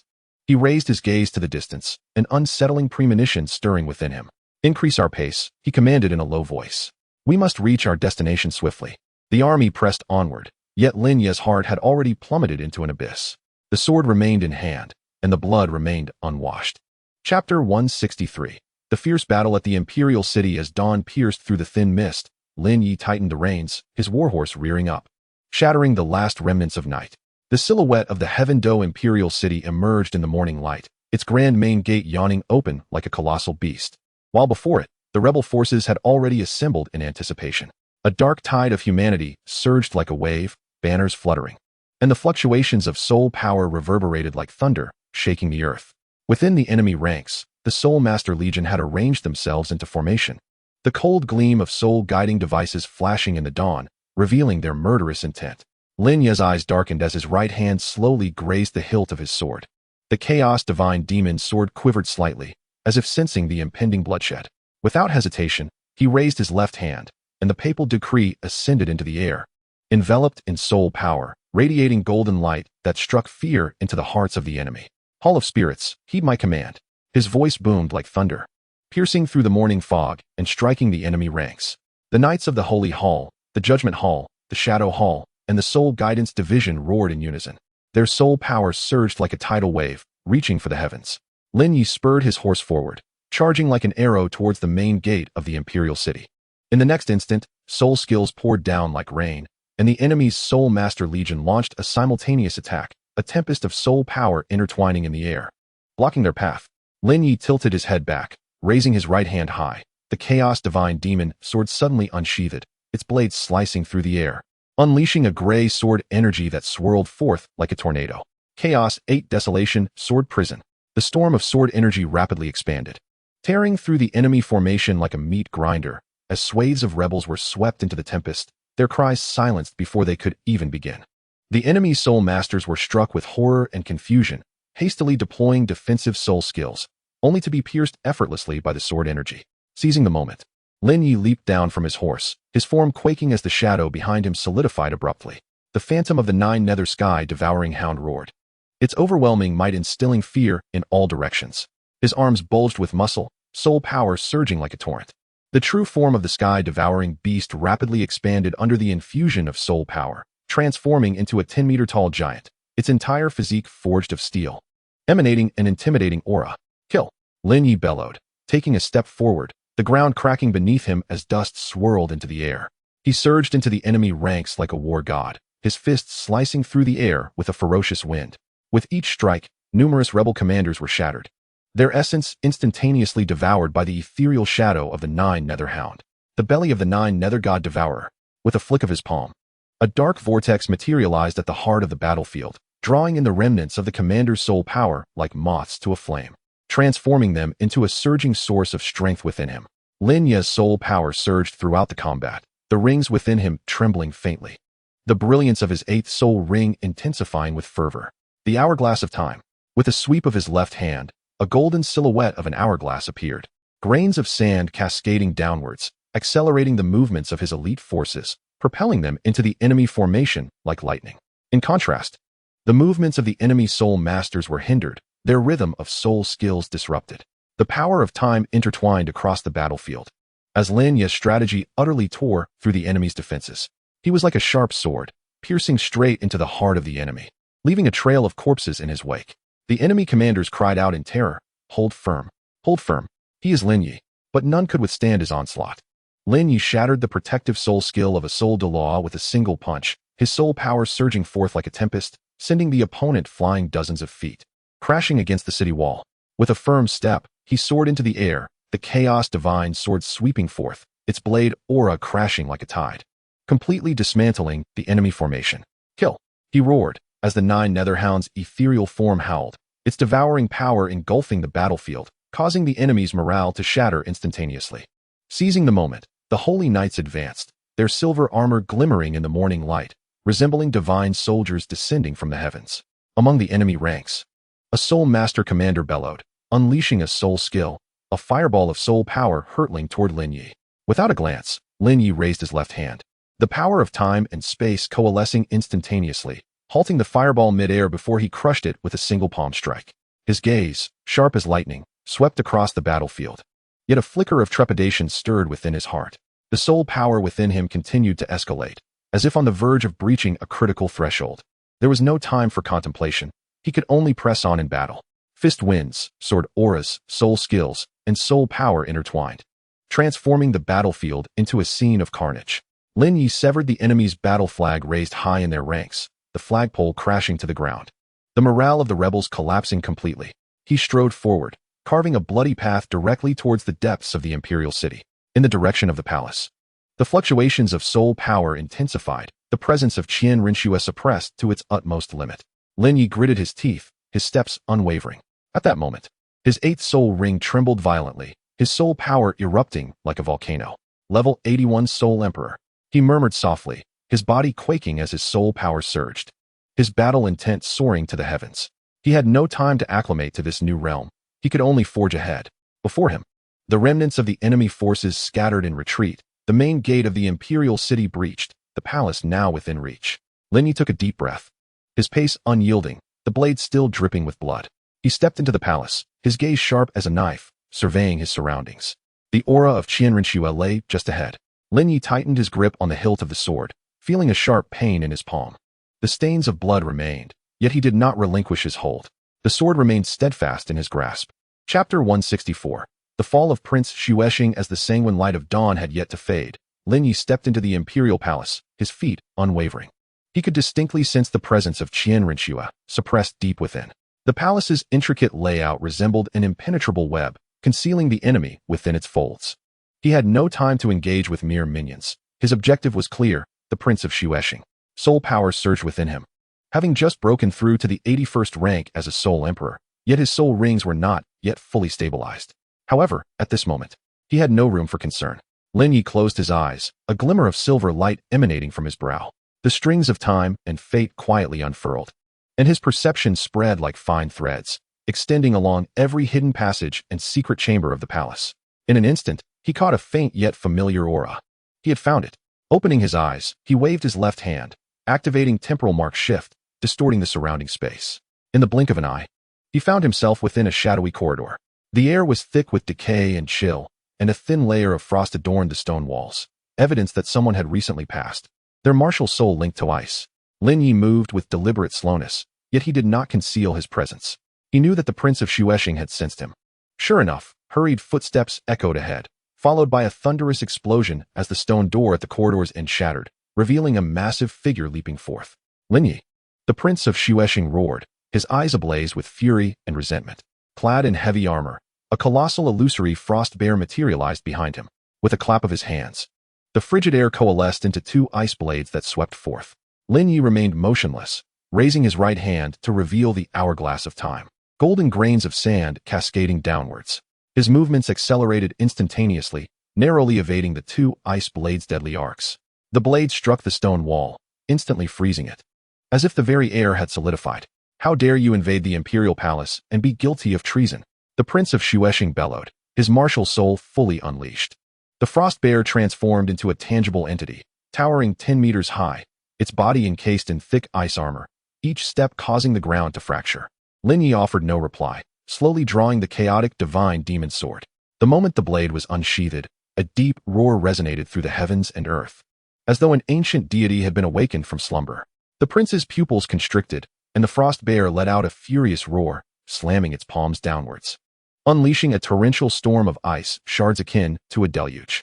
With a swift leap, Lin Ye evaded like a wraith, simultaneously waving his left hand to activate Hourglass of Time once more, enhancing his speed. The unavoidable ice shards appeared to slow down before his eyes, allowing him to discern the intricate patterns on each shard. He danced effortlessly among them, light as a feather, until he closed in on the Prince of Xuexing. Chaotic opening slash. As the brilliance of the sword flashed, a grayish sword aura descended like divine retribution, aimed directly at the soul core of Prince Xuexing.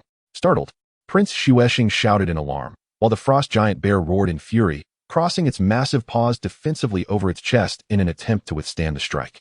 Yet, the chaotic force disregarded all defenses, the sword aura piercing through the protective barrier of the frost giant bear and directly cleaving into its soul core.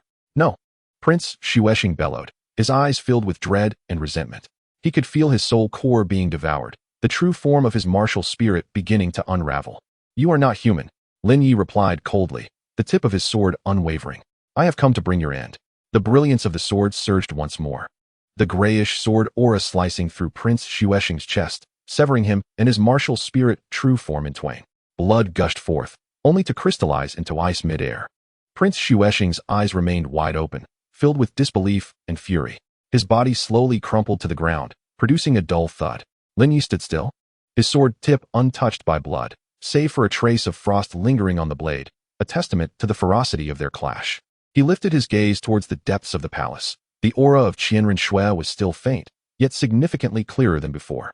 At that moment, a commotion arose outside the palace. The rebels had sensed the fall of Prince Xuexing, their morale beginning to waver. A slight smirk graced Lin Ye's lips as he sheathed his sword and turned towards the innermost part of the palace. With each step, he trod upon the hearts of his enemies. Outside the palace, the cold wind howled, and dark clouds churned ominously. Within the palace, the blood remained uncoagulated, and the intent to kill lingered palpably. He did not look back, nor did he halt. The sword remained in hand. The blood continued to drip. Awaiting him in the depths of the palace was the true decisive battle.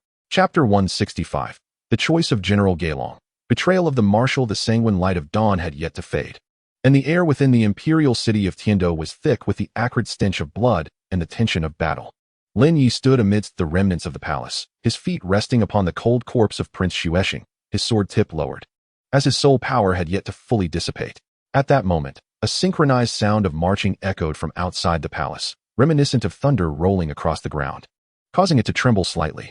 They have arrived, Lin Ye murmured softly, lifting his gaze towards the main entrance of the palace. In the distance, a battalion of silver-armored elite guards marched in unison into the imperial city, banners fluttering and iron hooves thundering. Leading them was a towering figure clad in heavy dark iron battle armor, draped in a golden embroidered cloak, his strides as steadfast as a mountain, each step proclaiming his authority.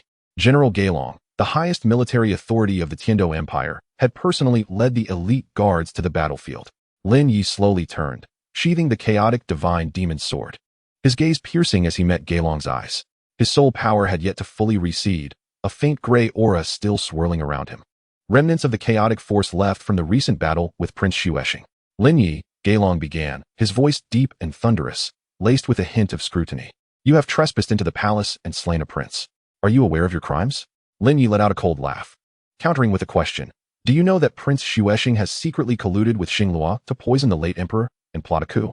Upon hearing these words, the expressions of the surrounding imperial guards changed dramatically, with many displaying signs of disbelief. Gailong furrowed his brow slightly, but did not show anger. Instead, he quietly observed Lin Ye, waiting for him to continue. Lin Ye retrieved a specially crafted jade slip from the Shadow Palace and raised it high. This is a secret letter personally penned by the master of the Shadow Palace, detailing how Prince Xuexing conspired with Xinghua to poison the late emperor and elevate a false emperor to power. If you doubt its authenticity, you may verify it on the spot. Gulong's gaze sharpened, and he spoke in a deep voice. From where did you obtain this? From the Shadow Palace. Lin Ye replied calmly. They have long been aware of the turmoil within the Tiando Empire and have been scheming in the shadows. I have been commanded by the Martial Soul Palace to assist the Crown Prince in purging traitors and removing treacherous officials. As the Grand Marshal of the Empire, do you truly wish to aid in such tyranny? Gulong fell silent. The leaders of the Imperial Guards behind him exchanged glances, the atmosphere growing tense. Lin Ye, Gulong began slowly. Even so, you should not have trespassed into the palace to slay a prince. If the Crown Prince is indeed the rightful heir, why not take the legitimate path? Legitimate path? Lin Ye scoffed, his gaze sharp as a blade. Were it not for Prince Xuexing sealing the palace and secretly mobilizing the Imperial Guards, the Crown Prince would have long been poisoned. Do you know that the palace is laced with toxic mist? Qian Renxue is gravely injured. Had I not arrived in time, the Crown Prince would be dead by now.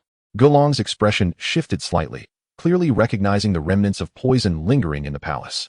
Lin Ye ceased his words, his right hand slowly resting on the hilt of his sword, his soul rings suddenly manifesting, 8 rings intertwining with chaotic and devouring power, slowly rotating. Believe it or not, he spoke in a low tone, but today, I must ensure the Crown Prince ascends to the throne. Should you insist on obstructing me, I would not hesitate to slay another Grand Marshal of the Empire. As his words fell, Lin Ye's soul power erupted instantaneously, the 8 soul rings trembled, and a terrifying aura enveloped the entire area, swallowing heaven's true form. With a shout, Lin Ye's figure swelled, transforming into a Tinjiang tall embodiment of swallowing heaven. The phantom of the Nine Nether swallowing hound solidifying behind him, its mouth slowly opening as if capable of devouring all. 8 Desolation, Sword Prison. Gray sword energy surged forth like a tempest, intertwining in the air to form a massive sword formation, the blades exuding a chilling aura, filled with murderous intent. Among the ranks of the Imperial Guards, many soul masters changed color, retreating hastily. Gulong remained rooted in place, but his soul power began to rise slowly. 7 soul rings manifested, for as Grand Marshal, he too was a powerful title de law. The two stood in opposition, the air seemingly solidifying. Do you truly wish to oppose the Empire? Gulong asked in a low voice. I do not come to oppose the Empire, Lin Ye replied. I come to protect the rightful heir and cleanse the traitors. His tone was calm, yet imbued with an undeniable resolve. Gulong remained silent for a long while, eventually slowly retracting his soul power, casting a complex glance at Lin Ye. I need time to verify the authenticity of this letter. Lin Ye nodded. You may send someone for authentication, but I suggest you make a decision swiftly. The prince remains deep within the Imperial Palace. If further delay ensues, the rebels may act out of desperation. Gulong inhaled deeply, then turned to his deputy, whispering, send someone to deliver the confidential letter to the National Master's residence for personal verification. The deputy promptly took his leave. Lin Ye did not urge him, merely waiting in silence. Time seemed to stand still, each second stretching into eternity. At last, after what felt like the burning of an incense stick, the deputy returned swiftly, his expression grave. The National Master has confirmed the authenticity of the letter. Upon hearing this, murmurs spread among the Imperial Guards, many displaying expressions of uncertainty. Gulong slowly turned, his gaze penetrating as he looked at Lin Ye. If the prince is indeed the rightful heir, I, Gulong, am willing to lead the Imperial Guards in his protection. He knelt on one knee, his right hand pressed against his chest, solemnly declaring, I beseech the prince to reveal himself. We shall safeguard his ascension. Lin Ye's lips curled slightly, nodding gently. Excellent. He pivoted and strode deeper into the palace, his steps resolute. Behind him, Gulong rose gradually and commanded the Imperial Guards, seal the perimeter of the Imperial City. No one is to enter without permission. The guards responded in unison, swiftly executing the orders. Outside the Imperial City, the situation was quietly shifting. Meanwhile, Lin Ye's silhouette had vanished into the shadows of the palace's depths. Within the palace, the presence of Qian Renxue grew ever fainter, as if it might extinguish at any moment. Lin Ye quickened his pace, gripping the hilt of his sword, feeling a warmth emanate from his palm. It was not blood, but the lingering warmth of her touch.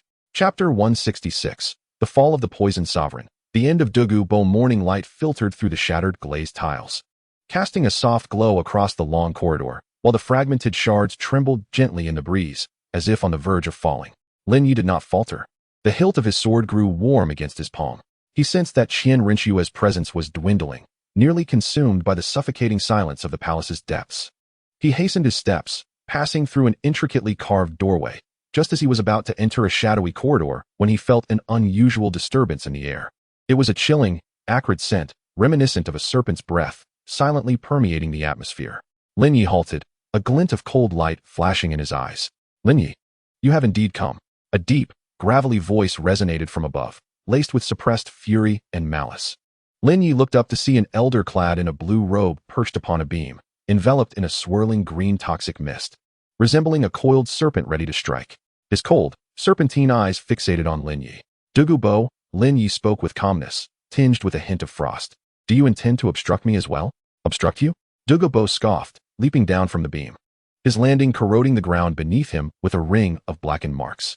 You have slain Xuexing, yet you wish to save Qian Renxue? Do you believe I will allow you to have your way? Lin Ye remained silent, slowly drawing the chaos divine demon sword, its blade gleaming with a ghostly gray hue under the morning light. If you know what is wise, step aside, he stated coolly, otherwise, death shall be your fate. At this, Douluo Bo erupted with fury, laughing maniacally. Death? What a brazen young man. Today, I shall unveil to you the essence of true poison. As the words left his lips, he abruptly raised both hands, and instantly, his soul rings manifested, cascading like ripples. The final ring, a deep crimson reminiscent of blood, signifying his ascension to the realm of tidal Douluo. The martial soul revealed itself as the biphosphorus serpent king. In an explosive surge, a torrential cloud of toxic mist erupted, engulfing the entire corridor in a verdant haze. Amidst this noxious fog, a colossal serpent's phantom, stretching 100 meters in length, coiled ominously, its forked tongue flickering as the air itself corroded, manifesting cracks. The ninth soul skill, Gaze of Medusa. Douluo Bo's eyes suddenly glimmered with a blood-red light, from which a scarlet beam shot forth.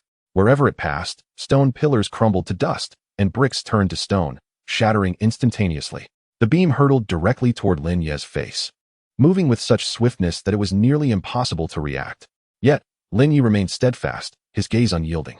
At the moment the beam was about to strike him, he abruptly opened his abdomen, revealing a pitch-black vortex, resembling an insatiable maw ready to devour all. The stomach of the divine devourer. In an instant, the toxic mist was consumed, along with the scarlet petrifying light, drawn into the abyss of the vortex as if they had never existed. Douluo Bo's pupils constricted, a flicker of terror rising within him for the first time.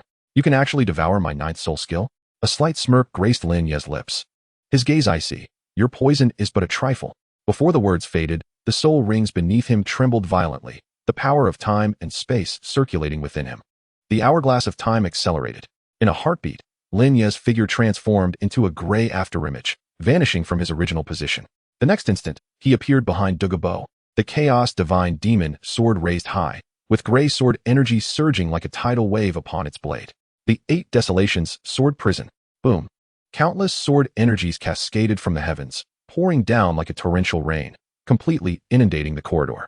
Each sword contained chaotic power, each strike seemingly capable of tearing through space and severing time itself. Douluo Bo roared in fury, attempting to summon his martial soul's true form for defense. However, his soul power had already been depleted by the recent toxic mist and soul skill release. Now, he found himself powerless to resist.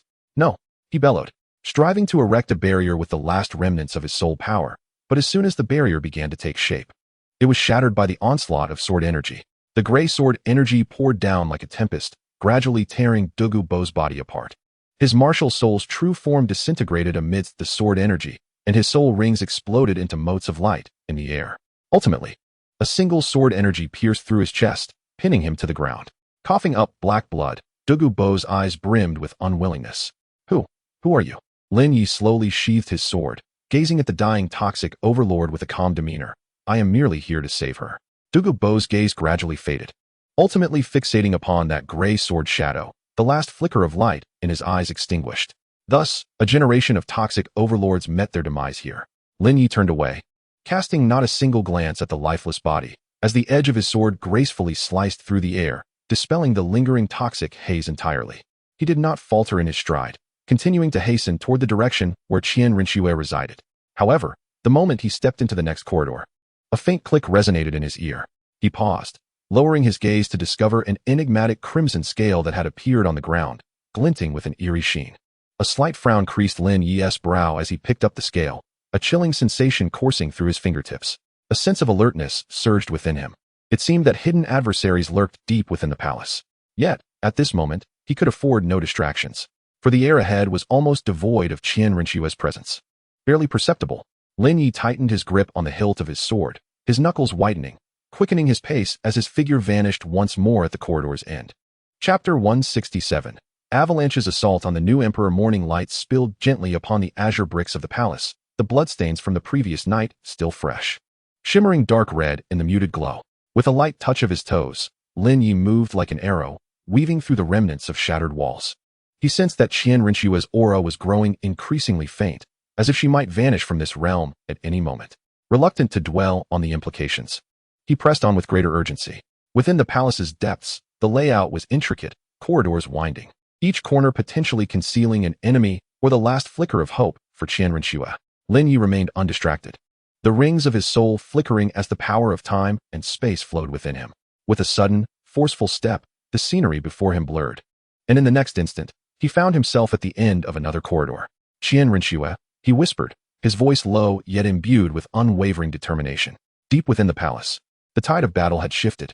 Douluo had turned the Imperial Guard against their former allegiance, sealing off the outer perimeter of the Imperial city, while the morale of the rebels crumbled, scattering in disarray. Amidst this chaos, Avalanche sought to escape through the side hall, only to be intercepted by Douluo, who had long been in ambush. Avalanche, you have nowhere left to run. Douluo's voice thundered, clad in heavy armor, with the Imperial Guard arrayed behind him in perfect formation. Avalanche's face turned pale, his dragon robe soaked in blood, as he glared fiercely at Douluo. His eyes filled with resentment and rage. How dare you betray me? He bellowed. Douluo let out a cold laugh, wielding his spear with a flourish. I am loyal only to the Empire, loyal to the rightful sovereign. You conspired with the Star Alliance to poison the late Emperor. Your crimes warrant 1,000 deaths. Blood trickled from Avalanche's lips, yet a final spark of madness ignited in his eyes. Do you think that by killing me, you can quell everything? The Empire has long since decayed. You are merely accompanying it to the grave. Before his words could fully dissipate, he abruptly turned, attempting to break free from the encirclement. But at that very moment, a figure materialized like a specter, blocking his path. Lin Ye. Avalanche's pupils constricted, his steps halting abruptly. Lin Ye stood there, the Chaos God Demon sword slightly raised in his hand, its blade glinting coldly, as if silently proclaiming his fate. Your journey ends here. Lin Ye's demeanor was calm, yet it radiated an undeniable aura of lethal intent. Shuebing gritted his teeth, a flicker of struggle passing through his eyes. Ultimately, he slowly raised his hands, ceasing his resistance. You have won, he murmured, his voice tinged with bitterness and despair. Douluo stepped forward, personally subduing him and commanding his escort to the grand square in front of the Imperial Palace. There, Qian Renxue had already been waiting for some time. Clad in a blood-stained dragon robe, she stood atop the high platform, her expression solemn. Her countenance was pale, her body marred by wounds, yet she held her back straight, her gaze fierce and unwavering. Shuebing, your crimes are evident, she proclaimed, her voice not loud, but resonating throughout the square. You conspired with the Xingluo, poisoned the late emperor, incited rebellion, and disrupted the state affairs. Today, I publicly declare your 10 grave offenses to uphold the law of the land. Shuebing was brought before her on the high platform, kneeling at her feet. He lifted his gaze to meet Qian Renxue's, a cold smirk curling at the corners of his mouth. Do you believe that by killing me, you can stabilize the empire? You do not comprehend that the true enemy has never been here. Qian Renxue offered no reply, only slowly raised her hand. The executioner advanced with his blade. A flash of cold light, and blood spattered the ground. Shuebing's head fell, and the square fell into a profound silence. Moments later, someone was the first to shout. Long live Qian Renxue! Long live the new emperor! Immediately, countless voices echoed, reverberating through the heavens. Long live Qian Renxue! Long live the new emperor! Lin Ye stood to the side of the high platform, observing the scene with tranquility. He slowly sheathed his sword, gripping the hilt tightly. A faint sting pulsated in his palm, remnants of the previous battle, the blood still fresh. Qian Renxue turned to him, weariness mingling with relief in her eyes. You have come, she said softly. Lin Ye nodded. I promised you I would safeguard your ascension. Qian Renxue smiled gently, her gaze sweeping across the square, taking in the bloodied ground and broken blades, finally resting on the shattered glazed tiles deep within the palace. What follows will be a new beginning, she declared. Lin Ye remained silent, standing steadfastly beside her like a mountain, unwavering in support of this realm. Sunlight cascaded down upon the palace square, dispelling the last remnants of night's shadow. Yet, deep within the palace, beneath a fragment of shattered glazed tiles, a dark red scale quietly slipped away into the shadows, emanating a faint chilling glimmer. The blood had yet to dry, and a new storm may well be brewing. Chapter 168. The Coronation's Unforeseen Turmoil. The sword's bone approaches the city. Morning light filtered through the clouds, illuminating the imperial city of the Tiando Empire, where the resplendent palaces sparkled under the sun. The square was a sea of people, citizens adorned in their finery, gazing up at the figure draped in a dragon robe atop the high platform. Qian Renxue stood at the center of the altar, her hair like a waterfall, her eyes shining like stars, her stature as upright as a pine. Her gaze was calm and resolute, as if she had long anticipated this moment. Today, she would officially be crowned the new empress of the Tiando Empire. Beneath the altar, Lin Ye, clad in a dark robe, stood a short distance behind Qian Renxue, his gaze sweeping the surroundings with a composed demeanor, yet tinged with vigilance. He sensed that although the atmosphere was solemn today, it subtly rippled with an undercurrent of unease.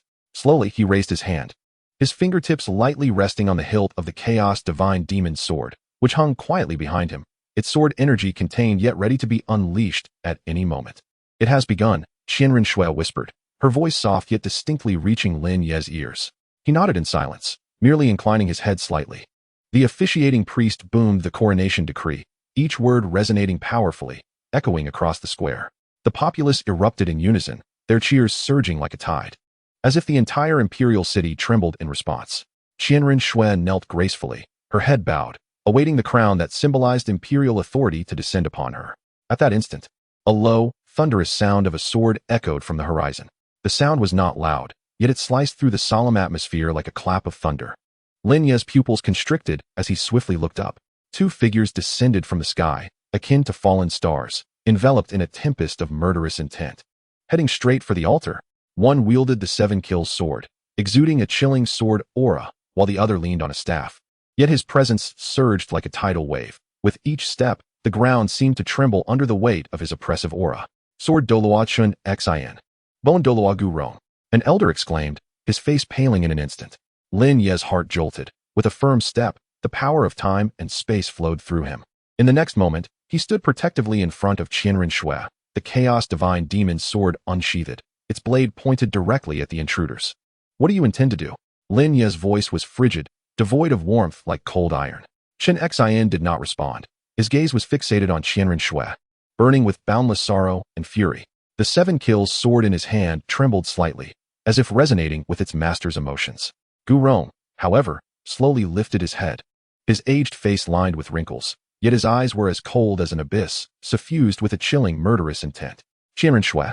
Qian Renxue finally spoke, his voice hoarse yet sharp as a blade slicing through stone.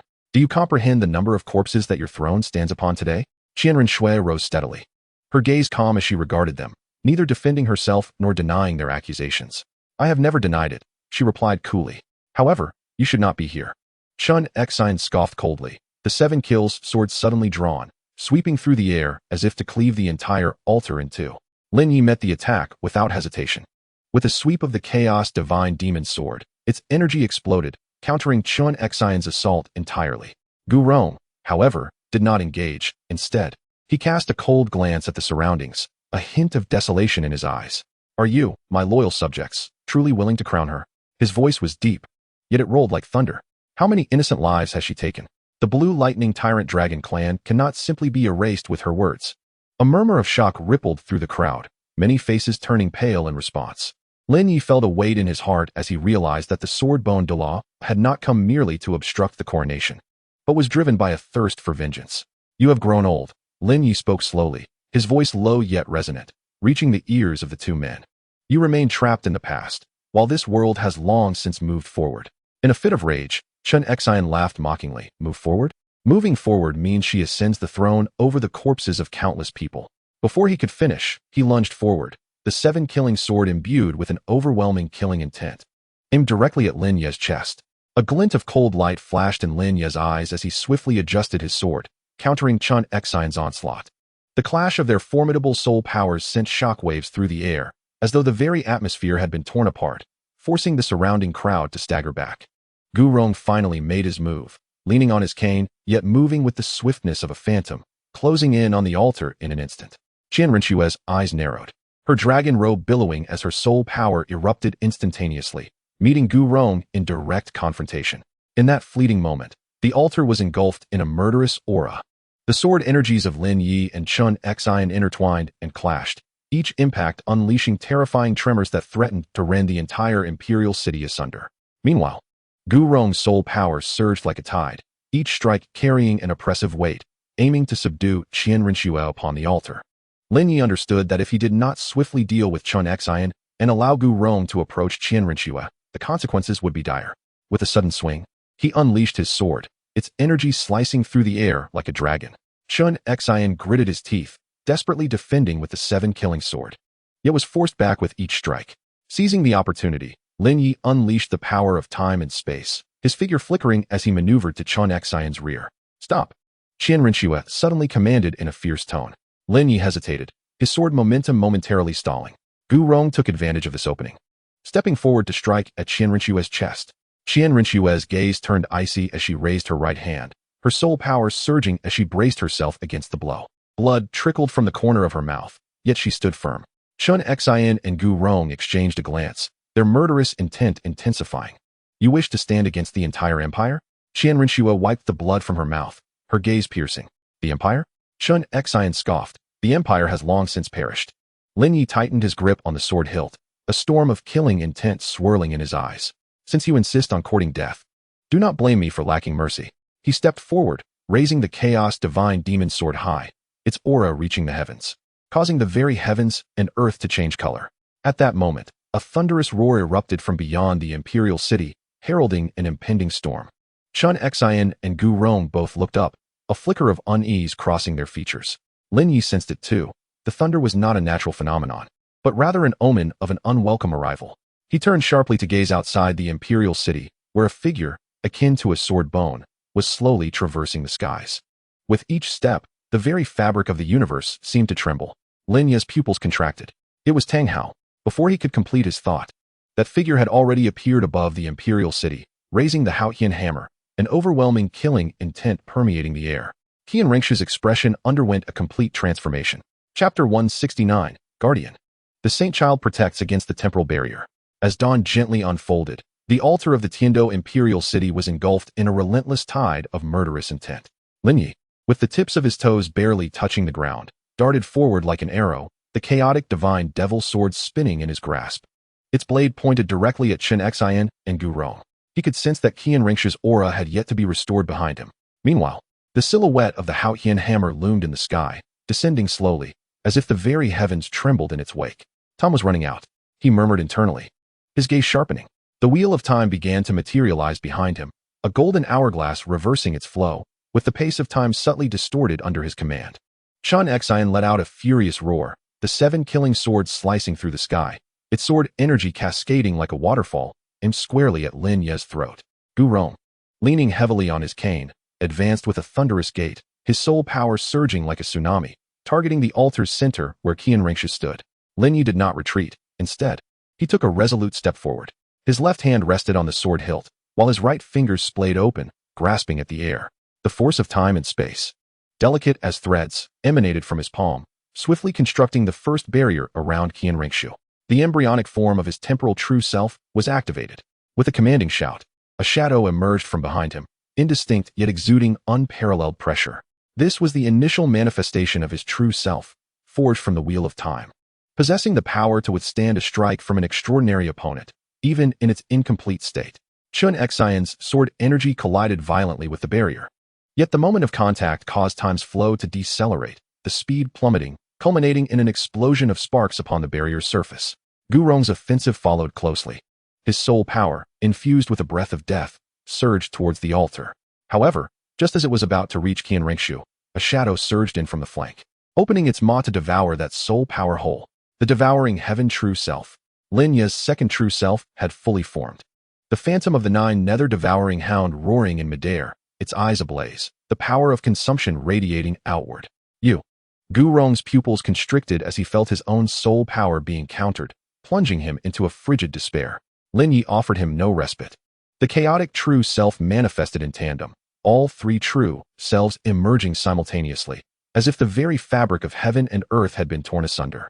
Qian Renxue gritted his teeth, lifting the seven-killing sword once more, its sword energy coiling like a dragon, sweeping forth. Lin Ye snorted coldly.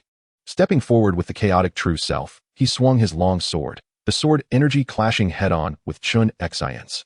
Boom. The air shattered, the ground cracked, and the space between them seemed to be torn apart, creating a transient vacuum. A trickle of blood escaped Lin Ye's lips, yet he did not falter. Rather, his gaze grew colder. Do you wish to harm her? Have you asked the sword in my hand? Simultaneously, the devouring heaven true self had ensnared Gu Rong, completely isolating him from Qian Renxue. Though powerful, Gu Rong found each of his strikes weakened by the consuming force of the devouring heaven true self, his soul power gradually becoming sluggish in its operation. Lin Ye personally confronted Qian Renxue, the chaotic divine demon, sword dancing in his grasp, its sword energy surging like a tide. Each swing emitted a force capable of rending the heavens. Qian Renxue roared in fury, the 7 kills sword slicing through the air. Yet he was perpetually unable to breach Lin Ye's defenses. Who are you? Qian Renxue bellowed, his eyes aflame with rage. Lin Ye smirked, shifting the sword's edge, unleashing a sweeping arc of sword energy that forced Qian Renxue back several paces. Who I am is of little consequence. What matters is that you are unworthy to lay a hand on her. Before his words faded, he suddenly raised his hand, the wheel of time spinning behind him. The hourglass inverted, and a golden barrier fully formed around Qian Renxue. The temporal barrier materialized. Golden light radiated as the entire altar appeared enveloped by an invisible shield, weakening the assaults of both Qian Renxue and Gu Rong. Even upon contact, their attacks experienced a deceleration in the flow of time, considerably diminishing their potency. Lin Ye did not falter. He swiftly repositioned himself, sheltering Qian Renxue behind him, establishing a tripartite defense, constructing an impregnable line of protection. Qian Renxue spoke softly, her voice faint yet laced with complexity. Close your eyes and recuperate, Lin Ye urged quietly, his gaze unwaveringly fixed on the adversaries ahead. Qian Renxue said little, gradually closing her eyes to commence her healing. Meanwhile, Lin Ye set up a smaller temporal barrier beside her, isolating her from the outside world, granting her the time to recover. Seeing this, Qian Renxue and Gu Rong intensified their onslaught. Qian Renxue let out a furious roar, raising the 7 kills sword high, his soul power surging, the sword energy coiling like a dragon, charging directly at Lin Ye. Lin Ye's expression hardened, his temporal avatar met the attack, and the clash of sword energies erupted with a thunderous explosion. Gu Rong attempted to circumvent the devouring sky avatar, making a direct assault on the altar, only to be intercepted by the chaotic avatar. The two engaged in a fierce struggle, their soul powers colliding, causing the ground to tremble and collapse. Lin Ye stood at the forefront, enduring the brunt of their relentless assault, blood seeping from his brow, his robes tattered, yet he remained steadfast, refusing to retreat. He could sense Tang Hao's presence drawing near, an oppressive aura that seemed to freeze the very fabric of reality.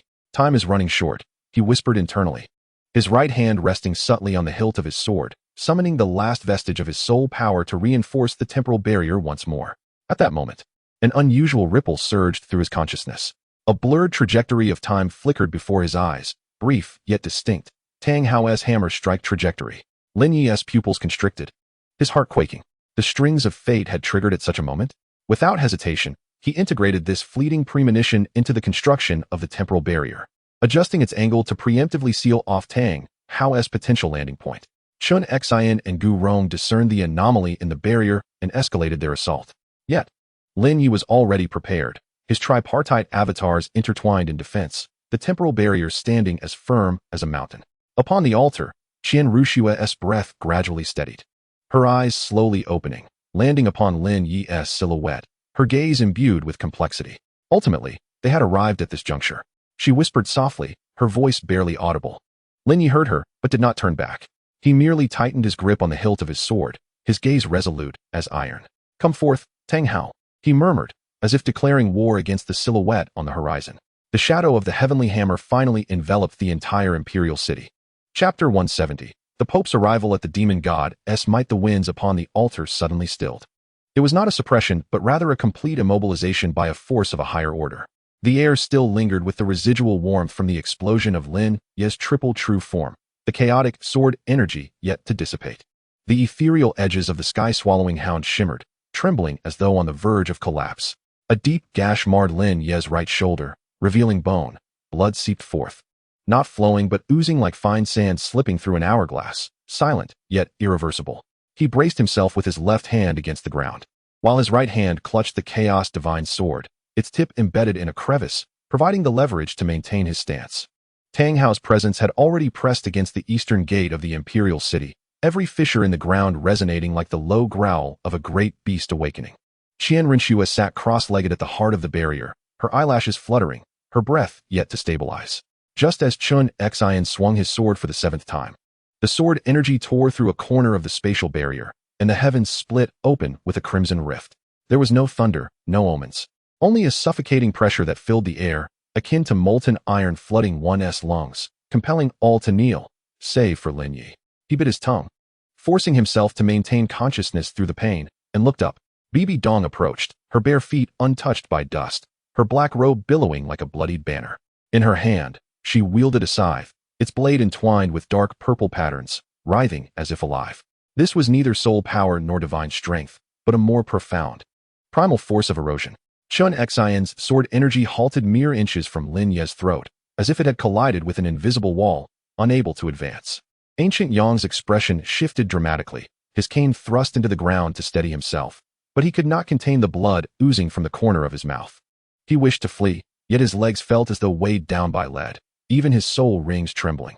"Leave," Bibi Dong commanded, her voice low, yet causing a momentary stillness in the winds of the imperial city. Qian Renxue's remnant soul surged violently, the 7-killing sword humming incessantly as if to resist, yet was swept away by a flash of purple light, dimming instantly. The remnant soul extinguished like a candle in the wind. Ancient Yang no longer hesitated. He unleashed his soul power, transforming into a gray shadow that darted southwest, his speed nearly tearing through the fabric of space. Yet he fled in desperation, stumbling upon landing. His left arm vanished, not severed, but obliterated by the might of the demon god. Lin Ye remained motionless, his gaze firmly locked on Bibi Dong. She too looked at him. In that glance, devoid of any superfluous emotion, the weight of her gaze surpassed any words. Her eyes traced the wound on his shoulder, lingered on the hand gripping the sword, then slowly returned to meet his eyes. In that fleeting moment, Lin Ye even sensed a flicker of compassion within her gaze, only to be swiftly cloaked by coldness. "You have done well," she spoke softly, her tone unassuming yet imbued with an undeniable authority. "But next time, do not allow anyone to approach you."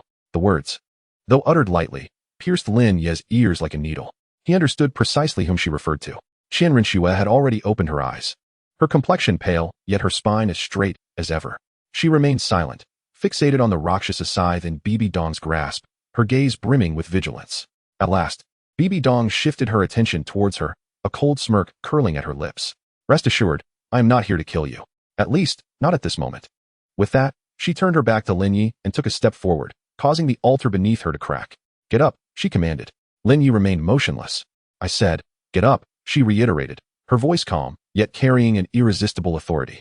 Finally, Lin Ye stirred, not to rise, but to tighten his grip on the hilt of his sword, a drop of blood slipping from his fingers and splattering on the ground, blooming into a dark red stain. He rose slowly, his movements deliberate yet resolute. Bibi Dong observed him, her eyes flickering. In that fleeting moment, Lin Ye caught a glimpse of confusion and pain that flashed across her gaze, so brief it felt like an illusion. Yet it was not weakness. It resembled an internal struggle, as if two voices were vying for dominance within her mind. The aura of the Rakshasa was still radiating, a faint metallic scent of blood permeating the air, not from battle, but from the uncontrollable power surging within her. Lin Ye noticed the purple mist emanating from the scythe, pulsing with her emotional turbulence, akin to a living entity breathing. This was not the typical state of a chosen one. She was paying a price. "You need not pretend to be strong," Bibi Dong suddenly spoke, her voice dropping to a whisper. "I am aware that you are enduring great hardship." Lin Ye scoffed. "I do not require your concern. You misunderstand." She stepped closer, the hem of her black robe brushing against the shattered stones. "I am not concerned for you. I simply do not permit anyone to harm you." Her tone remained calm, yet it carried an almost pathological stubbornness.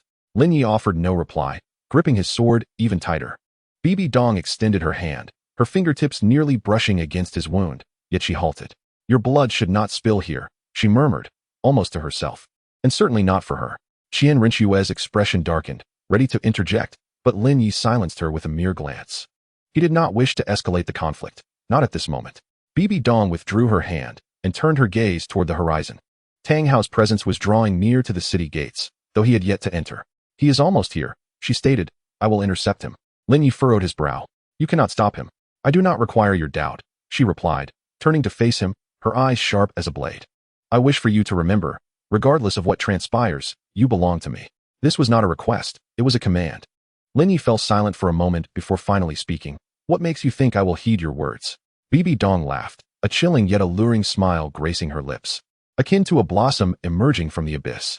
By this, she raised her left hand, revealing a dark golden mark upon her palm, its shape enigmatic. Reminiscent of the intricate patterns of an ancient pact, Lin Ye's pupils constricted. Was that the divine imprint? No, it resembled more a binding spell for the soul. When did you? Her voice was low and somber. Long ago. She concealed the mark, her gaze complex. Do you believe that all your choices stem from free will? Lin Ye, you are mistaken. From the very moment you set foot on this continent, your fate has been entwined with mine. Lin Ye remained silent, his fingers tightening around the sword, turning pale. Bibi Dong stepped closer, almost whispering in his ear, so, do not attempt to resist me. You cannot escape. Upon finishing her words, her presence surged, revealing the might of a goddess.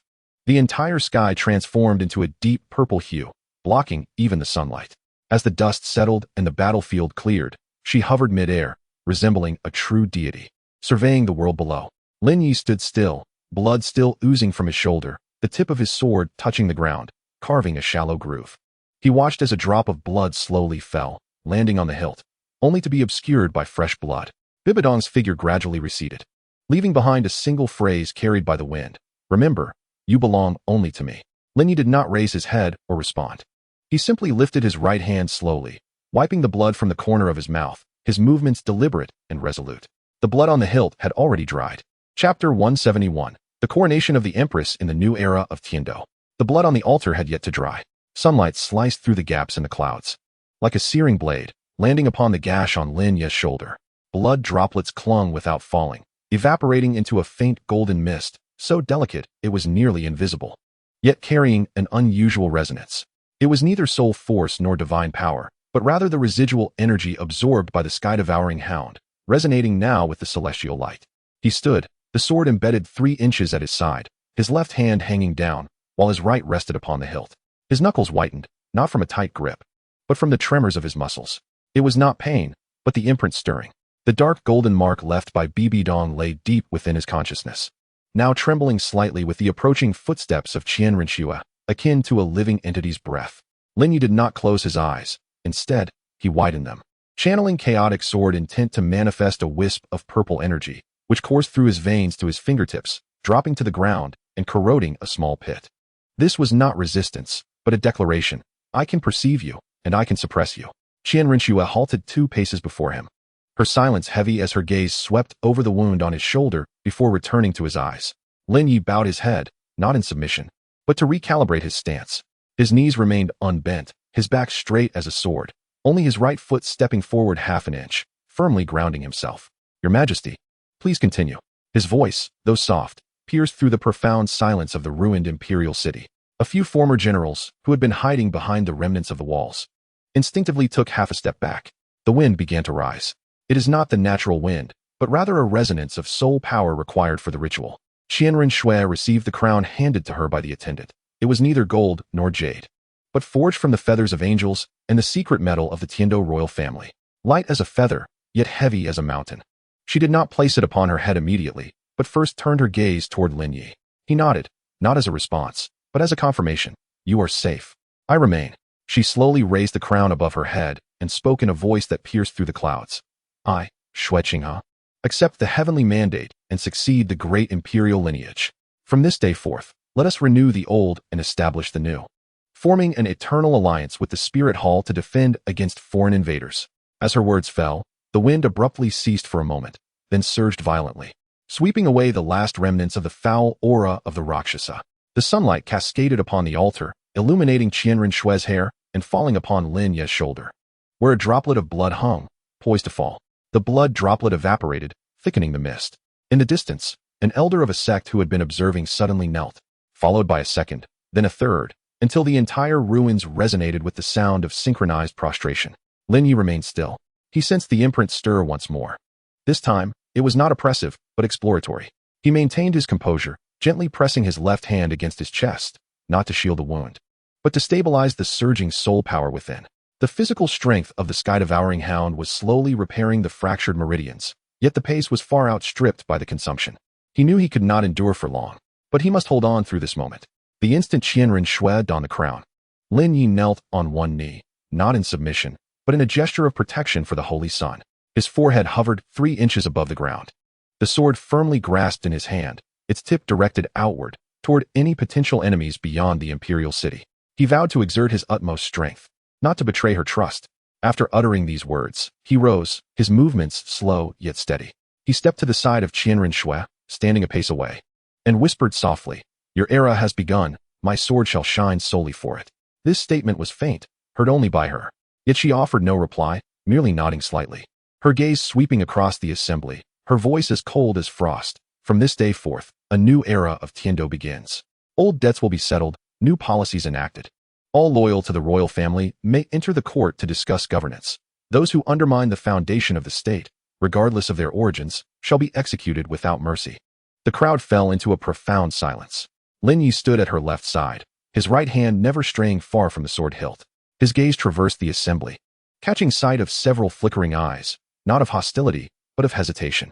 At such a moment, hesitation is far more perilous than enmity. He remained motionless, merely rotating the sword hilt slightly, allowing the sunlight to glimmer upon the dried bloodstains. The stains reflected light, casting a small dark red shadow on the ground. Like a silent warning, the imprint stirred once more. This time, Lin Ye did not force out the purple chi, but allowed it to meander at the edge of his consciousness, like a fisherman releasing line. He understood that Bibi Dong wished to see him suffer, to witness his struggle, to observe his loss of control, yet he refused to comply. Instead, he smiled, the corners of his mouth lifting, while his eyes remained as cold as ice. The laughter was not intended for Qian Renxue, nor for the crowd. It was meant for the essence of her behind the seal. "You are mistaken. I am not your pawn, but an unpredictable variable that you shall never grasp." Qian Renxue cast a sidelong glance at him, her words lingering, unspoken. Lin Ye shook his head, a subtle motion that stilled her tongue. He understood her concerns, fears that he might succumb to the seal, fears that he might falter due to his injuries, or even fears that he would choose to depart after this coronation. Yet he would not, for he was well aware that the true battle was just beginning. Tang Hao had yet to arrive, Bibi Dong had not departed, and he still had a protracted game to play against the divine seal. What he could do now was to safeguard the person before him, to protect this coronation, to cherish this land that had just ignited with hope. The sun blazed ever brighter. Blood finally dripped from Lin Ye's shoulder, landing upon the hilt of his sword, only to be covered by fresh blood. This time, the droplets did not evaporate. Instead, they slid down the blade, tracing a slender red line on the ground, akin to a path leading towards the future. Qian Renxue stepped forward, addressing the multitude, her voice resonant like a bell. "From this day forth, in the name of the celestial Dou Empress, I vow that all my subjects shall possess dignity, and that my lands shall not be infringed." The crowd erupted.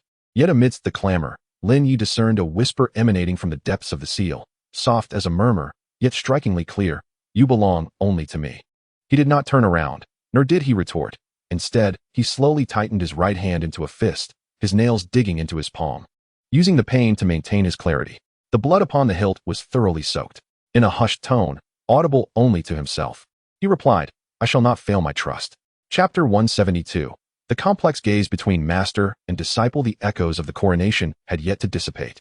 Yet the sunlight had transformed from fierce to tranquil. The bloodstains at the altar's edge began to darken, congealing into thin scabs that trembled gently in the breeze, reminiscent of strings on an invisible instrument being plucked. Lin Ye remained unmoving, anchored in place.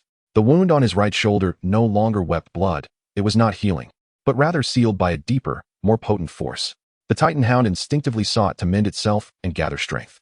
He could feel the warm pulsations radiating through his ribs and extending to his limbs, slow yet resolute. The seal within his consciousness ceased its whispers. It was unnaturally silent, like a curled beast, no longer roaring.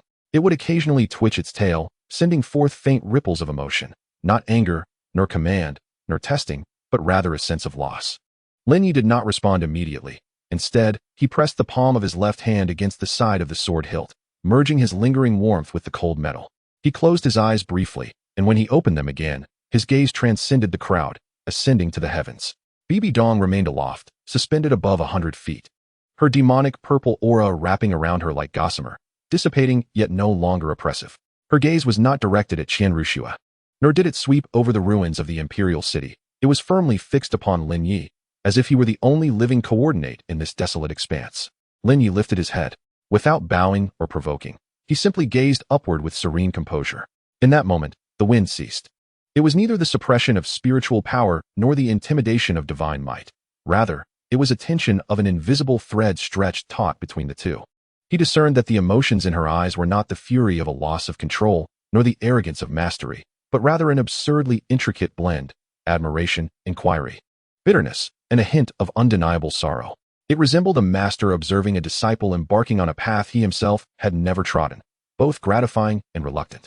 In a sudden moment of clarity, Lin Ye realized that her fear was not of his betrayal of Qian Renxue, nor of his departure from her influence. Her true fear was that he would no longer need her. The instant this thought emerged, the imprint quivered slightly, as if struck at its vulnerable core. Lin Ye did not retreat.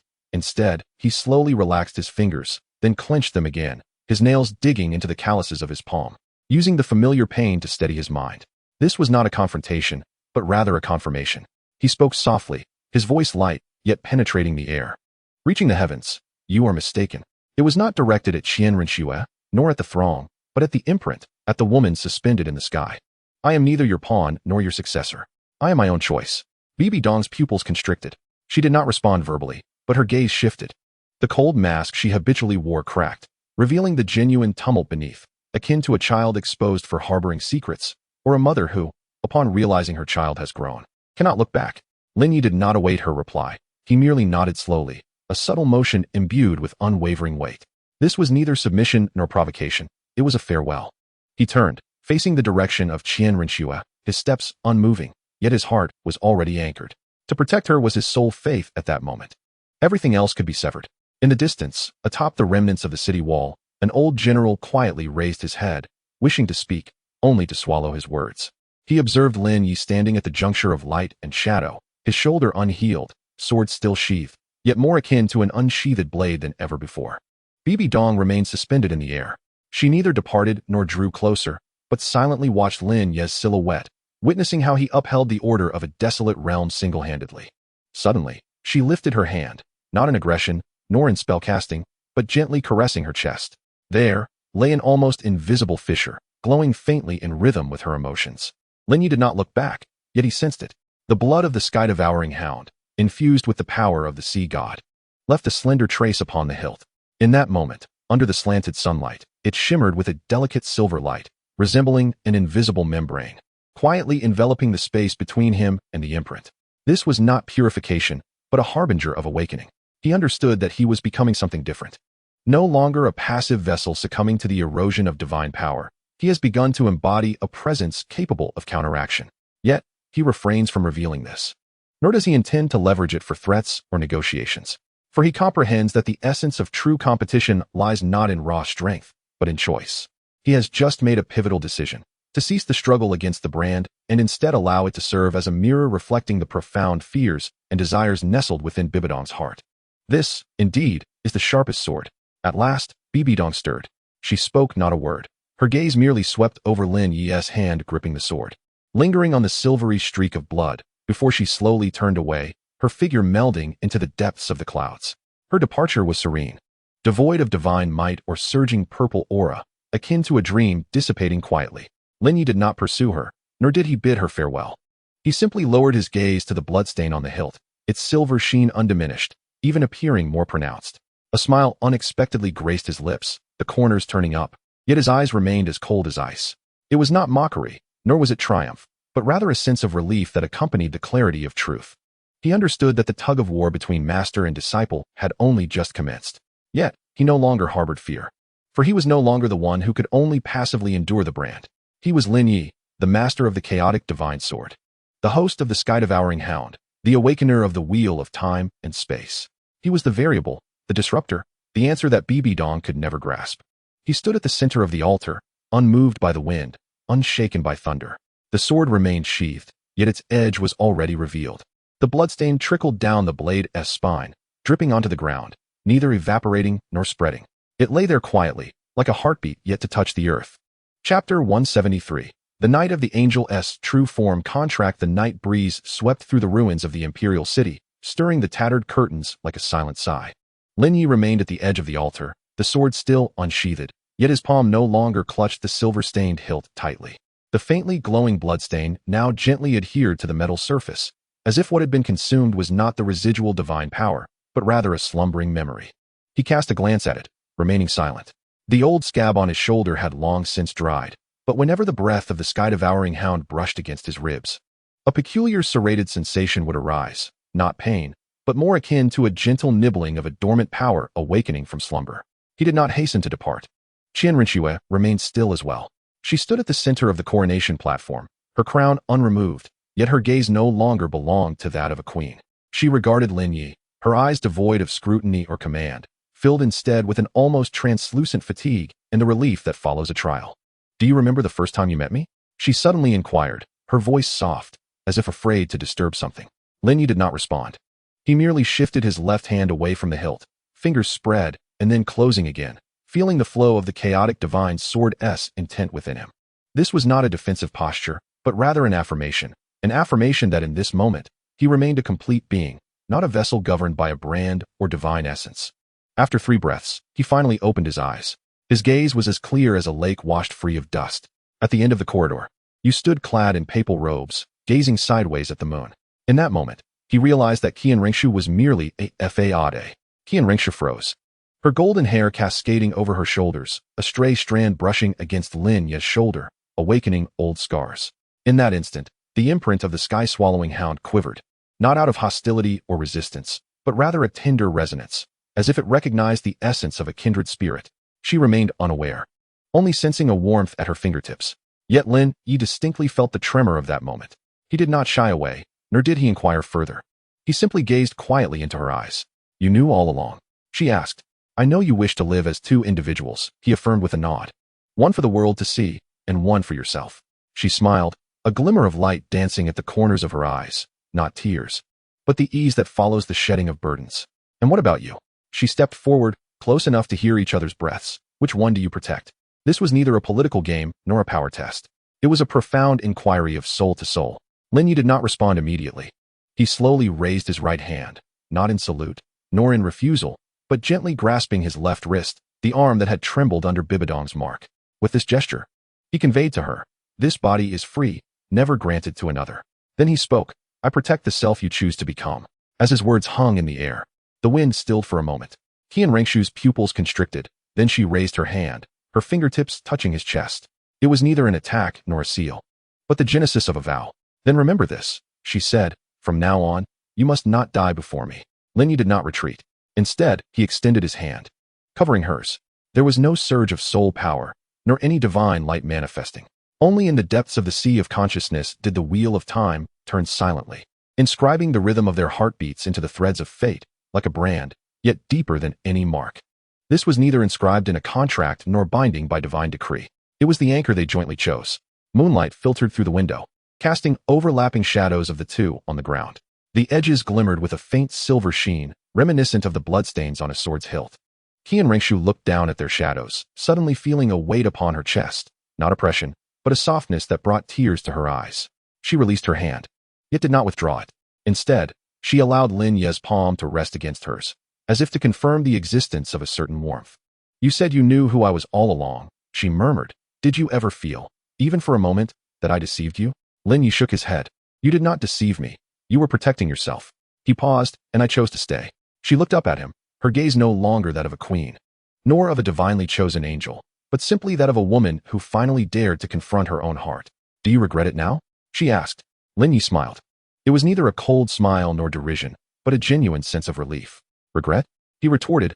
"I am no longer afraid of the mark of the bitter east. Why would I fear your lies?" She found herself speechless, for his response was not one of forgiveness, but of understanding. He comprehended her need to conceal, to perform, to fight amidst blood and fire for a legitimate identity. He understood. Thus, he did not question right or wrong. He simply spoke of protection. At last, she released her grip and stepped back half a pace, only to suddenly bend down and pick up the droplet of blood that had yet to evaporate, the very one that had slipped from the hilt of Lin Ye's sword. It lay quietly upon her fingertip, its silver glimmer undiminished. "This blood," she frowned. "It should not bear this hue." Lin Ye offered no explanation. He was aware that it was the residual reaction after the celestial hound absorbed the power of the sea god, and he knew that this droplet would become a pivotal clue at some future moment. Yet, he refrained from revealing the truth, for true bonds do not require premature revelations. He merely watched as she gently placed the blood droplet in her palm, as if it were more precious than a crown. After this night, Qian Renxue lifted her gaze. Her voice as soft as a dream. I am no longer Xue Qinghe, and you are no longer the holy son of guardians. Lin Ye nodded. I am Lin Ye. He affirmed, and you are Qian Renxue. She smiled, a glimmer of light finally gracing the corners of her eyes. Not tears, but freedom. She turned and walked deeper into the chambers, her steps light and unburdened, as if she had cast off a heavy weight. Lin Ye followed, his sword still unsheathed, his shoulder injury unhealed, yet his palm was devoid of tremors. He understood that what had been forged this night was not merely a pact, but something far more unbreakable than divine power, trust itself. As they reached the threshold, she suddenly halted. Without turning back, she softly inquired, if one day I must ascend to divinity, would you stop me? Lin Ye paused. He did not respond immediately. Instead, he placed his right hand against the doorframe, allowing his fingertips to graze a shallow sword scar, a fissure left by Tang Hao's presence the previous night. He felt the roughness of the wood grain before finally speaking. I would not. Her shoulders trembled slightly. Why? He raised his gaze, his eyes traversing the moonlight to rest upon her silhouette. Because on the day you become a goddess, he said, I shall truly comprehend the essence of life. She did not press further. The night breeze fluttered a corner of the curtain, revealing half of her profile, golden hair cascading like a waterfall, skin fairer than snow. A faint golden mark glimmering at her brow, barely perceptible. It was the last veil of the angel's true form, now dissipating. As Lin Ye observed that mark gradually fade, he suddenly felt a tightness in his chest. It was not pain, but an unprecedented clarity. She was no longer a masquerader, and he too was no longer a mere observer. She took a step forward, crossing the threshold. He stepped in tandem, just as their figures were about to vanish beyond the door. Qian Renxue abruptly turned, her gaze piercing deep into Lin Ye's eyes. Then tell me. Her words remained unfinished. Her fingertips suddenly dug into her palm, nails breaking and droplets of blood seeping out, falling to the ground, precisely onto the sword mark. The blood did not spread. Rather, it seemed to be absorbed, vanishing in an instant. Lin Ye's pupils constricted sharply as he discerned that it was not the wood that absorbed the blood, but the sword mark itself, consuming it. Chapter 174. The Whisper of the Rakshasa. Bibi Dong's descent. Morning light streamed through the stained glass windows of the papal hall, casting mottled purple shadows upon the stone floor. The residual warmth of the soul power from the previous night lingered in the air, mingling with a subtle, almost imperceptible scent of decay. As if remnants of blood and divine power had failed to completely evaporate, Lin Ye stood on the threshold, his left hand hanging at his side. The warmth from Qian Renxue's fingertips no longer present. Only a faint trace of sweat remained, dried by the wind into a pale mark. He did not wipe it away but gently rubbed the skin with his thumb, as if confirming whether a certain boundary remained clear. Inside, Bibi Dong's voice resonated, not loud, yet imbued with a peculiar penetrating quality. Did you guard the altar last night? She sat in the main seat, her fingertips resting on the armrest. A wisp of purple-black mist gradually creeping along her knuckles, seeping into the crevices of the chair as if it were a living entity. Her tone was intimate, yet it felt like a blade grazing the edge of his ear. Lin Ye stepped further in, the sole of his boot crushing a shard of broken glass, emitting a faint, crisp sound. He lowered his gaze, his attention drawn to a charred floor tile at her feet, one that had not been there before last night. The subordinates kept vigil at the altar, never straying an inch, he stated, his voice steady, devoid of emotion, and without a hint of flaw.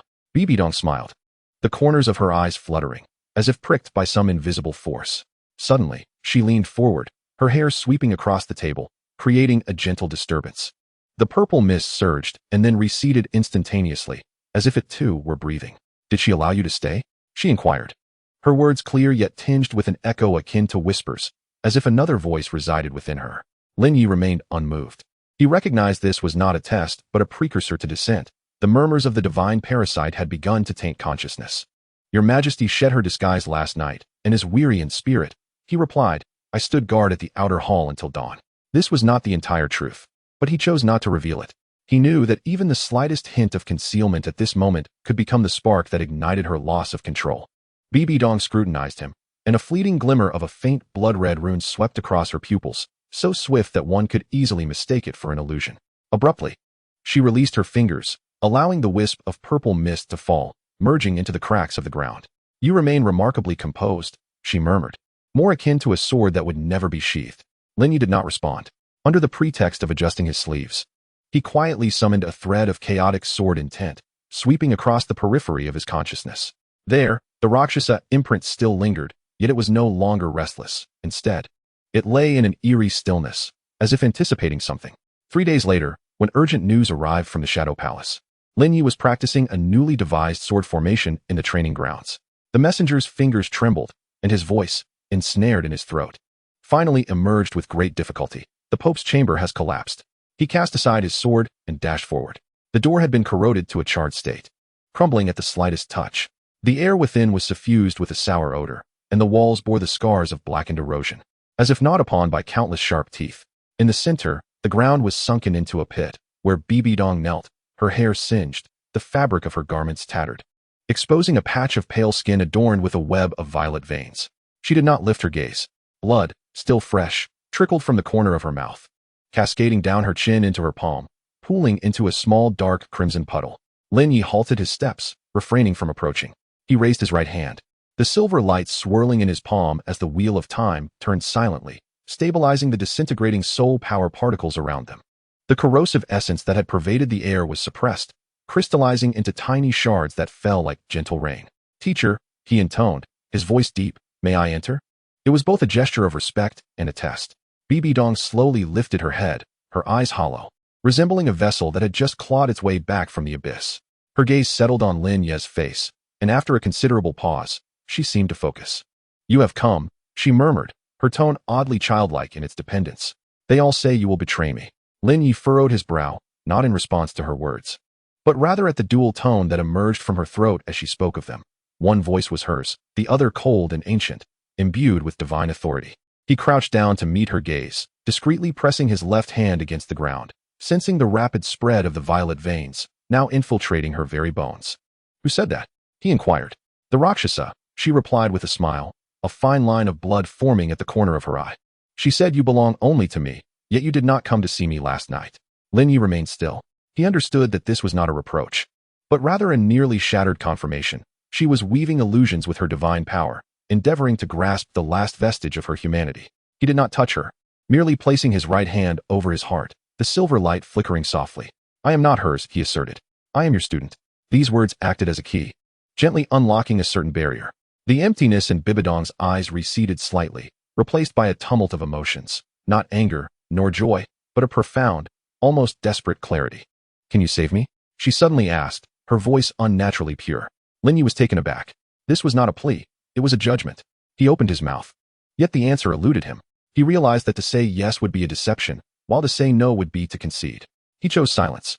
Bibi Dong regarded him, then unexpectedly laughed, her laughter causing the bloodline at the corner of her eye to rupture, droplets cascading down to form a new pattern on the ground, not runes, nor formations, but a slanted character for Lin. She had written it in blood. Lin Ye stared at the character, his throat constricting, his fingertips leaving a white mark on the sword's hilt. He understood then that this was not the end, but merely the beginning. Bibi Dong closed her eyes, and when she reopened them, the crimson runes in her gaze had vanished. She rose, her movements stiff, akin to a puppet forcibly awakened. "Do visit often," she stated, her tone regaining its authority, yet betraying a subtle fragility. Lin Ye nodded, standing to depart. As he reached the doorway, he glanced back. Bibi Dong stood amidst the ruins, her back to him, hair cascading down, obscuring half of her face. In her right hand, she clutched a shattered mirror, gazing into the depths of her own pupils. The reflection within flickered, the blood-red runes momentarily appearing and then disappearing. Lin Ye's fingers suddenly relaxed. The blood-stained hilt slipped from his grasp, descending half an inch. Chapter 175. The Choice of Soul Rings. Devouring the abyss, the morning light had long since faded, leaving only an almost palpable silence in the ruins of the papal hall. Lin Ye stood at the edge of the scorched tiles, feeling a faint residual warmth beneath his feet, not from lingering soul power, but from the warmth exuded by the blood of Lin, which had yet to fully dry. He did not crouch to wipe it away, nor did he retreat a single step. He simply raised his right hand slowly. With his palm facing upwards, silvery light flowed from his fingertips, entwining itself around the sweat stains he had left behind the previous day. That sweat had once carried the warmth of Qian Renxue's fingertips, but now it acted as a potential conduit for Bibi Dong's divine power's erosion. Unfazed, he sealed it within a miniature space-time rune, the motion as gentle as brushing away a speck of dust. As the rune formed, a lingering purple-black aura in the air abruptly halted, as if colliding with an invisible barrier, silently dissipating. This was not a defense, but a separation. He understood that any hesitation at this moment would inevitably draw him into the vortex of causality surrounding the Rakshasa divine power. Above all, he could not allow anyone or any divine force to bind his fate. He turned and left the ruins, his steps steady. The sound of his boots treading upon the shattered glass was lighter than the night before. As the door to the quiet chamber closed, the oppressive atmosphere from the outside world was completely severed. The room, devoid of windows, relied solely on the illumination of a soul-guiding lamp, casting a gentle yet unyielding light. Lin Ye sat cross-legged, and the three great martial souls emerged within his consciousness. The chaotic divine demon sword hovered at the center, its blade embodying the essence of creation and destruction. The Nine Nether devouring sky hound lurked to the left, its fangs barely visible, as if long deprived. And the wheel of time floated to the right, its rim etched with patterns resembling threads of fate. Divine selection system activated, a cold, mechanical voice resonated in his mind, presenting an exceedingly simplistic interface. Target soul ring. Abyssal magic whale emperor, power of the abyss. Risk warning. The devouring process may trigger a rampage of the chaotic sword intent. Current compatibility with abyssal energy is at 42. Shall the hunting plan be executed immediately? Lin Ye did not respond immediately. Instead, he summoned the soul power simulation map, depicting the path of the purple markings spreading across Bibi Dong's shoulder. This was the energy diffusion trajectory he had captured with the Wheel of Time during the last 3 seconds he spent in the Shadow Palace's secret chamber. He noted that the divine power's erosion did not disperse randomly, but rather followed a principle akin to the flow of water always seeking the lowest point. This revelation caused a subtle shift in his brow. If the power of the abyss could indeed possess such characteristics, it would allow for the preemptive prediction of its infiltration direction during the initial stages of consumption. Thus, he could construct a protective barrier for the stomach of the devouring beast in advance, averting the chaotic sword intent from rebounding uncontrollably upon itself. He lightly tapped the virtual interface, inputting a confirmation command. In an instant, the system interface trembled violently, and a crimson golden beam of light erupted from the depths of his consciousness. Critical reward activated. Compatibility with the power of the abyss increased to 72. Note: this enhancement stems from the host's recent self-purification of divine power contamination, the anomaly of the bloodstain on the hilt, and the stability of mental anchor points, the preservation of sweat. Lin Ye's pupils constricted. He had not anticipated that those unconscious details would emerge as critical variables. The silvery glow of the bloodstain on the hilt, the act of preserving sweat, and even the blood characters penned by Bibi Dong the previous night had all been captured and quantified by the system as additional weight in rational decision-making. This was not mere luck, it was the result of accumulation. He closed his eyes, constructing a virtual battlefield. The backdrop of the abyss materialized, with the phantom of the abyssal whale emperor swimming within, surrounded by swirling gray-black energy, breathing like a living entity. Lin Ye commanded the soul of the devouring beast to advance, simulating the initial locking scene, while simultaneously activating the Wheel of Time, freezing the flow of time in a localized area to 1,000th of its normal rate. The test commenced. The chaotic sword intent indeed surged restlessly. The sword's edge trembled even before being drawn, the sword energy cleaving through the virtual space. Yet, just before reaching the critical point of rampage, the stomach of the devouring beast successfully completed its first energy absorption, the power of the abyss flooding in like a tide, but firmly locked within the stomach walls without a trace of diffusion. 1 success. 2. 3. During the 4th simulation, the phantom of the abyssal whale emperor suddenly emitted a low growl, the sound waves penetrating the virtual barrier, reaching Lin Ye's eardrum at a frequency that perfectly matched the dual tones of Bibi Dong's voice. He abruptly opened his eyes, beads of sweat forming at his temples. This was no coincidence. There existed a certain secret resonance between the abyssal being's power and the divine essence of the Rakshasa. Otherwise, the system would not have issued a warning at this moment. Abnormal energy resonance detected. Recommendation: prioritize purifying the potential divine power contamination within Rakshasa mark before proceeding with consumption. Lin Ye fell silent for a moment, raising his hand to wipe away the phantom image on the soul guide screen. He understood that if he forcibly sought to capture the soul ring now, it would be tantamount to embedding 2 opposing foreign powers within himself. Should they spiral out of control, the consequences would far exceed his imagination. Yet, he was equally aware that if he did not break through to the 7th ring now, waiting until Bibi Dong was utterly lost to save her would only lead to greater casualties. A choice lay before him. He glanced down at the palm of his left hand, where a trace of silvery light still lingered. That was the mark left behind when he stabilized the disintegration of soul power in the secret chamber last night. Now internalized as part of his instinctive reaction, he slowly rose, walking to the center of the quiet room, his right hand tightening around the hilt of his sword. The sword remained sheathed, yet it already felt heavy. He understood that the true trial lay not in the hunt for the abyssal leviathan, but in whether he could suppress the chaotic sword's intense impulsive surge at the moment of consumption. Relying solely on the depth of his comprehension of the power of the ruins. No longer hesitating, he summoned the system interface once more. This time, the choice was not immediate execution, but rather, formulate a phased hunting plan. Phase 1. Purify the contamination of the Rakshasa brand. Estimated duration, 3 days. Phase 2. Delve into the outer ruins to investigate the activity patterns of the abyssal leviathan. 5 days. Phase 3. Engage in practical consumption, timing dependent on the results of the first 2 phases. The system interface flickered briefly before ultimately presenting a confirmation prompt. Plan approved. Additional reward. Compatibility with. Ruins power increases by 5. Current total, 77. Lin Ye exhaled softly. A dull pain akin to serrated edges radiating from his shoulder, a remnant of the divine power splattered during Bibi Dong's loss of control the previous night, which had yet to heal. He did not rub it, instead placing his left hand gently on the ground, sensing the lingering warmth of the dissipating purple patterns. The blood inscriptions in the ruins had long since dried, yet he recalled their crooked form, resembling a desperate plea scrawled by a soul exerting its final strength. He murmured, "I will return to save you."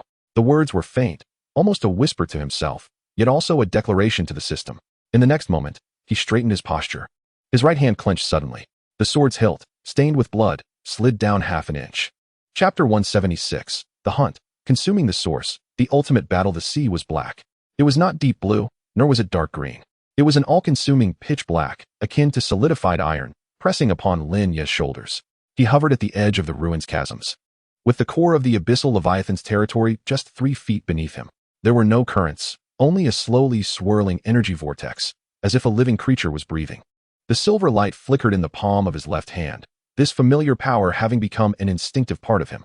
He flicked his fingers, and the silver light penetrated the wall of the phantom stomach of the Hades hound before him, forming a film as delicate as a cicada's wing.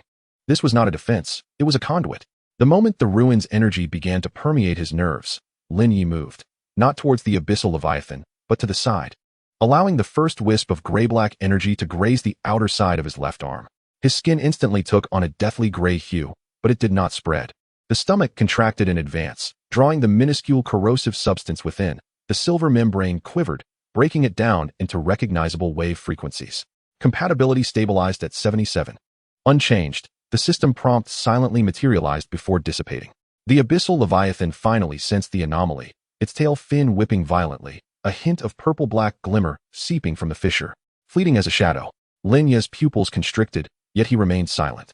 He recognized what it was, the remnants of the resonance of Rakshasa divine power, originating from the same source as the aura dissipated during Bibi Dong's loss of control.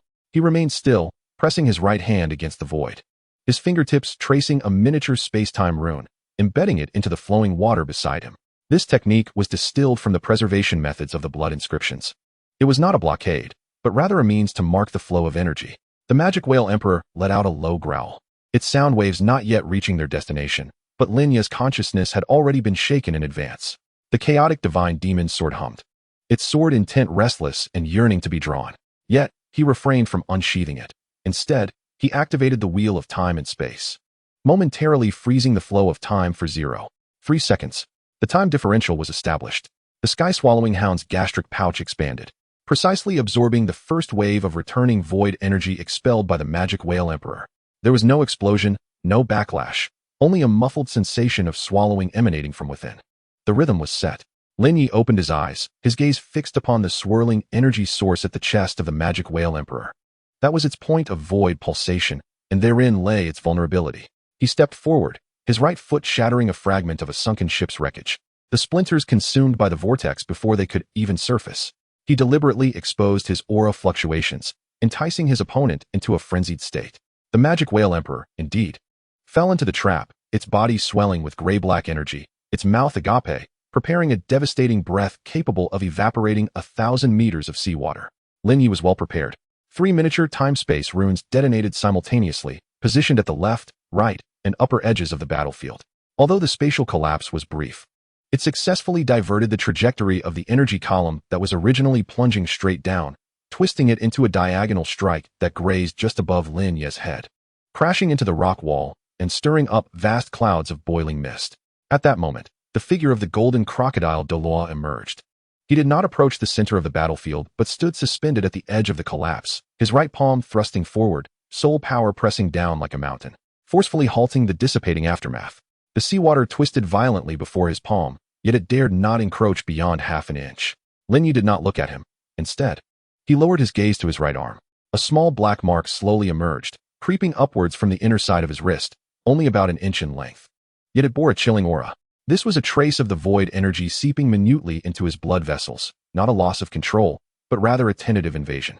He remained impassive, allowing it to exist.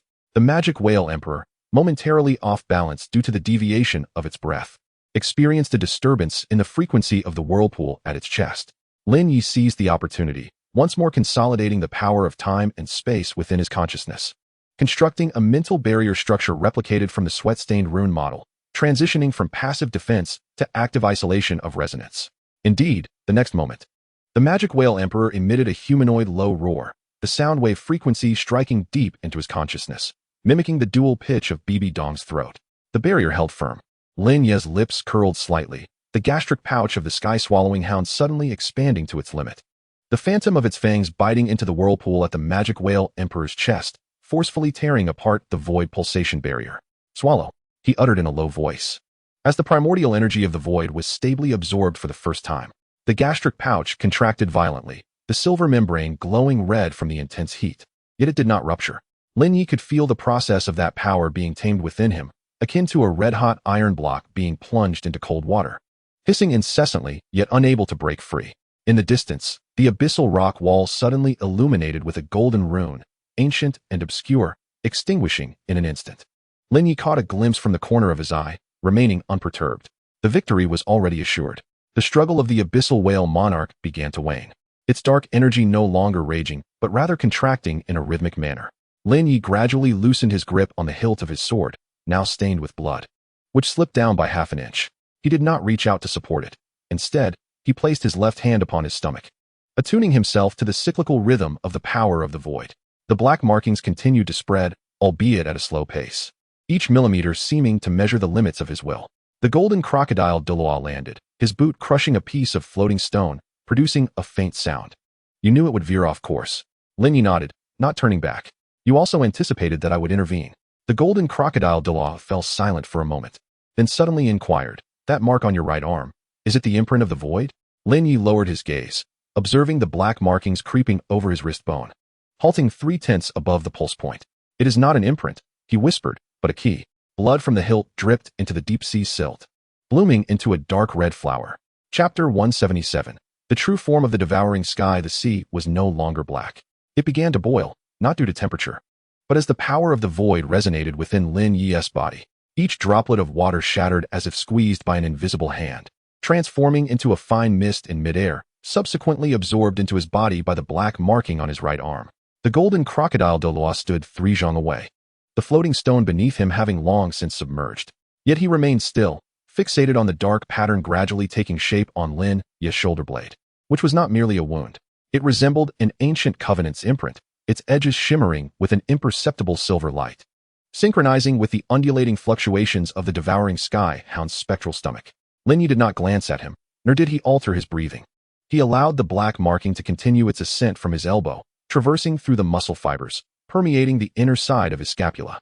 With each inch gained, a whisper echoed in his sea of consciousness, not a sound, but an erosion at the level of awareness.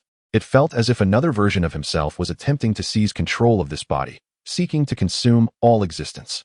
The chaotic sword intent of the divine demon automatically manifested, severing the whisper before it could fully form. The strike was not directed outward, but aimed at the annihilating will lurking within his neural ends. 1 inch of black marking, 1 stroke of the sword. 2 inches. Another strike. As the 3rd inch of sword intent slightly faltered, a bead of sweat emerged from Lin Ye's brow, not from pain, but from a clarity that bordered on extreme exhaustion, akin to a relentless 7-day endeavor of devising a soul guide formation, with his cerebral cortex being repeatedly scorched and cooled.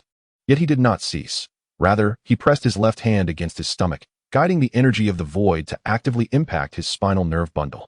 The black marking finally halted on the inner side of his scapula, its shape solidifying, the head of a hound, rearing back and howling. Clutching a waning sun in its mouth, the patterns etched as deep as if carved. The heartbeat diagram of the void has been completed, devouring command has been programmed. Directed absorption, controllable overflow, reverse purification.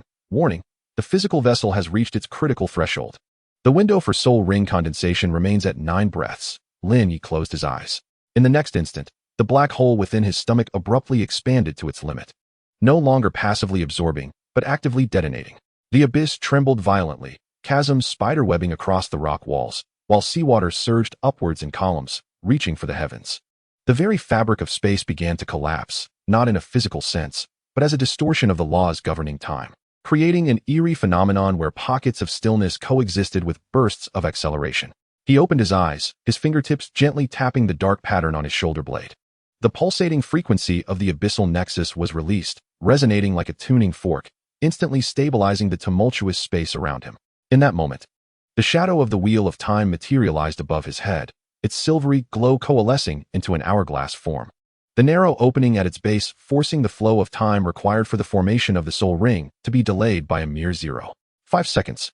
It was within this fleeting breath that the chaotic sword intent precisely embedded itself into the core of the soon-to-materialize soul ring.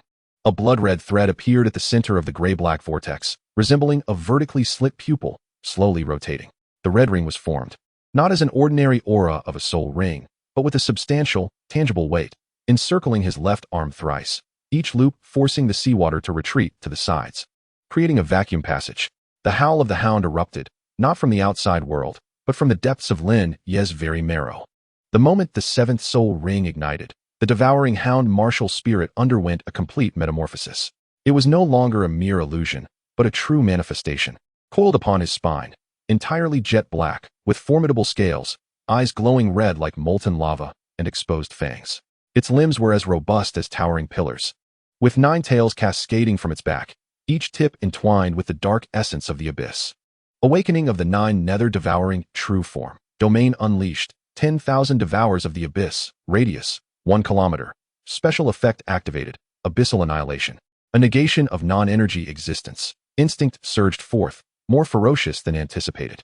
Lin Ye bit down on his tongue, the metallic taste of blood flooding his nostrils, barely suppressing an overwhelming urge to devour. Not the golden crocodile Douluo, but every trace of soul power emanating from him, even if he stood still.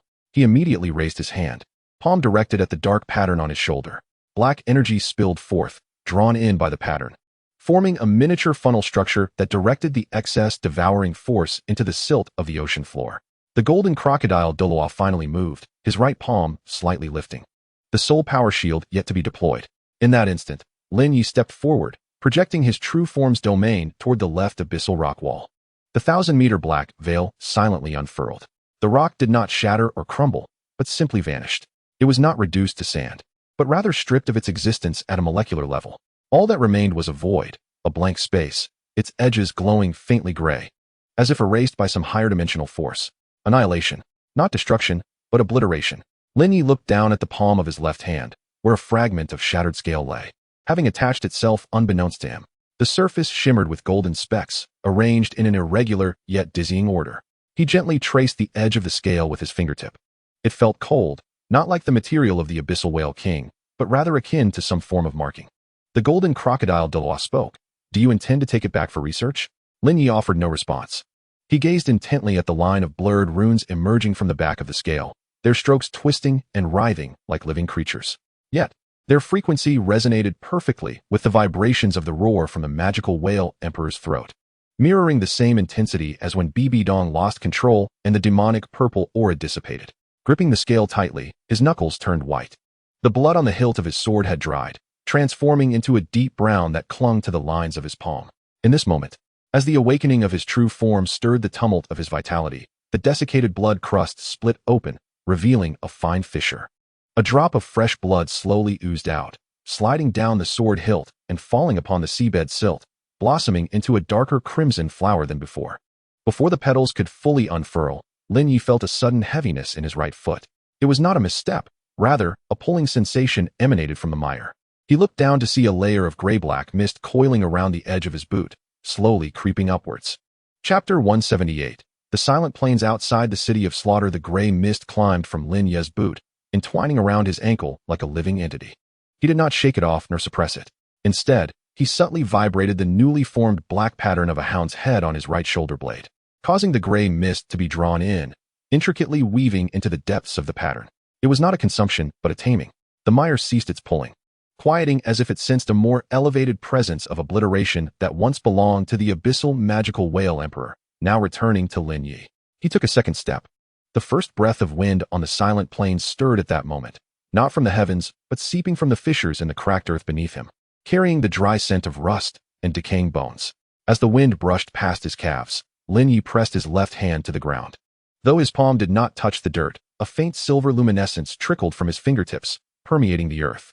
This was a byproduct of the stabilized power of the return to the void, neither soul power nor divine energy, but rather a trace of vacuum left behind after an existence has been stripped away.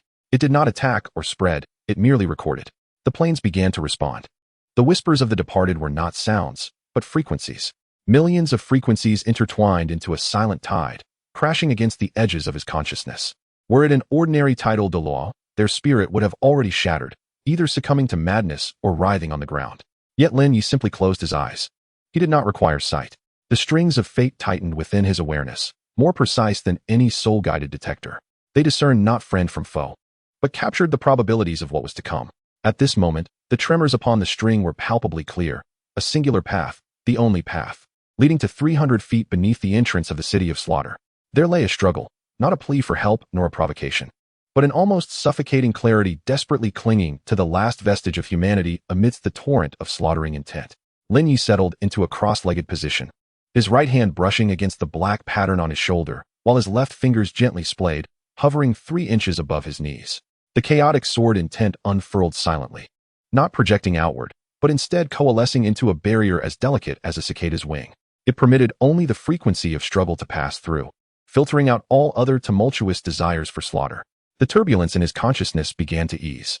He could sense that the Goeishu pattern had become more docile after absorbing the gray mist, no longer an uncontrollable black hole. Instead, it resembled a crouching beast, poised to pounce, yet no longer inclined to bite its master. Time flowed slowly. The whispers of the souls on the plain gradually grew clearer, no longer chaotic, but instead presenting a peculiar rhythm. 3 short notes followed by a long one, then repeating, akin to a heartbeat or the cadence of an ancient incantation. Lin Ye unconsciously traced with the index finger of his right hand upon the ground. Where his fingertip passed, the soil remained undisturbed, yet left behind an imperceptible indentation, twisted in shape, emanating a disquieting sense of order between the strokes. This was not a conscious act of his own. It was a symbol instinctively replicated by his body as it received the struggling frequency. It was akin to the arcane script found on the back of the magic whale's scales, but more succinct and primal. The frequency was identical. Lin Ye's heart trembled. Yet he did not break his perception. He understood what this implied. A covert connection indeed existed between the abyss and the Rakshasa. This struggling consciousness, likely tainted, nevertheless persisted in its resistance. It was worth waiting for. He remained motionless, even adjusting his breathing to an extremely low frequency, the rise and fall of his chest nearly imperceptible. He seemed to merge with this desolate land, even the fluctuations of his soul energy suppressed to the brink of non-existence. This was not concealment, it was obliteration. Towards the direction of the city of carnage, the wind suddenly shifted. It no longer carried the scent of rust, but bore a hollow, bloody aura, as if a colossal will had just undergone a self-tormenting rupture. Lin Ye furrowed his brow, feeling a sudden warmth in the black markings on his shoulder blade, as if sensing the presence of something akin to himself.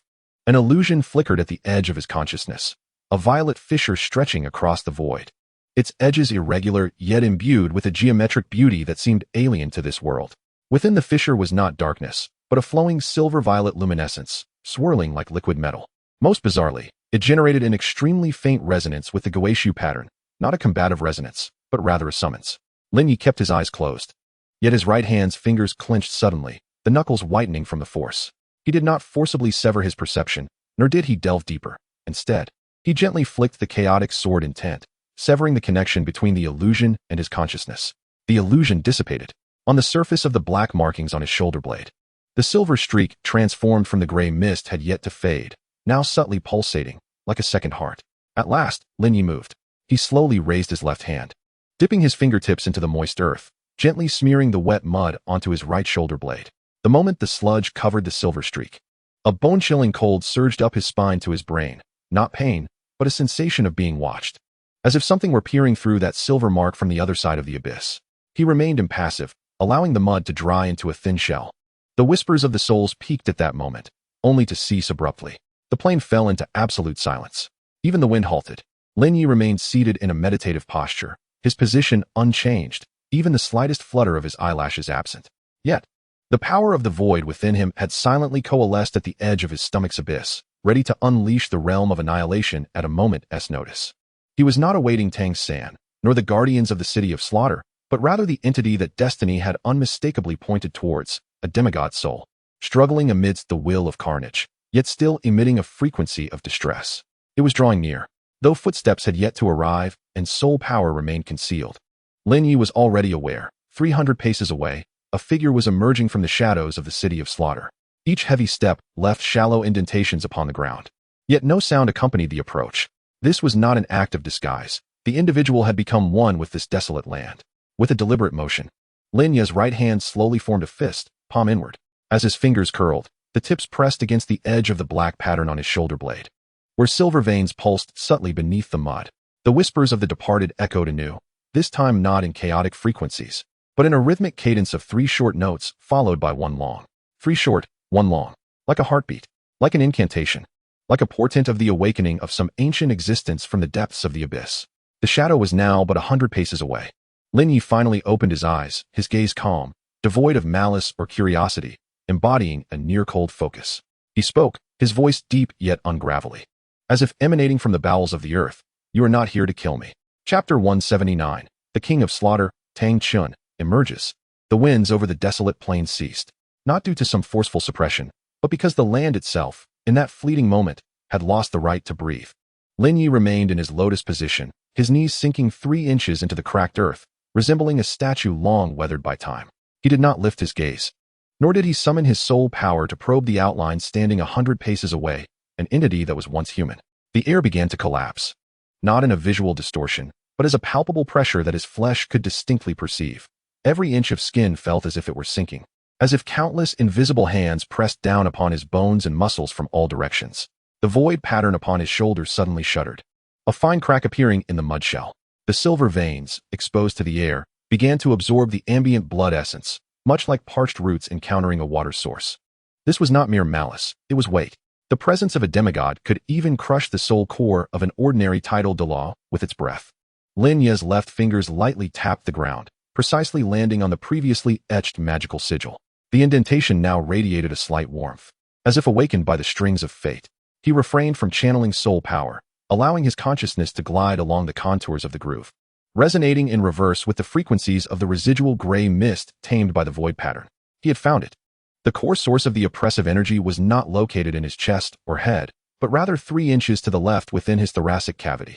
There exists an exceedingly faint yet remarkably stable consciousness struggling within, akin to a spark that refuses to extinguish in the darkness. It is neither a guise nor a trap. It is a fragment of Tang Chen's very soul, fiercely contending for dominion over its corporeal vessel against a parasitic entity. Lin Ye finally inclined his head slightly, his gaze traversing the desolate expanse, resting upon the visage of the figure. Half of a face emerged from beneath the cloak, its skin as pallid and desiccated as withered wood. The right eye was void of life, while the left glimmered with an eerie violet luminescence, within which the faint silhouette of a bat poised to take flight was discernible. This was the mark of the blood-red, 9-headed Bat King, a creature of the abyss renowned for its prowess in soul parasitism. However, Lin Ye's attention was not drawn to this. Instead, he observed the subtle twitching of the knuckles on the figure's left hand, a movement not of spasm but of deliberate restraint. 3 short pulses followed by 1 long. Then again 3 short and 1 long. This rhythm aligned with the frequency of the whispers of the departed, indicating that he still remembered how to call for help. Lin Ye exhaled slowly, his chest rising and falling in a rhythm so subdued it was nearly imperceptible. He did not rise nor adopt any defensive posture, not even activating the return to ruins pattern further. He understood that any overt display of power at this moment would be perceived as provocation by the Bat King. The true peril lay not in the surface pressure of dominance, but in the flicker of humanity still residing deep within the opposing soul. Should he strike now, he would meet his demise, not due to an inability to overcome Tang Chun, but because if that vestige of humanity were to be utterly extinguished, the Bat King would immediately achieve its fusion. What would confront him then would be a complete demigod-level abyssal host, rather than the current state of possible negotiation. Suddenly, the silver mark beneath his shoulder blade pulsed, as though sensing the presence of a kindred spirit. Lin Ye remained inscrutable, allowing that faint resonance to unfold without guidance or interruption. He intended to utilize this pattern as a medium to test the Bat King's sensitivity to the abyssal sigil. Indeed, the violet light in Tang Chen's left eye intensified abruptly, the bat's silhouette fluttering as if to ascend, only to be forcibly subdued in the next instant. A barely audible groan escaped his throat, reminiscent of someone striving to endure a searing agony. Lin Ye grasped the situation. The Bat King had detected the abyssal imprint within the return to ruins pattern, yet it remained uncertain whether this presence was friend or foe. Meanwhile, Tang Chun was leveraging this ambiguity to buy himself a fleeting moment of clarity. This was the true battlefield, not a clash of soul powers or a collision of martial spirits, but a silent contest of three consciousnesses at the soul level: Lin Ye's composed foresight, Tang Chen's desperate will to resist, and the Bat King's vigilance towards the unknown abyssal force. Lin Ye gradually raised his right hand, palm facing inward, fingers splayed, suspended 3 inches before his knee. This was neither an offensive posture nor a defensive stance, but rather a gesture almost ceremonial in nature. He was replicating the method through which he had sensed the frequency at the conclusion of the previous chapter. However, this time, the target was no longer the whispers of the departed, but rather the struggling frequency deep within Tang Chen's soul. The tips of his fingers had yet to touch the ground, yet a subtle tremor radiated from his palm, flowing along the magical imprints on the ground and descending into the depths below, resonating once more with the strings of fate. This time, he was not a passive recipient. He was an active sender. 3 short pulses followed by 1 long. 3 short pulses followed by 1 long. The same rhythm, yet a different source. The violet light in Tang Chen's left eye abruptly faltered, the phantom of the bat seemingly grasped by an invisible hand around its neck, struggling violently for a moment before succumbing to silence. His body swayed slightly, his steps hesitating for the first time. No longer did he move with the heavy gait that melded with the abyss, but rather as if walking upon thin ice, on the brink of slipping. Lin Ye remained motionless. He understood that the other had recognized this frequency. It did not originate from the city of slaughter, nor from the abyss, but from Tang Chun himself, a being not yet wholly consumed, still capable of emitting a distress signal. In this moment, victory had not yet been decided. Life and death remained uncertain, but the balance of power had undoubtedly shifted. The Bat King began to reassess the young human seated before it. For the first time, it realized that this individual was not prey, but rather an entity beyond its comprehension. The silver markings beneath the dark patterns of its shoulder were fully exposed to the air, the mud shell completely shattered, revealing a flowing luminescence beneath. Lin Ye could feel that the pattern was spontaneously absorbing more blood energy from the air, not to enhance itself, but to maintain a delicate balance. It neither allowed the Bat King to sense a threat nor permitted Tang Chen's soul to plunge into complete despair. Time seemed to freeze. The whispers of the souls upon the plain arose once more, no longer a chaotic tide, but a harmonious repetition of the same rhythm. 3 short pulses, 1 long. 3 short pulses, 1 long. Like a heartbeat, like an incantation, like the harbinger of awakening for some ancient existence deep within the abyss. Finally, Tang Chen spoke. His voice raspy as though sandpaper were grinding against stone, each word laced with the agony of a soul being torn. How do you know this frequency? Chapter 180. Confrontation with the Semi-Divine King of Slaughter, Part 1. Tang Chen's inquiry pierced the still air of the desolate plain like a fine needle. Lin Ye did not respond immediately. His right toe curled slightly in the mire, sensing the return pattern at his shoulder pulsating with an unprecedented frequency. It was not passively absorbing blood energy, but actively releasing faint vibrations, as if responding to a buried call from deep within the earth. This was not the Bat King's consciousness wave, but rather an echo of some dormant structure at the abyss's depths.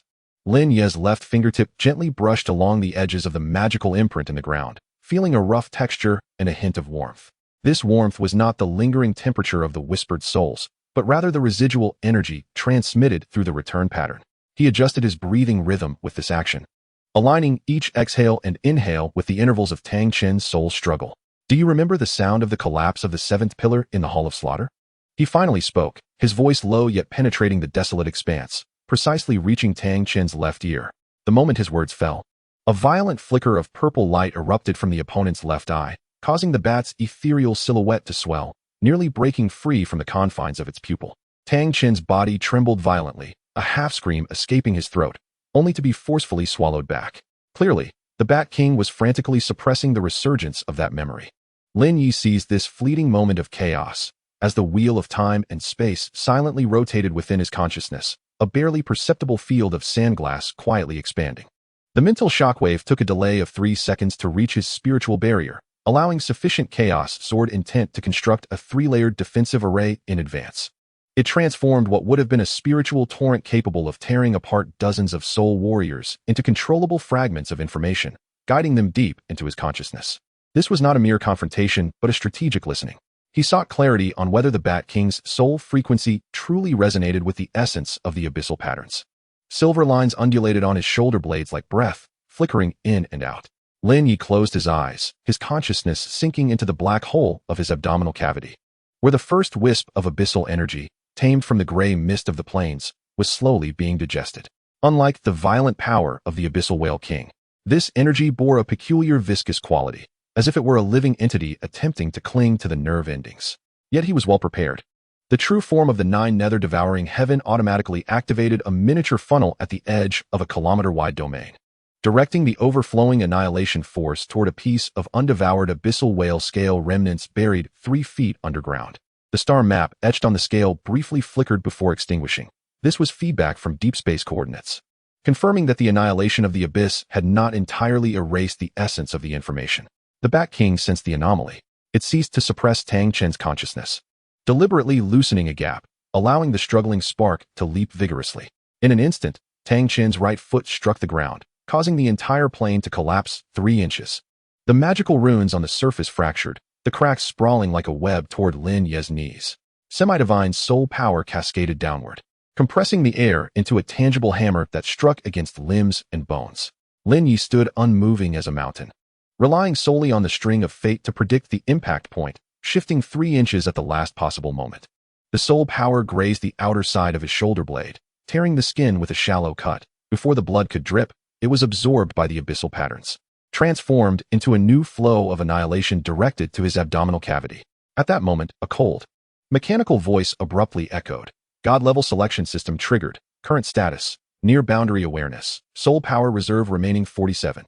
Option: consume all soul power reserves to exchange for a single use of Hourglass of Time. For extreme acceleration, non-combat use.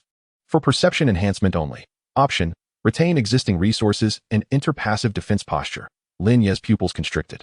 This was not a combat reward, but an opportunity for cognitive leap in the face of despair. Without hesitation, he made his choice. In the next instant, the world suddenly slowed.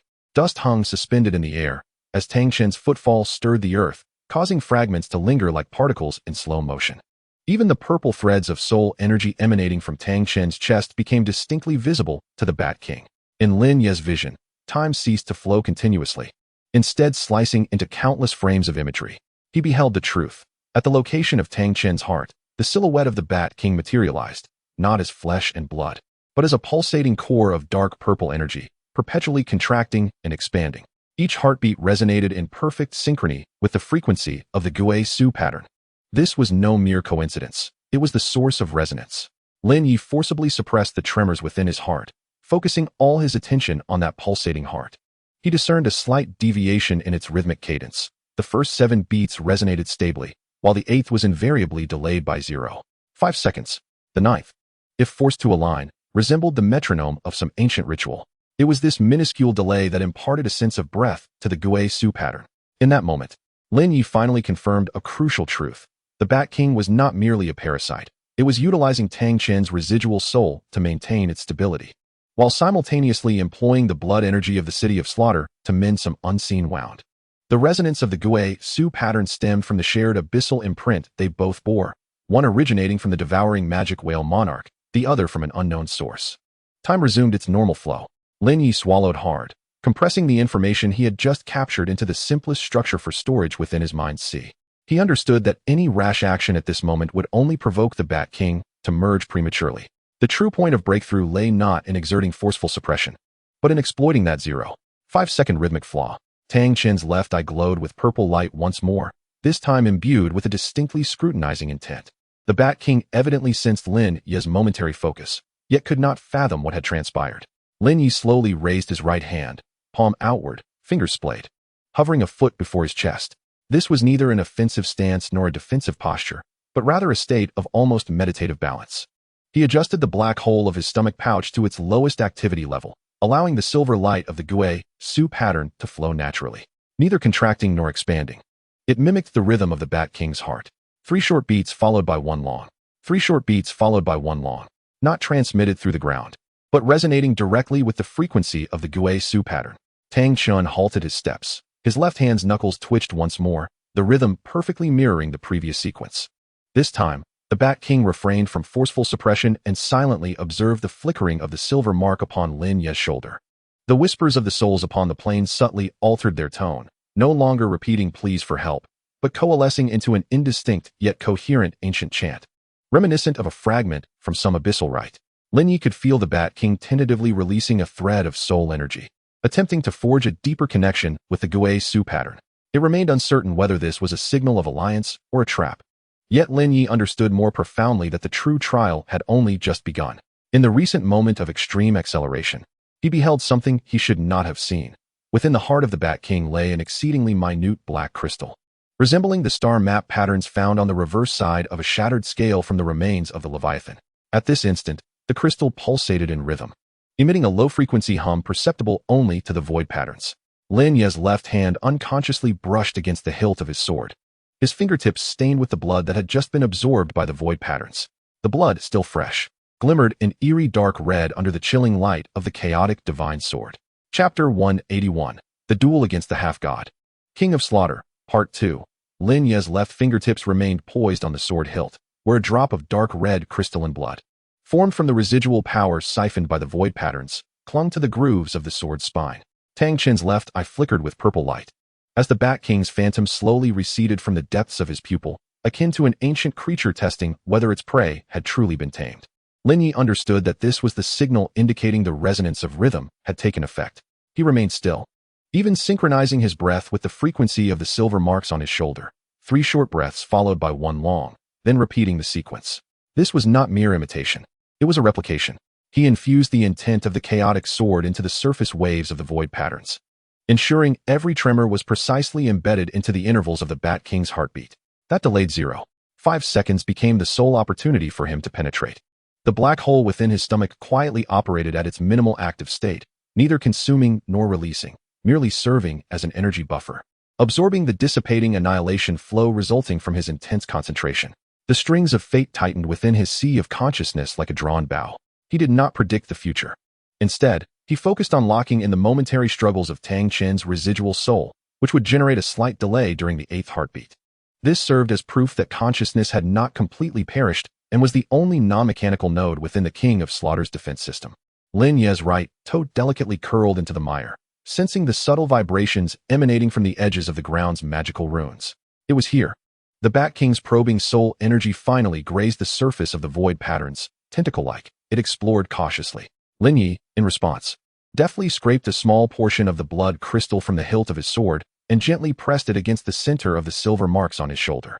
The instant the blood droplet permeated the pattern, the void patterns suddenly emitted a faint gray luminescence. This was neither a counterattack nor a mere accommodation, but rather an illusion of stable resonance.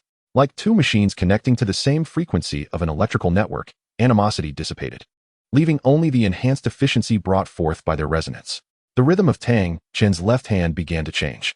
It transformed from unconscious spasms to a methodical flexing, as though an invisible metronome within him calibrated his movements. Within Lin Ye's sea of consciousness, the wheel of time accelerated the local flow of time silently, pushing the precision of fate's strings to their limits. He discerned the flaw. At the 8th heartbeat, a microsecond vacuum would manifest in the energy field at Tang Chen's heart, lasting only 0.5 seconds.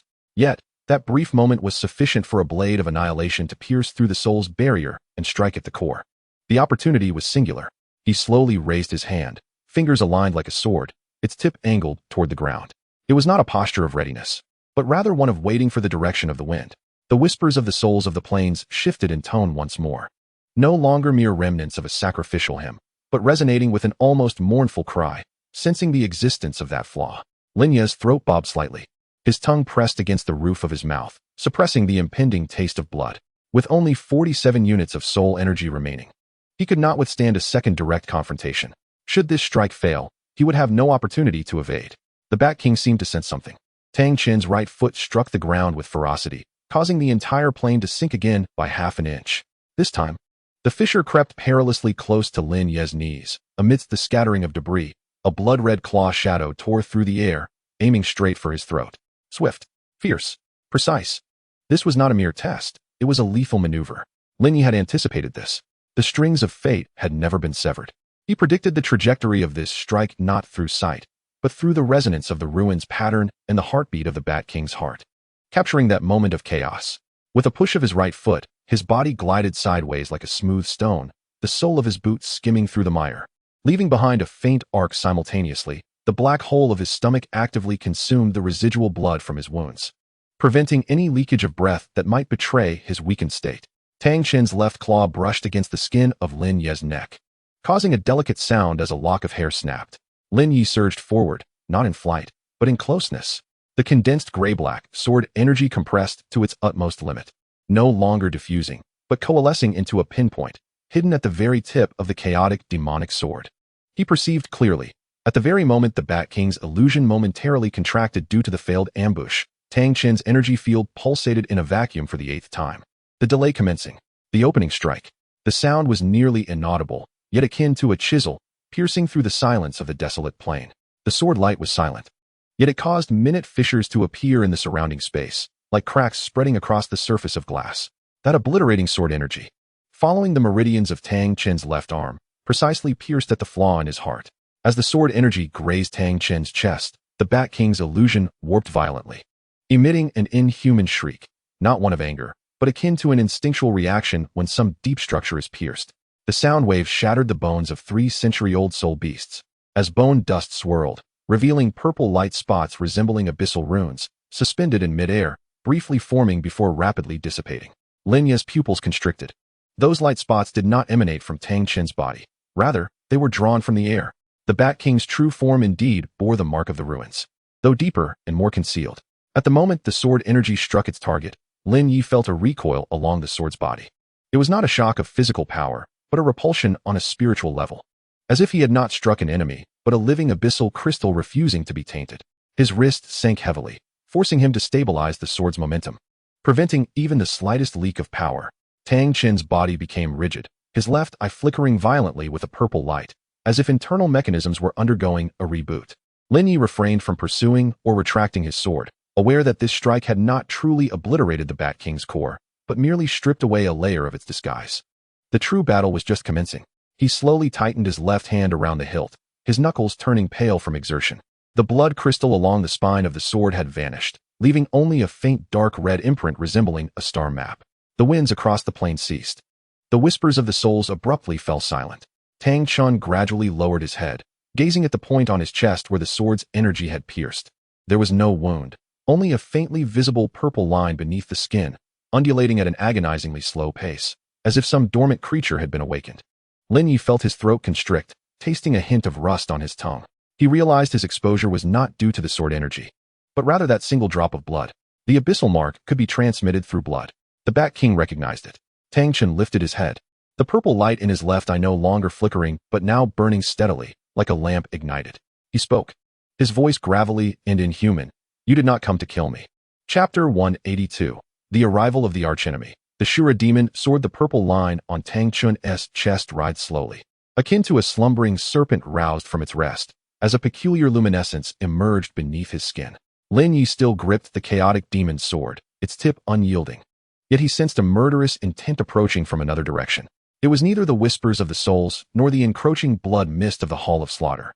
Instead, it was a pure, chilling sword intent, imbued with divine pressure, descending from the heavens to pierce through his vital point.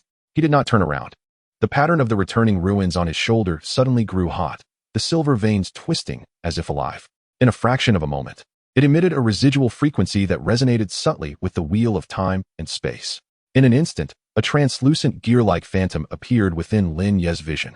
A curved barrier unfolded from behind, silver light swirling, resembling a shield forged from the essence of time itself. Clang! A piercing metallic sound shattered the silence.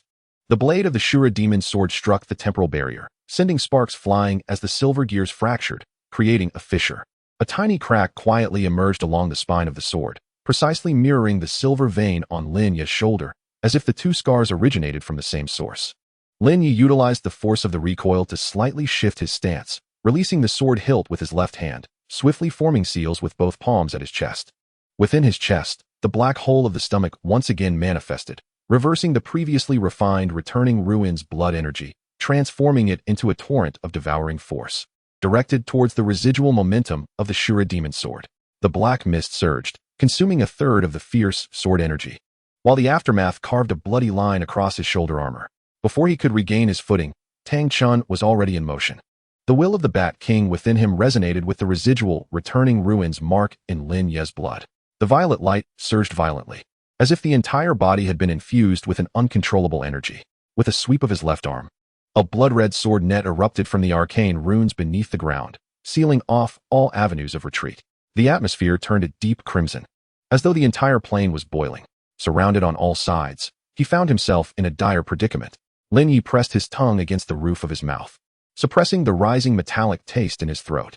With only 40% of his soul power remaining, the strings of fate trembled slightly under the pressure of the Azura's divine might, causing his predictive accuracy to plummet. Yet his gaze remained steady. And at the very moment Tang San retracted his sword, Lin Ye deliberately exposed a flaw at his left rib and momentarily hesitated in his breathing. Tang San's eyes narrowed. His Azura demon sword raised once more, its blade entwined with blood flames, manifesting the lethal technique, Azura Slash, honed during the 9 trials of Azura. Before the sword's might even reached him, the air was already cleaved into a vacuum. This was precisely the moment Lin Ye had been waiting for. He suddenly pushed off the ground with his toes, propelling himself backward, his boots skimming the edge of the rift, awakening the remnants of the 8 Desolations sword prison array beneath.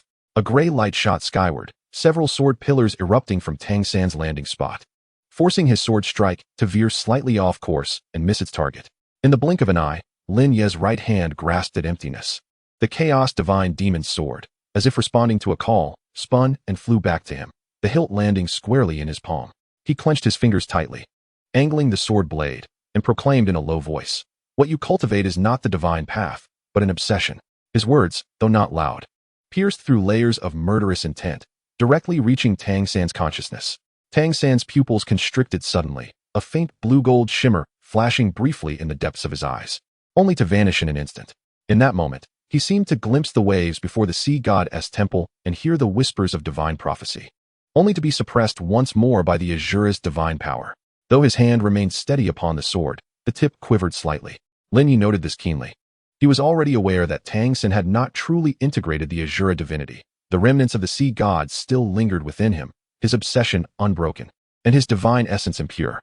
This statement was not a provocation, but a blade aimed at the heart. However, Tang San would not grant him a moment's respite.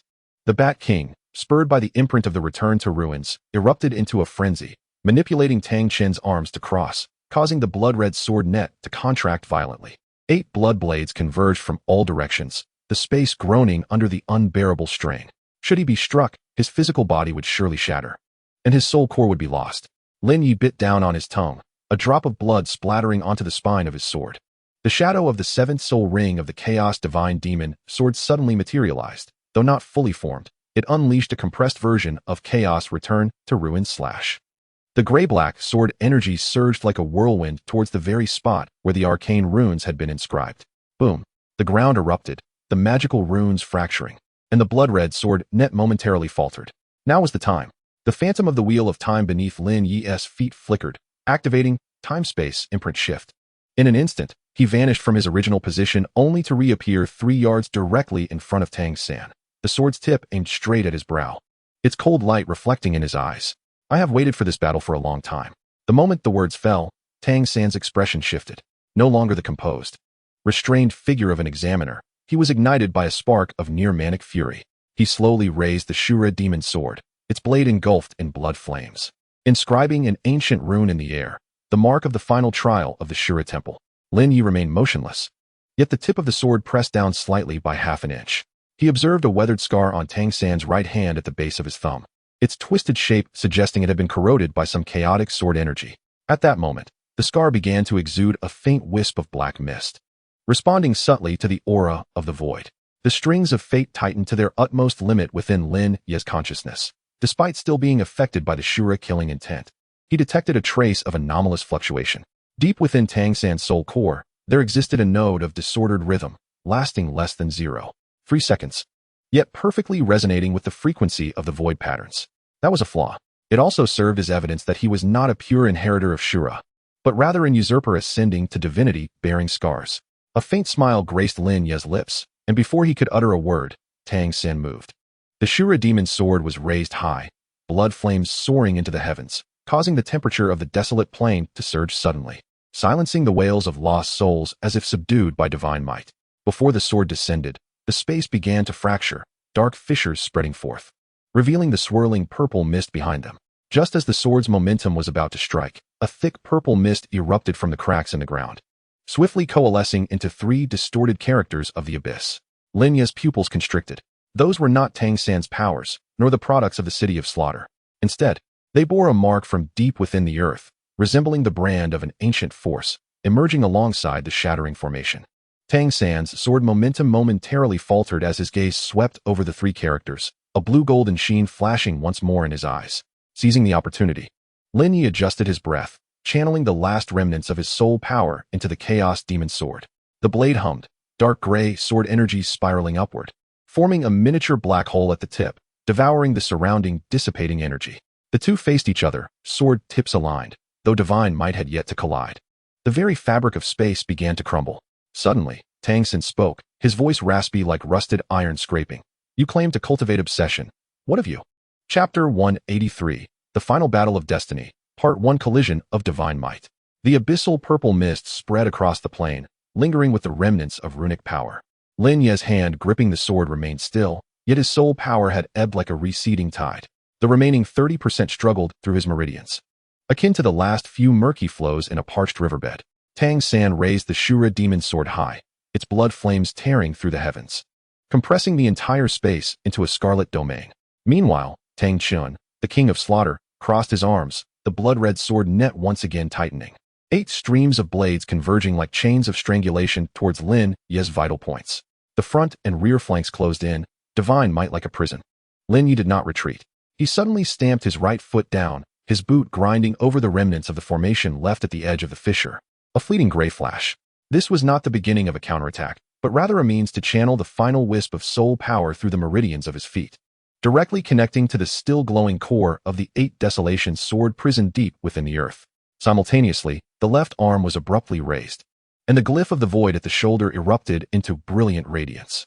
The silver light pulsated violently, its rhythm synchronizing perfectly with the heartbeat of the Bat King within Tang Chen's chest. This was not mere resonance, it was a reverse traction. Boom. The shadow of the Wheel of Time thundered open behind Lin Ye, with silver gears intricately interlocked, spinning at an unprecedented velocity. This time, it transformed from a mere defensive barrier into a spiraling vortex, its center aimed directly at the King of Slaughter. Manifestation of the true form of time and space, activated. The silver radiance surged forth like a tidal wave, enveloping Tang Chun along with the blood-red sword net into the distorted flow of time. A fleeting disarray appeared in space, leaving multiple illusory images of Tang Chun in his original position. Each frame lagged slightly, as if forcibly dragged into a segment of the future 3 seconds ahead. The banishment was successful, yet the price soon followed. Lin Ye's left arm's skin instantaneously cracked, fine fissures spreading like a spider's web, with black blood oozing beneath the surface, exuding a potent aura of the void. As the blood dripped to the ground, it silently corroded the soil, creating miniature black holes that greedily consumed the surrounding dissipating energy. He did not lower his gaze to inspect the wound, for at the moment the King of Slaughter vanished, Tang San's sword intent had reached its zenith. Blood flames coalesced at the sword's edge, compressed into an almost translucent line of slashing force. Where it passed, the space did not merely split, it evaporated entirely, leaving behind black ravines akin to vacuum. This strike transcended the mundane definition of an attack. It was a divine judgment upon mortal flesh. Yet Lin Ye did not withdraw his sword. Instead, he forcefully thrust the chaotic divine demon's sword into the ground before him, swiftly forming seals with his hands, palms facing upward, as if to support the heavens. Roar! A thunderous bellow resonated through the 9 abysses, as a 100-meter colossal shadow erupted skyward from behind him. The true form of the 9 abyss devourer materialized, its giant jaws resembling abyssal torches, fangs bared, and its entire body cloaked in obsidian scales, each shimmering with the gray light of obliteration from the void. The massive claws surged forth, embodying an insatiable will to consume, meeting the oncoming strike of the Azura demon sword. Bang! At the moment of impact, an energy storm swept across 100 feet. The black radiance of the void clashed violently with the blood flames of the Azura, erupting into a blinding brilliance. Lin Ye's knees sank slightly, the ground beneath him fracturing inch by inch. Yet he gritted his teeth, enduring the backlash that coursed through his limbs and bones. More crucially, within the giant jaws, the stomach of divine devouring subtly materialized. It was a swirling void, the edges tearing at the fabric of reality. It did not attack, it merely consumed. As the blood flames of the Azura demon sword made contact with the giant claws, the stomach of divine devouring expanded abruptly, generating a reverse suction that violently tore an energy stream from the sword's edge. Tang San's pupils constricted. For the first time, the Azura demon sword exhibited fluctuations. A slender crack along the blade's spine, slightly widening.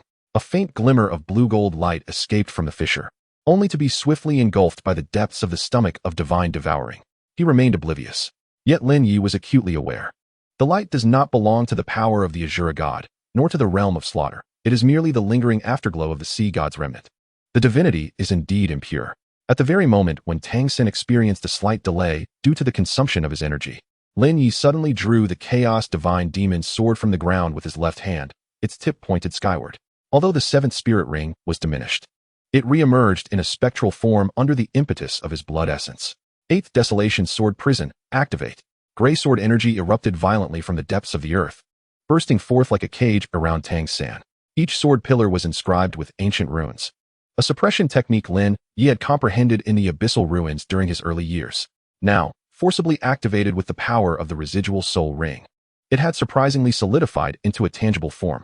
8 sword pillars converged, ensnaring Tang San at their center. Yet, would Tang San merely sit idle? He roared, the power of the Azura god rebounding, and the blood flames coiled like a dragon, lunging straight for the divine devouring abyss. That force, imbued with divine pressure, nearly threatened to rupture the devouring vortex. Lin Ye felt a sweet taste in his throat, his mental strength teetering on the brink of collapse. However, he was well prepared. The moment the sword prison took shape, the divine devouring abyss suddenly contracted, expelling the previously consumed Azura blood flames in a reverse torrent. Mingling with the 8th Desolation sword chi, gray-black and crimson intertwined, creating a tempest of consumption and strangulation that rampaged within the sword prison. Tang San was compelled to wield his sword in defense, the blood flames clashing with the sword energy, the sound of explosions echoing relentlessly. Amidst this tempest of energy, Lin Ye's brow suddenly trembled. The string of fate was passively triggered. In his sea of consciousness, a vague silhouette emerged. It was a projection of Tang San's soul core. Though indistinct, one could discern a faint flicker at its core, akin to a disordered heartbeat, its frequency resonating with the patterns of the void. A flaw remained. Yet, before he could lock onto the details, Tang San abruptly lifted his head, his gaze sharp as a blade, piercing directly towards Lin Ye's brow. Do you think that by exiling a remnant soul, you can defeat me? With a sudden motion, he tore open his robe at the chest, revealing a twisted, ancient scar on his heart, its edges emanating a chaotic aura, the very wound inflicted by an unknown sword energy years ago. At this moment, the scar began to exude a wisp of black mist, harmonizing with the lingering power of the void in the air. Lin Ye's pupils constricted. He recognized that mark. It was the trace of the chaos divine demon sword. But how could Tang San possess it? A smirk played on Tang San's lips as he ceased to speak. The Azura demon sword was slowly raised, its blade's blood flames abruptly retracting, transforming into a dark purple hue, as if it had devoured the entirety of the night sky. The sword's edge trembled lightly, etching a second rune in the air, distinct from the first. This rune was incomplete, yet radiated an oppressive aura that was suffocating. It was the mark of an unfinished divine trial. Lin Ye's fingers, gripping the sword, turned pale. He understood that the true trial of the Azura had yet to commence. Tang San's sword tip slowly descended, aimed at Lin Ye's throat. The sword had yet to move, but the wind had ceased. Chapter 184. The Fated Final Battle, Part 2. Chaos Azura. The sword tip hovered 3 inches from the throat. The wind had ceased, and sound had faded into silence. Tang San's Shura demon sword slowly descended, the incomplete divine mark shimmering along the spine of the blade, resembling an unblinking eye of heavenly retribution. Within the sanguine realm, the air solidified like molten iron, and each breath Lin Ye took felt as though it tore through his very lungs. He sensed an invisible force tugging at his movements. each contraction of his muscles delayed by nearly half a moment, enough for a deity to execute 1,000 slashes. Yet his eyes remained unblinking. A flicker of blood light flashed at his brow. Although the strings of fate had snapped, a residual echo lingered. In the instant that Tang San tore open his old wounds, the resonance of chaotic energy pierced into his consciousness like a needle, awakening the last vestige of his essence. Long dormant deep within his marrow. So it is your mark that remains, Lin Ye whispered, his voice gravelly like sand scraping against stone.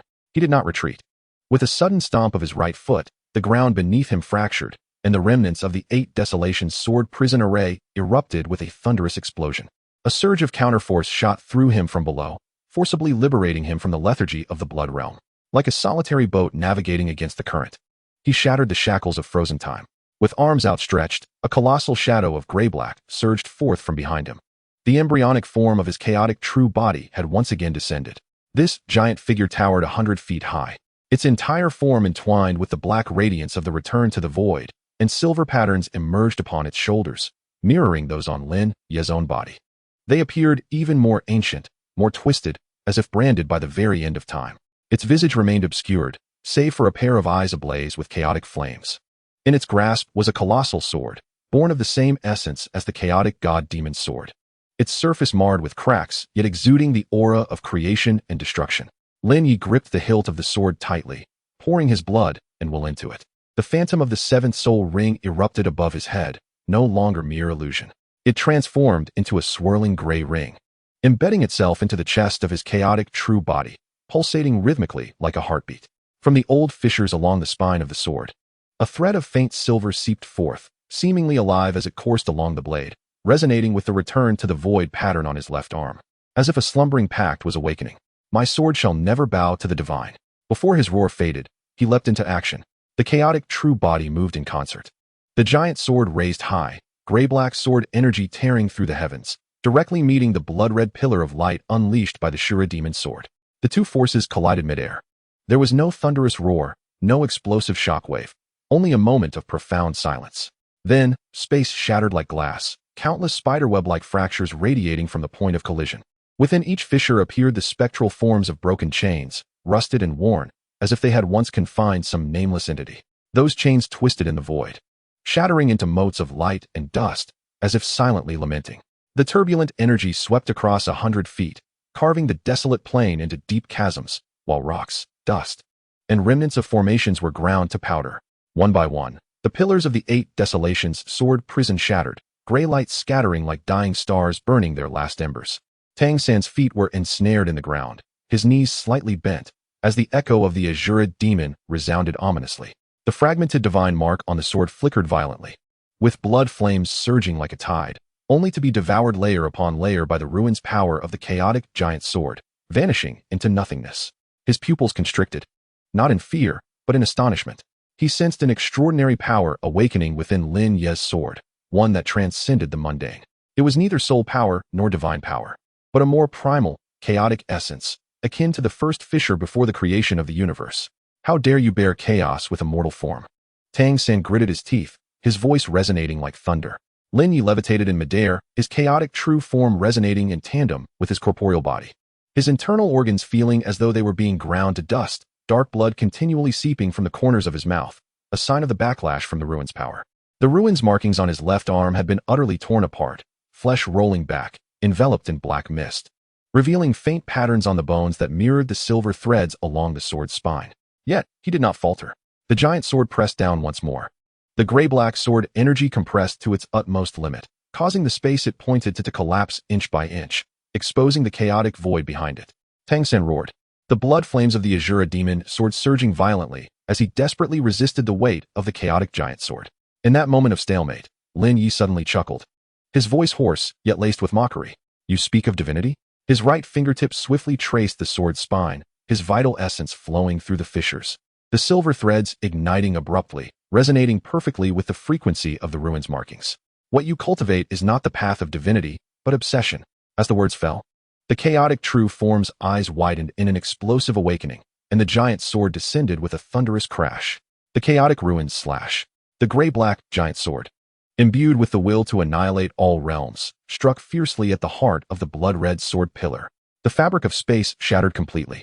A black chasm, spanning the heavens and the earth, took shape in the air, as if the universe had been severed by a single stroke.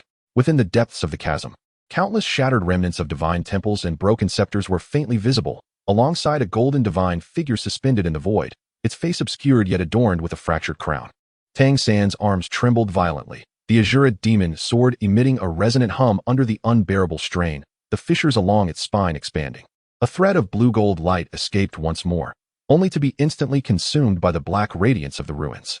For the first time, uncertainty flickered in his gaze. Not due to injury, nor exhaustion, but because that single word of obsession pierced deep into his soul. He had once knelt before the sea god, gazed up at the azura, believing that becoming a god was the ultimate destination. Yet at this moment, confronted by a sword that would not bow to the divine, he suddenly recalled how he had stepped over his father's corpse, how he had betrayed his beloved, how he had severed the last thread of humanity during the divine trial. His path to divinity had always been a distorted obsession. Lin Ye's sword did not strike at his body, but at his very way. By what right do you judge me? Tang San bellowed, the divine power of the azura surging back in a frenzied onslaught. Blood flames swirling around the sword like a tornado, attempting to reverse the tide. Lin Ye offered no reply. He merely raised his gaze, his eyes piercing through the fractured space, locking onto Tang San's pupils. I have never knelt. The chaotic great sword once again descended, and the gray-black sword aura surged like a tide, invading the fissures of the Shura demon's sword, corroding its divine power's essence. Tang San's robe billowed in the fierce wind, his hair flying wildly, and his face contorted. Yet, at this critical juncture, Lin Ye's left arm suddenly convulsed violently, the silver threads within the returning ruins pattern snapping abruptly. As black mist surged back into his meridians, a hint of disintegration appeared in the chaotic true body. That fleeting vulnerability was seized by Tang San. The Shura demon's sword suddenly thrust upwards, the blood flames coalescing into a spiraling sword aura, piercing straight towards Lin Ye's heart. Lin Ye forcefully twisted his body, blocking with the great sword. Clang! Sparks flew. However, the momentum of that sword aura did not dissipate, fiercely grazing his right shoulder, blood bursting forth. The wound was deep, nearly severing the scapula. Blood trickled down the sword's hilt, dripping onto the guard of the chaotic divine demon sword, slowly seeping into an old fissure. The sword body trembled slightly. As blood seeped through the fissures along the sword's spine, the silver thread quivered abruptly, as if a pulse awakening, flowing back up the sword body, entwining Lin Ye's broken shoulder. The excruciating pain felt like millions of steel needles piercing his marrow. Yet, deep within his pupils, a cold flame ignited, not a struggle, but a resolution. The black mist of the returning ruins surged back into his meridians, nearly freezing the operation of his soul power. Yet, the essence of the chaotic divine demon sword, through that slender silver thread, provided a faint glimmer of light, akin to a lamp igniting at the end of an abyss. His consciousness, on the brink of disintegration, was forcefully coalesced. He saw the blood flames roiling in Tang San's pupils, the Shura demon sword's remnants gathering power to explode. The divine examination mark contorting like a dying ember. Behind him, a rift in the chaotic time and space had been torn open by the bloodlight. The sword intent of the King of Slaughter surged forth like a tide, capable of breaking the seal in an instant. Time was reduced to a mere breath. Lin Ye closed his eyes. It was not an act of evasion, but a descent into the depths. The remaining silver gears of the wheel of time and space slowly turned in his sea of consciousness. No longer used for evasion or leaps, they transformed into a string, placed upon the bow of fate. He actively plucked the string of fate, resonating and vibrating, no longer merely a passive alert. It was as if a musician was listening to the trajectory of destiny, scanning Tang San's soul fluctuations inch by inch. In that moment, he heard it. A fissure, hidden deep within the core of the soul. Not a wound, nor a weakness, but a void left by the burning of obsession. Tang San sacrificed so much to become divine. Family, promises, humanity. Each sacrifice rendered his divine power more pure, yet also made his soul more fragile. That vulnerability was a gap he had chiseled out with his own hands. And at the edge of that gap, a faint purple thread was entwined. Cold, sticky, belonging neither to the Shura nor to the sea god. It had quietly parasitized, long since eroding the foundation of the divine examination mark. Lin Ye opened his eyes. His gaze pierced through the shattered void, landing on Tang San's brow. It turned out, you two had once been seduced by whispers. He remained silent. Yet Tang San felt a sudden constriction in his pupils, as if an invisible hand was grasping at his throat. Those words were not spoken aloud, but were instead engraved directly into the judgment of his soul. The blood-red flames of the Shura demon's sword surged forth as Tang San roared, the divine mark expanding with a thunderous intensity, ready to self-destruct in a cataclysmic end. The crimson sword aura rose like a whirlwind, causing the very fabric of space to collapse inch by inch. In that same instant, the blood sword of the King of Slaughter broke free from its seal, shooting forth from the chaotic rift, aimed directly at Lin Ye's heart. With death looming, there was no retreat. Lin Ye raised his hand, his fingertips brushing lightly against his brow. Hourglass of time accelerated to its utmost limits. His perception of time compressed to its apex. The tempest outside flowed slowly before his eyes. The trajectory of the blood sword, the oscillation frequency of the Shura demon's sword, and the flickering rhythm of the soul's vulnerabilities, all were elongated, deconstructed, and reassembled. He no longer swung his sword. Instead, he concentrated the essence of his lifetime's mastery over the chaotic sword intent, the devoured remnants of Shura's power, the energies of obliteration, and the echoes of time-space acceleration into his fingertips. There was no thunderous roar, no flashes of light. A slender, hair-like gray-red beam coalesced at his fingertip, entirely transparent, yet causing the surrounding space to distort and fracture subtly. It did not cleave flesh, nor did it breach defenses. It targeted causality itself, chaotic opening slash, in its ultimate form. The sword light shot forth silently, disregarding the distance of space, piercing straight through Tang San's soul's vulnerabilities. In that instant, Tang San's movements froze. The blood flame stagnated, and the radiance of the divine mark suddenly dimmed. He lowered his head, as if witnessing the last thread connecting his soul to the Shura divine position being severed with precision, thus breaking his final link to the divine path. No, it is impossible. His lips trembled, the sound barely audible. Yet the gray-red beam did not cease there. It quivered gently within the core of his soul, pulling that purple thread into its embrace, obliterating it in an instant. A fleeting shadow of dark purple flashed in Tang San's eyes, only to dissolve into nothingness. Simultaneously, a black hole vortex, stomach of the divine devourer, which had been preordained, suddenly manifested before Lin Ye, fully opening. The vortex targeted Tang San's soul core, drawing on the power of obliteration to actively tear apart the remaining connections. The remnants of the Shura demon's sword emitted a mournful wail, attempting to escape into the divine realm, only to be firmly ensnared by the black hole vortex. The sword disintegrated, transforming into specks of blood light. Along with fragments of the divine mark, residual shards of the soul, and the lingering blood flames of Shura, they were all drawn into Lin Ye's chest. The black hole spun, unleashing chaotic sword intent and the black radiance of obliteration from within, a cacophony akin to the grinding of countless bones. Each fragment was compressed to the utmost, vanishing without a trace. Tang San's body began to disintegrate, not in an explosion, but through a gradual collapse from within. Cracks appeared on his skin, flesh turning to ashes, bones peeling away like grains of sand. He did not scream in agony. Instead, he gazed silently at Lin Ye, his expression complex, as if he had 1,000 words to say, yet ultimately fell into silence. Lin Ye stood in place, blood flowing endlessly from his shattered right shoulder. The patterns of obliteration still spreading, while his left arm's skin fractured, surrounded by swirling black mist. He breathed heavily, his soul power nearly depleted. Yet his gaze remained as piercing as a cold star, resolute and clear. In the moment of completion, he sensed something unusual.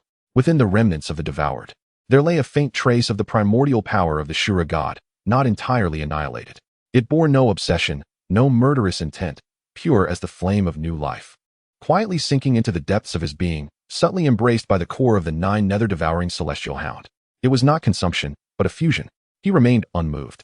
The wind stilled. The blood-red domain shattered like glass, dissipating into the void. The echoes of the Shura demon's sword were utterly extinguished, leaving no trace of reverberation. The desolate plain returned to silence. Only beneath Lin Ye's feet, a slender crack slowly oozed a wisp of purple mist, quietly forming half of a symbol of the abyss. He lowered his head, his gaze sweeping over the fissure. The sword tip quivered slightly, releasing the final drop of blood. Chapter 186, The Fall of the Gods? The end of Tang San. At last, the winds of the desolate plain stirred, not with a howl, but with a low, mournful wail, swirling gray-white dust from all directions, akin to the sighs of lost souls, creeping over the charred cracks. Lin Ye remained rooted in place, the broken bone in his right shoulder piercing through flesh, blood cascading down his arm, pooling at his feet into a dark crimson puddle. He did not glance down. Instead, he slowly raised his left hand. A thread of black radiance from the ruins shooting forth like a fine line, precisely shattering the faint ripples in the void. This was a spatial fluctuation on the cusp of formation, as delicate as a spider's silk, yet radiating the unique golden-red brilliance of the divine. It was Tang San's final struggle, attempting to invoke the divine realm with the remnants of his divine mark. The black radiance pierced through the ripples, like a heated iron rod piercing thin ice. The golden-red light quaked violently, then shattered with a crack, disintegrating into countless specks of stardust, scattering in the wind. There was no path of return. Tang San's soul core had long since succumbed to the extreme compression of the gullet of the gods, reduced to chaotic dust. The projection of the Shura demon's sword completely disintegrated, leaving not even a trace behind. His body, beginning at the fingertips, silently peeled away like a weathered statue, inch by inch turning to ash, swept away by the wind. There were no roars, no wails. Only those eyes, gradually losing their luster, reflected Lin Ye's figure in the end. In that gaze, there was reluctance, astonishment, a myriad of unspoken words, ultimately fading into a profound silence. The instant the ashes fell to the ground, a tremor surged within Lin Ye's body. Though his soul power was exhausted, a surge of fighting spirit, born from the culmination of battle, erupted forth like a volcano. This was not an infusion of external force, but a transcendence born from the resonance of will and martial soul after life and death combat. The essence of the Nine Nether devouring celestial hounds slowly churned within him, quietly merging the pure trace of Shura god power from the remnants, transforming into a gentle yet irresistible force that seeped into his meridians. The spine of the chaotic divine demon's sword trembled slightly, as if drinking the blood of a long-standing enemy, emitting a silent lament. Lin Ye closed his eyes. The hourglass of time quietly operated, adjusting the flow of time within him to its utmost precision. At the fractured scapula, the flow of blood slowed, as the clash between the abyssal black mist and the chaotic sword intent was forcibly suppressed. The meridians resembled parched riverbeds, gradually being saturated by the nascent soul power. He remained motionless, yet the restoration had already commenced within him. At the zenith of this rising battle intent, he suddenly opened his eyes. Deep within his pupils, a fleeting crimson pattern flickered, as swift as an illusion. It was the lingering imprint of the primordial power of the Shura, now merged, yet akin to a fine needle piercing the depths of his psyche, causing a subtle ache. He maintained his composure. Above him, the shattered void continued to slowly close. However, at the moment when Tang San's soul was about to completely dissipate, Lin Ye's perception abruptly solidified. A gaze, emanating from the farthest reaches of the void, was cast upon him, cold and indifferent, as if looking down upon mere ants.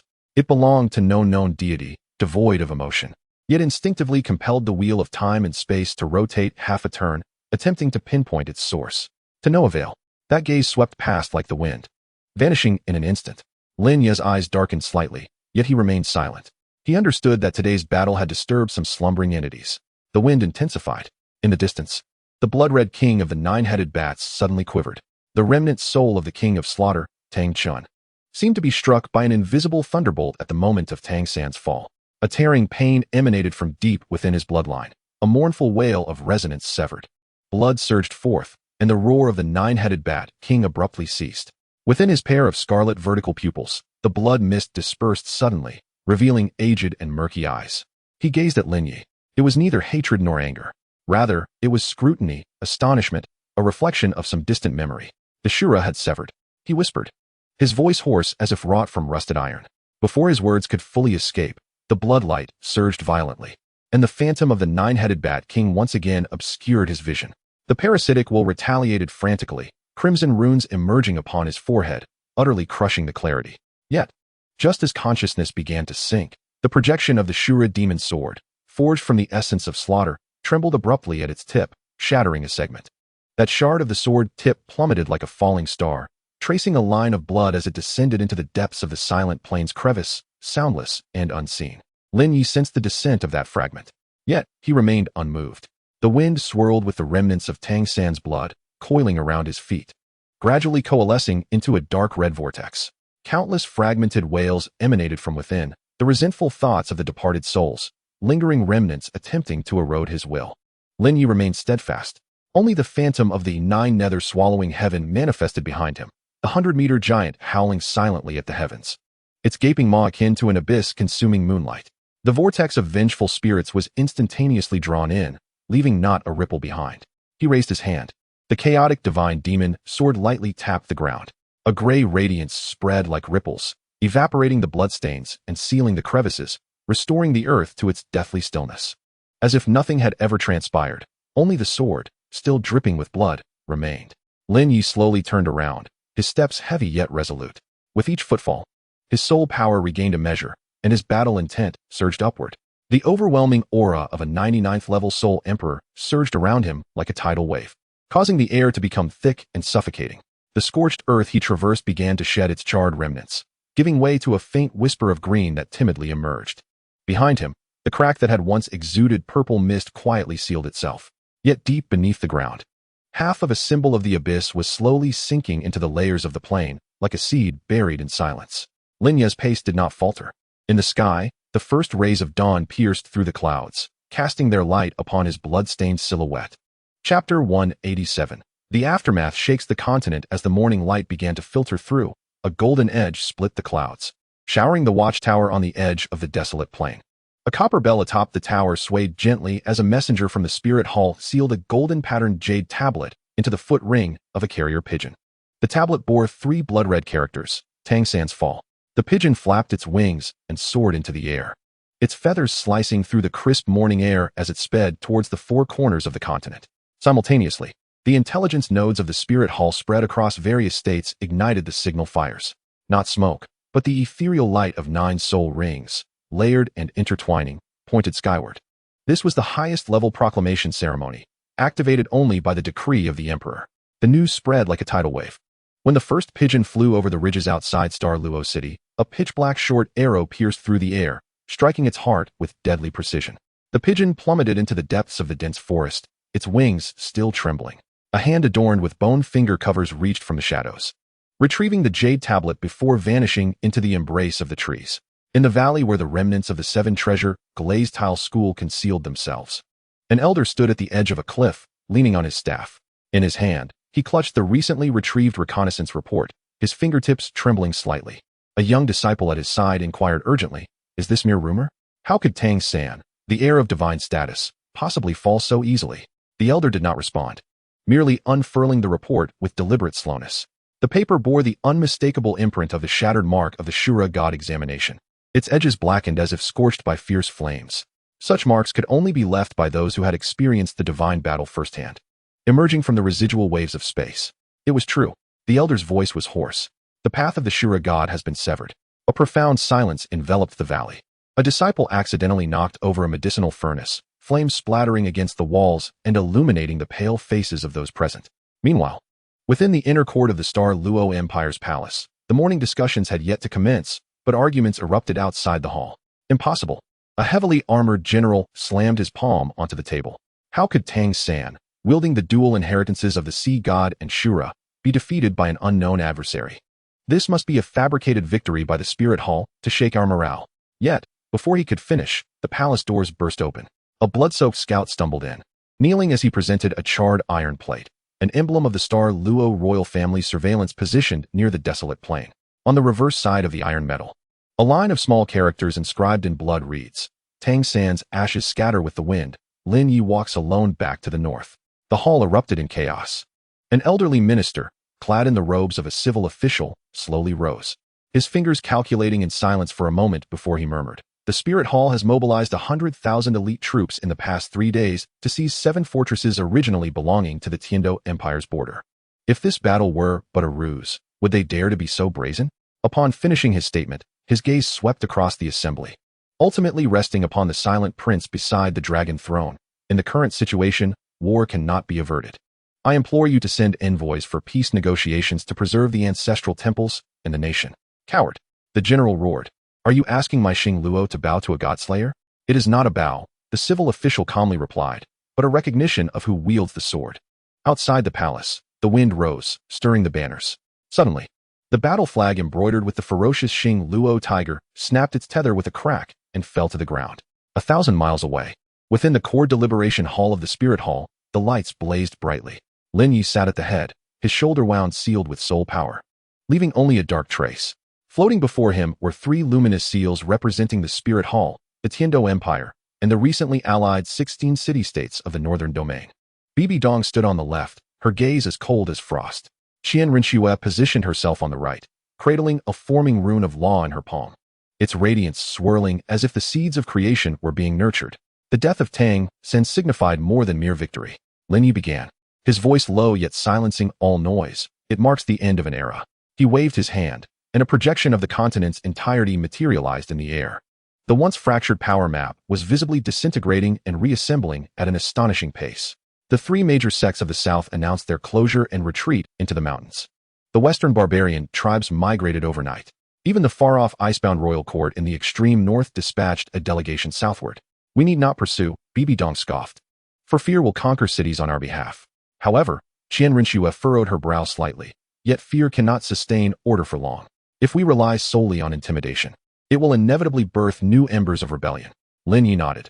Thus, I shall issue the 9 regions co-governance edict. As the words fell, the soul formation within the hall blazed brightly. A beam of golden light shot into the sky, transforming into 9 ethereal edicts that each soared towards the 9 major regions of the continent. As each edict unfurled, it resonated with the laws, announcing a 30% reduction in taxes, the abolition of slavery, the establishment of a sole master arbitration court, and the opening of the royal library, aimed squarely at long-standing grievances. Even more shocking was the final decree. Those who voluntarily submit may send their offspring to the God Sword Academy, where Lin Ye will personally impart the foundational principles of the Chaos Sword intent. Within half a day of the announcement, the streets of the Tiando Empire's capital were filled with citizens burning incense and bowing in reverence. In taverns and teahouses, a new ballad began to circulate. One sword cleaves the divine clouds apart. Myriad nations bow in homage to the sovereign. Yet, not all were stirred by joy. In the depths of a shadowy forest, the figure clad in black who had taken the jade slip knelt before a stone statue. The statue's features were obscured, save for a pair of eyes embedded with amethyst that now glimmered faintly. He placed the jade tablet at the center of the altar and whispered, Lin Ye is not dead. He has absorbed the essence of the Azura. His combat prowess may have already reached the threshold of the divine realm. The stone statue remained silent, yet a runic array gradually emerged from the ground, resonating faintly with the blood imprint on the jade tablet. Moments later, ancient characters appeared within the array. Abyss, awakening delayed, yet the trajectory has veered. The man in black felt a tightening in his chest just as he was about to inquire further. He looked down to see his shadow twisting in the lightless expanse, as if being quietly observed by some entity. He abruptly stepped back, severing the connection to his soul power, and vanished into the woods. Upon returning to the martial soul palace, the meeting was still in progress. Suddenly, Bibi Dong rose, revealing a blood-red map in her palm. Since the situation is settled, I propose we immediately initiate the Blood Abyss Eastern Expedition plan. Let us take advantage of Xing Luo's instability and conquer their imperial capital within 3 months, establishing our dominance over the world. Lin Ye's brow twitched slightly, but he remained silent. Qian Renxue shook her head decisively. The cost of the Eastern Expedition is too great. Now that the people's hearts are beginning to stabilize, if we ignite the flames of war again, it may incite widespread fury. Fury, Bibi Dong scoffed. Who dares to be angry? Tang San is dead. Who else is worthy to speak of righteousness with us? It is not a matter of worthiness, Lin Ye finally spoke, lightly tapping the table with his fingertip, but rather a question of value. He raised his gaze, his eyes sharp as blades. What I seek is not an empire governed by fear, but a foundation capable of bearing a new divine realm. War may secure land, but it cannot cultivate faith. Bibi Dong fixed her gaze upon him for a long while, a cryptic smile curling at her lips. You have changed. I have not changed. Lin Ye stood, looking out at the gradually brightening sky beyond the hall. I have merely gained clarity regarding the end. At that moment, a messenger hastily entered, kneeling on one knee. Your Majesty, urgent news from the northern border. Last night, 3 carrier pigeons failed to reach their destination. Upon investigation, they were found to have gone missing over the shadowy forest. Additionally, a broken feather was discovered in the woods, identified as belonging to a 7th-grade messenger bird from the Martial Soul Palace. The atmosphere in the hall suddenly grew tense. Qian Renxue took the broken feather, her fingertip brushing over a fine scratch on its quill. It was not an arrow wound, but rather a mark left by some claw, with faint purple hues at the edges. Lin Ye reached out to take it, cradling it in his palm. Suddenly, the feather quivered slightly, revealing a thin silver thread within, resonating momentarily with the patterns on his left arm. His expression turned cold. Bibi Dong spoke slowly. It seems someone does not wish for us to complete our discussion. Chapter 188. The choices of the Pope and the Holy Prince as the morning light slanted across the stone steps outside the conference hall. The broken feather of the carrier pigeon had been swept into a corner by the wind. The purple hue on the quill was nearly imperceptible in the sunlight. Yet the resonance of the silver thread lingering in his palm continued to tremble at Lin Ye's fingertips. He stood at the heart of the hall, casting his gaze across both sides. To the left, Bibi Dong stood beside an obsidian pillar, her fingertips entwined with a wisp of blood mist. slowly coalescing into the phantom of a sickle. She did not speak, but the pressure of her soul surged like a tide, compressing the air within the grand hall. On the right, Qian Renxue stood silently atop the array of crystal light, the runes of the laws swirling in her palm. Though no longer as radiant as they had been the previous day, a slight furrow formed on her brow, hinting at unspoken concerns, yet she remained reticent.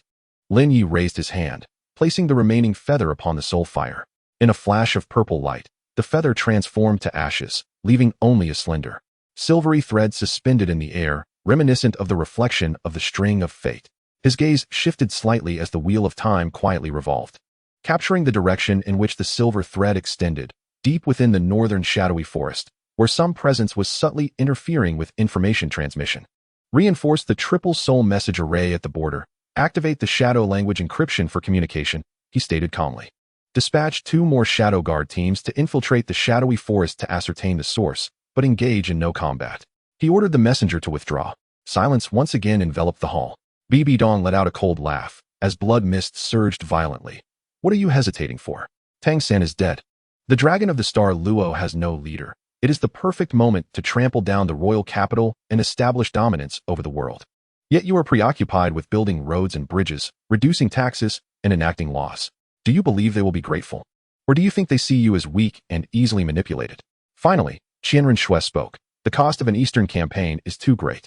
The people have just endured the aftermath of the divine war. Should conflict arise again, the hearts of the populace will surely be lost.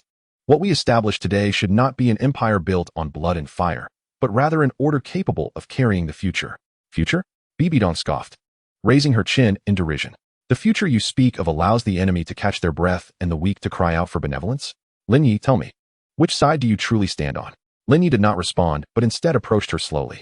With each step he took, the ground beneath him glimmered faintly, pulsing in synchrony with the cracks upon his left arm.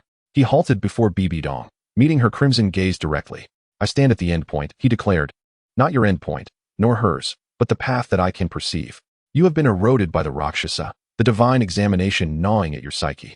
You believe you are grasping for power, yet in truth, you are being dragged toward the abyss, he continued. Bibi Dong's pupils constricted, the blood mist in her hands swirling violently. What do you understand? Her voice was hoarse. Do you think I desire this power? If I do not hold it tightly, I won't even have the right to stand by your side. You and she speak daily of ideals and order. Yet do you know how I feel when I hear you converse? Her words trailed off abruptly, as if she realized she had revealed too much. Lin Ye, however, had comprehended her unspoken anguish. In that moment, the flicker in her eyes was not one of anger, but of pain. His heart trembled slightly. Yet his expression remained composed. So you intend to validate yourself through the Eastern campaign? To affirm your existence through slaughter? Bibi Dong, I am not your enemy, nor is Qian Renxue. The true force seeking to destroy you is that scythe of darkness concealed within your soul. He extended his hand, gently covering the back of her tightly clenched hand that grasped the blood mist. The temperature was frigid. However, at the moment of contact, the phantom of the Rakshasa scythe within her palm trembled violently. A barely audible lament escaped her lips, as if she were struck by some higher will. Bibi Dong paused momentarily. Seizing the opportunity, Lin Ye whispered, Do you remember 3 years ago, when I first ventured into the city of slaughter? Why did you spare my life? It was neither out of compassion nor strategy, but in that moment, you felt that someone could finally see through your solitude. Her fingertips trembled slightly. The blood mist gradually dissipated. Lin Ye withdrew his hand and turned toward Qian Renxue. You need not always retreat. He spoke softly. She is not your enemy, yet her suffering must not be overlooked. If you persist in identifying solely as a guardian, it may lead her further into chaos. Qian Renxue fixed her gaze upon him. And what about you? What do you truly wish to achieve between us? I wish to bring her back. Lin Ye replied with unwavering resolve, not as a subordinate, nor as an adversary, but as one who can walk shoulder to shoulder toward the end. I shall not abandon either of you. No sooner had he spoken than a sudden surge of spiritual energy reverberated from outside the hall, and shadow guards swiftly entered. Kneeling on one knee, Your Majesty, we have detected abnormal fluctuations of soul power from the direction of the shadow forest. 3 messenger pigeons have been impaled upon the stone tablet at the forest's edge, arranged in a Rakshasa ritual formation. Bibi Dong's eyes flared with crimson fury. Is someone provoking me? She stepped forward, her blood mist transforming into the spectral forms of 9 bats, their fangs bared, murderous intent soaring toward the heavens. Qian Renxue immediately summoned the runes of the laws, manifesting a barrier of light to contain the surge of her divine power. Just as the 2 forces were about to collide, Lin Ye raised his hand, activating the wheel of time and space with all his might. A gray-golden barrier instantly interposed itself within the hall, standing between the two. The surface of the barrier shimmered with countless intricate patterns, reminiscent of ancient sigils and the intertwining threads of fate. Those patterns glimmered softly, resonating with the primordial power within him, as if rehearsing a yet-to-be-formed law. Enough! Lin Ye's voice thundered. If you wish to fight, do so when the enemy stands at your doorstep. Now, should anyone dare to unleash their divine power, do not blame me for my lack of mercy. Qian Renxue bit her lip, gradually retracting her strength. However, Bibi Dong's gaze remained fixed on the barrier, particularly the flowing patterns upon its surface. A cold smile suddenly graced her lips. So it is, you had planned this all along, hadn't you? Using her as a shield and me as a sword, while you stand in the middle, playing the role of the savior? Lin Ye furrowed his brow. What are you implying? Stop pretending. She advanced step by step, her eyes flickering with a mix of crimson fury and reason. Do you think I cannot see through you? Your protection of her far surpasses that which you offer me. Just a moment ago, you even anticipated my move. Lin Ye fell silent. Indeed, prior to the barrier's formation, he had captured the trajectory of her divine power spiraling out of control through the string of fate. Yet, he could not reveal this. Bibi Dong scrutinized him, suddenly letting out a low laugh. Very well. Since you care for her so much, allow me to show you what true chaos looks like. She suddenly raised her hand. The corporeal form of the Rakshasa demon scythe materializing, bloodlight tearing through the air as it cleaved toward the barrier. With a thunderous roar, the entire hall trembled, and a delicate crack appeared in the glass dome above.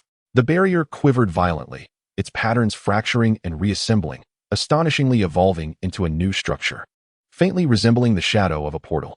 Lin Ye's pupils constricted sharply. That portal bore an uncanny resemblance to the gate of the divine realm he had envisioned in his dreams. Yet, before he could scrutinize it further, Bibi Dong's second strike was already upon him. Bloodlight cascaded like a waterfall, hurtling towards Qian Renxue's face. Lin Ye bellowed, unleashing the full extent of his temporal power, and instantaneously shifted in front of Qian Renxue, crossing his arms to absorb the blow. A resounding crash echoed as the bricks beneath his feet shattered, his knees buckling slightly. But he did not retreat. He raised his gaze to meet Bibi Dong's, enunciating each word with conviction. I will not allow you to harm her. Bibi Dong stood frozen, the scythe suspended in midair. She gazed at Lin Ye's silhouette shielding Qian Renxue, at the shimmering patterns of the temporal barrier, and at the blood seeping from his shoulder due to the backlash. Suddenly, she found herself unable to discern whether she was enraged by his preferential treatment or resentful that he had never acted thusly for her. The scythe in her grasp trembled slightly. Chapter 189. The Soul Ring Choice. The eternity of time and space as dawn faded. The fissures in the glass dome of the council hall were quietly mended by a layer of flowing dark golden runes.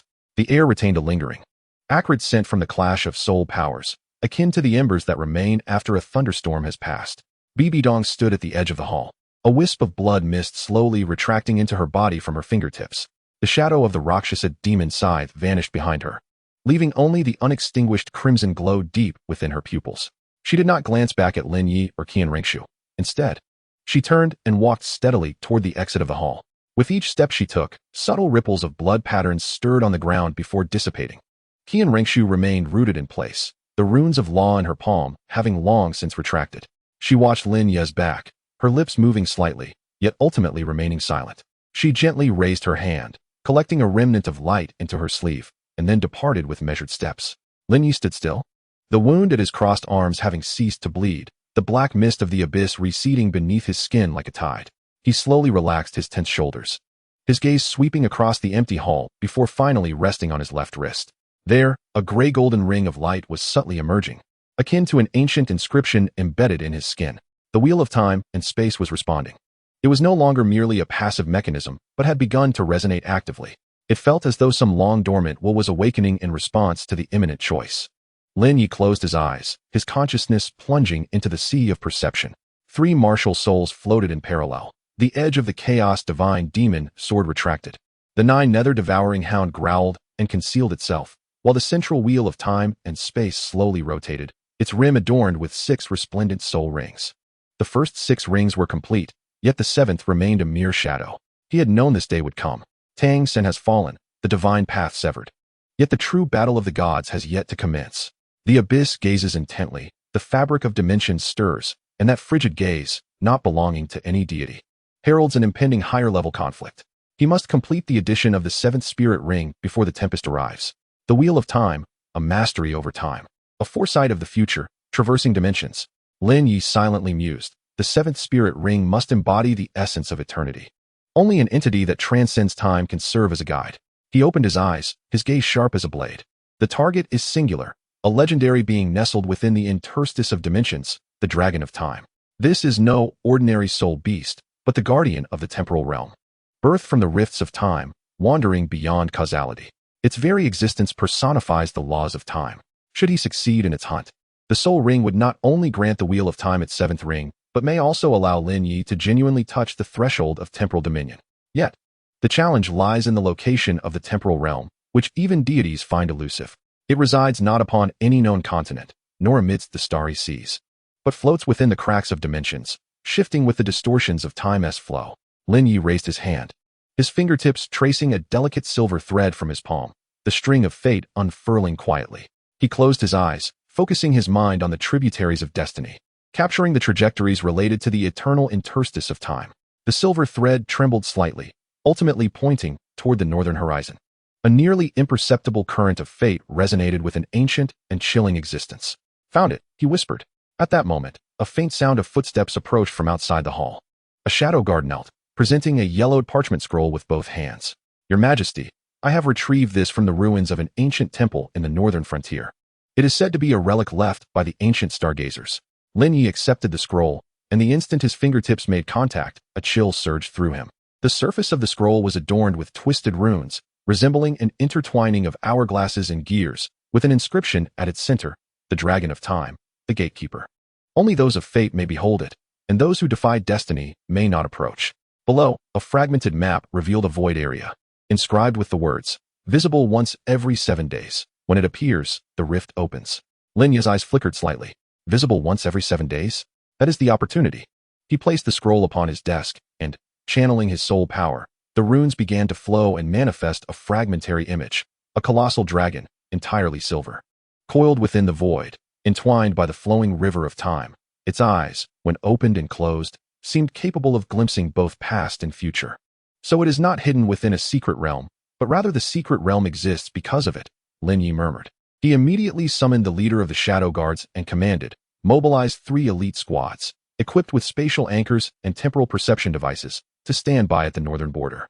Additionally, send word to the refining pavilion to prepare the materials needed for the reverse time talisman array, stardust, void marrow, and millennium ice crystal. The Shadow Guardian received the command and departed. Lin Ye stepped alone into the training chamber, sealing all soul formations and prohibitions. He settled into a cross-legged position and activated the wheel of time and space, beginning to simulate potential encounters with the Dragon of Time. As his soul energy flowed, the black mist of the abyss intertwined with the chaotic sword intent, and the devouring power of the Nine Nether Sky-devouring hound coursed slowly through his meridians, mending the lingering dark wounds from the previous battle. However, as he attempted to infuse soul energy into the wheel of time and space, an unexpected phenomenon occurred. The phantom of the seventh ring began to flicker autonomously, the frequency increasing with each pulse, each flicker washing over his consciousness like a torrent of time.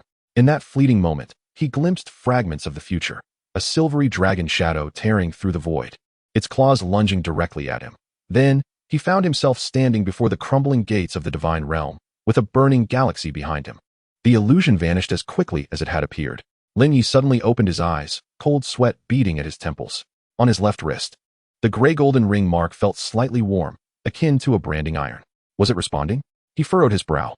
Just then, a system prompt abruptly resonated within his consciousness. God-level choice system activated. Current choices. Attach the seventh soul ring to the wheel of time and space. Target locked on the Dragon of Time. Choice 1.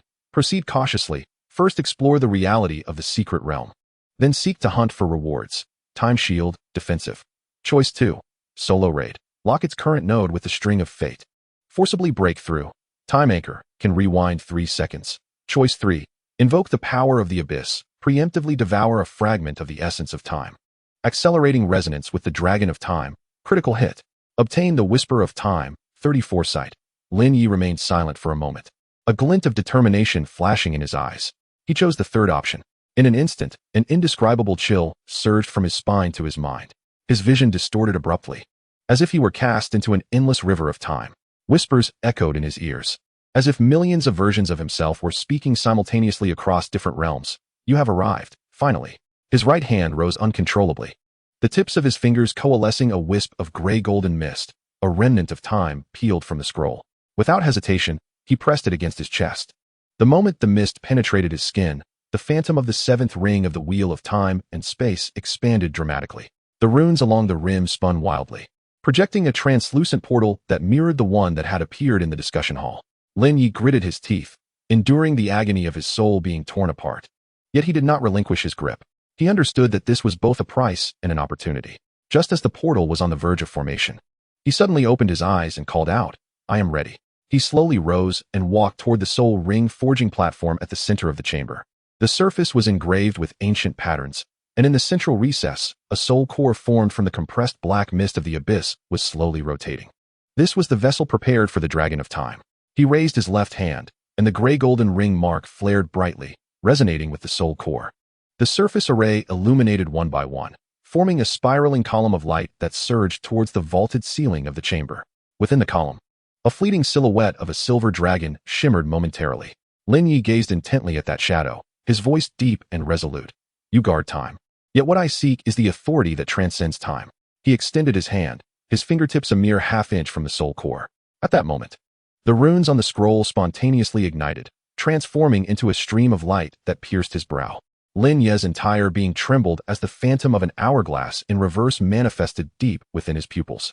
His hand remained suspended in midair, tantalizingly close to the soul core. Yet still just out of reach. Chapter 190. The Hunt.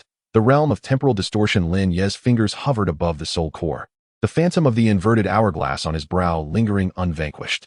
The column of light in the chamber continued to soar skyward, the silver dragon's silhouette flickering within the spiraling luminescence, as if it could break free at any moment. He did not retract his hand, nor did he allow it to descend. This was not hesitation, but waiting, awaiting a pivotal moment. Just as the stream of light from the scroll penetrated his consciousness, he sensed it. The entrance to the temporal secret realm was not fixed in a singular location, but oscillated with the tremors of fate, floating between reality and void. At that instant, the silver thread resonated within his veins, akin to a pendulum striking the interstices of time. He raised his hand, his fingertips slicing through the air, and a gray-golden fissure slowly unfurled, its edges shimmering with a distorted halo reminiscent of a copper mirror corroded by the passage of time. Beyond the fissure lay an expanse of boundless void, where countless shards of time drifted like stardust. Some reflected ancient battlefields, while others mirrored collapsing cities of the future. Lin Ye stepped forward. The moment his foot touched down, gravity vanished. Up became indistinguishable from down, and forward from backward. His shadow lay on the left ground, while his essence felt as though it were suspended head downward. Whispers overlapped in his ears, the laughter of his younger self, the furious shouts of his future self, and the sound of another Lin Ye perishing in some alternate timeline. This was the nature of the temporal secret realm. Time was no longer linear, but a chaotic entanglement of networks. He immediately activated the wheel of time and space, the gray-golden rings swirling across his form, forming a gossamer-like membrane of light. In an instant, the turbulent flow of time was forcibly organized, and his body finally stabilized, his senses returning to normal. Yet, at that moment, a silver brilliance streaked through the void. It moved faster than speed itself. Lin Ye felt a chill at his neck, and a line of blood appeared. The droplets had not yet fallen before they were swept away by the surrounding temporal chaos, reversing back to the wound, only to be accelerated into vapor in the next heartbeat. His pupils contracted. That strike should have severed his head. Had it not been for the automatic activation of the proto-form of temporal incarnation, stabilizing his temporal flow, he would have already been decapitated. "So it is," he murmured, his voice twisting into multiple echoes within the turbulence. "You are not attacking me, but rather, you are assaulting time itself." As the words faded, the void ahead suddenly distorted, revealing a magnificent silver-white dragon, its eyes resembling two swirling galaxies. It did not utter a sound. Yet Lin Ye's consciousness reverberated with an explosive realization. The defier of fate truly dared to step into this realm. With a sweep of its claws, it did not merely rend the fabric of space, but obliterated fragments of Lin Ye's existence in time itself. His left arm vanished not as if severed, but as though it had never existed. Yet, in the next moment, that devour's true form activated automatically, the power of the Nine Nether erupting from within, forcefully reclaiming the lost limb from the temporal rift. Agonizing pain surged, yet he did not falter. He raised his right hand, and this string of fate extended from his palm, weaving a web that radiated outward. Each delicate thread connected to a distinct possibility, one of which trembled slightly, signaling the time dragon's impending reversal of its own injuries. Lin Ye committed that frequency to memory. He ceased his aggressive advances, instead navigating through the turbulent currents of time, allowing the time dragon to repeatedly erase his existence, thrusting him into the temporal rift once more. With each instance, he utilized Devourer's true form to forcibly mend himself, employed chaotic true form to stabilize the disordered space, and wielded Wheel of Time and Space to ensure his soul remained intact. He was enduring the time dragon's power to reverse. Finally, after a fierce onslaught, Lin Ye discerned an unusual glimmer upon the massive form of the time dragon. A faint blue light flashed, akin to an old wound being reactivated. Now was the moment. He surged forth, arms outstretched, and bellowed, "Prison of the 8 Desolations, activate." In an instant, 81 chaotic sword shadows materialized from the void, each inscribed with the laws of creation and destruction, their tips aimed directly at the time dragon. The sword shadows intertwined, forming a colossal cage that sealed the entirety of space and time. The time dragon attempted to retreat, yet its withdrawal constituted a temporal reversal in itself. Lin Ye had already predicted 3 potential temporal nodes to which it might revert through the string of fate, preemptively sealing them with the sword prison. The silver-white dragon was ensnared at the heart of the sword prison, and for the first time, a flicker of disruption crossed its eyes. Without hesitation, Lin Ye inhaled deeply and commanded, "Stomach of divine devouring, open." A pitch-black vortex expanded from his mouth, the power of consumption sweeping forth, even ensnaring the currents of time, distorting them into spirals that surged into his being. The time dragon emitted a silent roar, its colossal form gradually being drawn into the bottomless abyss. Its scales shed, transforming into fragments of time, dissolving into pure primal energy within the act of consumption. The dragon's bones fractured, each crack erupting with echoes of ancient epics, as if it harbored countless forgotten eras within. Lin Ye's veins cried out, his flesh scorched as if by flames, and his soul bore the relentless torrent of time. Yet he stood resolute, his eyes ablaze, fixated upon the dragon's head, which was on the cusp of being consumed. Just as the dragon's head was about to be engulfed by the vortex, an unexpected change occurred. The pair of dragon eyes, reminiscent of a swirling galaxy, suddenly opened wide, as an intention not belonging to this realm descended with thunderous force. "What you have consumed is not merely me." Lin Ye trembled, as the devouring power was abruptly thwarted. Within his divine devouring stomach, an ancient and frigid force began to retaliate. This was not mere resistance, but an insidious erosion of existence. It was as if the dragon of time were not a mere corporeal being, but an embodiment of a higher dimensional principle. Fine cracks appeared upon his arm, as if time itself had etched fissures upon his skin. Before blood could even flow, it had already turned to dust. Yet he did not relent. Instead, he intensified the devouring force. The primal roar of the Nine Nether Sky devouring hound erupted within him, and the edge of the chaotic divine devil sword pierced through his bones, severing the encroaching will inch by inch. "You are right," he gritted his teeth, his voice hoarse yet resolute. "What I consume has never been you. What I desire is the authority that lies behind that door." As the dragon's head finally vanished into the vortex, the last silver scale disappeared in an instant, causing the entire time's secret realm to tremble violently.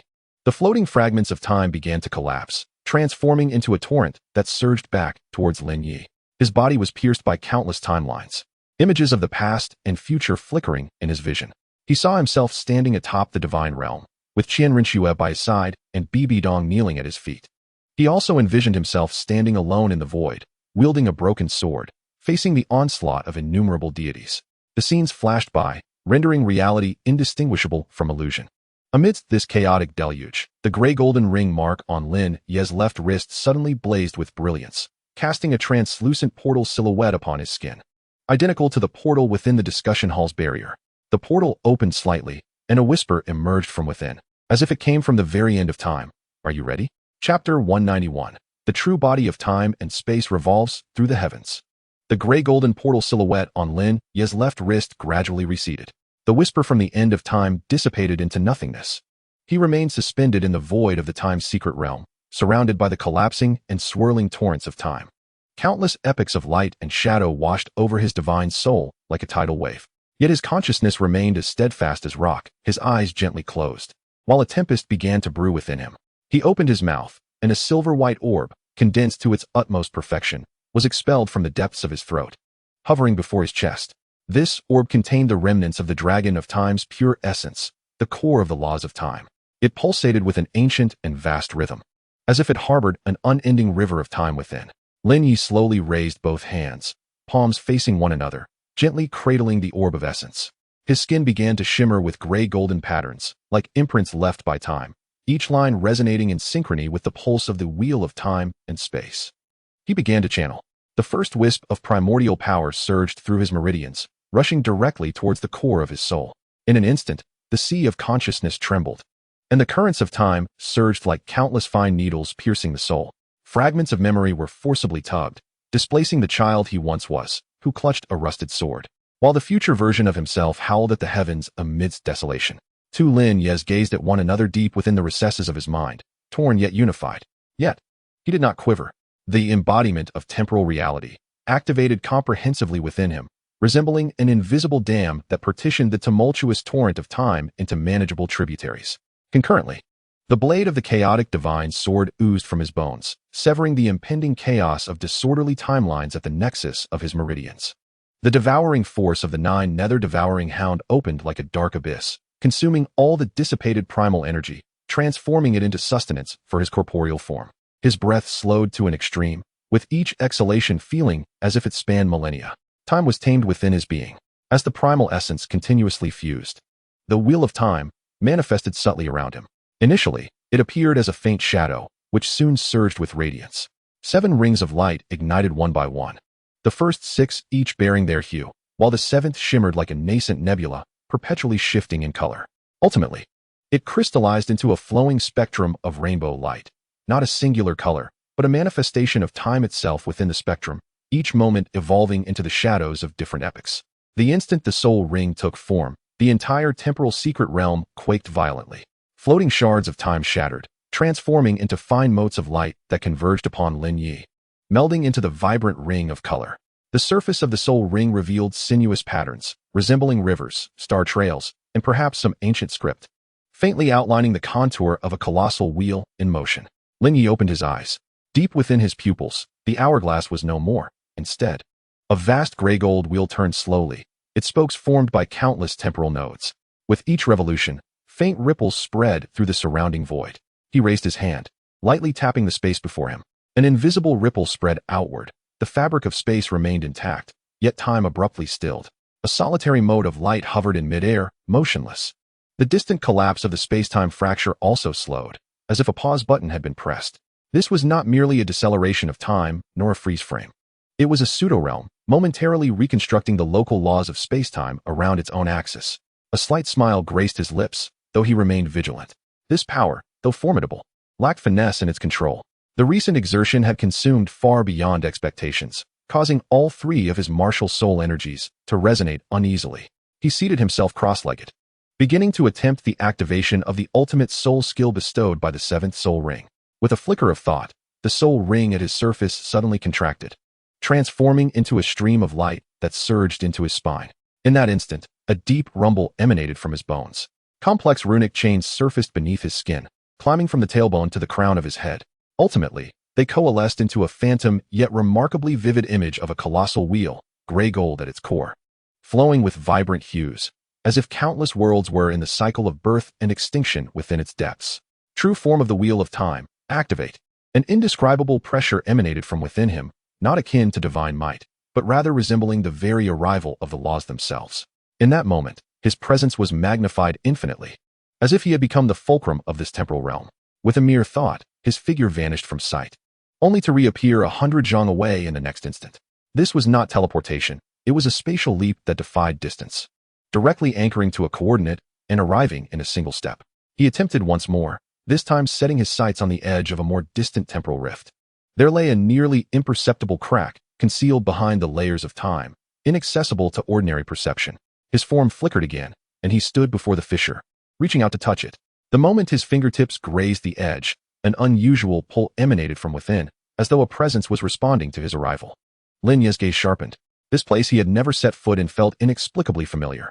Beyond the crack, it seemed a slumbering palace lay hidden, its doors tightly shut, adorned with symbols reminiscent of the patterns on his soul ring. Just as he was about to delve deeper, his soul ring shuddered abruptly. The unknown force of interference reemerged, swirling like a dark current, attempting to distort the structure of the soul ring. The rainbow-hued halo flickered erratically, its illusionary shadows swaying as if on the verge of collapse. Lin Ye snorted coldly, his consciousness sinking into the sea of awareness. System suppress. The moment the thought settled, a vast will surged from the depths of his soul. A supreme authority bestowed by the divine selection system, activated only at critical junctures to unleash a devastating reward. Although this was not a moment of choice, Lin Ye forcibly activated its suppressive power, using the potential abandonment of the soul ring's form as leverage. Boom. It was as though thunder erupted within the sea of awareness. Obliterating all distractions and interferences, the soul ring stabilized once more, its brilliance more solid than before, and amidst the swirling colors, tiny specks of light began to emerge. Reminiscent of the faint glimmers present at the dawn of the universe, he slowly exhaled a breath of murky air, feeling the surging power within him. The true form of the Wheel of Time had been realized, and his mastery had undergone a qualitative transformation. He could not only manipulate the flow of time and create fields of stasis, but also, as the axis of his own existence, rotate the heavens, momentarily simulating a cosmic reconstruction akin to creation itself. Rising to his feet, he cast a sweeping glance over the remaining fragments of time around him. With a subtle thought, he raised his left hand, palm upward. A minuscule vortex of time and space formed in his palm, drawing in 3 floating fragments, which he then gently grasped. The fragments reassembled, revealing a scene of erased memories. A figure cloaked in black stood upon the high altar of a temple, clutching a broken scepter.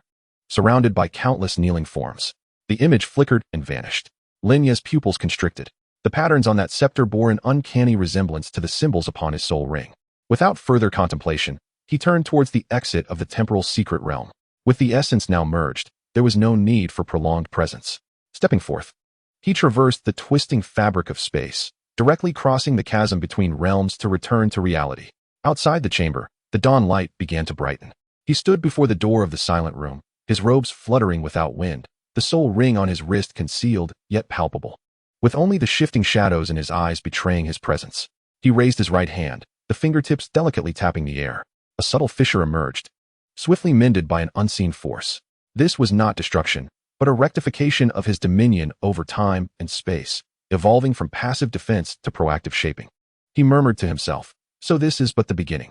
As his words lingered, he suddenly sensed a stirring deep within his consciousness. The gray-gold portal that had once manifested began to unveil a narrow gap, nourished by the power of the soul ring. From beyond this crevice came a gentle call, a sound that did not belong to any known time or space. Chapter 192. The Foundation of the United Spirit Empire. Morning light pierced through the clouds, casting a golden-red hue upon the glazed tiles of the Spirit Hall's council chamber, enveloping the entire edifice in its warm embrace. Lin Ye stood at the stone steps before the hall, his robes cascading down, sleeves swaying gently in the breeze. While the soul ring on his wrist had long since melded into his being, only the gray-gold shadows in his eyes continued to swirl, as if harboring the rise and fall of countless epochs. He stepped inside, and the doors of the hall opened soundlessly. Bibi Dong sat at the head of the table, her dark robes flowing to the ground, her gaze as cold as frost. Qian Renxue stood by the side window, clad in white, fingers lightly brushing the window frame. Yet her attention had already settled upon Lin Ye. Neither spoke, yet the air was thick with an undercurrent. The game of power had not yet commenced, but its forces were quietly coalescing. Lin Ye reached the center, raising his hand to summon an invisible ripple that spread from his palm.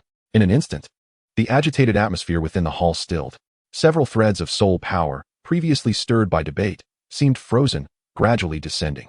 This was not a forceful suppression, but rather a harmonious adjustment of the chaotic flow of time through the power of the Wheel of Time, clearing the minds of those present. "We have no time for internal strife." Lin Ye's voice, though not loud, resonated like a bell. "Last night, I entered the realm of time, refining the essence of time. What I witnessed was no mere illusion." He tapped the void with his fingertips, and a glimmer materialized, coalescing into the outline of a dilapidated temple. Etched upon the door's ring were symbols identical to those of the soul ring. Behind that door, an intent not belonging to this continent began to awaken. His gaze swept over the two. The divine realm will not remain silent forever, and the abyss is whispering. Should we continue to cling to the struggle for power? When external foes arrive, we shall be but a scattered mass. Bibi Dong's fingers twitched slightly, her palm clenched tightly beneath her dark robes. She fixed her eyes on that glimmer, a flicker of astonishment crossing her gaze. Qian Renxue stepped forward. "So what is your proposal?" The Spirit Hall and the Heaven Do Empire shall merge into one, Lin Ye declared with steadfast resolve.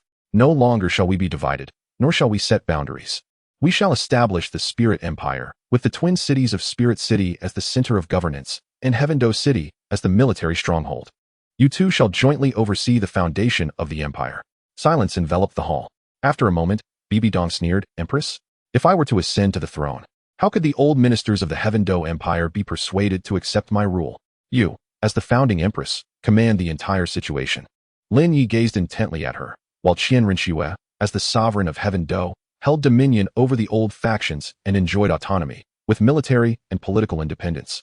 Required only to heed the imperial edict when called to arms. And I, he paused, the gray-golden wheel of his eyes slowly revolving, would serve as the Holy Son, the regent, wielding authority over the empire's laws, diplomacy, and divine warfare.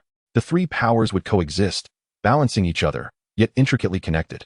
Qian Renxue's eyes flickered slightly. Are you not afraid of an imbalance of power? Indeed, I am, Lin Ye replied candidly. This is precisely why I stand here, not to dominate as a strongman, but to collaborate as an ally. Should any one faction become overly dominant, the empire is destined to collapse. Only through shared governance among the three can we uphold the future of this continent. Bibi Dong remained silent for a long moment before finally rising slowly. She descended from the throne, her black cloak trailing on the ground, each step seeming to tread upon the nodes of fate. If I were to agree, how would you ensure that the old factions of Heaven Do do not incite rebellion? Lin Ye raised his hand, palm facing upwards. A minuscule vortex of time and space materialized. Within it, light and shadow danced, revealing a group of cloaked figures in the alleys, scheming to incite a riot. Brandishing torches and chanting for the restoration of old laws. These images were gleaned from my temporal foresight just a quarter of an hour ago. His voice was calm. They planned to set fire at the southern gate of Heaven Do City at noon, framing the new imperial policies. Qian Renxue's pupils constricted. You already knew? Not merely aware. Lin Ye retracted his hand, and the vortex dissipated. I have arranged for the shadow guards to be in position when they act. We shall capture them all in one fell swoop. This is not suppression, but rather a demonstration of deterrence, making it clear to all that change is upon us. And those who resist shall be crushed. A faint smile finally graced Bibi Dong's lips. You are indeed well prepared. It is not mere preparation. Lin Ye gazed towards the rising sun outside the palace, but a necessity. We stand at the precipice. We must either advance together or fall together. At noon on that day, in the plaza of the Spirit Hall, the multitude gathered, spirit masters akin to a forest. Upon the high platform, Lin Ye stood at the center. Bibi Dong donned the imperial robe, a blend of black and gold. Qian Renxue, in her white robe, was crowned, wielding a scepter. The three stood side by side, their presence formidable. From this day forth, the Spirit Hall and the Heaven Do Empire shall officially merge. Lin Ye's voice thundered, resonating through the heavens. The new name of the nation shall be the Spirit Empire. The capital shall be established in the twin cities, with the entire nation governed collectively. The moment his words fell, the skies roared. 9 soul rings emerged above the heads of the three, shining in concert. Bibi Dong's crimson, Qian Renxue's golden, and Lin Ye's rainbow rings intertwined in the air, ultimately coalescing into a vast imperial emblem, encircling the twin swords, symbolizing the ultimate unity of time, space, and conquest. The crowd below erupted in jubilant cheers. Yet at that moment, Lin Ye's eyes shifted slightly. He caught sight of a rebel being escorted, a delicate symbol etched on the inside of the sleeve, a twisted spiral with a deep blue center. Identical to the runes he had seen at the edge of the temporal realm. He remained impassive, his fingertips slightly curled. An invisible thread of time and space quietly extended, entwining the symbol and sealing its information deep within the ocean of consciousness. The ritual continued, heralding the establishment of the empire. That night, within the clandestine chamber of the Imperial Intelligence Department, Lin Ye unfolded a captured letter, its paper yellowed and the handwriting hastily scrawled. At the end of the letter, the same spiral symbol was unmistakably stamped. Investigate, he commanded, his voice cold and sharp. Arrest all individuals bearing this symbol, regardless of their status. I demand to know who is orchestrating this from behind the scenes. A shadow guard bowed in acknowledgement, preparing to exit. However, Lin Ye suddenly raised his hand, halting the guard's steps. Wait. His gaze fell upon a blurred mark at the edge of the letter. It resembled a remnant of an ancient totem. Retrieve all records of civil disturbances from the past 3 months, with particular attention to those exhibiting time distortions, memory lapses, or dreams of the gray golden gate. Mark them all. The shadow guard departed as commanded. Lin Ye stood alone by the window, the night breeze brushing against his face. He slowly closed his eyes, the wheel of time and space gradually spinning within his consciousness. The power of foresight quietly unfurled. Fragments of the future flowed like water, revealing a battlefield in ruin. Divine shadows descending, and the abyssal maw devouring the continent. At the end, a slumbering palace slowly awakened, and from beyond its doors came an almost imperceptible whisper. He opened his eyes abruptly. His fingertips lingered at the edge of the letter. The patterns of the totem remnants subtly resonated with the inscriptions on his soul ring. Outside the chamber, 3 resounding drumbeats echoed. A shadow glided past the eaves, its sleeves slightly raised to reveal a wrist adorned with half of a guard engraved with spiral symbols. Chapter 193, The Descent of Bibi Dong. The Rakshasa god examination. The night was as dark as ink, saturating the clouds above the spirit hall city. Only the soul power lighthouse atop the imperial palace pierced the heavens with a silver-white beam. Deep within the chamber, Bibi Dong sat cross-legged at the center of an obsidian array, her eyes tightly shut, enveloped in a mist as crimson as blood. The Rakshasa scythe lay across her knees, its blade shimmering with an eerie light, as if it had drunk the souls of countless beings. It now trembled slightly, resonating with the low rumble from the depths of the earth. She had been in meditation for 3 days. Since the conclusion of the imperial ceremony, the door to the divine examination had opened in her heart. The voice emanated from the abyss, resembling not a divine oracle but a curse, fueled by hatred. Sacrificed through pain, sever weakness to attain divinity. The first trial was the stripping away of memory. In the illusion, she found herself once more before the papal hall. Her younger self kneeling in a pool of blood, her mother's lifeless body sprawled at the foot of the steps, while her father turned away with indifference. The pain was familiar, yet this time, she did not shed tears. Instead, she raised her hand and forcefully tore that memory to shreds, transforming it into ashes. The second trial was the sacrifice of emotion. The voice of Qian Renxue calling her teacher echoed in her ears, while the image of Lin Ye vowing to jointly rule the world appeared before her. Her fingertips trembled slightly, then she scoffed coldly, striking her chest with her palm, excising that moment of hesitation along with flesh and blood. The enchanted sickle buzzed ominously, crimson light surged forth, cleaving a fissure in the void, as if an invisible portal were being unveiled. The third layer is the descent into obsession. What do you desire? The whisper slithered like a serpent, coiling around the soul. Power, she replied. Not sufficient. Eternal life. Still inadequate. I want him. She finally uttered the name, her voice hoarse as if tearing fabric. Lin Ye. As the words fell, the sickle blazed with fervor, crimson patterns crawling like living entities up her arms, penetrating her very heart. Her pupils faded, relinquishing the last vestige of clarity, transforming into pure sanguine.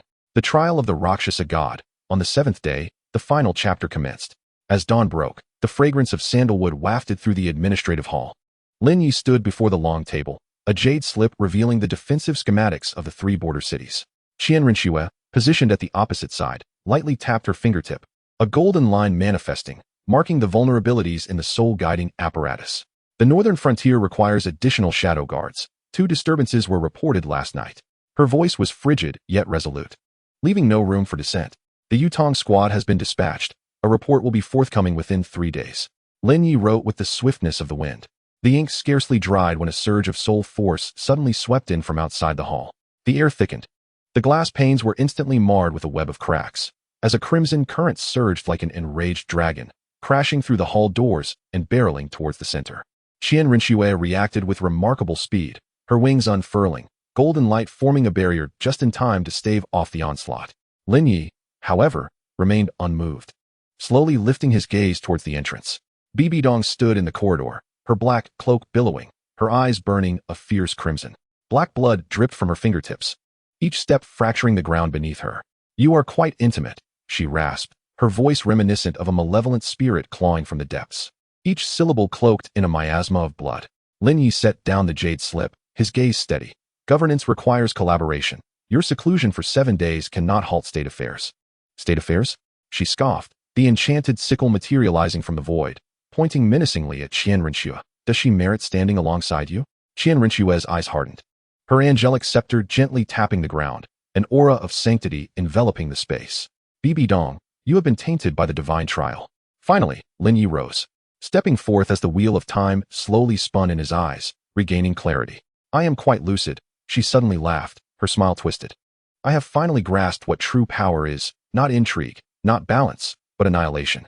Before her words could fully dissipate, she abruptly raised her hand. The sickle sliced through the air, A crimson arc aimed directly at Lin Ye's throat. He did not flinch. The force of time and space momentarily froze, the blood arc halting mere inches from his neck, as though grasped by an unseen hand. Seizing the opportunity, Qian Renxue surged forward, her wings converging, golden light transforming into a blade, aimed straight for Bibi Dong's heart.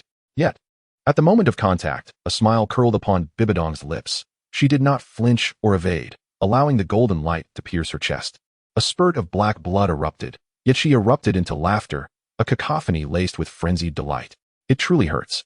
She lowered her gaze upon the luminous blade piercing her heart, her fingers delicately tracing its edge. Yet, this pain renders me more lucid. Lin Ye, do you comprehend? Only through suffering to the utmost can one shed weakness. Lin Ye's eyes sharpened. He discerned that the blade had not truly harmed her heart. Her body had undergone a metamorphosis during the divine trial, her soul intertwining with the power of the Rakshasa, transforming pain into sustenance for malevolent thoughts. You are no longer yourself, he murmured. No, I am the true embodiment of myself. She stepped back, dark blood coiling on the ground into bizarre ruins. The past Bibi Dong, frail and hesitant, shackled by love, is not who I am now. I am the genuine successor of the Rakshasa deity. As her words fell, she swung the scythe fiercely, the arc of blood swelling tenfold, tearing the dome of the government hall asunder. Debris rained down, beams splintered, and the entire hall trembled perilously under the divine force. Lin Ye raised his hand, the phantom of the wheel of time materializing, forcibly halting the collapse. Qian Renxue summoned the domain of angels to shield their surroundings. Yet, Bibi Dong had already vanished from her original position. She appeared behind Lin Ye, her demonic scythe aiming for his back. Lin Ye, Qian Renxue cried out in alarm.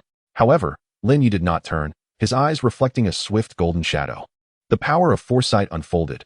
He had already foreseen this strike. With a slight shift of his body, the scythe grazed his shoulder armor. Tearing the fabric and leaving a trail of blood, he retaliated with a palm, unleashing chaotic energy that struck Bibi Dong squarely in the chest, sending her staggering back several steps. She stumbled, blood trickling from her lips, yet her laughter grew more deranged. Strike me harder, she whispered, devoid of any remnants of her former calm and calculation, leaving only a pure desire for possession and destruction. Let me remember your warmth. Let me use your blood to complete the final sacrifice.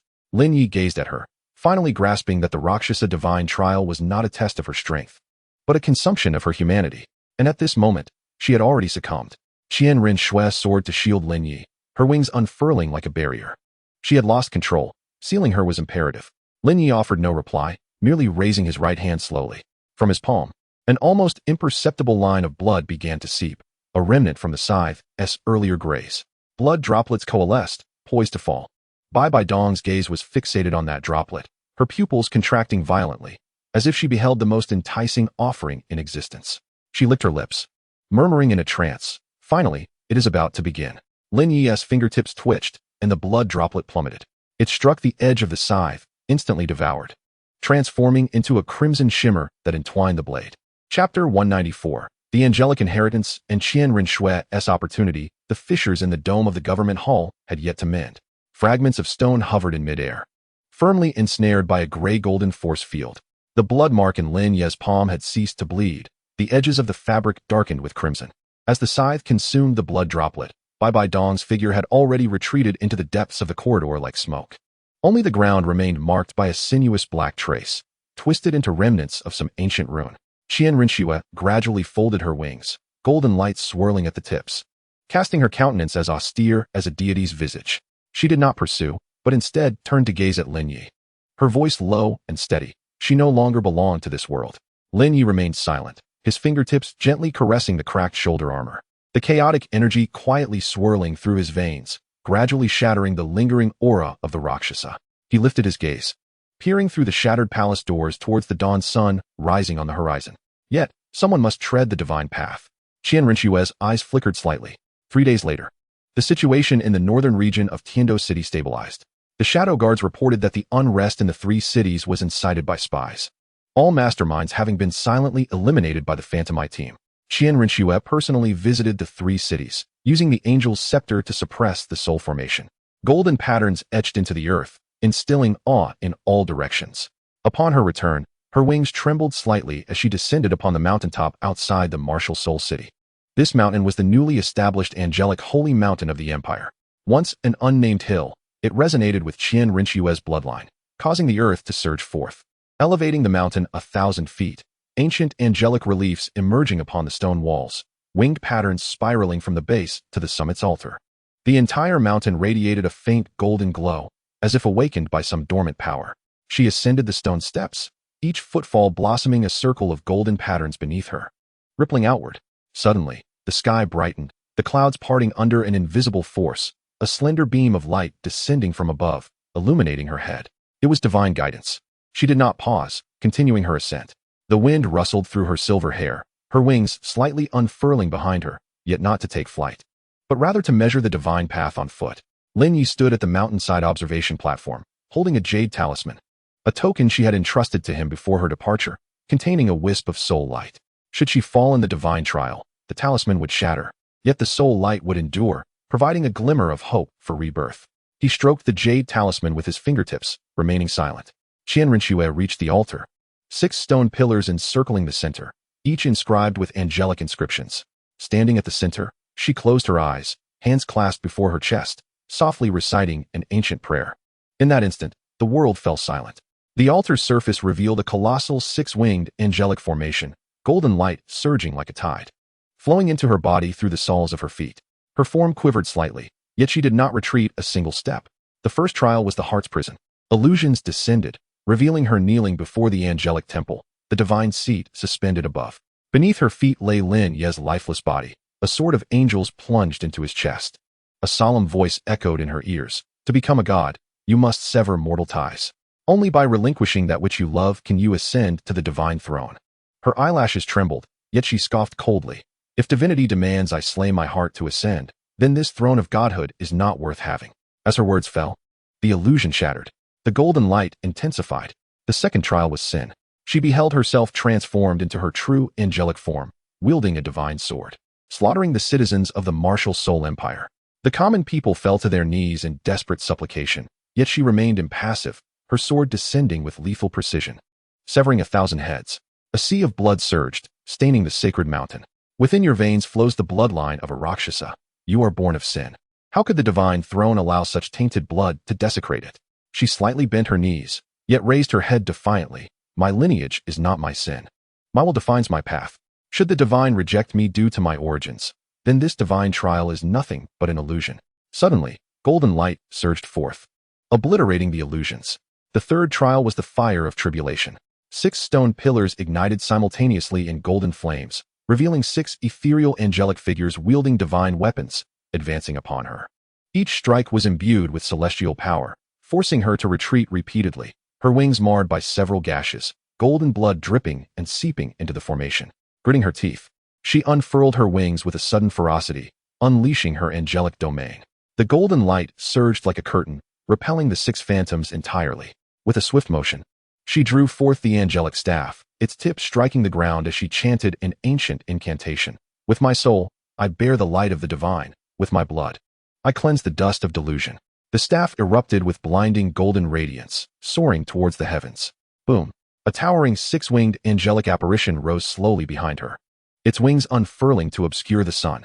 The apparition brandished a long sword, its tip pointed skyward, a sacred aura sweeping across the continent like a tidal wave. In the Soul City, the populace knelt, tears streaming down their faces. In the Heaven Do City, soul masters gazed skyward, their spirits shaken.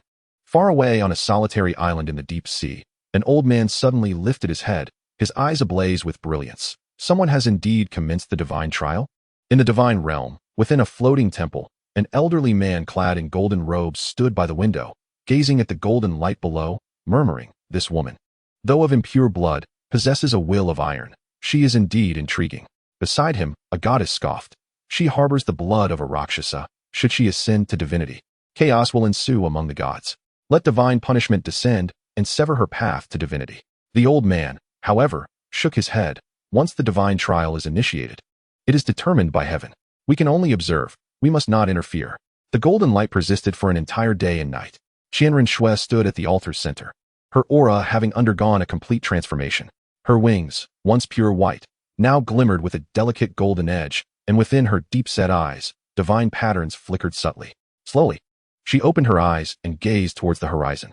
A few golden clouds hung serenely, taking on peculiar shapes reminiscent of angels with outspread wings. Moving gently, as if recording this moment.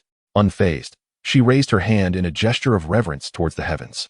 The clouds trembled slightly before gradually dispersing. Lin Ye stood on the mountainside, suddenly sensing the jade talisman growing warm. He looked down to find a slender crack appearing on its surface, not shattered, but glowing with golden light, like newly formed veins. He understood, she had passed the initial trial. Qian Renxue descended from the altar, her steps steady, her aura contained. She approached Lin Ye, her gaze calm and profound. Ahead lay a path fraught with greater challenges. Lin Ye nodded, returning the jade talisman to her. She took it, her fingertips gently caressing the fissure, and suddenly spoke. To ascend to the 7th level of divine examination, one must invoke the blood of kin to unlock the door to divinity. Lin Ye's gaze momentarily sharpened. Yet, she had already turned away. Her eyes fixed on the horizon. But I shall not use your blood. The wind swept across the holy mountain, tousling her silver hair. She raised her hand, her fingertip gliding across her left wrist, and golden blood dripped, seeping into the stone. Before the blood could dry, a golden portal materialized in the sky, ethereal and solemn, as whispers seemed to echo from within. She stepped forward, advancing toward the portal. Lin Ye did not hinder her. Just as her figure was about to vanish into the light, she suddenly turned back. If I become a god, I shall protect the realm you seek. As her words fell, the portal closed. The golden light abruptly diminished. The mountaintop returned to silence, save for the bloodstain she left behind, slowly congealing on the stone surface, forming an unusual floral pattern. Lin Ye stood still, the jade talisman in his hand suddenly shattered, dissipating into motes of light. He lifted his gaze toward the now closed sky. A droplet of golden blood gently descended from where the portal had vanished. Chapter 195. The young lord's ambition to create a divine position? Before dawn had fully graced the sky, Lin Ye had already stepped out of the mountain gate. The droplet of golden blood that had fallen from the heavens last night was now quietly suspended in his palm, enveloped in a barely perceptible gray-golden field of energy. Slowly rotating, the surface of the blood bead shimmered faintly, as if still retaining the lingering warmth of Qian Renxue's will. He did not gaze for long. With a flick of his fingertip, the blood bead transformed into a streak of light, vanishing into his brow. He did not look back. Behind him, the holy mountain was silent, the altar desolate, with only the wind sweeping over the stone steps, stirring a few fallen leaves. He descended the ridge step by step, his footsteps soundless, yet each step caused the earth to tremble slightly. The soul masters stationed along the way instinctively lowered their heads, unwilling to meet his shadow with their eyes. This was not due to authority, but rather a burgeoning, almost law-like sense of oppression. 3 days later, atop the peak of heaven, this peak, originally the highest in the northern region of the martial Soul City, had been reduced in height by 100 feet at Lin Ye's command after Qian Renxue established the holy mountain, with an unnamed stone tablet erected, its surface as smooth as a mirror, devoid of any inscription. Rumors circulated that the young lord would enter seclusion here to contemplate the path to divinity. At this moment, he sat cross-legged before the tablet, his eyes gently closed, as 3 streams of power within him converged like intermingling rivers, flowing steadily. The chaotic divine demon sword lay submerged in his dantian, its sword intent reined in, yet each blade concealed the fluctuations of creation and destruction's essence. The 9 nether swallowing celestial hound coiled along his spine, exhaling ethereal light, as if capable of devouring the void itself. Meanwhile, the wheel of time and space hovered at the center of his sea of consciousness, its disks spinning slowly. With each engagement of its teeth, fragments of the future flickered at the edge of his awareness. His breath synchronized with the rhythm of the universe, his heartbeat resonating like a clock, striking against an unnamed law. Just as his consciousness plunged into the depths of the primordial source, a sudden tremor jolted his mind. Activation of the divine selection system. Detecting host's martial soul fusion levels. Chaos divine demon sword. Fusion, level 97. 9 Hell's devouring hound. Fusion, level 95. Wheel of time and space. Fusion, level 93.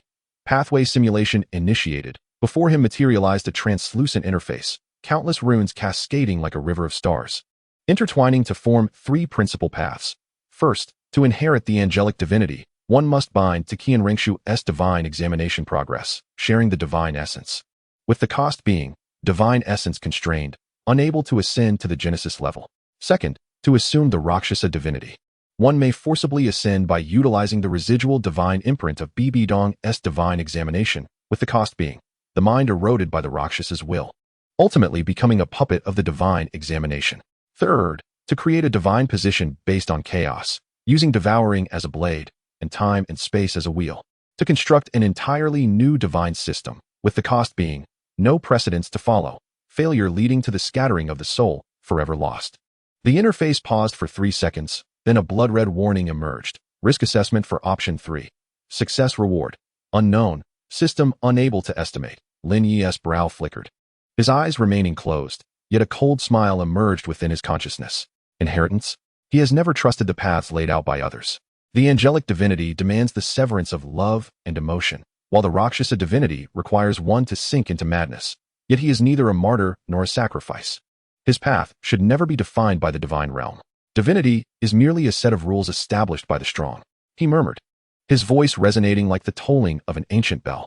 Since the rules are defined by man, why can they not be altered by me? As his words fell, his 3 great martial souls trembled in unison. The chaos divine demon sword buzzed, a thin crack appearing along the blade, emanating a dark and white intertwining aura of destruction.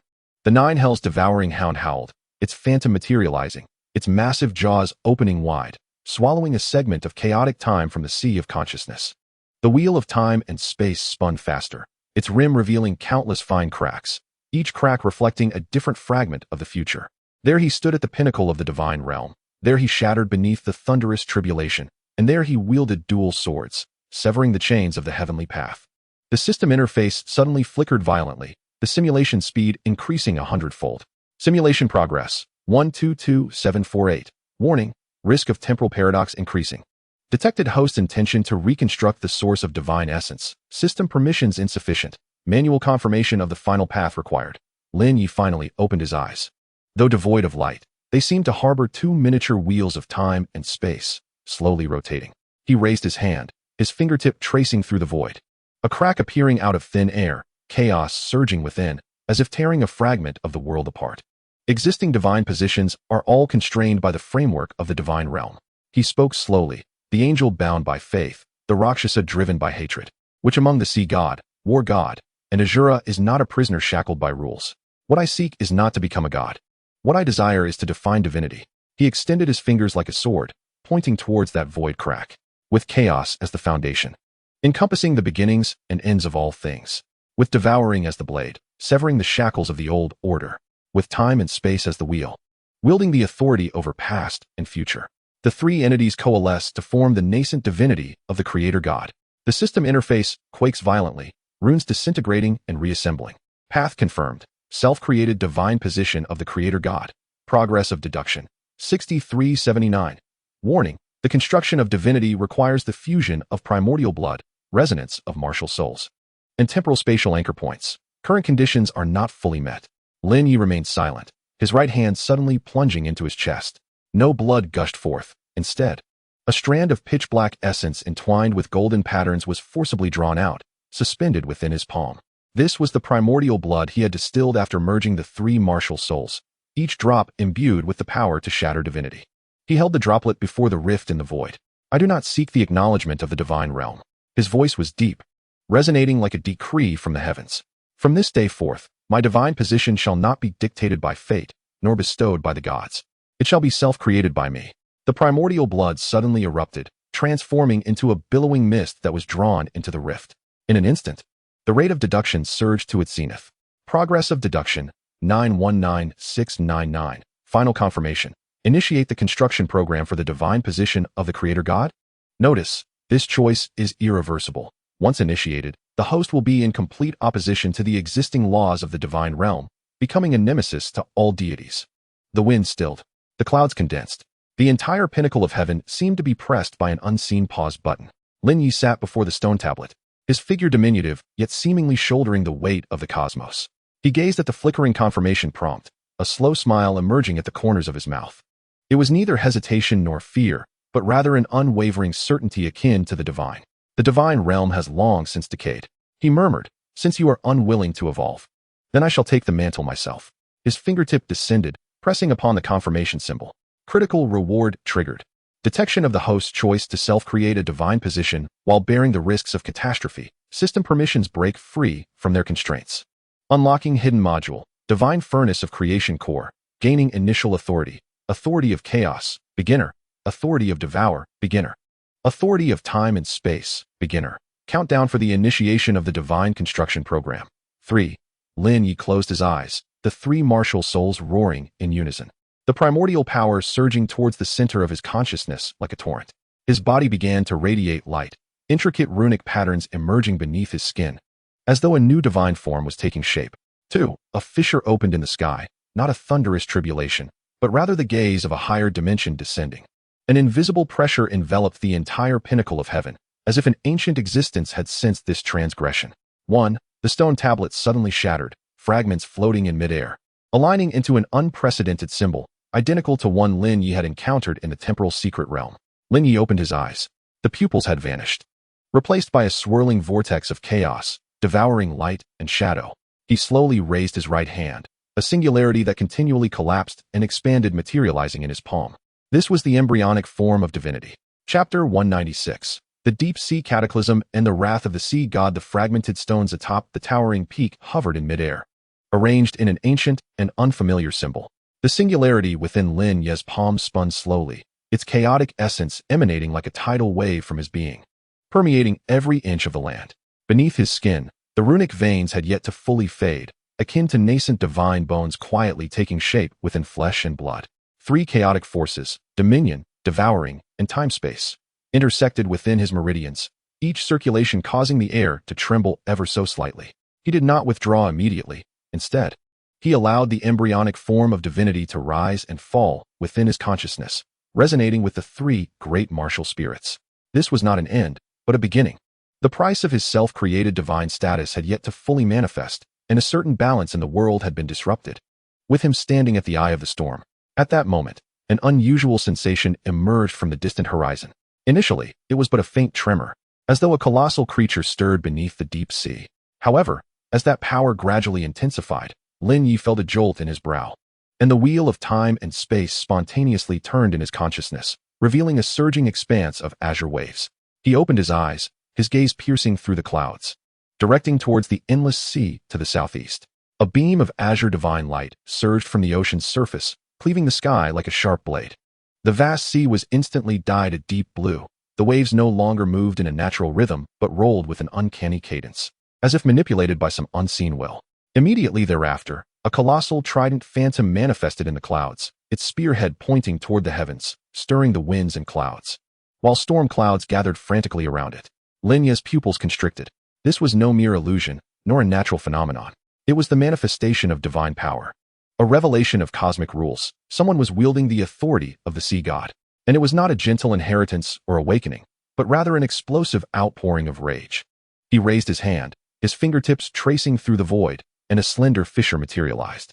Inside, it was no longer a tumult of chaos, but revealed scenes from beneath the deep sea. Coral shattered, schools of fish in a frenzy. Countless sea spirit beasts with crimson eyes exhaling dark mist, wildly surging against the ocean's surface. Additionally, several underwater strata crumbled, exposing bottomless chasms from which dark purple energy flowed, entwining around those spirit beasts, forming bizarre runic imprints. These runes were not the legitimate divine markings of the sea god lineage.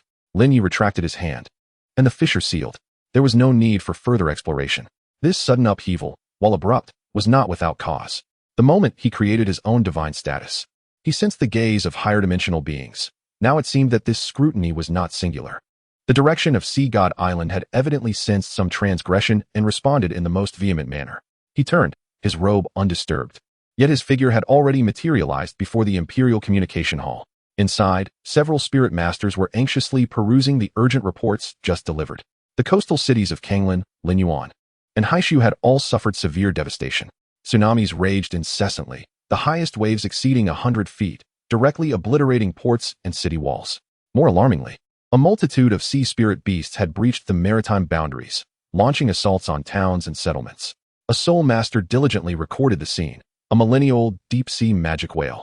Its armored back split open, giving rise to twisted bone spines, its eyes ablaze like molten lava, and from its mouth erupted not a column of water, but corrosive black flames. What are the casualties? Lin Ye's voice was low, yet it rendered the entire hall instantly silent. A messenger soul master knelt, trembling as he spoke. Half of the structures in Kanglin City have been destroyed, with casualties exceeding 8,000. The situation in Linyuan is even worse. The sea soul beasts have penetrated the inner city, and the defending forces cannot hold them back. Lin Ye remained silent. his gaze fixed upon a map of the sea spread before him. The map depicted a pale blue light emanating from Sea God Island, traversing the entire expanse of the ocean. Along the edges of this light, several red dots flickered, locations of the attacked cities. He lightly tapped the map, a consuming force quietly seeping in, extracting the lingering essence from the shattered jade tablet brought back by the Soul Master. This essence was a tumultuous blend of brine, rage, and a hint of sorrow. It was not mere anger, but a fury born of betrayal. Lin Ye's eyes narrowed slightly. Suddenly, he recalled a moment from the fragmented future illuminated by the wheel of time. The sea god temple collapsed, the trident shattered, and a figure cloaked in blue knelt amidst the ruins, howling at the heavens. At that time, he believed it to be an illusion. Now, it seemed perhaps not a figment of imagination after all. Dispatch orders, he intoned gravely. All coastal cities are to immediately activate the third-tier defense formations. Mobilize the soul-guiding apparatus troops to guard the coastlines. Additionally, send elite Soul Master squads to infiltrate the near-sea region to ascertain the source of the Soul Beast's mutations, focusing on investigating the origins of those runes. Yes, several Soul Masters responded, setting off to fulfill their orders. Lin Ye stood before the hall, hands clasped behind him, his gaze once more cast towards the distant ocean. The azure divine light had not waned. Rather, it grew increasingly fervent. The phantom of the trident slowly rotated within the clouds, as if locking onto a specific target. He suddenly sensed a slight tremor within the nascent form of his divine essence, resonating weakly with the power of the sea god. It was neither submission nor hostility, but a repulsive resonance, akin to two forces that should share a common origin, yet were torn apart by opposing stances. While he contemplated this, a Soul Master hurried towards him, cradling a pitch-black scale, its edges charred as if seared by intense heat. My lord, this was taken from a deep-sea thunder shark that was slain. It was originally a soul beast of 70,000 years. Yet its meridians have been completely altered by some form of energy, and its soul core has nearly been divine formed. We suspect it had briefly come into contact with the sea god's power. Lin Ye accepted the scale, gently stroking its surface. The runes once again came into view, twisted, ancient, imbued with a rhythm akin to a ritual. Suddenly, he recalled having seen similar patterns on the stone walls of the Rakshasa secret realm. However, at that time, they had been incomplete. Now, they emerged in full clarity. This was not a blessing from the sea god. This was a sacrifice. Someone was exploiting the sea god's power to forcibly transform soul beasts into divine servants, even into weapons. He was about to scrutinize when, suddenly, the runes on the scales blazed with an unexpected brilliance. A faint sound wave emanated, intermittent yet distinctly discernible. The betrayer ignites the abyssal gate of the divine pillar, soon to be unleashed. Before the words had fully resonated, the scales shattered with a sharp crack, disintegrating into ashes.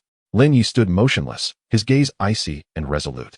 He comprehended that this disturbance was not a mere manifestation of divine wrath, but rather a meticulously orchestrated ritual. Someone was harnessing the fury of the sea god to obscure a more profound conspiracy. The term betrayer pointed directly to the heart of the matter. He raised his hand, the power of devouring silently expanding, absorbing every remnant of information from the ashes. Within his sea of consciousness, the wheel of time and space spun rapidly, attempting to capture the faintest threads of the future.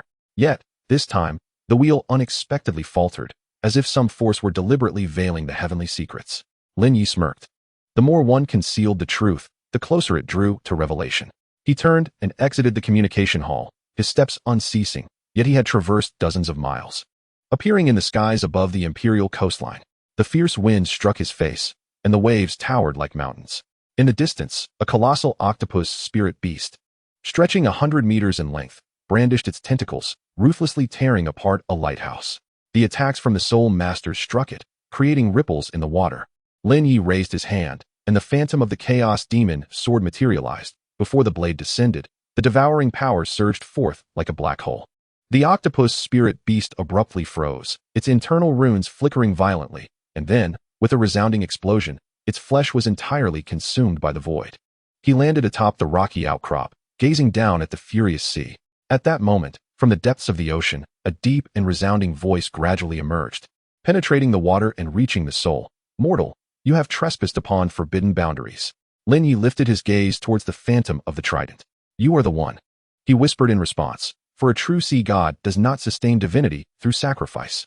No sooner had he spoken, the sea surface abruptly split open, a beam of azure light shooting skyward, piercing the heavens. Within that luminous depth, the silhouette of a submerged temple became faintly visible. The divine pillar atop the temple ignited with an ethereal blue flame, and a massive door, inscribed with countless runes, slowly creaked open, revealing a narrow gap. Chapter 197. Expedition to the Sea God Island? The night breeze swept over the glazed eaves of the Spirit Hall, stirring the lingering embers within the bronze cauldron at the entrance. Threads of grayish-white smoke twisted upward, tracing elusive runes in the moonlight, only to be shredded by a gust of wind. Lin Ye stood on the stone steps outside the hall, his fingertips still tingling with the residual energy of the soul-guided communication array. The defensive formations of the 3 coastal cities had all been activated, and the Soul Master troops had entered a state of vigilant rotation, the final command delivered a quarter of an hour prior. He stepped into the grand hall, his boots making no sound upon the white jade floor. The interior was brightly illuminated, with projections of the imperial territory suspended between 12 spiral dragon pillars. The southeastern region pulsing with dark red warning signals. Bibi Dong sat regally upon a high platform, her black robe cascading, the demon patterns on her shoulder armor subtly shifting, as if imbued with life itself. Her eyes were half closed, yet a fleeting glimmer danced in the depths of her pupils, as if some formidable will was surveying the world through her gaze. The civil and military officials were arrayed on either side, the atmosphere thick with tension. A servant soul master was quietly reporting the devastation wrought by the sea calamity, his voice trembling, as he spoke of the near annihilation of the garrison at Lin Ye City. His throat convulsed violently, yet he dared not lift his gaze. Enough, Bibi Dong spoke, her voice not loud, yet it struck like a hammer. She slowly opened her eyes, and the glimmer within them flared to brilliance. An invisible pressure emanated from the throne, causing the crimson spots in the projection to quiver as if they were being forcibly drawn by some unseen force. The Sea God Island has fallen. She articulated each word with precision. To taint soul beasts with dark rituals and conceal conspiracies beneath turbulent waves is not a divine trial, but a desecration of the divine. The spirit empire shall, with the might of thunder, obliterate their island, incinerate their temple, and sever their legacy. Silence fell within the hall. Lin Ye's brows moved slightly, though he refrained from speaking immediately, casting his gaze toward the edge of the projection. The pale blue light emanating from the Sea God Island, now subtly distorted under the pressure of the Rakshasa divine power, akin to threads being tightly grasped by an invisible hand. Qian Renxue stood at the forefront on the left, her fingertips lightly resting on the top of her scepter. She wore no crown, her hair tied back, her expression serene. Yet Lin Ye sensed a faint warning woven within the soul power fluctuations she had just transmitted. Bibi Dong's gaze swept across the courtiers, finally resting upon Lin Ye. Do you have any objections? The tone was calm, yet it carried an undeniable weight of coercion. Lin Ye stepped forward, his sleeves slightly fluttering. The 3 great martial souls within him surged in his consciousness, particularly the Wheel of Time, which was gradually rotating in reverse, revealing hazy images. Beneath the sea, divine pillars burned, great gates opened, and behind those gates lay not a temple, but an abyss of unfathomable void. There was indeed a conspiracy behind the sea goddess movements. He spoke, his voice steady, yet the enemy's intentions remained unclear, their strength unspent. Should we embark on a reckless expedition, we might fall into a trap. A trap? Bibi Dong scoffed. Are you afraid? Not fear of battle, but caution in war. Lin Ye replied, unwavering. The coastal cities remain unstable, and soul masters are weary from repelling the sea beasts. Should our main force be deployed, the rear would be left vulnerable. He paused. Furthermore, the divine power from the sea is not solely the authority of the sea god. It is tainted with the essence of the abyss, and the runic patterns bear resemblance to those of the ancient Rakshasa rites. If my conjecture is correct, someone is invoking the name of the sea god to conduct a sacrificial rite. To dispatch troops now would play right into their hands. An uproar erupted within the hall. An aged general shouted angrily, does Lord Lin's statement imply a challenge to the Pope's judgment? The Sea God Island, claiming to be the orthodox, has repeatedly provoked the dignity of our empire. Now that it is in disarray, it is a divine opportunity. A divine opportunity? Qian Renxue finally spoke, her voice as cold as frost. If the Sea God Island has truly lost control, its millions of souls would become sacrifices. If our army intervenes, will it be salvation or slaughter? Will it quell chaos or aid tyranny? Before she could finish, Bibi Dong abruptly raised her hand. A beam of dark light erupted from her palm, shattering a stone beast statue at the corner of the hall with a thunderous roar. Fragments of stone scattered, and dust filled the air. Are you all questioning me? Her voice suddenly deepened, reverberating as if it had emerged from the depths of the abyss. The demonic runes spread across her face like a spider's web over white jade, her eyes transforming into a vivid crimson. A suffocating scent of blood permeated the room. causing even the lights above to flicker uncertainly. Lin Ye remained motionless, the chaotic divine sword within him quietly awakening, its intent coalescing along his spine, ready to sever any encroaching divine thoughts. The ethereal shadow of the Nine Nether devouring hound flickered behind him, its devouring power subtly suffusing his meridians to guard against ambush. I do not question, he spoke slowly, but rather remind. In this battle, if it is to quell the unrest, we must first ascertain the source. If it is for conquest, we must also wait for Qian Renxue to complete her divine trial and solidify the strength of the heavens. Otherwise, both paths are fraught with peril. Wait. Bibi Dong rose, her black robe billowing. Shall we wait until that malevolent creature awakens from the sea? Until the abyssal gate is fully opened? Until the divine realm punishes us for our hesitation? She stepped from her throne, her figure elongated by the flickering light, resembling a demon descending upon the world. Lin Ye, heed my words. I care not for your schemes, nor do I concern myself with your covetousness for that elusive self-created divine status. Now, in the name of the Pope, I command you to prepare an expeditionary force of 300,000 elite soul masters and 500 ninth-level soul-guided battleships. Gather them at the eastern coastline within 3 days. Within 7 days, we shall lay waste to Sea God Island. Lin Ye's pupils contracted slightly. The system interface flashed abruptly in his mind. Cold and clear. Select trigger. Option 1. Comply with the command, secretly lay plans, and use the expedition as a means to investigate the truth of the abyss. Reward. Time-space wheel level 1, allowing glimpses into key events of the next 7 days. Option 2. Defy the order in court, expose the truth of the demonic encroachment, risking the Pope's remaining sanity. Reward. Chaotic Divine Sword Critical Awakening, limited to 3 days, but will immediately trigger a pursuit order from the Pope. Option 3.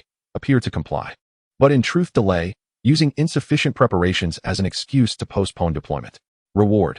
Nine Nether Devouring Hound Devouring Domain Enhancement, capable of silently counteracting divine encroachment, but will lose Qian Renshue's trust. 3 beams of light intersected in his mind, time seemingly frozen. In the hall, all eyes were fixed upon him. Qian Renshue's fingers tightened slightly, the light patterns swirling at the top of her staff as if awaiting his response. Bibi Dong's gaze was icy, the oppressive aura of the demon surging like a tide. Lin Ye slowly raised his right hand, fingers splayed, palm facing upward as if cradling some unseen entity. I accept the command. His voice was low, yet it resonated clearly throughout the grand hall. As the words fell, the system interface erupted with a resplendent golden light. Choose 3 critical strikes to trigger. Reward stacking. Enhancement of the Nine Nether Devouring Hound's Devouring Domain. Unlocking of the Chaos Divine Demon Sword's Dark Calamity form, capable of devouring divine power and rebounding against its master. A subtle yet ferocious power surged from his dantian, coursing through his meridians and spreading to his limbs and bones. In the palm of his hand, an exceedingly fine black pattern quietly emerged, resembling a crack or perhaps a seal, flickering briefly before vanishing. Bibi Dong seemed to sense something, her brows knitting slightly, yet she said nothing further. 3 days hence, I expect to see the army arrayed, she commanded, turning away, her black robe billowing as she departed from the court. The officials retreated in succession, their footsteps hurried, none daring to glance back. Lin Ye remained rooted in place, the black pattern in his palm continuing to traverse beneath his skin, akin to a living entity. He lowered his gaze, observing a small patch of green bricks at the edge of his shadow quietly crumbling into powder, falling silently away. Qian Renxue brushed past him, the corner of her sleeve lightly grazing his arm, a slender golden thread imperceptibly flowing into his body before dissipating. He remained motionless, his attention fixed on the shattered bricks. In the distance, the warning red light on the eastern coast still blazed, mingling with the dawn that was yet to break on the horizon. His right hand slowly clenched, a faint stinging sensation emanating from his palm, as if something within the depths of his flesh was awakening. Chapter 198. The eve of divine war before the morning light had completely torn apart the night's veil. The papal chamber deep within the Hall of Spirits remained illuminated by the flickering candlelight, casting a dim glow. Lin Ye stood before the chamber door, his fingertips lightly grazing the bronze door knocker, the coolness of the metal spreading to his heart. He did not immediately push the door open, but instead cast his gaze downward, noting that the black pattern from last night had now receded beneath his skin. Yet deep within his flesh, a certain dormant tremor persisted, reminiscent of a slumbering beast stirring in its dreams. The chamber was silent, save for the gentle crackle of the candle wicks, akin to a countdown. He pushed the door open and entered. Bibi Dong sat regally atop a high platform, her robe as dark as ink, the patterns on her shoulder armor glimmering with a ghostly purple sheen in the candlelight. She wore no crown, her long hair cascading down, her countenance as frigid as ice. Upon hearing the door creak, she lifted her gaze, her eyes sharp as blades, piercing through him. "What brings you here?" Her voice, devoid of inflection, carried an undeniable weight of authority. Lin Ye stepped forward, kneeling on one knee in a formal gesture, his movements precise to the point of rigidity. "In response to your holiness, I have come regarding the expedition." "Expedition?" She scoffed lightly, her fingertips tapping against the armrest of the throne. "The 3-day period has not yet elapsed, and you can hardly contain yourself?" "Not to urge, but to offer counsel," Lin Ye replied, raising his gaze with unwavering clarity. "I believe that an expedition to Sea God Island is unfeasible." The candlelight flickered violently, shadows on the walls contorting into grotesque claw marks. Bibi Dong rose slowly, her robe billowing without wind. She descended the steps, each footfall echoing as if treading upon the hearts of men. "Speak." "Firstly, Sea God Island lies thousands of miles away. Engaging in naval warfare, our supply lines are easily susceptible to disruption. Secondly, the soul beasts within the ocean have succumbed to a state of frenzy. Should our forces venture deeper, we risk being besieged. Thirdly," Lin Ye paused momentarily, his voice steady. "The mixed aura of the abyss that permeated the atmosphere last night was certainly not the authority of the sea god. If we were to rashly mobilize, we could very well fall into a trap set by others." He refrained from mentioning the insidious encroachment of the Rakshasa deity's spirit. Such a revelation would be perilous. Once acknowledged, it would irreparably sever ties. "So, must you await my command?" Bibi Dong stood before him, looking down imperiously. "Await the completion of the divine trial by Qian Renxue? Await the complete engulfment of Sea God Island by that abyssal essence? Await divine judgment from the heavens? Accusing my martial soul empire of inaction? Waiting is not a sign of cowardice." Lin Ye remained kneeling, yet his back was as straight as a sword, poised for battle. The empire was newly established, its foundation unsteady. A misstep in this expedition could jeopardize the very essence of the nation. It would be prudent to ensure internal stability, allow the soul masters to recuperate, and then strike with thunderous force when fully prepared. "Prudent?" She suddenly laughed, her laughter cold and chilling. "Lin Ye, when did you become so cautious? Are you afraid of death, or have you lost faith in me?" Lin Ye's gaze flickered. "I have never doubted your decisions." "Then what do you question?" She stepped closer, a purple aura emanating from her, swirling around like a toxic mist. "Do you doubt my judgment? Do you challenge my authority? Or," she leaned in, her voice dropping to a whisper, "have you already formulated your own plans? Has the so-called self-created divine position made you forget who granted you everything you possess today?" The atmosphere grew tense. Lin Ye felt the piercing pain of that purple aura seeping into his veins, an invasion of the Rakshas's power, imbued with temptation and pressure. In his consciousness, the ethereal shadow of the Nine Nether devouring hound appeared quietly, its devouring force circulating within him, silently dispelling the onslaught. Yet he did not retaliate, nor did he rise. "The power is a gift from you. The position is supported by you." He spoke slowly, but loyalty arises from choice. "What I articulate today is not for personal gain, but for the survival of the empire. If we were to expend our national strength out of a moment's fury, even in victory, it would be a Pyrrhic one. Should we fail," he lifted his gaze to meet her crimson eyes, "the martial soul empire would never have a chance to rise again." "Impudence." Bibi Dong struck with her palm. The wind from her strike was yet to arrive, but the purple aura had already transformed into chains, coiling around Lin Ye's neck. He remained motionless, allowing the purple aura to entwine him, while the chaotic divine demon soared within him trembled slightly, its intent coalescing but unlaunched. "Do you dare to defy me?" Her voice suddenly escalated. "In the court last night, you knew to bow and obey, yet today you presume to advise against me? Do you believe I am truly oblivious to your thoughts? I am merely fulfilling my duty as a subject." "Duty?" She scoffed. "Your duty is to execute orders, not to question them. Lin Ye, everything I have granted you can be reclaimed at any moment. Should you dare to utter another word," she flicked her fingertip, causing the purple chains to tighten suddenly, "I would not hesitate to let you experience the true meaning of the Rakshas's punishment." Lin Ye finally rose slowly, locking eyes with her. "If you are determined to embark on this expedition, I shall comply with your command." His voice was calm, yet each word struck like a nail. "However, allow me to speak candidly. If this battle is merely for the sake of venting rage and not for the empire, then it is not worth pursuing. Not worth it." The fury in Bibi Dong's eyes surged, the demonic patterns creeping from her neck to her cheeks, resembling a web sprawling across white jade, terrifying and grotesque. "Do you believe this world can still accommodate the distinction between worth and unworthiness? The Sea God Island has fallen. The sinister ritual has commenced. If I do not act, who will? If I do not kill, who will? But what if the ones you slay are innocents?" Lin Ye countered. "What if that Sea God Island has already been reduced to a sacrifice, waiting not for conquest, but for redemption. Redemption? She laughed in her rage. Do you dare to teach me how to govern a nation? How to command the divine? Lin Ye, you are still too young. This world has never been merely black or white. What I seek is not redemption, but intimidation. It is to ensure that all who dare to provoke the martial soul empire understand that those who anger me shall meet their demise. She suddenly waved her hand. A surge of purple energy crashing against the stone pillar, shattering it into fragments. Lin Ye stood firm, his robes billowing, yet he did not retreat a single step. If you insist on this course, I have nothing more to say. He slowly took a step back, but remember, the decisions made today will echo in the future. Echo. Bibi Dong fixed him with a cold glare. I ask you only this. Can our army be assembled in 3 days? Lin Ye paused for a moment, then bowed his head. Yes, very well. She turned, her black robes swirling as she departed. Lin Ye turned as well, walking step by step towards the palace door. Each step felt as though it were upon the edge of a blade. Just as he was about to cross the threshold, Bibi Dong's voice rang out once more. Icy as frost. Lin Ye, you are my most prized disciple. But should you defy me again, she slowly turned back, her crimson eyes like blood. I shall no longer spare you. Lin Ye's pace faltered slightly. He did not turn back, but his right hand gradually clenched. A subtle sting radiating from his palm, as if something was awakening deep within his flesh. He pushed the door open and stepped out. Inside the dim hall, the candlelight flickered violently, casting shadows that twisted upon the walls like a tempest. Bibi Dong remained still, her fingertips trembling slightly. The demonic patterns on her face undulating, as if alive. In the distance, the warning lights of the east sea still blazed, merging with the dawn that was yet to break on the horizon. Lin Ye stood upon the stone steps outside the hall, gazing up at the sky. A slender blue light rose from the horizon, resembling a crack that spanned the firmament. His right hand slowly lifted, palm facing upward, as the black patterns re-emerged, meandering gently.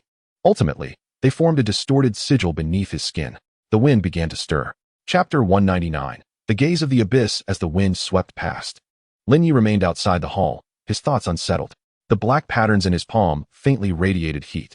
The blue light on the horizon continued to stretch like a fissure across the heavens.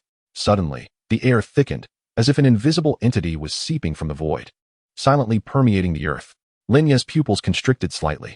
The wheel of time and space, within his consciousness, trembled gently, the edges of the wheel rippling with dark, ominous waves, a harbinger of warning. Simultaneously, the strings of fate emanated a bone-chilling sensation, akin to icy needles piercing through his nerves. This was no ordinary fluctuation. It was a warning from a higher dimension. He slowly raised his right hand, palm facing upwards, as the dark patterns twisted and subtly resonated with some distant entity. A pervasive aura of decay and insatiable greed, teeming with a desire to consume, began to seep quietly from several weak points deep within the continent. This force was exceedingly elusive, undetectable to an ordinary soul master. Even a high-ranking titled Douluo would mistakenly perceive it as merely a disturbance in the primal energies of the world. Yet, Lin Ye was different. His martial soul system transcended conventional laws, particularly the wheel of time and space, which could discern the minutiae of ripples within the river of time. Not the sea god. He murmured softly, his voice nearly dissipating in the wind. The power of the sea god was pure and vast, imbued with the rhythm and divine brilliance of the ocean. In stark contrast, this aura was decayed and frigid, seemingly emanating from the depths of an ancient, slumbering abyss, replete with a loathing for all life and a predatory instinct. What was even more disquieting was that this force did not leak forth by chance. It was a deliberate infiltration, akin to poisonous vines climbing a wall, slowly yet steadfastly rooting themselves in reality. Lin Ye closed his eyes, his spirit delving into the wheel of time and space. In an instant, his perception was drawn into a dim, nebulous realm. Here, time ceased to flow linearly. It was a web woven from countless intermingling threads. He traced the source of that malevolent aura, his gaze piercing through layers of spatial folds, ultimately focusing on 3 locations: a chasm beneath the northern ice fields, a ley line node deep within the ancient southern woods, and the sea torn apart by a tsunami off the eastern coast. All 3 sites represented the most fragile points of spatial structure, perpetually eroded by the might of heaven and earth, forming natural fissures. Now, these fissures were being slowly pried open by some external force, as if the very framework of the world was being levered by a blunt instrument. Awakening from his reverie, Lin Ye opened his eyes, his gaze sharp as a blade. This was not his first encounter with such entities. At the onset of his journey, he had glimpsed a realm devoid of light within a dream. There, life was absent, replaced by an ever-collapsing and rebirthing vortex of nothingness, and countless fragments of souls struggling and wailing. At that time, the God-level choice system had alerted him. An incursion risk from an alternate dimension was detected, and the host could choose to resist or accept. He had opted for the former, and the system subsequently bestowed upon him a sealing power, which resided deep within him. Now, the dark patterns in his palm burned with heat, signaling the reaction of that seal. Had the abyss already set its sights on this world? Was the seal within him merely a remnant of some contract? As these thoughts emerged, the God-level choice system suddenly activated. Detection of a high-dimensional erosion source. Determined as the initial infiltration of the Abyss Whisperer. Triggering choices. Actively sever perception, cloaking one's presence to avoid being marked by the Abyss. Reward. Concealment Domain 1. Lasting 12 hours. Reverse tracking. Utilizing the wheel of time and space to pinpoint an infiltration point, attempting to glimpse the essence of the Abyss. Reward. Temporal Rift Coordinates 1. Capable of opening a brief passage. Guide the Nine Nether Devouring Hound to consume a fragment of the infiltration power, refining it for personal use. Reward. Enhancement of devouring resistance. Unlocking basic Abyss assimilation permissions. 3 options emerged, each accompanied by immense risks and potential rewards. Lin Ye did not choose immediately. He understood that any contact with the Abyss could leave irreversible contamination. However, if left unchecked, once these infiltration points fully opened, the entire continent would become a feeding ground. Bibi Dong's insistence on launching an expedition to Sea God Island perhaps played into the hands of the unseen puppeteer. As the main force of the Spirit Empire ventured deeper into the seas, the rear lay vulnerable, marking the moment of the Abyss's full invasion. It was no coincidence. He comprehended this in his heart. The disturbances at Sea God Island, the agitation of the Rakshasa consciousness, the assaults on coastal cities, all seemingly independent, yet intricately intertwined. Someone was orchestrating the situation, forcing the Spirit Empire into erroneous decisions. The true lethal strike, however, lay concealed within this silent infiltration. He took a deep breath, his fingertip lightly pressing against his brow, pushing the wheel of time and space to its limits. The gray mist of vision unfolded once more. This time, he did not trace back to the source, but focused on the infiltration point along the eastern coast. It had once been the epicenter of a tsunami, its spatial structure still unstable, resembling a torn piece of paper. At the moment his consciousness delved in, a sudden anomaly occurred. A deep, resonant laughter echoed directly within his mind, not through his ears but imprinted upon his very soul. The laughter was devoid of emotion, yet bore a nauseating stickiness, as if countless maggots were writhing within his brain. Subsequently, an image forcefully invaded his awareness. In an endless darkness stood a colossal tower built from bones. At its pinnacle floated a gigantic eye, its pupil reflecting the outline of this continent. Beneath the eye, countless distorted figures knelt in worship, chanting incomprehensible syllables. Their bodies were semi-transparent, revealing that their organs had been replaced by black vines. "Can you see me?" The voice whispered. "Good, then let us become the bridge." Lin Ye abruptly withdrew his perception, a metallic taste flooding his throat, nearly causing him to vomit blood. The spectral form of the Nine Nether Devouring Hound roared within him, its devouring power surging wildly, shredding the pollution that had invaded his soul. The chaotic divine demon's sword also resonated with a tremor, its sword intent like a tide. Cleansing his mind, he staggered a step, gripping the stone railing, his knuckles whitening from exertion. That fleeting moment of insight had nearly damaged his spirit. More terrifying was the unmistakable sensation that the giant eye was gazing back at him. It is neither a projection nor an illusion. It is a genuine gaze of mutual recognition. It acknowledges my existence. Lin Ye's eyes gleamed with an icy intensity. The abyss does not seep blindly. It is in search of a breakthrough, and he, bearing the wheel of time and space, and the seal within, has become the most conspicuous target. The dark patterns on his palm burn with the heat of a branding iron, as if threatening to break through the skin. The divine choice system once again alerts him. Abyssal will detected. Host is in a state of high-risk exposure. Immediate action is advised. Clenching his teeth, Lin Ye finally made his decision. He consciously guided the Nine Nether Devouring Hound to draw in a wisp of abyssal power that had permeated the air. The moment that force made contact with his flesh, it seared through his veins like a blazing fire, causing spiderweb-like black marks to emerge on the surface of his skin. Yet he endured the pain, channeling the devouring power to envelop it in layers, compressing it deep within his dantian. In an instant, a peculiar warmth spread throughout his body. Reward granted. Basic authority of abyssal assimilation unlocked. Current status. Limited absorption of abyssal energy enabled. Resistance at 30. However, each absorption will accumulate corruption points, triggering uncontrollable judgment upon reaching full capacity. Lin Ye steadied his breath, yet there was no trace of ease in his gaze. While this authority seemed formidable, it was, in truth, akin to drinking poison to quench thirst. Yet he had no alternative. Only by grasping a fragment of abyssal power could he seize the initiative in future confrontations. He lifted his gaze toward the eastern coast, where the blue light had yet to dissipate. Beneath it, the surface of the sea revealed a spatial rift expanding at an agonizingly slow pace. Invisible to the naked eye, yet the wheel of time and space could distinctly capture the subtle, twisting ripples. 3 days until the army marches forth, he murmured. Bibi Dong would not alter her decision, and he could not publicly disclose any of this. To utter the word abyss would only be seen as a destabilizing influence on the morale of the troops. Moreover, he himself had yet to fully comprehend the essence of this power. The wind swept past once more, carrying a scent of salt and decay. Lin Ye slowly clenched his fist, the dark patterns on his palm pulsing slightly, as if responding to some distant call. He turned, descending the stone steps, his figure vanishing into the shadows of the palace walls.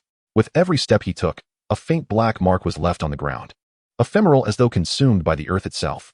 Behind him, the blue light in the sky suddenly flickered violently, as if being torn apart from within. Chapter 200. The Threshold of the Soul Saint. A new journey. The wind did not cease. Lin Ye's footsteps fell upon the stone steps atop the pillar of heaven, each step resembling a tread upon the fissures of time. The 7 soul rings within him trembled simultaneously, igniting from his spine to his brow, akin to 7 relentless suns in perpetual rotation. The heat from the abyss, which he had felt while traversing the shadows of the palace walls, still coursed through his veins. The spiderweb-like black marks beneath his skin had now been layered and sealed by the devouring power of the Nine Nether Howl. He did not pause. The frigid wind at the peak was as sharp as a blade, tugging at the tattered cloak draped over his shoulders, causing it to rustle ominously. He sat cross-legged, his palms pressed against the ground, the dark patterns within his palms pulsating gently, no longer passively responding to external encroachments. Instead, he actively guided the refined essence of the abyssal force within him, which began to swirl slowly in the depths of his dantian. The ethereal silhouette of the chaotic divine demon sword emerged behind him, its blade still sheathed, yet it resonated with a sound that split the air. The sword's intent surged like a tide, washing over the invisible barrier surrounding his soul core, the threshold of the soul saint. One after another, 7 soul rings ignited, ascending from beneath his feet to encircle him, their luminous halos overlapping, illuminating the entire mountain as if it were day. The first ring, a deep azure akin to the ocean, remained densely coalesced. The second ring, a fiery crimson reminiscent of molten lava, pulsed violently. The third ring, an inky black like the night sky, exuded a sense of stability and weight. The fourth ring, silvery white as frost, shimmered with a cold radiance. The fifth ring, intertwined with purple and gold, resonated with the might of thunder and flame. The sixth ring, a dark green like creeping vines, concealed a hidden vitality. The seventh ring, a blend of gray and gold, hinted at the interweaving of time and space. As the 7 rings trembled in unison, the powers of the 3 martial souls surged and converged within his bloodline, each pulling and restraining the other. He closed his eyes, and the wheel of time and space within his consciousness began to rotate slowly, no longer merely a passive alert, but rather an active simulation. A barely perceptible crack traced along the edge of the wheel, a projection of the soul saint barrier. It was loosening, not collapsing, but revealing a slender fissure, akin to ice beginning to fracture, as frigid waters sought to escape. He could sense that the barrier was yielding, yet not solely due to his cultivation. It was also a result of the momentary confrontation with the will of the abyss. That fleeting clash of souls had nearly harmed his spirit. Yet it had also branded a mark of authenticity deep within his consciousness. This was not a scar, but an imprint, a cost of confronting a higher dimensional existence. And also a gift. Only those who have genuinely brushed against the unspeakable can glimpse the contours of a higher realm. At this moment, that imprint resonated with the wheel of time and space, releasing subtle distortions of time and space, quietly prying at the soul saint barrier. A trickle of blood escaped the corner of his mouth, swiftly dried by the wind. This was not a breakthrough, but a tentative exploration, an attempt to touch the imperceptible boundary that mortals cannot see with his very soul. He did not rush to strike. He understood that a true breakthrough does not come from brute force, but from a natural unfolding. He gradually guided the abyssal force within him, no longer suppressing it. Instead, he allowed it to be diluted by the abyss's assimilation authority, transforming it into a cold yet stable flow of energy, which he infused into the 7th soul ring. The gray-white ring radiated suddenly, golden patterns sprawling forth like a web enveloping the entire circle. In that instant, he sensed a gentle tremor from the long silent imprint of his self-created divine position deep within the 7th soul ring. This was the will he had forged since his transcendence. severing the rules with the chaotic divine demon sword, devouring the essence with the Nine Nether sky-devouring hound, and peering into destiny with the wheel of time and space. It was not bestowed by deities, nor acknowledged by heaven and earth. It was his own foundation, carved through countless encounters with life and death, forged with every blade and sword. At this moment, that foundation resonated with the soul saint barrier. A sudden tremor shook the entire apex peak, causing stones to tumble and the clouds to be rent apart by an unseen force, creating a colossal fissure in the sky. 7 radiant rings of light surged upward, piercing the heavens and momentarily suppressing the lingering azure glow at the horizon. The wind intensified. Lin Ye opened his eyes. Devoid of light, yet seemingly harboring the essence of an eternal night within. He slowly rose to his feet, standing at the precipice of the peak, surveying the vast expanse of the spirit empire below. The lights twinkled like stars, and the cities resembled a chessboard. Further along the eastern coastline, beneath the surface of the sea, spatial rifts continued to expand slowly, imperceptible to the naked eye, yet his senses were as sharp as a blade. He understood that this was not the end, it was merely the beginning. The abyss was watching, and the sea god remained silent. Bibi Dong was resolute in her expedition. Tang San could not conceal himself, and Qian Renxue stood guard deep within the temple. Everything was in motion, yet felt eerily still, and he knew he must hasten. He raised his right hand, and 7 soul rings projected into his palm, slowly rotating. He could sense the fissures in the soul sage barrier widening. It would not be today, then tomorrow. If not tomorrow, then 3 days before the army marched forth. He refused to wait. What he sought was not a passive breakthrough, but to tear asunder this celestial veil with his own hands before stepping onto the battlefield.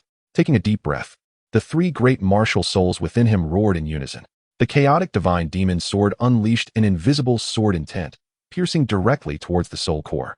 The 9 hells devouring skyhound inhaled deeply, consuming and purifying the last remnants of chaotic soul power within. The wheel of time accelerated its rotation, elongating his perception of time, transforming a fleeting moment into 100 breaths. Within those 100 breaths, he completed 7 cycles of soul power, each amplifying the brilliance of the soul rings. The cracks in the barrier widened further. A cold smile crept upon his lips, not of joy, but of battle intent. He understood that the true enemy was never on Sea God Island, but in that realm devoid of light, in the depths gazed upon by that colossal eye. He did not require divine gifts. What he desired was to ascend to godhood as a mortal, to forge a realm with flesh and blood. He slowly lifted his left hand, the dark patterns in his palm awakening fully, not as a passive reaction, but pulsating actively, akin to a heartbeat. He drew forth a sliver of abyssal power once more into his meridians. This time, there was no agony, no black mark spreading. The power flowed like a chilling current along the path he had meticulously designed, entering the base of the 7th soul ring, making contact with his self-created divine imprint. Boom. His sea of consciousness trembled violently. A voice resonated deep within his soul. Detected host has touched the threshold of soul sage. The resonance intensity of the 3 great martial souls has reached the critical value. Triggering divine level selection system critical reward. Reward issued. Spatial rift coordinates 1 marked. Abyssal assimilation authority upgraded. Intermediate. Chaotic divine demon sword awakening domain of creation and destruction inactive. His pupils constricted. A critical hit. Not a choice, but an achievement. The system triggered automatically due to his breakthrough momentum. He refrained from immediately examining the rewards, for he understood that a true breakthrough is not conferred by the system, but rather forged by his own relentless efforts, step by step. Standing atop the peak, encircled by 7 rings, with dark patterns faintly visible, his gaze pierced through the clouds, reaching beyond the heavens. He recognized that the divine realm adheres to its own rules, while the abyss harbors its own conspiracies. Yet, he possesses his own path. Slowly, he raised his right hand, pointing towards the east, the direction of the Sea God Island, the very area where the abyss penetrates most deeply. His voice, though deep, resonated like thunder rolling over the mountaintops. My journey. Before he could finish, the 7th spirit ring suddenly trembled violently. Within the gray-white light of the ring, golden patterns erupted, forming a miniature vortex upon its surface. Within the depths of the vortex, a fragmented continent could be discerned, suspended in the void, surrounded by stars. Interweaving laws. It was the embryonic form of the divine realm, the domain he envisioned as the sovereign of all worlds, a projection of his self-created divine realm. In but a moment, the vortex dissipated, yet that fleeting glimpse was sufficient. He realized he had touched the threshold, not the gate of a soul sage, but the gate of a deity. He withdrew his hand, the 7 rings slowly sinking into his body, their brilliance subdued. The wind continued to howl. Standing atop the peak, His silhouette resembled a sword, piercing the long night. He did not look back, for he knew that from this moment forth, he would no longer be a passive responder to circumstances. He was the strategist, the disruptor of the status quo, the future sovereign of all realms. He took a step forward. The stone slab beneath him cracked silently, fissures radiating outward, extending 10 feet away. He glanced down. The direction of the cracks aligned perfectly with the flow of soul power within him. A slight smile graced his lips. In the next instant, the 7 spirit rings within him trembled in unison once more. The cracks in the soul sage barrier became vividly apparent at that moment, akin to the heavens being torn asunder, light streaming forth. He lifted his gaze towards the firmament, just as he began to speak. The 7th spirit ring erupted with blinding brilliance, intertwining gray-white and golden patterns, coalescing into the ethereal outline of a throne outside his body. The throne was not yet solidified, yet its oppressive aura descended upon him. The very rocks of the towering peak began to levitate, fragments rising 3 inches above the ground, swirling gently around him. He stood at the center of the storm, his robes billowing. Now it begins.